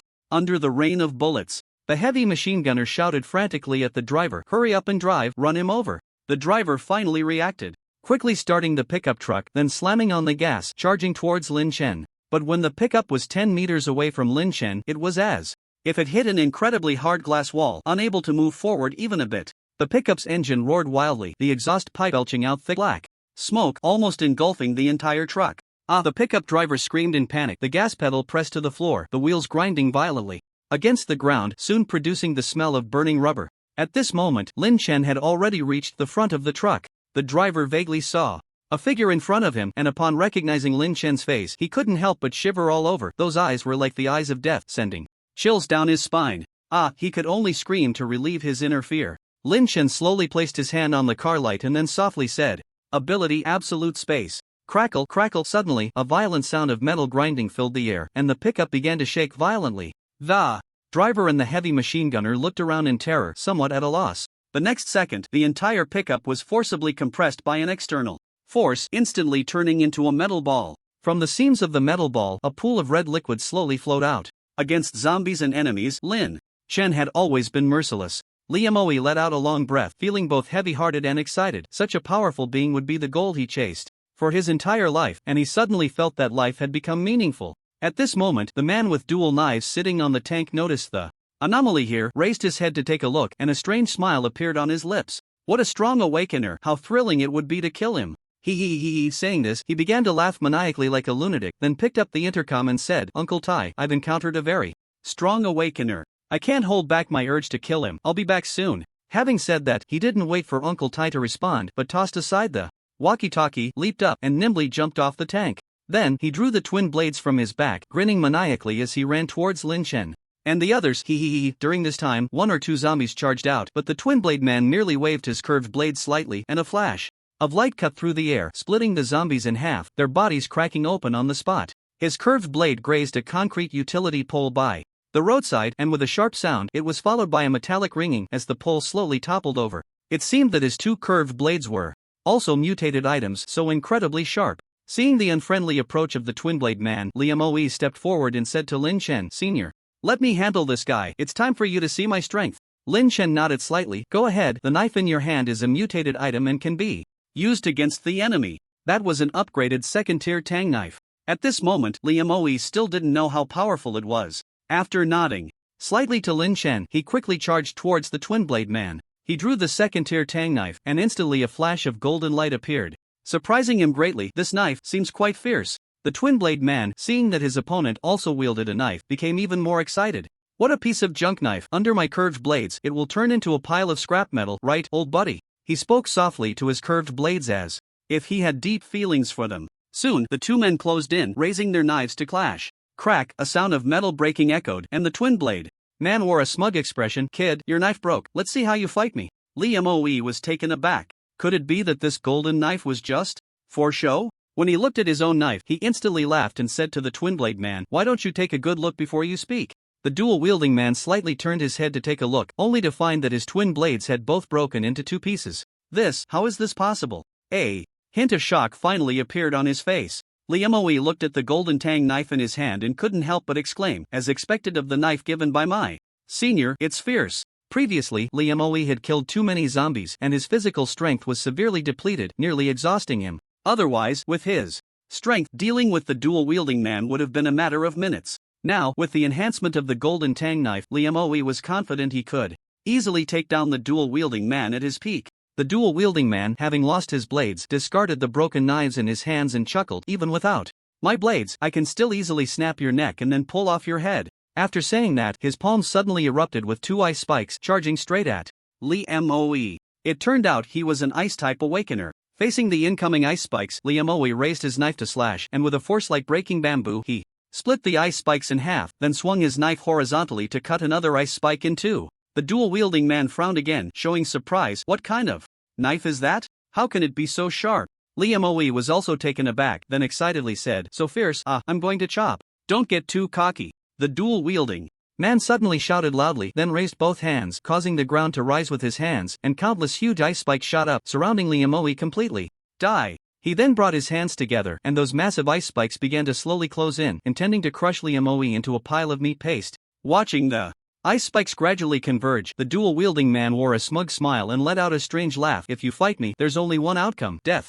Whoosh. Unexpectedly, just as he finished speaking, the ice spikes snapped and fell down all at once. Lee Moe jumped up, raising his knife high to strike at the dual-wielding man. Seeing this, the dual-wielding man's pupils dilated, and a hint of fear finally appeared on his face. He continuously shot ice spikes at Lee Moe, while Lee Moe kept swinging his tang knife, deflecting the incoming ice spikes one by one. Just as the tang knife was about to strike the dual-wielding man's head, he quickly brought his palms together, condensing a massive crystal ice pillar. This ice pillar was extremely hard, far exceeding ordinary steel. With a loud crack, Lee Moe's knife struck the ground, sinking deeply into the concrete, leaving only half of the blade exposed. This strike clearly used all his strength. Then, he slowly pulled the knife from the ground, and a bright red streak of blood appeared on the blade. The next second, with a crack, the crystal ice pillar in the dual-wielding man's hands broke into two pieces and fell to the ground. The dual-wielding man looked at Lee Moe with a face full of unwillingness, his eyes wide open, almost popping out. After a faint tearing sound, a vertical line of blood appeared in the center of his face. Following that, his entire body split in half, toppling to either side. With a crash, the contents of his body spilled out onto the ground. Lee Moe let out a long breath. This dual-wielding man should have been at the peak of the first tier. Even though he was nearly exhausted, Lee Moe still managed to slay him with the golden tang knife. Meanwhile, Uncle Tai, who had been observing the situation from a distance in the tank, sensed that things were going awry and had already made his escape. Lee Moe, dragging his weary body, approached Lin Chen and gasped, "Senior, how was it? Did I disappoint you?" Lin Chen nodded slightly, just barely. Lee Moe smiled, feeling quite satisfied. "Alright, you should hurry to the Peach Blossom base." After Lin Chen said a word to him, he spread his angel wings and flew away. At the top of Longhua Mountain, the zombie king sat on a huge stone pedestal, surrounded by second-tier giant zombies, while the brain zombie stood quietly beside him. At that moment, the thousand-hand zombie and the fire zombie rushed to the zombie king in a panic. "Lord Zombie King, it's bad, it's bad." The zombie king looked at the two, somewhat annoyed, and said, "What's all the fuss about? What happened?" The thousand-hand zombie hurriedly replied, "The pighead zombie and the spike zombie have been killed, and we can't contact the rotting meat bat. It's likely that they are in grave danger as well." Upon hearing this, the zombie king moved slightly. "Are you sure?" The fire zombie said, "Absolutely sure, Lord Zombie King. The heads of the pighead zombie and the spike zombie are missing. It seems there are indeed strong awakeners among humans. What should we do now, Lord Zombie King?" "Humph." The zombie king suddenly exhaled sharply, his expression clearly changing. He turned to the brain zombie beside him and asked, "Brain zombie, what do you think about this matter?" The brain zombie bowed to the zombie king and said, "Lord Zombie King, with the red-clothed enchantress, spike zombie, and pighead zombie all killed, it seems that a powerful opponent has indeed emerged among humans. We must find this person quickly and deal with them, otherwise this massacre will end in failure." "Did you not say that humans wouldn't evolve so quickly?" the zombie king retorted. The brain zombie replied, Lord Zombie King, given the current concentration of the mist, normal humans definitely wouldn't evolve this fast. Even those with extraordinary talents would at most reach second-tier strength. Then,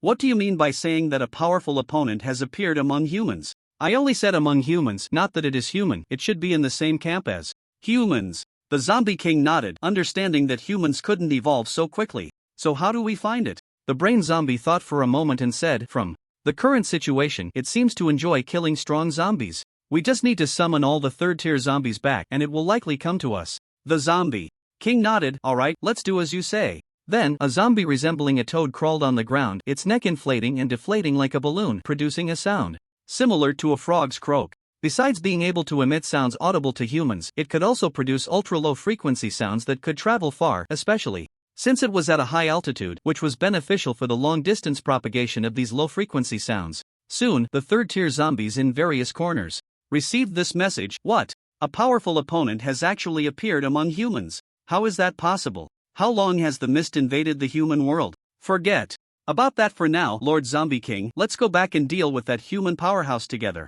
In an instant, countless third-tier zombies rushed towards Longhua Mountain. Of course, there was also a figure flying in the air, which was Lin Chen, who was heading to Longhua Mountain. Suddenly, several bat-like zombies also flew in the air and spotted Lin Chen ahead. Look, that one in front seems a bit strange. Where?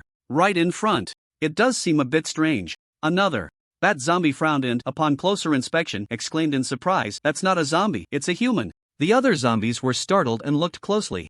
It really was a human. So, what do you say, guys? Should we have a little dish before heading back to Longhua Mountain? Go, go, go. Run. About 7 or 8 bat zombies immediately flapped their wings and flew towards Lin Chen, quickly surrounding him. Hee human, immediately surrender and become our snack. Hey, you can't deny it, this human looks tender and juicy, he must be delicious. You're right, nowadays humans are all ragged and affect the taste, it's really rare to see such a clean human. Just wait, I'll twist this human's head off. As he spoke, one of the bat zombies opened its mouth wide and charged at Lin Chen. Lin Chen smiled slightly, extended his right hand, and suddenly grabbed the bat zombie's head. Then, with a fierce grip, the bat zombie's head exploded like a watermelon, its body spinning as it fell to the ground. After 4 or 5 seconds, there was a loud bang. The remaining bat zombies were dumbfounded at this scene. This human actually crushed a third-tier zombie with his bare hands. Could he be at the peak of the third tier? Or even at the fourth tier like their zombie king? They couldn't dare to think further. Suddenly, one bat zombie realized in horror and looked at Lin Chen, saying, You are that human powerhouse. The other zombies were immediately shocked, realizing that they had unexpectedly encountered the human powerhouse who had killed multiple third-tier zombies on the road. They had thought that this human powerhouse was at most a third tier, but now it seemed far beyond that. A few bat zombies exchanged glances and immediately understood. They all flew in different directions, thinking that at least one of them would escape. But they had underestimated Lin Chen's strength. Lin Chen softly chanted, ability time. Stop. Boom, a ripple of space spread out, and those zombies were all frozen in place, bizarrely suspended in the air. However, one zombie flew a bit faster and escaped the range of the time stop. But he couldn't escape Lin Chen's grasp. Lin Chen casually threw out a golden thread, which moved like a swimming snake, swiftly approaching that bat zombie, then quickly wrapping around its body, binding it like a zongzi. Next, Lin Chen yanked hard, and the golden thread instantly tightened, slicing the bat zombie into pieces of meat that slowly drifted to the ground. However, before that bat zombie died, it emitted a low-frequency sound signal calling nearby third-tier zombies for help. Whoosh, whoosh, whoosh. Lin Chen quickly moved forward, harvesting the few bat zombies that had been frozen one by one. When the time stop ended, their bodies fell simultaneously, almost crashing to the ground. At this moment, those third-tier zombies who received the message related to nearby third-tier zombies, and soon several hundred third-tier zombies received the news and were rapidly heading towards Lin Chen. A massacre was about to begin. What? That human powerhouse has appeared again. That's right, according to the message from the bat zombie before it died, that human powerhouse is ridiculously strong, so we need to notify the nearby third-tier zombies to join us in killing him. There are at least 300 third-tier zombies nearby. No matter how strong he is, I don't believe he can handle 300 third-tier zombies at once. You're right. Lord Zombie King has instructed us to return to Longhua Mountain to deal with that human powerhouse together. Now, if we kill that human powerhouse on the way and bring him back to Lord Zombie King, he will definitely be very pleased. Maybe when Lord Zombie King is happy, he will hold a feast of human blood pools and flesh forests. Let's go, let's go. With So many third-tier zombies, killing that human powerhouse will be a piece of cake. In an instant, both above and below, a large number of third-tier zombies gathered in the direction where Lin Chen was. After Lin Chen killed a few third-tier bat zombies, he suddenly remembered the zombie he had strangled with golden threads. Before it died, its mouth kept moving, as if trying to say something. He was very curious. Could it be begging for mercy? That shouldn't be. Begging for mercy should be loud, right? Could it be sending a distress signal, calling for help? Why not ask the system? System, what did that zombie say before it died? It was summoning nearby third-tier zombies to kill you. The system has detected that about 300 third-tier zombies are rapidly approaching this location. He didn't expect the system to actually know. Should he ask it where the source of the zombies is? System, where is the source of the zombies? Host's authority is insufficient to view the answer to this question. It seems not every question can be answered. 300 third-tier zombies? Anyway, there's no rush, let's just kill these 300 zombies. Then, Lin Chen slowly descended like a celestial being arriving. Below him was a withered tree, and Lin Chen landed on a branch, then slowly sat down, taking out a cup of coffee from the system space and leisurely savoring it completely unconcerned about the imminent danger, more like someone enjoying the scenery and the moonlight. The moon tonight was very round, clear as water, indeed a good night for moongazing, so incongruous with this night of slaughter. Soon, several third-tier zombies arrived at this place. They looked around but saw no other figures, only a few bat zombies that had been smashed into meat patties, and some thin flesh. They couldn't help but gasp in shock, their hearts trembling. The corpses all had small holes blown in the back of their heads, and then an inexplicable force had stirred their brains into a mushy mess flowing out from those small holes. Such methods were truly terrifying, and these few zombies clearly had no power to fight back, left to be manipulated. They seemed to begin to feel the terror of that human powerhouse. Lin Chen, sitting on the withered tree branch, was not in a hurry to act. He planned to wait until the 300 zombies gathered before striking together to avoid trouble. At this moment, he concealed his aura, and the zombies below could not detect that he was right there, only feeling a vague fear and cautiously searching around. As more and more third-tier zombies arrived, they began to grow bolder and more confident, with some zombies even starting to shout loudly, "What the hell, human powerhouse, come out! If you have the guts, come out! Hiding like a turtle, what kind of human powerhouse are you? Get out here, you trash human! Get out here! Come out quickly, let grandpa bite off your head, dig out your heart, pull out your intestines and lungs, and see if you dare to be arrogant. You killed so many of our third-tier zombies, now why aren't you being arrogant? We have so many third-tier zombies here to kill you, you bastard. Come out! Come out!" They shouted loudly. Lin Chen finished the last sip of his coffee, looked up at the moon, and then nodded slightly. It's about time. Just as Lin Chen was about to take action, the system's voice suddenly rang out, "Eliminate 300 third-tier zombies to gain access to the source of the zombies." Truly worthy of being the system, it delivers exactly what one thinks. Since that's the case, Lin Chen couldn't afford to delay any longer. He leaped down fiercely, shouting, "Your grandfather is here." The third-tier zombies turned their heads in unison to look at Lin Chen. Seeing a young human, they couldn't help but sneer. "I thought it was some kind of powerful being, turns out to be just a snot-nosed brat. Yeah, and you even called so many third-tier zombies over. Isn't that just wasting time?" At that moment, a completely red zombie stepped forward, pointing at Lin Chen and said, "Watch closely, I'll take him down in 3 seconds. With that, he dashed out, letting out a strange laugh while opening his mouth wide, revealing jagged teeth, saliva continuously dripping from his mouth. Lin Chen stood still, and as the zombie charged at him, he slowly raised his palm, his lips slightly parted. Ability, explosion. Boom, a dazzling orange beam shot straight at the redskin zombie's head, which was instantly vaporized in the explosion's heat, leaving only a smoking body behind. The other zombies, seeing this, finally took him seriously. This human powerhouse had some skills. They dared not slack off any longer and almost simultaneously launched an attack on Lin Chen from all directions. "Oof, come at me!" Lin Chen snorted coldly and began to unleash his abilities continuously. Ability, explosion. Boom. Ability, time stop. Ability, pedal bomb. Ability, air cannon. Ability, absolute space. In an instant, the entire area was filled with the sounds of explosions and screams, echoing back and forth, occasionally illuminated by soaring flames and accompanied by deafening thunder, dazzling lightning erupting from thin air. This terrifying commotion lasted for nearly half an hour before gradually coming to a stop. The whole place looked as if it had been through a battle, with pits emitting black smoke and charred wood scattered everywhere, the air thick with the smell of blood. Lin Chen was seen slowly catching up to a zombie with its legs blown off, then stepping on its back. The zombie let out a whimper, its expression filled with fear. Boom. Lin Chen directly unleashed an explosion, completely ending it. At this moment, the system's prompt sounded, "Congratulations, host, you have successfully completed the task and gained the location of the zombie source." Following that, a map-like Image appeared in Lin Chen's mind, which he could enlarge or shrink with his thoughts. As he kept enlarging the map, he finally saw the source of the zombies. With the help of the surveillance, he clearly saw the scene.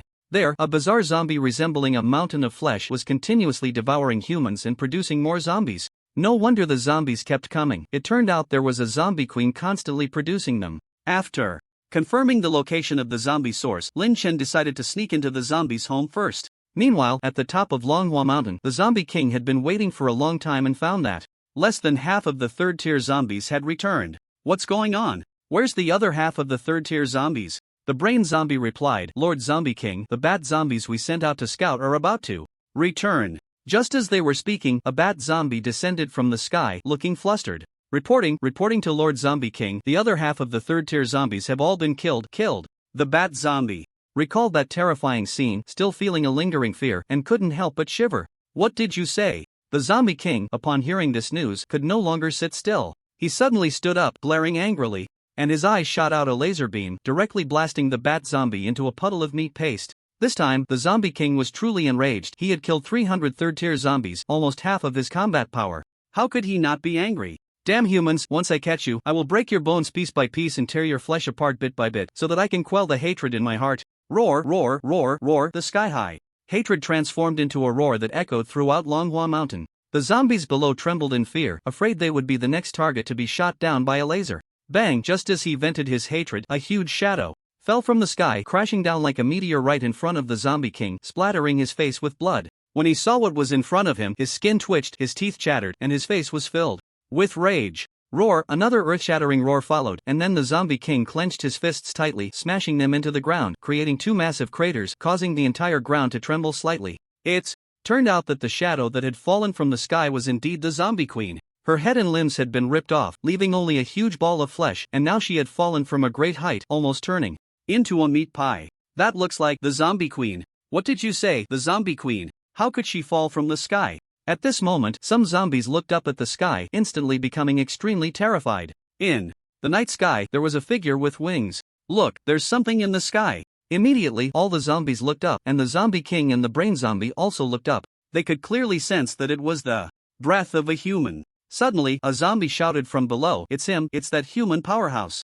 What? He actually dares to come here." As they spoke, petals began to float around them. What is this? A zombie reached out to catch them, and boom, with a loud explosion, it was blown to pieces. It's a petal bomb, a zombie exclaimed. The Zombie King roared, "All bat zombies, bring that human down." Upon hearing the order, the bat zombies flew up into the air, continuously pouncing towards Lin Chen. Ability Absolute Space. In the next second, countless bat zombie bodies fell from the sky. Seeing this, the Zombie King's teeth ground in fury. Damn human. Don't think that just because you're in the air, I can't do anything about you. Whoosh! Suddenly, the Zombie King's eyes locked onto two laser beams, shooting directly at Lin Chen. Lin Chen dove straight down towards the lasers, suddenly sidestepping to avoid the incoming beams, then charged straight at the Zombie King. The Zombie King roared in anger, his muscles bulging like boulders, clenching his fists and getting into position, ready to throw a punch at Lin Chen. Lin Chen, with his entire body reinforced with steel, also clenched his fists, forming a steel fist larger than a sandbag.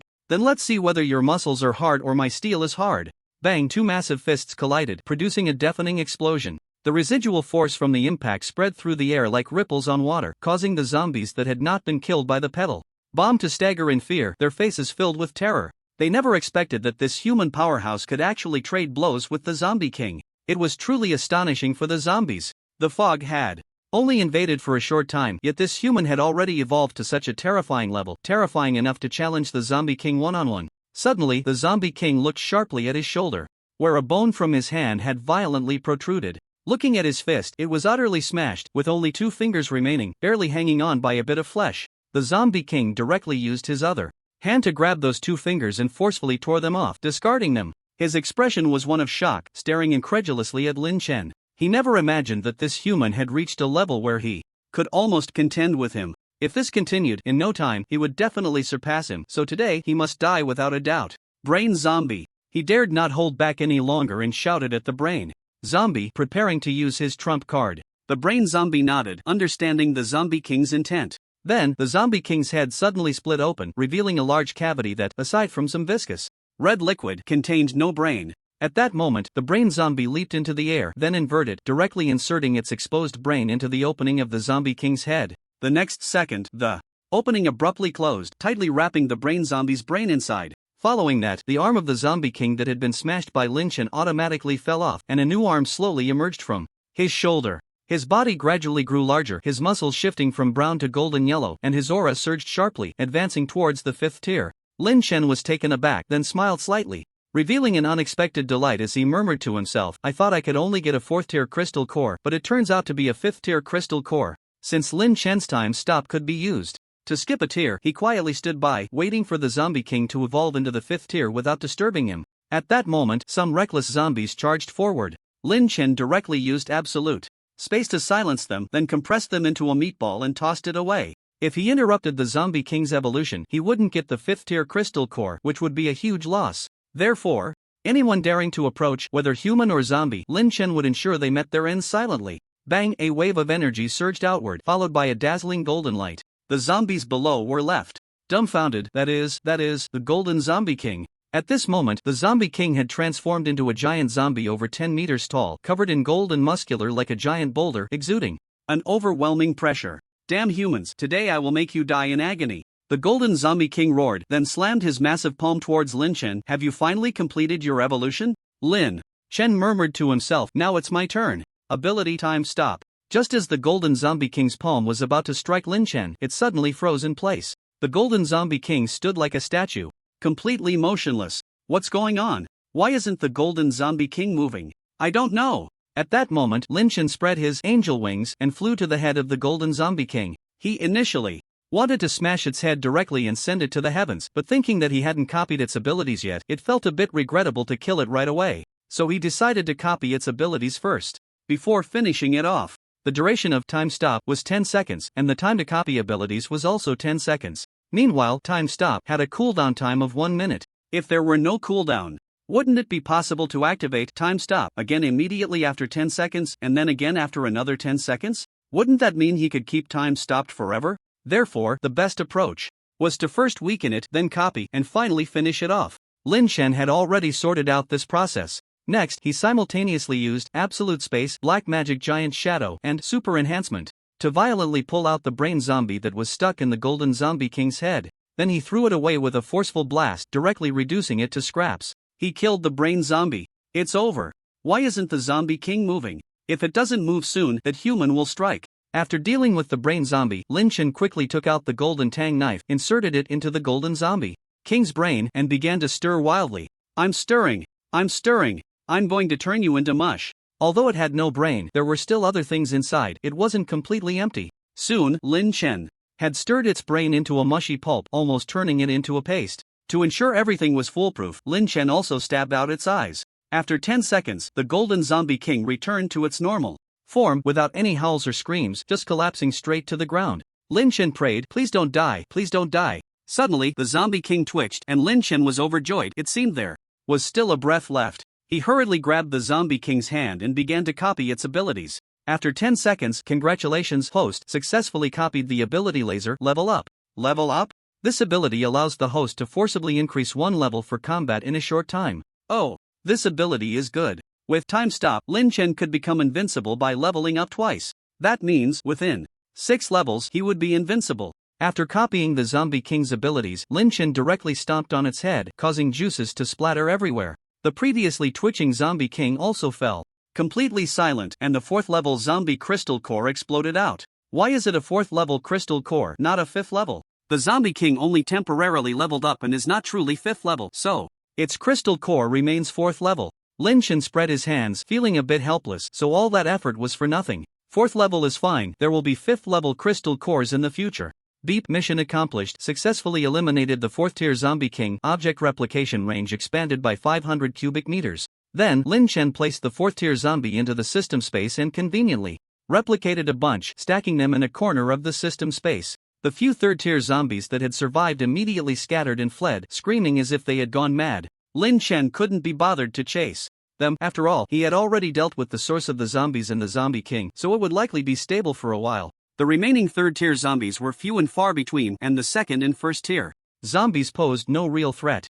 Of course, this was only true for Lin Chen and the Peach Garden base. For other humans, it remained a significant threat. However, Lin Chen had no obligation to wipe out all the zombies for their sake. It would be a thankless task, and he had no duty to do so. Thus, Lin Chen returned to the Peach Garden base. Indeed, with the addition of Shaolin and Li Moe, the Peach Garden base successfully withstood the zombie tide's attack. Li Xiaoro was still in a coma and did not participate in this defensive battle. Outside the base, there were countless zombie corpses piled up thickly, each body mangled and bloody, creating a truly terrifying scene. Lin Chen entered the base and found the 4 of them sitting back to back on the ground, drenched in sweat and panting, already in a state of exhaustion. The golden retriever beside them was panting rapidly, lying flat on the ground, looking as if it were about to die. It seemed that the few of them had become familiar with each other during this defensive battle, even establishing some emotional bonds. Li Moe was the first to notice Lin Chen's return and excitedly shouted, "Senior!" Instantly, everyone turned to look at Lin Chen. "A Zhang!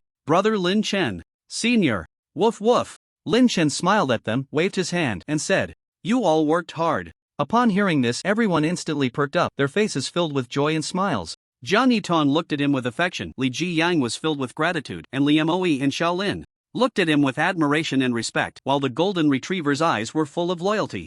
This was everyone's attitude towards Lin Chen. "It wasn't hard, senior. It wasn't hard, a Zhang. It wasn't hard, brother.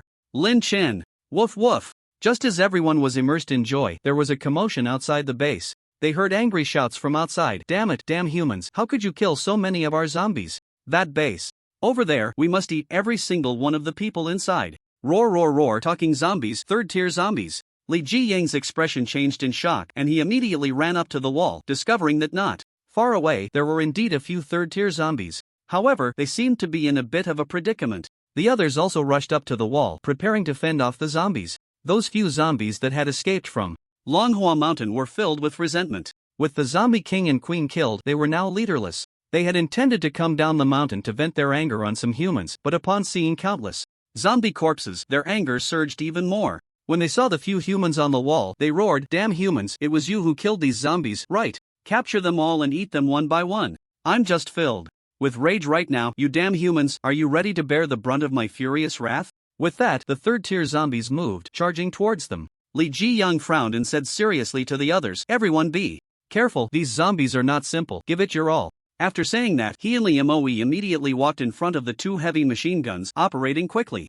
Jiang Yiton took out the golden explosive bow, bending it and knocking an arrow already aimed at the few third-tier zombies. Shaolin was controlling the drone, while the golden retriever, fully reinforced with steel, spewed out a fire dragon. The few third-tier zombies, upon seeing this, couldn't help but sneer. "Just a few useless ones, at most second-tier strength, and they think they can stop us? It's simply a joke. Ha ha, I can't wait to tear them to pieces." Kekakak. Li Ji Yang shouted loudly, reminding everyone, "Watch out, they're coming." The few third-tier zombies didn't take them seriously at all, charging at them with strange smiles on their faces. At that moment, Lin Chen slowly walked up to the wall, hands behind his back, and looked slowly at the few third-tier zombies. Suddenly, the few third-tier zombies trembled all over, as if electrocuted, their bodies instinctively stopping. Their eyes widened, staring fixedly at Lin Chen, unable to swallow. It's that human powerhouse. How could he be here? Could he be one of the people from this base? What to do? How will this end? Run! One zombie shouted, and quickly ran back, and the others, seeing this, also fled in a hurry, as if they had seen a ghost, shouting as they ran, "Peach Blossom Base, zombies forbidden!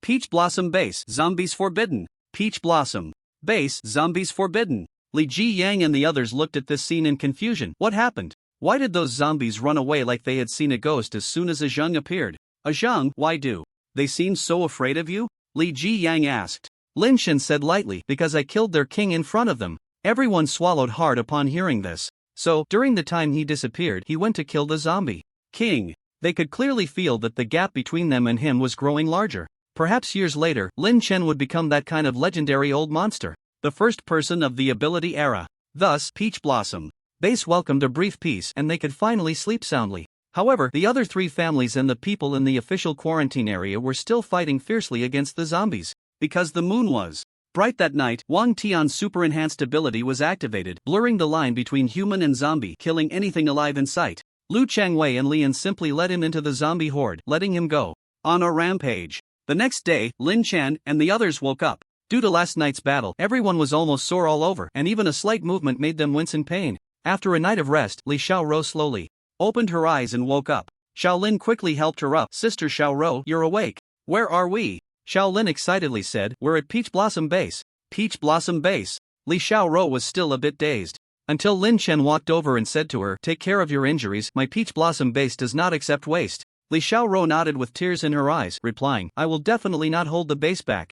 About a month passed in such a peaceful manner, and Li Xiaoro's injuries had mostly healed. Everyone, relying on the crystal cores provided by Lin Chen, had made tremendous progress in strength. It could be said that currently, the strongest combatants among humans were gathered at the Taoyuan base. Naturally, the strongest was Lin Chen at the peak of the 4th tier, just a step away from the 5th tier. He discovered that the higher the level, the harder it was to break through. Even though he had an endless supply of crystal cores, the energy absorbed from the cores needed to be converted by the body. The higher the level, the more energy from the crystal cores was required, and the longer the conversion and absorption time took. This quantity increased almost exponentially. Of course, this also meant that the further one progressed, the greater the disparity in strength between levels. For example, Lin Chen at the peak of the 4th tier could easily defeat someone at the 3rd tier, like a 2-meter-tall fitness coach fighting a 1 or 2-year-old baby. In second place were Li Moe, Jiang Yitong, and Jin Mao, all at the early 3rd tier. Shaolin and Li Xiaoro, having not absorbed as many crystal cores as Li Jiyang and Jiang Yitong before, started off slower and were at a lower level.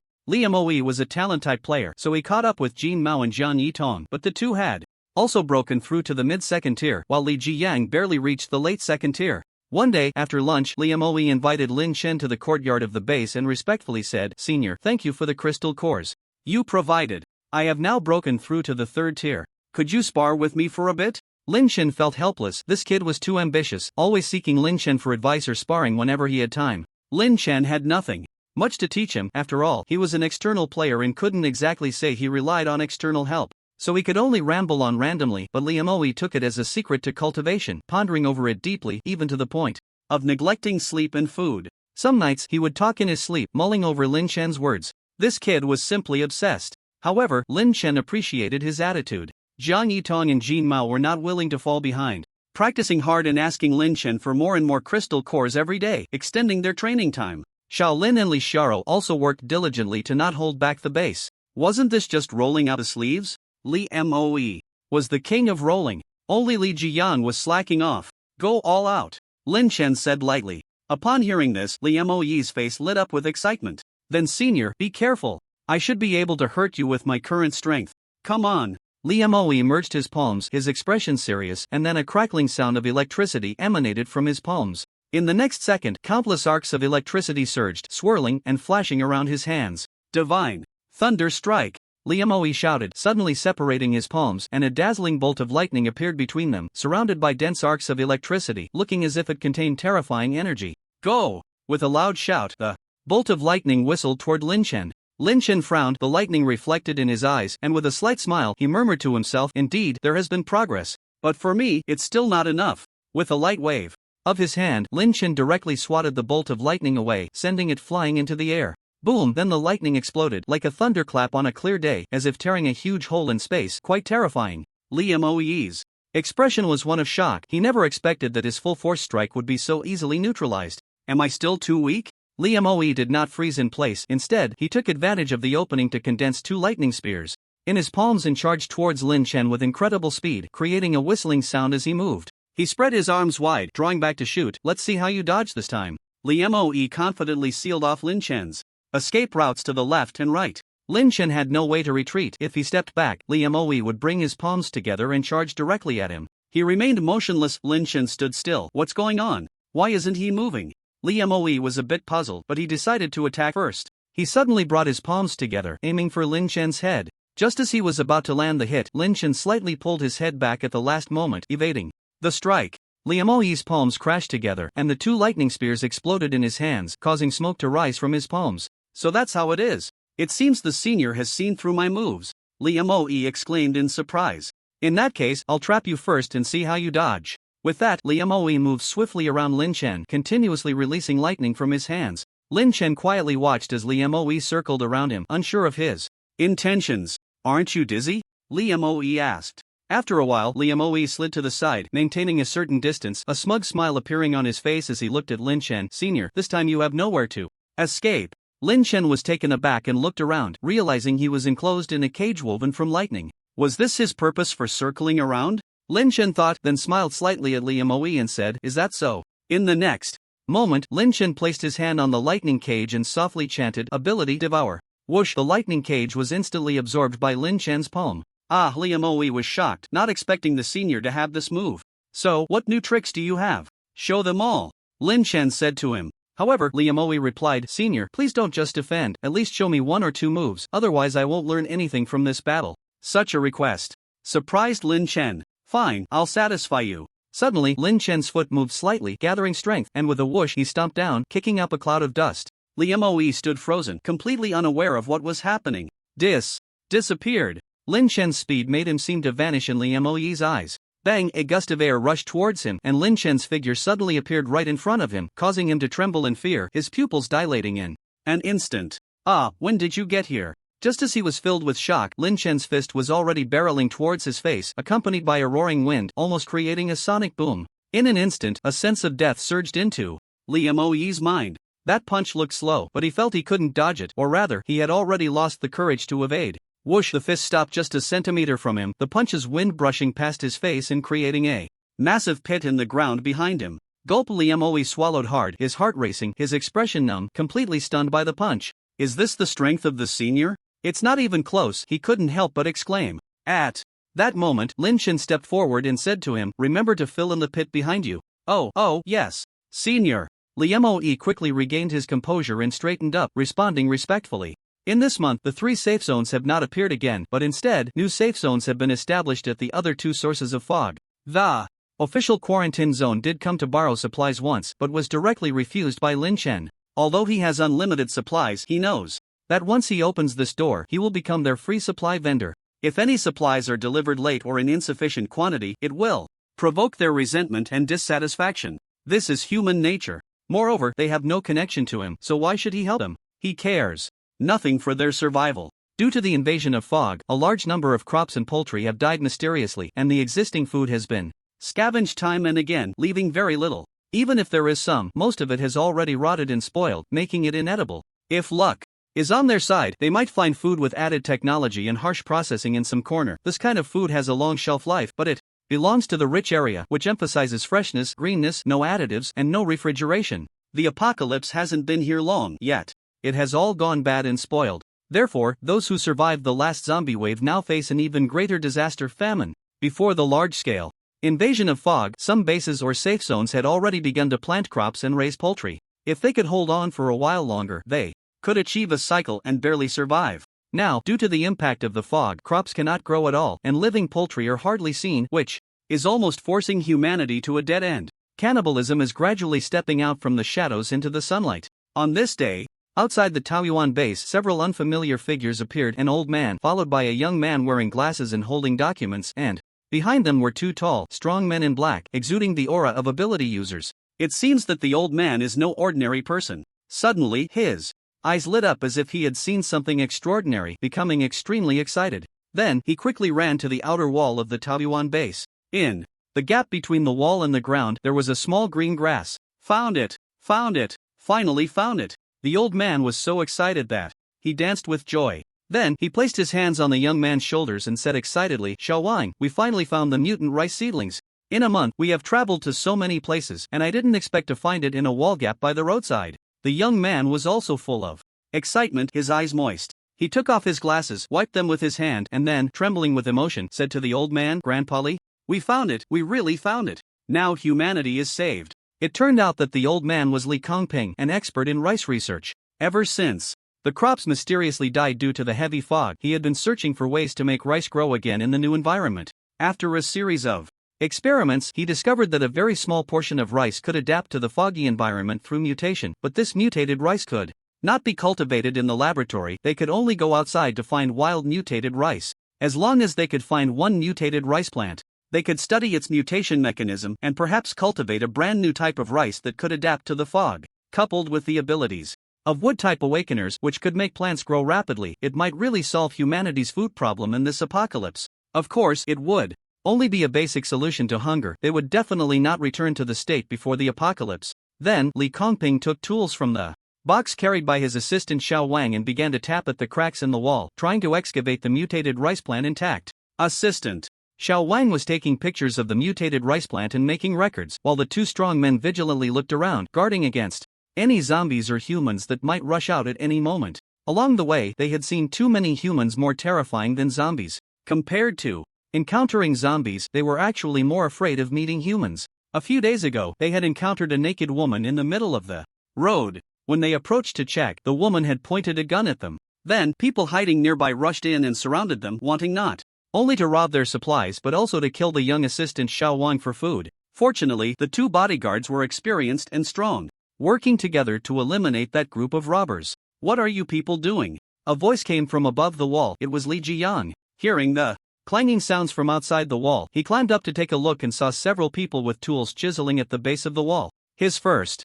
reaction was to think they were there to launch a surprise attack, so he aimed a heavy machine gun at them. The few people saw a heavy machine gun pointed at them and trembled in fear. The two bodyguards were surprised. In such a small place, there was actually a heavy machine gun. "Little brother, we mean no harm." One of the bodyguards raised his hands and quickly explained, also to attract the other party's attention. The other bodyguard glanced at the throwing knife at his waist, calculating how to take the other party down in one strike. Both of them were at the peak of the first stage and were quite confident in their strength, as most of the awakeners they had encountered along the way had not surpassed them.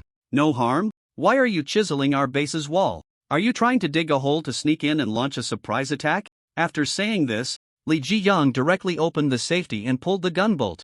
"Little brother, we are just trying to dig this little grass," Li Kongping thought for a moment and decided not to reveal the matter, so he used the term little grass. Li Jiyang tilted his head slightly and indeed saw a green little grass in the wall crack, which was particularly eye-catching. However, he recalled Lin Chen's words in the apocalypse, "Do not trust anyone.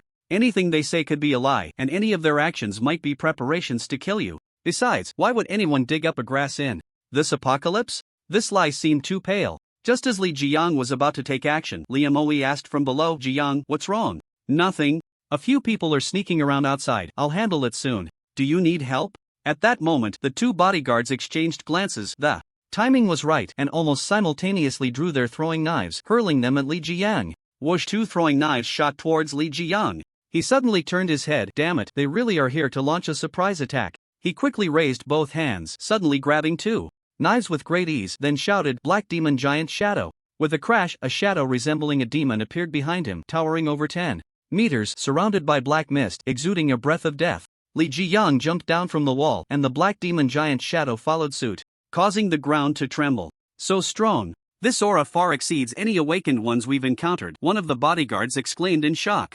"I didn't expect such a powerful awakened one to be in a small, broken base like this." Another bodyguard was equally frightened. Upon seeing this, Liam Oe immediately reacted, "Something's up." With that, he jumped out of the base, surrounded by lightning, making a thunderous entrance, like the god of thunder descending. "Jiyang, I'm here to help you." "Damn, another one. This is even more outrageous. How many such powerful awakened ones does this small base have?" The two bodyguards exchanged glances, feeling their worldview shatter. "So you want to ambush our base? Ha!" Liam Oe shouted, startling everyone into trembling and retreating. A huge shadow, one crackling with electricity, facing these two, Li Kongping and the others could only shiver. He stepped forward, presenting his identification. "Brothers, we really mean no harm. We're here for research. This is my ID. I'm a rice research expert. My name is Li Kongping." Liam Oe glanced at Li Jiyang, seemingly asking what to do next. Li Jiyang replied directly. Ajing said, "In the apocalypse, trust no one. Kill anyone suspicious." Liam Oe nodded, now certain and without hesitation. "Kill." The two charged forward almost simultaneously. Bang! After a muffled sound, Lin Chen stood in front of them, extending his palms to catch. Their fists swung with all their might. The force of their punches blew past, nearly knocking the four behind them to the ground. When the two bodyguards saw Lin Chen easily block those two terrifying awakened ones, their worldview completely exploded, leaving no remnants. This can't be a god, right?" Seeing Lin Chen block them, Li Jiyang and Liam Oe exchanged a glance, puzzled. "Ajing, what's wrong?" Lin Chen simply said, "This person cannot be killed." The two were even more confused upon hearing this. It was very unlike Lin Chen's style. "Why?"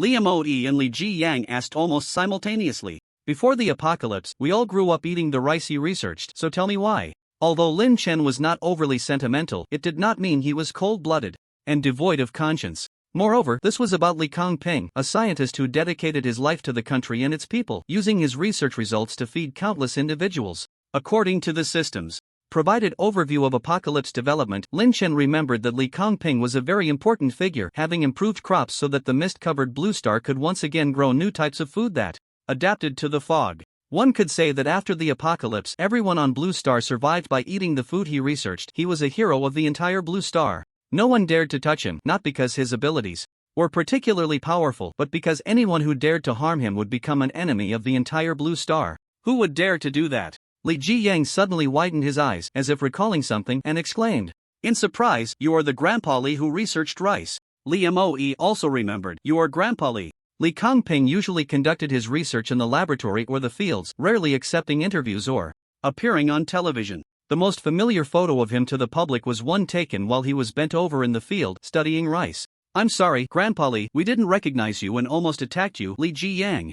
And Li Moe apologized to Li Kongping almost in unison. Li Kongping smiled kindly at them, his face full of warmth, and said, it's alright, children. In this apocalypse, human nature is hard to predict. It's good for you to be cautious and vigilant. I don't blame you. Li Jiyang glanced at the two bodyguards behind Li Kongping and asked, somewhat puzzled, Grandpa Li, you only brought these two weak bodyguards out? That's very dangerous. The two bodyguards responded, are you polite? Li Kongping chuckled, no, children, the country sent a troop to protect me. However, I was afraid that too many people would accidentally damage what I was looking for. Besides, Instructor Wang and Instructor Liu are very capable. They have been protecting me all the way.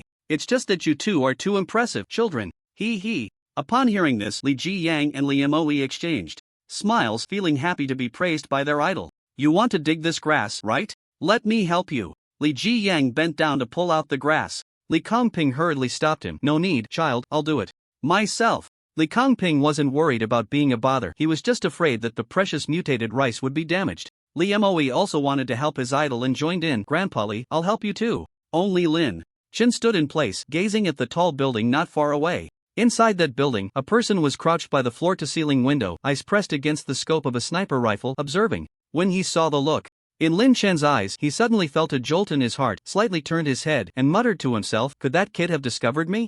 That's impossible. Then, he looked back at Lin Chen and found that the other party was actually smiling slightly at him and even waved his hand gently. Damn, the sniper cursed in shock, wiping the sweat from his forehead. Now he was certain that the kid had indeed noticed him. The sniper hurriedly turned back to the people behind him and said, Captain, it seems we have been discovered. A bearded man frowned. What happened? The person next to Li Kongping smiled at me, the sniper said, still shaken.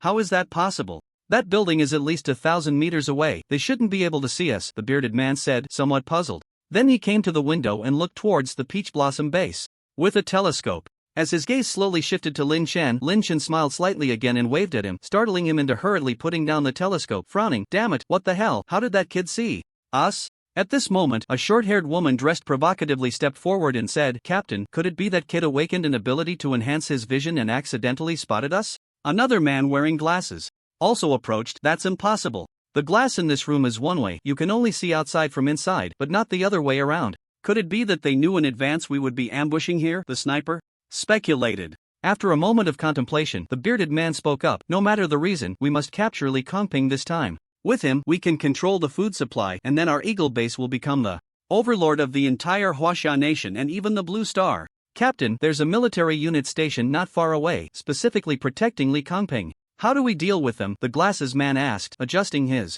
glasses. The bearded man laughed. Just kill them all. Kill them all? They are well-equipped, well-trained, and all awakened. It can't be that simple, the glasses man analyzed, but the short-haired woman said, Gong Zimin, have you forgotten the captain's ability? Gong Zimin suddenly smiled. Right, with the captain's ability, killing them is just a matter of time. At this moment, Lin Chen asked Li Kongping's two bodyguards, you have a lot of experience?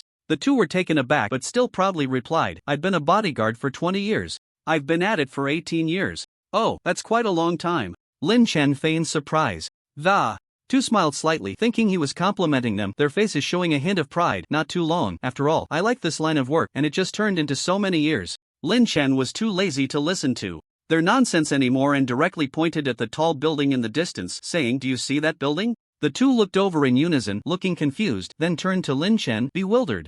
Lin Chen shook his head helplessly and said, What does it look like to you? After thinking for a while, one of them said, Like a water cup. The tall building was cylindrical and indeed resembled a water cup. I think it looks like a rolling pin, the other said. Lin Shen smiled and said, but I think it looks like a place a sniper would choose for an ambush. Ha, little brother, you really know how to joke, a sniper. The two initially thought. The other was joking, but when the word sniper was mentioned, they suddenly stopped, their expressions serious. They exchanged glances and immediately shielded Li Kongping behind them, facing that tall building. Only then did they carefully observe the building. The view was open, making it an excellent shooting position. They looked at Lin Chen and suddenly felt a wave of shame, realizing they had been schooled by a teenager.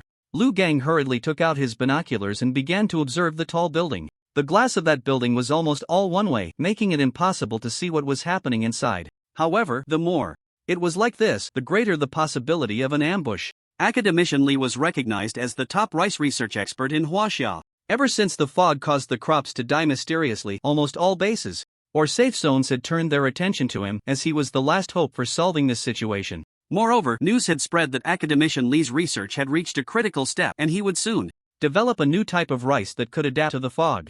At that time, whoever controlled the food would hold the power in the apocalypse, so Academician Li had suddenly become the treasure that everyone was scrambling for. Academician Li, please hurry and dig out that mutated rice. We need to leave quickly, there might be danger here, Lu Gang said to Li Kongping with some urgency. As soon as he finished speaking, a bullet whizzed by and hit Lu Gang's shoulder. There's danger, he shouted, immediately shielding Li Kongping with Wang Pin and retreating towards cover. Tu Hongwei put down his binoculars and looked at the sniper Lu Hao, saying, Lu Hao, how has your shooting become so poor? You hit the person next to him and only in the shoulder. What's wrong with you? Lu Hao also looked puzzled. I clearly aimed at that kid. How could the bullet fly towards the person next to him? It makes no sense. He began to check his sniper rifle, looked through the scope, adjusted the precision, and turned the barrel. It must be that this gun's accuracy is off. With my shooting skills, I shouldn't miss. Lu Hao started to explain. A typical person blames the equipment. Then he stood up, took a black long box, opened it, and inside was a brand new black sniper rifle. He quickly assembled the gun and aimed again at the direction of the Taoyuan base. What puzzled him was that Li Kongping and the others were no longer in sight. But those few people from the small base were still standing there, motionless, looking in their direction. So bold? These few people know there's a sniper and still don't hide. They will pay for their arrogance with their lives, Lu Hao said in a deep voice, then began to aim.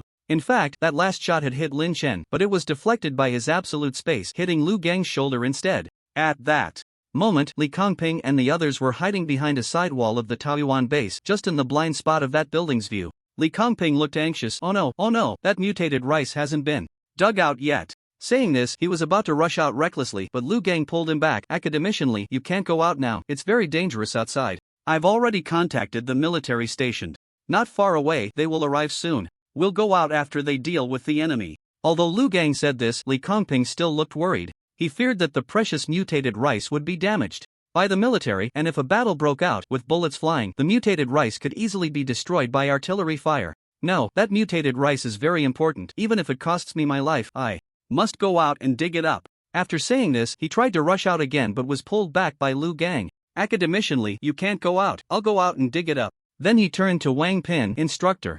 Wang, I leave Academician Li to you. Wang Pin nodded, and without hesitation he rushed out. Once outside, he was surprised to find that the previous few youths were still standing there. Knowing there were enemies nearby and not hiding, how confident could they be? You all hurry and leave, it's dangerous. The crowd paid him no mind. Whoosh, another bullet flew in, straight at Lin Chen. Bang, once again. The bullet was deflected by the absolute space, this time hitting Lu Gang's other shoulder. Well, now it was symmetrical. Lu Gang's arms drooped, limp like two rubber arms. Why is it always me getting hurt? Damn it, how did I miss again? The sniper, LV Hao, cursed in confusion. LV Hao, are you even capable? If not, take your broken gun and get lost. The Eagle base doesn't need useless people, mocked the short-haired girl, Li Feifei, from the side. Hearing this, LV Hao was furious but couldn't say anything. He had indeed missed, so he felt very frustrated, scratching his head, his expression worse than if he had eaten shit. He could only check his sniper rifle again. Li Feifei continued to taunt. What, are you going to blame the gun now? This time you're using a new one. LV Hao had no retort, raised his sniper rifle, and quickly fired at a plastic bottle not far away. The plastic bottle exploded with a muffled sound. Hey, what's going on? The gun is fine. I think it's your problem. If you can't do it, just admit it. Li Feifei said, arms crossed. Li Feifei, can you shut up? Why don't you try my gun and see if it's accurate? LV Hao was somewhat embarrassed and angry. After all, which man could tolerate being called useless? Come on. Let's see whose shot hits first, yours or my flying needle that will kill you. Li Feifei pulled out a thin needle from somewhere, waving it in front of her. Come on. If you're scared, you're not a man, LV Hao shouted. Alright, you two, stop arguing, Captain Tu Hongwei intervened, slowly lowering his binoculars. It's not his problem, nor the guns, that kid has something strange about him. At this, everyone turned to Tu Hongwei, waiting for him to continue. That kid deflected the bullet. No way. Can someone really deflect a bullet? Everyone looked astonished, disbelief written on their faces. Tu Hongwei continued, in this era of awakened abilities, anything is possible. The crowd slowly nodded. Moreover, the bullet that hit Li Kangping's bodyguard's shoulder came in from the side. At that time, the bodyguard was facing us. If LV Hao had missed, the bullet should have gone straight into his shoulder. So, there's only one explanation, that kid used some mysterious power to deflect the bullet, which then hit that bodyguard. Tu Hongwei explained again, and everyone nodded in realization, feeling it made sense. Doesn't that mean that kid is hard to deal with? Gong Zimin asked. Everyone has weaknesses, there's always a way to deal with them, Tu Hongwei said solemnly. Meanwhile, Lin Chen had already locked onto the location of that group in the building. Found you. Lin Chen, as a peak level 4-tier ability user, could sense the positions of awakened individuals within a 2-kilometer radius around him, but this only applied to the horizontal plane, and he could not determine their vertical positions. Therefore, Lin Chen had been waiting for the other party to make a move to pinpoint their exact locations. With these two shots, Lin Chen had completely locked onto their positions, then unfolded his angel wings and soared into the sky. Lu Gang, witnessing this scene, widened his eyes in surprise, exclaiming, "Wow, what kind of ability is this? So cool." The members of the Eagle base hidden in the building were also utterly shocked to see Lin Chen spread a pair of enormous wings and take flight. Tu Hongwei confirmed again, this kid's ability is indeed problematic, he might be a dual system awakened one. Captain, it's bad. That kid is coming towards us. Lu Hao's face changed dramatically. Humph. Tu Hongwei snorted coldly, what are you afraid of? Just kill him. As soon as he finished speaking, a loud explosion occurred, and the massive glass curtain wall in front of them shattered instantly. Lin Chen appeared in the air, flapping his wings. When Lin Chen showed up before them, they realized just how enormous those wings were, measuring 2 to 3 meters, creating an overwhelming sense of pressure. Even the self-assured Tu Hongwei's expression changed, his heart trembling slightly. Make your move. Tu Hongwei ordered the others. Immediately, Lu Hao raised his sniper rifle and fired several shots at Lin Chen, while Li Feifei trembled all over, unleashing thousands of fine needles towards Lin Chen. Gong Zimin took off his glasses and stared intently at Lin Chen. He was a mental type awakened one, trying to control the opponent. The pressure Lin Chen exuded made them dare not hold back, and they all used their most powerful techniques. Bang! A low rumble of air sounded, and the sniper bullets and countless fine needles seemed to freeze in time, hovering in front of Lin Chen. At that moment, Gong Zimin's mental power surged towards Lin Chen's brain, but as he entered, he felt as if he had entered an endless vast universe, a wave of coldness and fear washing over him. Is this his mental world? Why is it so vast? Gong Zimin couldn't help but exclaim. The next moment, a massive wave surged from afar, roaring towards Gong Zimin's mental power. It was Lin Chen's mental power. The 100-million-ton wave directly submerged Gong Zimin's mental power, instantly sweeping it into nothingness. Wow, in reality, Gong Zimin suddenly spat out a mouthful of old blood, then fell straight back to the ground, blood oozing from his 7 orifices, his body twitching uncontrollably. His mental power had been shattered by Lin Chen, and he had now become an idiot. Gong Zimin, Lu Hao and Li Feifei simultaneously looked at him and shouted. They knew that Gong Zimin's mental attack had failed, which meant that the person before them was still a powerful mental type awakened one. My god, how many abilities has he awakened? Both were immensely shocked, a wave of fear rising within them. Ability copy. With a whoosh, the bullets and flying needles hovering in front of him instantly multiplied by hundreds, densely arranged, slightly trembling, emitting a low humming sound, ready to shoot at any moment. Then Lin Chen gently waved his hand, and countless bullets and flying needles shot out. Lu Hao and Li Feifei couldn't dodge in time and were directly turned into sieves, their bodies filled with dense flying needles, resembling a porcupine. After spitting out a mouthful of blood, the two crashed to the ground, no longer breathing. Tu Hongwei, standing by, was already dumbfounded. In less than a minute, 2 of his 3 team members were dead on the spot, and 1 had become an idiot. The person before him was undoubtedly a devil. Lin Chen slowly descended, standing in front of Tu Hongwei. Who sent you here? Lin Chen asked coldly, then placed his hand on his. Tu Hongwei was startled, his gaze complex as he looked at Lin Chen, but he didn't dare to move recklessly and could only tremble as he replied, "We are from the Eagle Base." The Eagle Base was mentioned in the system's overview of the Apocalypse development. It is a base that respects the strong. Although the base recruits new members every year, they have a ranking system, and anyone ranked below 1,000 will be expelled from the base. The headquarters of the Eagle Base is in Huai City, over 1,000 kilometers away from Jiangtong City.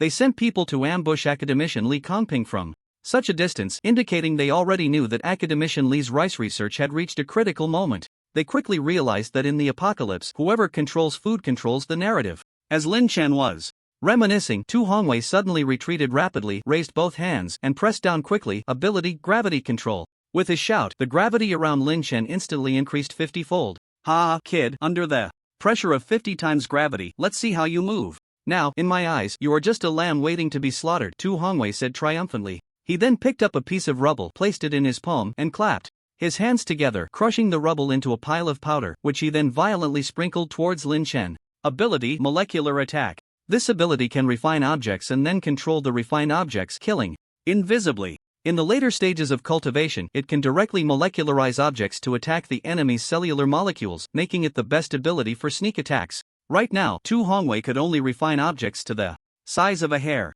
Watching the powder fly out, he grinned. Kid, after killing 3 of my teammates, I will use this rubble powder to crush your brain, and you will die in agony. You won't be able to stop these powders, which are as fine as hair. Lin Chen stood still, only smiling slightly. Tu Hongwei never dreamed that Lin Chen had already learned his ability. Lin Chen slightly raised his hand, and Tu Hongwei's eyes widened, his expression changing drastically. His hand, how did it move? The next second, what happened nearly made him drop his jaw. He suddenly felt as if a great mountain had been pressed upon him, feeling incredibly heavy. He could no longer hold on and crashed to the ground, finally realizing this is gravity control. His pupils dilated rapidly, his expression filled with terror. He actually awakened the gravity control ability too. How is this possible? What kind of monster is he, awakening so many abilities? Bang! The next second, a small brown ball smashed down in front of Lin Chen, which was formed from the gathered rubble powder. Under the absolute control of the absolute space, even molecular level substances could not penetrate. Molecular attack is also ineffective against him.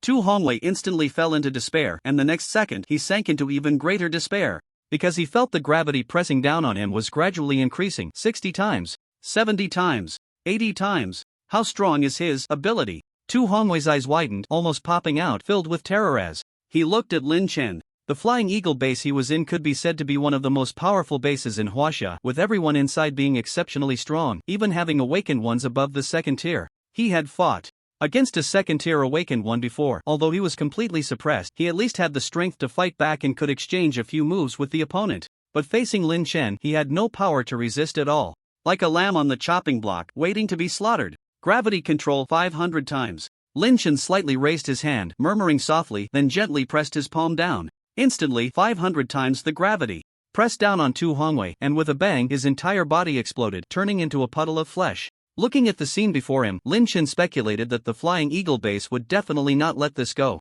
Once they learned of these people's deaths, they would surely send powerful awakened ones to come and capture Li Kongping. Not just the Flying Eagle base, perhaps all ambitious bases in Huaxia would send people over. By then, Jiangtong City would become a place of chaos. Just as Lin Chen was lost in thought, the system's voice suddenly rang out. Main mission triggered. Protect Li Kongping. Complete the research on mutated rice. Mission reward. Super strong base protection shield. This shield can withstand nuclear attacks. Wow! The reward for this mission was incredibly tempting. A base shield that could withstand nuclear attacks. As long as he obtained this shield, he wouldn't have to fear certain countries going insane and launching nuclear attacks, taking all of humanity down with them. Moreover, academician Li Kongping was someone Lin Chen greatly respected. Even without the system's mission, he would protect him. This time, killing those from the Flying Eagle base was the best proof. Then, he flew back to the Taoyuan base and found that a well-equipped army had appeared there. As soon as Lin Chen landed, he was aimed at by countless dark gun muzzles. Who are you? A serious-looking officer at the front said.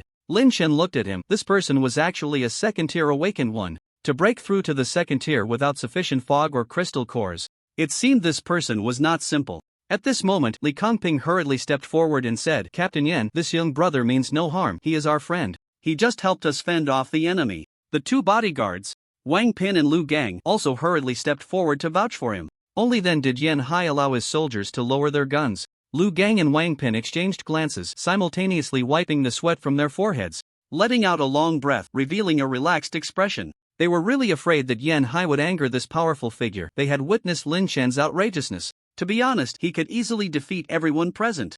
Oh! Li Kongping suddenly exclaimed, as if remembering something, hurriedly pushing through the crowd towards the wall. When he saw that the mutated rice had been trampled into a mess, a look of heartache and regret appeared on his face, and he was almost in tears. My rice! Assistant Xiao Wang quickly stepped forward to support him. Grandpa Li, don't be too anxious. Let's look around. Since this place has grown such mutated rice, there must be more than just this one. Li Kongping nodded but felt an immense sense of regret and heartache.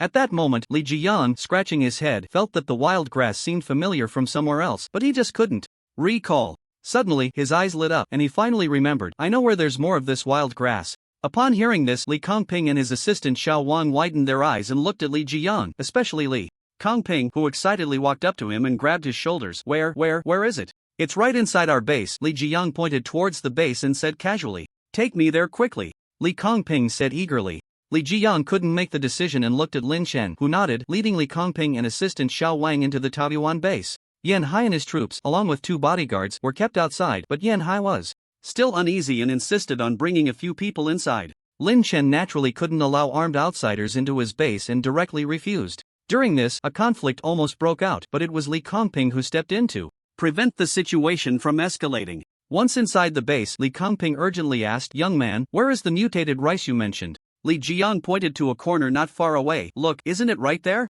Following his finger, Li Kongping indeed saw a patch of vibrant green mutated rice growing in the corner, along with other weeds mixed in. He immediately stepped forward and ran over, with assistant Xiao Wang following closely. When they reached the mutated rice, they gently touched it, as if they had discovered a rare treasure, tears of excitement streaming down their faces. It really is mutated rice. Yes, Grandpa Li, and there's a lot of it. Our research is definitely going to be fine now. Lin Shen looked at Li Jiyang, curiously asking, how come there's so much wild grass here? Li Jiyang replied, Zhang, don't you remember? I asked you if you had any seeds before. I wanted to plant some around the base to improve the environment.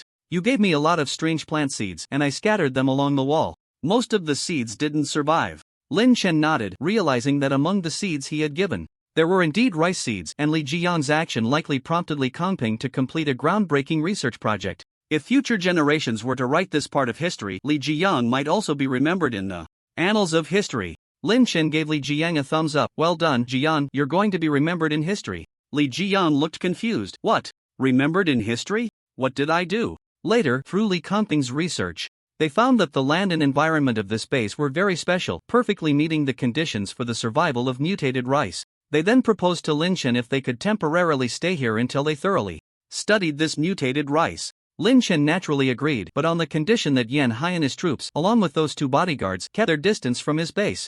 Li Kongping naturally agreed as well. Thus, Li Kongping and assistant Xiao Wang settled in the Taoyuan base. Lin Shen initially wanted them to stay in the safe house, but Li Kongping insisted on building a small shed next to the mutated rice to observe its growth status at all times and record data. Xiaolin and the others, knowing about this, all rushed to help, and in less than half a day, a simple dwelling was constructed. A great research project that would impact the entire Blue Star had thus begun. Thus, academician Li Kongping began his day and night research. Whether it was windy or rainy, they never relaxed for a single day, constantly monitoring the growth of the rice and examining the peculiarities of the surrounding environment. They actually carried many instruments with them, brought by Yan Hai's team. During this time, Yan Hai had sent people several times to deliver equipment, and Lin Shen always had him leave it at the entrance of the base, then had Li Jiyang and the others move it inside. Gradually, various experimental instruments were set up in that simple little shed. It was in such a rudimentary laboratory that an experimental result would soon emerge, one that would impact the entire blue planet.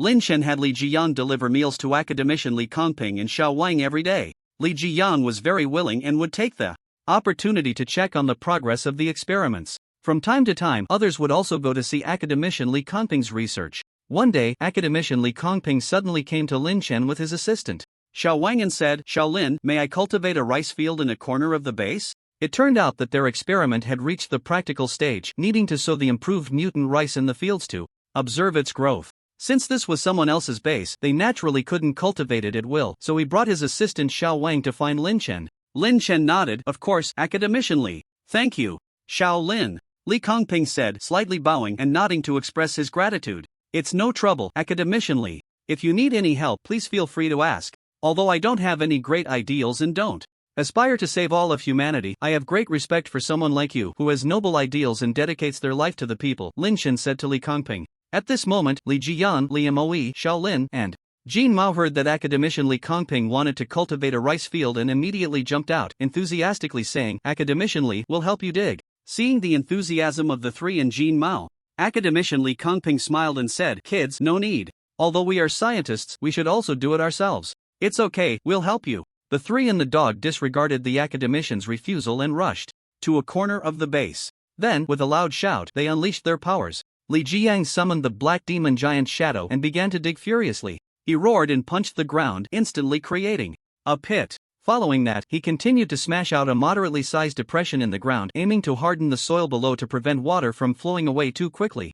Jin Mao, reinforced with steel, used his sharp claws to cut the entire block of soil into pieces. Then came Shaolin, who first burned the land with fire, then slightly moistened it with water. Finally, Li Moe made his appearance. He placed his hands on the ground and shouted, a dense bolt of lightning instantly covering the entire rice field. With a crack, those large chunks of soil were instantly blasted into fine powder. Then, Shaolin filled the field with water. The entire process took less than 5 minutes, and a rice field of about 100 square meters was cultivated just like that. During the cultivation, there were bursts of fire and flashes of lightning, leaving Academician Li and Xiao Wang stunned, not knowing whether to think they were fighting zombies. Grandpa Li, we originally planned to work for a day, but they finished it in 5 minutes. Assistant Xiao Wang said in surprise. Li Kongping nodded, and they did it quite meticulously. Just like that, the first experimental rice paddy was created. Academician Li and Xiao Wang took many rice seedlings out of the laboratory, ready to plant them in the paddy.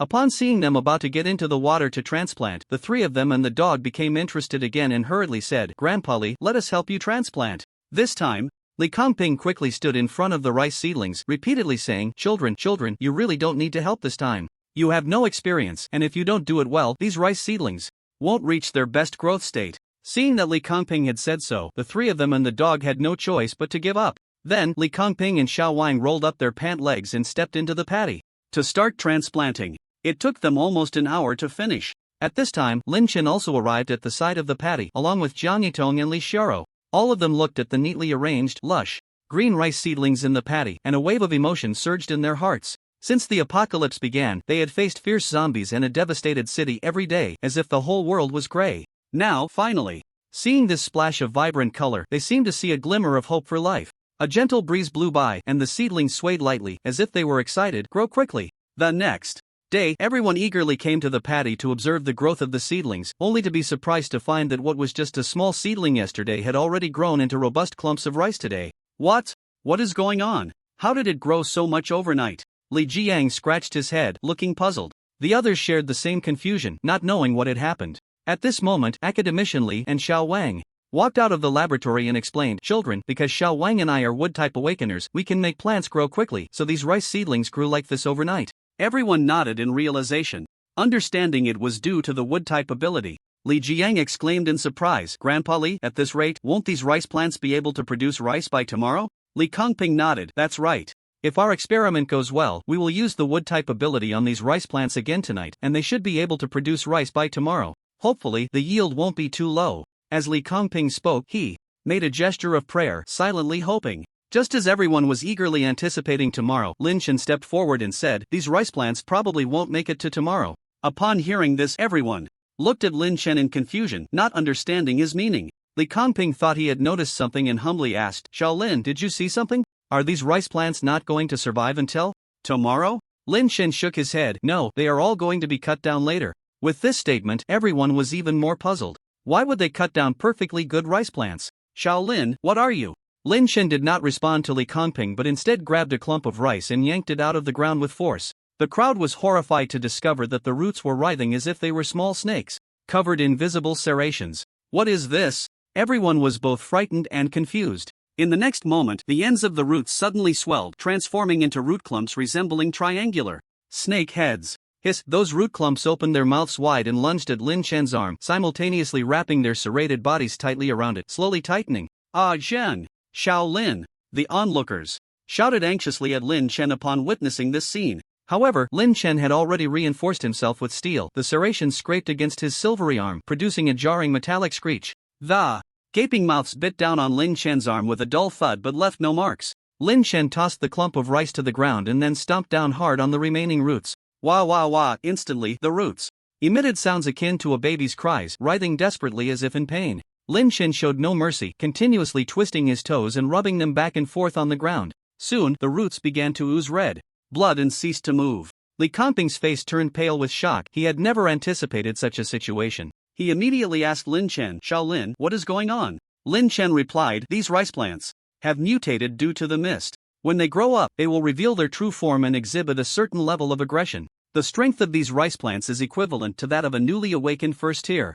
human. The reason Lin Chen knew this was, of course, due to the system's prompt, which indicated that mutated plants' mutated rice had appeared in the base and triggered a mission, tame the mutated rice. The mission reward was to increase the object replication range by 800 cubic meters. Lin Chen's purpose in uprooting and killing that clump of rice was to set an example. Sure enough, when Lin Chen approached the remaining rice plants, they seemed to fear him, all retreating backward in an attempt to distance themselves from him. Before this, Li Kangping was aware that both plants and animals had undergone some degree of mutation due to the heavy fog, but he never expected the extent of the mutation to be so severe, with plants even exhibiting animal characteristics, which left him greatly shocked. If these mutated rice plants were not tamed, no matter how they grew, they would not produce rice. They would store energy to enhance their abilities or resist external attacks. The others were also witnessing such unnatural phenomena for the first time, each with a look of astonishment and disbelief.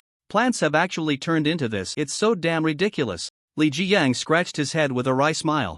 Next, Lin Chen's actions left them even more stunned. He stood before the rice field, addressing the mutated rice plants as if they were a group of people. Listen up, all of you, grow rice. If any of you try to secretly store energy, this will be your fate. Lin Chen pointed at the clump of rice that had been trampled into the ground, his tone filled with threat. The rice plants seemed to truly understand Lin Chen's words, obediently swaying as if nodding in response. A group of mutated rice plants stood still, seemingly defiant, even extending their roots to splash water in the air, wetting Lin Chen's pants. Sure enough, there are always a few reckless troublemakers in a group. When you are strong, you are the pioneer, the revolutionary, but when you are weak and still act this way, you are just a fool looking for death. Clearly, there are also fools among the plants. Lin Chen approached the pile of rice and bent down with a smile, saying, you like to be a rebel, huh? Then I'll grant you that. With that, Lin Chen grabbed it and yanked it out of the ground, then tossed it into the air, sending it a blast that vaporized it instantly, making it disappear into the air. The other mutated rice plants seemed to sense the terrifying bloody scene and all stood still, not daring to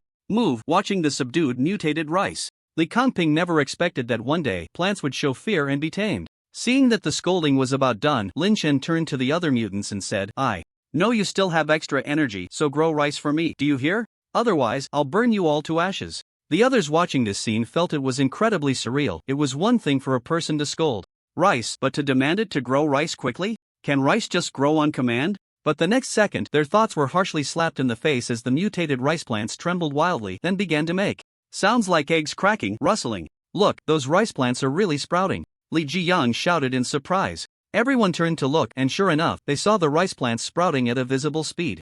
Soon, they began to flower. Rice typically sprouts before flowering, and the flowers are fine but dense. Then, the sprouting rice began to gradually plump up until it turned into golden grains. Everyone was stunned by this phenomenon. The growth speed of the rice was absurd, taking only a little over 10 minutes. It seemed that mutation wasn't entirely a bad thing. There were benefits, such as being able to quickly grow grains after taming them. Lin Chen nodded in satisfaction and said again, if you don't want to be cut down, then drop the grains into the container automatically later, do you hear? The mutated rice plants began to sway again. Very good, being so obedient, I won't cut you. Then, Lin Chen said to Li Kangping, academicianly, your research has succeeded, but you overlooked one point. These mutated rice plants, like animals and humans, need to be tamed. Li Kangping sighed deeply. For a scientist, this was too shocking and unbelievable. He looked at the yield of the rice, which was not very ideal, and realized he needed to continue improving. Shaolin, I've learned something, but the yield of the rice isn't very ideal. It needs further improvement. Suddenly, as if he thought of something, he continued, or maybe it doesn't need improvement, just force them a bit, and their yield will increase? Li Kangping seemed uncomfortable with what he had just said. Lin Chen replied, this should be their maximum yield. If you want to increase it, you'll need to continue your research. Li Kangping nodded, I will keep working hard. Ding, task completed, object replication range expanded by 800 cubic meters. Inside the safe house, Lin Chen wore a gloomy expression, a pile of drained Tier 4 crystal cores stacked in front of him. What's going on? I've absorbed so many crystal cores, yet I still can't break through to Tier 5. Every time it feels like I'm just one step away, but I can't seem to get over that hurdle, as if something is blocking me. Lin Chen muttered to himself, considering whether to ask the system, why can't I break through to Tier 5? System, due to the host's limited permissions, I can only answer half of your question. Lin Chen? Then just tell me the half you can. System, the level of human abilities cannot exceed the highest level of zombies on Blue Star. Otherwise, according to the host's current cultivation speed, you would soon possess the powerful ability to make all the zombies on Blue Star disappear in an instant. This situation will not be allowed to occur by it. Who is it? System, the host's permissions are insufficient to check it this time. Damn. At least he finally learned the reason he couldn't break through to Tier 5. Human abilities cannot exceed those of zombies. In other words, Lin Chen was already at the peak of combat power on Blue Star and would remain so in the future. Was there a possibility of capturing a Tier 4 zombie and raising it, then using crystal cores to help it break through, allowing himself to break through as well? That's a good idea, but unfortunately, he had already killed the Tier 4 zombie king. Finding another Tier 4 zombie now would be nearly impossible. Just wait, one will surely appear later. At that moment, Li Jiyang ran in from outside and said to Lin Chen, Zhang, a lot of people have come outside the base, a huge crowd, and they seem to be refugees fleeing from other places. Refugees? Yes, they seem to know that our base has supplies and are asking us for them. Let's go take a look. The two arrived at the base entrance, where others had gathered as well. Indeed, Lin Chen saw a group of dirty but fierce-looking people. Those who had survived until now were generally not easy to deal with. You must be the boss of this base, right? A relatively clean middle-aged man said after sizing Lin Chen up. Lin Chen didn't want to get entangled with these people too much and coldly replied, I don't care who you are or where you came from, get out of here right now or you'll face the consequences. Ha ha ha. The middle-aged man burst into laughter. Young man, don't think that just because you've established a small base you can act recklessly. Almost every one of us has been in large bases with tens of thousands of people. If it weren't for the zombies attacking, do you think we would come to this little broken place? Now that we are in trouble, we want to borrow some supplies from your base to get by. Once we rebuild our base, we won't forget you. You need to recognize the situation. Who told you that our base has supplies? Lin Chen asked calmly. You don't need to worry about that. So, how many supplies does your base actually have? We have quite a few people, the middle-aged man said in a slightly threatening tone. At that moment, the hungry people all stared intently at Lin Chen and the others, resembling a pack of beasts that hadn't eaten for days. We want food. We want food. We want food. They began to shout in unison, attempting to threaten and force Lin Chen and the others to hand over supplies. If it were an ordinary small base, they might have been intimidated by this display, but their luck was extremely poor. They had encountered not just any small base, but one housing the peak of combat power among humanity on Blue Star. You want to eat something, right? I'll point you to a place. From this street, just walk straight for 800 meters. There's a place with endless food, Lin Chen said, pointing into the distance. The middle-aged man believed him. Really? Are there still supplies that haven't been taken? That place used to be the largest public toilet here, and inside there's an endless supply of shit for you to eat, Lin Chen said. Upon hearing this, the middle-aged man's face turned green, and the others also showed displeasure, glaring at Lin Chen with gritted teeth. Kid, have you gotten so used to being a big shot in this small place that you think you're invincible? Let me tell you, there's always someone better out there, and some people you can't afford to provoke. After saying this, the middle-aged man let out a furious roar, flames erupting from his body. It turned out he was a fire-type awakener. Today, I'll teach you a lesson. Boom! Just as he finished speaking, Lin Chen blasted him to smithereens. The others were taken aback, their expressions changing slightly. Let's all go together. He's just one person. He can't possibly kill us all, someone in the crowd shouted. Upon hearing this, the others immediately became restless, ready to charge in for a strong attack. At that moment, Li Jiyang, who had somehow climbed onto the wall, shouted down, Hey, you brats, look at this. Everyone turned to the sound, only to see a black heavy machine gun aimed at them, while Li Moe was also aiming a rocket launcher at them. Instantly, they were so frightened that they stopped in their tracks. Try taking another step forward and see if you can run faster than my bullets, Li Jiyang said provocatively. Although the people below were furious, they had no way to counter it. After all, it was a heavy machine gun and a rocket launcher. They were just flesh and blood. Even with their numbers, they couldn't withstand the fire rate of over 1,000 rounds per minute from a heavy machine gun and a rocket launcher. Good kid, you've got guts. Let's go. Lin Chen had no intention of killing them. After all, having a pile of corpses outside the base would be hard to clean up. The last time they dealt with the zombies from the zombie tide, it took several days to clean up, and over time, the stench became unbearable. But if they weren't afraid of death and dared to come, then Lin Chen wouldn't hold back. Li Jiyang jumped down from the wall, looking at the backs of the group, and asked, Ajin, why did so many people suddenly come to our place? If they're escaping, they should be heading towards Huhai City or Shangjing City. Maybe there are fewer zombies in our area. Indeed, last time, just at the Taoyuan base, they didn't know how many zombies they had killed. Lin Chen was even more outrageous. Not only did he kill a zombie king, but he also killed 300 third tier zombies, and the first and second tier zombies were countless. It could be said that the zombies in Jiangtong City were the most afraid of humans, making it a good place to escape to. Li Jiyan nodded, finding it very reasonable. Then how did they know we have supplies at the base? Lin Chen thought for a moment. It should be the work of the 3 safe zones. Jiangtong City is likely to get lively soon. Given the situation, many bases probably couldn't withstand. The last zombie tide, leaving countless survivors homeless and fleeing everywhere. They would eventually discover this treasure of Jiangtong City, and then everyone would flock here. With more people, conflicts would increase, so Lin Chen needed to help academician Li Kongping complete the research on the mutated rice as soon as possible to obtain the super strong light shield, ensuring everything would be foolproof. At this moment, the leaders of the refugees, fuming with anger, found the heads of the 3 safe zones, nearly pinning them to the ground in a fit of rage. Indeed, the supplies at the Peach Blossom base were leaked by them, with the intention of hoping to capture the base for themselves so they could share in the spoils, ideally causing both sides to suffer losses, allowing them to reap the benefits. However, they had not been gone long before they returned, looking disheveled and defeated. Upon their return, their murderous glares could kill. Why didn't you tell us earlier? The leader of that small base has such powerful abilities, and they are equipped with heavy machine guns and rocket launchers. If it weren't for our ability to adapt, we would have nearly died under that heavy machine gun and rocket launcher fire.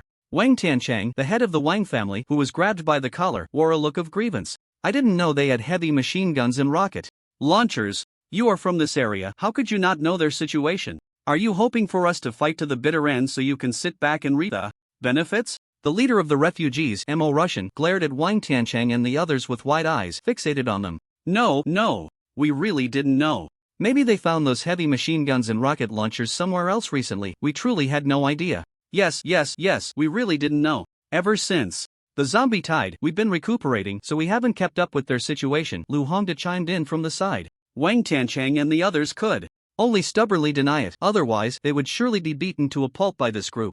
Ever since the fog invasion, their supplies had nearly run out, leaving them looking pale and weak, completely drained of energy. Moreover, this group of refugees had escaped from large bases, not only equipped with weapons, but also comprised of awakened individuals significantly stronger than them. The leader, Mo Russian, had even broken through to the early second stage. Thus, the people from the 3 safe zones could only appease and submit to them, completely losing the arrogance they once had as local tyrants. Mo Russian released Wang Tianchang, saying, I'll trust you once. The supplies at the Peach Blossom base will eventually be ours. Yes, their supplies are abundant. If we can seize them all, we can survive for quite a while, Lu Hongda replied with a grin. Mo Russian smiled strangely, glancing at Lu Hongda and the others. In the city of Shangjing, at the largest official base of Huaxia, base number 1, a group of people was discussing something in a conference room. Chief, zombies are rampant now, but we humans have also awakened our abilities. So we are not in an absolute disadvantage. We should make good use of this advantage, said a deputy chief named Zhixinghua, putting down the documents in his hand and addressing the stern-faced chief sitting at the head of the table. The chief was silent for a moment, then slowly spoke, his voice deep. Old Ji, if you have any ideas, just say them. Zhixinghua no longer held back and said directly, I think we should establish an ability academy to systematically train our Huaxia's ability users so we can better utilize our awakened powers to resist the zombies.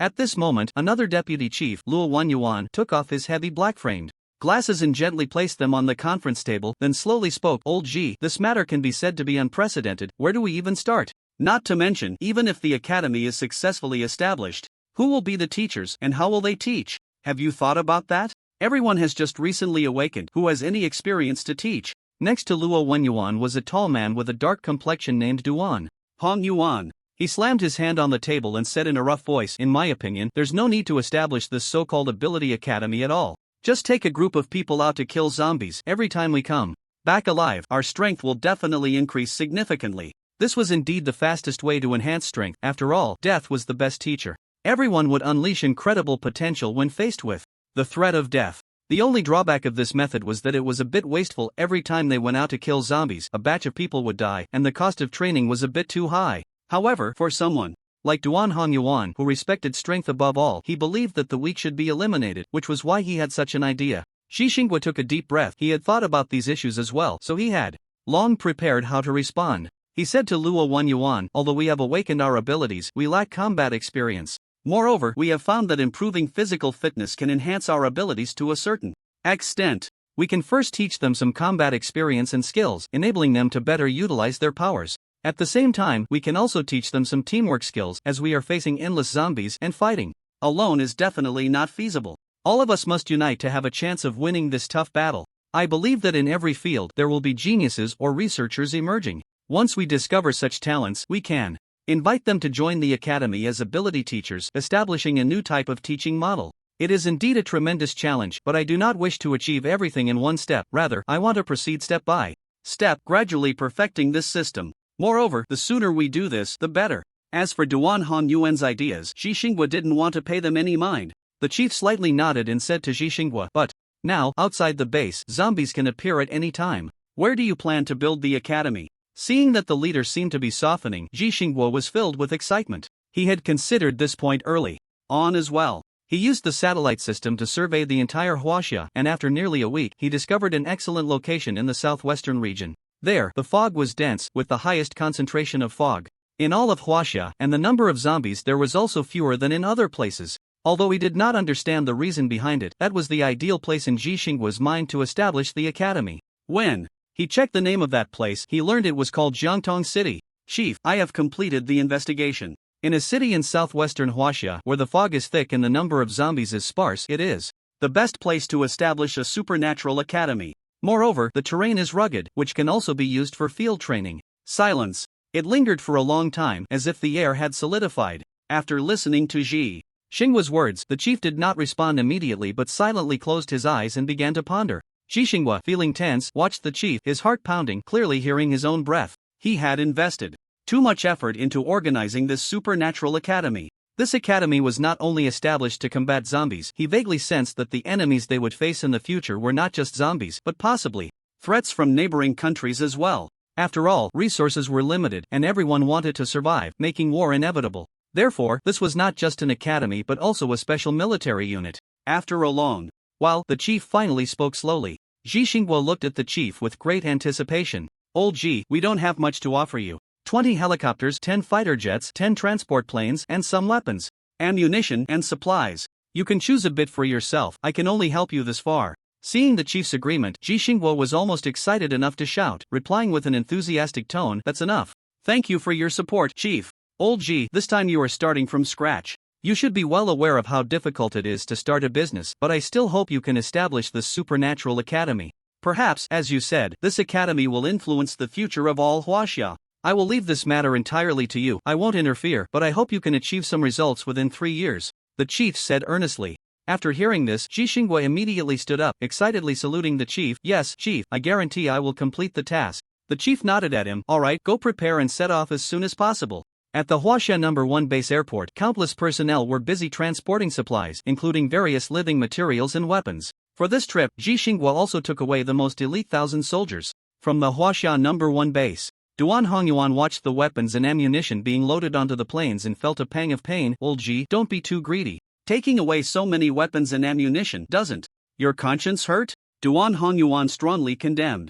Ji Xinghua chuckled. "Of course it doesn't hurt. This is approved by the chief." Duan Hongyuan could only shut his mouth, left speechless. Luo Wenyuan, however, patted Ji Xinghua on the shoulder and said earnestly, "The road ahead is long and arduous, Old Ji." Ji Xinghua smiled and patted Luo Wenyuan's shoulder in return, saying, "I will seek knowledge both above and below." That day, after Lin Shen had lunch, he went to check on the research of academician Li Kangping. The system had not indicated that the task was completed, which meant that the research on the mutated rice had not been fully finished. Arriving next to the small house, Lin Shen found academician Li and his assistant Xiao Wang focused on their experiments, so he did not disturb them. Instead, he went to the rice field to see how the mutated rice was growing. The mutated rice had grown quite a bit taller, reaching about Lin Shen's shoulder height. Lin Shen was somewhat surprised. If this mutated rice continued to grow, it could be planted in a circle around the base as a form of defense. However, with the light shield in place, Lin Shen no longer needed this defensive measure. At that moment, the mutated rice seemed to lean back slightly as Lin Shen approached, as if they were afraid of him. Lin Shen smiled. He changed his previous thoughts. This mutated rice was so timid that if it encountered a powerful enemy, it might turn against him. Just then, the system's prompt sounded. "A 4th-tier female zombie has appeared in the outskirts of the city, triggering a task to capture this zombie. Reward: a reinforced iron cage that can trap an 8th-tier zombie." Lin Shen was worried about where to find a 4th-tier zombie to raise and help it break through, so he could also break through himself. The system was considerate, even rewarding him with a cage to trap the 4th-tier female zombie. Afraid that the zombie might escape, Lin Chen immediately activated Angel's Wings and flew away from the base. Li Jiang and Li Moe, seeing Lin Chen take off in the yard, looked up. Li Jiang said, "Where is Zheng going?" Li Moe replied, "A powerful zombie might have appeared nearby. The senior should be going to deal with that zombie." At this point, Li Moe recalled the first time he met Lin Chen. He was going to kill a 4th-tier zombie king. Meanwhile, in the outskirts of Zhengtong City, a group of refugees was surrounded by countless zombies. Strangely, those zombies did not rush in to bite but instead formed a circle tightly surrounding the group of refugees. The refugees huddled back to back, pressed closely together, their faces filled with terror as they looked at the surrounding zombies. They had also fled from other provinces and cities. The last zombie tide had destroyed too many bases, killing countless people. A small portion of those who survived by chance could only flee everywhere. They had heard from other refugees that in this direction there were fewer zombies, so they ran that way. Unexpectedly, they had not gone far before being surrounded by a group of zombies. "Liars, all liars. We can't just sit here and wait to die. Everyone follow me, let's fight our way out," someone shouted in the crowd. "Yes, we have all awakened our abilities. We have a chance against these 1st-tier zombies. Right, let's fight our way out. Maybe there will still be a way to survive. Fight out, damn it." The number of people echoing in the crowd grew increasingly larger. Suddenly, among the few on the outskirts, some had flames shooting from their palms, some had spikes growing from their palms, and others had arcs of electricity swirling around their hands. They roared to bolster their courage and charged towards the horde of zombies. However, before they could even reach the zombies, they were suddenly immobilized by a mysterious force, unable to move. Soon after, they began to float slowly into the air. In the next moment, their eyes were filled with terror, their expressions twisted in pain, and they emitted continuous wails.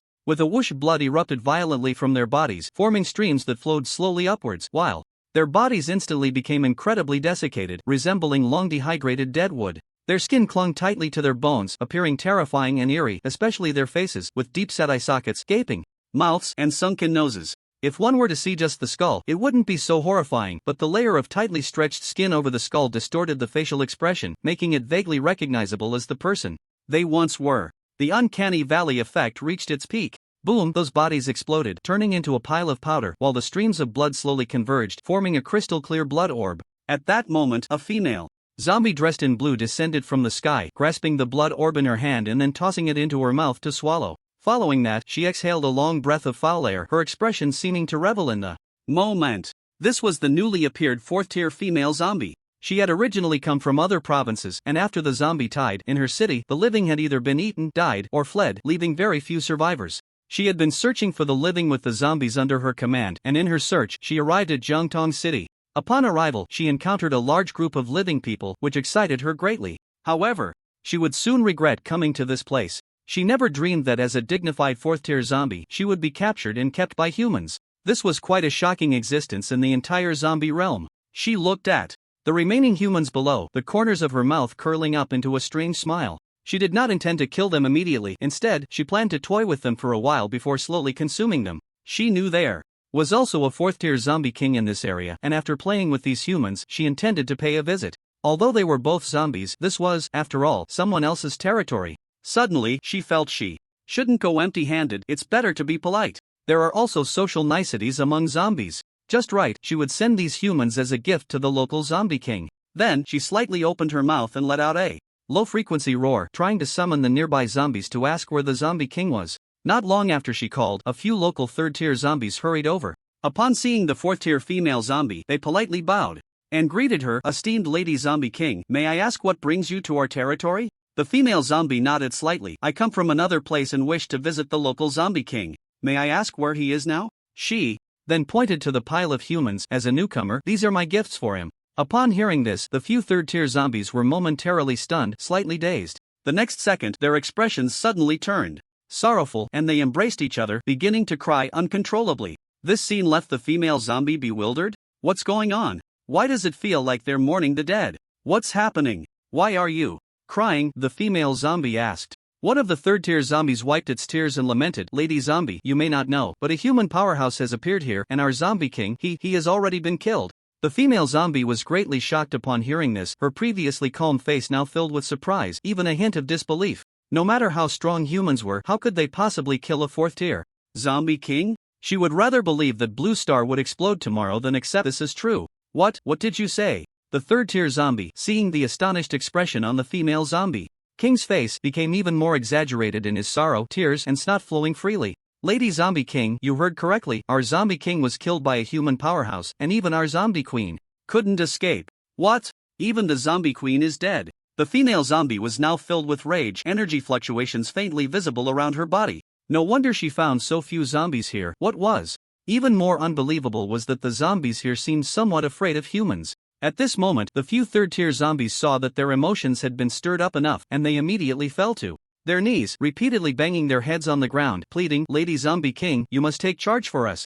That human powerhouse is too much, simply outrageous. The female zombie flicked her sleeve and angrily said, what do you know about that human? Have you figured it out? We've figured it out. That human is named Lin Chen, living in the Taoyuan base in Jiangtong City, and as for his ability, he is estimated to be at least 4th tier. Upon hearing this, the female zombie gritted her teeth. Lin Chen, I will tear your flesh piece by piece and drain your blood drop by drop. Roar. After saying this, she let out a thunderous roar that seemed to shake the ground, a terrifying energy instantly radiating outwards. The few third-tier zombies stumbled back, their faces filled with shock. This female zombie king is actually at the peak of 4th-tier strength. That detestable human powerhouse is definitely doomed this time. Boom! Just then, 2 humans suddenly flew up and then exploded, turning into a cloud of blood. Mist. The female zombie, furious, directly blew up the 2 humans to vent her pent-up anger. Taoyuan base, Lin Chen, I'm coming. Just wait to bear my endless wrath. After saying this, she leaped into the air, intending to take revenge right away, but just as she reached mid-air, she suddenly felt a hand slap her head fiercely.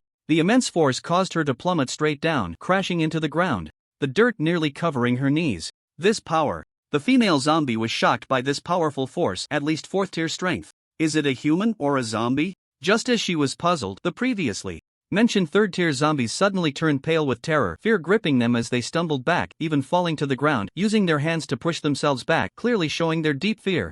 What could possibly instill such terror in them? At this moment, the female zombie suddenly came to her senses. It's him, that human powerhouse, Lin Chen. Sure enough, the next second, the few 3rd-tier zombies began to scream in panic. Ah, he's coming, he's coming, it's him, that human powerhouse Lin Chen is here. Run. If we don't run now, it will be too late. Run. Otherwise, we're dead.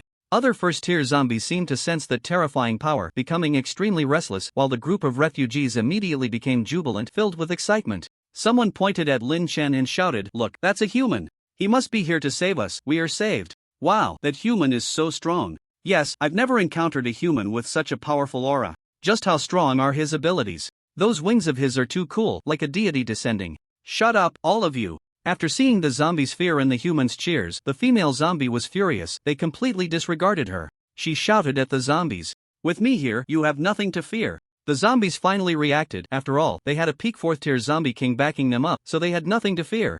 A few 3rd-tier zombies immediately began to cheer her on. Lady Zombie King, you are the strongest, the best. Help us kill that human brat. The female zombie was pleased by these words. Her expression softened a bit, and then she suddenly leaped out of the ground with force, spreading her angelic wings, and shouted at Lin Chen, who was hovering in mid-air, damn human, what kind of skill is sneak attacking? I thought you were impressive, but it turns out you're just a coward. If we faced off directly, I guarantee I could beat you to a pulp in 3 seconds. Whoosh! Lin Chen suddenly fell from the sky, so fast that the female zombie almost didn't react. At that moment, Lin Chen was already standing in front of the female zombie, a powerful pressure overwhelming her, leaving her stunned. Lin Chen slowly spoke, I'm giving you 2 choices. First, voluntarily be raised by me. Second, I beat you up, and then you're forced to be raised by me. Choose. The female zombie's lips twitched in disbelief. She couldn't believe she was being threatened by a human. Damn it, how dare you talk to me like that? Go die. The female zombie roared, her hair flying up, and half-meter-long claws suddenly sprouted from her fingers, each claw gleaming with a chilling light, incredibly sharp. She extended her fingers, claw-like, and lunged at Lin Chen's heart. Ability, time stop. Whoosh! A ripple of time spread out, and the female zombie was instantly frozen in place. Since you're going to be raised, I'll have to remove your claws. With that, Lin Chen broke all of the female zombie's claws and then pummeled her, leaving her bruised and battered, her face swollen like a pig's head. When time resumed, the female zombie felt a piercing pain throughout her body and was horrified to discover that her claws had all been broken. What is happening? The female zombie was confused, and a very bad feeling arose in her heart. So, what's your choice now? Lin Chen asked again, calmly. The female zombie instantly realized, it's you. This was impossible. How could a human have beaten her like this while she was unconscious? The female zombie was secretly astonished. This is impossible. She roared again, and the surroundings exploded. Violently, she couldn't believe this was something a human could do. Lin Chen shook his head at her actions and sighed, "That I'll reluctantly beat you up again." The female zombie was surrounded by a terrifying energy that lingered, and one could vaguely see the surrounding space slightly twisting and deforming. Faintly, there were sounds of sonic booms. At this moment, the female zombie was completely enraged, unleashing all her peak 4th tier abilities without any reservation. She wanted to turn this human boy before her into ashes within her frenzied energy. Roar, roar, roar, with a few chilling roars, her fingers grew half a meter long. Golden nails, which shone brightly. With a slight movement, one could hear the whistling sound of the nails slicing through the air. Even a steel plate several millimeters thick could be easily pierced and cut in half with just a light swipe. Whoosh! She suddenly slashed down at Lin Chen's crown, then let out a sharp and triumphant laugh, ha, as if she could already see this human being sliced in half by her. The warm and delicious fresh blood splattered onto her. What a delightful thing that was. The living flesh was neatly cut in half, the cut surface displaying beautiful patterns, and the thick blood plasma along with an unknown liquid added an artistic touch to the marvelous scene. Ability, level up. Facing the overwhelming attack, Lin Chen remained calm, merely curling his lips slightly as he softly chanted. In the next second, his aura suddenly surged, and a powerful sense of oppression instantly flooded in from all directions. Lin Chen's ability directly ascended from peak 4th tier to peak 5th tier. The surrounding horde of zombies and the few 3rd tier zombies seemed to sense the terrifying pressure emanating from Lin Chen, each trembling in fear, their faces changing drastically, their bodies uncontrollably wanting to flee from this place. What the hell is going on? I actually feel genuine fear towards a human. What the hell is happening? One 3rd tier zombie said through gritted teeth, both terrified and angry. Another 3rd tier zombie trembled and said, "Do you feel it too? I thought I was the only one scared." "Damn it, so you all are scared too?" The third tier zombie said, its face full of fear. The first two zombies looked at the third one, nodding repeatedly in agreement. Yes. What the hell is going on? He's a human, we're zombies, how can we genuinely be afraid of him? This is as ridiculous as a cat being afraid of a mouse. The female zombie also felt a shock in her heart. Ability gravity control, Lin Chen softly chanted again. Suddenly, hundreds of times the gravity slammed down on the female zombie. Combined with Lin Chen's oppressive force, she crashed to the ground, creating a human-shaped deep pit and kicking up a cloud of dust. She tried to prop herself up with her hands but found she couldn't move her arms at all. No matter how hard she gritted her teeth and exerted herself, her arms wouldn't budge an inch. She screamed loudly, but it was futile. Lin Chen slowly crouched beside her, looked at her golden nails, and shook his head. "I didn't expect you to have a pair of golden nails. What do you want?" the female zombie shouted in terror. "Since you're a pet, those claws need to be trimmed," Lin Chen said. Upon hearing this, the female zombie's scalp tingled, and her whole body exploded with fear, as if she had already realized what terrifying thing was about to happen. Crack, crack, crack, with a series of crisp sounds, all 10 golden nails were broken by Lin Chen. "Ah, damn human, I will kill you, I will definitely kill you." Lin Chen looked at the golden claw in his hand, which seemed very sharp. He drew one out and gently scratched it against a nearby stone. To his surprise, the stone was easily sliced open like tofu, splitting evenly in two. This claw is even sharper than a golden tang knife. If it could be forged together with the golden tang knife, wouldn't that enhance its power by several levels? As he spoke, he placed the golden claws into the system space. Ding, mission completed. Successfully captured a 4th tier zombie. Reward, 1/8 tier super iron cage. In the next moment, a small iron cage appeared in Lin Chen's palm. He was taken aback. Is this little thing really meant to hold a zombie? System, this 8th tier super iron cage can change size at the will of the host. Lin Chen was delighted. Oh, it has that function too. System, of course, otherwise, do you think the name 8th tier super iron cage was chosen randomly?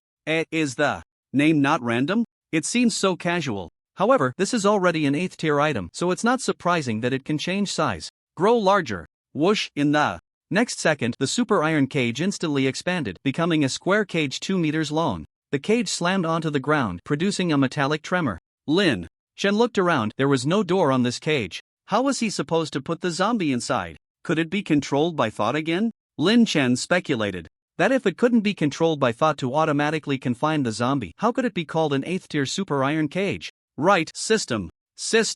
Then, with a flash of thought, the female zombie disappeared from her spot and immediately appeared inside the super iron cage. At the same time, Lin Chen retracted his gravity control ability, and the hundreds of times the gravity he had placed on the female zombie instantly vanished. The female zombie went berserk, suddenly getting up from the ground and charging at Lin Chen, completely unaware that she was trapped in a cage. It wasn't until she slammed into the cage and felt a sharp pain in her forehead that she jolted awake. What the hell? How did I end up in this cage? Lin Chen waved at her. Hi, you think a broken iron cage can hold me? The female zombie seemed unaware of the seriousness of the situation. She grabbed 2 steel bars with both hands and tried to bend them. See, this is just a light, she thought.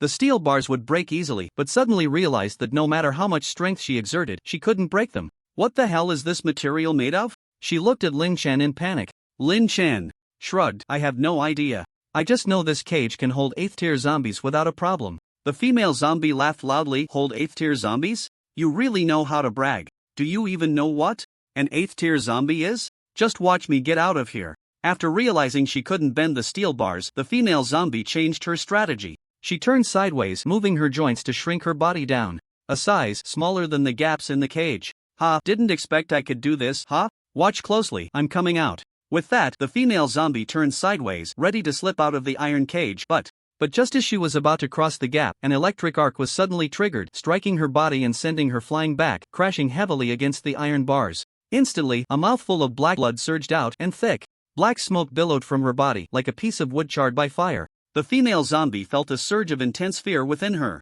Could it be that this iron cage could really contain an 8th tier zombie? For a moment, she felt dizzy. It was impossible. How could she, a dignified peak 4th tier zombie, be captured and kept by a human? The few 3rd tier zombies, seeing the female zombie trapped and unable to escape, immediately fled in a hurry, thinking they had found someone to help them, only to realize that this master not only failed to help but also got himself caught. They had come in fine, but now they couldn't go back. If they didn't run, they would surely meet the same fate, piled up with the other zombies. As the leader was captured and a few 3rd tier zombies slipped away, they scattered in a panic. Lin Chen approached the cage, slowly crouched down, and said to the female zombie, "Just be my pet at ease." The female zombie looked aggrieved and bitter, seemingly having accepted the fact that she was to be treated as a pet. "Don't worry, I won't kill you for now, and I will provide you with crystal cores to help you cultivate and continuously enhance your abilities until you reach the peak of the 8th tier. Lin Chen looked the female zombie up and down. "And what happens after I reach the peak of the 8th tier?" The female zombie tilted her head, staring at Lin Chen with wide eyes. Lin Chen slowly stood up, dusted off his hands, and said lightly, "After the peak of the 8th tier, I'll kill you." The female zombie's mouth dropped open, completely unprepared for this answer, looking utterly speechless. If he was going to kill her, why not do it now? She really couldn't understand human thinking. At this moment, the group of survivors, seeing their chance of escape, immediately cheered. After the cheers, they walked towards Lin Chen to express their gratitude. "Thank you for saving us, we really don't know how to thank you." Lin Chen, however, replied indifferently, "I didn't intend to save you, you don't need to thank me. Now, stay away from me." The person was taken aback, thinking that expressing gratitude would surely make the other person happy, but instead received a response as cold as ice. How could this person be so clueless about social cues? At that moment, a few people noticed the female zombie trapped behind Lin Chen and walked over with grins, picking up stones from the ground to throw at her. "Damn, weren't you just so fierce? I'm right here, come bite me. If you dare come out, our human powerhouse here will kill you in no time." Hey, don't say that. Even though she's a zombie, aside from her rotten face, her figure is still quite tempting. One of the lewd men looked at the female zombie with a lewd grin, his mind filled with indescribable images. Saying this, he picked up a branch and poked it through the gaps in the iron cage to tease the female zombie. This super iron cage only triggered electric attacks on zombies, so the lewd man could poke the branch inside. He poked the female zombie with the branch, laughing as he did so. "Hey, come on, give me a smile." The female zombie glanced at the lewd man, her eyes filled with fierce light, grinding her teeth. "What, you want to eat me? Come on, come on." Wow, that female zombie suddenly grabbed a branch and yanked it hard. The sleazy man, caught off guard, had his arm pulled into the iron cage. Crack! The female zombie seized his arm, and the sleazy man's face changed drastically, nearly crying out in panic. Before he could even scream, there was a crack, and his entire arm was torn off by the female zombie.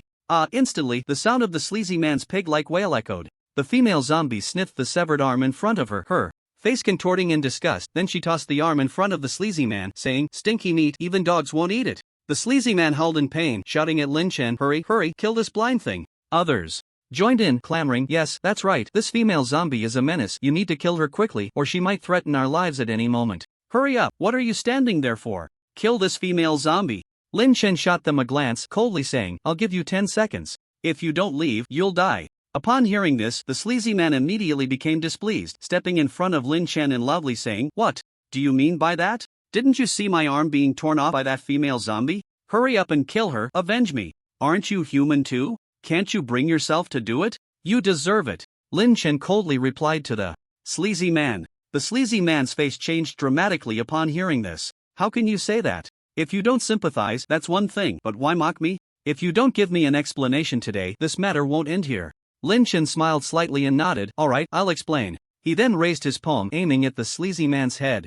The sleazy man looked confused. What do you mean, empty-handed? Boom, a blast shot out, vaporizing most of the sleazy man's body, and the remaining half collapsed to the ground, the air instantly filled with the smell of roasted meat. The others, witnessing this, quickly retreated. Those who had been chattering incessantly suddenly fell silent. You have 5 seconds left. Lin Chen glanced at them, and they trembled, as if death had cast a glance their way, their spines chilling. Run! Someone in the crowd suddenly shouted, and instantly, everyone scattered in panic. So what if it's a zombie? Now she's my pet, and you worthless fools have no right to point fingers. Lin Chen coldly addressed the fleeing crowd. At that moment, on the plain, Ji Xinghua was surveying the terrain of the southwest when suddenly a soldier came to report. Report, sir, the radar has detected a zombie ahead with an exceptionally intense energy response. At the same time, there is a very strong energy source next to it, so strong that it nearly exceeds our radar's detection limit. Ji Xinghua was taken aback and quickly asked, is that energy source also a zombie? The soldier shook his head. No, it seems to be a human.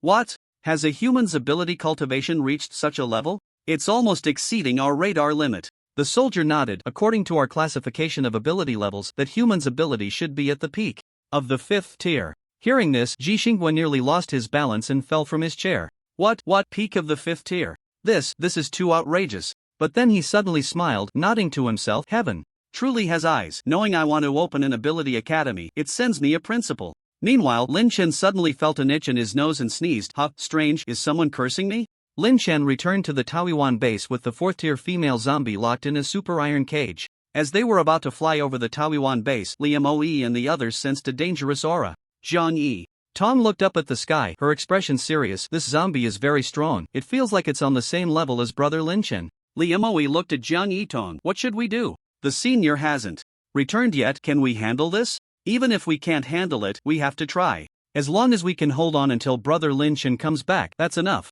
Just as Jiang Yitong finished speaking, suddenly an iron cage fell from the sky. It's here. Boom, the iron cage slammed onto the ground, kicking up a cloud of dust. Once the dust settled, everyone saw a female zombie inside the cage, and her strength was formidable. They could feel the pressure radiating from her even from a distance. Extraordinary. They clearly sensed that all of them combined wouldn't be enough to take her on. However, what puzzled them was the strange way the female zombie appeared. How was she in the cage? Jiang Yitong immediately instructed Li Ji Golden Retriever, hurry and protect Academician Li. Yes. Without a moment's hesitation, one person and one dog rushed towards the small house where Li Kongping was. Now, apart from Lin Chen, the highest combat power at the Taoyuan base was Li Moe and Jiang Yitong. Faced with such a powerful enemy, the two naturally charged to the front. Li Moe, you attack from the back, I'll attack from the front. Why do you look down on me? I'll go in front, you go behind. Li Moe was clearly dissatisfied with Jiang Yitong's strategic arrangement. Jiang Yitong shot a glare at Li Moe, and just as the two were arguing, Xiaolin and Li Xiaoro exchanged glances, nodded at each other, and without hesitation charged towards the female zombie. There wasn't a single coward at the Taoyuan base. Jiang Yitong and Li Moe were immediately shocked, forgetting about any strategy, and rushed forward as well. But when they got closer, they found that the female zombie was sitting motionless in the iron cage, showing no intention of attacking at all. The few of them were at a loss. Do you think there's a possibility she was locked in the cage by someone? Li Moe frowned and said. Upon hearing this, everyone nodded in agreement. But who could be so powerful as to capture such a fierce female zombie? It was a Zheng. Everyone thought of Lin Chen. At the same time, then what are we waiting for? While she's locked up, let's take her down. Li Moe shouted. Oh. Upon hearing this, everyone nodded in unison. The female zombie's expression changed drastically. What are you going to do?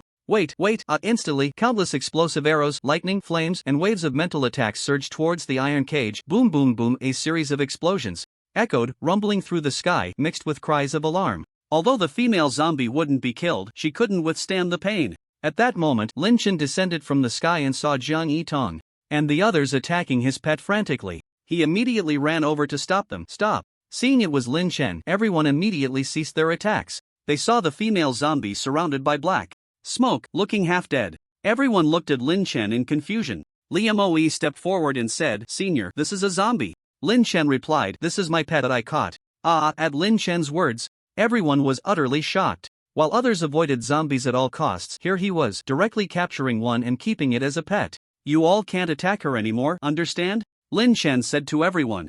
"Brother Lin Chen, what if she escapes?" Zhang Yitong asked with some concern. Lin Chen smiled and said, "Don't worry, even an 8th-tier zombie can't escape from this iron cage." The crowd nodded in agreement.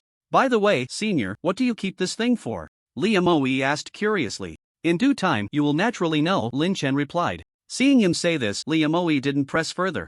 Meanwhile, the female zombie looked at Lin Chen with a pitiful expression, as if to say, "Brother, if you had come a little later, I would have been done for." Upon realizing that the female zombie couldn't escape, everyone gathered around to examine her. "Hey, what's your name?" Liamoe asked, tilting his head towards the female zombie. "Roar, roar, roar." The female zombie obviously didn't answer him but let out a few angry growls. Not saying, "Are you trying to taste my lightning again?" As he spoke, Liamoe conjured a lightning ball in his hand. The female zombie hurriedly leaned towards the iron cage, looking at Lin Chen with eager eyes, as if asking, "Aren't you going to do something?" Unexpectedly, Lin Chen simply clasped his hands behind his back and turned away. The female zombie. At that moment, Zhang Yitong said, "She's a zombie, not a human. How could she possibly have a name?" Liamoe nodded, feeling it made sense. "How about we give her a name?" Shaolin suggested. Upon hearing this, everyone fell into deep thought. "Let's call her Fortune. Isn't that a dog's name? Then let's call her Little Me.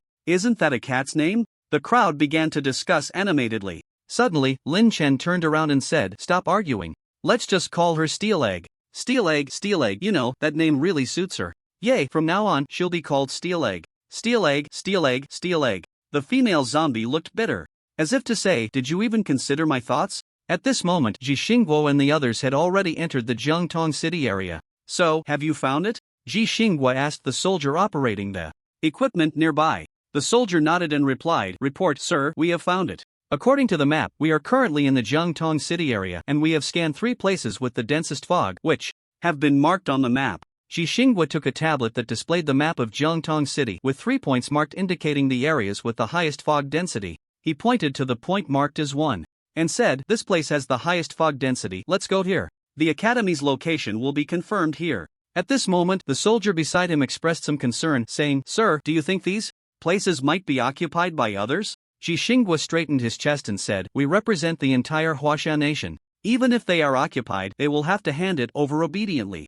In the safe house, Lin Chen faced the Steel Egg locked in a super iron cage and said, "Steel Egg, do you want to break through your cultivation?" "Roar, roar, roar, don't call me Steel Egg." The female zombie shouted angrily, lunging at the iron cage and yelling at Lin Chen. However, she quickly realized and looked at Lin Chen with a puzzled expression, saying, "What do you mean, break through my cultivation? How can you help me break through?" "That's right." The Steel Egg's eyes widened in disbelief. Did this human capture her just to help her break through her cultivation? This left the Steel Egg very confused. Then, Lin Chen took out a pile of peak 4th grade crystal cores from the system space and threw them into the super iron cage. "You can use these crystal cores as you like. If you need more, just ask me." The Steel Egg stared in disbelief at the pile of peak 4th grade crystal cores on the ground, even slapping herself twice to confirm she wasn't dreaming. She picked up one of the crystal cores and took a deep breath. Her face instantly changed, realizing this was a real crystal core. At the same time, her gaze towards Lin Chen changed, filled with a mix of fear and reverence, because each peak 4th grade crystal core in front of her represented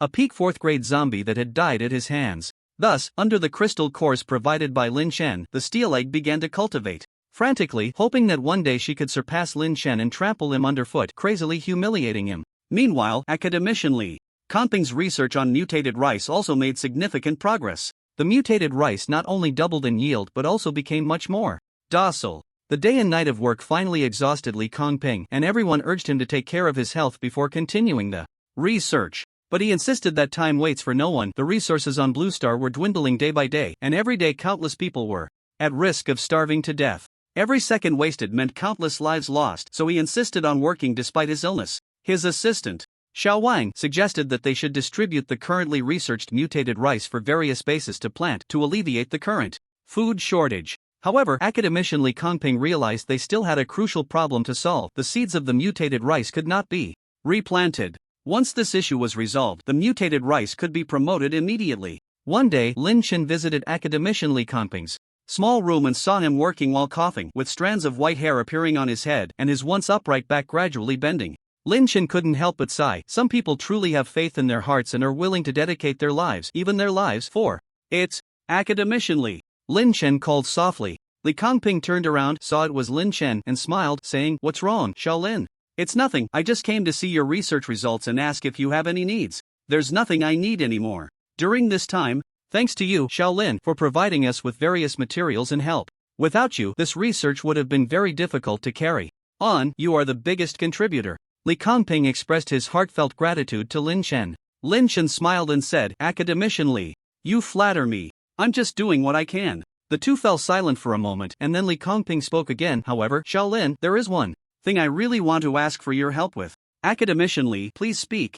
"Shaolin, you know that once the research on mutated rice is successful, it will be something that many people will fight over. If it falls into the hands of those with ill intentions, the world will become even worse. If I can successfully research the mutated rice in my lifetime, I ask you to help bring this research success to the Huaxia No. 1 base in Beijing." Li Kongping said solemnly, "Huaxia No. 1 base." Hearing this name, Lin Chen's expression changed slightly. Lin Chen had learned about the Huaxia No. 1 base from the system's Doomsday Development Overview. It was established by the leaders of the former Huaxia nation and was the largest official base in Huaxia, with a population of over 10 million. From there, it radiated out to 9 smaller bases named sequentially as Huaxia No. 2 base, Huaxia No. 3 base, and so on. Each of these 9 smaller bases could accommodate hundreds of thousands of people. Although Li Kongping had the special forces led by Yan Hai for protection, along the way he had witnessed too many things. The world was developing too quickly. He did not believe that Yan Hai could successfully bring back the research on mutated rice to Huaxia No. 1 base. This was not a denial of his strength, but rather a recognition of the great uncertainties in today's world. At the same time, he remained cautious about human nature. After all, obtaining the success of this research would mean controlling the food discourse in the apocalypse, determining the life and death of everyone. Under the temptation of power, anyone could falter. However, Li Kongping felt that Lin Chen was very different. He could not see any desire in Lin Chen for this research outcome. He felt that this young man seemed indifferent to matters unrelated to him. Although he did not know what this young man had experienced, he knew that he was the best candidate to transport the research results on mutated rice in his mind. After pondering for a moment, Lin Chen nodded and replied, "I promise you, academician Li." "Good, thank you." After saying this, Li Kongping deeply bowed to Lin Chen. Outside Jiangtong City, Xi Xinghua met with Yan Hai. At that time, academician Li Kongping was out conducting research and had received support from the top leader, so the senior management of the Huaxia base was almost all aware of this matter. Yan Hai was recommended to the top leader by Xi Xinghua as academician Li Kongping's personal protection officer. Meeting him here, Xi Xinghua was both surprised and delighted. "Yan Hai, I didn't expect to meet you here. By the way, where is academician Li?" Xi Xinghua was the first to speak. Yan Hai saluted Xi Xinghua and replied, "Report, sir, academician Li is conducting research elsewhere." Upon hearing this, Xi Xinghua frowned and said somewhat displeased, "Yan Hai, what's going on? Didn't I tell you to protect academician Li closely? How could you leave him alone? If anything happens to him, do you know how serious the consequences would be?" Yan Hai hurriedly said, "Sir, please rest assured, academician Li is in a very safe place and won't be in any danger." Foolish. Quickly, take me to find academician Li. I need to see him safe and sound before I can relax." Xi Xinghua showed a worried expression. "All right, sir, please follow me." Soon, under Yan Hai's guidance, they arrived outside the Taoyuan base. Yan Hai pointed to the base's gate and said, "Sir, academician Li is inside this base." At that moment, a soldier stepped forward and said to Xi Xinghua, "Sir, the instruments show that the fog density here is the highest in the entire southwest region." Xi Xinghua was somewhat surprised. What a coincidence! The soldier nodded. "That's right, sir. We tested many places along the way, and the fog density here is simply outrageous." Xi Xinghua nodded in satisfaction. "In that case, let's set the location of the Ability Academy here." Hearing this, Yan Hai was somewhat puzzled. "Sir, what do you mean? Ability Academy?" Then, Xi Xinghua explained to Yan Hai the purpose of his trip to the southwest. After hearing this, Yan Hai was greatly shocked. Something like the Ability Academy should either appear in novels or in movies and TV dramas. He never expected it to appear in reality today. "Sir, are you serious?" Yan Hai still found it hard to believe. "What's wrong? Do you think I'm joking with you? This time, I've brought all my resources. The establishment of the Ability Academy is likely to concern the future of the entire Huaxia, so this time I can only succeed, not fail." Yan Hai nodded, seeming to regain his composure slightly. At this moment, Ji Xinghua seemed to think of something. By the way, have you encountered any powerful figures? We need teachers at the initial stage of the academy's establishment. Yan Hai thought for a moment and pointed to the Taoyuan base, saying, Chief, the powerful figures are right here. It just depends on whether you can handle them. Oh, a small base can make you, Yan Hai, evaluate it like this. It seems the leader of this base is not simple. Ji Xinghua looked at the nearby Taoyuan base, becoming quite interested. However, Yan Hai added, Chief, you misunderstood. It's not just the leader of this base, everyone inside is talented, even the dogs are fierce. What? Ji Xinghua was greatly shocked upon hearing this. Quick, take me to see. Ji Xinghua said eagerly. Chief, you can see them, but you must be a bit polite to the people inside, none of them are easy to deal with. In recent days, Yan Hai had thoroughly witnessed the ferocity of the people at the Taoyuan base. One day, when he came to check on academician Li, he was pressed to the ground and hammered by two young boys just because he knocked a little too loudly. It happened to be morning, and Li Moe and Li Ji Yang, who had been cultivating all night, were sleeping soundly. Just as they lay down, they heard someone banging on the door, and instantly, their anger flared. They exchanged glances, leaped out of bed, and without a word, gave the door knocker a beating. Yan Hai, who was being hammered, was immediately furious. Just as he was about to unleash his powers to teach these two kids a lesson, he saw one of them crackling with electricity, while a huge shadow appeared behind the other, scaring him into a hasty retreat. Ji Xinghua nodded perfunctorily, and then Yan Hai arrived at the entrance of the Taoyuan base, gently knocking on the door, his movements extremely cautious. Clearly, the previous experience had left a deep shadow in his heart. Knock, knock, knock, who is it? A voice came from inside. It's me, Xiaoyan. Yan Hai replied carefully. Creak, the base's door slowly opened,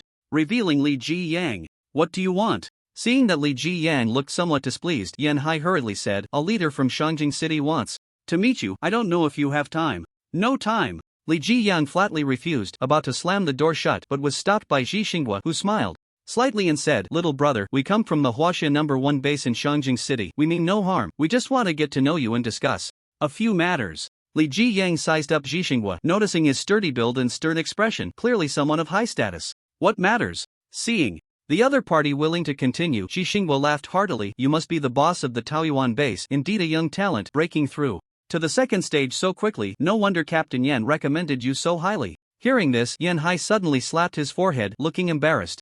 But he didn't dare interrupt their conversation, only quietly reminding, Chief, that's not. I'm not the boss, Li Ji Yang replied.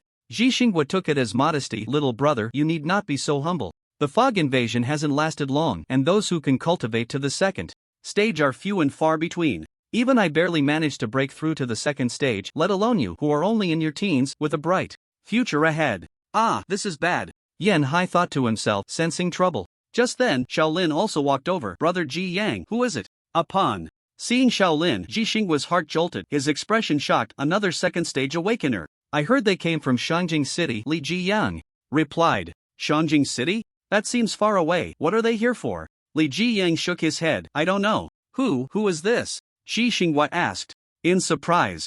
They are from our Taoyuan base, is there a problem? Li Ji Yang looked at the astonished Ji Xinghua, somewhat puzzled, not understanding what he was so surprised about. Just as he was still recovering from his shock, Li Moe and Zhang Yitong, along with a golden retriever, arrived at the door, wanting to see who had come. Ji Yang, who is it? Zhang Yitong asked as she walked. Li Ji Yang turned back. Sister Yitong, it's a few strangers, claiming to come from Shangjing City. Strangers? As soon as Zhang Yitong heard it was a stranger, she immediately became alert, quickly walking to the door. Upon seeing Ji Xinghua and the others, she sternly asked, what are you doing at our base? If there's nothing important, leave quickly. Otherwise, you will bear the consequences. The moment Ji Xinghua saw Zhang Yitong and Li Moe, his mouth fell open, his eyes widened in disbelief, and he stammered, two third-tier awakeners. At that moment, he inadvertently caught sight of the golden-haired dog standing beside them and was even more shocked. No way, even the dog is third tier. However, seeing this group of people, he was incredibly excited. This was undoubtedly a teaching team. Ji Xinghua hurriedly said, we are from the Huaxia No. 1 base in Shangjing City. The purpose of coming to the southwest is to establish a supernatural academy here to train organized, disciplined, and capable awakeners to better combat zombies and even external enemies. Zhang Yitong replied indifferently, oh, this matter has nothing to do with us. No, this matter is very relevant to you, Ji Xinghua quickly said, fearing they would leave. Oh, how is it related? Our supernatural academy has just been established and is essentially empty, lacking everything. The other things are manageable, but what we need most right now is teachers. So I would like to invite all of you present to be the first teachers of the Supernatural Academy. I wonder if you are interested. Rest assured, you can propose any conditions, as long as I can meet them, I will agree. Ji Xinghua said smoothly.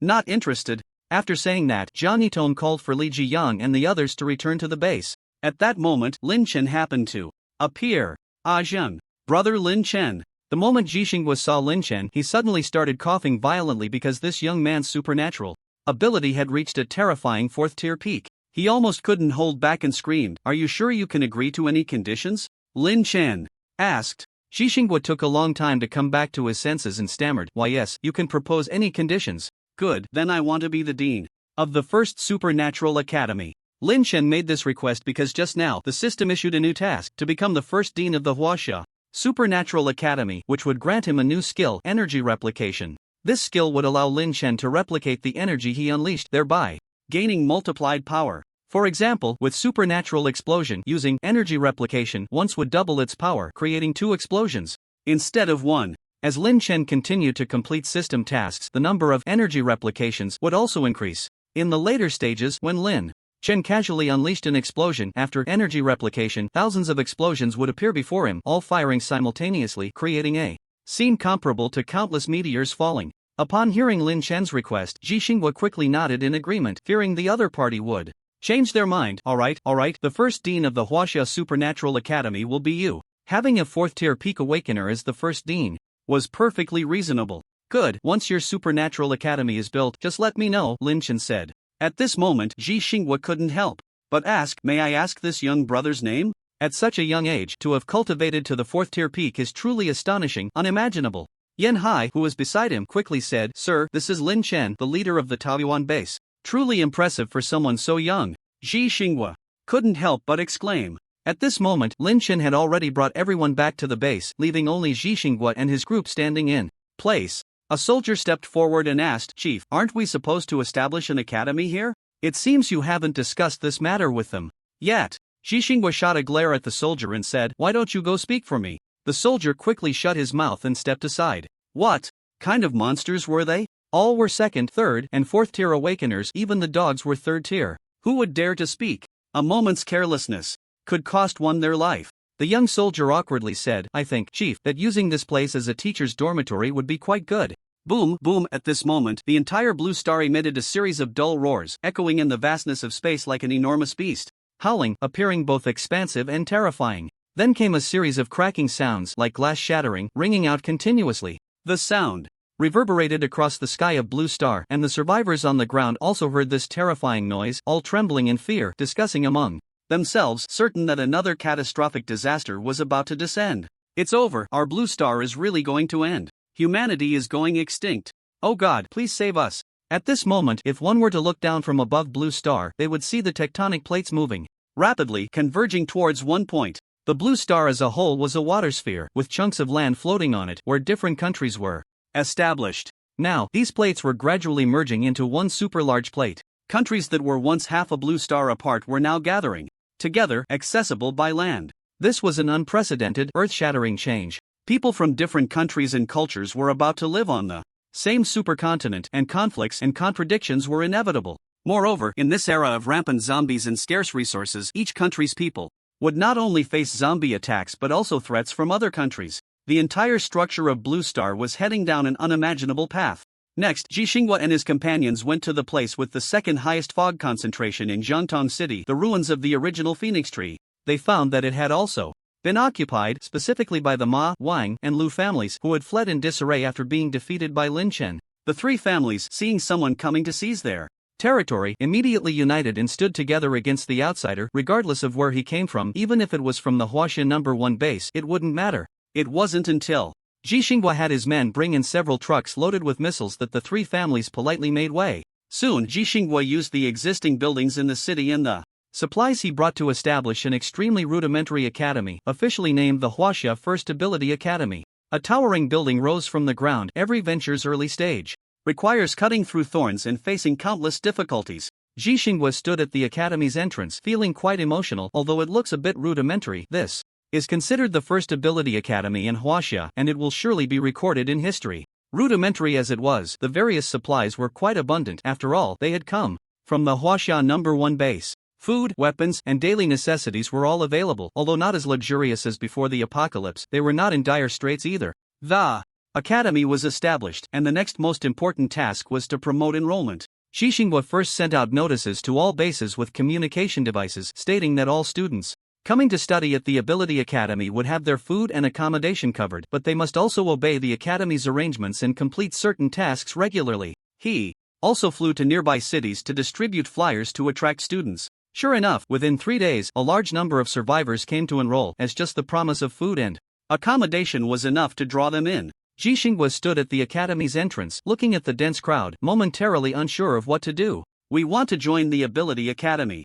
We want to join the Ability Academy. We want to join the Ability Academy. The crowd erupted in a chorus of shouts. However, Xinhua had prepared a response. He brought out a detection device resembling a doorframe and said to the crowd, "Everyone, quiet." Upon hearing the academy leader speak, the crowd gradually quieted down. Xinhua coughed twice and said again, "This is the first Ability Academy in Huaxia. We do not accept just anyone. You need to have an ability level above mid-stage of the first tier." Many people below, not understanding the so-called tiers of abilities, looked at Xinhua in confusion. Xinhua began to explain to them, "The abilities we awaken become stronger with continuous training. After accumulating to a certain extent, abilities will experience a leap in growth. Through our instrument detection, we found that after awakening an ability, there will be 3 relatively small leaps followed by 1 relatively large leap. Therefore, based on this model, we established the levels of abilities. Each major leap in ability is called a tier increase. The initial awakening of an ability is the first tier, also known as early first tier.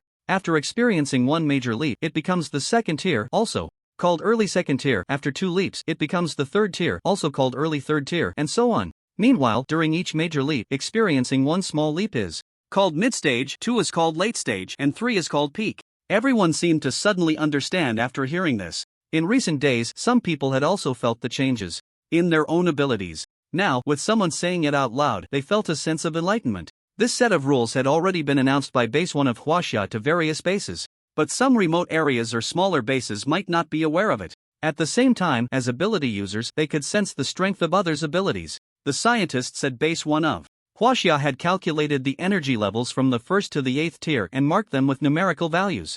Xinhua had interacted with many awakened individuals and made numerous estimates of ability values so he could accurately determine the level of an ability user. In fact, as long as the rules for upgrading abilities were explained, even an ordinary awakened person could estimate the tier of other awakened individuals. However, whether they were in the mid-tier, late tier, or peak tier required long-term practice. Nevertheless, by the later stages, almost all awakened individuals could quickly and accurately make judgments. So, now you all line up, and through this device, as long as the red light turns on, you can join the first Ability Academy of Huaxia. Upon hearing this, the crowd did not behave as Xinhua had imagined. Instead, everyone scrambled to form a long line, and the scene remained chaotic, with everyone eager to push to the front. However, due to the armed soldiers in front, a line of about 10 people formed as they approached the device.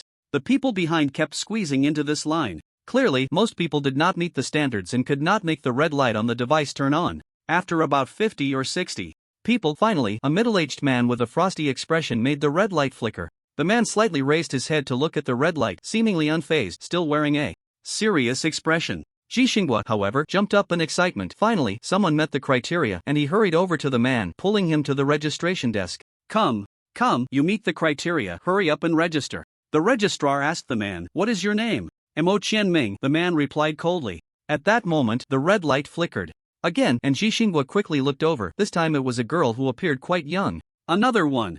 Xinhua once again pulled the girl to the registration desk. The girl and Mo Qianming exchanged glances and paused for a few seconds. "What is your name?" "You Lily." Xinhua looked at the two with a beaming smile. "You two are lucky. You will be the first male and female students of the first Ability Academy of Huaxia." The two merely nodded slightly at Xinhua and were then taken by soldiers to the waiting area. Those who were not selected looked at the two with envy as they walked into the waiting area. The people behind continued to push forward, with nearly 100 people for everyone who met the standards. This acceptance ratio was no less than that of civil service exams before the apocalypse, yet everyone still flocked to it as the benefits were too enticing. The selection continued for half a day, and dozens of qualified awakened individuals were chosen. However, there were simply too many people outside, and the crowd surged, dark and dense, with no indication of when the testing would be completed. At this time, Lin Chen also received a notification from Ji Xinghua saying that the Ability Academy was being established today and asking him, as the dean, along with the teachers, to attend the opening ceremony.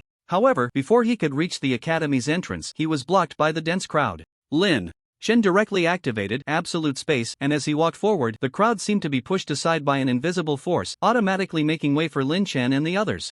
Don't push, don't push. Who the hell is it pushing like that? Which blind person is pushing? The crowd immediately became noisy, and whoosh, several ice spikes shot out. The few people who were cursing suddenly fell silent, froze in place, and then collapsed onto the people beside them. Just then, Ji Xinghua suddenly clutched his stomach, feeling a wave of urgency hit him, and hurriedly ran to the restroom. At the queue, a burly man saw a short man in front of him and attempted to force his way ahead. Unexpectedly, the short man was not to be trifled with. At first, he smiled and nodded in agreement, but when the burly man moved in front, he quietly pulled out a short knife and stabbed it fiercely into the burly man's kidney. The burly man, tough and resilient, did not fall but turned around angrily, glaring at the short man. After cursing, he lunged at him. The short man, like a monkey, jumped around and actually engaged in a back-and-forth struggle with the burly man. Meanwhile, the people behind took advantage of the chaos and rushed forward. The guarding soldiers, seeing the disorder in the crowd, immediately stepped in to maintain order.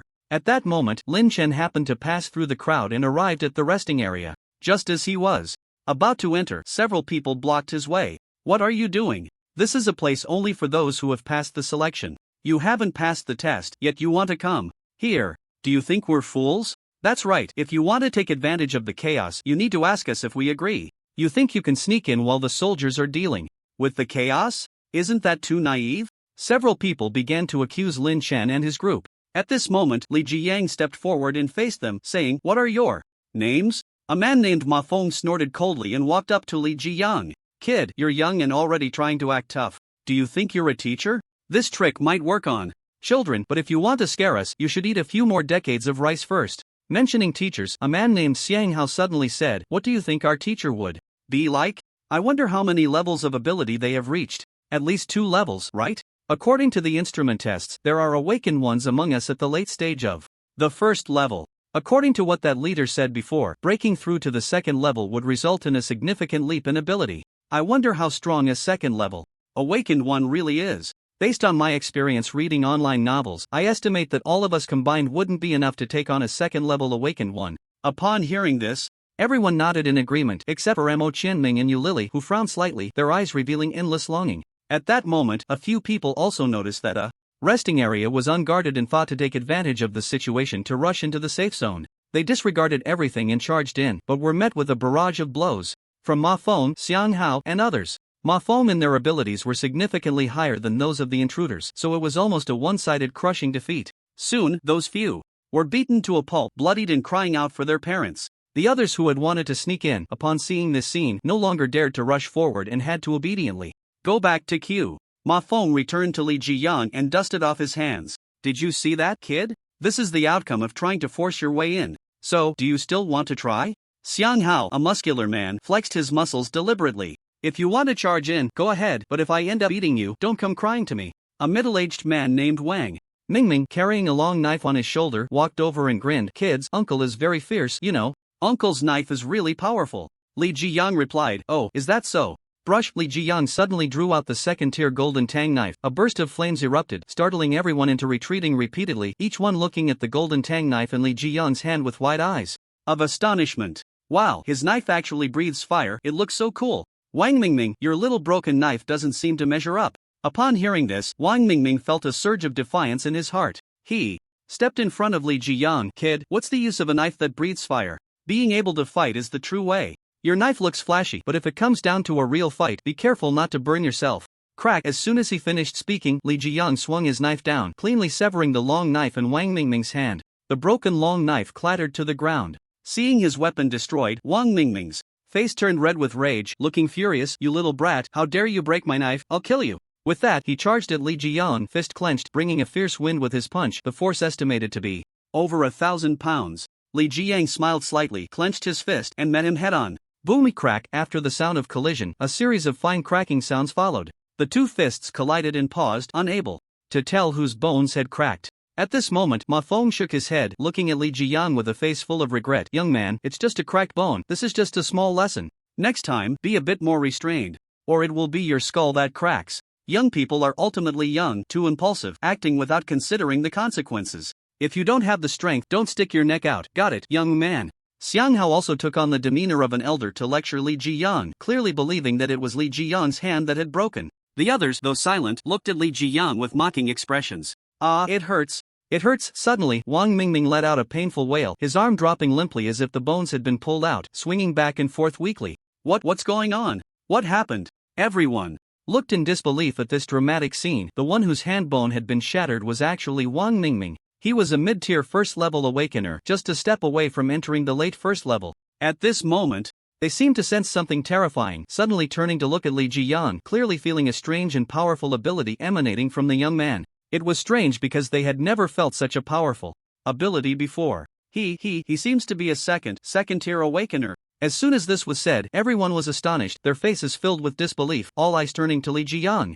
Someone reacted, he can't be a teacher, can he? Everyone suddenly realized, swallowing hard. If they offended a teacher, would they have good days in the academy afterward? Just then, Ji Xinghua, who had just finished his business, hurried back. As soon as he returned, the scene was chaotic. His expression was displeased, and using his full ability, he let out a loud roar. A wave of sound carrying second-tier ability spread outwards. The chaotic crowd was intimidated by this pressure, slowly quieting down, looking at Ji Xinghua with terrified expressions. This ability energy is so terrifying. I feel like he could slap me to death with one hand. No wonder he's a leader. His ability is truly frightening. After feeling the terrifying pressure released by Ji Xinghua, they looked at him with both fear and longing. Once the crowd quieted down, Ji Xinghua instructed the soldiers to maintain order. He guessed that Lin Chen and the others should have arrived, so he looked around and finally spotted them in the rest area. However, he immediately sensed that the atmosphere there was off, and he thought to himself, this is bad. What if something has happened?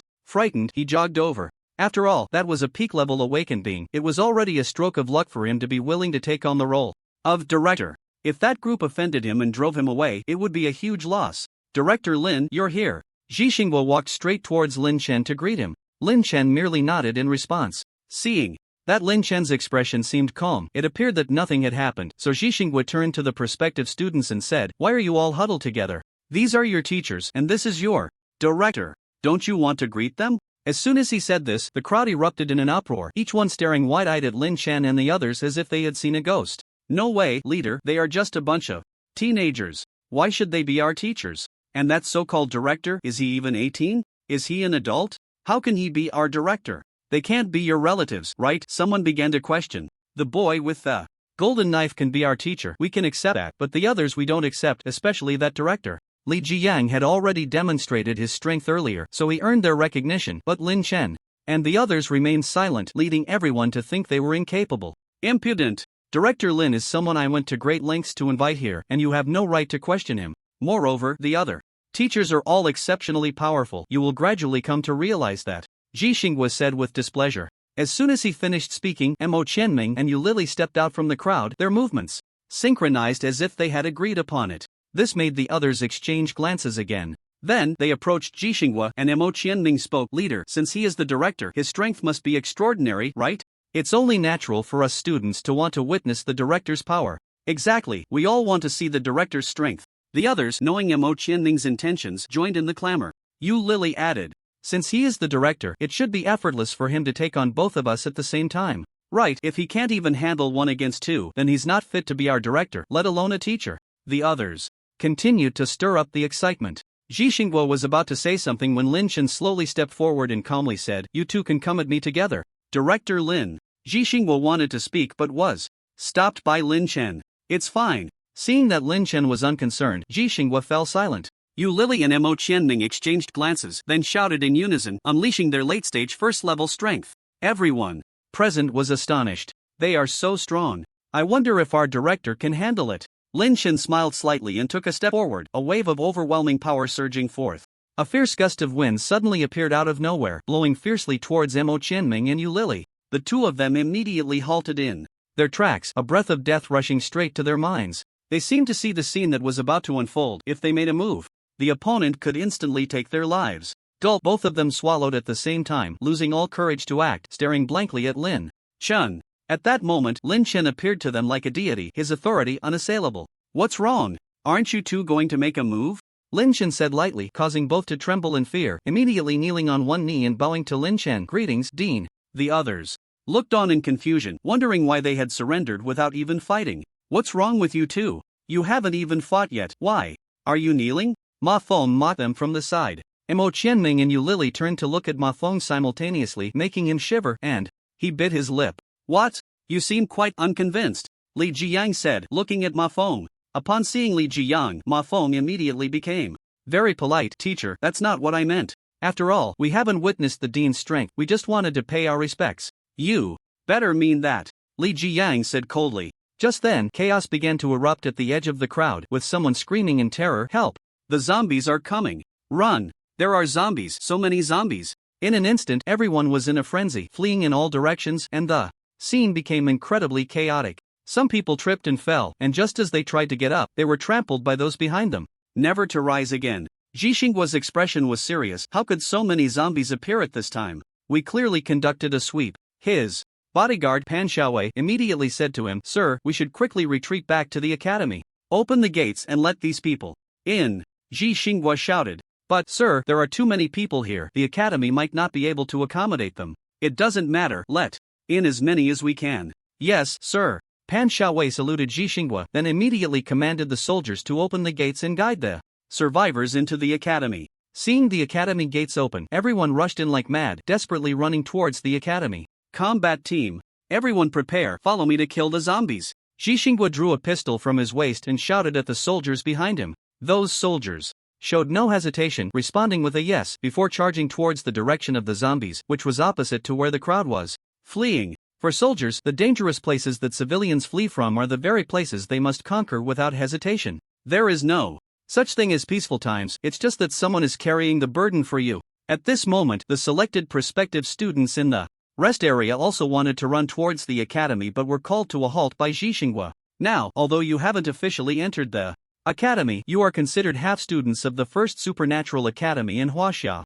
Our academy's founding purpose is to eliminate zombies and protect Huaxia, so you are also considered half-soldiers. At this time, you should not retreat to the back but charge to the front. Upon hearing this, Mo Qianming and Yu Lily wasted no time and charged straight into the horde of zombies. There was also a chubby guy wielding a giant axe, cursing loudly, "Damn it, those fucking zombies, they ate my parents, they ate my sister, I'm going to chop you all to death." After saying that, he swayed and rushed forward, followed by more and more people getting infected, continuously charging ahead. However, a small group of people hesitated, their expressions conflicted, including Ma Feng, Xiang Hao, Wang Mingming, and others. Suddenly, Ma Feng stepped forward and said to Jixinghua, "Leader, can I withdraw now?" Jixinghua was not surprised by this and nodded, "Yes, then we will withdraw." 2. The others also stepped forward to say, although their abilities were all above the mid-level of the first stage, killing ordinary first-stage zombies was no longer a problem, but they couldn't withstand the sheer number of zombies. If they weren't careful, they could easily be bitten or surrounded and torn apart. They didn't dare take that risk. Jixinghua sighed lightly, "It's fine. Since we are withdrawing, can we enter the academy now?" "Go ahead," Jixinghua said somewhat helplessly. Upon hearing this, those people immediately smiled and ran towards the academy gate, but at that moment, the academy gate slowly began to close. There were too many people inside the academy, and it could no longer accommodate anyone else, so they had to close the gate. Ma Feng and the others stood at the gate, frantically pounding on it and shouting inside, "Open the door! Open the door! We haven't gone in yet, let us in!" At this time, a soldier standing on the watchtower shouted, "Down to the people below, the academy can no longer accommodate you. You should escape on your own." Upon hearing this, Ma Feng and the others became anxious. Where could they escape to? If they weren't careful, they could lose their lives to the zombies. We are the selected ones, different from those ordinary people. Our role is much greater. Just let a few people out and let us in. The soldier, hearing this, curled his lips slightly, his expression full of disdain. "You should run, the zombies are coming. We will not open the door." "Damn, do you understand? We are talents. If we die, it will be your loss." Ma Feng couldn't help but curse angrily. Xiang Hao looked back, the zombies were getting closer, and his face turned pale with fear. What to do? Where can we run to now? Damn it, these people are blind, they'd rather let those useless ones in than us. At that moment, Wang Mingming spotted Li Jiyang not far away, and it was like grabbing a lifeline. He excitedly shouted, "He is a teacher, so strong. If we stay by his side, the zombies definitely won't dare to come close." Although Wang Mingming's hand was broken by Li Jiyang, he knew when to back down. Since the other party had strength, he would rely on him and not be afraid of losing face. After all, nothing was more terrifying than losing one's life. Yes, his strength is very strong. Killing these first stage zombies is a piece of cake. It must be very safe to stay by his side. After saying that, they quickly ran towards Li Jiyang. Teacher, the zombies are coming. Protect us. Li Jiyang saw this group of cowardly people running towards him, asking for protection, and felt a wave of disgust. He immediately summoned the black magic giant shadow and roared at them, "Get lost!" Scared, they immediately stopped and ran in the other direction. Li Jiyang said to Lin Chen, "Ajun, should we take action?" Just then, the system prompt sounded, "Repelling this wave of zombies will reward you. Expand object duplication range by 1,000 cubic meters." Lin Chen didn't want to get involved in such a small matter, but since the system issued a task, he might as well lend a hand. As soon as these words were spoken, Li Jian, Li Amoe, Jiang Yitong, and the others became incredibly excited. They had indeed been very bored these days. Although there were zombies for them to kill, they were all just scattered first-tier zombies, which was completely unsatisfying. Now, with so many first-tier zombies appearing, and it seemed there were even second-tier ones behind, they had long been itching to make a move. It was just that Lin Chen had not given the word, so they had held back. With Lin Chen's permission, they charged towards the horde of zombies like beasts released from their cages. Suddenly, the sounds of explosions, lightning, and roars rose and fell in a continuous wave. Jiang Yitong spread her angel wings, gripping a golden explosive bow, and crazily shot down the zombies below her in mid-air. With each arrow she released, dozens of zombies would explode and die. Throughout it all, her expression remained emotionless and cold. A gentle breeze blew past, lifting her hair and making her look incredibly heroic. At this moment, the intense sounds of explosions and dazzling lightning attracted people within the academy to stand on the walls and watch. "Look, that sister is so cool. Wow, is that an angel?" Boom! A bolt of lightning exploded among the horde of zombies, piercing through dozens of them, before erupting violently, sending countless sparks flying, looking incredibly awesome. Look, that young man is amazing, holding lightning in his hands. He's simply stunning. Yeah, so cool. I wish I could be as powerful as him. At this time, Ma Feng and the others at the bottom of the academy walls were completely dumbfounded. They never expected that those people would be even more ferocious than Teacher Li. Roar, a thunderous roar reminiscent of a wild beast, once again drew everyone's attention. It turned out that the golden-haired creature was fully enhanced with iron reinforcement. Its body transformed into a silvery sheen, shimmering brightly. Coupled with its fire-based abilities, it unleashed a raging fire dragon from its mouth, instantly incinerating countless zombies into charred remains. Meanwhile, the golden-haired creature, thanks to its iron reinforcement super defense, charged through the horde of zombies as if it were in an uninhabited realm, sending numerous zombies flying into the air or tearing them apart. That golden-haired creature is so fierce. I've heard that some animals have mutated, but I honestly didn't expect them to become this outrageous. Everyone looked at the golden-haired creature with envy, fantasizing about how much better life would be if it were their pet. Many among them actually had pets, but shortly after the apocalypse began, due to a shortage of supplies, they had been used as food. Now, looking back, they all felt immense regret. If only they had a mutated pet by their side, they could walk with confidence. Li Jian was no less impressive, fully unleashing his peak second-tier strength, especially his black demon giant shadow, towering at several dozen meters, entirely black, surrounded by a deathly aura. Every movement exuded a sense of oppression that would leave anyone facing it gasping for breath. Despite its massive size, it moved with agility. Li Jian suddenly leaped, fists clenched, and struck down with all his might. The black demon giant shadow mirrored his actions, both fists crashing down. Rumble. The ground trembled slightly. Dozens of zombies were directly smashed to pieces, while others were sent flying by the residual force, crashing heavily into the horde. Suddenly, the black demon giant shadow exhaled a puff of black mist, which coiled around the zombies like venomous snakes, moving slowly. Soon, dozens of zombies were enveloped in the black mist, which clung to them no matter how they tried to escape. Then, Li Jiang smiled slightly and snapped his fingers. Boom boom boom, the black mist exploded instantly, obliterating the zombies trapped within. This was a new technique Li Jiang had recently developed, which he named Black Demon Blast. Shaolin and Li Xiaro also held nothing back, unleashing their water and fire abilities and explosive powers in a dazzling display, leaving everyone stunned and wide-eyed in extreme surprise. At that moment, they finally understood why the Ability Academy had invited this young man to be a teacher. Ma Feng and the others, witnessing this scene, couldn't help but swallow hard, recalling their previous actions with a shiver down their spines. They had actually spoken disrespectfully to such fierce individuals and even considered taking action against them. They couldn't help but chuckle bitterly. At this moment, everyone's gaze fell upon the young man referred to as the dean by the leader. If the teacher was already this Formidable, one could only imagine how powerful the Dean must be. Yet, Lin Chen simply stood quietly in place, not making a move. These levels of zombies were not enough to provoke him into action. He was waiting for a zombie worthy of his effort. In fact, he had sensed a 4th-tier zombie nearby and had been waiting for it to appear. After a long wait, Lin Chen still did not act, causing everyone to once again doubt the Dean's strength. Could he be a theoretical type with no real power of his own? Xinghua led the combat team, slashing back and forth among the horde of zombies. They coordinated seamlessly, forming groups of several, alternating to cover and attack each other. Gunfire rang out continuously, and zombies fell one after another. For dealing with these first-tier zombies, firearms remained the most effortless and effective weapon. As a second-tier awakened one, Xinghua had awakened his power and strength. With a casual slap, he knocked off a zombie's head. At that moment, he tilted his head and saw a dozen zombies lined up in front of him. He immediately laughed heartily and said, "Haha, what a great opportunity, let's send you all to the sky." He quickly took a horse stance, his fists cracking as he clenched them. With a loud roar, his fist, as big as a cooking pot, shot forward like a cannonball, striking the chest of the foremost zombie. Bang, his fist directly pierced through its chest and hit the second zombie.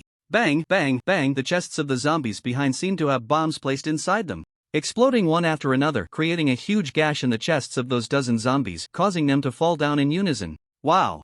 Is that the leader of the academy? His strength is impressive. Xinghua's actions drew countless cheers. The prospective students who rushed up, although not as outrageous as Liam Oe and others, also moved through the horde of zombies, reaping countless zombie lives. In particular, Mo Qianming and Yu Lily seemed to be natural rivals, secretly competing to see who could kill more zombies. The chubby guy named Lu Xiaopang wielded an axe, attacking left and right, occasionally executing a whirlwind chop, severing the zombies surrounding him in half. The more he killed, the more excited he became, and his movements grew faster. Woohoo, woohoo, what a thrill! With a loud crash, he suddenly chopped down, splitting a zombie in front of him in half, the smooth cut surface dripping with thick blood as the two halves of the body slowly fell to the sides. At that moment, dozens of giant zombies charged in from not far away. The prospective students clearly struggled against the second-tier giant zombies, being pushed back step by step. Only Mo Qianming and Yu Lily were together, surprisingly managing to fight back against a second-tier giant zombie. Xinghua, not far away, nodded at their performance. These two are good seeds. Lin Chen was also keeping an eye on these prospective students. Mo Qianming, Yu Lily, and Lu Xiaopang all pleased him greatly. If these few could cultivate successfully in the future and maintain good character, they could be considered for inclusion in the base. As for the group hiding in the corner, Mo Qianming, stop holding back. You attack from above, I'll attack from below, let's take down this second-tier zombie together. Yu Lily shouted at Mo Qianming. After saying that, she drew a long whip from her waist, decorated with red tassels at the handle. She swung the whip fiercely, producing a cracking sound, and attacked the giant zombie's lower body. Mo Qianming also drew a short knife from his waist, dancing it in his hand like flowing water, leaping to attack the giant zombie's upper body, aiming directly for its eyes. Yu Lily gave a fierce whip, entangling the giant zombie's legs. The giant zombie, caught off guard, stumbled, and fell directly towards Mo Qianming. Watch out! Yu Lily shouted loudly, and Mo Qianming saw the giant zombie falling towards him. Instead of dodging, he saw this as an opportunity and continued to stab at the zombie's eye. With a stab, his short knife pierced one of the giant zombie's eyes. The giant zombie howled in pain and suddenly swung its palm towards Mo Qianming. Yu Lily quickly retracted her whip and lashed it towards the giant zombie's palm. The long whip wrapped around the giant zombie's wrist several times. Yu Lily spread her feet and pulled back hard, but her strength was of no use at all. Her entire body was flung away, and just then, the handle of the whip swung in front of Mo Qianming. He grabbed it and used the force to propel himself out, narrowly avoiding the giant zombie's deadly strike. Yu Lily also managed to land on her feet after flipping in the air. Mo Qianming nodded at Yu Lily. Thank you. Boom! At that moment, the giant zombie crashed to the ground. However, aside from having one eye stabbed out, it was not seriously harmed, but rather enraged. It quickly got back up and roared as it charged at the two, moving several times faster than before. Both of them changed their expressions, realizing it was over.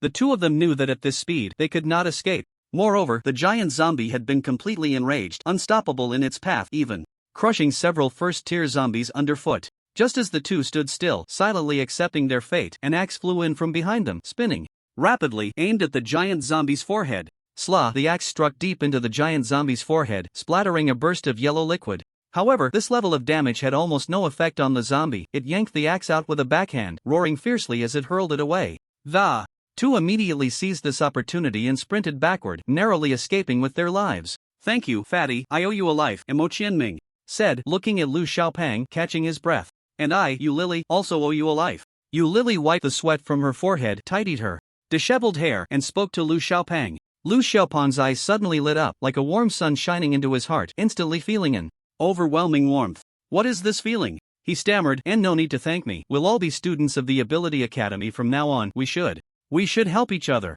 Watch out, it's coming." At that moment, Qianming shouted, interrupting Lu Xiaopang's daydreaming. The giant zombie had once again locked onto the three of them, charging at them with even more ferocity than before. The ground trembled slightly beneath their feet.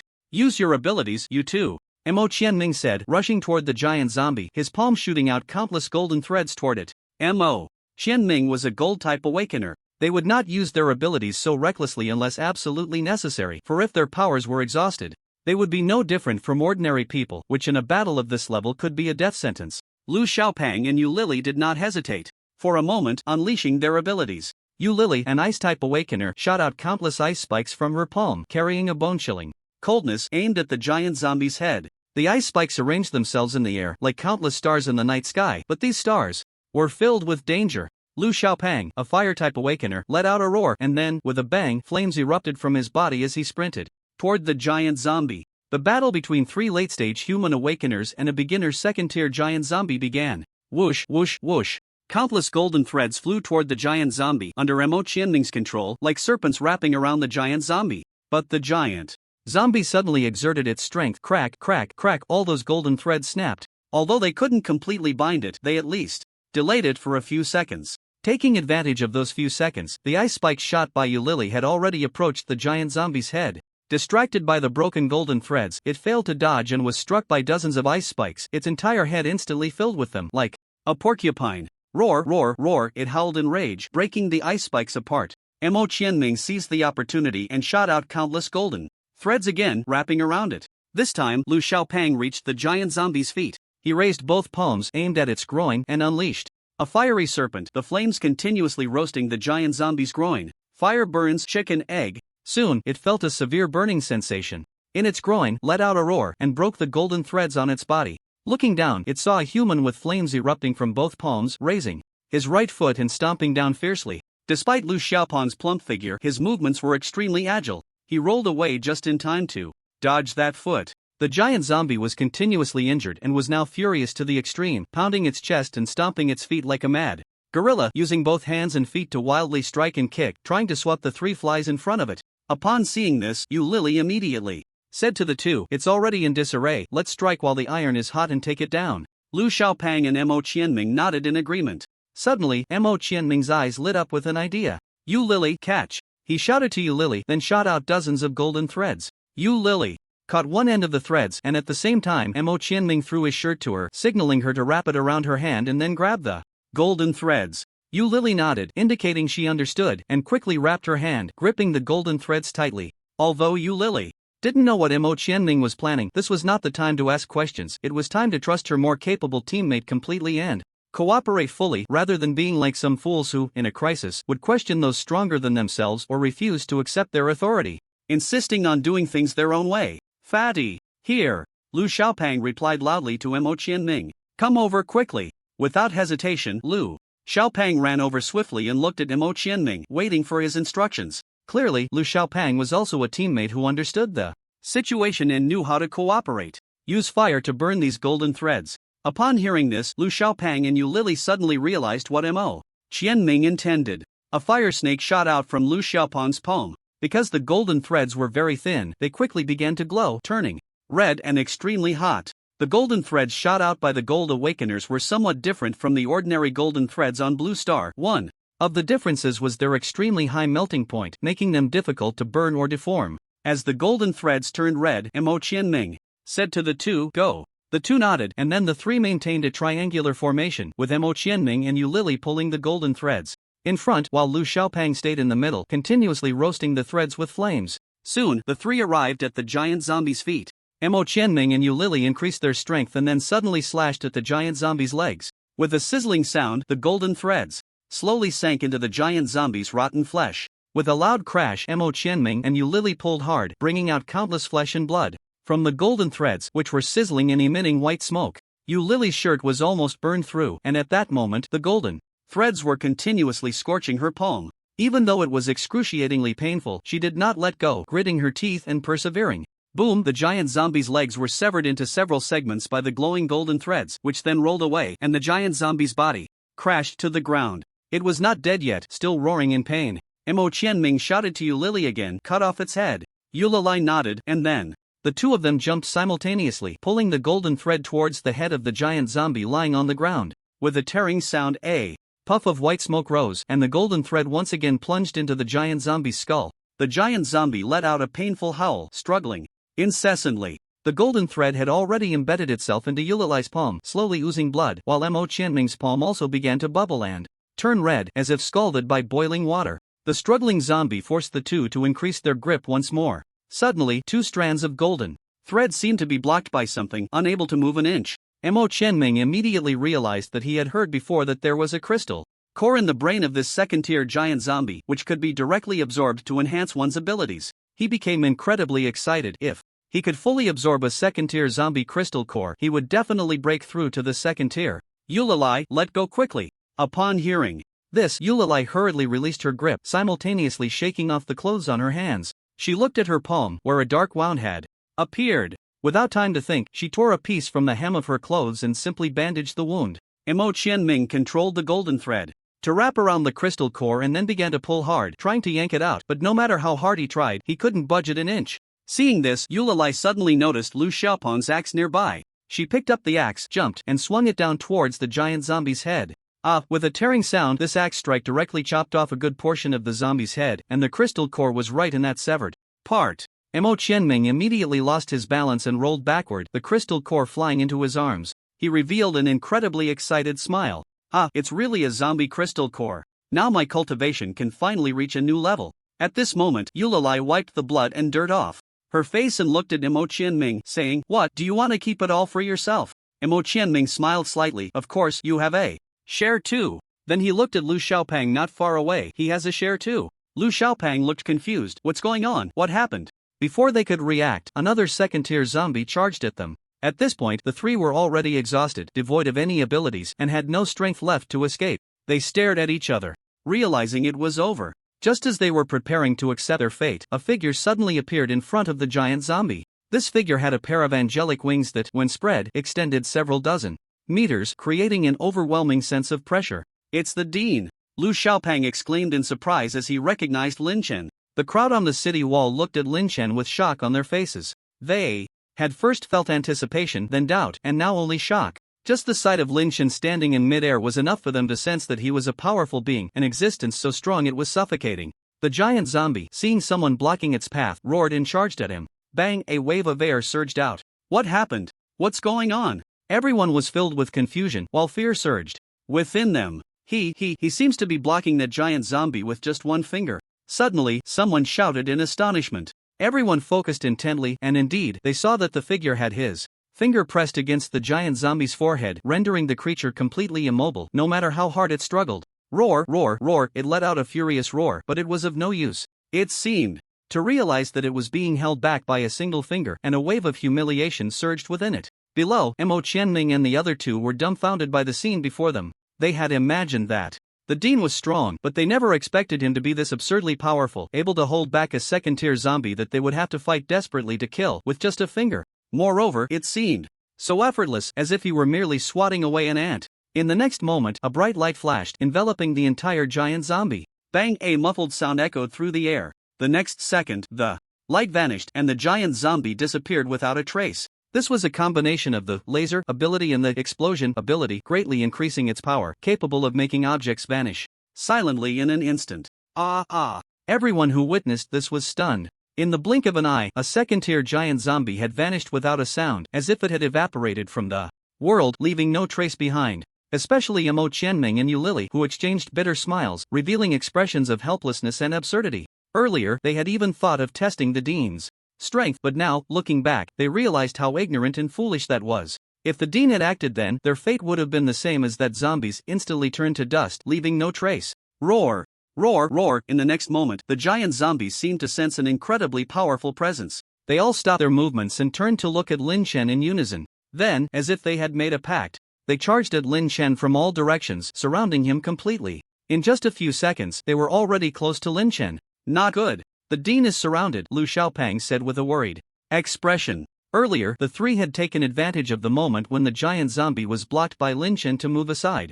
With so many second-tier zombies attacking at once, can he really handle it? Some people began to doubt, but only Imo Qianming and Yu Lily looked at Lin Chen with fiery eyes, their expressions devoid of any worry, filled only with immense excitement and fervor, as if they had already seen Lin Chen strike down all the giant zombies with a single blow. Boom! As suddenly, the space around Lin Chen began to ripple and distort, the gravity in that area suddenly increased by hundreds of times, and all the giant zombies instantly felt as if they were being crushed by a mountain, collapsing to the ground, their bodies flattened, on the verge of being crushed to pieces. Then, Lin Chen gently raised his hand and then suddenly pointed. The gravity increased several times again. Boom, boom, boom. Those giant zombies exploded like watermelons, turning into a pile of minced meat, raising a rain of blood that filled the sky. This scene almost captured everyone's attention. The people on the wall, those below the wall like Ma Feng and others, and Imo Qianming and the three were already dumbfounded, their expressions filled with terror. Such means are no different from those of a deity. Li Moe looked at Lin Chen with longing in his eyes, unable to help but exclaim, I wonder when I can reach this level of my senior brother Lin Chen is so handsome. Ajing is still as strong as ever. The soldiers, seeing such a powerful human warrior, couldn't help but raise their guns, dancing and cheering. Hu hu hu hu Zhixinghua, while shocked, also felt immensely fortunate, grateful for his incredible luck in finding such a strong person to be the dean. With such a dean, what worries could there be for the Ability Academy? What worries for zombie attacks? What worries for external enemies? He looked slightly upward in the direction of the capital city, and with emotion said, Chief, it seems I have already completed half of this arduous task. Dean! Dean! Dean! At this moment, almost everyone began to shout in unison. Countless people at this moment regarded Lin Chen as an idol, and some as a target to pursue in life. Yet Lin Chen remained calm. Indifferent to the praise, he had no interest in it. Not only was it useless, but it was also a mental burden. Moreover, others' praise and slander came equally easily, so such things were not worth paying attention to at all. At this moment, Lin Chen's gaze was fixed on one direction, as if waiting for something to appear. Whoosh! In the distance, a voice with wings flew swiftly towards him, and in just a few breaths, it arrived before Lin Chen. The figure was exceptionally tall, at least several dozen meters high, and the large black wings, when spread out, measured a full 50 meters long. As it passed, a vast shadow appeared below, giving a sense of blocking out the sun. Who is that? Another powerful being? And it seems to be even stronger than the Dean of the Ability Academy. It seems so. His size is several times larger than that Dean. So many powerful beings have already appeared among us humans. What is there to fear from those pesky zombies? Suddenly, the enormous shadow slightly opened its mouth. Human, you are quite interesting. The voice was deep and hoarse, as if it came from an old phonograph. The figure slowly raised its head, revealing a face with a piece of rotting flesh. That is a zombie, someone exclaimed. This zombie is too strong. The people below began to feel fear in their hearts, their bodies trembling slightly. Zhixinghua furrowed his brows, staring intently at the massive figure, his expression very grim. After a long while, he finally spoke heavily, a fourth-tier zombie. Upon hearing this, the soldiers nearby stared at him in shock, their expressions as if they had seen a ghost. Commander, you, what did you say, a fourth-tier zombie? Zhixinghua nodded. That's right, a fourth-tier zombie.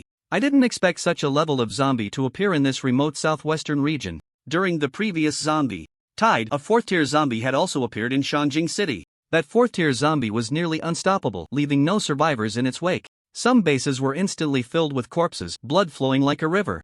Truly terrifying and causing widespread panic. It was only with the missile system that the Huaxia No. 1 base managed to barely kill it. Otherwise, the entire Shanjing City could have been completely wiped out in that zombie tide. Now, a fourth-tier zombie had appeared in this remote area, but there was no missile system here. Even if there were some military forces, that level of firepower would be like a mere tickle to a fourth-tier zombie. He looked at Lin Chen, who also had fourth-tier strength. At this moment, he had lost his confidence. Within the same level, zombies seemed to always be stronger than humans. It felt like a natural advantage. Can you handle this? The zombies below, upon seeing the fourth-tier zombie in the air, immediately stopped their movements, all turning towards it and prostrating on the ground in submission. The humans below did not take this opportunity to kill the first and second-tier zombies, but instead nervously watched the two figures in the sky, except for those from Taoyuan base. Just a short while ago, Lin Chen had captured a peak fourth-tier female zombie. If Lin Chen wanted to deal with the fourth-tier zombie before him, it would be a matter of minutes. Tatatat, a soldier, unable to bear the pressure from the fourth-tier zombie, actually fired several shots at it. However, the bullets hit it like a mud cow entering the sea, leaving no trace. Bang! It caught a piece of shrapnel with its hand and flicked it gently at the soldier. Whoosh! The shrapnel flew towards the soldier's head. Boom! After hitting his forehead, the shrapnel exploded, blowing his entire head apart, a sight too gruesome to behold. The fourth-tier zombie slightly curled its lips. Ants dare to strike at the divine. You finally appeared, Lin Chen said. The fourth-tier zombie looked a bit surprised. What, you discovered me from the very beginning? Not really, your hiding is meaningless to me, there's no need to discover it. Human, you have quite the mouth. I wonder if I twist off your limbs later, will you still be so arrogant? A strange and terrifying smile appeared on the fourth-tier zombie's face, the rotting flesh on it quivering, as if something might crawl out at any moment. Just as the fourth-tier zombie finished speaking, it moved slightly, preparing to attack, but suddenly paused, as if recalling something, and spoke. Again, my wife, also a fourth-tier zombie, disappeared after entering this territory. Is this related to you? The fourth-tier female zombie, wasn't that the one Lin Chen had captured not long ago? So she was this zombie's wife. Lin Chen nodded. That's right, I captured your wife. Seeking death.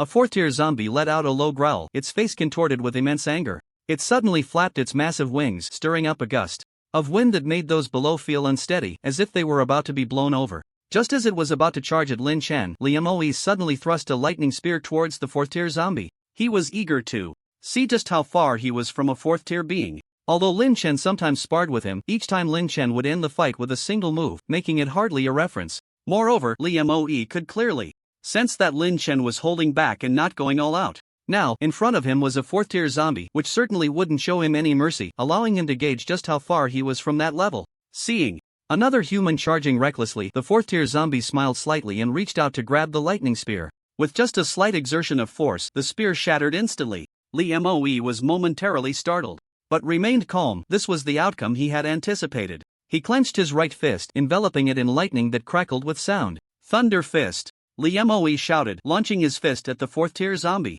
That teacher has made a move. With that punch, even steel would be pierced, right? The onlookers gasped at the sight of the punch. The fourth-tier zombie, unfazed, lightly swung its fist to meet the incoming lightning punch. In an instant, the two fists collided, one large and one small.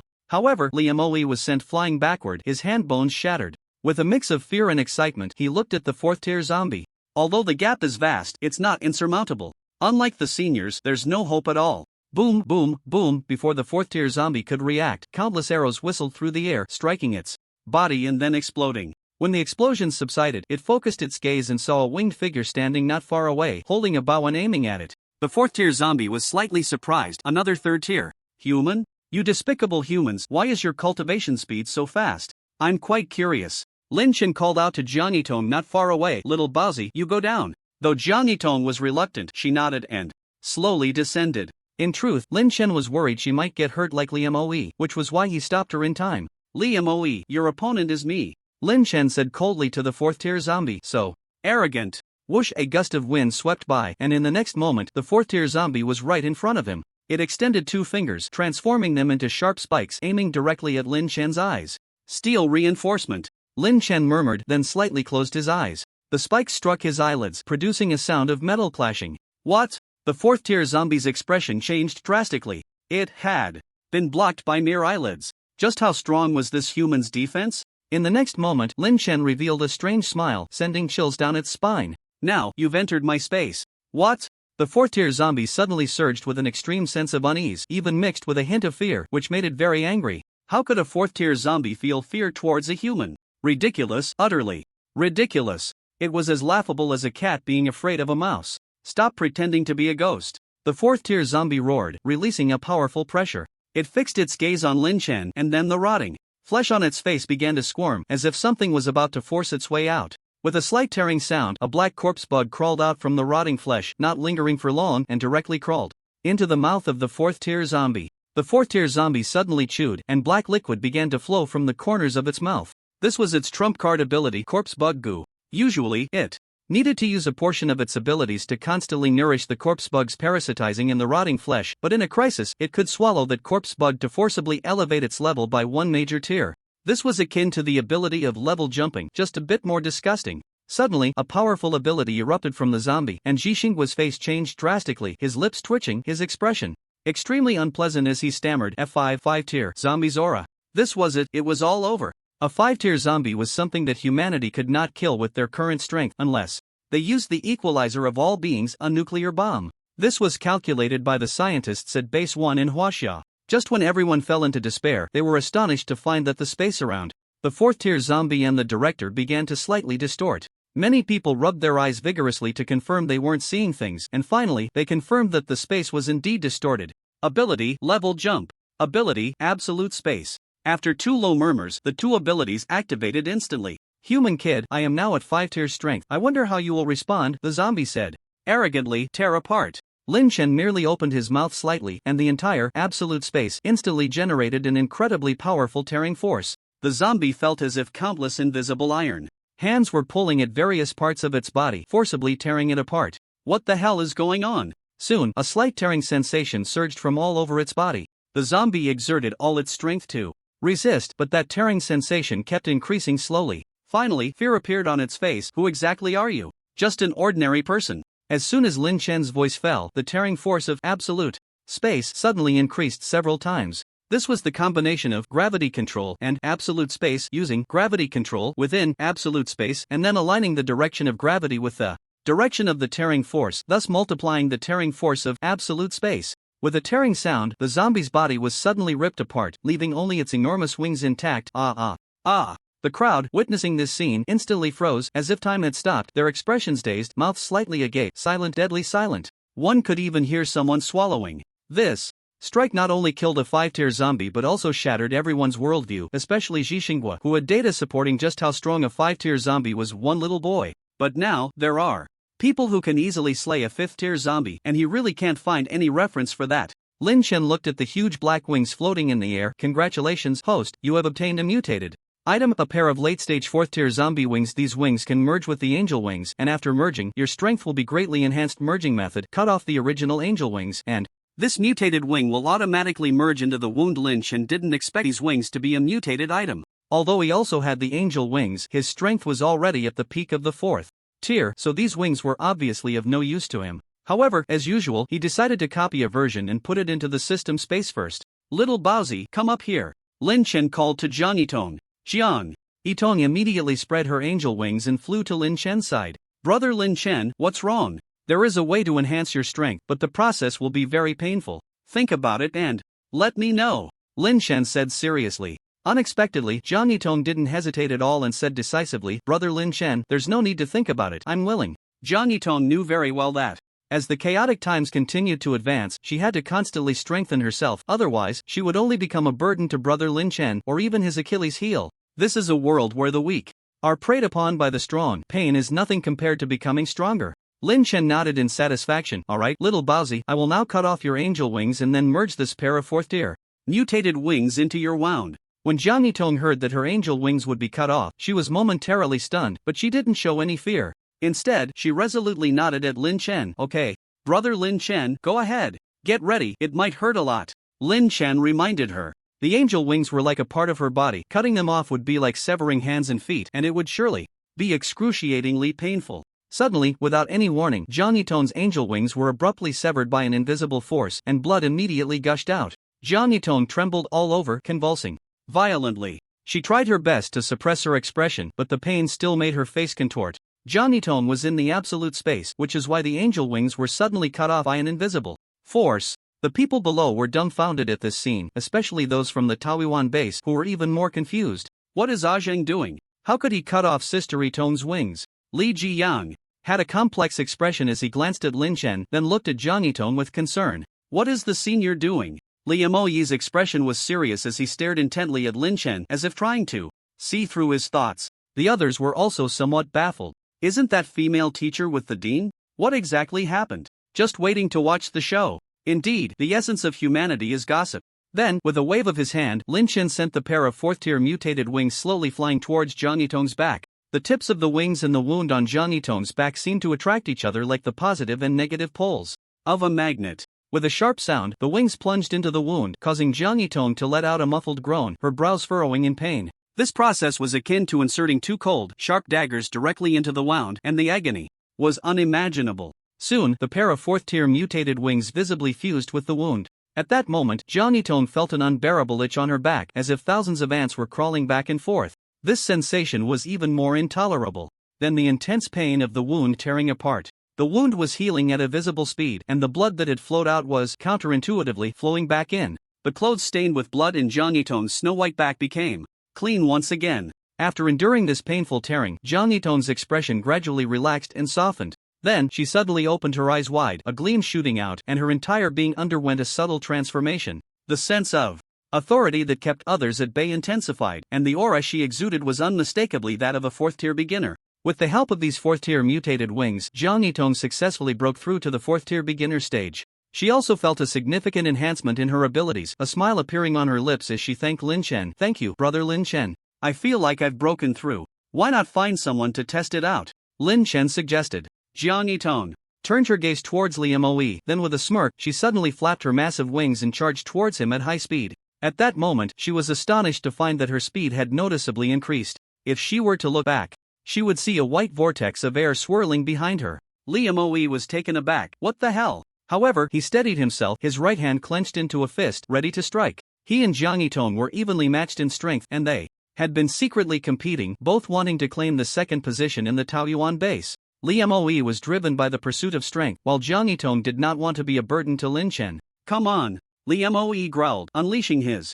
powers, his right fist crackling with electricity. Boom! The two fists collided, and Li Moe was unexpectedly sent flying backward, skidding several meters on the ground before coming to a stop, leaving a long drag mark behind. He stared at Jang Yiton in shock, momentarily confused about the situation, feeling as if Jang Yiton had become a different person. "Li Moe, from now on, I will be the second in the Taoyuan base," Jang Yiton said, looking down at Li Moe. Li Moe smiled and replied, "Sister Yiton, I admit you are the second in the Taoyuan base now, but that doesn't mean it will always be the case." At this moment, everyone finally understood. It turned out that the director was not harming that female teacher, but was helping her fuse with the pair of fourth-tier zombie wings to enhance her strength. Wow! Those were the wings of a fourth-tier zombie. If one could also fuse with a pair, wouldn't they immediately break through to the fourth tier? Little did they know that if one's strength was insufficient, or if they were not an awakener of the wings of angels, forcibly fusing with these fourth-tier mutated wings could lead to death due to the rejection of powers. Those first and second-tier zombies, seeing their king killed, immediately panicked and fled. In a small southwestern border area, 3 fourth-tier zombies had already fallen here, 2 killed and 1 captured. Soon, this news spread rapidly, not only widely circulated among survivors but also well known in the zombie world. For a time, they even designated Jiangtong City as a zombie forbidden zone. No matter how fierce the zombies are or how high their ability levels, as long as you dare to go in, you will either crawl out upright or be carried out horizontally. Congratulations, host, you have successfully repelled the zombies and received a reward. Object duplication range expanded by 1,000 cubic meters. Congratulations, host, you have gained recognition from over 500 people and successfully become the first president of the Ability Academy, receiving a reward, Energy Duplication *2. This ability is simply amazing. Lin Chen felt secretly delighted. Energy *2 means that every attack can unleash double the power compared to before. As the number of energy duplications continues to increase in the later stages, although Lin Chen's ability level is only in single digits, he can unleash energy equivalent to a double-digit ability. This ability is simply a perfect skill for fighting above one's level, a classic case of playing dumb to eat the tiger. After the zombie crisis was resolved, enrollment continued. Ma Feng and others hurried over, smiling at Lin Chen, saying, "President, you are so impressive. Can we learn from you in the future?"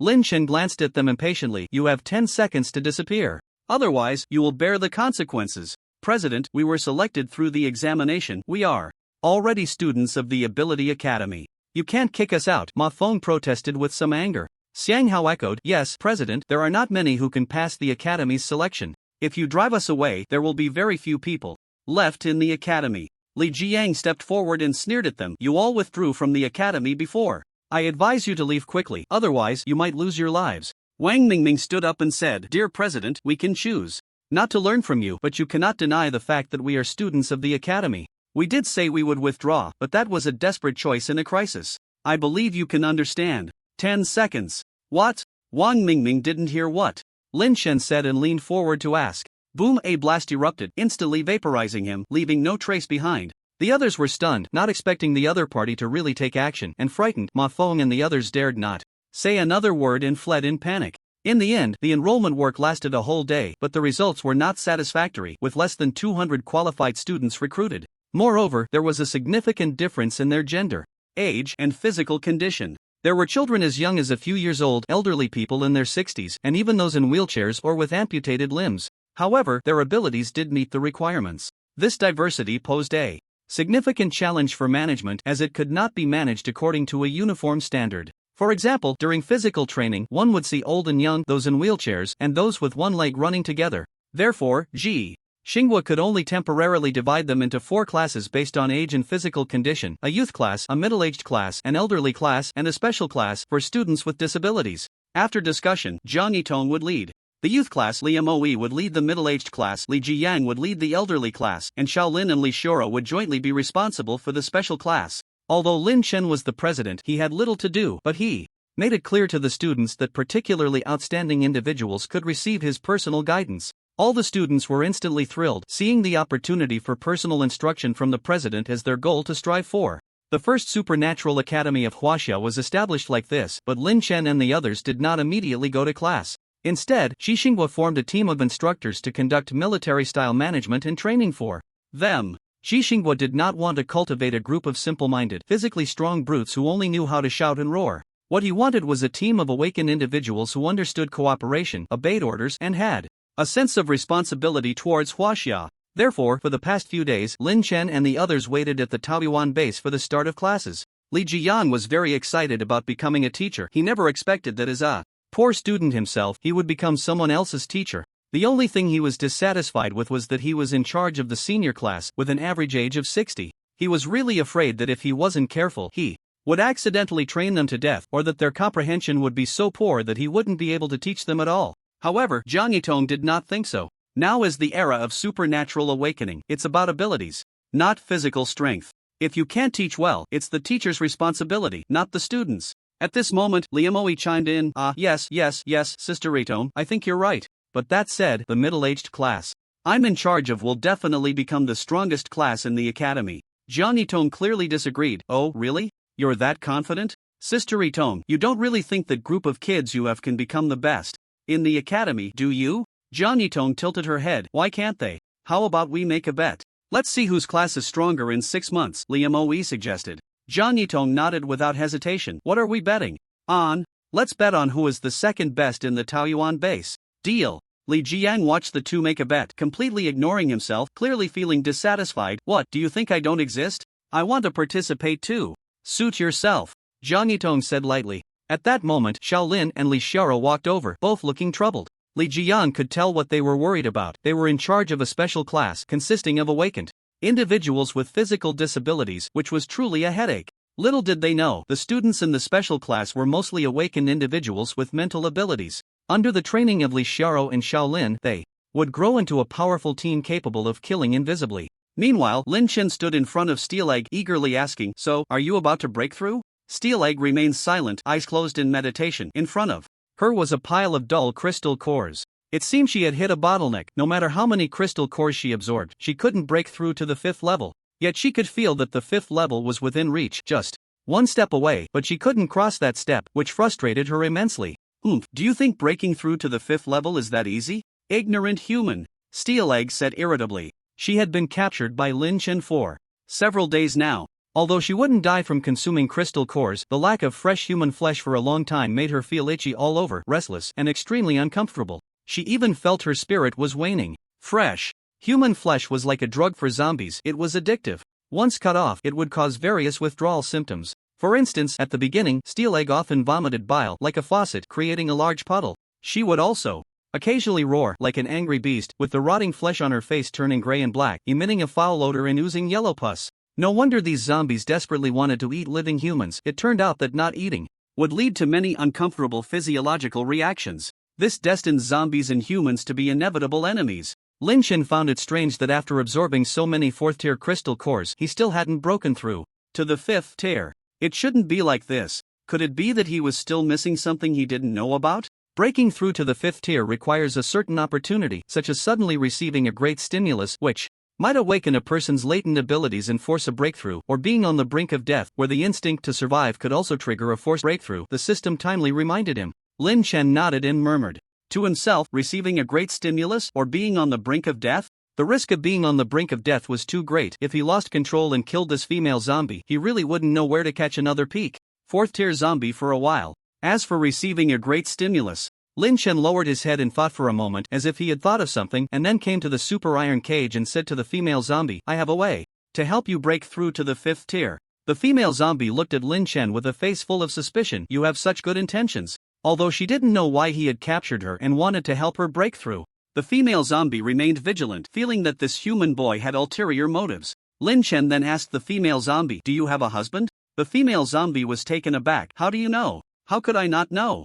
I killed him. Upon hearing this, the female zombie was about to explode with anger but quickly calmed down. What, do you want to anger me with this method? Human boy, you're still too young. Whoosh, then, with a wave of his right hand, a pair of 4th tier mutated wings appeared out of thin air, floating in front of the female zombie. You should recognize this, right? This is my husband's wings. The female zombie's expression changed drastically. Her eyes fixed on Lin Chen, filled with a hatred that seemed like it could swallow him whole. You really killed my husband. She seemed to still have some disbelief and confirmed it again. Lin Chen nodded. What, your husband's wings are right here, and you still don't believe it? Roared. The female zombie let out an angry roar and charged at Lin Chen, but was blocked by the super iron cage. She grabbed the bars with both hands, shaking them desperately, and roared at Lin Chen. Damn human, I will kill you. I will definitely kill you. The female zombie's emotions became more and more agitated, her movements more and more intense, while Lin Chen's face revealed a smile because he noticed that the aura on the female zombie was suddenly rising sharply, increasing exponentially.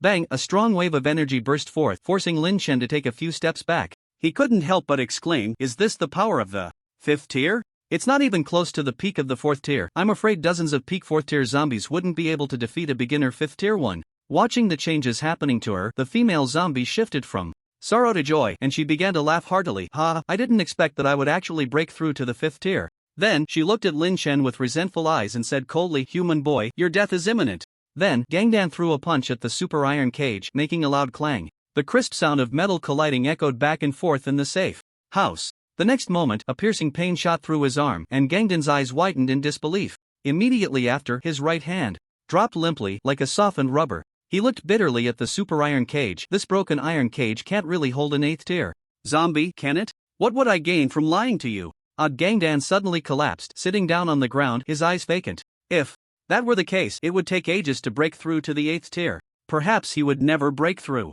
At that moment, Lin Chen suddenly sat cross-legged, took out a large pile of crystal cores, and began to cultivate. The crystal cores slowly floated up, surrounding Lin Chen and starting to rotate slowly. Visible energy was released from the crystal cores, thread by thread, and absorbed by Lin Chen. At this time, the sorrowful Gangdan noticed Lin Chen's changes, pressed his face against the bars, and looked at him in amazement. He seems to be about to break through to the 5th tier too. What on earth is this human? Why does he have so many astonishing qualities? Just as Gangdan was lost in thought, a wave of energy rushed in, nearly knocking him to the ground. The intensity of this wave was clearly several times greater than when Gangdan broke through. Lin Chen suddenly stood up, carefully sensing the changes in his body. This feeling was wonderful. He could feel the flow of blood and the operation of breath within his limbs and bones. He could even clearly visualize the pathways of his meridians in his mind. Lin Chen couldn't help but be amazed. The human body's meridians were intricately intertwined and incredibly complex. Is this what it means to be at the 5th tier? Not only was his strength enhanced, but he also began to introspect himself. He wondered what kind of changes would occur when breaking through to the 6th tier, 7th tier, or even the 8th tier. Lin Chen began to look forward to it. Human kid, what secret do you have? Why did you also break through to the 5th tier so quickly, and how can you have this iron cage that can bind 8th tier zombies? Gangdan couldn't suppress his curiosity and asked Lin Chen. Lin Chen merely smiled lightly. In this world, there will always be those who walk ahead. After saying that, Lin Chen walked out of the safe house, leaving Gangdan alone, looking bewildered. Outside the safe house, Liamoe suddenly punched the ground not far away, creating a deep black hole. Ever since Jiang Yutong broke through to the early 4th tier, Liamoe had been training like a madman every day, and now he was just one step away from breaking through the 4th tier. Seeing Lin Chen, Liamoe was overjoyed. He had been worried about how to break through, and now he thought of sparring with Lin Chen, hoping to gain insights from the battle. Senior, I've recently hit a bottleneck. Can I spar with you to see if I can find a way to break through? Liamoe stood respectfully beside Lin Chen, like a student asking. Lin Chen thought for a moment. Since he had just broken through to the 5th tier, he could demonstrate a bit to see how powerful it was, and nodded. Sure. Liamoe's face lit up with excitement. Then senior, please watch out. My thunder fist has improved quite a bit. As soon as he finished speaking, He threw a punch and a bolt of lightning shot towards Lin Chen. Instantly, Lin Chen's eyes brightened and his whole body tensed. The surrounding air began to make a tearing sound. That bolt of lightning transformed into a star point as if swallowed by space, disappearing without a trace. The surrounding space also emitted a terrifying sonic boom. Li Moe looked around in terror, his face turning pale. This scene was like a heavenly tribulation. He twitched at the corner of his mouth, staring blankly at Lin Chen as if saying, "Senior, you really don't need to." Boom, boom, boom. In the next moment, a violent explosion occurred around him. Lin Chen immediately forced his powers to cease, saying, "What's going on? I clearly didn't make a move. Why did my powers activate on their own?" Looking at the scene before him, Lin Chen felt a bit curious. After breaking through to the 5th level, an awakened's body can sense impending danger and react on its own, the system explained. Lin Chen nodded, realizing that after breaking through to the 5th level, the body would begin to react autonomously, which meant it was slowly awakening consciousness. He glanced at Li Moe and thought to himself that it was fortunate he had stopped in time, otherwise he might have turned into a pile of ashes. Senior? Li Moe said, dazed. Lin Chen waved his hand and said, "There was a little accident just now. Come on, let's continue your training." Li Moe quickly responded, "Senior, Jing Yan called me to help him wash the dishes. I'll go first." With that, he fled as if escaping. I did it! Finally succeeded." Suddenly, the voice of academician Li Kongping came from a corner of the base. Upon hearing this, everyone walked over. They saw academician Li Kongping, covered in mud and looking exhausted, standing in a patch of experimental rice fields. The fields were filled with lush, mutated rice. When Li Kongping saw Lin Chen and the others approaching, he excitedly said, "Shaolin, I finally succeeded. The seeds of this mutated rice can be replanted." Lin Chen nodded. "Academician Li, you've worked hard." Li Kongping nodded in return, then looked at the mutated rice in the experimental field, seemingly lost in thought. Lin Chen noticed his concern and asked, "Academician Li, do you have something on your mind? Feel free to speak." "Shaolin, although the research on this mutated rice has been successful, I don't know if it's a blessing or a curse. This mutated rice needs to be planted using a special method, which I have recorded in this notebook. If this notebook falls into the hands of someone with ill intentions, it could lead to unimaginable disasters. If this method were to be obtained by someone ambitious, they would definitely keep it hidden and secretly grow food, thereby controlling others. In this food-scarce apocalypse, whoever holds the complete food supply holds the highest power. If this continues, the world will become polarized. Those who have food can do nothing and simply enjoy, while those without food will be crazily exploited and trampled by those who have it. Even then, they would only receive just enough food to survive, never fully satisfied. This would trap them in a vicious cycle. Starving means no energy for other tasks, including cultivation. Every day they would have to work desperately for those with food, but the harder they work, the more they consume their strength, leading to greater hunger. If this continues, they will never have a chance to turn their situation around." Li Kongping looked at Lin Chen, took his right hand, and solemnly placed the notebook in his hand, saying, "Shaolin, although you seem unapproachable on the surface, I know you're not bad. You just have a strong sense of justice. I believe that only this way can we distinguish right from wrong, so I'm entrusting this method to you. With it in your hands, I feel at ease." Ding, mission completed. Help academician Li Kongping complete the research on mutated rice. Reward, super light shield, automatically installed above the Taoyuan base. The host can set permissions for base personnel. As the base expands, the light shield will automatically expand. Currently, this light shield can withstand nuclear bomb attacks, equivalent to a full-force strike from an 8th-level zombie. Lin Chen took the notebook. "Academician Li, didn't you ask me to help you deliver it to base number 1 in Huaxia?" Li Kongping smiled slightly and said, "The people inside are very complicated. As a researcher, I really can't tell who is good and who is bad. I don't know how to choose. Xiaolin, although you are very strong, I am also afraid you might be misled." "Academician Li, so you are worried about this? Don't worry, I am willing to go to Huaxia Base 1 for you. Find a trustworthy person and then hand this notebook over to him," Lin Chen said seriously. Li Kongping looked grateful and patted Lin Chen's shoulder. "Thank you, Xiaolin." "Academician Li, what are your plans next?" Lin Chen asked. Li Kongping said, "Xiaolin, if you don't mind, can I continue my research here?" "Of course." Ding, task triggered. Deliver the method for planting mutated rice to Li Rinping. Task reward, increase energy replication count by 1. Lin Chen smiled knowingly. This really is a considerate system, never letting him work for nothing.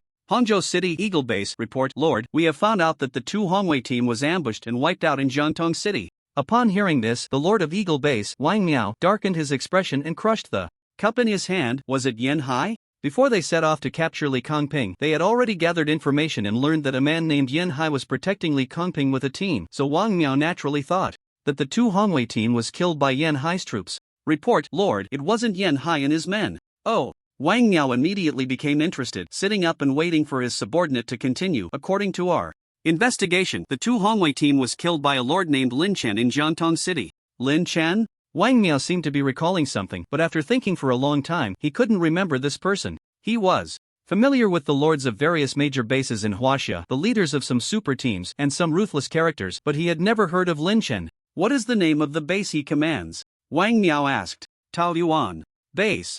Taoyuan Base? Is it among the top 500 bases? Wang Miao tilted his head and asked. We checked, and Taoyuan Base is not in the top 500, and Lin Chen is not on the list of the top 100 ruthless characters. Hearing this, Wang Miao let out a light breath, his expression relaxing. The Tu Hongwei team is not weak, they must have been ambushed, which is why they fell into the trap. Based on the information provided by his subordinates, Wang Miao couldn't help but speculate Li Kangping's mutated rice must have been successfully researched by now. I wonder how many bases are eyeing him. If we can master the planting of mutated rice, Eagle Base will soon become the top base among the top 500. Lord, should we send more people to Jiangtong City? Wang Miao smiled slightly. This time, to ensure everything goes smoothly, I will personally lead the team to meet this so-called Taoyuan Base. What? The Lord is going to take action personally. That's right, this is a once-in-a-lifetime opportunity. The future development of Eagle Base depends on this. Wang Miao's eyes darkened, filled with ruthlessness. At this moment, another subordinate rushed in from outside, looking flustered. Report, Lord. Wang Miao's face showed displeasure. What is it that has you so flustered? Report, Lord. Zhu Xiaoming is here to see you. What?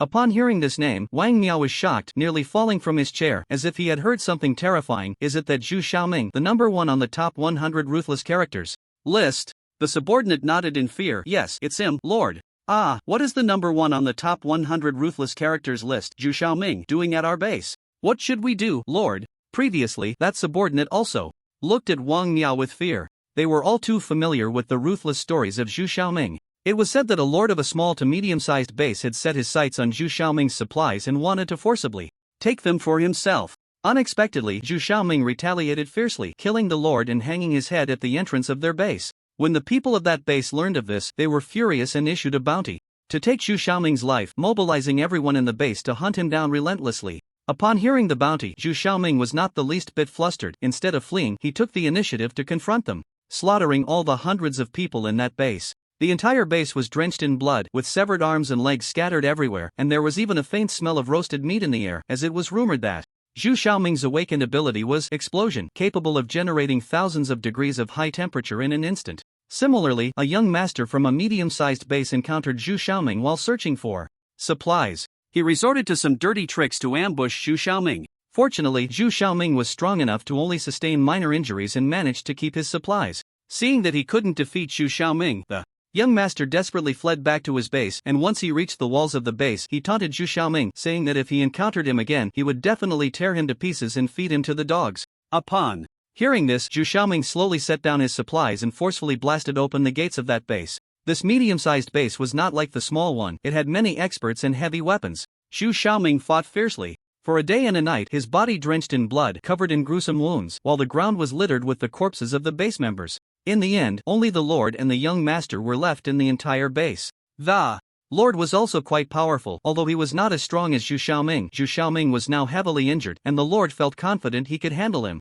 However, he did not dare to act rashly. After all, a starving camel is still bigger than a horse. If the opponent fought desperately, he would gain nothing, and they might both suffer. Zhu Xiaoming, my son only injured you. Now you have slaughtered my entire base, let's call it even. You can go, I don't want to make things difficult for you anymore. The young master, initially terrified by Zhu Xiaoming's madness and bloodthirst, became arrogant again with his father's support and Zhu Xiaoming's injuries. Dad, we can't let him go. Capture him, I want to torture him slowly to death. Slap! The Lord slapped him back, wishing he could tear this unfilial son apart. Wasn't provoking the opponent asking for death? Shut up, ungrateful child. Are you trying to kill me with your filial piety? Unexpectedly, at that moment, Zhu Xiaoming slowly raised his head. His hair, soaked in blood, had clumped together, and drops of dark blood dripped down. Zhu Xiaoming, with blood-red eyes, looked at the father and son like a vicious wolf eyeing its prey, filled with killing intent, icy to the extreme. The sight made them step back involuntarily, swallowing hard. Zhu Xiaoming, you can go. We won't hold it against you, the Lord said, his voice trembling, his expression as if pleading with Zhu Xiaoming to leave, but he couldn't bring himself to say it. Truly, living for face and dying for shame. The young master was also terrified by Zhu Xiaoming's ghostly appearance, his legs shaking. Zhu Xiaoming, you can go. I won't trouble you again in the future. Suddenly, Zhu Xiaoming let out a cold snort, slowly opening his mouth and coldly saying, "You may not hold it against me, but I will hold it against you." Zhu Xiaoming, don't force us. It would be better for both of us to perish together. It won't benefit you at all. Zhu Xiaoming let out a cold laugh. If the fish die, the net breaks. Do you have that qualification? Dong dong. As soon as he finished speaking, his figure moved and a shadow flashed by. 2 heads fell to the ground. Looking at the 2 heads on the ground, Zhu Xiaoming spat and said with a face full of disdain, "What a load of crap." From then on, Zhu Xiaoming became famous overnight, rising to the top of the list of the 100 most ruthless people. Reflecting on Zhu Xiaoming's deeds made Wang Miao's scalp tingle and his stomach churn, nearly making him vomit. His eagle base was just a medium-sized base, and if he accidentally angered Zhu Xiaoming, it would likely need a disastrous end as well. Hurry, go invite him in, Wang Miao said urgently, fearing that if he was a moment too late, the killing god would think he was being negligent and take offense. As he spoke, Zhu Xiaoming had already arrived in front of Wang Miao, led by one of his subordinates. Wang Miao focused his gaze and saw a man in a brown cloak, with somewhat long hair covering half of his face. But just from the exposed half, he could sense the murderous intent radiating from him, making Wang Miao tremble. Especially that one eye, which hadn't blinked, resembling the gaze of a fierce beast. Looking at it for even a second made him feel uncomfortable all over. Wang Miao quickly stood up from his chair and approached Zhu Xiaoming, but Zhu Xiaoming walked to a chair and slowly sat down. Zhu Xiaoming, sir, may I ask what brings you to our base? Wang Miao's voice trembled slightly, but he was trying hard to maintain his composure. Zhu Xiaoming slowly looked at Wang Miao and said in a deep voice, "It's nothing much, just passing by your base, and I happen to be out of supplies, so I came to borrow a bit." To put it nicely, it was borrowing, but in reality, it was outright robbery. Saying borrow was just to give you some face, but if you don't want to save face, then I'll just take it by force. Wang Miao understood the implication, and although he felt extremely displeased, he had no choice. Either he obediently provided the supplies, or he would be killed and then forced to give them up. Wang Miao was clear about the difference between the 2 options. Zhu Xiaoming, sir, how much supplies do you need? Zhu Xiaoming thought for a moment and then said, 30 pounds of water and 30 pounds of compressed food. Upon hearing this, Wang Miao couldn't help but feel a pang of pain. 1 pound of water could supply 5 people for a day. 30 pounds meant enough water for 150 people for a day. 1 pound of compressed food could feed 6 people for a day. 30 pounds would feed 180 people for a day. Just like that, Zhu Xiaoming was taking it away. How could he not feel heartache?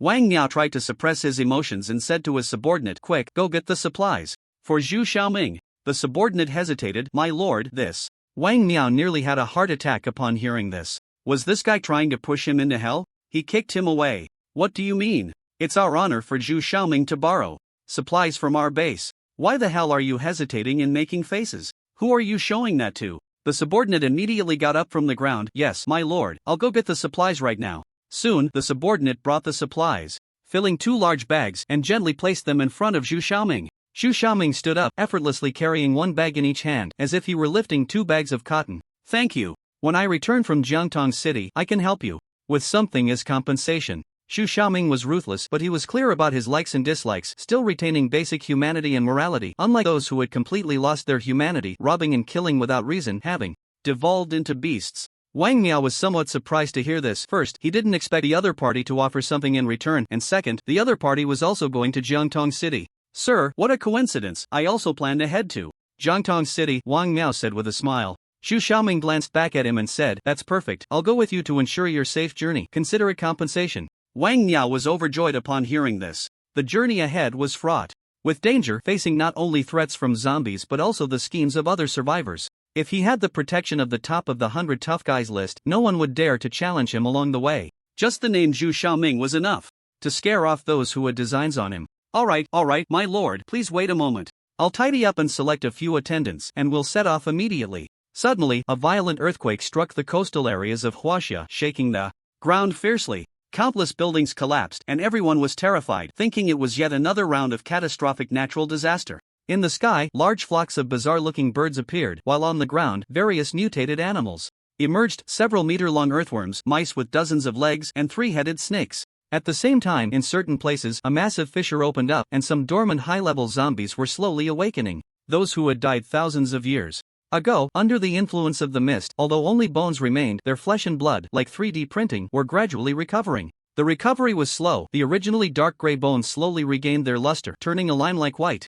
Then countless red dots attached to them, densely packed, making one's scalp tingle. That should be the flesh and blood spawned under the mist's influence. If that were true, wouldn't those who had died hundreds or thousands of years ago slowly come back to life? What kind of world would that be? But the survivors on Blue Star were either still immersed in fear or worrying about what to eat tomorrow, completely unaware of the events unfolding in the shadows. The cause of this earthquake was that all the plates on Blue Star had finally come together, and the violent collision at the plate edges caused thousands of meters of mountains to be pushed up, isolating the various plates from each other. However, crossing mountains was easier than crossing seas. Now that all the plates had gathered together, breaking through these obstacles was only a matter of time. The official bases on each plate also discovered this unprecedented earthquake at the first opportunity. Through the few remaining satellites for monitoring, they were astonished to find that the entire plates of Blue Star had actually merged into one super plate. In an instant, the official bases were filled with panic. This was an unprecedented upheaval. At the same time, they keenly realized that this was also an unprecedented crisis.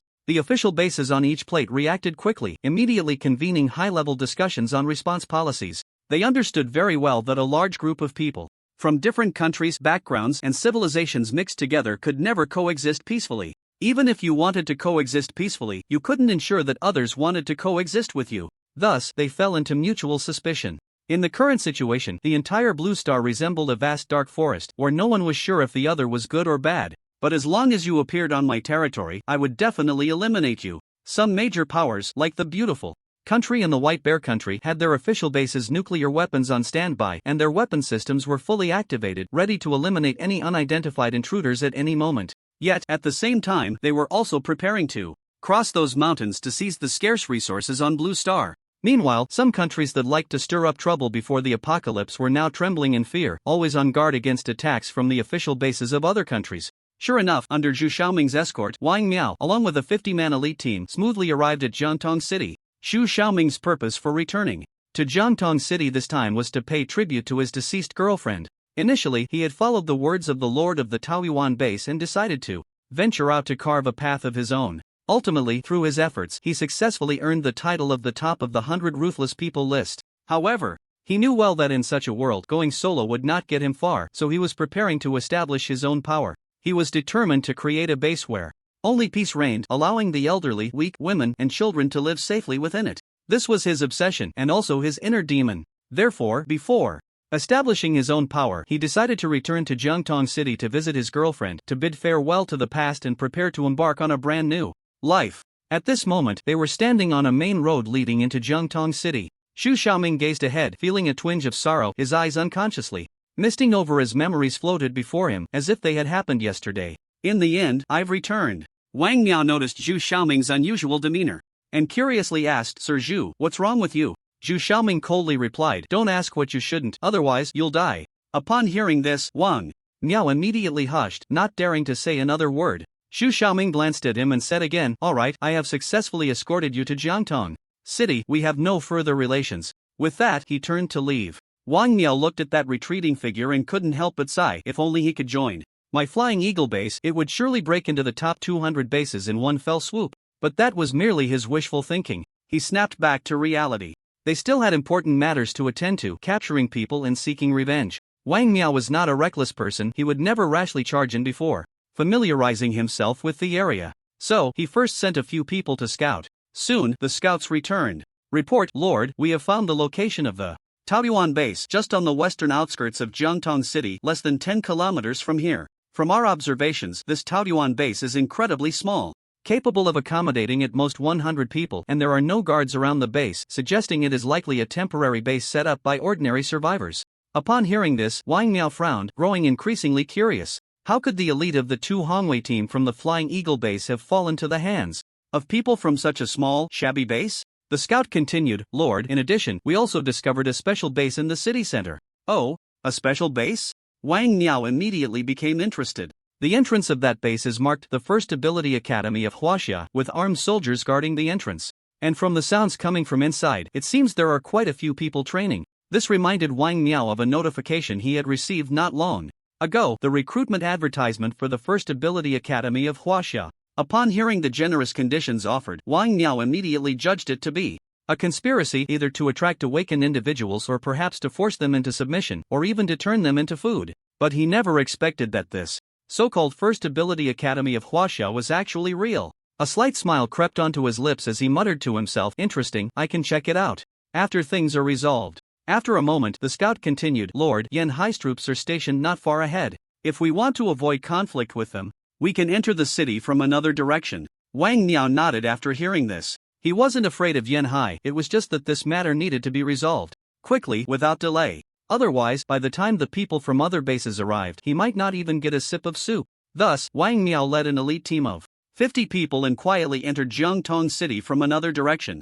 "Peach Blossom Base, no matter what secrets you have, I have come personally, and what awaits you is only annihilation." At that moment, Zhu Xiaoming, walking on the road, suddenly stopped. A gust of wind blew past him, lifting a white plastic bag into the air. He looked at the white plastic bag as if lost in thought. Suddenly, he softly said, "I wonder how my little brothers are doing now?" Back then, to prevent his girlfriend's corpse from being devoured by zombies, Zhu Xiaoming had carried Lu Xiaomei's body for most of the day until he reached a dense forest in the deep mountains, where he finally buried her. Crack! The white plastic bag fell to the ground with a crinkling noise, and at that moment, Zhu Xiaoming's thoughts cleared. Why not go check on my little brothers first? After making the decision, he immediately turned and headed towards Jiangtong City. Wang Miao and the others soon arrived at the entrance of Peach Blossom Base. At this time, the base was covered by a super energy shield, but there was a gap at the gate. The reason was that Lin Chen had not yet set up entry and exit permissions for everyone, so he left a gap at the gate for others to come and go. "Lord, should we launch a direct assault or negotiate with them first?" Wang Miao scoffed upon hearing this. Do they have the qualifications to negotiate with me?" The younger brother understood immediately and waved his hand to the people behind him. Everyone quickly pulled back their gunbolts, disengaged the safeties, and entered a state of readiness. "Everyone listen up, once we rush in, leave no one alive." "Yes." Rat-a-tat-tat, the leading younger brother approached the gate of Peach Blossom Base and fired a burst at the lock, then kicked the door open with a mighty kick. After the door opened, the others quickly followed, and in no time, they all entered the base. Once inside, they looked around warily, expecting to see many survivors, but to their surprise, it was empty, not a single person in sight. Academician Li Kongping and his assistant Xiao Wang happened to be out collecting samples of other types of mutated rice, and Lin Chen and the others had gone to the academy, so at this moment, Peach Blossom Base was completely deserted. If one had to say there was someone, it would indeed be the 5th-tier zombie queen Steel Egg locked in a super iron cage. To allow Steel Egg to train properly, Lin Chen had specially moved it outside the safe house near the southeast corner of the wall to breathe some fresh air and adjust its mindset. Steel Egg was originally sitting on the ground, bored and dazed, looking east and west, her mind constantly fantasizing about how she would tear Lin Chen to pieces once she got out. Ha ha ha. Lost in thought, she couldn't help but laugh out loud. Whoa whoa whoa. But looking at the super iron cage in front of her, she was pulled back to reality. This super iron cage could trap 8th-tier zombies. Would she really have a day to get out? Would she really be able to taste the fresh, delicious flesh and blood of living people? Thinking of this, she couldn't help but shed tears of sorrow. Suddenly, a loud noise caught her attention. She looked up and saw piles of fresh meat appearing before her eyes. Instantly, she was overjoyed, her blood racing. After licking her tongue, she excitedly said, "Finally, I can feast." After a group of them burst in, they looked at the empty base, stunned for a few seconds, then quickly came to their senses. Wang Miao glanced at his subordinate beside him. "Are you sure this is the right place? You didn't make a mistake, did you?" The little brother scratched his head, feeling uncertain, and retreated to the entrance of the base. He took a look and indeed saw the 4 big characters Peach Blossom Base written above. "No mistake. That's right, Lord, this is Peach Blossom Base. Where are the people?" I'm not really sure." After saying this, Wang Miao kicked him away, angrily saying, "Damn it, you must have made a mistake. This is obviously an abandoned broken base." The little brother got up from the ground, one hand clutching his stomach and the other wiping the blood from the corner of his mouth. His eyes were filled with fear as he kept looking around, trying to find a figure in this place. Suddenly, his gaze fell on a cage in the corner of the base. He focused and looked closely, a smile gradually appearing on his face. "Lord, there's someone over there. There's someone over there," he shouted excitedly, pointing at the iron cage in the corner. Wang Miao followed his finger and indeed saw a person locked in the cage not far away. He could vaguely make out that it was a woman, and a twisted smile gradually appeared on his face. "Let's go, brothers, it looks like a woman. Let's check it out." Upon hearing this, everyone immediately became excited, howling like a bunch of monkeys. Then, under Wang Miao's lead, over 50 strong men headed towards a 5th-tier zombie that hadn't eaten flesh for many days. When Gang Dan saw the crowd approaching, he was also taken aback. He had been thinking of ways to attract them, but unexpectedly, they came over on their own. As Wang Miao and the others got closer, they finally saw that the cage held a female zombie. Damn, it's just a zombie, what a letdown. Wang Miao spat at the iron cage, his face first showing disappointment, then disgust. Lord, this female zombie seems to have been locked up here, which means there are people here. They might have just gone out to gather supplies. Wang Miao thought for a moment and felt this was very possible. He nodded slightly and looked at Gang Dan again, this time with a mocking gaze. These people in the base are really twisted, raising zombies, and it's a female one. Lord, what should we do now? Wang Miao glanced at Gang Dan, the corners of his mouth slightly lifting to reveal a terrifying smile. Shoot this female zombie to pieces, then wait for them to come back. Yes, Lord. Several subordinates nodded at Wang Miao and surrounded the iron cage, then raised their rifles at Gang Dan. The previously silent Gang Dan slowly revealed a smile as so many people surrounded her. Hee hee, she grinned, looking eerie and terrifying. Fire. Da-did-day-day-day-day. Instantly, a dense gunfire erupted, countless bullets shooting towards Gang Dan. Gradually, white smoke filled the air until Gang Dan's figure was engulfed, and they finally stopped. Report, Lord, that female zombie has been shot to pieces. Wang Miao nodded, still not reacting when suddenly, one of his subordinates seemed to be grabbed by something and quickly retreated. The subordinate shouted in terror, his face filled with fear. And the weapon in his hand fell to the ground as his limbs flailed in the air. Wang Miao's expression changed drastically, and he quickly retreated, his eyes fixed on what was behind that subordinate. Several screams rang out simultaneously, and Wang Miao's eyes widened again. He saw several subordinates suspended in mid-air, being violently pulled in the same direction, and that place was the iron cage. What's going on? Wang Miao suddenly felt a wave of heart-stopping fear and indescribable panic. Bang! Bang bang, the few subordinates slammed into the iron cage, making a clanging sound. Has it stopped? Wang Miao watched this scene from a distance, muttering in terror. The subordinates pressed tightly against the iron cage, their faces twisted in pain, continuously wailing, "Save us! Save us!"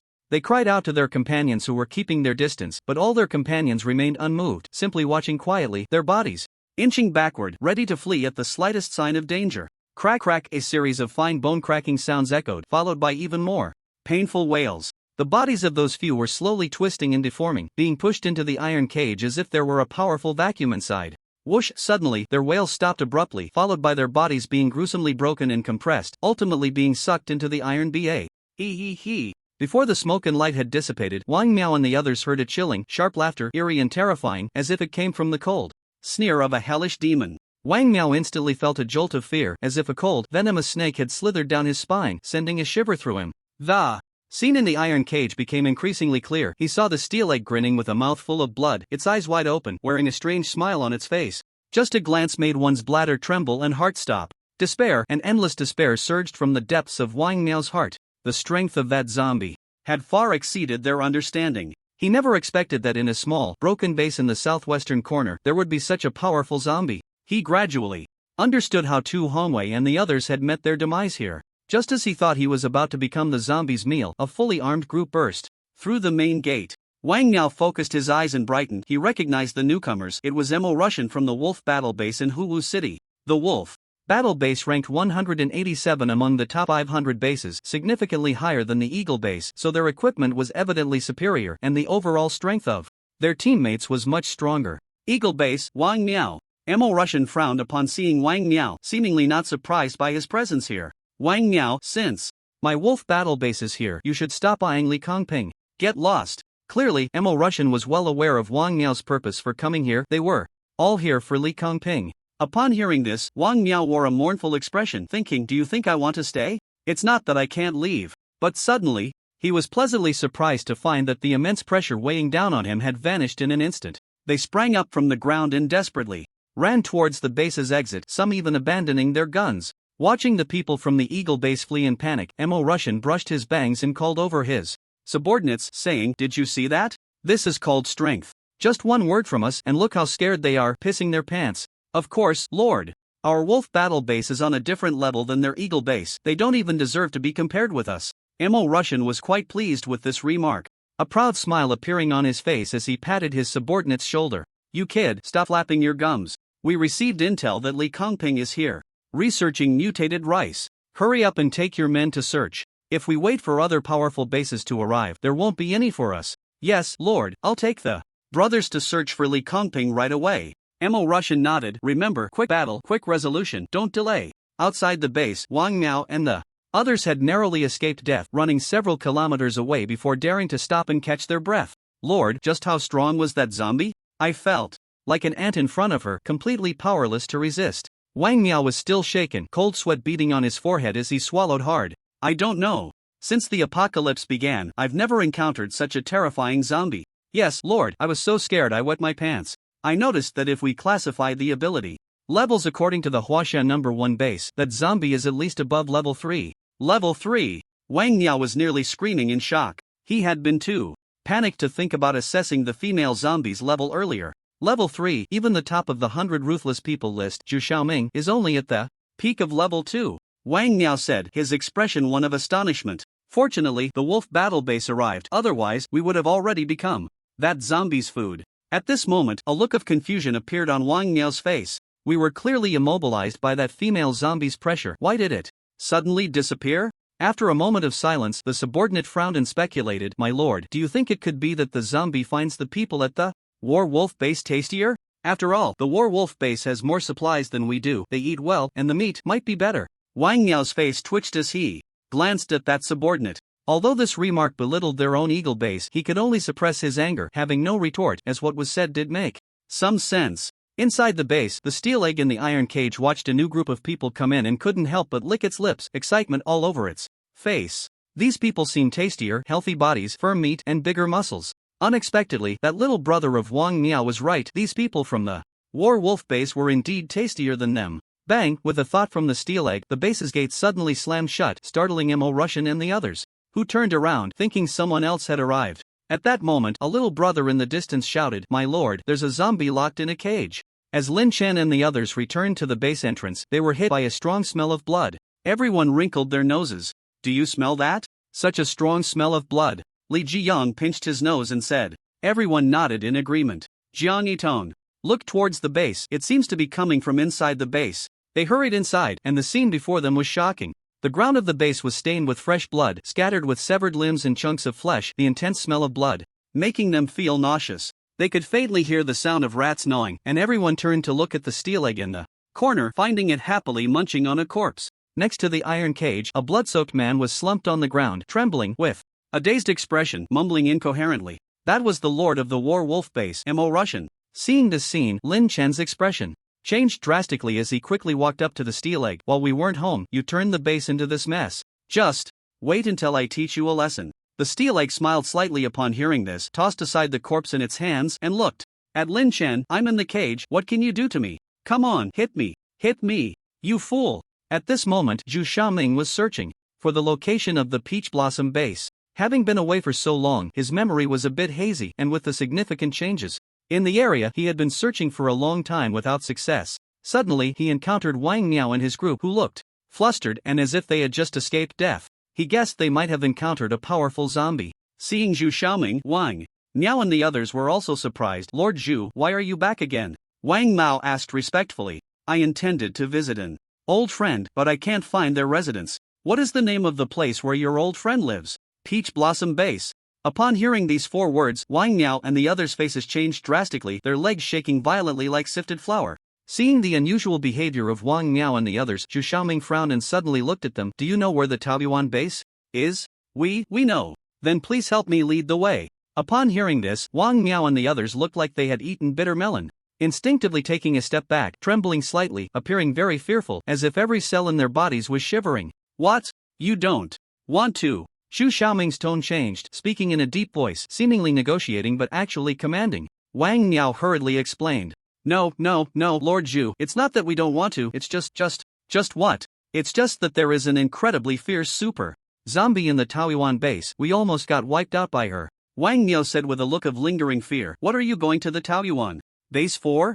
Zhu Xiaoming inferred from Wang Miao's words that they were going to the Taoyuan base, so he asked for the reason. If it was just a casual pass, that would be fine, but if they had ulterior motives towards the Taoyuan base, he would not hesitate to kill this group of people.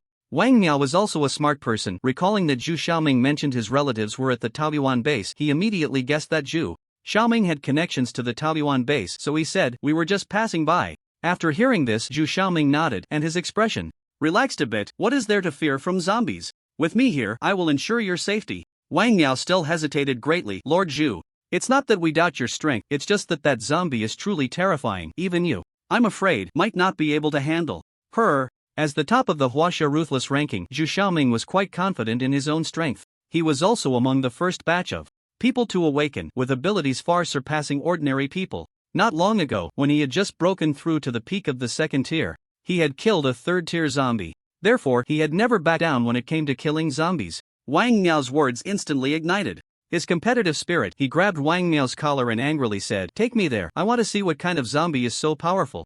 At the Taoyuan base, Lin Shen stood outside the super iron cage, quietly watching the extremely arrogant Steelegg. At this moment, Steelegg had a slight smirk at the corner of her mouth, her eyes raised with a mocking and provocative meaning. She wanted to provoke Lin Shen into releasing her. Once she escaped this iron cage, she would go on a killing spree, slaughtering all humans within 100 kilometers. Of course, she would treat the people of the Taoyuan base specially, slowly torturing them to make them experience a fate worse than death, making them regret coming to this world. She could no longer suppress the ecstatic joy within her, her body trembling violently with excitement. "Lin Shen, if you have the ability, come in and hit me." Steelegg continued to provoke Lin Shen. Lin Shen knew her thoughts well, but he just smiled slightly and said, "You all saw it, she asked me to hit her. I've never seen such a strange request in my life." After saying this, he waved his right hand, and with a clang, the door of the super iron cage opened with a sound. Suddenly, a shadow flashed quickly in front of Lin Shen, and when Lin Shen looked back at the super iron cage, it was already empty. Ha ha ha ha ha ha. A sharp and eerie laughter echoed above the Taoyuan base, and everyone looked up to see Steelegg floating in midair, her clothes fluttering without wind, her long black hair dancing up and down, covered in blood, giving her a witch-like appearance. At this moment, she looked down from above, as if a god overlooking all beings, with a triumphant and satisfied smile on her face. "I'm finally out." Then, her gaze swept across the crowd below, exuding a strong killing intent. "And you all must die." Bang! As soon as she finished speaking, she suddenly felt a heavy blow to the back of her head. In an instant, her entire body lost balance and fell violently from the air, crashing to the ground and kicking up a cloud of dust. Steelegg looked up in confusion, discovering that it was that man. He still held his fist in his right hand, suspended in midair. Steelegg felt an inexplicable panic in her heart. She had already broken through to the 5th level, so why was she not down by a single punch from him? It must be that she wasn't prepared, and that kid was unscrupulous, launching a sneak attack, which was why she fell for it. With that thought, Steelegg pushed off with her feet and leaped up fiercely, a large amount of black energy emanating from her body. The black energy hissed as if countless venomous snakes were flicking their tongues, sending chills down one's spine. The next second, indeed, countless black snakes emerged from that mass of black energy, opening their dark mouths towards Lin Shen, revealing their crimson interiors, with 2 long, curved fangs glinting coldly. Hiss! But when she approached within 10 meters of Lin Shen, she entered Lin Shen's absolute space domain. Those black snakes were cut down by an invisible force, and before they could hit the ground, they transformed into a mass of black energy, disappearing into the air. At the same time, the black energy surrounding Steelegg was also dispersed with a bang by an invisible force. Steelegg immediately felt a backlash surge from within her, her chest heaving violently, and she unexpectedly spat out a mouthful of black blood. "Wow, this is impossible."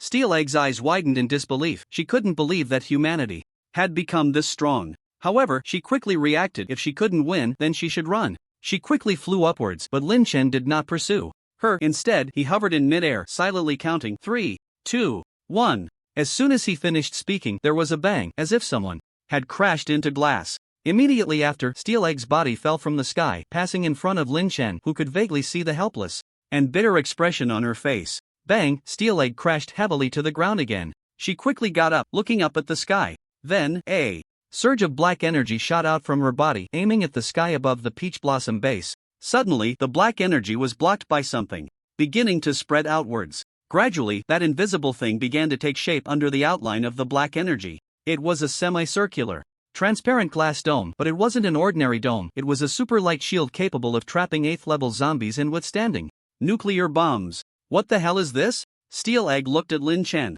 Lin Shen replied, "Super Iron Cage, enlarged version." Steelegg. Damn it, who on earth created these wicked things? She thought she had escaped the cage, only to find that outside was an even bigger cage. At this moment, Steelegg felt utterly speechless. But don't be too quick to be speechless.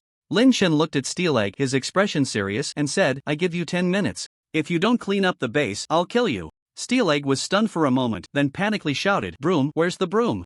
At this moment, Lin Chen activated his ability, Level Jump, and the aura emanating from him suddenly reached the 6th tier. Although it was only 1 tier higher, the chasm between the two was like heaven and earth. Moreover, this difference would gradually widen as the level of abilities increased. Steel Egg could clearly sense the chilling aura and the hidden murderous intent within it, which was why she was so frightened, reacting so violently. If she had been even a moment slower, she was certain that Lin Chen would have smashed her to pieces with a single punch. This fear even made her hesitate to threaten Lin Chen with the others from the Peach Source base, as she knew all too well that if she did, there would be no turning back for her. Thus, a 5th-tier zombie king could only obediently act as a cleaner in front of Lin Chen. At this moment, under Wang Miao's lead, Zhu Xiaoming had arrived at the entrance of the Peach Source base. Lord Zhu, this is it, this is the Peach Source base. You can go in by yourself, we won't be entering, Wang Miao said, trembling. Zhu Xiaoming ignored them and approached the door of the Peach Source base to knock. Knock, knock, knock, Steel Egg, someone is knocking at the door, go open it and see who it is. Li Jiyang shouted at Steel Egg, who was busy cleaning. As soon as Lin Chen returned to the base, he fully activated the super light shield, and the gap at the entrance was naturally sealed. Li Jiyang and the others' permissions were also set up. Now, at the Peach Source base, apart from those with permissions like Li Jiyang, even if the King of Heaven himself came, he wouldn't be able to enter or exit. Therefore, Li Jiyang was not worried at all that Steel Egg would run out. But Steel Egg didn't know that when she heard she was being asked to open the door, her heart leaped with joy. Wasn't this an opportunity to escape? In an instant, she teleported to the entrance of the base, flung the door open with all her might, and dashed outside. Sure enough, bang, a figure was sent flying back, crashing heavily to the ground right in front of Li Jiyang. From a high vantage point, Li Jiyang looked down at Steel Egg and said, Steel Egg, just stay here and be a cleaner. If you leave, won't I have to do all this work again? Hearing this, Steel Egg was so furious that her teeth ground together, nearly shattering her molars. She really wanted to crush the head of the man in front of her, but she couldn't. The consequence of doing so would be that she would also have her head crushed by that man. She couldn't die, she needed to live and seek revenge. So, no matter how angry she was, she could only bite her teeth and swallow it down. At that moment, Lin Chen happened to walk out of the safe house. As soon as Steel Egg saw him, she immediately got up from the ground, picked up a broom, and obediently started sweeping. Outside, Zhu Xiaoming saw Lin Chen and waved excitedly, shouting, Little brother. Lin Chen and Li Jiyang turned to look, surprised to see Zhu Xiaoming, whom they hadn't seen for many days. Lin Chen then focused his mind and closed the super light shield at the entrance. After Zhu Xiaoming walked in, he closed it again. Little brother, how have you been? Seeing his benefactor, Zhu Xiaoming was very excited, and Lin Chen immediately checked Zhu Xiaoming's ability level, peak 2nd tier, no threat at all, which was why Lin Chen felt at ease. Letting him in. Not bad. Lin Chen replied lightly. Li Jiyang, excited, asked, Long time no see, where have you been? Wandering around. A hint of nostalgia flashed in Zhu Xiaoming's eyes, as if recalling the difficult times of the past. Then, Li Jiyang patted Zhu Xiaoming's shoulder and asked mysteriously, By the way, I recently heard that someone made a list of the top 100 ruthless people in Huaxia, and the one at the top is also named Zhu Xiaoming. That person wouldn't be you, would it? After hearing this, Zhu Xiaoming smiled. The person who made the ranking has a narrow view. If he knew about your existence, I probably wouldn't even make the list. Is that really you? I didn't expect you to be doing so well. What Zhang said was indeed true. You have your own path to walk, Li Jiyang said, somewhat surprised. Just a false reputation. Zhu Xiaoming laughed and waved his hand. You must be quite impressive now. Want to spar a bit? Li Jiyang said with some anticipation. Zhu Xiaoming was about to agree when suddenly they heard the sounds of a fight not far away. They saw a man and a woman, both radiating with extraordinary powers, each move carrying a terrifying force and energy. The woman had a pair of huge black wings extending from her back, the blackness appearing mysterious and fearsome, giving off an aura that made one want to keep their distance. Countless ice spikes gathered around her, shooting towards the boy in front of her. The boy was no ordinary opponent either. Lightning coiled around him, and he wielded a lightning spear that crackled and whistled as he swung it, deflecting all the incoming ice spikes. Thunder Fist. The boy shouted, launching a punch at the girl. The punch enveloped in a terrifying force of lightning, aimed at her. The girl did not dodge but instead gently waved her palm and said, Liam, let me show you the difference between early stage 4 and peak stage 3. Bang, a punch. And a palm collided, and the terrifying lightning was shattered with a crack, turning into tiny sparks of light that eventually vanished into the air. The boy was forced back several steps, struggling to regain his balance after retreating more than 10 steps. Sigh, they're fighting again. Don't they ever get tired? Li Jiyang shook his head, speaking helplessly. What he didn't know was that Zhu Xiaoming beside him was already stunned, eyes wide and dazed, swallowing hard in disbelief. The intensity of their battle was overwhelming. He had never seen such powerful humans before. At that moment, Zhang Yitong spotted Li Jiyang and said to him, Jiyang, you're here too. Come on, join forces with Li Moe. Sister Yitong, how could I dare to strike at you? Li Jiyang said, though suddenly a massive shadow of a black demon appeared behind him, charging quickly towards Zhang Yitong. He was often ordered around by Zhang Yitong, and while he held no resentment, there was certainly some defiance in his heart. Now, with the chance to fight alongside Li Moe against her, he seized it. Black demon explosion. A huge black blast shot towards Zhang Yitong, carrying terrifying energy and emitting a howling sound. Seeing this, Li Moe unleashed his thunder fist again, sending a bolt of lightning crashing towards Zhang Yitong. Xu Xiaoming watched the scene before him, swallowing hard, cold sweat pouring down his face, his legs trembling, feeling faint. He had almost agreed to spar with them. To challenge such powerful beings would be pure suicide. At this moment, Li Jiyang's powers had reached early stage 3. Li Moe was at peak stage 3, and Zhang Yitong was at early stage 4. Each of them was an unbeatable existence in Xu Xiaoming's eyes. They could defeat him with just a casual wave of their hand. Bang bang, two loud crashes echoed as Zhang Yitong simultaneously opened her palms, meeting Li Moe's thunder fist and Li Jiyang's black demon explosion. Two beams of light flashed, creating a ripple of energy, and all three were pushed back. However, Zhang Yitong only took a few steps back before stopping, while Li Moe and Li Jiyang retreated more than 10 steps before they could stabilize themselves. The difference was clear. Alright, no more fighting. Sister Yitong, we have guests, it would be rude to continue. Seeing that they still had no chance in a 2-on-1, Li Jiyang suddenly changed the subject. Guests? Who? Zhang Yitong asked curiously. Xu Xiaoming, he fought with us against the Zombie King's youngling. He's quite impressive now. They say he's at the top of the list of the 100 most ruthless people in Huaxia, with extraordinary strength. I was just thinking of sparring with him. Li Jiyang looked at Zhang Yitong seriously and said, Zhang Yitong and Li Moe, upon hearing that the other party was very strong and ranked first on the top 100 ruthless people list, immediately became interested, their eyes widening as they suddenly looked towards Xu Xiaoming not far away. They quickly approached him and almost simultaneously said, You're strong? How about we spar a bit? Splash! Upon hearing this, Xu Xiaoming broke out in a cold sweat on his back. With his strength, sparring with these monsters was really dangerous. He waved his hands repeatedly. No, I'm not strong at all. But Ji Yang said you're the top of the top 100 ruthless people list. You don't need to be modest. If you didn't have some strength, how could you possibly be at the top? Li Moe said eagerly, already rubbing his fists, ready for a fight. Xu Xiaoming hurriedly replied, No, it's just a false name. It's a title given to me randomly by others. At this moment, Lin Chen, who was watching from the side, also spoke up. He had seen Xu Xiaoming awaken his abilities and wanted to see what his current strength was like, so he said to him, Don't be modest, spar with them. I also want to see your strength, you can choose anyone here. With Lin Chen speaking up, Xu Xiaoming found it hard to refuse. He looked at Li Jiyang and the others with a troubled expression. They all looked excited, eagerly watching him, hoping he would choose them. Upon seeing their faces, Xu Xiaoming could only swallow hard, recalling the scenes of their previous battles, making his scalp tingle. Choosing anyone would be a death sentence. What to do?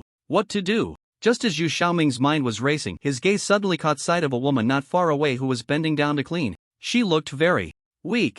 Xu Xiaoming instantly felt as if he had found a spark in the cold winter, a glimmer of light in the darkness, a drop of dew in the desert, and his heart was filled with joy. He pointed at the woman cleaning and excitedly shouted, I choose her. Are you sure? I'm sure, I choose her. Wish you safety, hope you don't perish. Li Jiyang's expression suddenly changed, and he comforted Xu Xiaoming while bidding him farewell. Xu Xiaoming scratched his head, somewhat confused. Ha ha ha ha ha! Suddenly, a hearty laugh rang out. Xu Xiaoming was confused and looked around, only to see the cleaning woman suddenly throw down her broom. With a loud bang, a wave of energy radiated from her, blowing up the long hair that covered her cheeks. Xu Xiaoming then saw clearly that the graceful woman had a piece of rotten flesh on her face, and her pupils were blood red. She was a zombie. He suddenly realized, bang, a thunderclap exploded in his mind. He remembered Wang Miao had said before that there was an absurdly strong zombie in the Taoyuan base. Could it be her? I didn't expect you to be the second human, besides Lin Chen, who dares to challenge me. I admire your courage, Gang Dan said excitedly.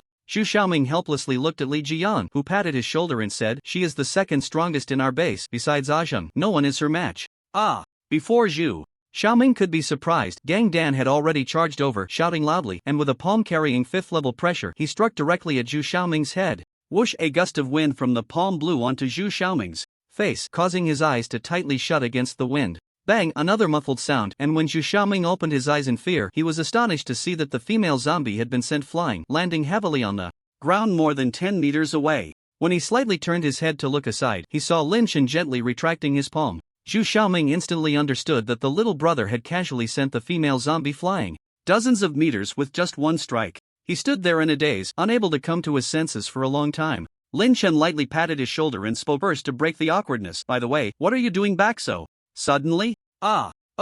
Zhu Xiaoming didn't react for a moment, shook his head a few times, and then blankly looked at Lin Shen, hurriedly replying, I came back to say goodbye to my little sister and to see you all. That I plan to go to another place to establish my own base. Establish a base, huh? Yes, little brother. I gradually realized that as the apocalypse continues to advance, going solo won't last long. I must establish my own power. That is the way to go, Zhu Xiaoming said, calming down a bit. So where do you plan to establish the base? Lin Shen asked again. Shangjing City. It's the place with the richest resources and personnel in all of Huaxia, and it has a well-developed defense system. Almost all the top 50 bases in Huaxia are there. Of course, it's not absolutely safe. Although zombie attacks are relatively rare, human conflicts and mutual killings are common. Shangjing City, huh? Lin Shen said softly, I also need to go to Shangjing City. Zhu Xiaoming was extremely excited upon hearing this. Really, little brother? Maybe we can go together. Lin Shen thought for a moment and nodded. That could work. When the others at the Taoyuan base heard this, they immediately surrounded them, all speaking up. Zheng, are you really going to Shangjing City? Can I go with you? Brother Lin Chen, can I go with you? Senior, take me out to explore a bit. One after another, they rushed to speak, afraid that Lin Chen wouldn't take them alone. But Lin Shen said to them, have you all forgotten that you are teachers at the Ability Academy? You need to stay here and properly teach those students. I hope that when I return, all your students will be strong. Also, you must fully protect academician Li Kongping. I don't want anything to happen to him when I come back. Can you do that? Upon hearing this, everyone lowered their heads and stopped talking, silently nodding. Can you do it? Answer me. Seeing that they were all silent, Lin Shen directly raised his voice by an octave and said loudly again, everyone, stand tall and respond together. Everyone immediately perked up, straightened their backs, and replied in unison, we can do it. Lin Shen nodded in satisfaction, then pointed to the steel egg not far away. You come with me. Steel egg. Others. Before setting off, Lin Shen left them enough crystal cores and supplies, and with the protection of the super light shield at the base, he could completely relax. Steel egg was tied up with a golden thread by Lin Shen and pulled along. The reason for bringing her was that they would definitely encounter a lot of zombies along the way. Although there wouldn't be much danger, it would be troublesome. Nowadays, having a 5th level zombie king along would surely make those zombies stay far away upon catching a whiff of her. No matter how you looked at it, Steel Egg was still a 5th level zombie, and she would be very useful at critical moments. If she was unwilling to help, Lin Shen would have to beat her until she was willing to lend a hand. In any case, there were plenty of ways to make her obedient. Before setting off, everyone at the base came to the door to see them off, all reluctant to part.